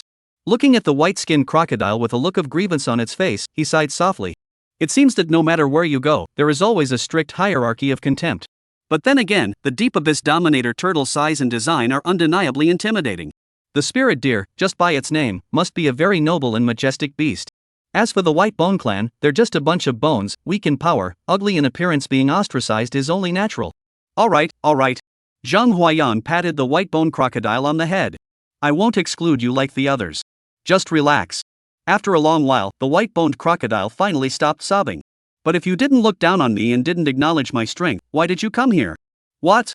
Zhang Huayang furrowed his brows, sensing the deeper meaning behind the other S-words. I just came over to see you. Over in Heishui City, that king-level tiger has reached an agreement with my White Bone clan. We will prepare for half a year, then break through the spatial barrier between the 2 realms. At that time, the royal elders of my White Bone clan will descend to annihilate the human race of Blackwater City. I have come here to scout the area, to identify where the spatial barriers are weakest, so that the elders can use those locations as their landing points. What? Hearing the white bone crocodile's words, Zhang Huayang suddenly jumped to his feet from the ground. Cousin, what's wrong? I'm fine. Zhang Huayang shook his head slightly.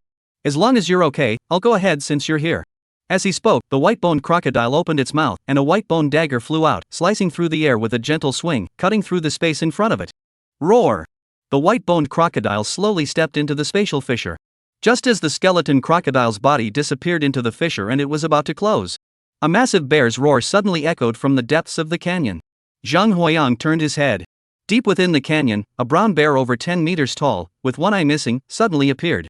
Beside it stood the 4th son of the bear family, wielding a long axe and glaring intently at Zhang Huayang. Name, Xiongxi. Beast Tamer rank, Master 6th Dan. Health, 4100, Strength, 2100, Mental Power, 670. Name, Bloodthirsty Brown Bear. Rank, Mid-Tier Commander. Strength, 6400, Defense, 3100, Speed, 980, Health, 9000, Weight, 16 tons, Height, 13 meters. Skill, Bloodlust. For 10 minutes, all attributes are increased by 80%, and pain is not detected. Description, the most bloodthirsty branch of the bear clan. Looking at Xiongxi and this brown bear with attributes so high they were almost absurd, Zhang Huayang's expression darkened. Zhang, you little brat. Last time at the Xiong family, I spared your life. But this time, you won't be so lucky. Xiongxi raised his hand and pointed at Zhang Huayang. Tear him to pieces. Boom! The bloodthirsty brown bear's every step caused massive tremors. Zhang Huayang's abyss mosquito attacks struck the brown bear, but they couldn't break through its defenses. Instead, they were shaken by the bear's commanding will and fell from the sky like rain. As the bloodthirsty brown bear closed in, it grew ever closer to him. The white-boned crocodile that had already entered the spatial fissure sensed the changes behind it, suddenly turned around, and emerged once more from the spatial fissure. They saw the massive brown bear charging toward Zhang Huayang. Upon seeing this, the white-boned crocodile let out a loud roar and lunged toward the brown bear, biting down fiercely. A bear and a crocodile engaged in a fierce battle in the underground canyon. However, the white-boned crocodile and the bloodthirsty brown bear were vastly different in nature, and within just a few minutes, the crocodile had already been overwhelmed. Zhang Huayang, seeing this, was also extremely anxious. Through the mosquito tribe's vision, he finally spotted the figure of Xiongxi hiding in the distance. Attack! Take him down! As Zhang Huayang's attack command was given, tens of thousands of abyssal mosquitoes swarmed like a natural disaster, fell white charging toward Xionglaosi. Upon seeing this, Xiongxi's pupils contracted. He never expected that this abyss-born creature would turn back from the spatial fissure for Zhang Huayang. Faced with this, Xiongxi was at a loss, clenching the massive axe in his hands, and leaped forward toward Zhang Huayang. Whoosh! Whoosh! Abyssal demon mosquitoes, countless spatial cuts, swirled toward the bear in front of him. As Xiongxi was about to be engulfed by the spatial cuts, another loud bear roar suddenly echoed from ahead. Looking up, it was none other than the 7th son of the bear family. Xiongxi saw Xionglaoqi and furrowed his brows slightly. What are you doing here? 4th brother, 2nd brother sent me to help you. As Xiong Laoqi finished speaking, a massive white bear emanated endless cold air, standing in front of Xiong Si and blocking the abyss demon mosquito's spatial manipulation in front of him. Seeing this, Zhang Huayang activated the water dragon mirror. Thick fog rose, shrouding his body. The polar bear let out a deafening roar, and a blizzard erupted from its body, swiftly enveloping the white mist. Under the icy frost, the mist offered no resistance, gradually crystallizing into shards of ice that fell to the ground. Just as the Arctic white bear dispersed the white mist and endless frost blocked the abyssal mosquitoes, preparing to launch an attack on Zhang Huayang. A silver-white glow suddenly shone above their heads. Looking closely, Zhang Huayang realized that he had somehow climbed up the rock wall. As Zhang Huayang channeled his strength and mental energy into the moon's shadow bow, a silver moon slowly in Zhang Huayang's hand. However, unlike before when he could easily form a full moon, this time he could only form a crescent moon. A crescent moon is fine, it's strong enough.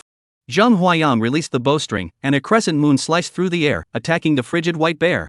As for Zhang Huayang, he was embedded in the cliff face by the immense recoil force and had to exert tremendous effort to pull himself free. The crescent moon sliced through the air, striking the icy white bear. A howl echoes through the air. Woof! Before the upgrade, the moon's shadow ball was already capable of defeating some low-tier commander-level beast tamers. Now, after the upgrade, the moon's shadow bow is even more powerful than before. This extreme cold white bear, having only recently been promoted to the initial stage of commander, is completely helpless against this moonlight. Its chest was instantly torn open, revealing a large wound. The Arctic white bear never expected that this tiny human, armed with a single treasure artifact, could unleash such overwhelming power. The body of the Arctic white bear crashed to the ground with a thunderous thud, and even its corpse was completely devoured by the abyss mosquitoes. Devoured the commander-level Arctic white bear, obtaining 213 units of flesh and blood. Regenerated 31 strength, 42 health, and 13 mental power. Ah! Just as Zhang Huayang was about to attack the two, he suddenly heard the agonizing screams of the white-boned crocodile. Turning around, he saw that the white-boned crocodile had already been pinned down by the bloodthirsty brown bear, with both its arms and tail already bitten off. Seeing this, Zhang Huayang's pupils contracted. This guy was truly a beast in the depths of the abyss, he couldn't afford to lose him. He immediately left 100 abyss demon mosquitoes to deal with the two of them, while he led the remaining mosquito tribe to reinforce the white-boned crocodile. Chapter 131, The Sky Ceiling Mirror. After leaving 100 mosquitoes to deal with the two members of the Xiong family, Zhang Huayang dragged his already aching body and nearly depleted spiritual energy toward the white-boned crocodile. This newly upgraded moon shadow bow is truly powerful. Not only can it absorb mental energy, but it can also absorb physical strength. Compared to the previous A-rank version that only absorbed mental energy, it's several times more powerful. Still savoring the power of the S-rank moon shadow bow, Zhang Huayang raised his gaze and saw the situation ahead, causing his pupils to contract sharply. The bloodthirsty brown bear's body was now a full circle larger than before, firmly pinning down the white-boned crocodile. Under the relentless attacks of the former, the latter's body gradually began to disintegrate, and the light in its pupils grew increasingly dim. Oh my goodness, I finally met a true relative from the abyss. Zhang Huayang's eyes blazed with anger as he raised his hand and pointed at the bloodthirsty brown bear. Attack! No mercy! Hum 14,800. Water buffalo-sized abyssal mosquitoes and storm mosquitoes hidden within the tempest received their master's command. They charged toward the massive bloodthirsty brown bear, claws and fangs bared. Sensing the change in Zhang Huayang's mood, the 9-star vine ring on his hand slipped off Zhang Huayang's hand and burrowed into the ground, disappearing without a trace. Bang! Tens of thousands of abyss mosquitoes swarmed the entire canyon, drowning the space in darkness. Countless attacks surged toward the bloodthirsty brown bear at the center. Roar! The bloodthirsty brown bear saw the swarm of mosquitoes charging toward it, its crimson eyes flashing with a bloodthirsty glow. Just a bunch of extraordinary mosquitoes, and they dare to come and provoke me. With a furious roar from the bloodthirsty brown bear, the massive roar transformed into sound waves, echoing through the canyon. What the bloodthirsty brown bear didn't expect was that this swarm of high-tier extraordinary-level mosquitoes could withstand its mid-tier commander-level command will and remain standing. Even though they withstood the commander's will, this single strike caused Zhang Huayang to lose hundreds of mosquitoes. After repelling the swarm of mosquitoes, the bloodthirsty brown bears, with their claws clutching the skull and spine of the white-boned crocodile, gave a mighty tug. Bang! The head was separated from the spine and casually tossed onto the ground by the bloodthirsty brown bear. The red glow in the eye sockets of the white-boned crocodile also faded completely at that moment. After dispatching the white-boned crocodile, the bloodthirsty brown bear still had over 6,000 health points remaining. Boom! At that moment, 3 emerald green vines suddenly extended from the cliff walls, with 4 points of star-like light flickering on them. The 3 vines shot upward from the ground, each holding a black long axe. They sliced through the air and swung toward the bloodthirsty brown bear. The bloodthirsty brown bear, caught off guard, was struck on the back by the 3 axes, screaming in pain. Where the axes were pulled out, a deep gash exposed bone. It turns out that the superb tier can break through the defenses of a mid-tier commander-level beast. If that's the case, then I don't need to run anymore. After killing my cousin, how could I let you get away? Charge! We must capture this man today. Roar! The buzzing of mosquitoes and the roaring of brown bears mingled with the sound of breaking cliff walls, rising and falling in waves. The battle raged from 6 p.m. until 2 a.m. Nearly 20,000 abyss magic patterns were lost, with nearly a third of them destroyed, and the 9-star vine even lost one of its vines. This finally reduced the bloodthirsty brown bear's health to 2,100. The battle continues. Zhang Huayang also sprang into action, finding a high hill and drawing his moon shadow bow. Whoosh! Inhale! Powerful spirit snake. Zhang Huayang sensed his swelling body, took a deep breath, and channeled all his spiritual energy and strength through the imprint into the moon shadow bow. Crescent moon. Full moon. Just one more step to a full moon. But Zhang Huayang knew that this strike had reached its limit. At this moment, the bloodthirsty brown bear's berserk state had begun to fade. Looking at the swarm of mosquitoes still covering the sky, it had already begun to consider retreating. Glancing upward, it caught sight of the mountain peak. A full moon shone brightly. What is this? Has the moon set? No, it's the glow of the treasure. I sense the aura of death under this moonlight. The bloodthirsty brown bear sprang to its feet, ready to flee. But it was firmly entangled by the 9-star vine, which clung tightly to its legs. Bang! Bang! Moonlight shone on the bloodthirsty brown bear's chest, flowing through the wounds carved by the 9-star vine and seeping inside. Hum! After the buzzing sound, the bloodthirsty brown bear's body suddenly exploded, turning into a pile of flesh and collapsing on the ground. Just as Zhang Huayang was about to let his swarm of mosquitoes devour the pile of flesh and blood, the 9-star vine lunged toward the pool of blood and flesh. In the blink of an eye, it had absorbed every last bit of flesh and blood. Watching the 9-star vine return to its ring-like form and fall back into his hand. Name, 9-star vine. Rank, high-tier supernatural evolving. Description, a plant-type beast with extraordinary luck, it has now obtained the flesh and blood of a bloodthirsty brown bear and is currently in a deep slumber. Looking at the 9-star vine, which shone with 7 rays of light and was immersed in slumber, he couldn't help but smile wryly. The mosquito swarm suffered heavy casualties, yet you reaped their flesh and blood. I hope you won't come out at a loss. Seeing that the matter had been settled, Zhang Huayang had no other options. He activated the wind-controlling ring and flew toward the upper part of the canyon. Mo Wenchuan, what's going on? How could you let those two from the Xiong family come over here? However, shortly after Zhang Huayang left, the completely cold and lifeless skull of the white-skinned crocodile suddenly emitted a red glow from its dull eye sockets. Clatter! Scattered everywhere, the bones of the white crocodile gradually drifted down to the head, reassembling the body. Phew, that was close. I almost died. The elders were right after all. The Abyss race is an ancient lineage. Even though they usually like to bully us, they wouldn't just stand by and watch us die. This won't do. We must return and report what has happened here to the elders. Zhang Huayang had no idea that this white-boned crocodile was actually an old 6. He felt deeply distressed over its death for a long time. Flying to the top of the canyon, he was surprised to find that Mo Wenchuan was still there, safe and sound. Seeing Zhang Huayang coming up from the canyon, he wore an expression of joy. Senior, you're here. How is the Abyss seed doing? How's the Abyss creature over there? Upon seeing the few people in front of him, Zhang Huayang greeted them enthusiastically. What on earth was going on? Didn't you hear any noise? What noise? What could it be? Go check it out yourself. Following the direction of Zhang Huayang's finger, Mo Wenchuan took a step forward. At just a glance, his entire body trembled, and his pupils suddenly contracted. What on earth was going on? The canyon that was just fine a moment ago is now in ruins, with countless jagged rocks blocking the canyon. The terrain has changed so drastically that it stretches for several kilometers. I've been stationed here the entire time and didn't notice a thing. Just then, Mo Wenchuan knelt down, scraped a bit of yellow earth from the cliff face, and rubbed it between his hands. It was the Xiong family's forbidden flying mirror. It is said that the eldest son of the Xiong family spent a fortune to have this divine artifact crafted. It can seal off an entire area, and until he is retrieved, no one outside the sealed area can see or hear anything happening inside. If one possesses master-level mental power, they can even completely seal off an area, leaving enemies helpless and at their mercy. Upon hearing Mo Wenchuan's words, Zhang Huayang's heart skipped a beat. If that's the case, then, through the mosquito swarm's field of vision, they carefully discussed the matter. Sure enough, just as he had suspected, the 4th and 7th sons of the Xiong family had somehow managed to break free from the mosquito swarm's encirclement and vanished into the canyon. Seeing this, Zhang Huayang could only sigh softly. Well, at least he had managed to eliminate 2 enemy commanders, so his battle record was still respectable. Chapter 132, The Second Generation? Following Mo Wenchuan to the Mo family in Heishui City. Mo Yuan looked at Zhang Huayang and also revealed a hint of confusion. Why aren't you staying at the dragon's first rank?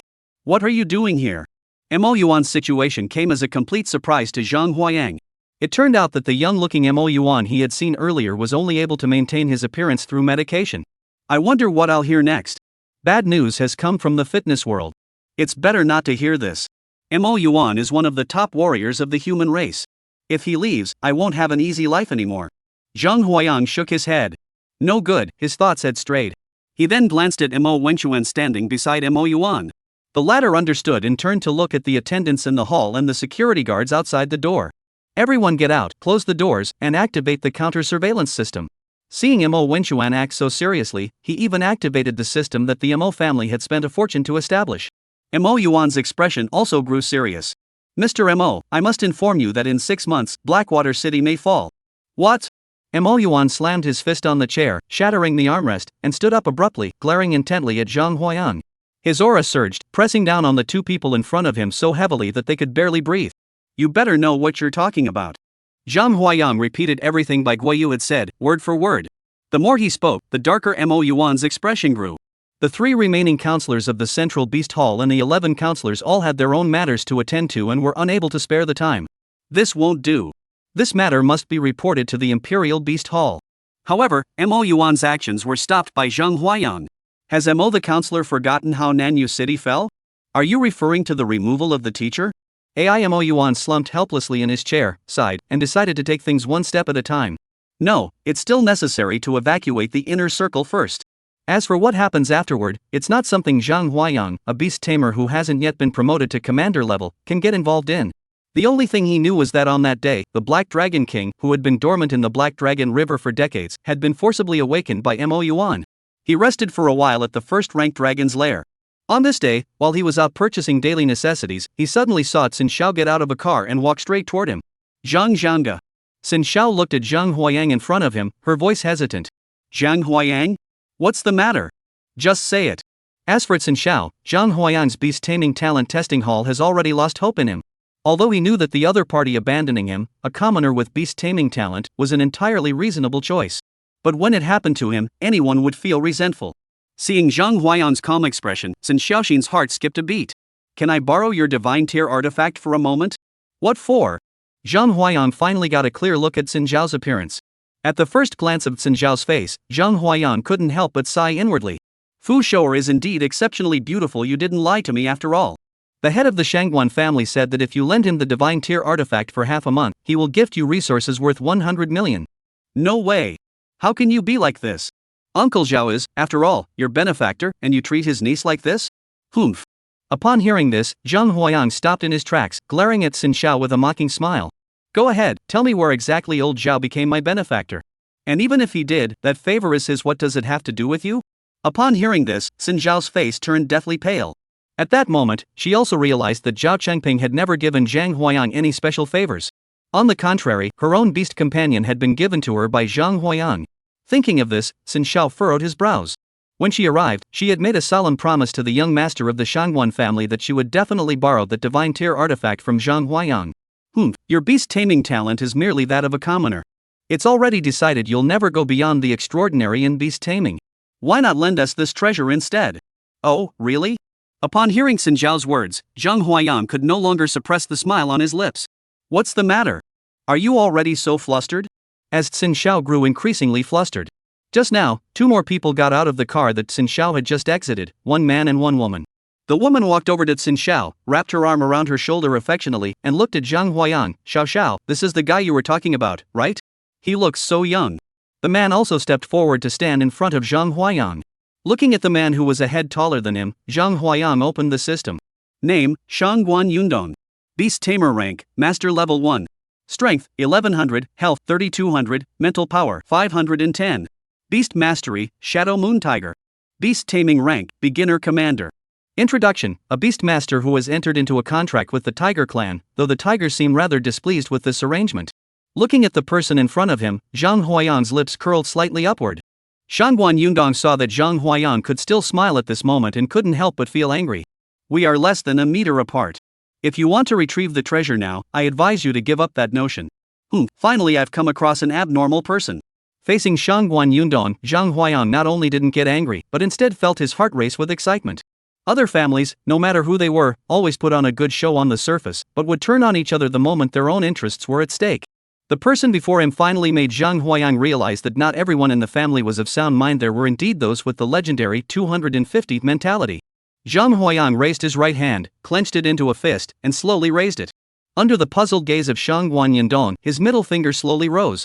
Even if Shangguan Yundong wasn't the sharpest tool in the shed, he knew exactly what the other person was doing, mocking him. He raised his hand, and the broad palm, as wide as a fan, surged with immense power, reaching out to grab Zhang Huayang. Bang! His palm gripped Zhang Huayang's shoulder, but it felt like grasping a sheet of iron, unable to budge an inch. The two girls watching nearby saw Shangguan Yundong's movements and assumed he was holding back. Bro, don't stop. This guy has offended the Xiong and Huangfu families.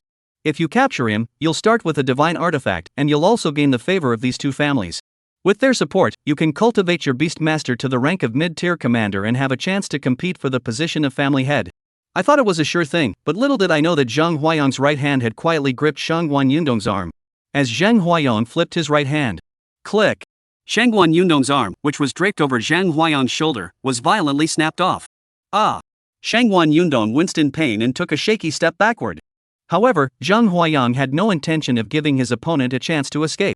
Since the other side had come to bully him, how could he possibly give them the chance to go back and call for reinforcements? As he spoke, Zhang Huayang flickered like a ghost and appeared before Shangguan Yundong. He raised his hand and slapped the other man across the face. Let you put on airs, let you be arrogant. I haven't even bothered to provoke your upper official family, yet you've come right to me on your own. Chapter 133, Yuan Shang is dead? Shangguan Yundong was beaten by Zhang Huayang for half an hour. During this time, every time he fainted, Zhang Huayang would force his head into the fountain, drowning him until he regained consciousness. What Zhang Huayang didn't expect was that even after being beaten to this extent, the man still hadn't summoned his beast companion. Aren't you going to release your beast? Poof. Even though Shangguan Yundong's consciousness was nearing unconsciousness at that moment, he still couldn't resist taunting. There's no way I'd let you have my precious treasure. If you harm anyone else, what will become of the reputation of the Shangguan family? Upon hearing this, Zhang Huayang's eyes flashed with a sharp gleam. He never expected that this guy, who looked like a dim-witted fool, actually had such awareness. Even if it was just for the last thing Shangguan Yun said, Zhang Huayang could have forgiven him for his earlier offense. Hey, the second-generation heir of the Shangguan family, you really are a second-generation heir. You're still so arrogant. A sudden, jarring voice rang out in their ears. Turning to look, they saw that it was Yuan Shang. Yuan Shang was carrying a bamboo basket in one hand and a bamboo pole in the other. Hee, old Zhang, you're still here. Looking at Yuan Shang with his crooked mouth, uneven shoulders, and hands trembling like Parkinson's disease. Even if he's cured, he'll still drool. Zhang Huayang left Shangguan Yundong and the others behind, stepped forward to help Yuan Shang, and wanted to find the property management of Jelong Yiping to have them take this guy back. Slap. Arufu, you still owe me a favor. When are you going to pay me back?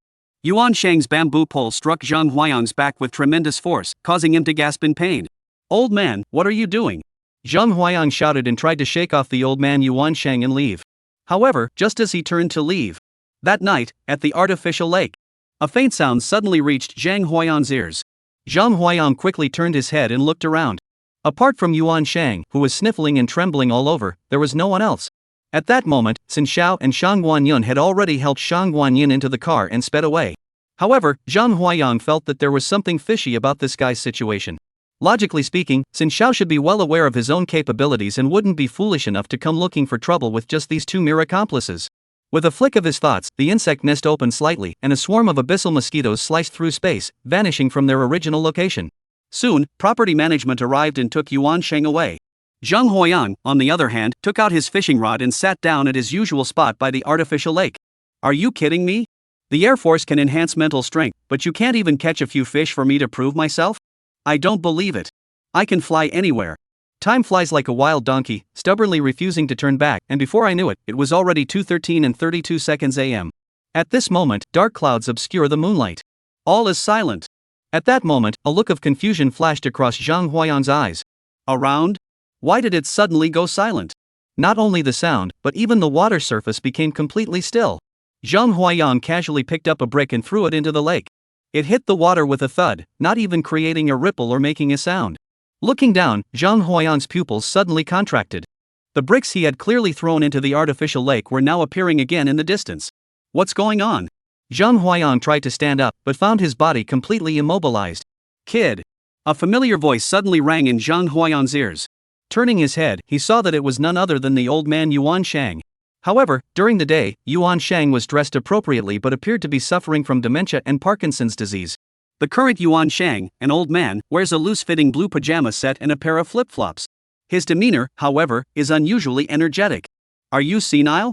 Yuan Shang slowly sat down beside Zhang Huayang, looking at the fishing rod in Zhang Huayang's hands, and sighed softly. I never thought I would fail again. Yuan Shang took the fishing rod from Zhang Huayang's hands. What Zhang Huayang didn't expect was that Arufu's fishing rod, in Yuan Shang's hands, seemed to recognize its master. With a casual flick of his wrist, he reeled in a meter-long croaker. After a while, whether it was Yuan Shang who had grown bored or the fish had all been caught, Yuan Shang returned the fishing rod to Zhang Huayang. Finally, he got to use the fishing rod again. Kid, I don't have much time. Remember, Blackwater City is in a dire situation right now. 4 factions have already set their sights on this place. The council members cannot be trusted according to reports, 3 of them have already defected. The secret realm must not be entered. Arufu, you are no longer the Arufu of old. But your uncle is still your uncle. Click. Zhang Huayang shuddered all over. When he opened his eyes again, he found that he was still sitting in his seat fishing, with the same Arul fishing rod in his hands. As for the time, Zhang Huayang saw the time and his pupils suddenly contracted. 2 hours 12 minutes and 32 seconds. The time has actually gone back 1 minute. And beside him, without anyone noticing, a fish basket had appeared. Name, Aruf's fish basket. Rank, Descent. Ability, any creature caught by Aruf's fishing rod can be placed into the fish basket. Description, a set item paired with Aruf's fishing rod, this is the ultimate tool for anglers. Upon seeing the bamboo fishing basket, Zhang Huayang's face darkened. Are you mocking me? You said it could hold any creature, this is clearly mocking me for being an airman. Never mind, let's keep fishing. At the same time, while keeping an eye on Xin Xiao and the others, the deep abyss mosquitoes suddenly sent him a wave of energy. Xin Xiao and the others arrived at the old mansion of the Shangguan family. Shangguan Yuang was sitting across from Xin Xiao. Xiao, does that kid really need you to act like this? Sigh. Xin Xiao heard this, his eyes dimmed, and he sighed. If it weren't for this, how could he have been disappointed in me? But there was no need to go that far. Look at what you did to my brother. But, Xiao, is that Wasteland really that scary? Yes, there's a great leader and 30 high-ranking commanders there. Xin Xiao looked at the snack in front of her. I don't want the person Uncle Zhao has his eye on to go to their death. I'm leaving next week. I hope there's still a chance we'll meet again. Xiao, take care of yourself. I'm waiting for you to come back and help me comb my hair. Zhang Huayang heard everything Xin Xiao said. His heart stirred slightly. The purpose of these 250 people coming here to pick a fight was actually this. This is truly the kind of thinking that makes young girls so hard to figure out.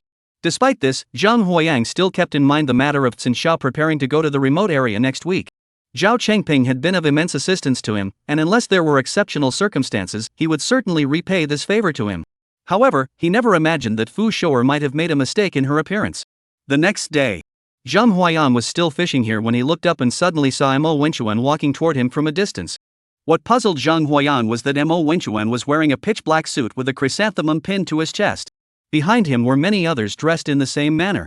Mo Wenchuan saw Zhang Huayang fishing there and walked over. What are you doing? According to the elder's caregiver, it was 2:11 and 32 seconds a.m. The elder passed away. Chapter 134, a name that lives up to its reputation. The memorial service lasted a week. As soon as the memorial service ended, Zhang Huayang's abyss mosquito, which he had been using to monitor Xin Xiao, detected that Fu Shou'er was heading alone toward the wasteland. Zhang Huayang furrowed his brows slightly. Why didn't you bring anyone with you? Though puzzled, Zhang Huayang followed them anyway, wanting to see what was going on. They arrived at a desolate area belonging to a powerful lord. Rumbling. Less than half an hour into the wasteland, they hadn't even crossed the outskirts. Suddenly, a series of loud booms echoed from the distance. Looking up, they saw a massive red-skinned serpent hundreds of meters long, resembling a giant car. Name, Red-Scaled Python. Rank, Junior Commander. Strength, 4,300, Defense, 1,400, Speed, 650, Health, 6,200, Weight, 21 tons, Height, 1,027 meters. Skill, Burning Body Ignites, emitting 4,500 degrees of heat. Description, a beast with fire-based abilities. Xin Xiao, despite using every trick in his arsenal and deploying all his treasures, was unable to harm the opponent in the slightest.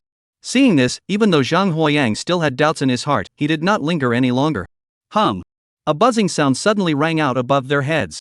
Looking up, they saw swarms of mosquitoes the size of water buffaloes, charging toward the red-scaled python one after another. Seeing the abyss demon mosquitoes, the red-scaled python, Zhang Huayang activated the water dragon mirror, and a dense fog instantly shrouded the area within a 5-kilometer radius. Seizing the moment, Zhang Huayang darted forward, swiftly heading toward Xin Xiao. He grabbed Xin Xiao and carried him away as if he were a small chick. Ah! Who is it? Xin Xiao was startled by the sudden turn of events and struggled wildly in Zhang Huayang's hands, but she couldn't break free no matter how hard she tried. After a long while, Xin Xiao was thrown to the ground by Zhang Huayang. Xin Xiao finally got a clear look at Zhang Huayang's face and turned pale. What are you doing? Seeing Xin Xiao's expression, Zhang Huayang's brows furrowed slightly. He wasn't sure if it was just his imagination, but Xin Xiao's expression seemed to be a mix of relief at escaping danger and guilt at being caught. However, he could sense that the other person's expression when facing the red-scaled python didn't seem fake. However, after he activated the water dragon mirror, he visibly relaxed. It was as if he had been waiting for himself all along. Xin Xiao looked at Zhang Huayang with teary eyes. I'm sorry, I don't want this to happen. All right. Zhang Huayang looked at Fu Shouer's appearance and couldn't muster any interest. Since we're already here, you said you wanted to find your mother's belongings. Let's go take a look now. Before leaving, Zhang Huayang first found a place to use the restroom. The two of them walked for over 3 hours, slaying nearly 60 high-tier extraordinary-grade wild beasts, leaving Xin Xiao pale-faced. Finally, in a cave, Xin Xiao found her mother's belongings. It appeared to be a hairpin. Name: Cloud-piercing hairpin. Grade: S. Ability: obtain the opponent's hair and bind it to a hairpin, enabling you to easily pierce the opponent's heart within a 10-kilometer radius. Description: forged by the renowned blacksmith of the Tsinfu Tuoquan family, this hairpin was given to Lin Shui as a token of their affection. Ha! Xin Xiao held the hairpin, her face beaming with joy before bursting into tears. Mother, I've finally found your keepsake. Upon seeing this, Zhang Huayang nodded slightly. Having done this, he considered himself to have met old Zhao's requirements. On the way back, Xin Xiao suddenly asked Zhang Huayang, Brother Zhang, why are the beasts so terrifying? Upon hearing this, Zhang Huayang shook his head slightly. The wild beasts aren't scary. Not scary? Not scary? If it's just about raw power, with human intelligence combined with a large population and the ability to continuously evolve and train beast tamers, we'll eventually be able to hold them off. Xin Xiao suddenly stopped in his tracks, turned to look at Zhang Huayang beside him, and let out a faint smile. Unfortunately, you won't be able to see it. Roar! A deafening roar echoed in Zhang Huayang's ears. A massive mountain bear emerged from the surrounding mountains, its blood-red eyes fixed on Zhang Huayang as it charged toward him. The two were only 3 kilometers apart. For a high-ranking commander-level mountain white bear, it was just a matter of 10 or so seconds, not enough time to charge the moon shadow bow. His abyss mosquitoes attempted to tear open the space, only to discover that this area had been sealed off, and the spatial fissures couldn't penetrate it. Xin Xiao saw the current situation and finally let out a smile. You're just a common beast tamer, yet you dare to covet social status. If it weren't for old Zhao, I would have married a master beast tamer long ago and been standing at the pinnacle of society. I wouldn't have to work so hard to train beasts. Upon hearing Xin Xiao's words, Zhang Huayang remained expressionless, nearly sighing softly. Fu Shouer's appearance truly lives up to her reputation. The sharp claws of the mountain white bear suddenly lunged toward Zhang Huayang. However, the gruesome scene of flesh and blood flying everywhere did not materialize. Click! The sound of shattering glass came from Zhang Huayang's body. As the illusionary mirror was shattered by the mountain bear's single swat, the swarm of mosquitoes that had been gathered in mid-air suddenly dispersed. Xiong'er saw this and walked over from a distance. Xin Xiao, you said your acting was flawless. Why did you mess up? How should I know? Xin Xiao was utterly frustrated by this outcome, not only because he hadn't managed to kill Zhang Huayang, but also because he had missed out on Zhang Huayang's legendary artifact. When he went to the dragon's first rank to cause trouble for the other party, he was secretly observing him. Everything was under his control, wasn't it? But why? Where exactly did things go wrong?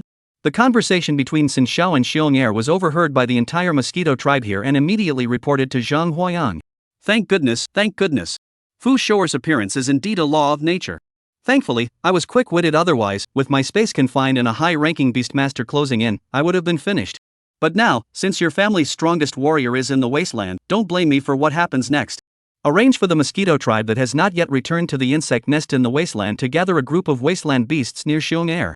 Meanwhile, he took advantage of Xiong Laoer's absence and headed straight for the Xiong family compound. Boom! A swarm of mosquitoes filled the sky, resembling a black flood, descending upon the Xiong family like a natural disaster. The commotion was so great that it could be clearly seen from anywhere along the upper reaches of the Black Dragon River. Who dares to trespass on the Xiong family's territory? Xiong Laosi roared, shouldering a precious artifact as he rushed out the door.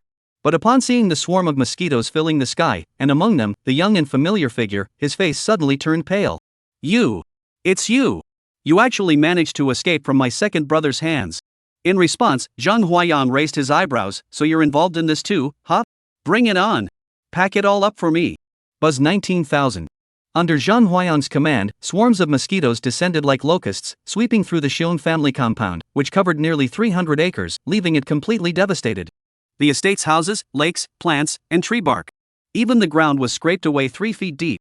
The Xiong family, controlled by the Mosquito clan, had all their treasures confiscated and could only watch helplessly. The Xiong family estate, where they had lived for decades, was ransacked until the foundation was exposed. You don't need to do this, do you? Do you want money or resources? Just say it straight. Are you trying to make us sleep on the streets? At least leave us a shed. Chapter 135, Chu Wei. Zhang Huayan looked down at the Bear family mansion below, which had been completely ransacked, even the ground had been dug up, and nodded in satisfaction. He never expected the mosquito swarm to have such a voracious appetite, capable of devouring these items and even granting him some attributes in return. Consume various materials, restoring 120 health points, 21 strength, and 13 mental power. The attributes are quite impressive, almost on par with a commander-level wild beast. What a pleasant surprise! Zhang Huayang looked at the panicked crowd fleeing from the Xiong family, a cold smile curling the corners of his mouth. Those who pursue me will pay the price. With a sweeping gesture, a vast swarm of mosquitoes descended from the sky, overwhelming the area and converging around Zhang Huayang, capturing all the members of the Xiong family. The 4th and 7th sons of the Xiong family, along with their beast tamers, had already been devoured by Zhang Huayang. The newly trained beast tamers are only just awakening, and as for the other beast tamers of the Xiong family, they are not worth mentioning. Although they are master-level beast tamers are still human beings. How could they possibly match the beasts they tame? Not everyone is like Zhang Huayang, whose attributes have been enhanced to the point of being terrifying, making him akin to a human beast. Xiong Laosi. Tell me about your Xiong family. What's the point of bothering me? Look at the mess you've made. Xiong Laosi was being fiercely attacked by mosquitoes, unable to move an inch, and could only stare with bloodshot eyes. Since I've fallen into your hands, I have nothing to say. Do with me as you will. 4th brother. Before Xiong Laosi could finish speaking, Xiong Laki hurriedly interrupted him. The current situation in Blackwater City speaks for itself. They hadn't even gone out to fight the beasts. Xiong Laoqi looked at Zhang Huayang. What do you want? It can't just be about venting your anger, can it? Upon hearing this, Zhang Huayang turned to look at Xiong Laoqi and smiled contentedly. That's more like it. What are we out here doing if not to make money?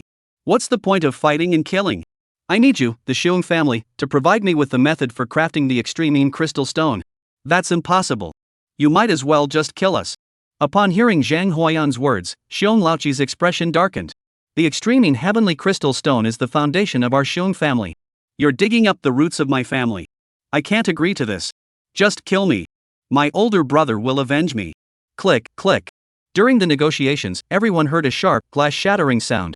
Looking up, Xiong Laosi and Xiong Laki were pale-faced. Zhang Huayang showed a look of joy. Your secret realm has been breached by me. Finding the forging method is only a matter of time. You should be well aware that the outcome will be different whether you surrender it voluntarily or I discover it on my own. Furthermore, I can assure you that I will only mention to others that I managed to obtain some items, and I will never disclose any details about the forging methods. Upon hearing this, they saw the mosquito swarm carrying out piece after piece of ore from the secret realm. Xiong Laosi and Laoqi's faces darkened. They knew exactly what Zhang Huayang meant. They exchanged a glance and sighed. I'll give it to you. Taking the ancient text handed to him, Zhang Huayang nodded in satisfaction. That's more like it. With a sweeping gesture, the swarm of mosquitoes slowly returned to their nest to rest. As for the members of the Xiong family, Zhang Huayang, seeing that the eldest of the Xiong family was still out fighting the wild beasts, decided to spare their lives for now. It was definitely not because he couldn't defeat them. Collect all the ore into the spatial ring. The ring's storage space is still a bit small. I must get a larger one when I have the chance, otherwise the looted items won't fit, and all that looting would be for nothing. Contact Mo Wenchuan and follow him to the Mo family residence, where the S-ranked Suzhou blacksmith is currently staying. The bald-headed man in front of him looked like he had just been released from prison, no matter how you looked at him. Name, Chu Wei. Blacksmith level, S. Introduction, a forging prodigy who reached the S rank without any beast taming talent, relying solely on physical prowess. Upon reading this introduction, Zhang Huayang couldn't help but feel a deep sense of respect. In a world where beast tamers roam freely, it was truly remarkable to encounter such a pure-hearted blacksmith. Are you looking for me? Chu Wei scrutinized Zhang Huayang from head to toe. seeing that the other was very young and wearing a short-sleeved outfit that cost 100 dragon coins for 3 pieces. The disdain in his eyes was unhidden. Could this guy even afford to hire him? Master Chu, this is Zhang Huayang. We're both part of the Chu Ziyuan squad. Master Chu, this is Zhang Huayang. We're both part of the Chu Ziyuan team. Mo Wenchuan noticed Chu Wei's expression and hurriedly introduced them. Oh, you're Chu Wei's comrade in arms. Upon hearing the name Chu Ziyuan, Chu Wei's attitude underwent a complete transformation. Are you looking for something to be made? I can give you a 99% discount. Zhang Huayang. What's the difference between this and not having a discount? He then handed the ancient text detailing the forging method of the extremine crystal stone to Chu Wei. You might even have to pay me for this. Give you money? What are you thinking? Chu Wei spat out a word and took the book to flip through it. The more he looked, the more astonished he became, and his gaze toward Zhang Huayang grew increasingly strange. Where did you get this? The forging method for the extremine heavenly crystal stone is a closely guarded secret of the Xiong family. Oh? You know that the extremine heavenly crystal stone is an artificial creation? Do you think I'm one of those brainless beast tamers who can't even see the obvious forging marks on the extremine heavenly crystal stone? When Zhang Huayang tossed out the ore, which was as large as a small mountain, Chu Wei's eyes widened in astonishment. Xu Wei looked at Zhang Huayang, his eyes burning with intensity. According to the methods described in the classics, such a pile of ore could only be forged into a maximum of 9 pieces. If you agree, I can improve the forging method, and with good luck, we might produce 13 pieces of extremine crystal stones. You can use them first. If there are any leftovers, I can offer 1 million per piece. No, not 1 million, 3 million per piece. I'll take 3 for myself, and the Golden Tangerine squad should be fine with 2 each. Zhang Huayang pondered for a moment. Alright, I need 11 pieces here. The rest, no matter how many, I'll sell to you at 800 per piece. The condition is that you must provide me with the improved method, which I need to pass on to Chu Ziyuan. Upon hearing that the other party was still willing to help his teammate, Chu Wei nodded in satisfaction. Alright. After reaching an agreement, Zhang Huayang looked at Mo Wenchuan. Do you have any information on the Huangfu family? Are you planning to take on the Huangfu family? Of course. Those Huangfu family members have been bullying me. If I don't do something, do they really think my head is made of clay? However, the current head of the Huangfu family, Huangfu Yuan, is the disciple of the old master Mo. Meanwhile, the Xiong family has already turned into a wasteland. Members of the Huangfu clan had approached, looking down on the helpless Xiong brothers and laughing heartily. Ha, you Xiong family are at least the rulers of the northern district of Blackwater City. To be bullied like this, you've completely disgraced your old man's reputation. Huangfu Mo, don't get too happy too soon. Xiong Laoqi is currently making arrangements to rebuild the Xiong family estate. Xiong Laoxi stepped forward and looked at the person who had arrived. Don't think I don't know what your Huangfu family did to that Zhang Huayang fellow. If it weren't for you, how could the young lady from the Shangwan family have agreed so easily to our Xiong family's plan? Although our Xiong family has been reduced to this state, and our stockpile of extremine crystal stones has been completely looted, at least the matter is now settled. Chapter 136, The Huangfu Family. Upon learning of the connection between the Huangfu family and Mo Yuan, Zhang Huayang couldn't help but feel a surge of joy. He then made his way to Mo Yuan's location through Mo Wenchuan. Looking at this inconspicuous thatched cottage and the nutrient solution 4 bags scattered all over the floor. Zhang Huayang? A king-level beast tamer is this week? Mo Yuan saw the person approaching and nodded slightly. It's a shame you had to witness this, young one. Upon seeing this, Mo Wenchuan hurried forward to help Mo Yuan, who was trying to get up. Old ancestor, please sit down. Ancestor, please stay seated. He turned his head again to look at Zhang Huayang. 260 years ago, the ancestor had slain that white dragon king in less than half a month, only to be followed by 3 more king-level wild beasts. 1 was slain, 2 were severely wounded, and both he and the black dragon king were gravely injured in the process. The black dragon king had to retreat to the depths of the Black Dragon River to heal his wounds using the water currents. The ancient ancestor could only rely on nutrient solutions to sustain his life energy. Mo Wenchuan told Mo Yuan about Zhang Huayang's arrival. Upon hearing this, Mo Yuan furrowed his brows slightly. This disciple of mine is a handful. Mo Yuan sighed softly. Never mind. I'll write you a letter. You go and talk to him yourself. With Mo Yuan's handwritten letter in hand, Zhang Huayang and Mo Wenchuan left the Mo family compound and boarded the Mo family's private vehicle. Along the way, the security guards at the gates dared not interfere. Upon arriving at the Huangfu family estate, Zhang Huayang looked at the estate, which had a completely different style from other families, and looked suspicious. Lao Mo. Has the Huangfu family gone bankrupt? While the scale and decoration of this estate are luxurious by ordinary standards, they are completely unworthy of the status of one of the 5 major families of Heishui City. Upon hearing this, Mo Wenchuan sighed and shook his head helplessly. This was exactly why the old ancestor found him so troublesome. With such a wealthy family, why go through all this trouble? Before long, the Huangfu family members came out to greet them. Looking at Huangfu Yuan, who was dressed simply. Name: Huangfu Yuan. Beast taming rank: Master, 1st tier. Beast tamer, 7-star vine. Beast taming level: Beginner Commander. Strength: 4600, Defense: 1720, Speed: 700, Health: 7000, Weight: 18 tons, Length: 87 meters. Skill: Vine Frenzy swings vines to launch a continuous attack on enemies.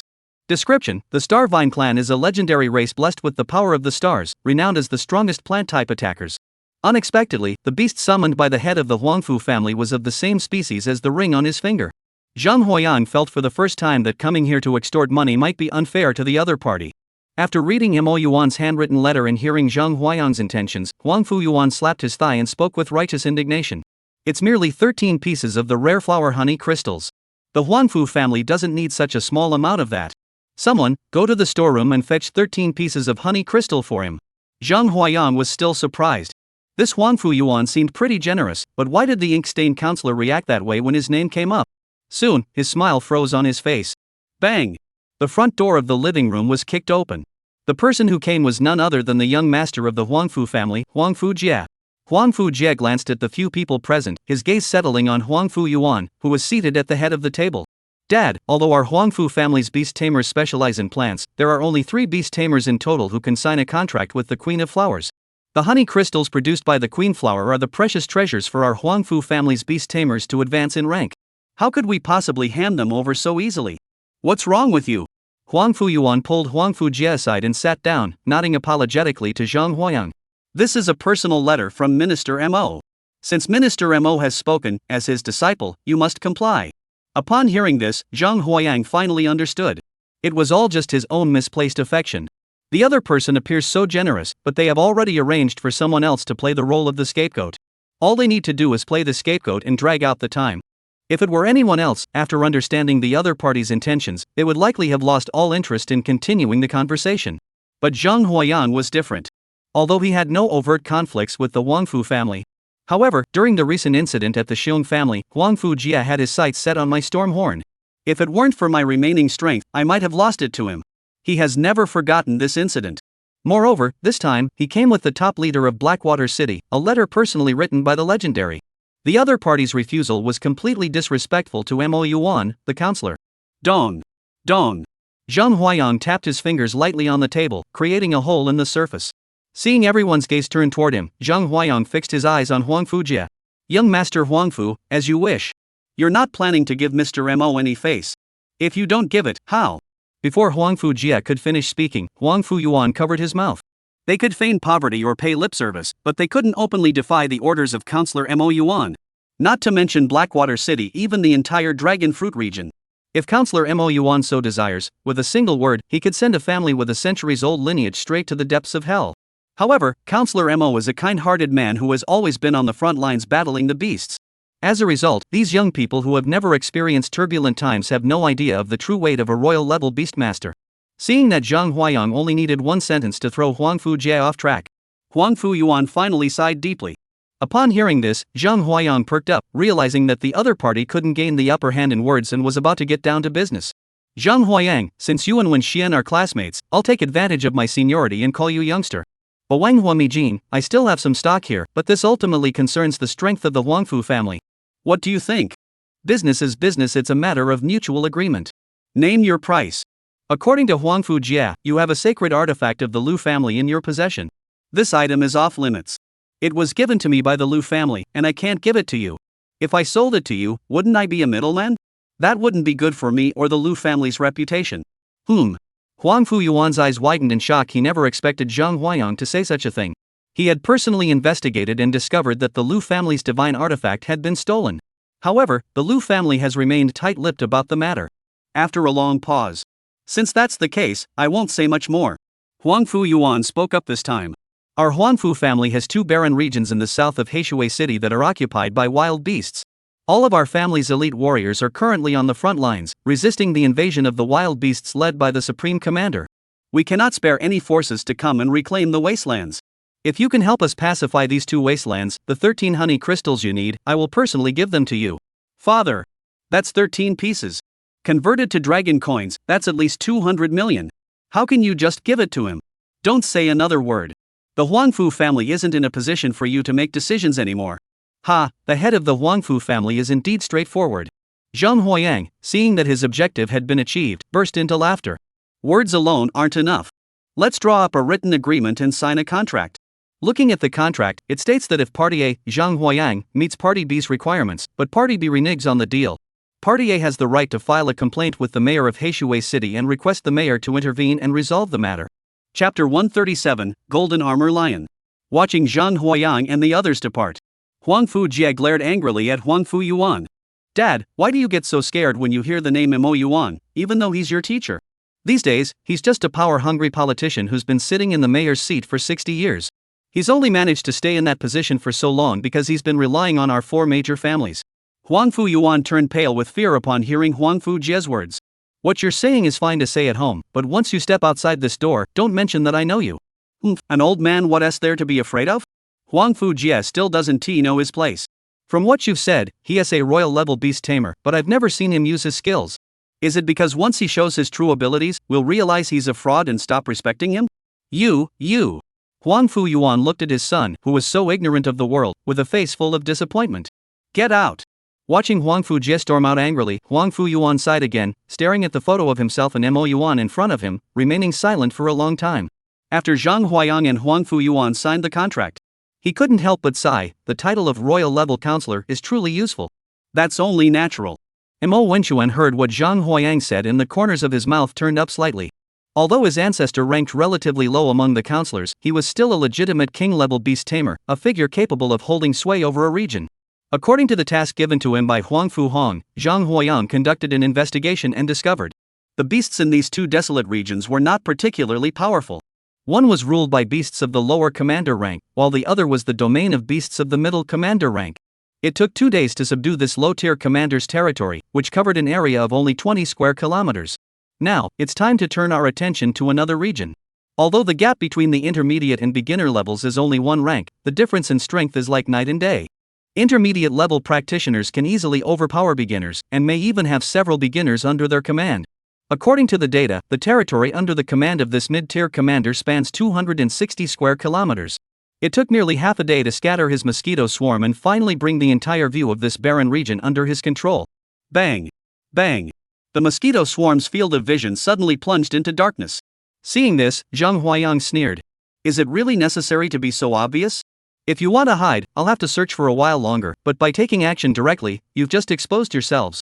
Mark the areas where the mosquito swarm has been lost, Zhang Huayang instructed, then let the other mosquitoes return to the nest. Sigh, being alone in the wasteland, there's really so much to do. I'll have to figure out a way to get the rest of the Golden Orange Squad to come help. Meanwhile, Huangfu Jie was outside this desolate area, talking to a middle-aged man wearing black-rimmed glasses who looked like a refined scoundrel. Old Zhong, take care of this guy for me.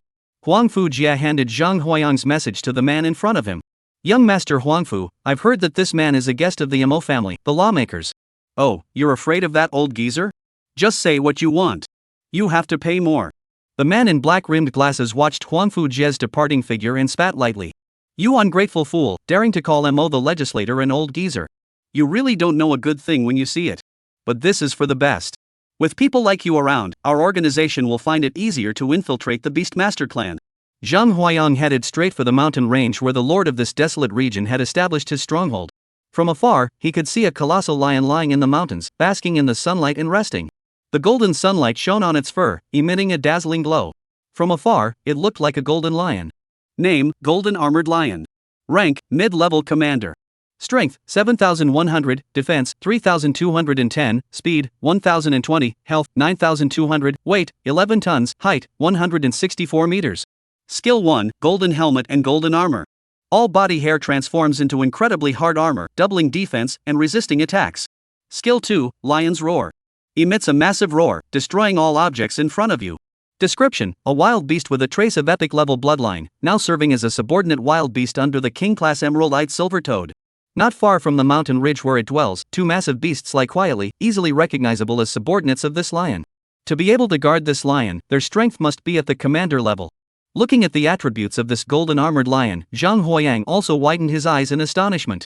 With these stats, it's not far off from the high-tier commander class. Slowly approaching the enemy, the distance was approximately 3 kilometers. Any closer, and they would detect our scent. Zhang Huayang flipped his hand, taking the moon shadow bow into his grasp. He found a concealed corner, aimed at the wild beast, and began to gather his strength. Power and mental energy slowly flowed into the moon shadow bow. The glow of the moon shadow bow gradually brightens. If one were to look down from the sky, one would see a silver moon rising in the mountain pass. After a long while, Zhang Huayang's moon-shaped bow finished gathering its power. A massive energy fluctuation spread throughout the area. The two wild beasts guarding Jin Kaisha immediately reacted, sensing that something was about to attack their leader. They immediately charged toward the source of the strongest energy fluctuations. As he watched the two wild beasts charging toward him, Zhang Huayang's lips curled into a faint smile. Boom! You just realized that now? It's too late. He released the string of the moon shadow bow, and a crescent moon emitted a vast silver-white glow, rushing toward the golden lion. When Zhang Huayang's moon shadow bow arrow struck Jin Kai's body, emitting a metallic clanging sound. Looking closely, the golden armored lion slowly rose from the mountain ridge, its body covered in golden armor, radiating a golden glow. It was this golden armor that had blocked Zhang Huayang's attack. Upon closer inspection, the golden armor only showed a slight crack where it came into contact with the moon-shadowed arrows. Overall, Zhang Huayang's strike did not break through the golden armor lion's defense. Roar! The golden armored lion turned its gaze toward Zhang Huayang, fixing its eyes intently on him. Then it opened its blood-red maw and let out a deafening roar. A massive surge of energy erupted from the golden armored lion's mouth, reducing all the mountains, rocks, and trees along the path to dust, and hurtled toward Zhang Huayang. As the energy approached his face, he widened his eyes in shock. No! This kind of energy can't be resisted head-on, otherwise, you'll be taken out in an instant. Boom! The sonic energy exploded where Zhang Huayang was standing, creating a crater hundreds of meters in diameter. Whoosh! Zhang Huayang had already escaped through the abyssal fissure created by the abyssal mosquito and fled 3 kilometers away. That was close, I almost got killed. What's wrong with this guy? Those two low-tier commander-level beasts have detected my movements. Why isn't he reacting? He made me waste so much life energy to charge the moon shadow bow. You should have told me you noticed my movements here. I would have turned around and left immediately, without lingering. But then I thought about it, and something seemed off about the whole situation. Under normal circumstances, the golden armored lion, a mid-level commander, would have been the first to discover himself. Chapter 138, The Strange Man with Glasses. Realizing that his physical strength had been reduced by more than half, Zhang Huayang shook his head slightly. Fortunately, this mid-tier commander-level golden armored lion seemed uninterested in his provocation. After blocking his attack, it simply coiled back down. But just because it wasn't interested didn't mean the other two low-tier commander-level beasts weren't. As for Zhang Huayang, the daring individual who dared to ambush the Lord, their intent to kill him grew even stronger. As he saw the two wild beasts charging toward him, Zhang Huayang's expression changed. Better find a place to hide first and figure things out later. Although the wasteland isn't very large, there is a tributary flowing in from the Black Dragon River. It took some time to shake off the two wild beasts. I found a relatively quiet spot, released the mosquito swarm to keep watch around me, and walked over while carrying the fishing rod. Time ticked by second. Looking at the fishing rod in his hands, which could catch any fish, and the fishing basket by his side, which could hold any fish. And the airman himself fell into silence.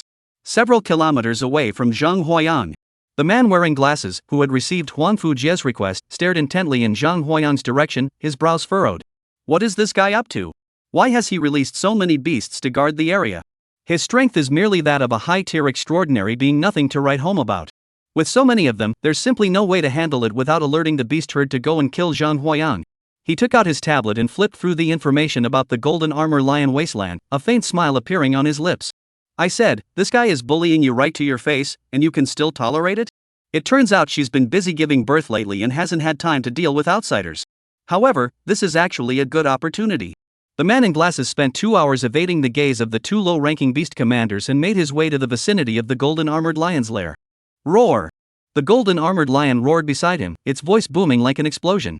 The man in glasses pulled out an S-rank defensive artifact from his spatial ring, barely managing to block the roar. Calm down. I mean you no harm.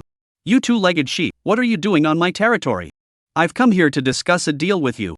As he spoke, the man in glasses flipped his hand, and a porcelain bottle as tall as a person appeared beside him. This contains the essence of the earth's veins, which can enhance the potential of your young beast. With proper cultivation, it might one day become a beast of the rank of a great leader. These are merely a deposit. What do you want? The golden armor lion, upon seeing the pure essence, flashed a greedy gleam in his eyes. Looking at the expressionless man in glasses, he wanted to say those words. You fool, kill you. This thing is mine too. After much thought, he still couldn't bring himself to say it. The man in glasses nodded in satisfaction at Jin Kaishi's performance, then took out an object containing Zhang Huayang's aura from his spatial ring. Please kill this man for me. If you bring his body to me, I will grant you the Earth's essence and milk for your cub, presented on a silver platter. It's him. Jin Kai's nose twitched slightly, and he immediately sensed from the aura that this was the man who had ambushed him that day. The beast tamers are merely high-level extraordinary two-legged sheep creatures. Even with their full strength, they cannot break through your defenses. Alright. After fishing for 3 hours, the sense of detachment brought on by the moon shadow bow had completely dissipated. Watching the bait once again being completely devoured by the school of fish, yet not a single fish came to the surface. Zhang Huayang packed up his fishing gear and looked up toward the horizon. A golden, massive lion was slowly approaching him from the distance. Upon seeing this, Zhang Huayang's expression changed. That lion wasn't just standing there motionless? How did it catch up? Is it just passing by? Though he thought this in his heart, judging from the lion's path, it was clearly heading straight for him. He quickly stood up, activated the water dragon mirror, and a thick white mist instantly shrouded the area within a kilometer.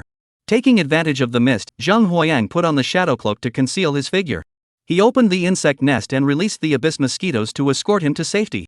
However, he had only managed to step halfway into the spatial fissure. The massive roar of the golden armored lion surged forward, engulfing the white mist and even the spatial fissure itself. Even the shadow cloak on his body was torn to shreds by the roar. Had it not been for the nourishment he had received over the years, his vitality and strength surpassing most masters, he would have been obliterated by that single strike. Old lion, stop him. Zhang Huayang was blown away by the roar of the golden armor lion, crashing into a mountain peak a kilometer away before coming to a stop. After finally retrieving the life-extinguishing bottle and the storm horn from the mountain peak, he prepared to let the enemy taste the devastating force of the storm and the life-extinguishing water washing over the ground. Just as he managed to pull himself down, he looked up and saw a massive white bear blocking the path between him and the golden armored lion. Just as I managed to pull myself down, I looked up and saw a massive white bear blocking the path between me and the golden armored lion. It was the mountain white bear from Bear Second's territory. How did he end up here, and why was he blocking the golden armor lion's attack? Had he finally developed a conscience? Xiao Lauer stood on the shoulders of the mountain white bear, gazing at the golden armor lion before him, its face betraying fear. Golden-haired lion, this creature's life is mine. If you wish to leave, I will not hold you back. If you dare to try to take him from me, I won't hesitate to send you to your death. On that day, when he and Xin Xiao plotted against Zhang Huayang and he escaped, he had already decided to let Zhang Huayang go. But all of that changed once he returned. Looking at the Bear family's house, now nothing but a clean foundation, he could no longer suppress the rage boiling in his chest. He must kill Zhang Huayang with his own hands. Even Jesus couldn't stop me. I'm telling you. Now that we've finally tracked down Zhang Huayang, we discover he's already being hunted down by mid-tier commander-level beasts. The golden armored lion of a mid-tier commander was nothing to bear in Xiong'er's eyes. However, the golden armored lion did not share this opinion. The premise of his deal with the man in glasses was to exchange Zhang Huayang's body. Now, however, he was being blocked by this man. In the past, if he encountered a high-ranking commander's wild beast, he would have turned and fled without hesitation. But now, for the sake of his cub's future, he was prepared to give it his all. With a roar, he ordered his subordinates to head to the territory of the silver-eyed toad and inform his mate to return and assist. He himself remained behind to hold them off. Seeing that the golden armor lion was retreating but still standing at a distance, observing the situation, it was clear that it still had a plan. White bear, deal with this stubborn lion first. Roar! The white bears of the mountains and the golden armored lions were locked in fierce combat, reducing the vast, unbroken mountain range to a chaotic mess. Watching the high-ranking commanders engrossed in battle, Zhang Huayang suppressed his aura and retreated slowly. Xiong'er Liang observed Zhang Huayang's every move without making a single gesture. In his eyes, Zhang Huayang was nothing more than a young upstart who only knew how to steal and cheat. Now that his beast had memorized Zhang Huayang's scent, as long as Zhang Huayang didn't flee to the ends of the earth, finding him was only a matter of time. He casually disposed of a wild beast that had been harassing Blackwater City for a long time, restoring some of the Bear family's reputation. This was something he was more than happy to do. At that moment, Zhang Huayang had already used the abyss mosquito to reach a mountain peak several kilometers away. Just then, the swarm of mosquitoes surrounding him detected an unfamiliar man wearing glasses. He was standing on a mountain peak, his binoculars trained on the direction of the golden armor lion. Could he be a beast tamer here to train in this desolate region? Chapter 139, The 9-Star Vine's Advancement. The moment Zhang Huayang saw this person, he felt a pang of unease in his heart. Aware of this thought, Zhang Huayang furrowed his brows. This wasn't a good sign. He immediately opened the insect nest and had the abyss mosquitoes carry the mosquito repellent toward the man, sneaking up on him. Ah! The mosquito repellent spray hit the back of the glasses wearing man's neck, causing him to scream in pain. As he turned around, he saw the space behind him slowly tear apart, and Zhang Huayang emerged from the spatial fissure, accompanied by a group of deep abyss mosquitoes the size of adult water buffaloes. You dare come here to die? The man in glasses raised his eyebrows when he saw Zhang Huayang appear behind him. He was about to open the beast summoning space and release his beast. The man in glasses' expression froze abruptly, his face filled with astonishment. He realized that his beast summoning space was suddenly inaccessible. Bang! Before the man in glasses could react, Zhang Huayang's beast had already subdued him. Name, Zhong Yi. Beast Tamer rank, Master 4th Dan. Beast Tamer, Crimson Cobra. Beast Master rank, Junior Commander. Strength, 4,700, Defense, 14,500, Speed, 1,000, Health, 6,000, Weight, 21 tons, Length, 65 meters. Introduction, Member of the Unloading Guild Alliance, Vice Chairman of the Unloading Guild Alliance in Blackwater City. Upon seeing the introduction of the man in glasses, Zhang Huayang also widened his eyes in astonishment. He had originally thought that he was just someone who wanted to take his life, but he never expected him to be the second in command of the Blackwater City Unloading Guild Alliance. This is truly a pleasant surprise. Selling this guy to the Blackwater City Councilor might just lead to an unexpected windfall. Zhong Yi noticed that Zhang Huayang was sizing him up with a malicious look, as if he were examining a piece of merchandise, causing him to shiver uncontrollably. What are you up to? Oh, really? Hearing the other person still pretending, Zhang Huayang smiled, revealing a mouthful of white teeth. Who would have thought that the second in command of the Unloading Guild would end up having to get involved personally? What's going on? Were you ousted from the alliance? What? Zhong Yi never expected that after meeting the other party for the first time, they had already uncovered his true identity. He was so frightened that his face turned pale, devoid of any color. If this obscure individual knows my identity, then the members of my alliance must have already come to the attention of the family's higher-ups. Thinking of this, Zhong Yi couldn't help but smile wryly.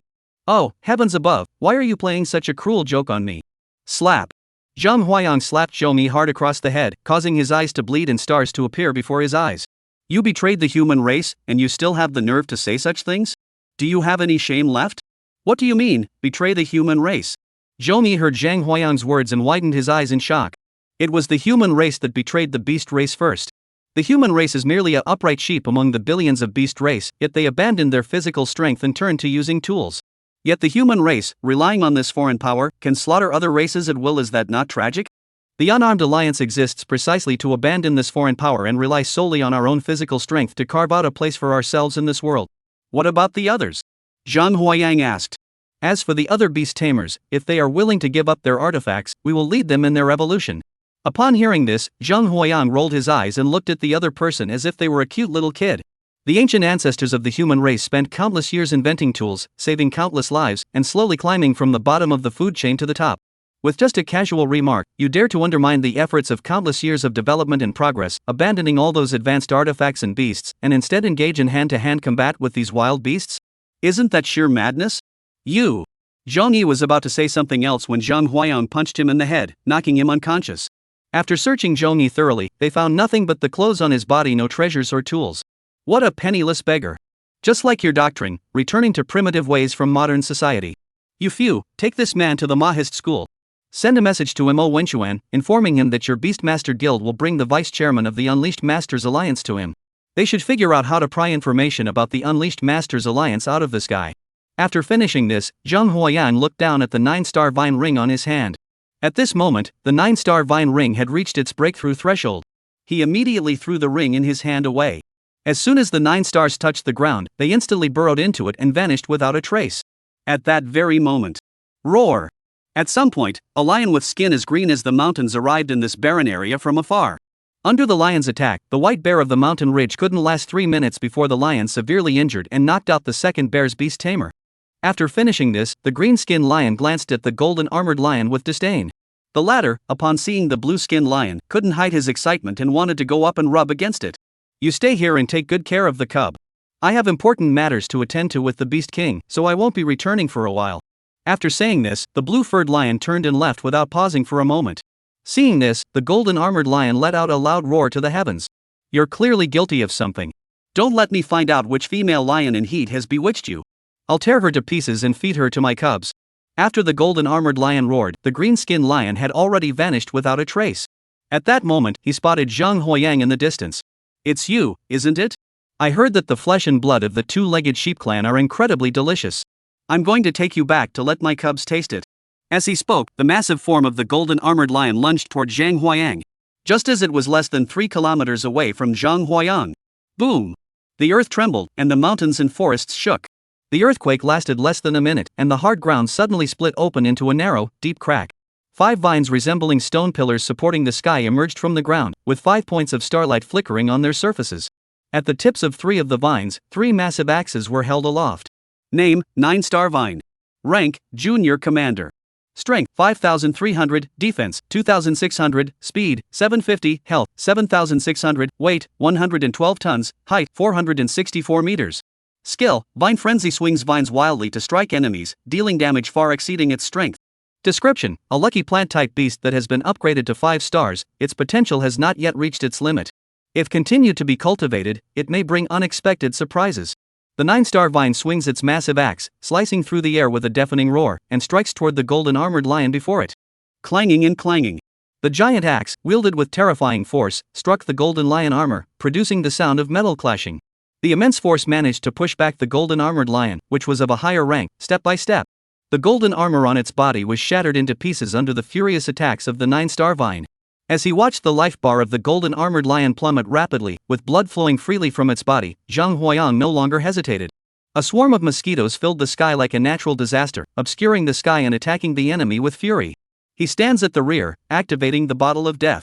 Endless streams of life-extinguishing water gushed out from the bottle, instantly submerging the ground beneath the golden armored lion's feet. The golden armored lion's life force was slowly eroded by the corrosive life-extinguishing water. Chapter 140, The Bug Nest Begins to Upgrade. Roar! The roar of the golden armored lion echoed through the heavens, scattering the clouds in the sky. The roar of the golden armored lion crashed into the extinguishing life water, unleashing towering waves that reached the heavens. However, for the liquid-like extinction water, it was of no use. The life-extinguishing water struck into the sky, turned into raindrops and fell from the sky, striking its back and emitting sizzling sounds of burning. The golden armor lion, seeing its life energy rapidly depleting, felt a sudden urge to retreat. However, the 9-star vine, having been promoted to commander, had already begun to develop some intelligence. Sensing the golden armor lion's movements, the vines grew wildly, tightly. Zhang Huoyang had already activated his skill, the powerful spirit snake. Double the strength and mental power are channeled into the moon shadow bow. Crescent moon. Full moon. Just one more step, and the moon-shaped bow would have transformed into a full moon. Watching the 9-star vine tightly, the golden armor lion. Good job. When we get back, I'll see if I can get you 2 more vine shields. Aim for the spot where the golden armor lion's defense was broken by the 9-star vine. The bowstring relaxed. Boom! A beam of moonlight shot out from Zhang Huoyang's hand, carving a deep, bottomless trench into the ground and piercing the golden armored lion's chest. Roar! A massive surge of energy poured into the golden armored lion's body. It directly severed the mid-tier commander-level golden armored lion at the waist. At the same time, the green-skinned lion that had just left the wasteland sensed the fading aura of the golden armored lion and immediately realized that the golden armored lion had been killed. Enraged, it let out a deafening roar, desperate to return. But just then, another massive female lion slowly emerged from the forest nearby. "Xingdage, what's going on? Why are you so angry? I don't know who dared to kill my wife." Upon seeing the female lion before him, the green-skinned lion's raging anger dissipated by 90%, and a faint smile appeared at the corner of his mouth. "Xingge, am I more important or is it more important? Of course it's me. Of course you're important." The young lion saw the female lion in front of him, with her high, rounded belly and eyes sparkling with light. Devoured an intermediate tier commander level wild beast, obtained 214 units of flesh and blood, replenished 51 HP, 24 strength, and 11 mental power. After devouring the flesh of this golden armored lion, Zhang Huoyang exhaled deeply. With a wave of his hand, the swarm of mosquitoes scattered in all directions, completely clearing the area of all beasts. Zhang Huoyang himself had arrived at the golden armor lion's lair. After searching for a long time, he finally discovered a young lion cub the size of a calf under a pile of grass. Name: Blue Lion. Rank: Commoner. Strength: 86, Defense: 21, Speed: 43, Health: 110, Weight: 11 kilograms, Height: 14 meters. Skills: None. Description: the offspring born from the union of a blue-skinned male lion and a golden armored lion, it appears that the genetic fusion went awry, resulting in the cub's innate abilities plummeting to near zero, leading to its abandonment by its father. Upon reading the description of this cub, Zhang Huoyang nodded slightly. "No wonder your worthless lion father abandoned you and your mother. It was because of this. What can I do? I'm the kind one. Zhang Huayang held the fate of the green lion by the back of its neck. He would take it back to Blackwater City and entrust it to Mo Wenchuan for upbringing. If it were of a lower rank, Mo Wenchuan would certainly not bother with it. But this blue lion was different. It was the wild beast with the lowest natural talent, just like him. What about the guy with glasses? Zhang Huayan looked at Mo Wenchuan, who was putting a collar on the blue lion in front of him. Upon hearing this, Mo Wenchuan shook his head slightly. The man in glasses had already become completely rigid in his thinking. Even if we had the security team perform 3 full memory restoration techniques on him, he still refused to cooperate, only providing some information that wasn't very useful. There's nothing we can do now, we'll have to lock him up for the time being. As he spoke, a flash of light emanated from the spatial ring on Mo Wenchuan's hand, and 3 black crystals the size of a palm, emitting a dim glow, appeared in his hand. These are the extreme and heavenly crystal stones forged by Chu Wei using the method. Only 3 have been forged so far, so I'm sending them to you first. After receiving the extreme and heavenly crystal stone, Zhang Huayang arrived at the Wangfu family's residence. At a glance, he saw Huangfu Yuan sitting in the hall, drinking alone with a dejected expression on his face. Lord Huangfu, what is this? Zhang Huayang walked over to Huangfu Yuan and sat down, pouring himself a cup of tea. Upon seeing Zhang Huayang arrive, Huangfu Yuan's eyes flashed with a brief gleam of light before quickly dimming again. A flash of light emanated from the spatial ring on his hand, and one after another, hard, brick-like pieces of yellow honey crystal appeared on the table beside him. I had already heard the news that the 2 barren regions had been pacified. Here are the 13 pieces of you requested, not one missing. Seeing that Zhang Huayang still had no intention of leaving, Huangfu Yuan looked at him with a puzzled expression. What are you doing? I'm just curious. What could possibly have happened to make the clan leader of one of the 4 major families of Blackwater City so depressed? Sigh. Seeing that Zhang Huayan was determined not to leave, Huangfu Yuan let out a long sigh. Didn't the Moists capture a member of the Unarmed Masters Alliance? After investigation, it turns out that my son, Huangfu Jia, has been in contact with him.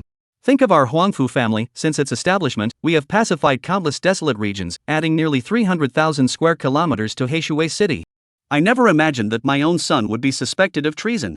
This brings shame upon the Huangfu clan's reputation that has been upheld for generations. Hearing Huangfu Yuan say so much, Zhang Huayang shook his head helplessly. This situation was basically equivalent to a traitor emerging from a century-old red family. This is no longer a matter of shame. This is nothing short of crushing the principles that their family has upheld for so many years, completely uprooting the very foundation of their own family. Seeing this, Zhang Huayang shook his head helplessly. You reap what you sow, there is no escape from your fate. Store the 13 pieces of and the into the system. Upgrade requirements for the insect nest. Requirements for upgrading the insect nest, Advanced Beast Tamer, achieved.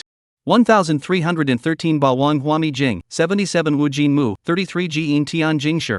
During the insect nest upgrade, the mosquito swarm will return to the nest and must not leave. Upgrade requires 168 hours. Proceed with upgrade? Zhang Huayang clicked confirm. Ding! With a crisp sound, Zhang Huayang's swarm of mosquitoes slowly returned to their nest, not a single one left behind. As the last mosquito entered the insect nest, the system immediately sealed the entrance to the insect nest. Zhang Huayang could clearly sense that massive forces were gathering within the insect nest. The insect nest began to writhe as the energy poured in. Upon seeing this, Zhang Huayang opened his system panel. Name, Zhang Huayang. Health points, 4,320. Strength, 1,930. Mental power, 537. Beast Tamer rank, Advanced 9th Dan. Beast Tamer skills, Shared Vision, Powerful Spirit Snake. Beast Tamers, Abyssal Demon Mosquito LV3, Heavenly Thunder Mosquito, Een Skeleton Mosquito, Forbidden Mosquito, Storm Mosquito. Beast Taming level, High Tier Supernatural. Insect Nest level, LV2 upgrading. Bug Nest Mosquito count, 20,000. Number of beasts, Abyss Demon Mosquitoes 10,000, Shadow Skeleton Mosquitoes 4,000, Forbidden Mosquitoes 2,000, Storm Mosquitoes 4,000. Beast skills, Undying, Incubation, and Regurgitation. Available flesh and blood, 1,023 units. As he looked at the increasingly exaggerated attributes, a faint smile appeared on Zhang Huayan's lips. Chapter 141, The Resurrection of the Dead.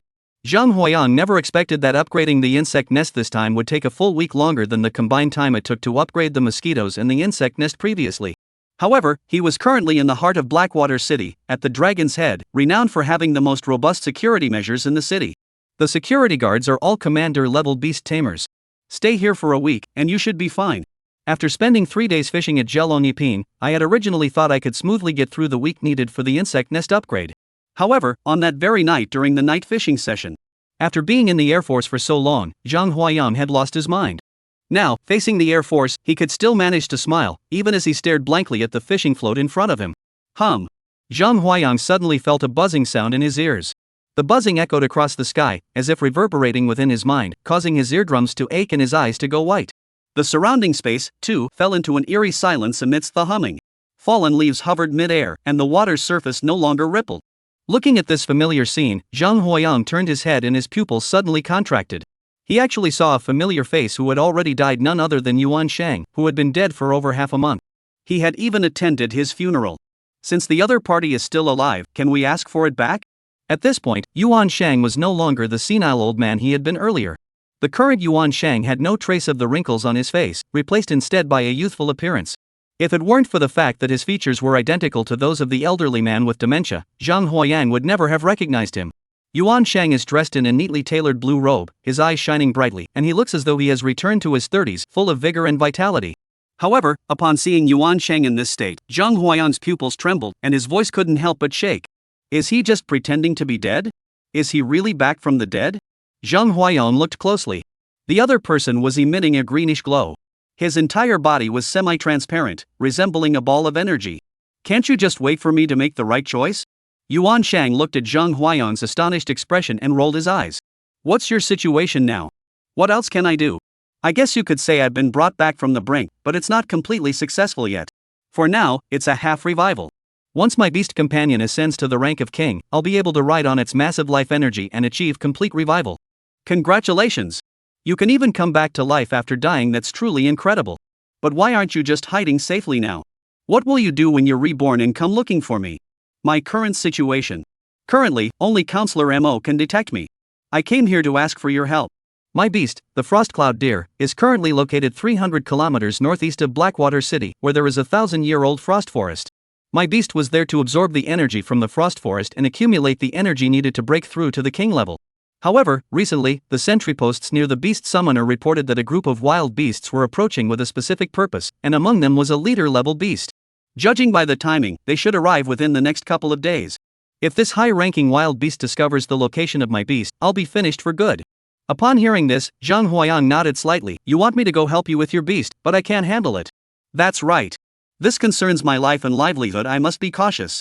In Blackwater City, aside from Counselor Mo, you're the last person who could possibly be a beast tamer. Counselor Mo is the pillar of Blackwater City. We can't touch him. That leaves me with no choice but to come to you. You don't need to do anything else. You have many beast tamers. Just gather a group and lure those wild beasts away. No way, I can't go.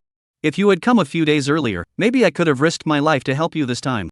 But now, my beast summoning space is upgrading, and I can't summon any beasts. Hearing Zhang Huayang's words, he was puzzled. How could the beast taming space need an upgrade? Wasn't it supposed to be locked once one awoke the beast taming talent? Perhaps his beast taming talent was too low, causing the space to remain at a low level. Now that his beast taming abilities had improved, the space needed to upgrade as well. Perhaps his beast taming talent was low, resulting in a low-level beast taming space. Now that his beast taming abilities had improved, the space needed to upgrade as well. Thinking of this, Yuan Shang looked up toward the south. If you feel your strength is insufficient, you can seek help from Counselor Mo. I just sensed that the spiritual energy belonging to Counselor Mo swept past this area. He must have discovered me. If this matter is successful, you can mention my name when you're in Manhwa. As long as you don't become a traitor, I'll protect you. In the small room where Mo Yuan was receiving nutrient solution, at his command, the Mo clan immediately entered a state of alert. Not even a mosquito could come near that room. Zhang Huayang recounted the matter involving Yuan Shang to Mo Yuan before him. When Mo Yuan heard Zhang Huayang say that Yuan Shang was currently in the rebirth stage and that as long as the beast taming technique was successfully broken through, he could be fully reborn, his eyes widened in disbelief. I thought so. I sensed a familiar energy gathering in Blackwater City and assumed it was someone from my family who had broken through, but I never expected it to be this kid. Yuan Shang is someone I've always held in high regard. I once asked the speaker to take him as a student, but unfortunately, he refused. He said that the path of a beast tamer can only be walked alone to reach the end. When he became a master, I was overjoyed for a long time. Later, when I heard that he had been ambushed and severely injured, and after recovering, his mind had been affected, leaving him dependent on others for basic needs in his old age, I felt deeply regretful for a long time. Out of frustration, I cleared 21 large-scale wasteland areas and defeated a king-level wasteland beast. Now he even has the ability to resurrect himself, a power I don't possess. This truly caught me off guard and was an unexpected delight.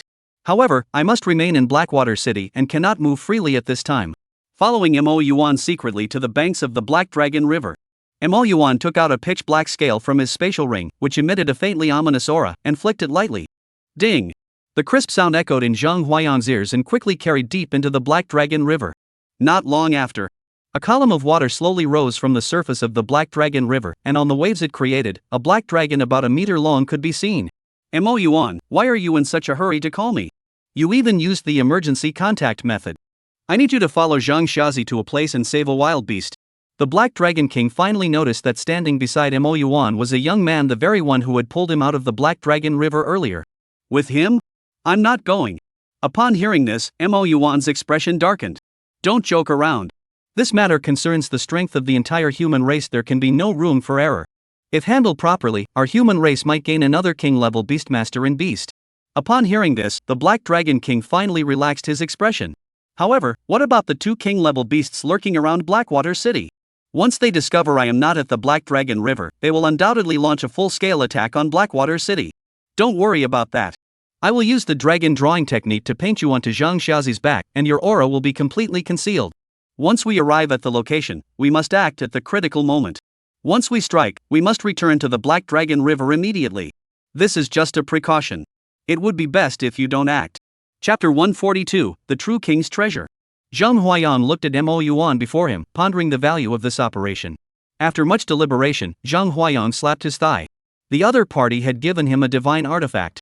No matter what, he couldn't just stand by and watch them die. Even if I can't use my beast taming abilities for now, with the attributes I've cultivated over such a long time, I might not necessarily die. In this matter, whether considering human relationships or benefits, the advantages far outweigh the disadvantages. Zhang Huayan's gaze turned to Mo Yuan. Zhang Huayan looked at Mo Yuan with a piercing gaze. I'll handle this. Good for you, I knew I wasn't wrong about you. As Mo Yuan spoke, he flipped his hand, and a very plain brush appeared in his hand. Name, Fallen God's Brush. Rank, True King. Ability 1, Divine Brush. Can create the images he imagines through painting. The stronger his mental power, the more powerful the objects he can bring into reality. Ability 2? Ability 3? Description, a true royal artifact exclusive to the highest ranked rulers. If one's mental strength is sufficiently powerful, it can even summon a beast of the same rank to descend into the world. Zhang Huayan was staring intently at the brush in his hand. Don't even think about it, kid. This is a genuine royal artifact that I begged the Chu family for nearly 30 years before they finally agreed to forge for me. Without the spiritual power of a king, you won't be able to control it. Mo Yuan proudly flaunted his true king's treasure. Tear. Mo Yuan gently tugged, and a piece of Zhang Huayan's sleeve was torn off. Mo Yuan immediately grabbed Zhang Huayan's arm with one hand and held the fallen god's brush in the other, drawing on his arm. With just a few strokes, he sketched out an incredibly wide river. As the final stroke was completed, Zhang Huayang felt his left arm suddenly grow heavy, as if bearing the weight of millions of pounds of river water. Hold on, it'll be over soon. Mo Yuan's brush moved swiftly, and dark clouds covered the river. Within the dark clouds, a dazzling golden dragon gate slowly took shape. Roar! Just as the golden dragon gate took shape, the Black Dragon King by Mo Yuan's side saw his chance and transformed his body into a thin line, passing through the golden dragon gate and entering the great river Mo Yuan had depicted. Zhang Huayan looked at the calm painting on his arm. Upon closer inspection, he could see a pitch-black dragon swimming freely within the great river depicted in the painting. All right. Mo Yuan released Zhang Huayan's arm, his eyes filled with satisfaction. Zhang kid, you've got some strength there. You're almost on par with a master-level powerhouse. If I had known you were this powerful, I should have brought the entire Black Dragon River here. Mo Yuan's final instructions. If the Black Dragon King needs to intervene, simply call out his name. However, he can only launch a single attack. You must decide for yourself. Alright. Zhang Huayang heard Mo Yuan's words and finally realized that he could indeed summon a king-level wild beast.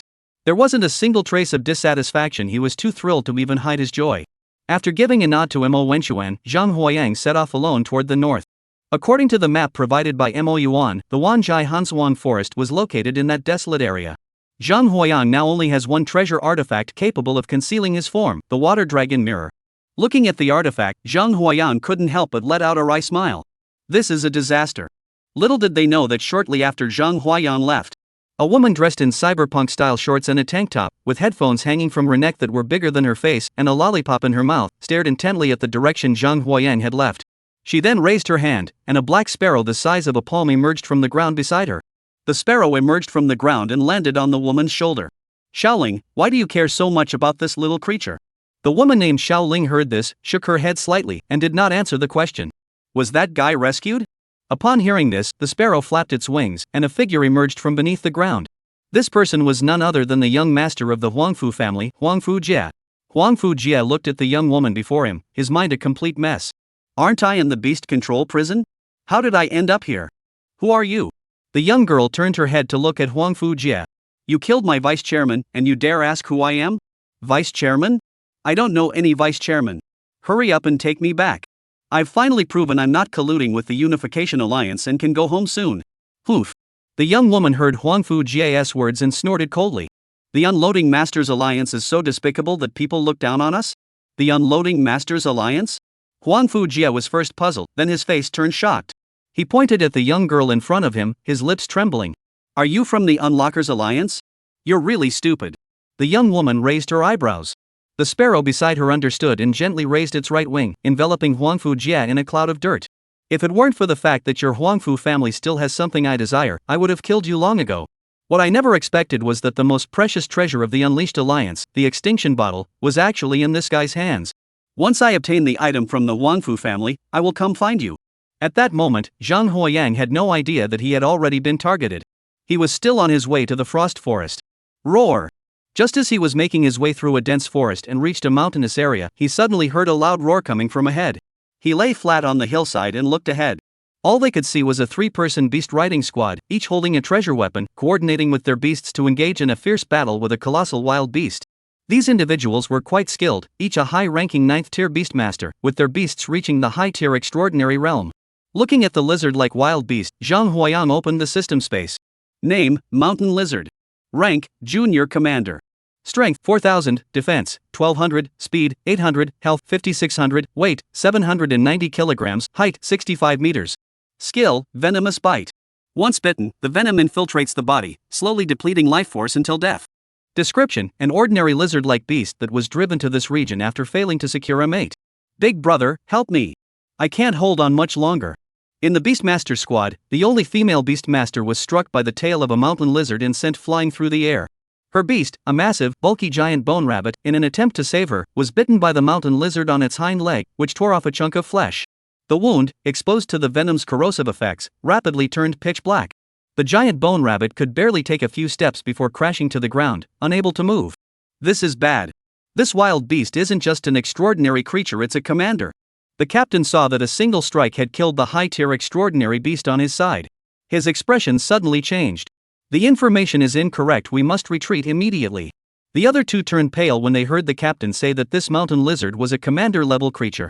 Without bothering about the giant bone rabbit lying motionless on the ground, they tossed a few smoke grenades to conceal their figures and fled at top speed. What Zhang Huoyang didn't expect was that the direction they were fleeing in was actually toward him. The members of the team clearly hadn't anticipated that there was still someone hiding here. What are you waiting for? Run! Chapter 143, 3 sections, 3 betrayals. Upon hearing the man's words, Zhang Huoyang instinctively followed them as they began to run. They ran for nearly 3 hours. The mountain lizard behind me, whether it was exhausted or had crossed into its own territory, did not continue the pursuit. The group finally stopped and came to the base of a large tree with a canopy as wide as an umbrella, where they built a fire to rest. Ha! A flash of insight crossed Zhang Huoyang's mind. Why did I follow them and sit with them to rest? Ha! The female members of the team, seeing that the mountain white bear was not pursuing them, exhaled a long breath of stale air. How long has this database not been updated? A commander-level wild beast has appeared here, and no one even bothered to mark it. Don't you fear we might perish here? Xiaoling, our database is connected to the Qizhou Beastmaster Association, and it's updated once a month. This commander-level beast should have arrived here this month. At that moment, the group turned their attention to Zhang Huoyang. Who are you? After a few people introduced themselves, Zhang Huoyang finally learned that their team was named 3 sections. The team captain was named Wei Yu, and his beast companion was a high-tier extraordinary grade tiger with piercing eyes. Another member named Yu Ming has a high-tier extraordinary grade thunder deer as his beast companion. The last one is this woman named Xiaoling, whose full name is Wang Ling, and her beastmaster, the giant bone rabbit, has already perished in battle. Upon hearing this, Zhang Huoyang looked at the people in front of him with an odd expression, thinking to himself, "Weren't you the ones who urged me to flee with you? My name is Zhang Huoyang. I'm from Heishui City and need to go north now. Heishui City? Several people heard this unfamiliar name and looked puzzled. After a long pause, the captain of the team, Wei Yu, finally reacted. Wasn't it mentioned by the association that the city of Heishui was teeming with commander-level beast tamers?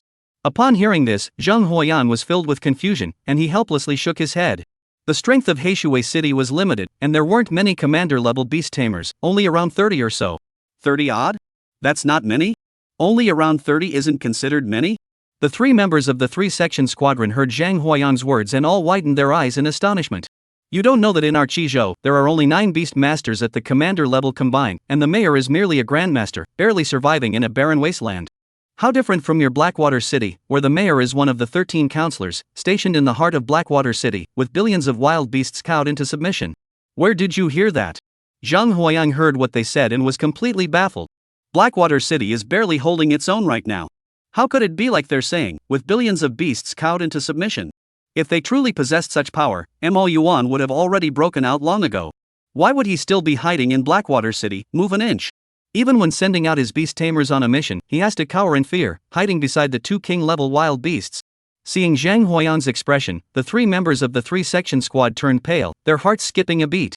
Wang Ling even handed the tablet directly to Zhang Huayang. Take a look. Zhang Huayang took it and looked at it. The situation in Longwei is looking promising, and the beasts are being driven out. The subtitle reads, Mayor Mo Yuan of Blackwater City is leading hundreds of beast-taming warriors to the wasteland to restore order. Zhang Huayang, upon seeing this, could only shake his head helplessly. It wasn't as exaggerated as the news had made it out to be, it was just slightly stronger than other barren regions. By the way, this is already within the borders of Qi State. What are you doing here? Upon seeing this, Zhang Huayang took out a map and pointed to the white area on it. I'm going there. Ha! It's the Frost Forest. Wei Yu saw the area Zhang Huayang was pointing at and furrowed his brows. It was said that this Frost Forest was the territory of a high commander-level wild beast. Even the mayor of my city of Qi dare not challenge its might. As he spoke, Wei Yu took out a crystal ball from his backpack. Place your hand on it. Looking at the familiar crystal ball, Zhang Huayan was filled with questions. Nevertheless, he complied and placed his hand on it. The familiar gray glow lit up above the crystal ball. Snort. I don't know who it was, but I couldn't help but laugh out loud. Even Wei Yu, who was usually so serious, couldn't help but twitch the corners of his mouth when he saw the glow and the faint outline of a mosquito within it. Alright, I'm sure you're not a master of pranks anymore. Why do you say that? The Unleashers may have betrayed the human race, but that doesn't mean they're cute little creatures. The resources required to cultivate the talents of beast tamers who specialize in training commoners far exceed those needed for other types of beast tamers. They just can't bring themselves to do it. Zhang Huayang. I never thought there was such a simple and brutal way to identify a fake master. But the words may be crude, the logic is sound. Training a beast tamer with ordinary talent to the commander level is enough to train 5 beast tamers with commander level talent to the commander level. Little Zhang. Wang Ling had just been acting so respectful, but now that she saw that Zhang Huayang's beast taming talent was only at the commoner level, she was certain that his beast taming abilities were at most awakened. The fact that he could make it from Blackwater City to here must have been pure luck. Whoosh! Before the few people could fully recover their strength, suddenly, they felt a chill creeping up around them. Several people noticed the change in temperature and quickly stood up. Hiss. SSSSS. At some point, a pure white python had silently slithered up to the treetops above their heads. Its blood-red eyes fixed on them, its gaze filled with mockery toward its prey.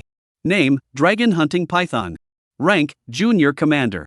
Strength, 4500, Defense, 1500, Speed, 1020, Health, 6200, Weight, 1090 kilograms, Height, 185 meters. Skill, Death Coil. The massive body tightly wraps around the opponent. Once entangled, only one can survive. Description, legend has it that they were originally part of the Dragon Ridge race, but were abandoned by the Dragon Ridge due to their excessive bloodlust. They possess an unparalleled ferocity when it comes to fighting against dragons. Upon seeing the python, the 3 members of the 3-section squad were instantly terrified, their faces turning pale. Wei Yu and Yu Ming quickly summoned their beast tamers. Hiss. Before the 2 beasts could launch their attack, they were already cowed into submission by the commander's willpower, lying motionless on the ground. With such meager strength, you dare to intrude into my territory? The dragon hunting python saw the few people trembling in fear from its aura and smiled mockingly. We didn't mean to intrude on your territory. Please spare us this time. Wang Ling saw that she was blocked by a commander-level wild beast and was so scared that she sat on the ground trembling. Ha, what if I were to make you abandon your 2-legged sheep tribe identity and become a member of my wasteland territory? Upon hearing this, the three members of the three-section squad turned pale. They never expected that this commander-level wild beast would make such a demand. What Zhang Huayang didn't anticipate was, even Wang Ling, who was so scared she collapsed on the ground, refused to comply with the dragon python hunter's demands. On the other hand, Wei Yu, the captain of the three-section squad, who appeared resolute and unwavering, stood up at that moment. "Are you serious? Captain, you can't do that." The other two members of the three-section squad, seeing that Wei Yu actually seemed willing to agree, helped each other to their feet. They glared angrily at Wei Yu. Seeing this, Wei Yu not only didn't get angry, but instead revealed a faint smile. "We ordinary people are nothing but disposable commodities in the eyes of those in high places, not worth mentioning at all. It would be better to abandon this troublesome identity and instill fear in them." Chapter 144, The Nine-Star Vine Shows Its Might. Wei Yu slowly walked up to the head of the dragon-hunting python and stood face to face with Zhang Huayang and the others. Just as everyone thought Wei Yu was about to abandon his human identity and become a renegade, Wei Yu, who had already summoned his beast, suddenly changed expression. He pulled out an egg-shaped treasure artifact from his backpack and smashed it violently onto the ground. "Let's go!" Boom! Boom! A thick, pitch-black smoke surged out from the egg-shaped treasure artifact, instantly shrouding the entire area where they stood. At the same time, Wei Yu's beast companion, fearless of life or death, charged toward the dragon-hunting python. Roar! The dragon-hunting python's eyes were caught by a wisp of black smoke, instantly stinging them red, and gradually plunging them into darkness. "How dare you! How dare you!" The dragon-hunting python was blinded, its body torn and bitten by the tiger with its eyes fixed on it. It roared furiously toward the sky. Soon, the dragon-hunting python regained its composure, shook its body, and flung the tiger with the piercing eyes that had been clinging to its vital spot 7 inches below its throat, sending it flying to the ground. The dragon-hunting python flickered its tongue, inhaling the lingering scent of Zhang Huayang and his companions into its mind. "Hiss! I'll kill you all." At that moment, Zhang Huayang and several members of the three-section squad had already fled a considerable distance. Wang Ling looked at Wei Yu with a complex expression. Wei Yu saw Wang Ling's expression and shrugged indifferently. "This method may not be very respectable, but as long as it keeps us alive, it's a good method. The eyes of that wild beast have been severely burned by the corrosive smoke I specially formulated, making it virtually impossible for it to regain its vision." Only then did I notice that Wei Yu, standing before me, was wearing clothes that had been corroded beyond recognition by the poison. His exposed palms were covered in deep wounds that exposed the bone. The group had been running frantically for quite some time. Hiss! Just when they thought they were safe, a familiar hissing sound suddenly came from ahead. Around them, several high-tier extraordinary-grade wild beasts had gathered without their noticing. The dragon-hunting python raised its head high, its eyes tightly closed, yet it could pinpoint the exact locations of the few people with remarkable precision. "Don't you know that we snakes have never relied on our vision to find prey? I kindly invited you to join us, but you are determined to seek your own demise. Since that is the case, I will not keep you here any longer. You little ones, bite them to death." Roar! As the dragon-hunting python issued its command, the wild beasts surrounding them charged toward the group with their sharp fangs bared. Wang Ling pulled out a treasure artifact from her backpack, stood ready for battle, and glanced at Zhang Huayang standing beside her, looking embarrassed. "I'm sorry. This was originally our business, and we've dragged you into it." Zhang Huayang, meanwhile, watched the 3 members of the Sanjia squad battling the wild beasts and grimaced. It was merely a low-tier commander-level wild beast not even worthy of the Black Dragon King's intervention. If we used the Moon Shadow Bow, killing them one by one would be too slow. Zhang Huayang slowly removed the 9-star vine ring from his hand. Zhang Huayang slowly removed the 9-star vine ring from his hand. "You go first. Kill them all cleanly. Don't leave any survivors." Wang Ling saw Zhang Huayang's mouth moving but couldn't make out what he was saying. She took a ring off her finger and threw it on the ground. It seemed like he was about to face death again, a madman who had lost his mind. Just as Wang Ling thought Zhang Huayang had lost his mind, she sighed softly, pulled out her treasure, and prepared to fight to the death. Boom! Everyone present, whether human or beast, sensed that the earth was trembling. An earthquake? 5 vines as thick as water jars shot up from the ground, instantly obscuring the sky. Everyone present, upon seeing the 5 vines, especially the 3 giant axes and 2 shields held at their tips, fell into a state of stunned silence. The 9-star vine had already reached the commander level, activating a significant level of intelligence. Through its leaves, it instantly located the lead dragon hunting python. Upon sensing that the dragon hunting python was merely at the initial commander level, he paused in his position, puzzled. How could such a lowly initial commander level creature? Could Zhang Huayang not handle it himself? However, as a plant, he couldn't think too much. He swung his giant axe and charged at the group of wild beasts in front of him. Bang!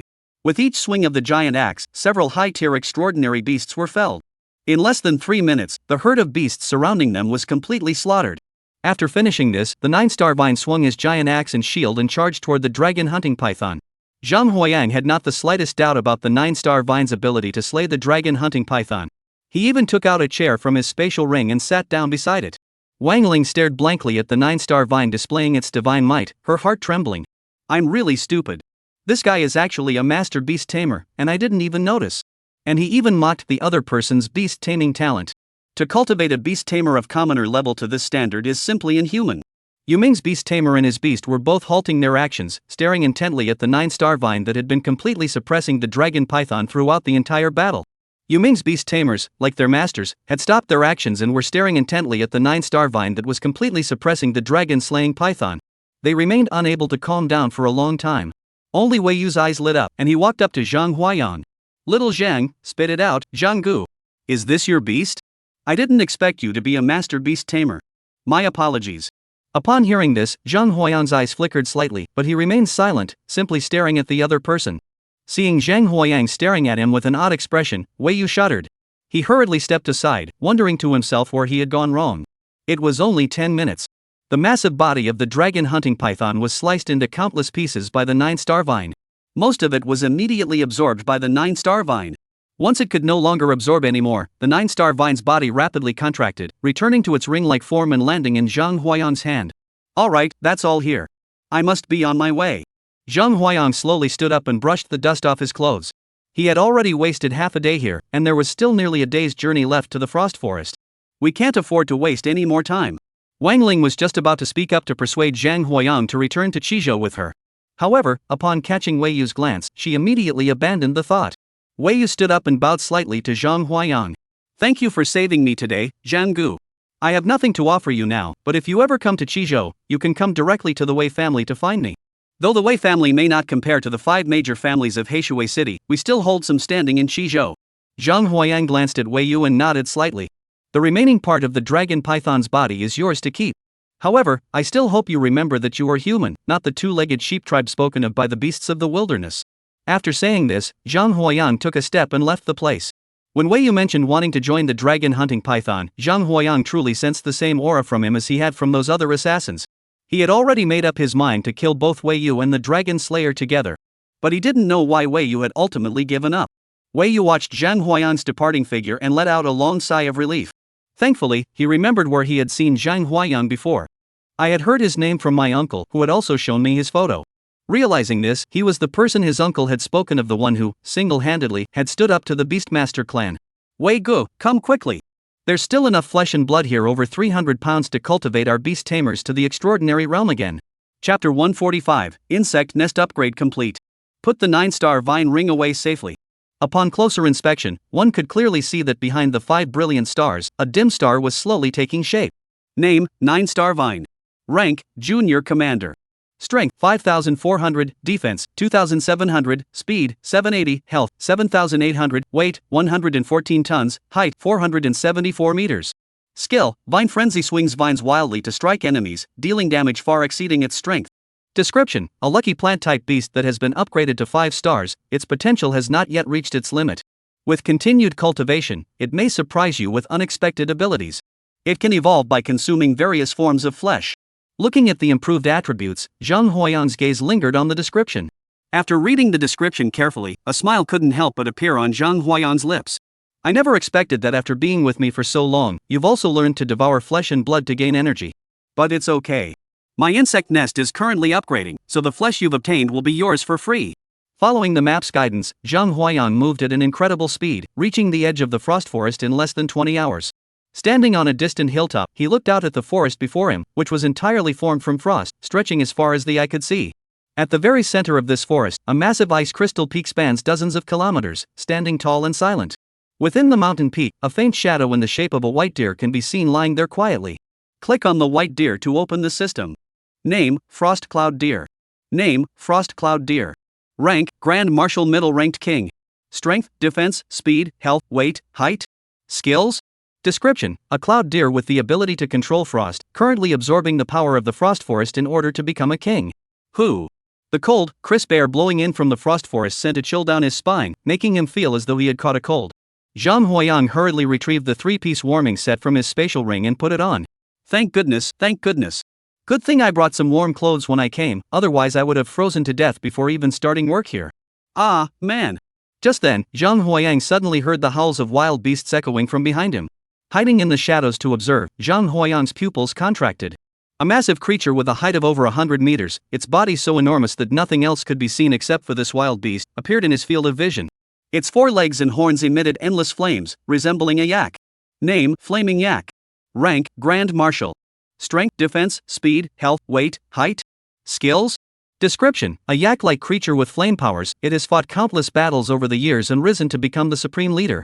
If it were to obtain the frost crystals from the frost forest, it might be able to break free from the constraints of its bloodline. Looking at the attribute panel filled with question marks, Zhang Huayang's face turned pale. The Black Dragon King tattooed on his arm sensed the change in Zhang Huayang's mindset. Hey, this wild beast looks dangerous. What do you think? Should I step in and take care of it? Upon hearing this, Zhang Huayang, though he had considered it, shook his head after a moment's thought. Since you're not yet familiar with the specific circumstances here, it's best for you not to come out. Watching the massive yak depart, Zhang Huayang quickly made his escape and headed in another direction. Including the fiery yak from earlier, he had now spotted 3 large-scale beasts of the same rank, roaming near the frost-covered forest. Among them was a massive green mantis and a white elephant with tusks the color of dried earth. Without exception, all of them were glaring intently at the icy mountain peak in the center. Zhang Huayang saw the situation around him and cursed under his breath. It couldn't be that exaggerated, could it? You sent me 3 beasts of the Grand Marshal rank just like that. If it weren't for the Black Dragon King still on my back, I would have already fled. Just as Zhang Huayang was contemplating how to gather these 3 wild beasts together and have the Black Dragon King intervene to maximize his gains. Jun Luo. Are we really going to do this? Of course we are. Though I have no idea why these 3 beasts of the Supreme Commander rank are here. We've received word that the Unloaders Alliance is coming here in the next few days. He has the list of the Unloaders Alliance in Jianghai City on him. As long as we capture him, we'll be able to root out all the unloaders hiding in Jianghai City. However, there's no need for that. Use yourself as bait to lure them out by letting these savages beat you into a severe injury. The risk is too high. If something goes wrong, it won't just be a matter of getting injured. Zhang Huayang never expected to see 2 familiar faces here. One was the captain of the Holy Spirit Squad, whom Wang Feng, the counselor, had referred to as the most promising young beast tamer with the potential to become a king-level beast tamer, Jun Luo. The other is Lin Huang, the eldest son of the academy's principal at Qinghuang Beastmaster Academy, and is renowned alongside Jun Luo as the Jianghai twin heroes. I didn't expect you to be here too. Who? The sudden voice startled the 2 of them. Lin Huang had already opened the beast control space. As long as Zhang Huayang didn't show up, she would have the beasts completely obliterate this area. Lin Huang had already opened the beast summoning space. As long as Zhang Huayang didn't appear, she would have the beasts completely obliterate this entire area. Captain, calm down, it's me. Zhang Huayang hurriedly spoke up and then crawled out from the ground beside him. Upon seeing that it was Zhang Huayang, Jun Luo, and Lin Huang both wore expressions that were hard to describe. How could it be you brat? I heard you eloped with the daughter of the original Dragon Squadron captain to Blackwater City, didn't you? Upon hearing Jun Luo's words, Zhang Huayang's face betrayed a look of disgust. Fu Shou'er is as beautiful as her reputation suggests. If it weren't for old Zhao being kind to me, I would have killed her. Speaking of which, why aren't you staying in Heishui City? What are you doing here? What's the point of telling you? You don't have the strength. It's useless now, but it might come in handy in a few days. Zhang Huayang shook his head helplessly. If everything goes as planned, my beast taming skills should advance successfully in a few days. What? Hearing Zhang Huayang's words, not only Jun Luo, but even Lin Huang, who had been quiet all along, showed expressions of shock. Zhang Huayang's group of beast tamers had only recently become high-tier extraordinary beings, hadn't they? Zhang Huayang has only been away from Jianghai City for less than a month. How did he manage to find an opportunity to advance his beast tamer's ranks? The gap in strength between a commander-level beast tamer and an extraordinary-level beast tamer is only 1 rank. However, the gap between the 2 is as vast as heaven and earth. The difference between the 2 is as vast as heaven and earth. Even if an extraordinary-level beast tamer is extremely powerful, they can only serve as cannon fodder at best. However, commanders are different. At this level, beast tamers are the dominant force on the battlefield. They are considered the backbone of the human race's combat strength. Once they were certain that Zhang Huayang was not joking, Jun Luo revealed their plan. In essence, Jun Luo would use his own body to create an opportunity for Lin Huang to arrest the master. As for the situation at hand, don't be fooled by the fact that there are only 3 beasts of the Great Commander rank. Countless commander-level beasts are watching from the sidelines, but they dare not approach due to the overwhelming might of the Grand Commanders. He Junluo and the two of them had been hiding here for 2 days. On this day, Zhang Huayang only heard a ding sound from the system. Level up successful. The insect nest has successfully advanced to LV3. Within the insect nest, high-tier extraordinary grade mosquito tribes now possess strength commensurate with the nest's commander following its level up. Name, Abyssal Magic Pattern LV3. Rank, Junior Commander. Strength, 4600, Defense, 1600, Speed, 800, Health, 6000, Weight, 106 kilograms, Height, 5 meters. Skill 1, Abyssal Sigh. Fires a ball of energy, causing massive destruction. Skill 2, Spatial Gate. An upgraded version of Spatial Rift, capable of tearing open a spatial portal for traversal. Skill 3, Spatial Body. By mastering spatial power, one becomes immune to beast attacks from creatures below the commander rank. Skill 4, Spatial Blade. Upgraded from Spatial Cutting. Transforms spatial abilities into a weapon to attack opponents. Skill 5, Abyss Will. The will of a commander-level abyss species, capable of subjugating other beast species. Introduction. The demon mosquitoes, descendants of the ancient turtle clan of the Abyss, have already gained a basic understanding of spatial power. Every 50 units of flesh can hatch one abyssal demon mosquito from the insect nest. Another type of upgraded mosquito is the storm mosquito. Beast Taming, Storm Mosquito. Rank, Junior Commander. Strength, 4200, Defense, 1400, Speed, 1300, Health, 5600, Weight, 61 kilograms, Height, 18 meters. Skill 1, Wind Blade swinging a whirlwind to tear enemies apart. Skill 2, Windless Zone causes the wind to come to a complete stop. Skill 3, Wind Control enables normal flight in any level of gale force winds. Skill 4, Commander's Will. Commander level willpower, capable of intimidating beast species of lower levels. Description. Born from a storm, this mosquito possesses the innate ability to control strong winds. Every 50 units of flesh and blood can hatch one storm mosquito from the insect nest. Watching the two types of mosquitoes that had evolved alongside the insect nest, Zhang Huayan was overjoyed. Chapter 146, The Transformation of the King. As the insect nest and the two types of mosquitoes evolved, Zhang Huayan opened his system panel. Name, Zhang Huayan. Health points, 4,510. Strength, 2,130. Mental power, 557. Beast Tamer rank, Master, 1st tier. Beast Tamer skills, Shared Vision, Powerful Spirit Snake. Beast Tamers, Abyssal Demon Mosquito LV3, Storm Mosquito. Beast Taming level, Commander Beginner. Insect Nest level, LV3. The insect nest can now hatch mosquitoes and upgrade them to commanders. Mosquito nest mosquito count, 40,000. Number of beasts, Abyss mosquitoes 10,000, Storm mosquitoes 4,000. Beast skills, Undying, Incubation, and Parental Care. Available flesh and blood, 1,313 units. Looking at his own attribute panel, Zhang Huayan couldn't help but smile excitedly, quickly clicking on the system and investing all the flesh and blood in the system into the incubation of the commander-level mosquito tribe. He discussed the details with the two people in front of him. Zhang Huayan took a step forward and headed toward the frost forest. The moment he stepped into the frost forest, "You finally arrived. I've been waiting for you for so long." Yuan Shang's voice suddenly rang out in Zhang Huayan's ear, startling him. Looking up, he saw that it was Yuan Shang. At that moment, Yuan Shang looked exactly like the one who had previously asked Zhang Huayan for help, a form of energy, though in a highly unstable state. "Old Yuan, how did you end up here?" "What do you mean, how did I get here? I've always been here. If it weren't for my mark on the fish basket, I wouldn't have been able to find you either. Alright, let's not waste any time. Come with me." Zhang Huayan was filled with doubts, but he didn't stop moving. He followed the Yuan Shang energy body into the depths of the frost forest. The closer they got to the towering ice crystal mountain in the forest, the colder it became. If it weren't for the fact that Zhang Huayan had already attained master level status, he wouldn't even be able to approach this mountain peak. Yuan Shang looked at the cloud deer trapped in the ice crystal peak, a hint of worry appearing on his face. Once the cloud deer absorbed all the frost energy from the ice crystal peak, this frost forest would no longer be able to withstand the attacks from the group of grand commanders outside. Absorbing the ice crystal peak, doesn't that signify successful evolution? Becoming a king isn't that simple. Absorbing them only means your energy level has reached the king stage.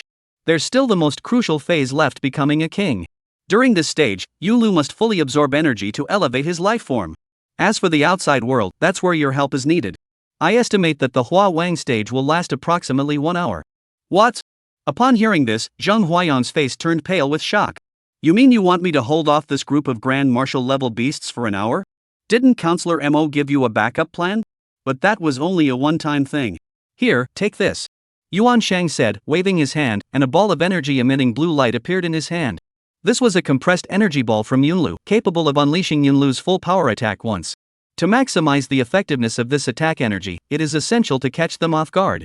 As he spoke, Yuan Shang's energy form grew increasingly dim, and his voice grew weaker and weaker. The King of Transformation is about to begin. I entrust my life to you. Boom! Boom! As Yuan Shang's voice fell. Centered around the ice crystal peaks, the area of the frost forest rapidly contracted toward the center, being absorbed into the bodies of the frost clouds.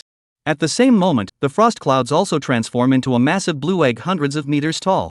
Roar! The old deer began to transform into a king. Quick, you little ones, attack! Smash this royal egg and devour its flesh and blood. Awah! As the three great overlords roared, countless wild beasts charged down from the sky. Their sole target was the massive egg nestled at the very center of the frost forest. At first, when these beasts entered the frost forest, they were instantly frozen into ice sculptures and died on the spot. However, as the frost energy was absorbed into the giant egg, combined with the wild beasts' relentless charges, they managed to inch closer to the giant egg step by step. Zhang Xiaozi, should I intervene? The voice of the Black Dragon King echoed in Zhang Huayang's mind. There's no need for you to intervene just yet. Zhang Huayang looked at the three massive-bodied commanders and had a premonition that these three individuals were not the most important ones. As the herd of beasts charged toward them with reckless abandon, Zhang Huayang opened the insect nest. Buzz 14,000. 14,000 mosquito-like creatures of the initial commander rank roared out of Zhang Huayang's insect nest, each with blood-red eyes and emanating a strong odor.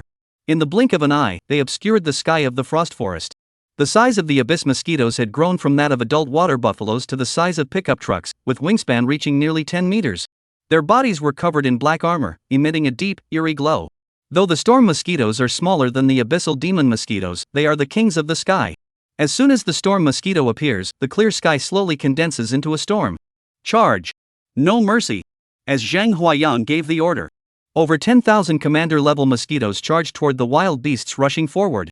The roars mingled with buzzing sounds, echoing throughout the heavens and earth. Just then, Jun Luo also stirred. All that could be seen was the four-clawed yellow dragon of the high-ranking commander and a green phoenix radiating intense flames, roaring and charging toward the battlefield, targeting the fiery yak among the three great commander-level beasts.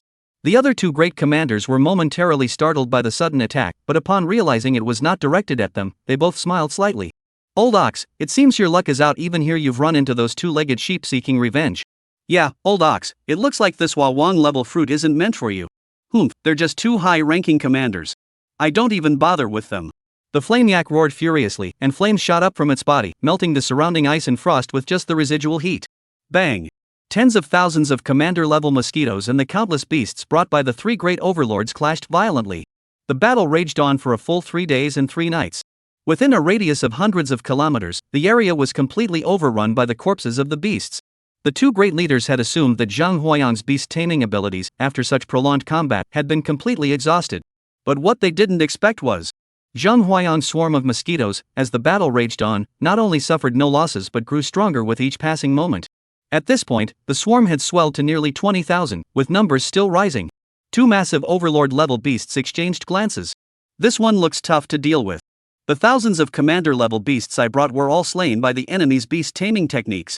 Yeah, my own cubs have also lost hundreds. This won't do. The royal-level energy of that old deer is growing stronger by the day. We can't let this continue. As he spoke, the commander-level mantis spread its transparent wings, which spanned dozens of meters, revealing scythe-like blades that emitted a sharp glow, and charged toward Zhang Huayang. Upon seeing this, the white elephant let out a loud bellow and stomped its front hooves on the ground with great force. The earth cracked open, and a massive amount of soil transformed into earth dragons, rushing toward the blue giant egg behind Zhang Huayang. Upon seeing this, Zhang Huayang's expression changed. You too, you really have no sense of martial ethics at all. But I'm not without my own ways of dealing with you. As he spoke, countless swarms of mosquitoes transformed into a torrent, rushing toward the two colossal beasts. However, even ants of the initial commander rank dare to block my path. Chapter 147, The King makes his appearance. As he watched the two massive beasts of the supreme commander rank charging toward him, the swarm of mosquitoes defending against them was visibly decreasing in number. Seeing this, Zhang Huayang's eyes narrowed. He swiftly activated the water dragon mirror in his spatial ring, activating it with a flick of his wrist. He tossed the water dragon mirror from his spatial ring into the air, activating it swiftly. A dense fog instantly shrouded the area within a radius of several dozen miles. He then swiftly threw the 9-star vine ring in his hand. Boom! Zhou Xingtang, wielding 3 axes and 2 shields, charged toward the yellow-toothed white elephant. The 9-star vine's ferocious attack struck the yellow-toothed white elephant's skin, sparking countless sparks. Surprisingly, they failed to break through the defense. Upon realizing this, the leaves of the 9-star vine suddenly contracted, as if unable to believe what they were seeing. Gurgle, gurgle. Woo woo. Just then, Zhang Huayang had already activated the extinction bottle and the storm horn. Instantly, a pitch-black torrent of water surged around their feet, slowly corroding the skin of the yellow-toothed white elephant. Above them, a storm with a diameter of several kilometers formed in the sky, swirling with thousands of storm mosquitoes that furiously attacked the green mantis. Seeing that the extinction bottle and storm horn were unable to halt their advance, Zhang Huayang took the energy sphere given to him by Yuan Shang into his hand. Zhang Huayang held the energy sphere Yuan Shang had given him in his hand. Seeing that the 2 great leaders were about to break through the treasure artifact and his own beast herd, he watched as the 2 great leaders showed signs of breaking through the treasure artifact and his own beast herd. They're nothing but a bunch of worthless dogs. The yellow-toothed white elephant let out a mighty roar, and its massive breath swept away the swarm of mosquitoes before it. It took large strides toward Zhang Huayang, but after only a few steps, its path was blocked by countless spatial blades. As the 2 beasts grew increasingly impatient, preparing to charge straight toward the giant cocoon despite the swarm of mosquitoes and the attacks from the treasure artifacts, Zhang Huayang knew the time had come. He immediately crushed the energy sphere in his hand. Zhang Huayang knew the moment had come and immediately crushed the energy ball in his hand. Boom! Frenetic frost energy surged forth from the energy sphere in Zhang Huayang's hands. In the blink of an eye, the entire area was transformed into a frost-covered forest. The 2 beasts of the Supreme Commander rank were also frozen into ice sculptures by the vast frost energy, remaining motionless in their original positions. Phew! Huff! Seeing this, Zhang Huayang let out a long breath and collapsed onto the ground. This is really tough. I hope this energy can hold out for the last 10 minutes. Time is ticking away.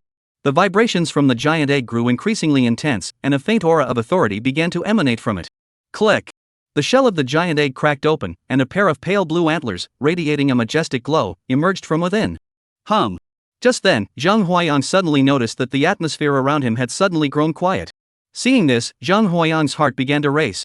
Dragon King, there's a big one coming. Zhang Huayang raised his left hand high, and his sleeve fell away, revealing the drawing on his hand. He roared. The roar of the Black Dragon King echoed from Zhang Huayang's arm. Zhang Huayang saw that the eerily quiet scene around him shattered like a mirror under the Black Dragon King's cry. Behind the mirror, a fox as large as a mountain, with fiery red fur covering its body, appeared before his eyes. Name: Crimson-Eyed Firefox. Rank: King. Strength, defense, speed, health, weight, height. Skills? Introduction: the ruler of the Red-Eyed Fox clan. The red-eyed firefox's claws reached out for the cloud deer's giant egg, but before they could fully extend, a loud roar interrupted them.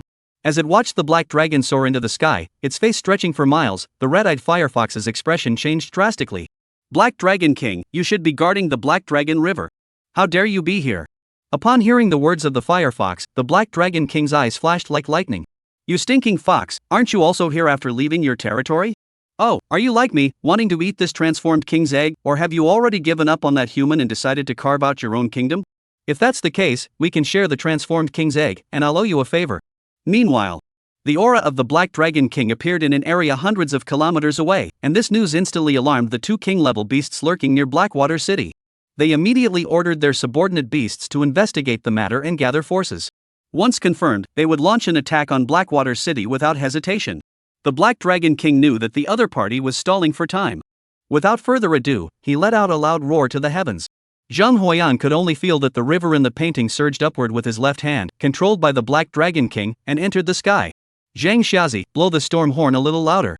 Upon hearing this, Zhang Huayang looked up at the storm spanning several kilometers in the sky, a look of confusion on his face. Isn't such a massive storm enough? Doubts aside. As for the requirements for this king-level beast, Zhang Huayang naturally needed to fulfill them to the best of his ability. Holding the storm horn in his hand, he activated his skill, Powerful Spirit Snake. A surge of power and spiritual energy surged through his entire body. Summoning all his mental strength, he blew the horn with all his might. Woo! The sound of the bugle echoes far and wide. The storm raging in the sky also expands rapidly under the sound of the trumpet, until it covers an area of over 10 kilometers. Zhang Huayang's mental energy is exhausted, and it finally comes to a halt. The Black Dragon King looked at the storm and nodded in satisfaction. Back then, the horns of that storm gazelle were broken off and forged into this treasure. I asked him for it, but he refused to give it to me. Now that this horn has come into your possession, it will finally fulfill my long-held desire. After speaking, the Black Dragon King's long beard fluttered in the wind as his eyes fixed on the red-eyed fox before him. Let me show you the skills I have honed over decades. Flying Dragon Dance Dragon Spitting Pearls. The Black Dragon King dives into the storm. In an instant, the sky was filled with blinding lightning.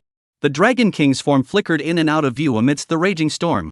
The divine dragon shows its head but not its tail. The Dragon King dances his body, bathing in thunder and lightning. Zhang Huayang stood on the ground, watching this apocalyptic scene, feeling as though he were but an ant.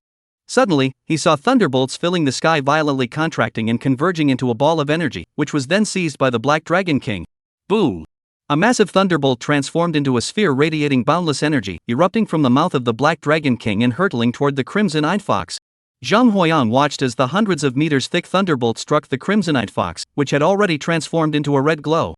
It emitted a sizzling sound, and the faint scent of roasting flesh could still be detected.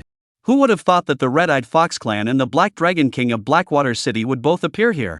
But this works out perfectly for me. Zhang Huayang raised his gaze, and a chestnut red horse clad in black armor and adorned with a single horn appeared mid-air. Name, Zhao Yang Horse. Grade, King. Strength, Defense, Speed, Health, Weight, Height. Skills? Introduction, the ruler of the horse clan. The Black Dragon King was still focused on taking down the red-eyed fox with a single strike and had no time to pay attention to Zhang Huayang's side. Zhao Yangma's gaze swept over Zhang Huayang, and his eyebrows raised slightly. Oh, the aura of the Abyss race. I never thought I'd see a wild Abyss race member. But I don't have time to deal with you now. The Transformation King's egg is about to form, and it's at its most delicious now.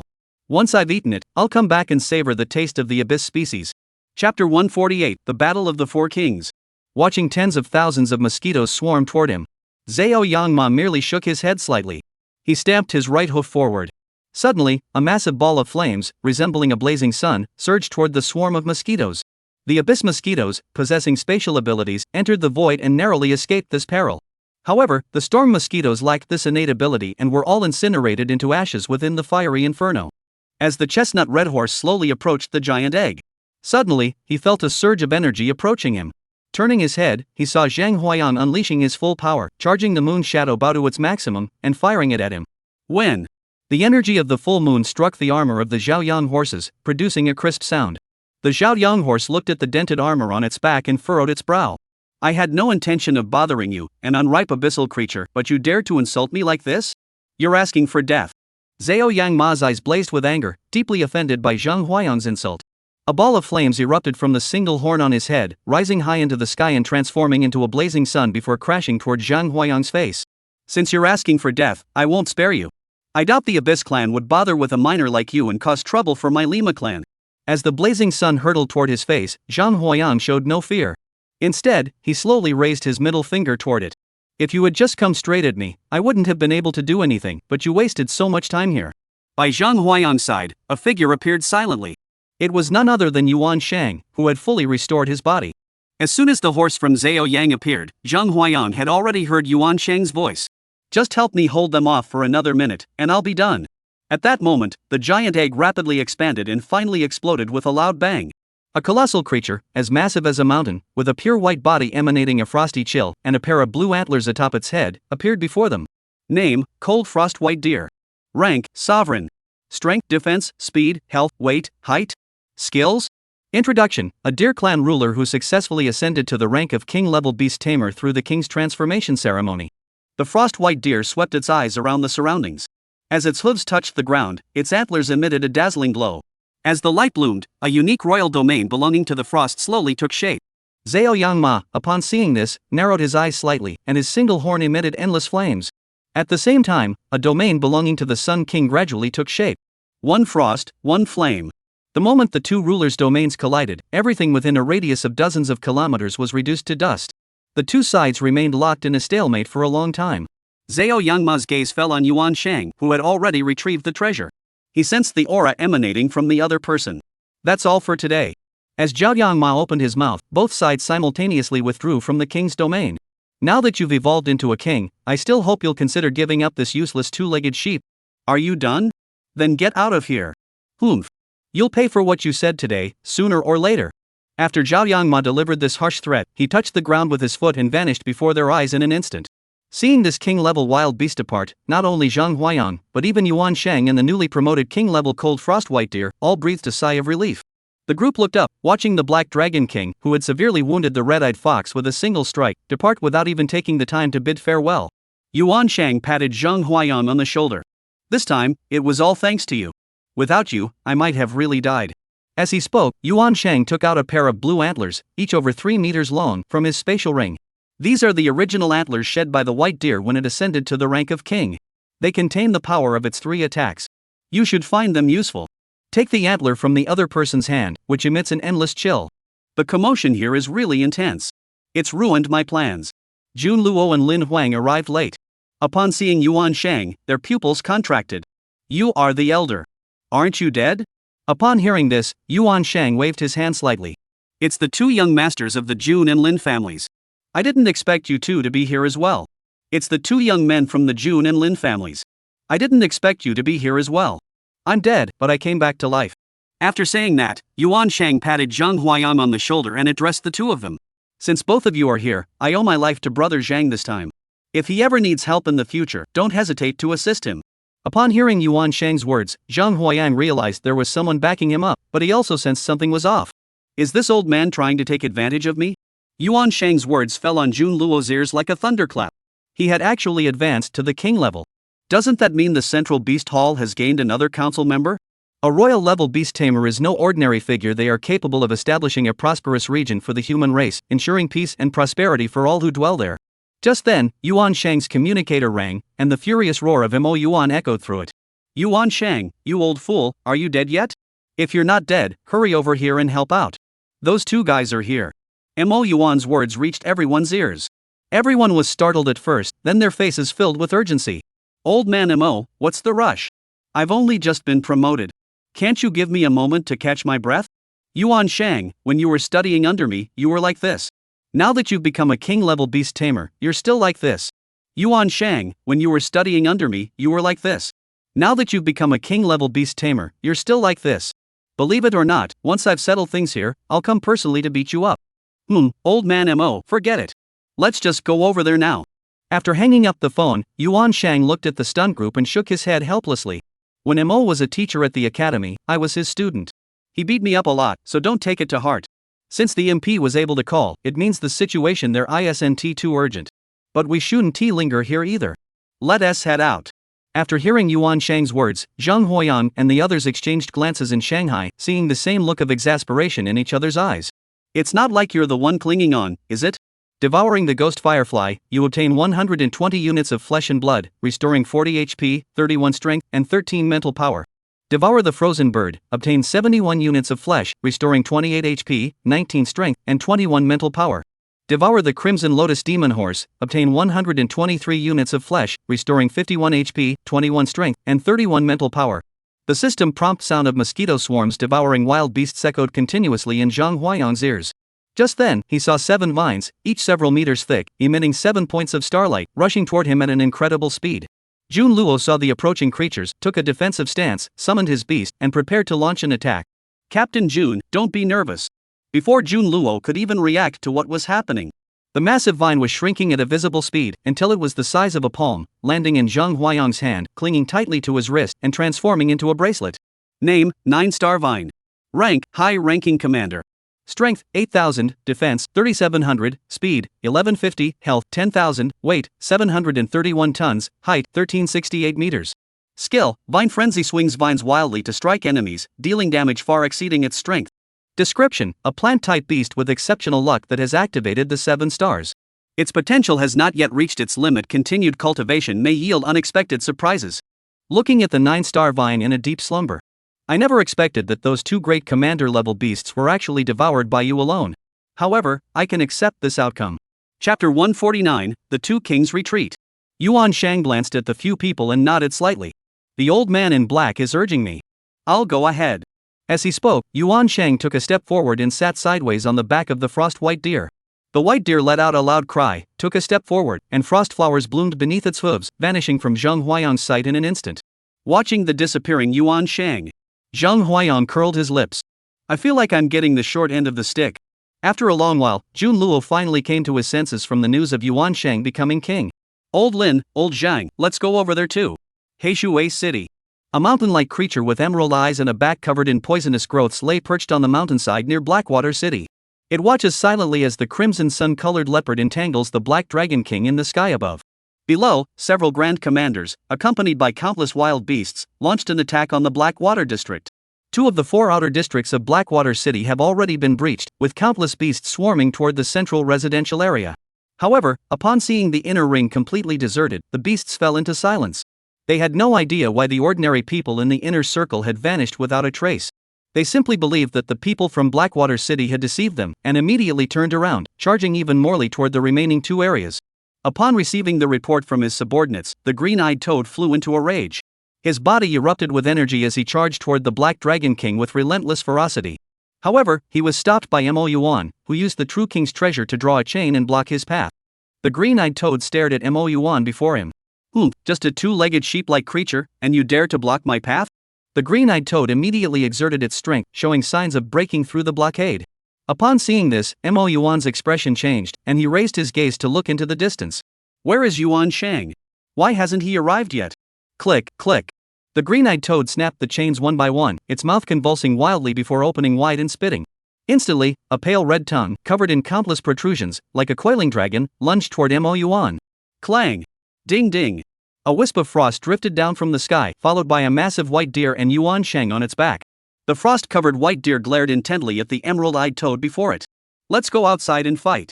Seeing Yuan Shang finally arrive, Mo Yuan also let out a long sigh of relief. This toad is all yours. As he spoke, his figure flickered and landed on the back of the Black Dragon King. The 4 rulers departed from Blackwater City. The 4 major families of Blackwater City looked out at the vast expanse of wild beasts covering the mountains and valleys, their hearts growing heavy. They knew that if they couldn't lure away these 2 king-level wild beasts, the destruction of Blackwater City would be a matter of moments. However, facing these hordes of beasts, fear gradually rose in their hearts. At that moment, all the beast tamers in Blackwater City, and even the wild beasts, heard a buzzing sound ringing in their ears. Looking up, everyone saw their pupils trembling. At some point, a dark mist had appeared on the horizon. Upon closer inspection, they were actually mosquito-like beasts the size of trucks. Observing their aura, every single one of these mosquito-like beasts was a commander-level creature. This is the end of Heishui City. I never thought that even Blackwater City, with its 2 kings, would end up following in the footsteps of Manhwa City. For a moment, the beast tamers of Heishui City, witnessing the swarm of mosquitoes descending like a natural disaster, lost all will to fight. The leader of the Xiong family watched the scene unfold and stepped onto the roof. Fellow villagers, this is our hometown. Today, a natural disaster has struck, and wild beasts are attacking. Though we may not be able to do much, every wild beast we slay means one less for our fellow citizens to face. The crowd, unaware of the situation, faced the swarm of mosquitoes with the resolve to fight to the death. However, what they didn't expect was, compared to them, this group of wild beasts was even more panicked. Some were even cowering and fleeing. 10,000 commander-level mosquitoes, under Zhang Huayang's command, charged past the beast tamers of Blackwater City and engaged in fierce combat with the wild beasts. Only then did everyone notice that among the swarm of mosquitoes, 3 figures stood at the center. One of them was none other than Zhang Huayang, the person Xiong Er had been talking about all along. Looking at the swarm of mosquitoes that had already engaged in fierce combat with the herd of beasts, the bear leader roared, "Brothers, reinforcements have arrived. Follow me and attack." The fierce battle raged from that afternoon until noon on the 3rd day. In the mountainous area near Blackwater City, the ground was littered with corpses, and the mountains were covered with the bodies of wild beasts. However, these corpses were soon completely devoured by Zhang Huayang's swarm of mosquitoes. Among the wild beasts, aside from a few that fled upon seeing the mosquito swarm, not a single one was left alive. Devouring the Phantom Flame Demon Horse, obtained 130 units of flesh and blood, restoring 40 HP, 31 strength, and 11 mental power. Devour the Azure Cloud Ape, obtained 96 units of flesh, restoring 38 HP, 21 strength, and 14 spirit. Devouring the Silver Feathered Duck, obtaining 87 units of flesh, restoring 55 HP and 11 strength. The restored attributes persist for 3 minutes before fading away. Open the attribute panel. Name, Zhang Huayang. Health points, 5,121. Strength, 2,420. Mental power, 612. Beast Tamer rank, Master, 3rd tier. Looking at his attributes, Zhang Huayang could no longer suppress the smile on his lips. After a long while, above the sky, thunder flashed, accompanied by a cold frost descending upon their heads. A dragon and a deer descended from the sky. As everyone gazed upon these 2 enormous beasts, their hearts burned with excitement. These were indeed beasts of the royal class. A being capable of subduing an entire region, not just Blackwater City, but even the entire Dragon Nation, stands at the pinnacle of existence. And Blackwater City actually has two such beings. Upon reaching the skies above Blackwater City, the Black Dragon King let out a mighty roar before transforming into a beam of light and entering the Black Dragon River. Yuan Shang witnessed this and patted the frost-white deer beneath him. Old Bai, you are now a king-level beast tamer. Staying in the beast tamer's space is no longer appropriate. Find a place to stay in Blackwater City for now. Once I've received my commendation at the Central Beastmaster Hall, I'll take you to another location. Han Shuang Bai Lu heard this, nodded slightly, then transformed into a white mist and vanished before their eyes. Mo Yuan looked down at the crowd below. Zhang Huayang finally noticed that the area, which had originally only been filled with hundreds of beast tamers, was now gradually filling up with countless ordinary people. After inquiring, he finally learned the truth. Half a month ago, Mo Yuan learned from Zhang Huayang that a Deep Abyss King would arrive here in 6 months, so he had already begun transferring them. These individuals were unable to be evacuated in time and were caught in the midst of the beast attack on the city. They were subsequently brought here by beast tamers for temporary protection. Mo Yuan saw this and smiled slightly. Everyone, the beasts have been driven back. You are safe now. Ah! Upon hearing this, the celebratory shouts of the common people echoed through the heavens. Everyone saw Zhang Huayang standing at the front of the crowd. Since Zhang Huayang's arrival, everyone had witnessed his command of the beasts to repel the wild beast horde. Everyone looked at Zhang Huayang with eyes filled with gratitude. As they were about to leave, they all bowed deeply to Zhang Huayang in unison. This left Zhang Huayang at a loss for words, just as he was about to return the gesture. But he was stopped by Jun Luo. You saved their lives, they are saluting you. This is what you deserve. Chapter 150, Speechless. Zhang Huayang and the others followed Mo Yuan and the other two to the Mo family hall. Surprisingly, despite the intense battle, the Mo family compound remained standing. On the road, the eldest of the Xiong family stepped forward. Are you the Zhang Huayang that my second son has been talking about? Name, Xiong De. Beast Tamer rank, Master. Beast Tamer, Arctic Flying Bear. Beast Master level, Grand Commander. Introduction: a beast tamer with a dream. Though his beast taming talent is only elite level, he has become a master level beast tamer through unwavering determination. Looking at the burly bear before him, Zhang Huayang wore a look of caution. It wasn't just Zhang Huayang, even Jun Luo and Lin Huan were staring at each other with a look of caution. Xiong Da's strength was superior to theirs, and if he were to attack, they had no confidence in escaping unscathed. Are you trying to avenge your brother? Upon hearing Zhang Huayang's words, Xiong Da shook his head slightly. You didn't even kill him. Why should I avenge him? Now that his beast companion is dead, it's exactly what he wanted: to live a lazy life in the family, doing nothing but eating and waiting to die. If his beast tamer were still alive, I wouldn't feel at ease leaving him to live like this. Then what about you? I came to thank you for not killing my brothers. As he spoke, the bear's large finger glowed, and a space ring flashed. A pitch-black, formless mass appeared in his hand. I've given all my resources to my beast tamers. This is something I obtained from a desolate beast cave back then. It was only by consuming it that my beast tamers were able to break through the bloodline barrier. Name: Black Spirit Meatball. Function: stimulates the latent bloodline energy of wild beasts. Description: a substance known as Black Spirit Demon, containing a trace of demonic essence. If mishandled, it can cause any creature that consumes it to transform into a demon. Looking at the dark, gooey mass of flesh, Zhang Huayang turned his gaze to Xiongde, who was filled with anticipation. He reached out and took it. Seeing that Zhang Huayang accepted it, Xiongde silently let out a sigh of relief. Though he was a beast master of the Grand Marshal's rank, he was also an older brother who had been worrying himself sick over his younger brother. Later, it was revealed that they had used up the favor owed to Mo Yuan just to deal with one person, leaving one to sigh in disappointment. Now, not only is this person standing before them unharmed, but he has also become a beast master of such formidable strength. He was extremely frightened, fearing that Zhang Huayang might take action against his Xiong family. Now that he saw Zhang Huayang accept his belongings, he finally felt at ease. Though these items were insufficient to make the other party abandon their plans against the Xiong family, at least it indicated that there was room for negotiation in the future. In Blackwater City, there are 3 other master-level beast tamers like Xiongda, all of whom are the strongest members of their respective families. Everyone arrived at the Mo family hall and took their seats. Soon, Mo Yuan and Yuan Shang walked over. Mo Yuan looked at the few people in front of him. There is good news and bad news. The good news is that Yuan Shang has successfully ascended to the throne. As long as he goes to the Central Beast Control Hall to receive his title, he will become the 13th Counselor of the Dragon Kingdom. Furthermore, our Blackwater City will become the second city, aside from the capital, to produce 2 king-level individuals. Excellent! As Mo Yuan finished speaking, the few people from Blackwater City all wore expressions of wild joy. However, there was also some bad news. According to reliable sources, those two king-level wild beasts have reached an agreement with the Abyss clan. In 6 months, king-level Abyss creatures will break through the spatial barriers to assist them in attacking our Blackwater city. What? Upon hearing this, Xiongde and the others looked utterly shocked. The Abyss clan was one of the 4 sacred lands of the wild beasts, and it was said that the Abyss clan was extremely united and held grudges. Basically, once one of them was attacked, an endless stream of Abyss clan members would come to seek revenge. In general, no race dares to confront the Abyss clan. Everyone remains silent for a long time. Xiongde stood up. Mr. Mo, what can we do?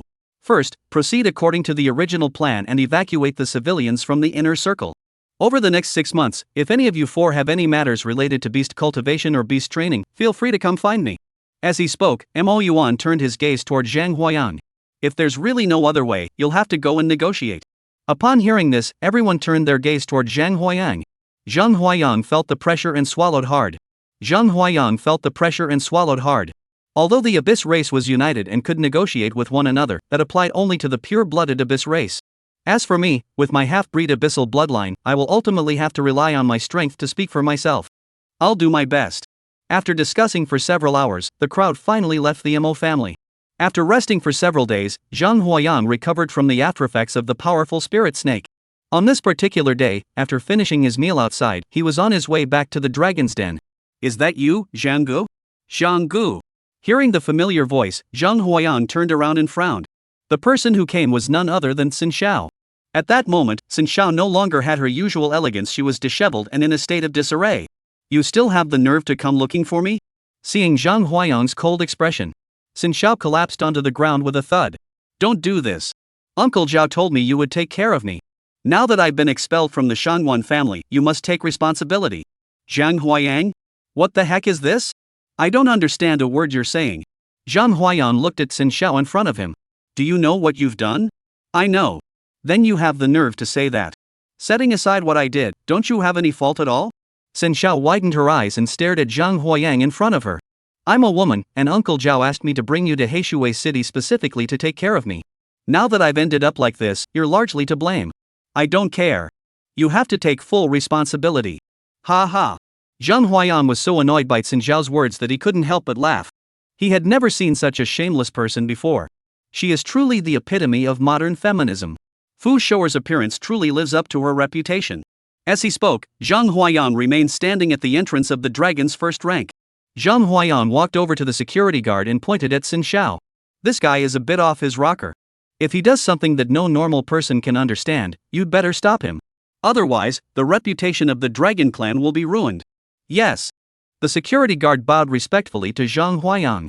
During the attack of the wild beasts on the city, he was on the front lines fighting them and felt like he was going to die. It wasn't until he saw the swarm of mosquitoes descending like a natural disaster that he was finally saved. They saw Zhang Huayang walk inside.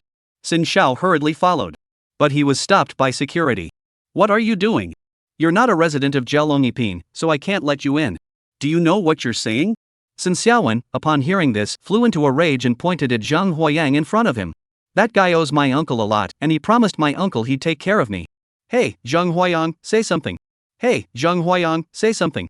As she watched Zhang Huayang walk further and further away, Xin Xiao grew increasingly anxious. Seeing that the security guard was still blocking the way, Xin Xiao didn't know what to do. He suddenly lost his mind and opened the beast control space, summoning his beast to attack the security guard. Seeing that the security guard was still blocking the way, Xin Xiao lost her composure and opened the beast summoning space, summoning her beast to attack the security guard. Looking at the six-eyed golden carp, which already showed signs of transforming into a dragon, the security guard rolled his eyes. I thought he was some big shot, but it turns out he's not even at the commander level. With such meager strength, you dare to act so brazenly in the first rank of the Dragon Clan. Chapter 151, Return to the Zhanghai. Ignoring Xin Zhao's loud outburst. Returning to the room of the dragon of the first rank, he slept soundly and comfortably. The matters in Heishui City are now largely resolved. All that remains is for Chu Wei to successfully refine the extremine crystal stones he needs, and then we can return. On this day, Zhang Huayang was fishing by the artificial lake of the dragon of the first rank. Suddenly, a security guard from Zheolongipin approached him. Zhang Gu, that woman is causing trouble at the door again. I heard she brought the security team this time. Oh? Let's go check it out. Follow the security guard to the entrance of Zheolongipin. At a glance, Xin Xiao was seen standing outside the door with several uniformed security officers, being blocked by the security guards. That's him, the security officer. He's the one who raped me. Sigh.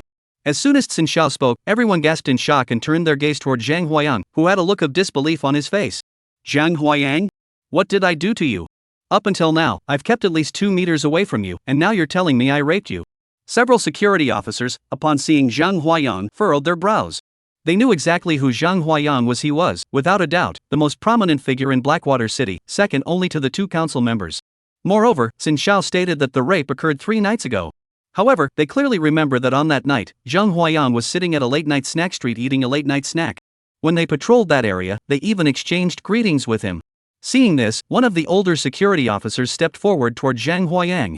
Mr. Zhang, may I ask where you were at 11 p.m. 3 nights ago? On that day, I think I saw you at a late-night snack stall. After finishing my late-night snack, I went back to Jeloniping to fish at the artificial lake. The surveillance cameras should have captured me. Alright, I understand. Thank you for your help, Mr. Zhang. As he spoke, the sheriff returned to the police car and pointed at Xin Xiao. You are suspected of making false accusations against someone else. We are taking you in for questioning. How can you do this? It was clearly him who raped me, yet you're arresting me instead of him. How could you do this? I'm going to appeal. Do you think this is the mainland? You can just make empty threats, and people will go to jail. This is Blackwater City. We need evidence here. Without evidence, you'll just have to wait to go to jail. Zhang Huayang watched as Xin Xiao was taken away by the sheriff, rolled his eyes, and didn't seem to care at all. This is what you deserve. I hope you'll reflect on your actions in jail. You did this, so you'll be reformed at the Public Security Bureau for a while. If old Zhao finds out, he won't blame me. He'll probably agree with what I did. After watching the commotion, Zhang Huayang turned around and headed back to the artificial lake to continue fishing. Beep beep. The intercom suddenly rang urgently. Seeing the name Bai Nan on the display, Zhang Huayang tapped to answer. On the other end, Bai Nan's voice, which he hadn't heard in a long time, came through. Yang, have you finished your business in Heishui City? What's going on? Yuan is being bullied, and I can't handle them. What? Old Chu was bullied? Yeah, it's not just Yuan. Even our base has people coming to cause trouble. Upon hearing Bai Nan's words, Zhang Huayang suddenly stopped in his tracks. Chu Ziyuan was the prized member of their Golden Orange Squad, the only blacksmith capable of forging magical artifacts. And he's also an A-ranked blacksmith. What Zhang Huayang never expected was that someone had come to cause trouble at the Golden Orange Squad's base. Is Qi Hong a vegetarian? Wait for me, I'm heading back from Heishui City now. After hanging up the phone, Zhang Huayang went to the Mo family and found Chu Wei, telling him about how Chu Ziyuan had been bullied. As expected, Chu Wei flew into a rage. After a long time, Chu Wei calmed down. I'm not a beast tamer. I have no combat ability and might not be able to help much. However, Xu Wei changed the subject, pulled out a hand crossbow from his spatial ring, and handed it to Zhang Huayang. Return to Zhanghai City. If you encounter Chu Ziyuan, please deliver this precious artifact to him on my behalf. It is a token of my regard. Take a look at this hand crossbow. Name, Soul-Shattering Crossbow. Level, Awakened. Ability, fires an arrow with the power of a commander-level beast summoning attack. Description, a treasure weapon forged using the Chu family's special techniques. Only those with the Chu family's bloodline can use it. Unexpectedly, it was a treasure artifact of the awakening level. Zhang Huayang's expression toward Chu Wei changed as he spoke, then he took out the moon shadow bow from his spatial ring, intending to ask the other party to help upgrade it. Chu Wei took the moon shadow bow, examined it briefly, then tossed it back. This treasure artifact had been forged into an S rank, reaching the limit of its material's potential, with no room for further improvement. Is there really no way at all? There is one solution, but it lies not with the Chu family, but with the Quan family. They possess a forging technique known as the Mingquan technique, which can enable treasures to surpass their limits. Zhang Huayang nodded slightly upon hearing this, then carefully put away the moon shadow bow and the already refined extremine heavenly crystal stone. He then prepared to leave Blackwater City. As soon as he stepped out of the Mo family compound, he saw Mo Wenchuan waiting at the entrance for quite some time. Senior Zhang, are you heading back to Zhanghai City? Yes, I've been out for over half a month, so it's time to go back. Perfect timing. I've finished handling matters in Heishui City as well, so let's go together. The situation is different from when we came to Heishui City. Back then, Zhang Huayang's beast taming skills were only at the extraordinary level, and facing such a dense swarm of commander-level wasteland beasts, he could only hide. At that time, Zhang Huayang's beast taming skills were only extraordinary, and facing this dense swarm of commander-level wasteland beasts, he could only hide. But things were different now. His beast taming had advanced to the commander level, and even at the initial stage of commander, it was still a commander. Tens of thousands of commander-level mosquito swarms take to the sky simultaneously. Even a grand commander-level wild beast would have to temporarily avoid the danger. let alone these commander-level wastelands. They swept through everything in their path. Countless wild beasts met a gruesome end at the mouths of Zhang Huayan's mosquito swarm, providing him with flesh and nourishment. Zhanghai City and Heishui City are separated by a straight line distance of 280 kilometers. Zhang Huayang actually relied on a swarm of mosquitoes to force his way through Heishui City and carve out a bloody path to Zhanghai City. Among the items he carried, aside from some essential materials from the wild beasts intended for Chu Jian to forge into treasure weapons, the rest were all devoured by the mosquito swarm, leaving nothing behind. Meanwhile, at the Blackwater City Public Security Bureau, Xin Xiao escaped from the Public Safety Bureau with the help of a cyberpunk-style girl. Xin Xiao looked at the girl, looking puzzled. Who are you? Who I am doesn't matter. What matters is who you are and whether you want to continue living your current life. Me? Of course not.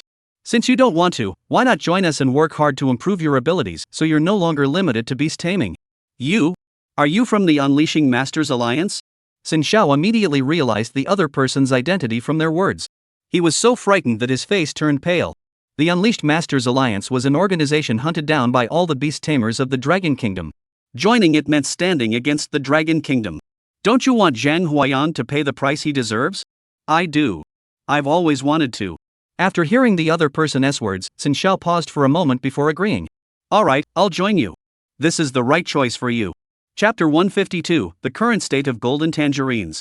Zhanghai City, headquarters of the Golden Tangerine Squad. Bainan looked at the several master-level beast tamers in front of him, his face pale. You lot, don't you know this is the headquarters of the Golden Orange Squad? So what if we know? One of them, a middle-aged man in his 30s, looked at the members of the Golden Orange Squad in front of him. If you know what's good for you, call Zhang Huayang out here. He stole my Lu family's treasure, and he must return it. What do you mean he stole your Lu family treasure? Bainan was afraid, but he still forced himself to stand straight. We of the Golden Orange Squad conduct ourselves with integrity and never engage in such underhanded deeds. Since that's the case, don't blame the Lu family for not giving the Bai family any face. As he spoke, the man opened the beast summoning space. Suddenly, a goat the size of a truck, radiating thunderous light, appeared before them. The goat let out a loud bellow, its horns pointing toward the sky. The beasts under the control of the Golden Orange Squad trembled violently, paralyzed by the overwhelming will of their enemy's commander, unable to move an inch. As the Thunder Mountain Goat stepped forward with its right hoof, a ball of lightning gathered between its horns and shot toward the members of the Golden Tangerine Squad. How dare you! A furious shout echoed through the void. Immediately afterward, everyone saw a 3-meter-tall spatial portal suddenly appear between the Lu family members and the Golden Orange Squad, emanating an overwhelming aura of power. As the portals appeared, one after another, truck-sized abyssal mosquitoes emerged from the spatial portals, quickly swarming and overrunning the Golden Orange Squad's base. Zhang Huayang stepped out of the spatial portal, surveyed the area, and noticed that only Bainan and Lin Lei remained from the Golden Orange Squad. He raised his eyes to look at the Lu family members in front of him. Name, Lu Liang. Beast Tamer rank, Master, 1st tier. Beast Tamer, Thunder Goat. Beast Taming rank, Beginner Commander. Introduction: the 7th son of the Lu family's main branch, he possesses the ability to control the power of thunder through his beast taming skills. Lu Liang looked at Zhang Huayang, who had suddenly appeared, his gaze fixed on several deep abyss mosquitoes swarming above the camp of the Golden Orange Squad. Who are you? Oh. Upon hearing this, Zhang Huayang raised his eyebrows. You came all the way here to find me, yet you don't even know who I am? What? Upon hearing his words, Lu Liang suddenly realized that the man before him was none other than Zhang Huayang, the very person the Lu family was currently searching for. However, the family head had said that Zhang Huayang was merely a high-ranking beast tamer, and although he had a large number of beasts under his command, they were all only at the extraordinary level. Given Zhang Huayang's talent, he is incapable of evolving into a commander. But who can tell me what's going on with these mosquitoes in front of me now? They're bigger than the beasts I usually control. Ah Yang, you're here. Bainan saw Zhang Huayang arrive and narrowed his eyes into slits. He pointed at Lu Liang in front of him. This guy says you stole something from the Lu family. Lu Liang, upon seeing Zhang Huayang's expression, sensed the pressure from his beast taming abilities and no longer felt as arrogant as he had upon arriving. This is just a misunderstanding.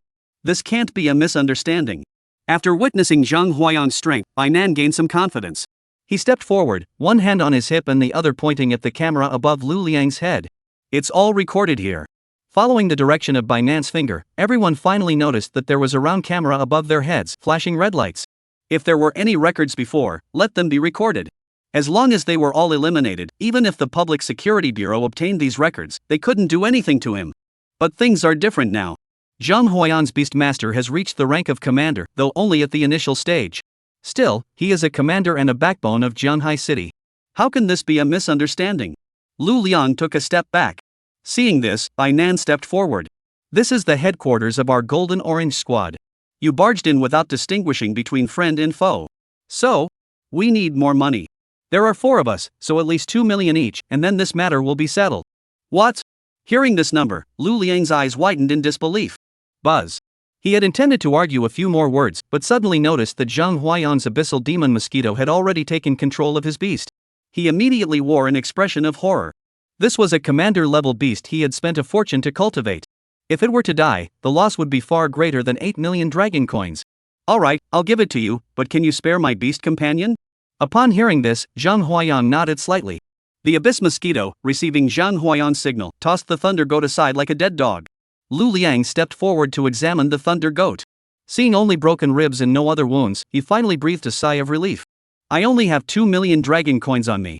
The remaining 6 million, I need to return to the Lu family to apply for. Upon hearing this, Bai Nan glanced at Zhang Huayang, who nodded slightly.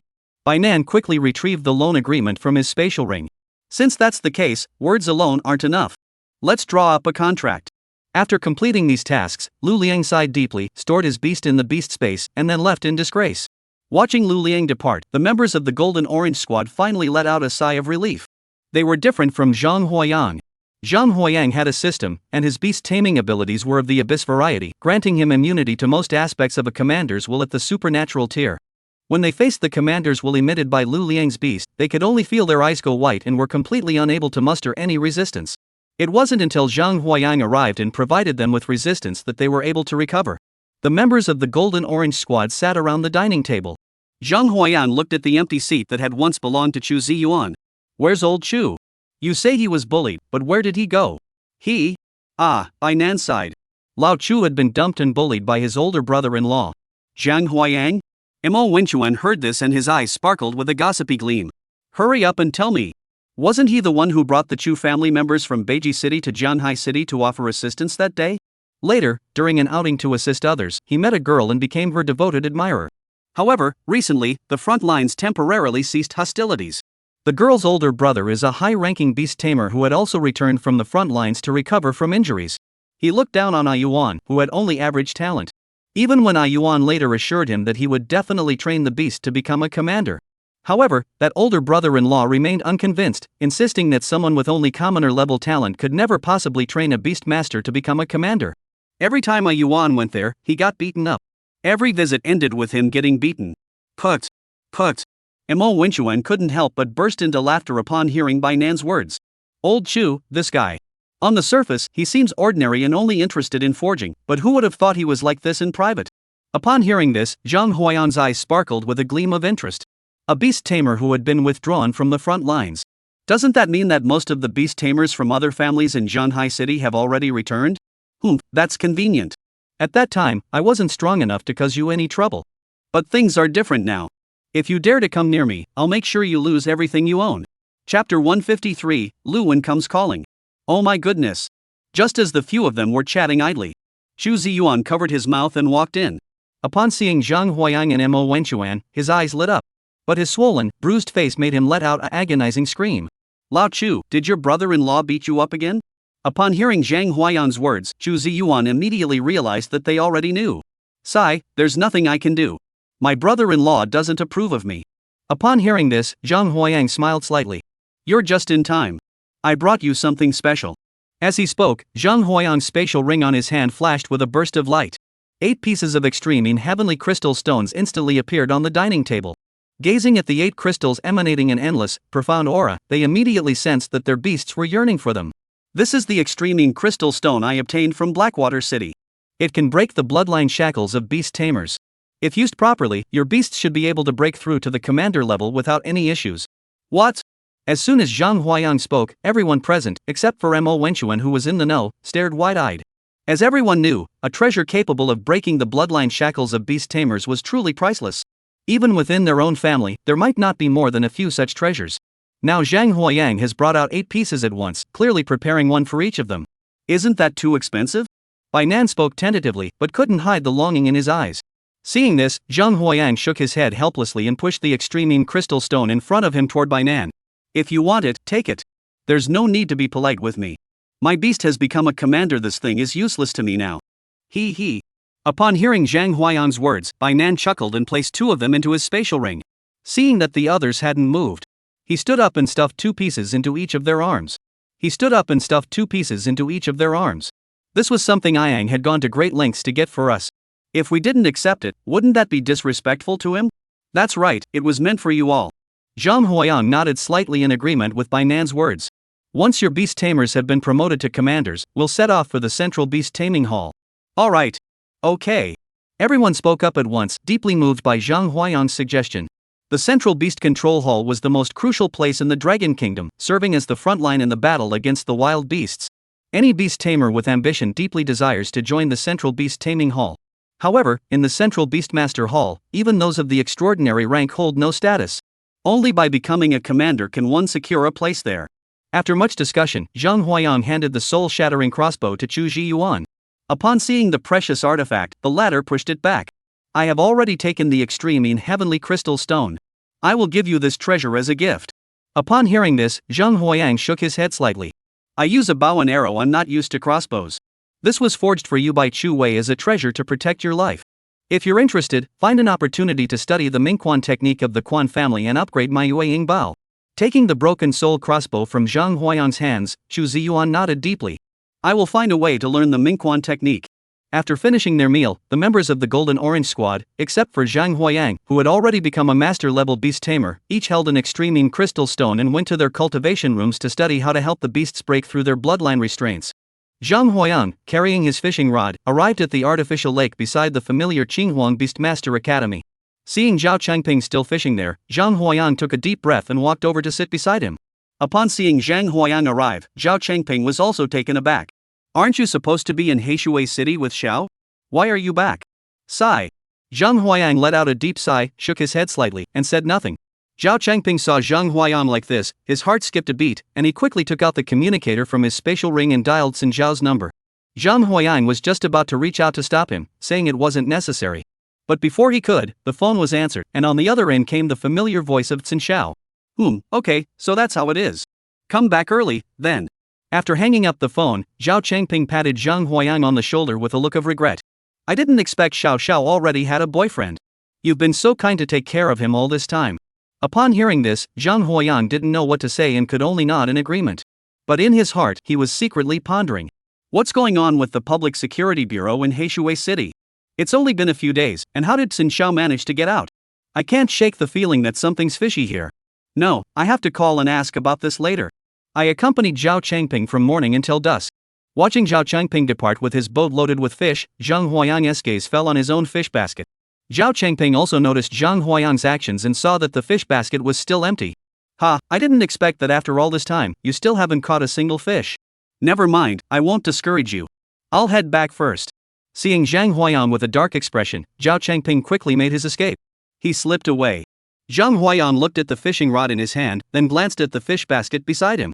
Once he went to the Central Beast Hall later, he would definitely ask Arufu how to use this fishing rod to catch fish. Before Zhang Huayang could even reel in his line. Suddenly, a woman's voice came from nearby. Are you Zhang Huayang? Upon hearing this, Zhang Huayang raised his eyes to look. He saw a woman in her early 40s, dressed in a windbreaker, looking elegant and refined. Name, Lu Wen. Beast Tamer rank, Master 4th Dan. Beast Tamer, Mist Hidden Sheep. Beast Taming rank, Intermediate Commander. Strength, 6,200, Defense, 2,800, Speed, 1,050, Health, 8,000, Weight, 9 tons, Length, 6 meters. Skills, Mist Hiding Technique emits a dense fog that obscures an area of 10 kilometers in all directions within the fog. The Mist Hiding Sheep can move freely. Skill, Mist Hiding Technique spews a dense fog that obscures an area of 10 kilometers in all directions within the fog. The Mist Hiding Sheep can move freely. Introduction, the current head of the Lu family, he is also an outstanding beast tamer among the sheep clan. Relying solely on the Mist Hiding Technique, he can stand invincible in battle. Upon seeing the opponent's attribute panel, Zhang Huayang furrowed his brows. He didn't show it on his face, but his hand slowly reached toward the 9-star vine. As soon as the opponent made any move, he would immediately have the 9-star vine step forward and kill the opponent. Lu Wen saw Zhang Huayang's actions and furrowed her brows. Her gaze fell on the ring on Zhang Huayang's hand, and her pupils suddenly contracted. On the 9-star vine ring, 7 stars shone brightly, and the 8th star was faintly visible. This is the emblem of a high-ranking commander, the mark of the 9-star vine. Where did Zhang Huayang get this thing? Upon seeing the ring, Lu Wen abandoned her original plan. According to her previous plan, she would first find Zhang Huayang, talk things over, and if negotiations failed, she would have the beast tamers take action and subdue him. She didn't believe that the other party could resist her beast tamers with just a few low-level commander-grade mosquitoes. But things were different now. Setting aside Zhang Huayang's other abilities, the 9-star vine alone was enough to pose a threat. She had no confidence in defeating him. Is this Xiao Zhang? I am the head of the Lu family. I have come here today to discuss the matter of the storm horn with you. Chapter 154, Ambush. The storm horn? Zhang Huayang's heart skipped a beat when Lu Wen mentioned this. His right hand had already plucked the 9-star vine. Seeing Zhang Huayang standing guard, Lu Wen hurriedly waved her hands. The storm horn is indeed a treasured artifact of the Lu family, but now that it is in your possession, I am prepared to redeem it. Name your price. Upon hearing this, Zhang Huayang furrowed his brows slightly. Though he didn't understand the other's meaning, he knew that the storm horn was of great importance to him. But then again, if the other party offers a sufficient price, it's not impossible to consider it. How do you plan to redeem it? The Lu family is willing to offer 10 million dragon coins, plus a divine grade artifact. Are you trying to send me away like a beggar? Upon hearing Lu Wen's words, Zhang Huayang suddenly stood up. For someone like Lu Wen who was wasting his time, Zhang Huayang no longer hesitated. With a flick of his wrist, he flung the 9-star vine he held in his hand. With a loud rumbling sound, as soon as the 9-star vine touched the ground, it burrowed into it. In the blink of an eye, 5 vines as thick as water jars shot up from the ground, wielding 3 axes and 2 shields. Without a moment's hesitation, they charged toward Lu Wen. As the 9-star vines closed in, Lu Wen's pupils contracted in shock. She never expected the opponent to attack without a word. Little did she know, Zhang Huayang was thinking. I've put so much effort into cultivating my beast to the rank of commander and becoming a master-level beast tamer myself.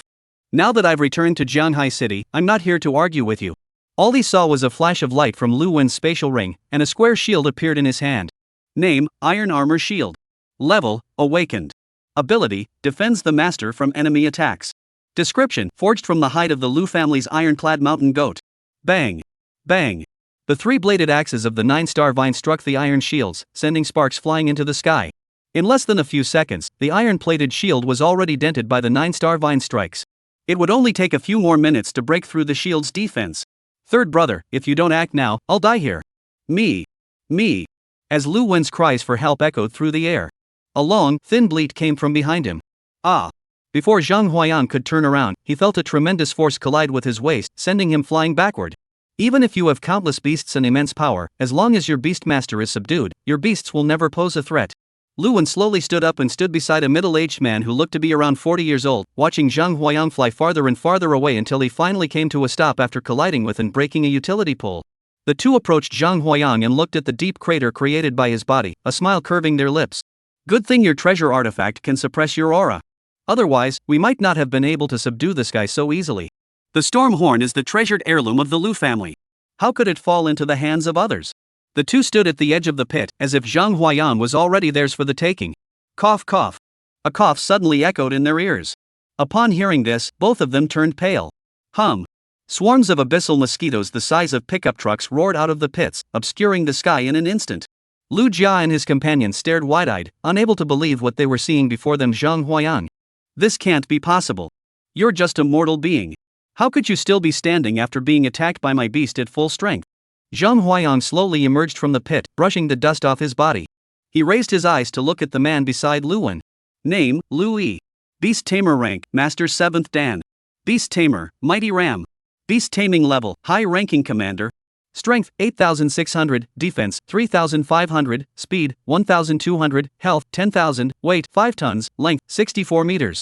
Introduction, the strongest remaining member of the Lu family, even on the barren battlefield, he stands out as an exceptional warrior. Zhang Huayang rubbed his lower back as he slowly climbed out of the man-shaped hole. The opponent's powerful strike had dealt him nearly 800 points of damage. If it weren't for the prolonged buff from his attributes, he would have been knocked out. He would have been crippled by that single blow alone. Zhang Huayang's temper was also ignited by the opponent's sneak attack. He pointed at the 2 people and 2 beasts in front of him. Attack! Kill them all! Buzz 20,000. Hum 20,000. Tens of thousands of mosquitoes swarmed the sky, wielding countless spatial blades, and chargedly toward the two. The commotion was so intense that anyone within the city of Jianghai could sense it. Among them, the closest person here is none other than Lin Yi, the principal of Qinghuang Beastmaster Academy, who is the nearest to this location. Linny looked up at the sky in the distance, where tens of thousands of commander-level beast tamers were gathered. He was so stunned that he couldn't hold his teacup steady, and it slipped from his hands, shattering on the ground.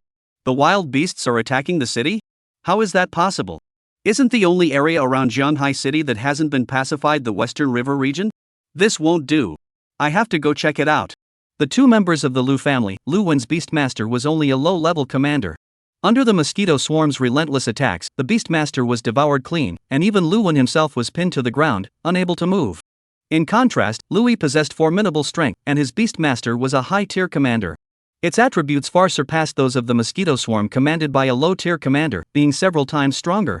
However, while there is a significant difference in attributes between high-tier and low-tier commanders, this gap is not an insurmountable chasm. Tens of thousands of mosquitoes, disregarding their lives, charged relentlessly toward the powerful ram. 10,000. 8,000.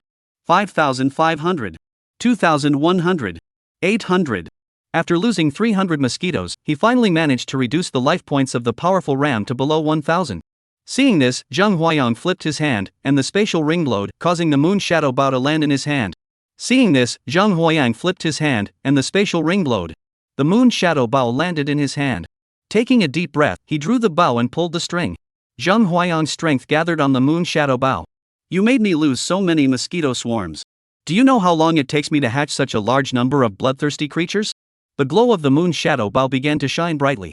Lu Wen and Louis were already being overwhelmed by Zhang Huayang's swarm of mosquitoes, unable to do anything but watch as Zhang Huayang's moon shadow bow completed its charge. Xiaoxiang, wait! Just as Zhang Huayang finished gathering his strength and was about to strike down the powerful ram that had ambushed him, Lin Yi's voice suddenly came from the side. Looking at Lin Yi in front of him, his hair disheveled and one shoe missing, Zhang Huayang slowly lowered the moon shadow bow in his hands. Lin, the director, what are you doing here? Lin Yi gasped heavily for a long time. Xiaoxiang, what happened between you and the two Lu family members that caused such a commotion? Lin Yi looked at the scene before him, his pupils suddenly contracting. It wasn't until he got closer that he could confirm that the swarm of commander-level mosquitoes filling the sky were actually Zhang Huayang's beasts. Who would have thought that Zhang Huayang had found a way to break the bloodline shackles using a common-grade beast tamer? Lu Yi's strength, he was well aware of. Even within the central Beastmaster Hall, he was a core force capable of handling wild beasts. Yet now he had been beaten into this state by Zhang Huayang alone. Zhang Huayang still holds Lin Yi in high regard. Without him, he would never have achieved such strength. Zhang Huayang turned his gaze toward the two members of the Lu family. These two wanted to kill me. If it weren't for my decent strength, you'd probably be here to collect my body by now. Chapter 155, The Estate Turns into a Pond. What? Lin Yi heard what Zhang Huayang said and flew into a rage. Pointing at Lu Wen and the other two, his lips were trembling. I told you clearly that your ancestral treasure is in Zhang Xiuzhang's hands. If you speak to him politely, he will agree to the exchange without any issues. You actually did this and dragged Lu Yi into it. Upon seeing Lin Yi arrive, the two members of the Lu family had different expressions on their faces. Lu Wen scrambled over to Lin Yi. Teacher, you must save me. I don't want to die. It was my own foolishness that led me to disobey your advice, resulting in this terrible mistake. Please save me. Unlike Lu Wen, Louis simply stood up, brushed the dust off his clothes, bowed slightly to Lin Yi, and nodded slightly toward Zhang Huayang. Weak in strength, we accept defeat gracefully. Say it, Louis stood by, waiting quietly for Zhang Huayang's decision. Zhang Huayang looked down on Lu Wen, but when it came to Louis, a faint smile appeared at the corner of his mouth. No wonder he came from the front lines. He's indeed different from these high-ranking officials who've been sitting in their comfortable positions for so long and only know how to enjoy themselves. After a long while, Lin Yi angrily kicked Lu Wen aside. A good-for-nothing who can only mess things up. He immediately turned his head to look at Zhang Huayang. This is your personal grudge with them. I shouldn't get involved. However, Louis has been fighting on the front lines for so many years and has made significant contributions. I still hope you will spare him for my sake. Teacher, what about me? Teacher, what about me? Lu Wen heard that Lin Yi was only pleading for Louis and didn't care about her own life, so she hurriedly crawled over and grabbed his pant leg. Zhang Huayang looked at the people in front of him and pondered for a long time. Ha! Director Lin, I can give you this favor. As for someone like Lin Yi, a beast tamer who has been on the front lines pacifying the wilderness, I still hold him in high regard. However, Lu Wen's life must be redeemed. I'm willing to pay the ransom.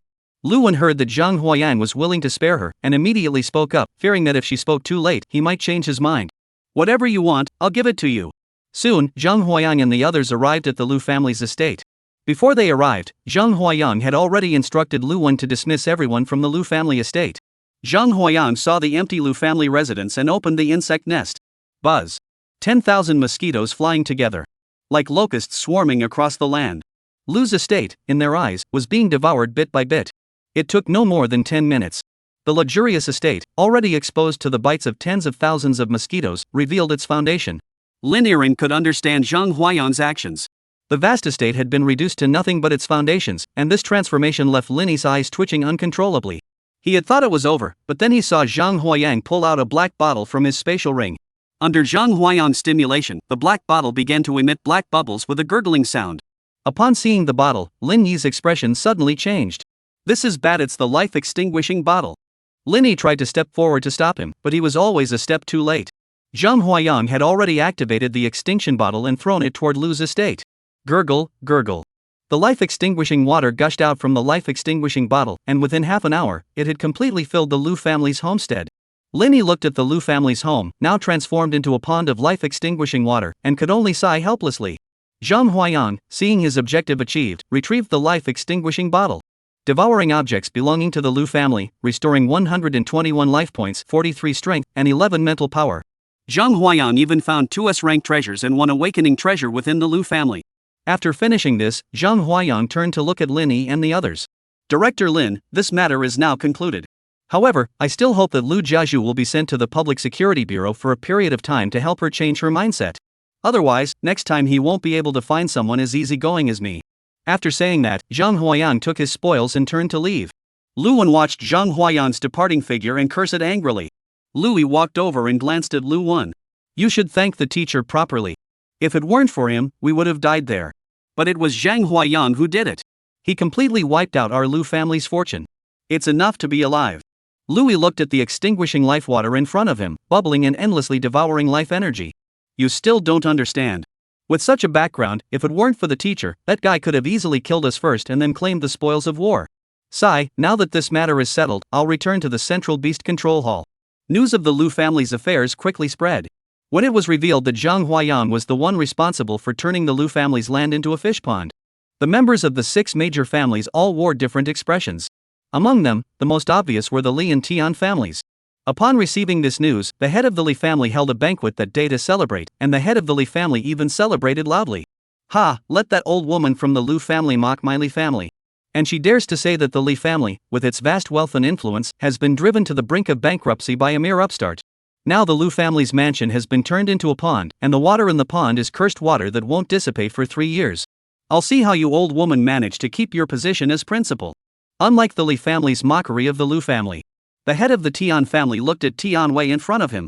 Son, I never expected that in just a few days, Zhang Huayang has already trained the beast into a commander. And he even defeated Lu Yi in one fell swoop. It's simply beyond belief. Since he's returned from Blackwater City, you should go in my place to deliver a gift. After handling the matters concerning the Lu family, Zhang Huayang returned to the Golden Orange Squad's base. At that moment, the members of the Golden Orange Squad were all doing their utmost to cultivate their beasts to the rank of commander. Just as Zhang Huayang was idly flipping through the TV channels, Bai Nan walked in from the door, looking gloomy and holding a ledger. Zhang Huayang saw Bai Nan's expression. Old Bai, did your investment fail? Even before heading to Heishui City, Zhang Huayang was already aware of Bai Nan's hobby. Not only that, but like Bai Feng, he also enjoyed collecting black dragon coins.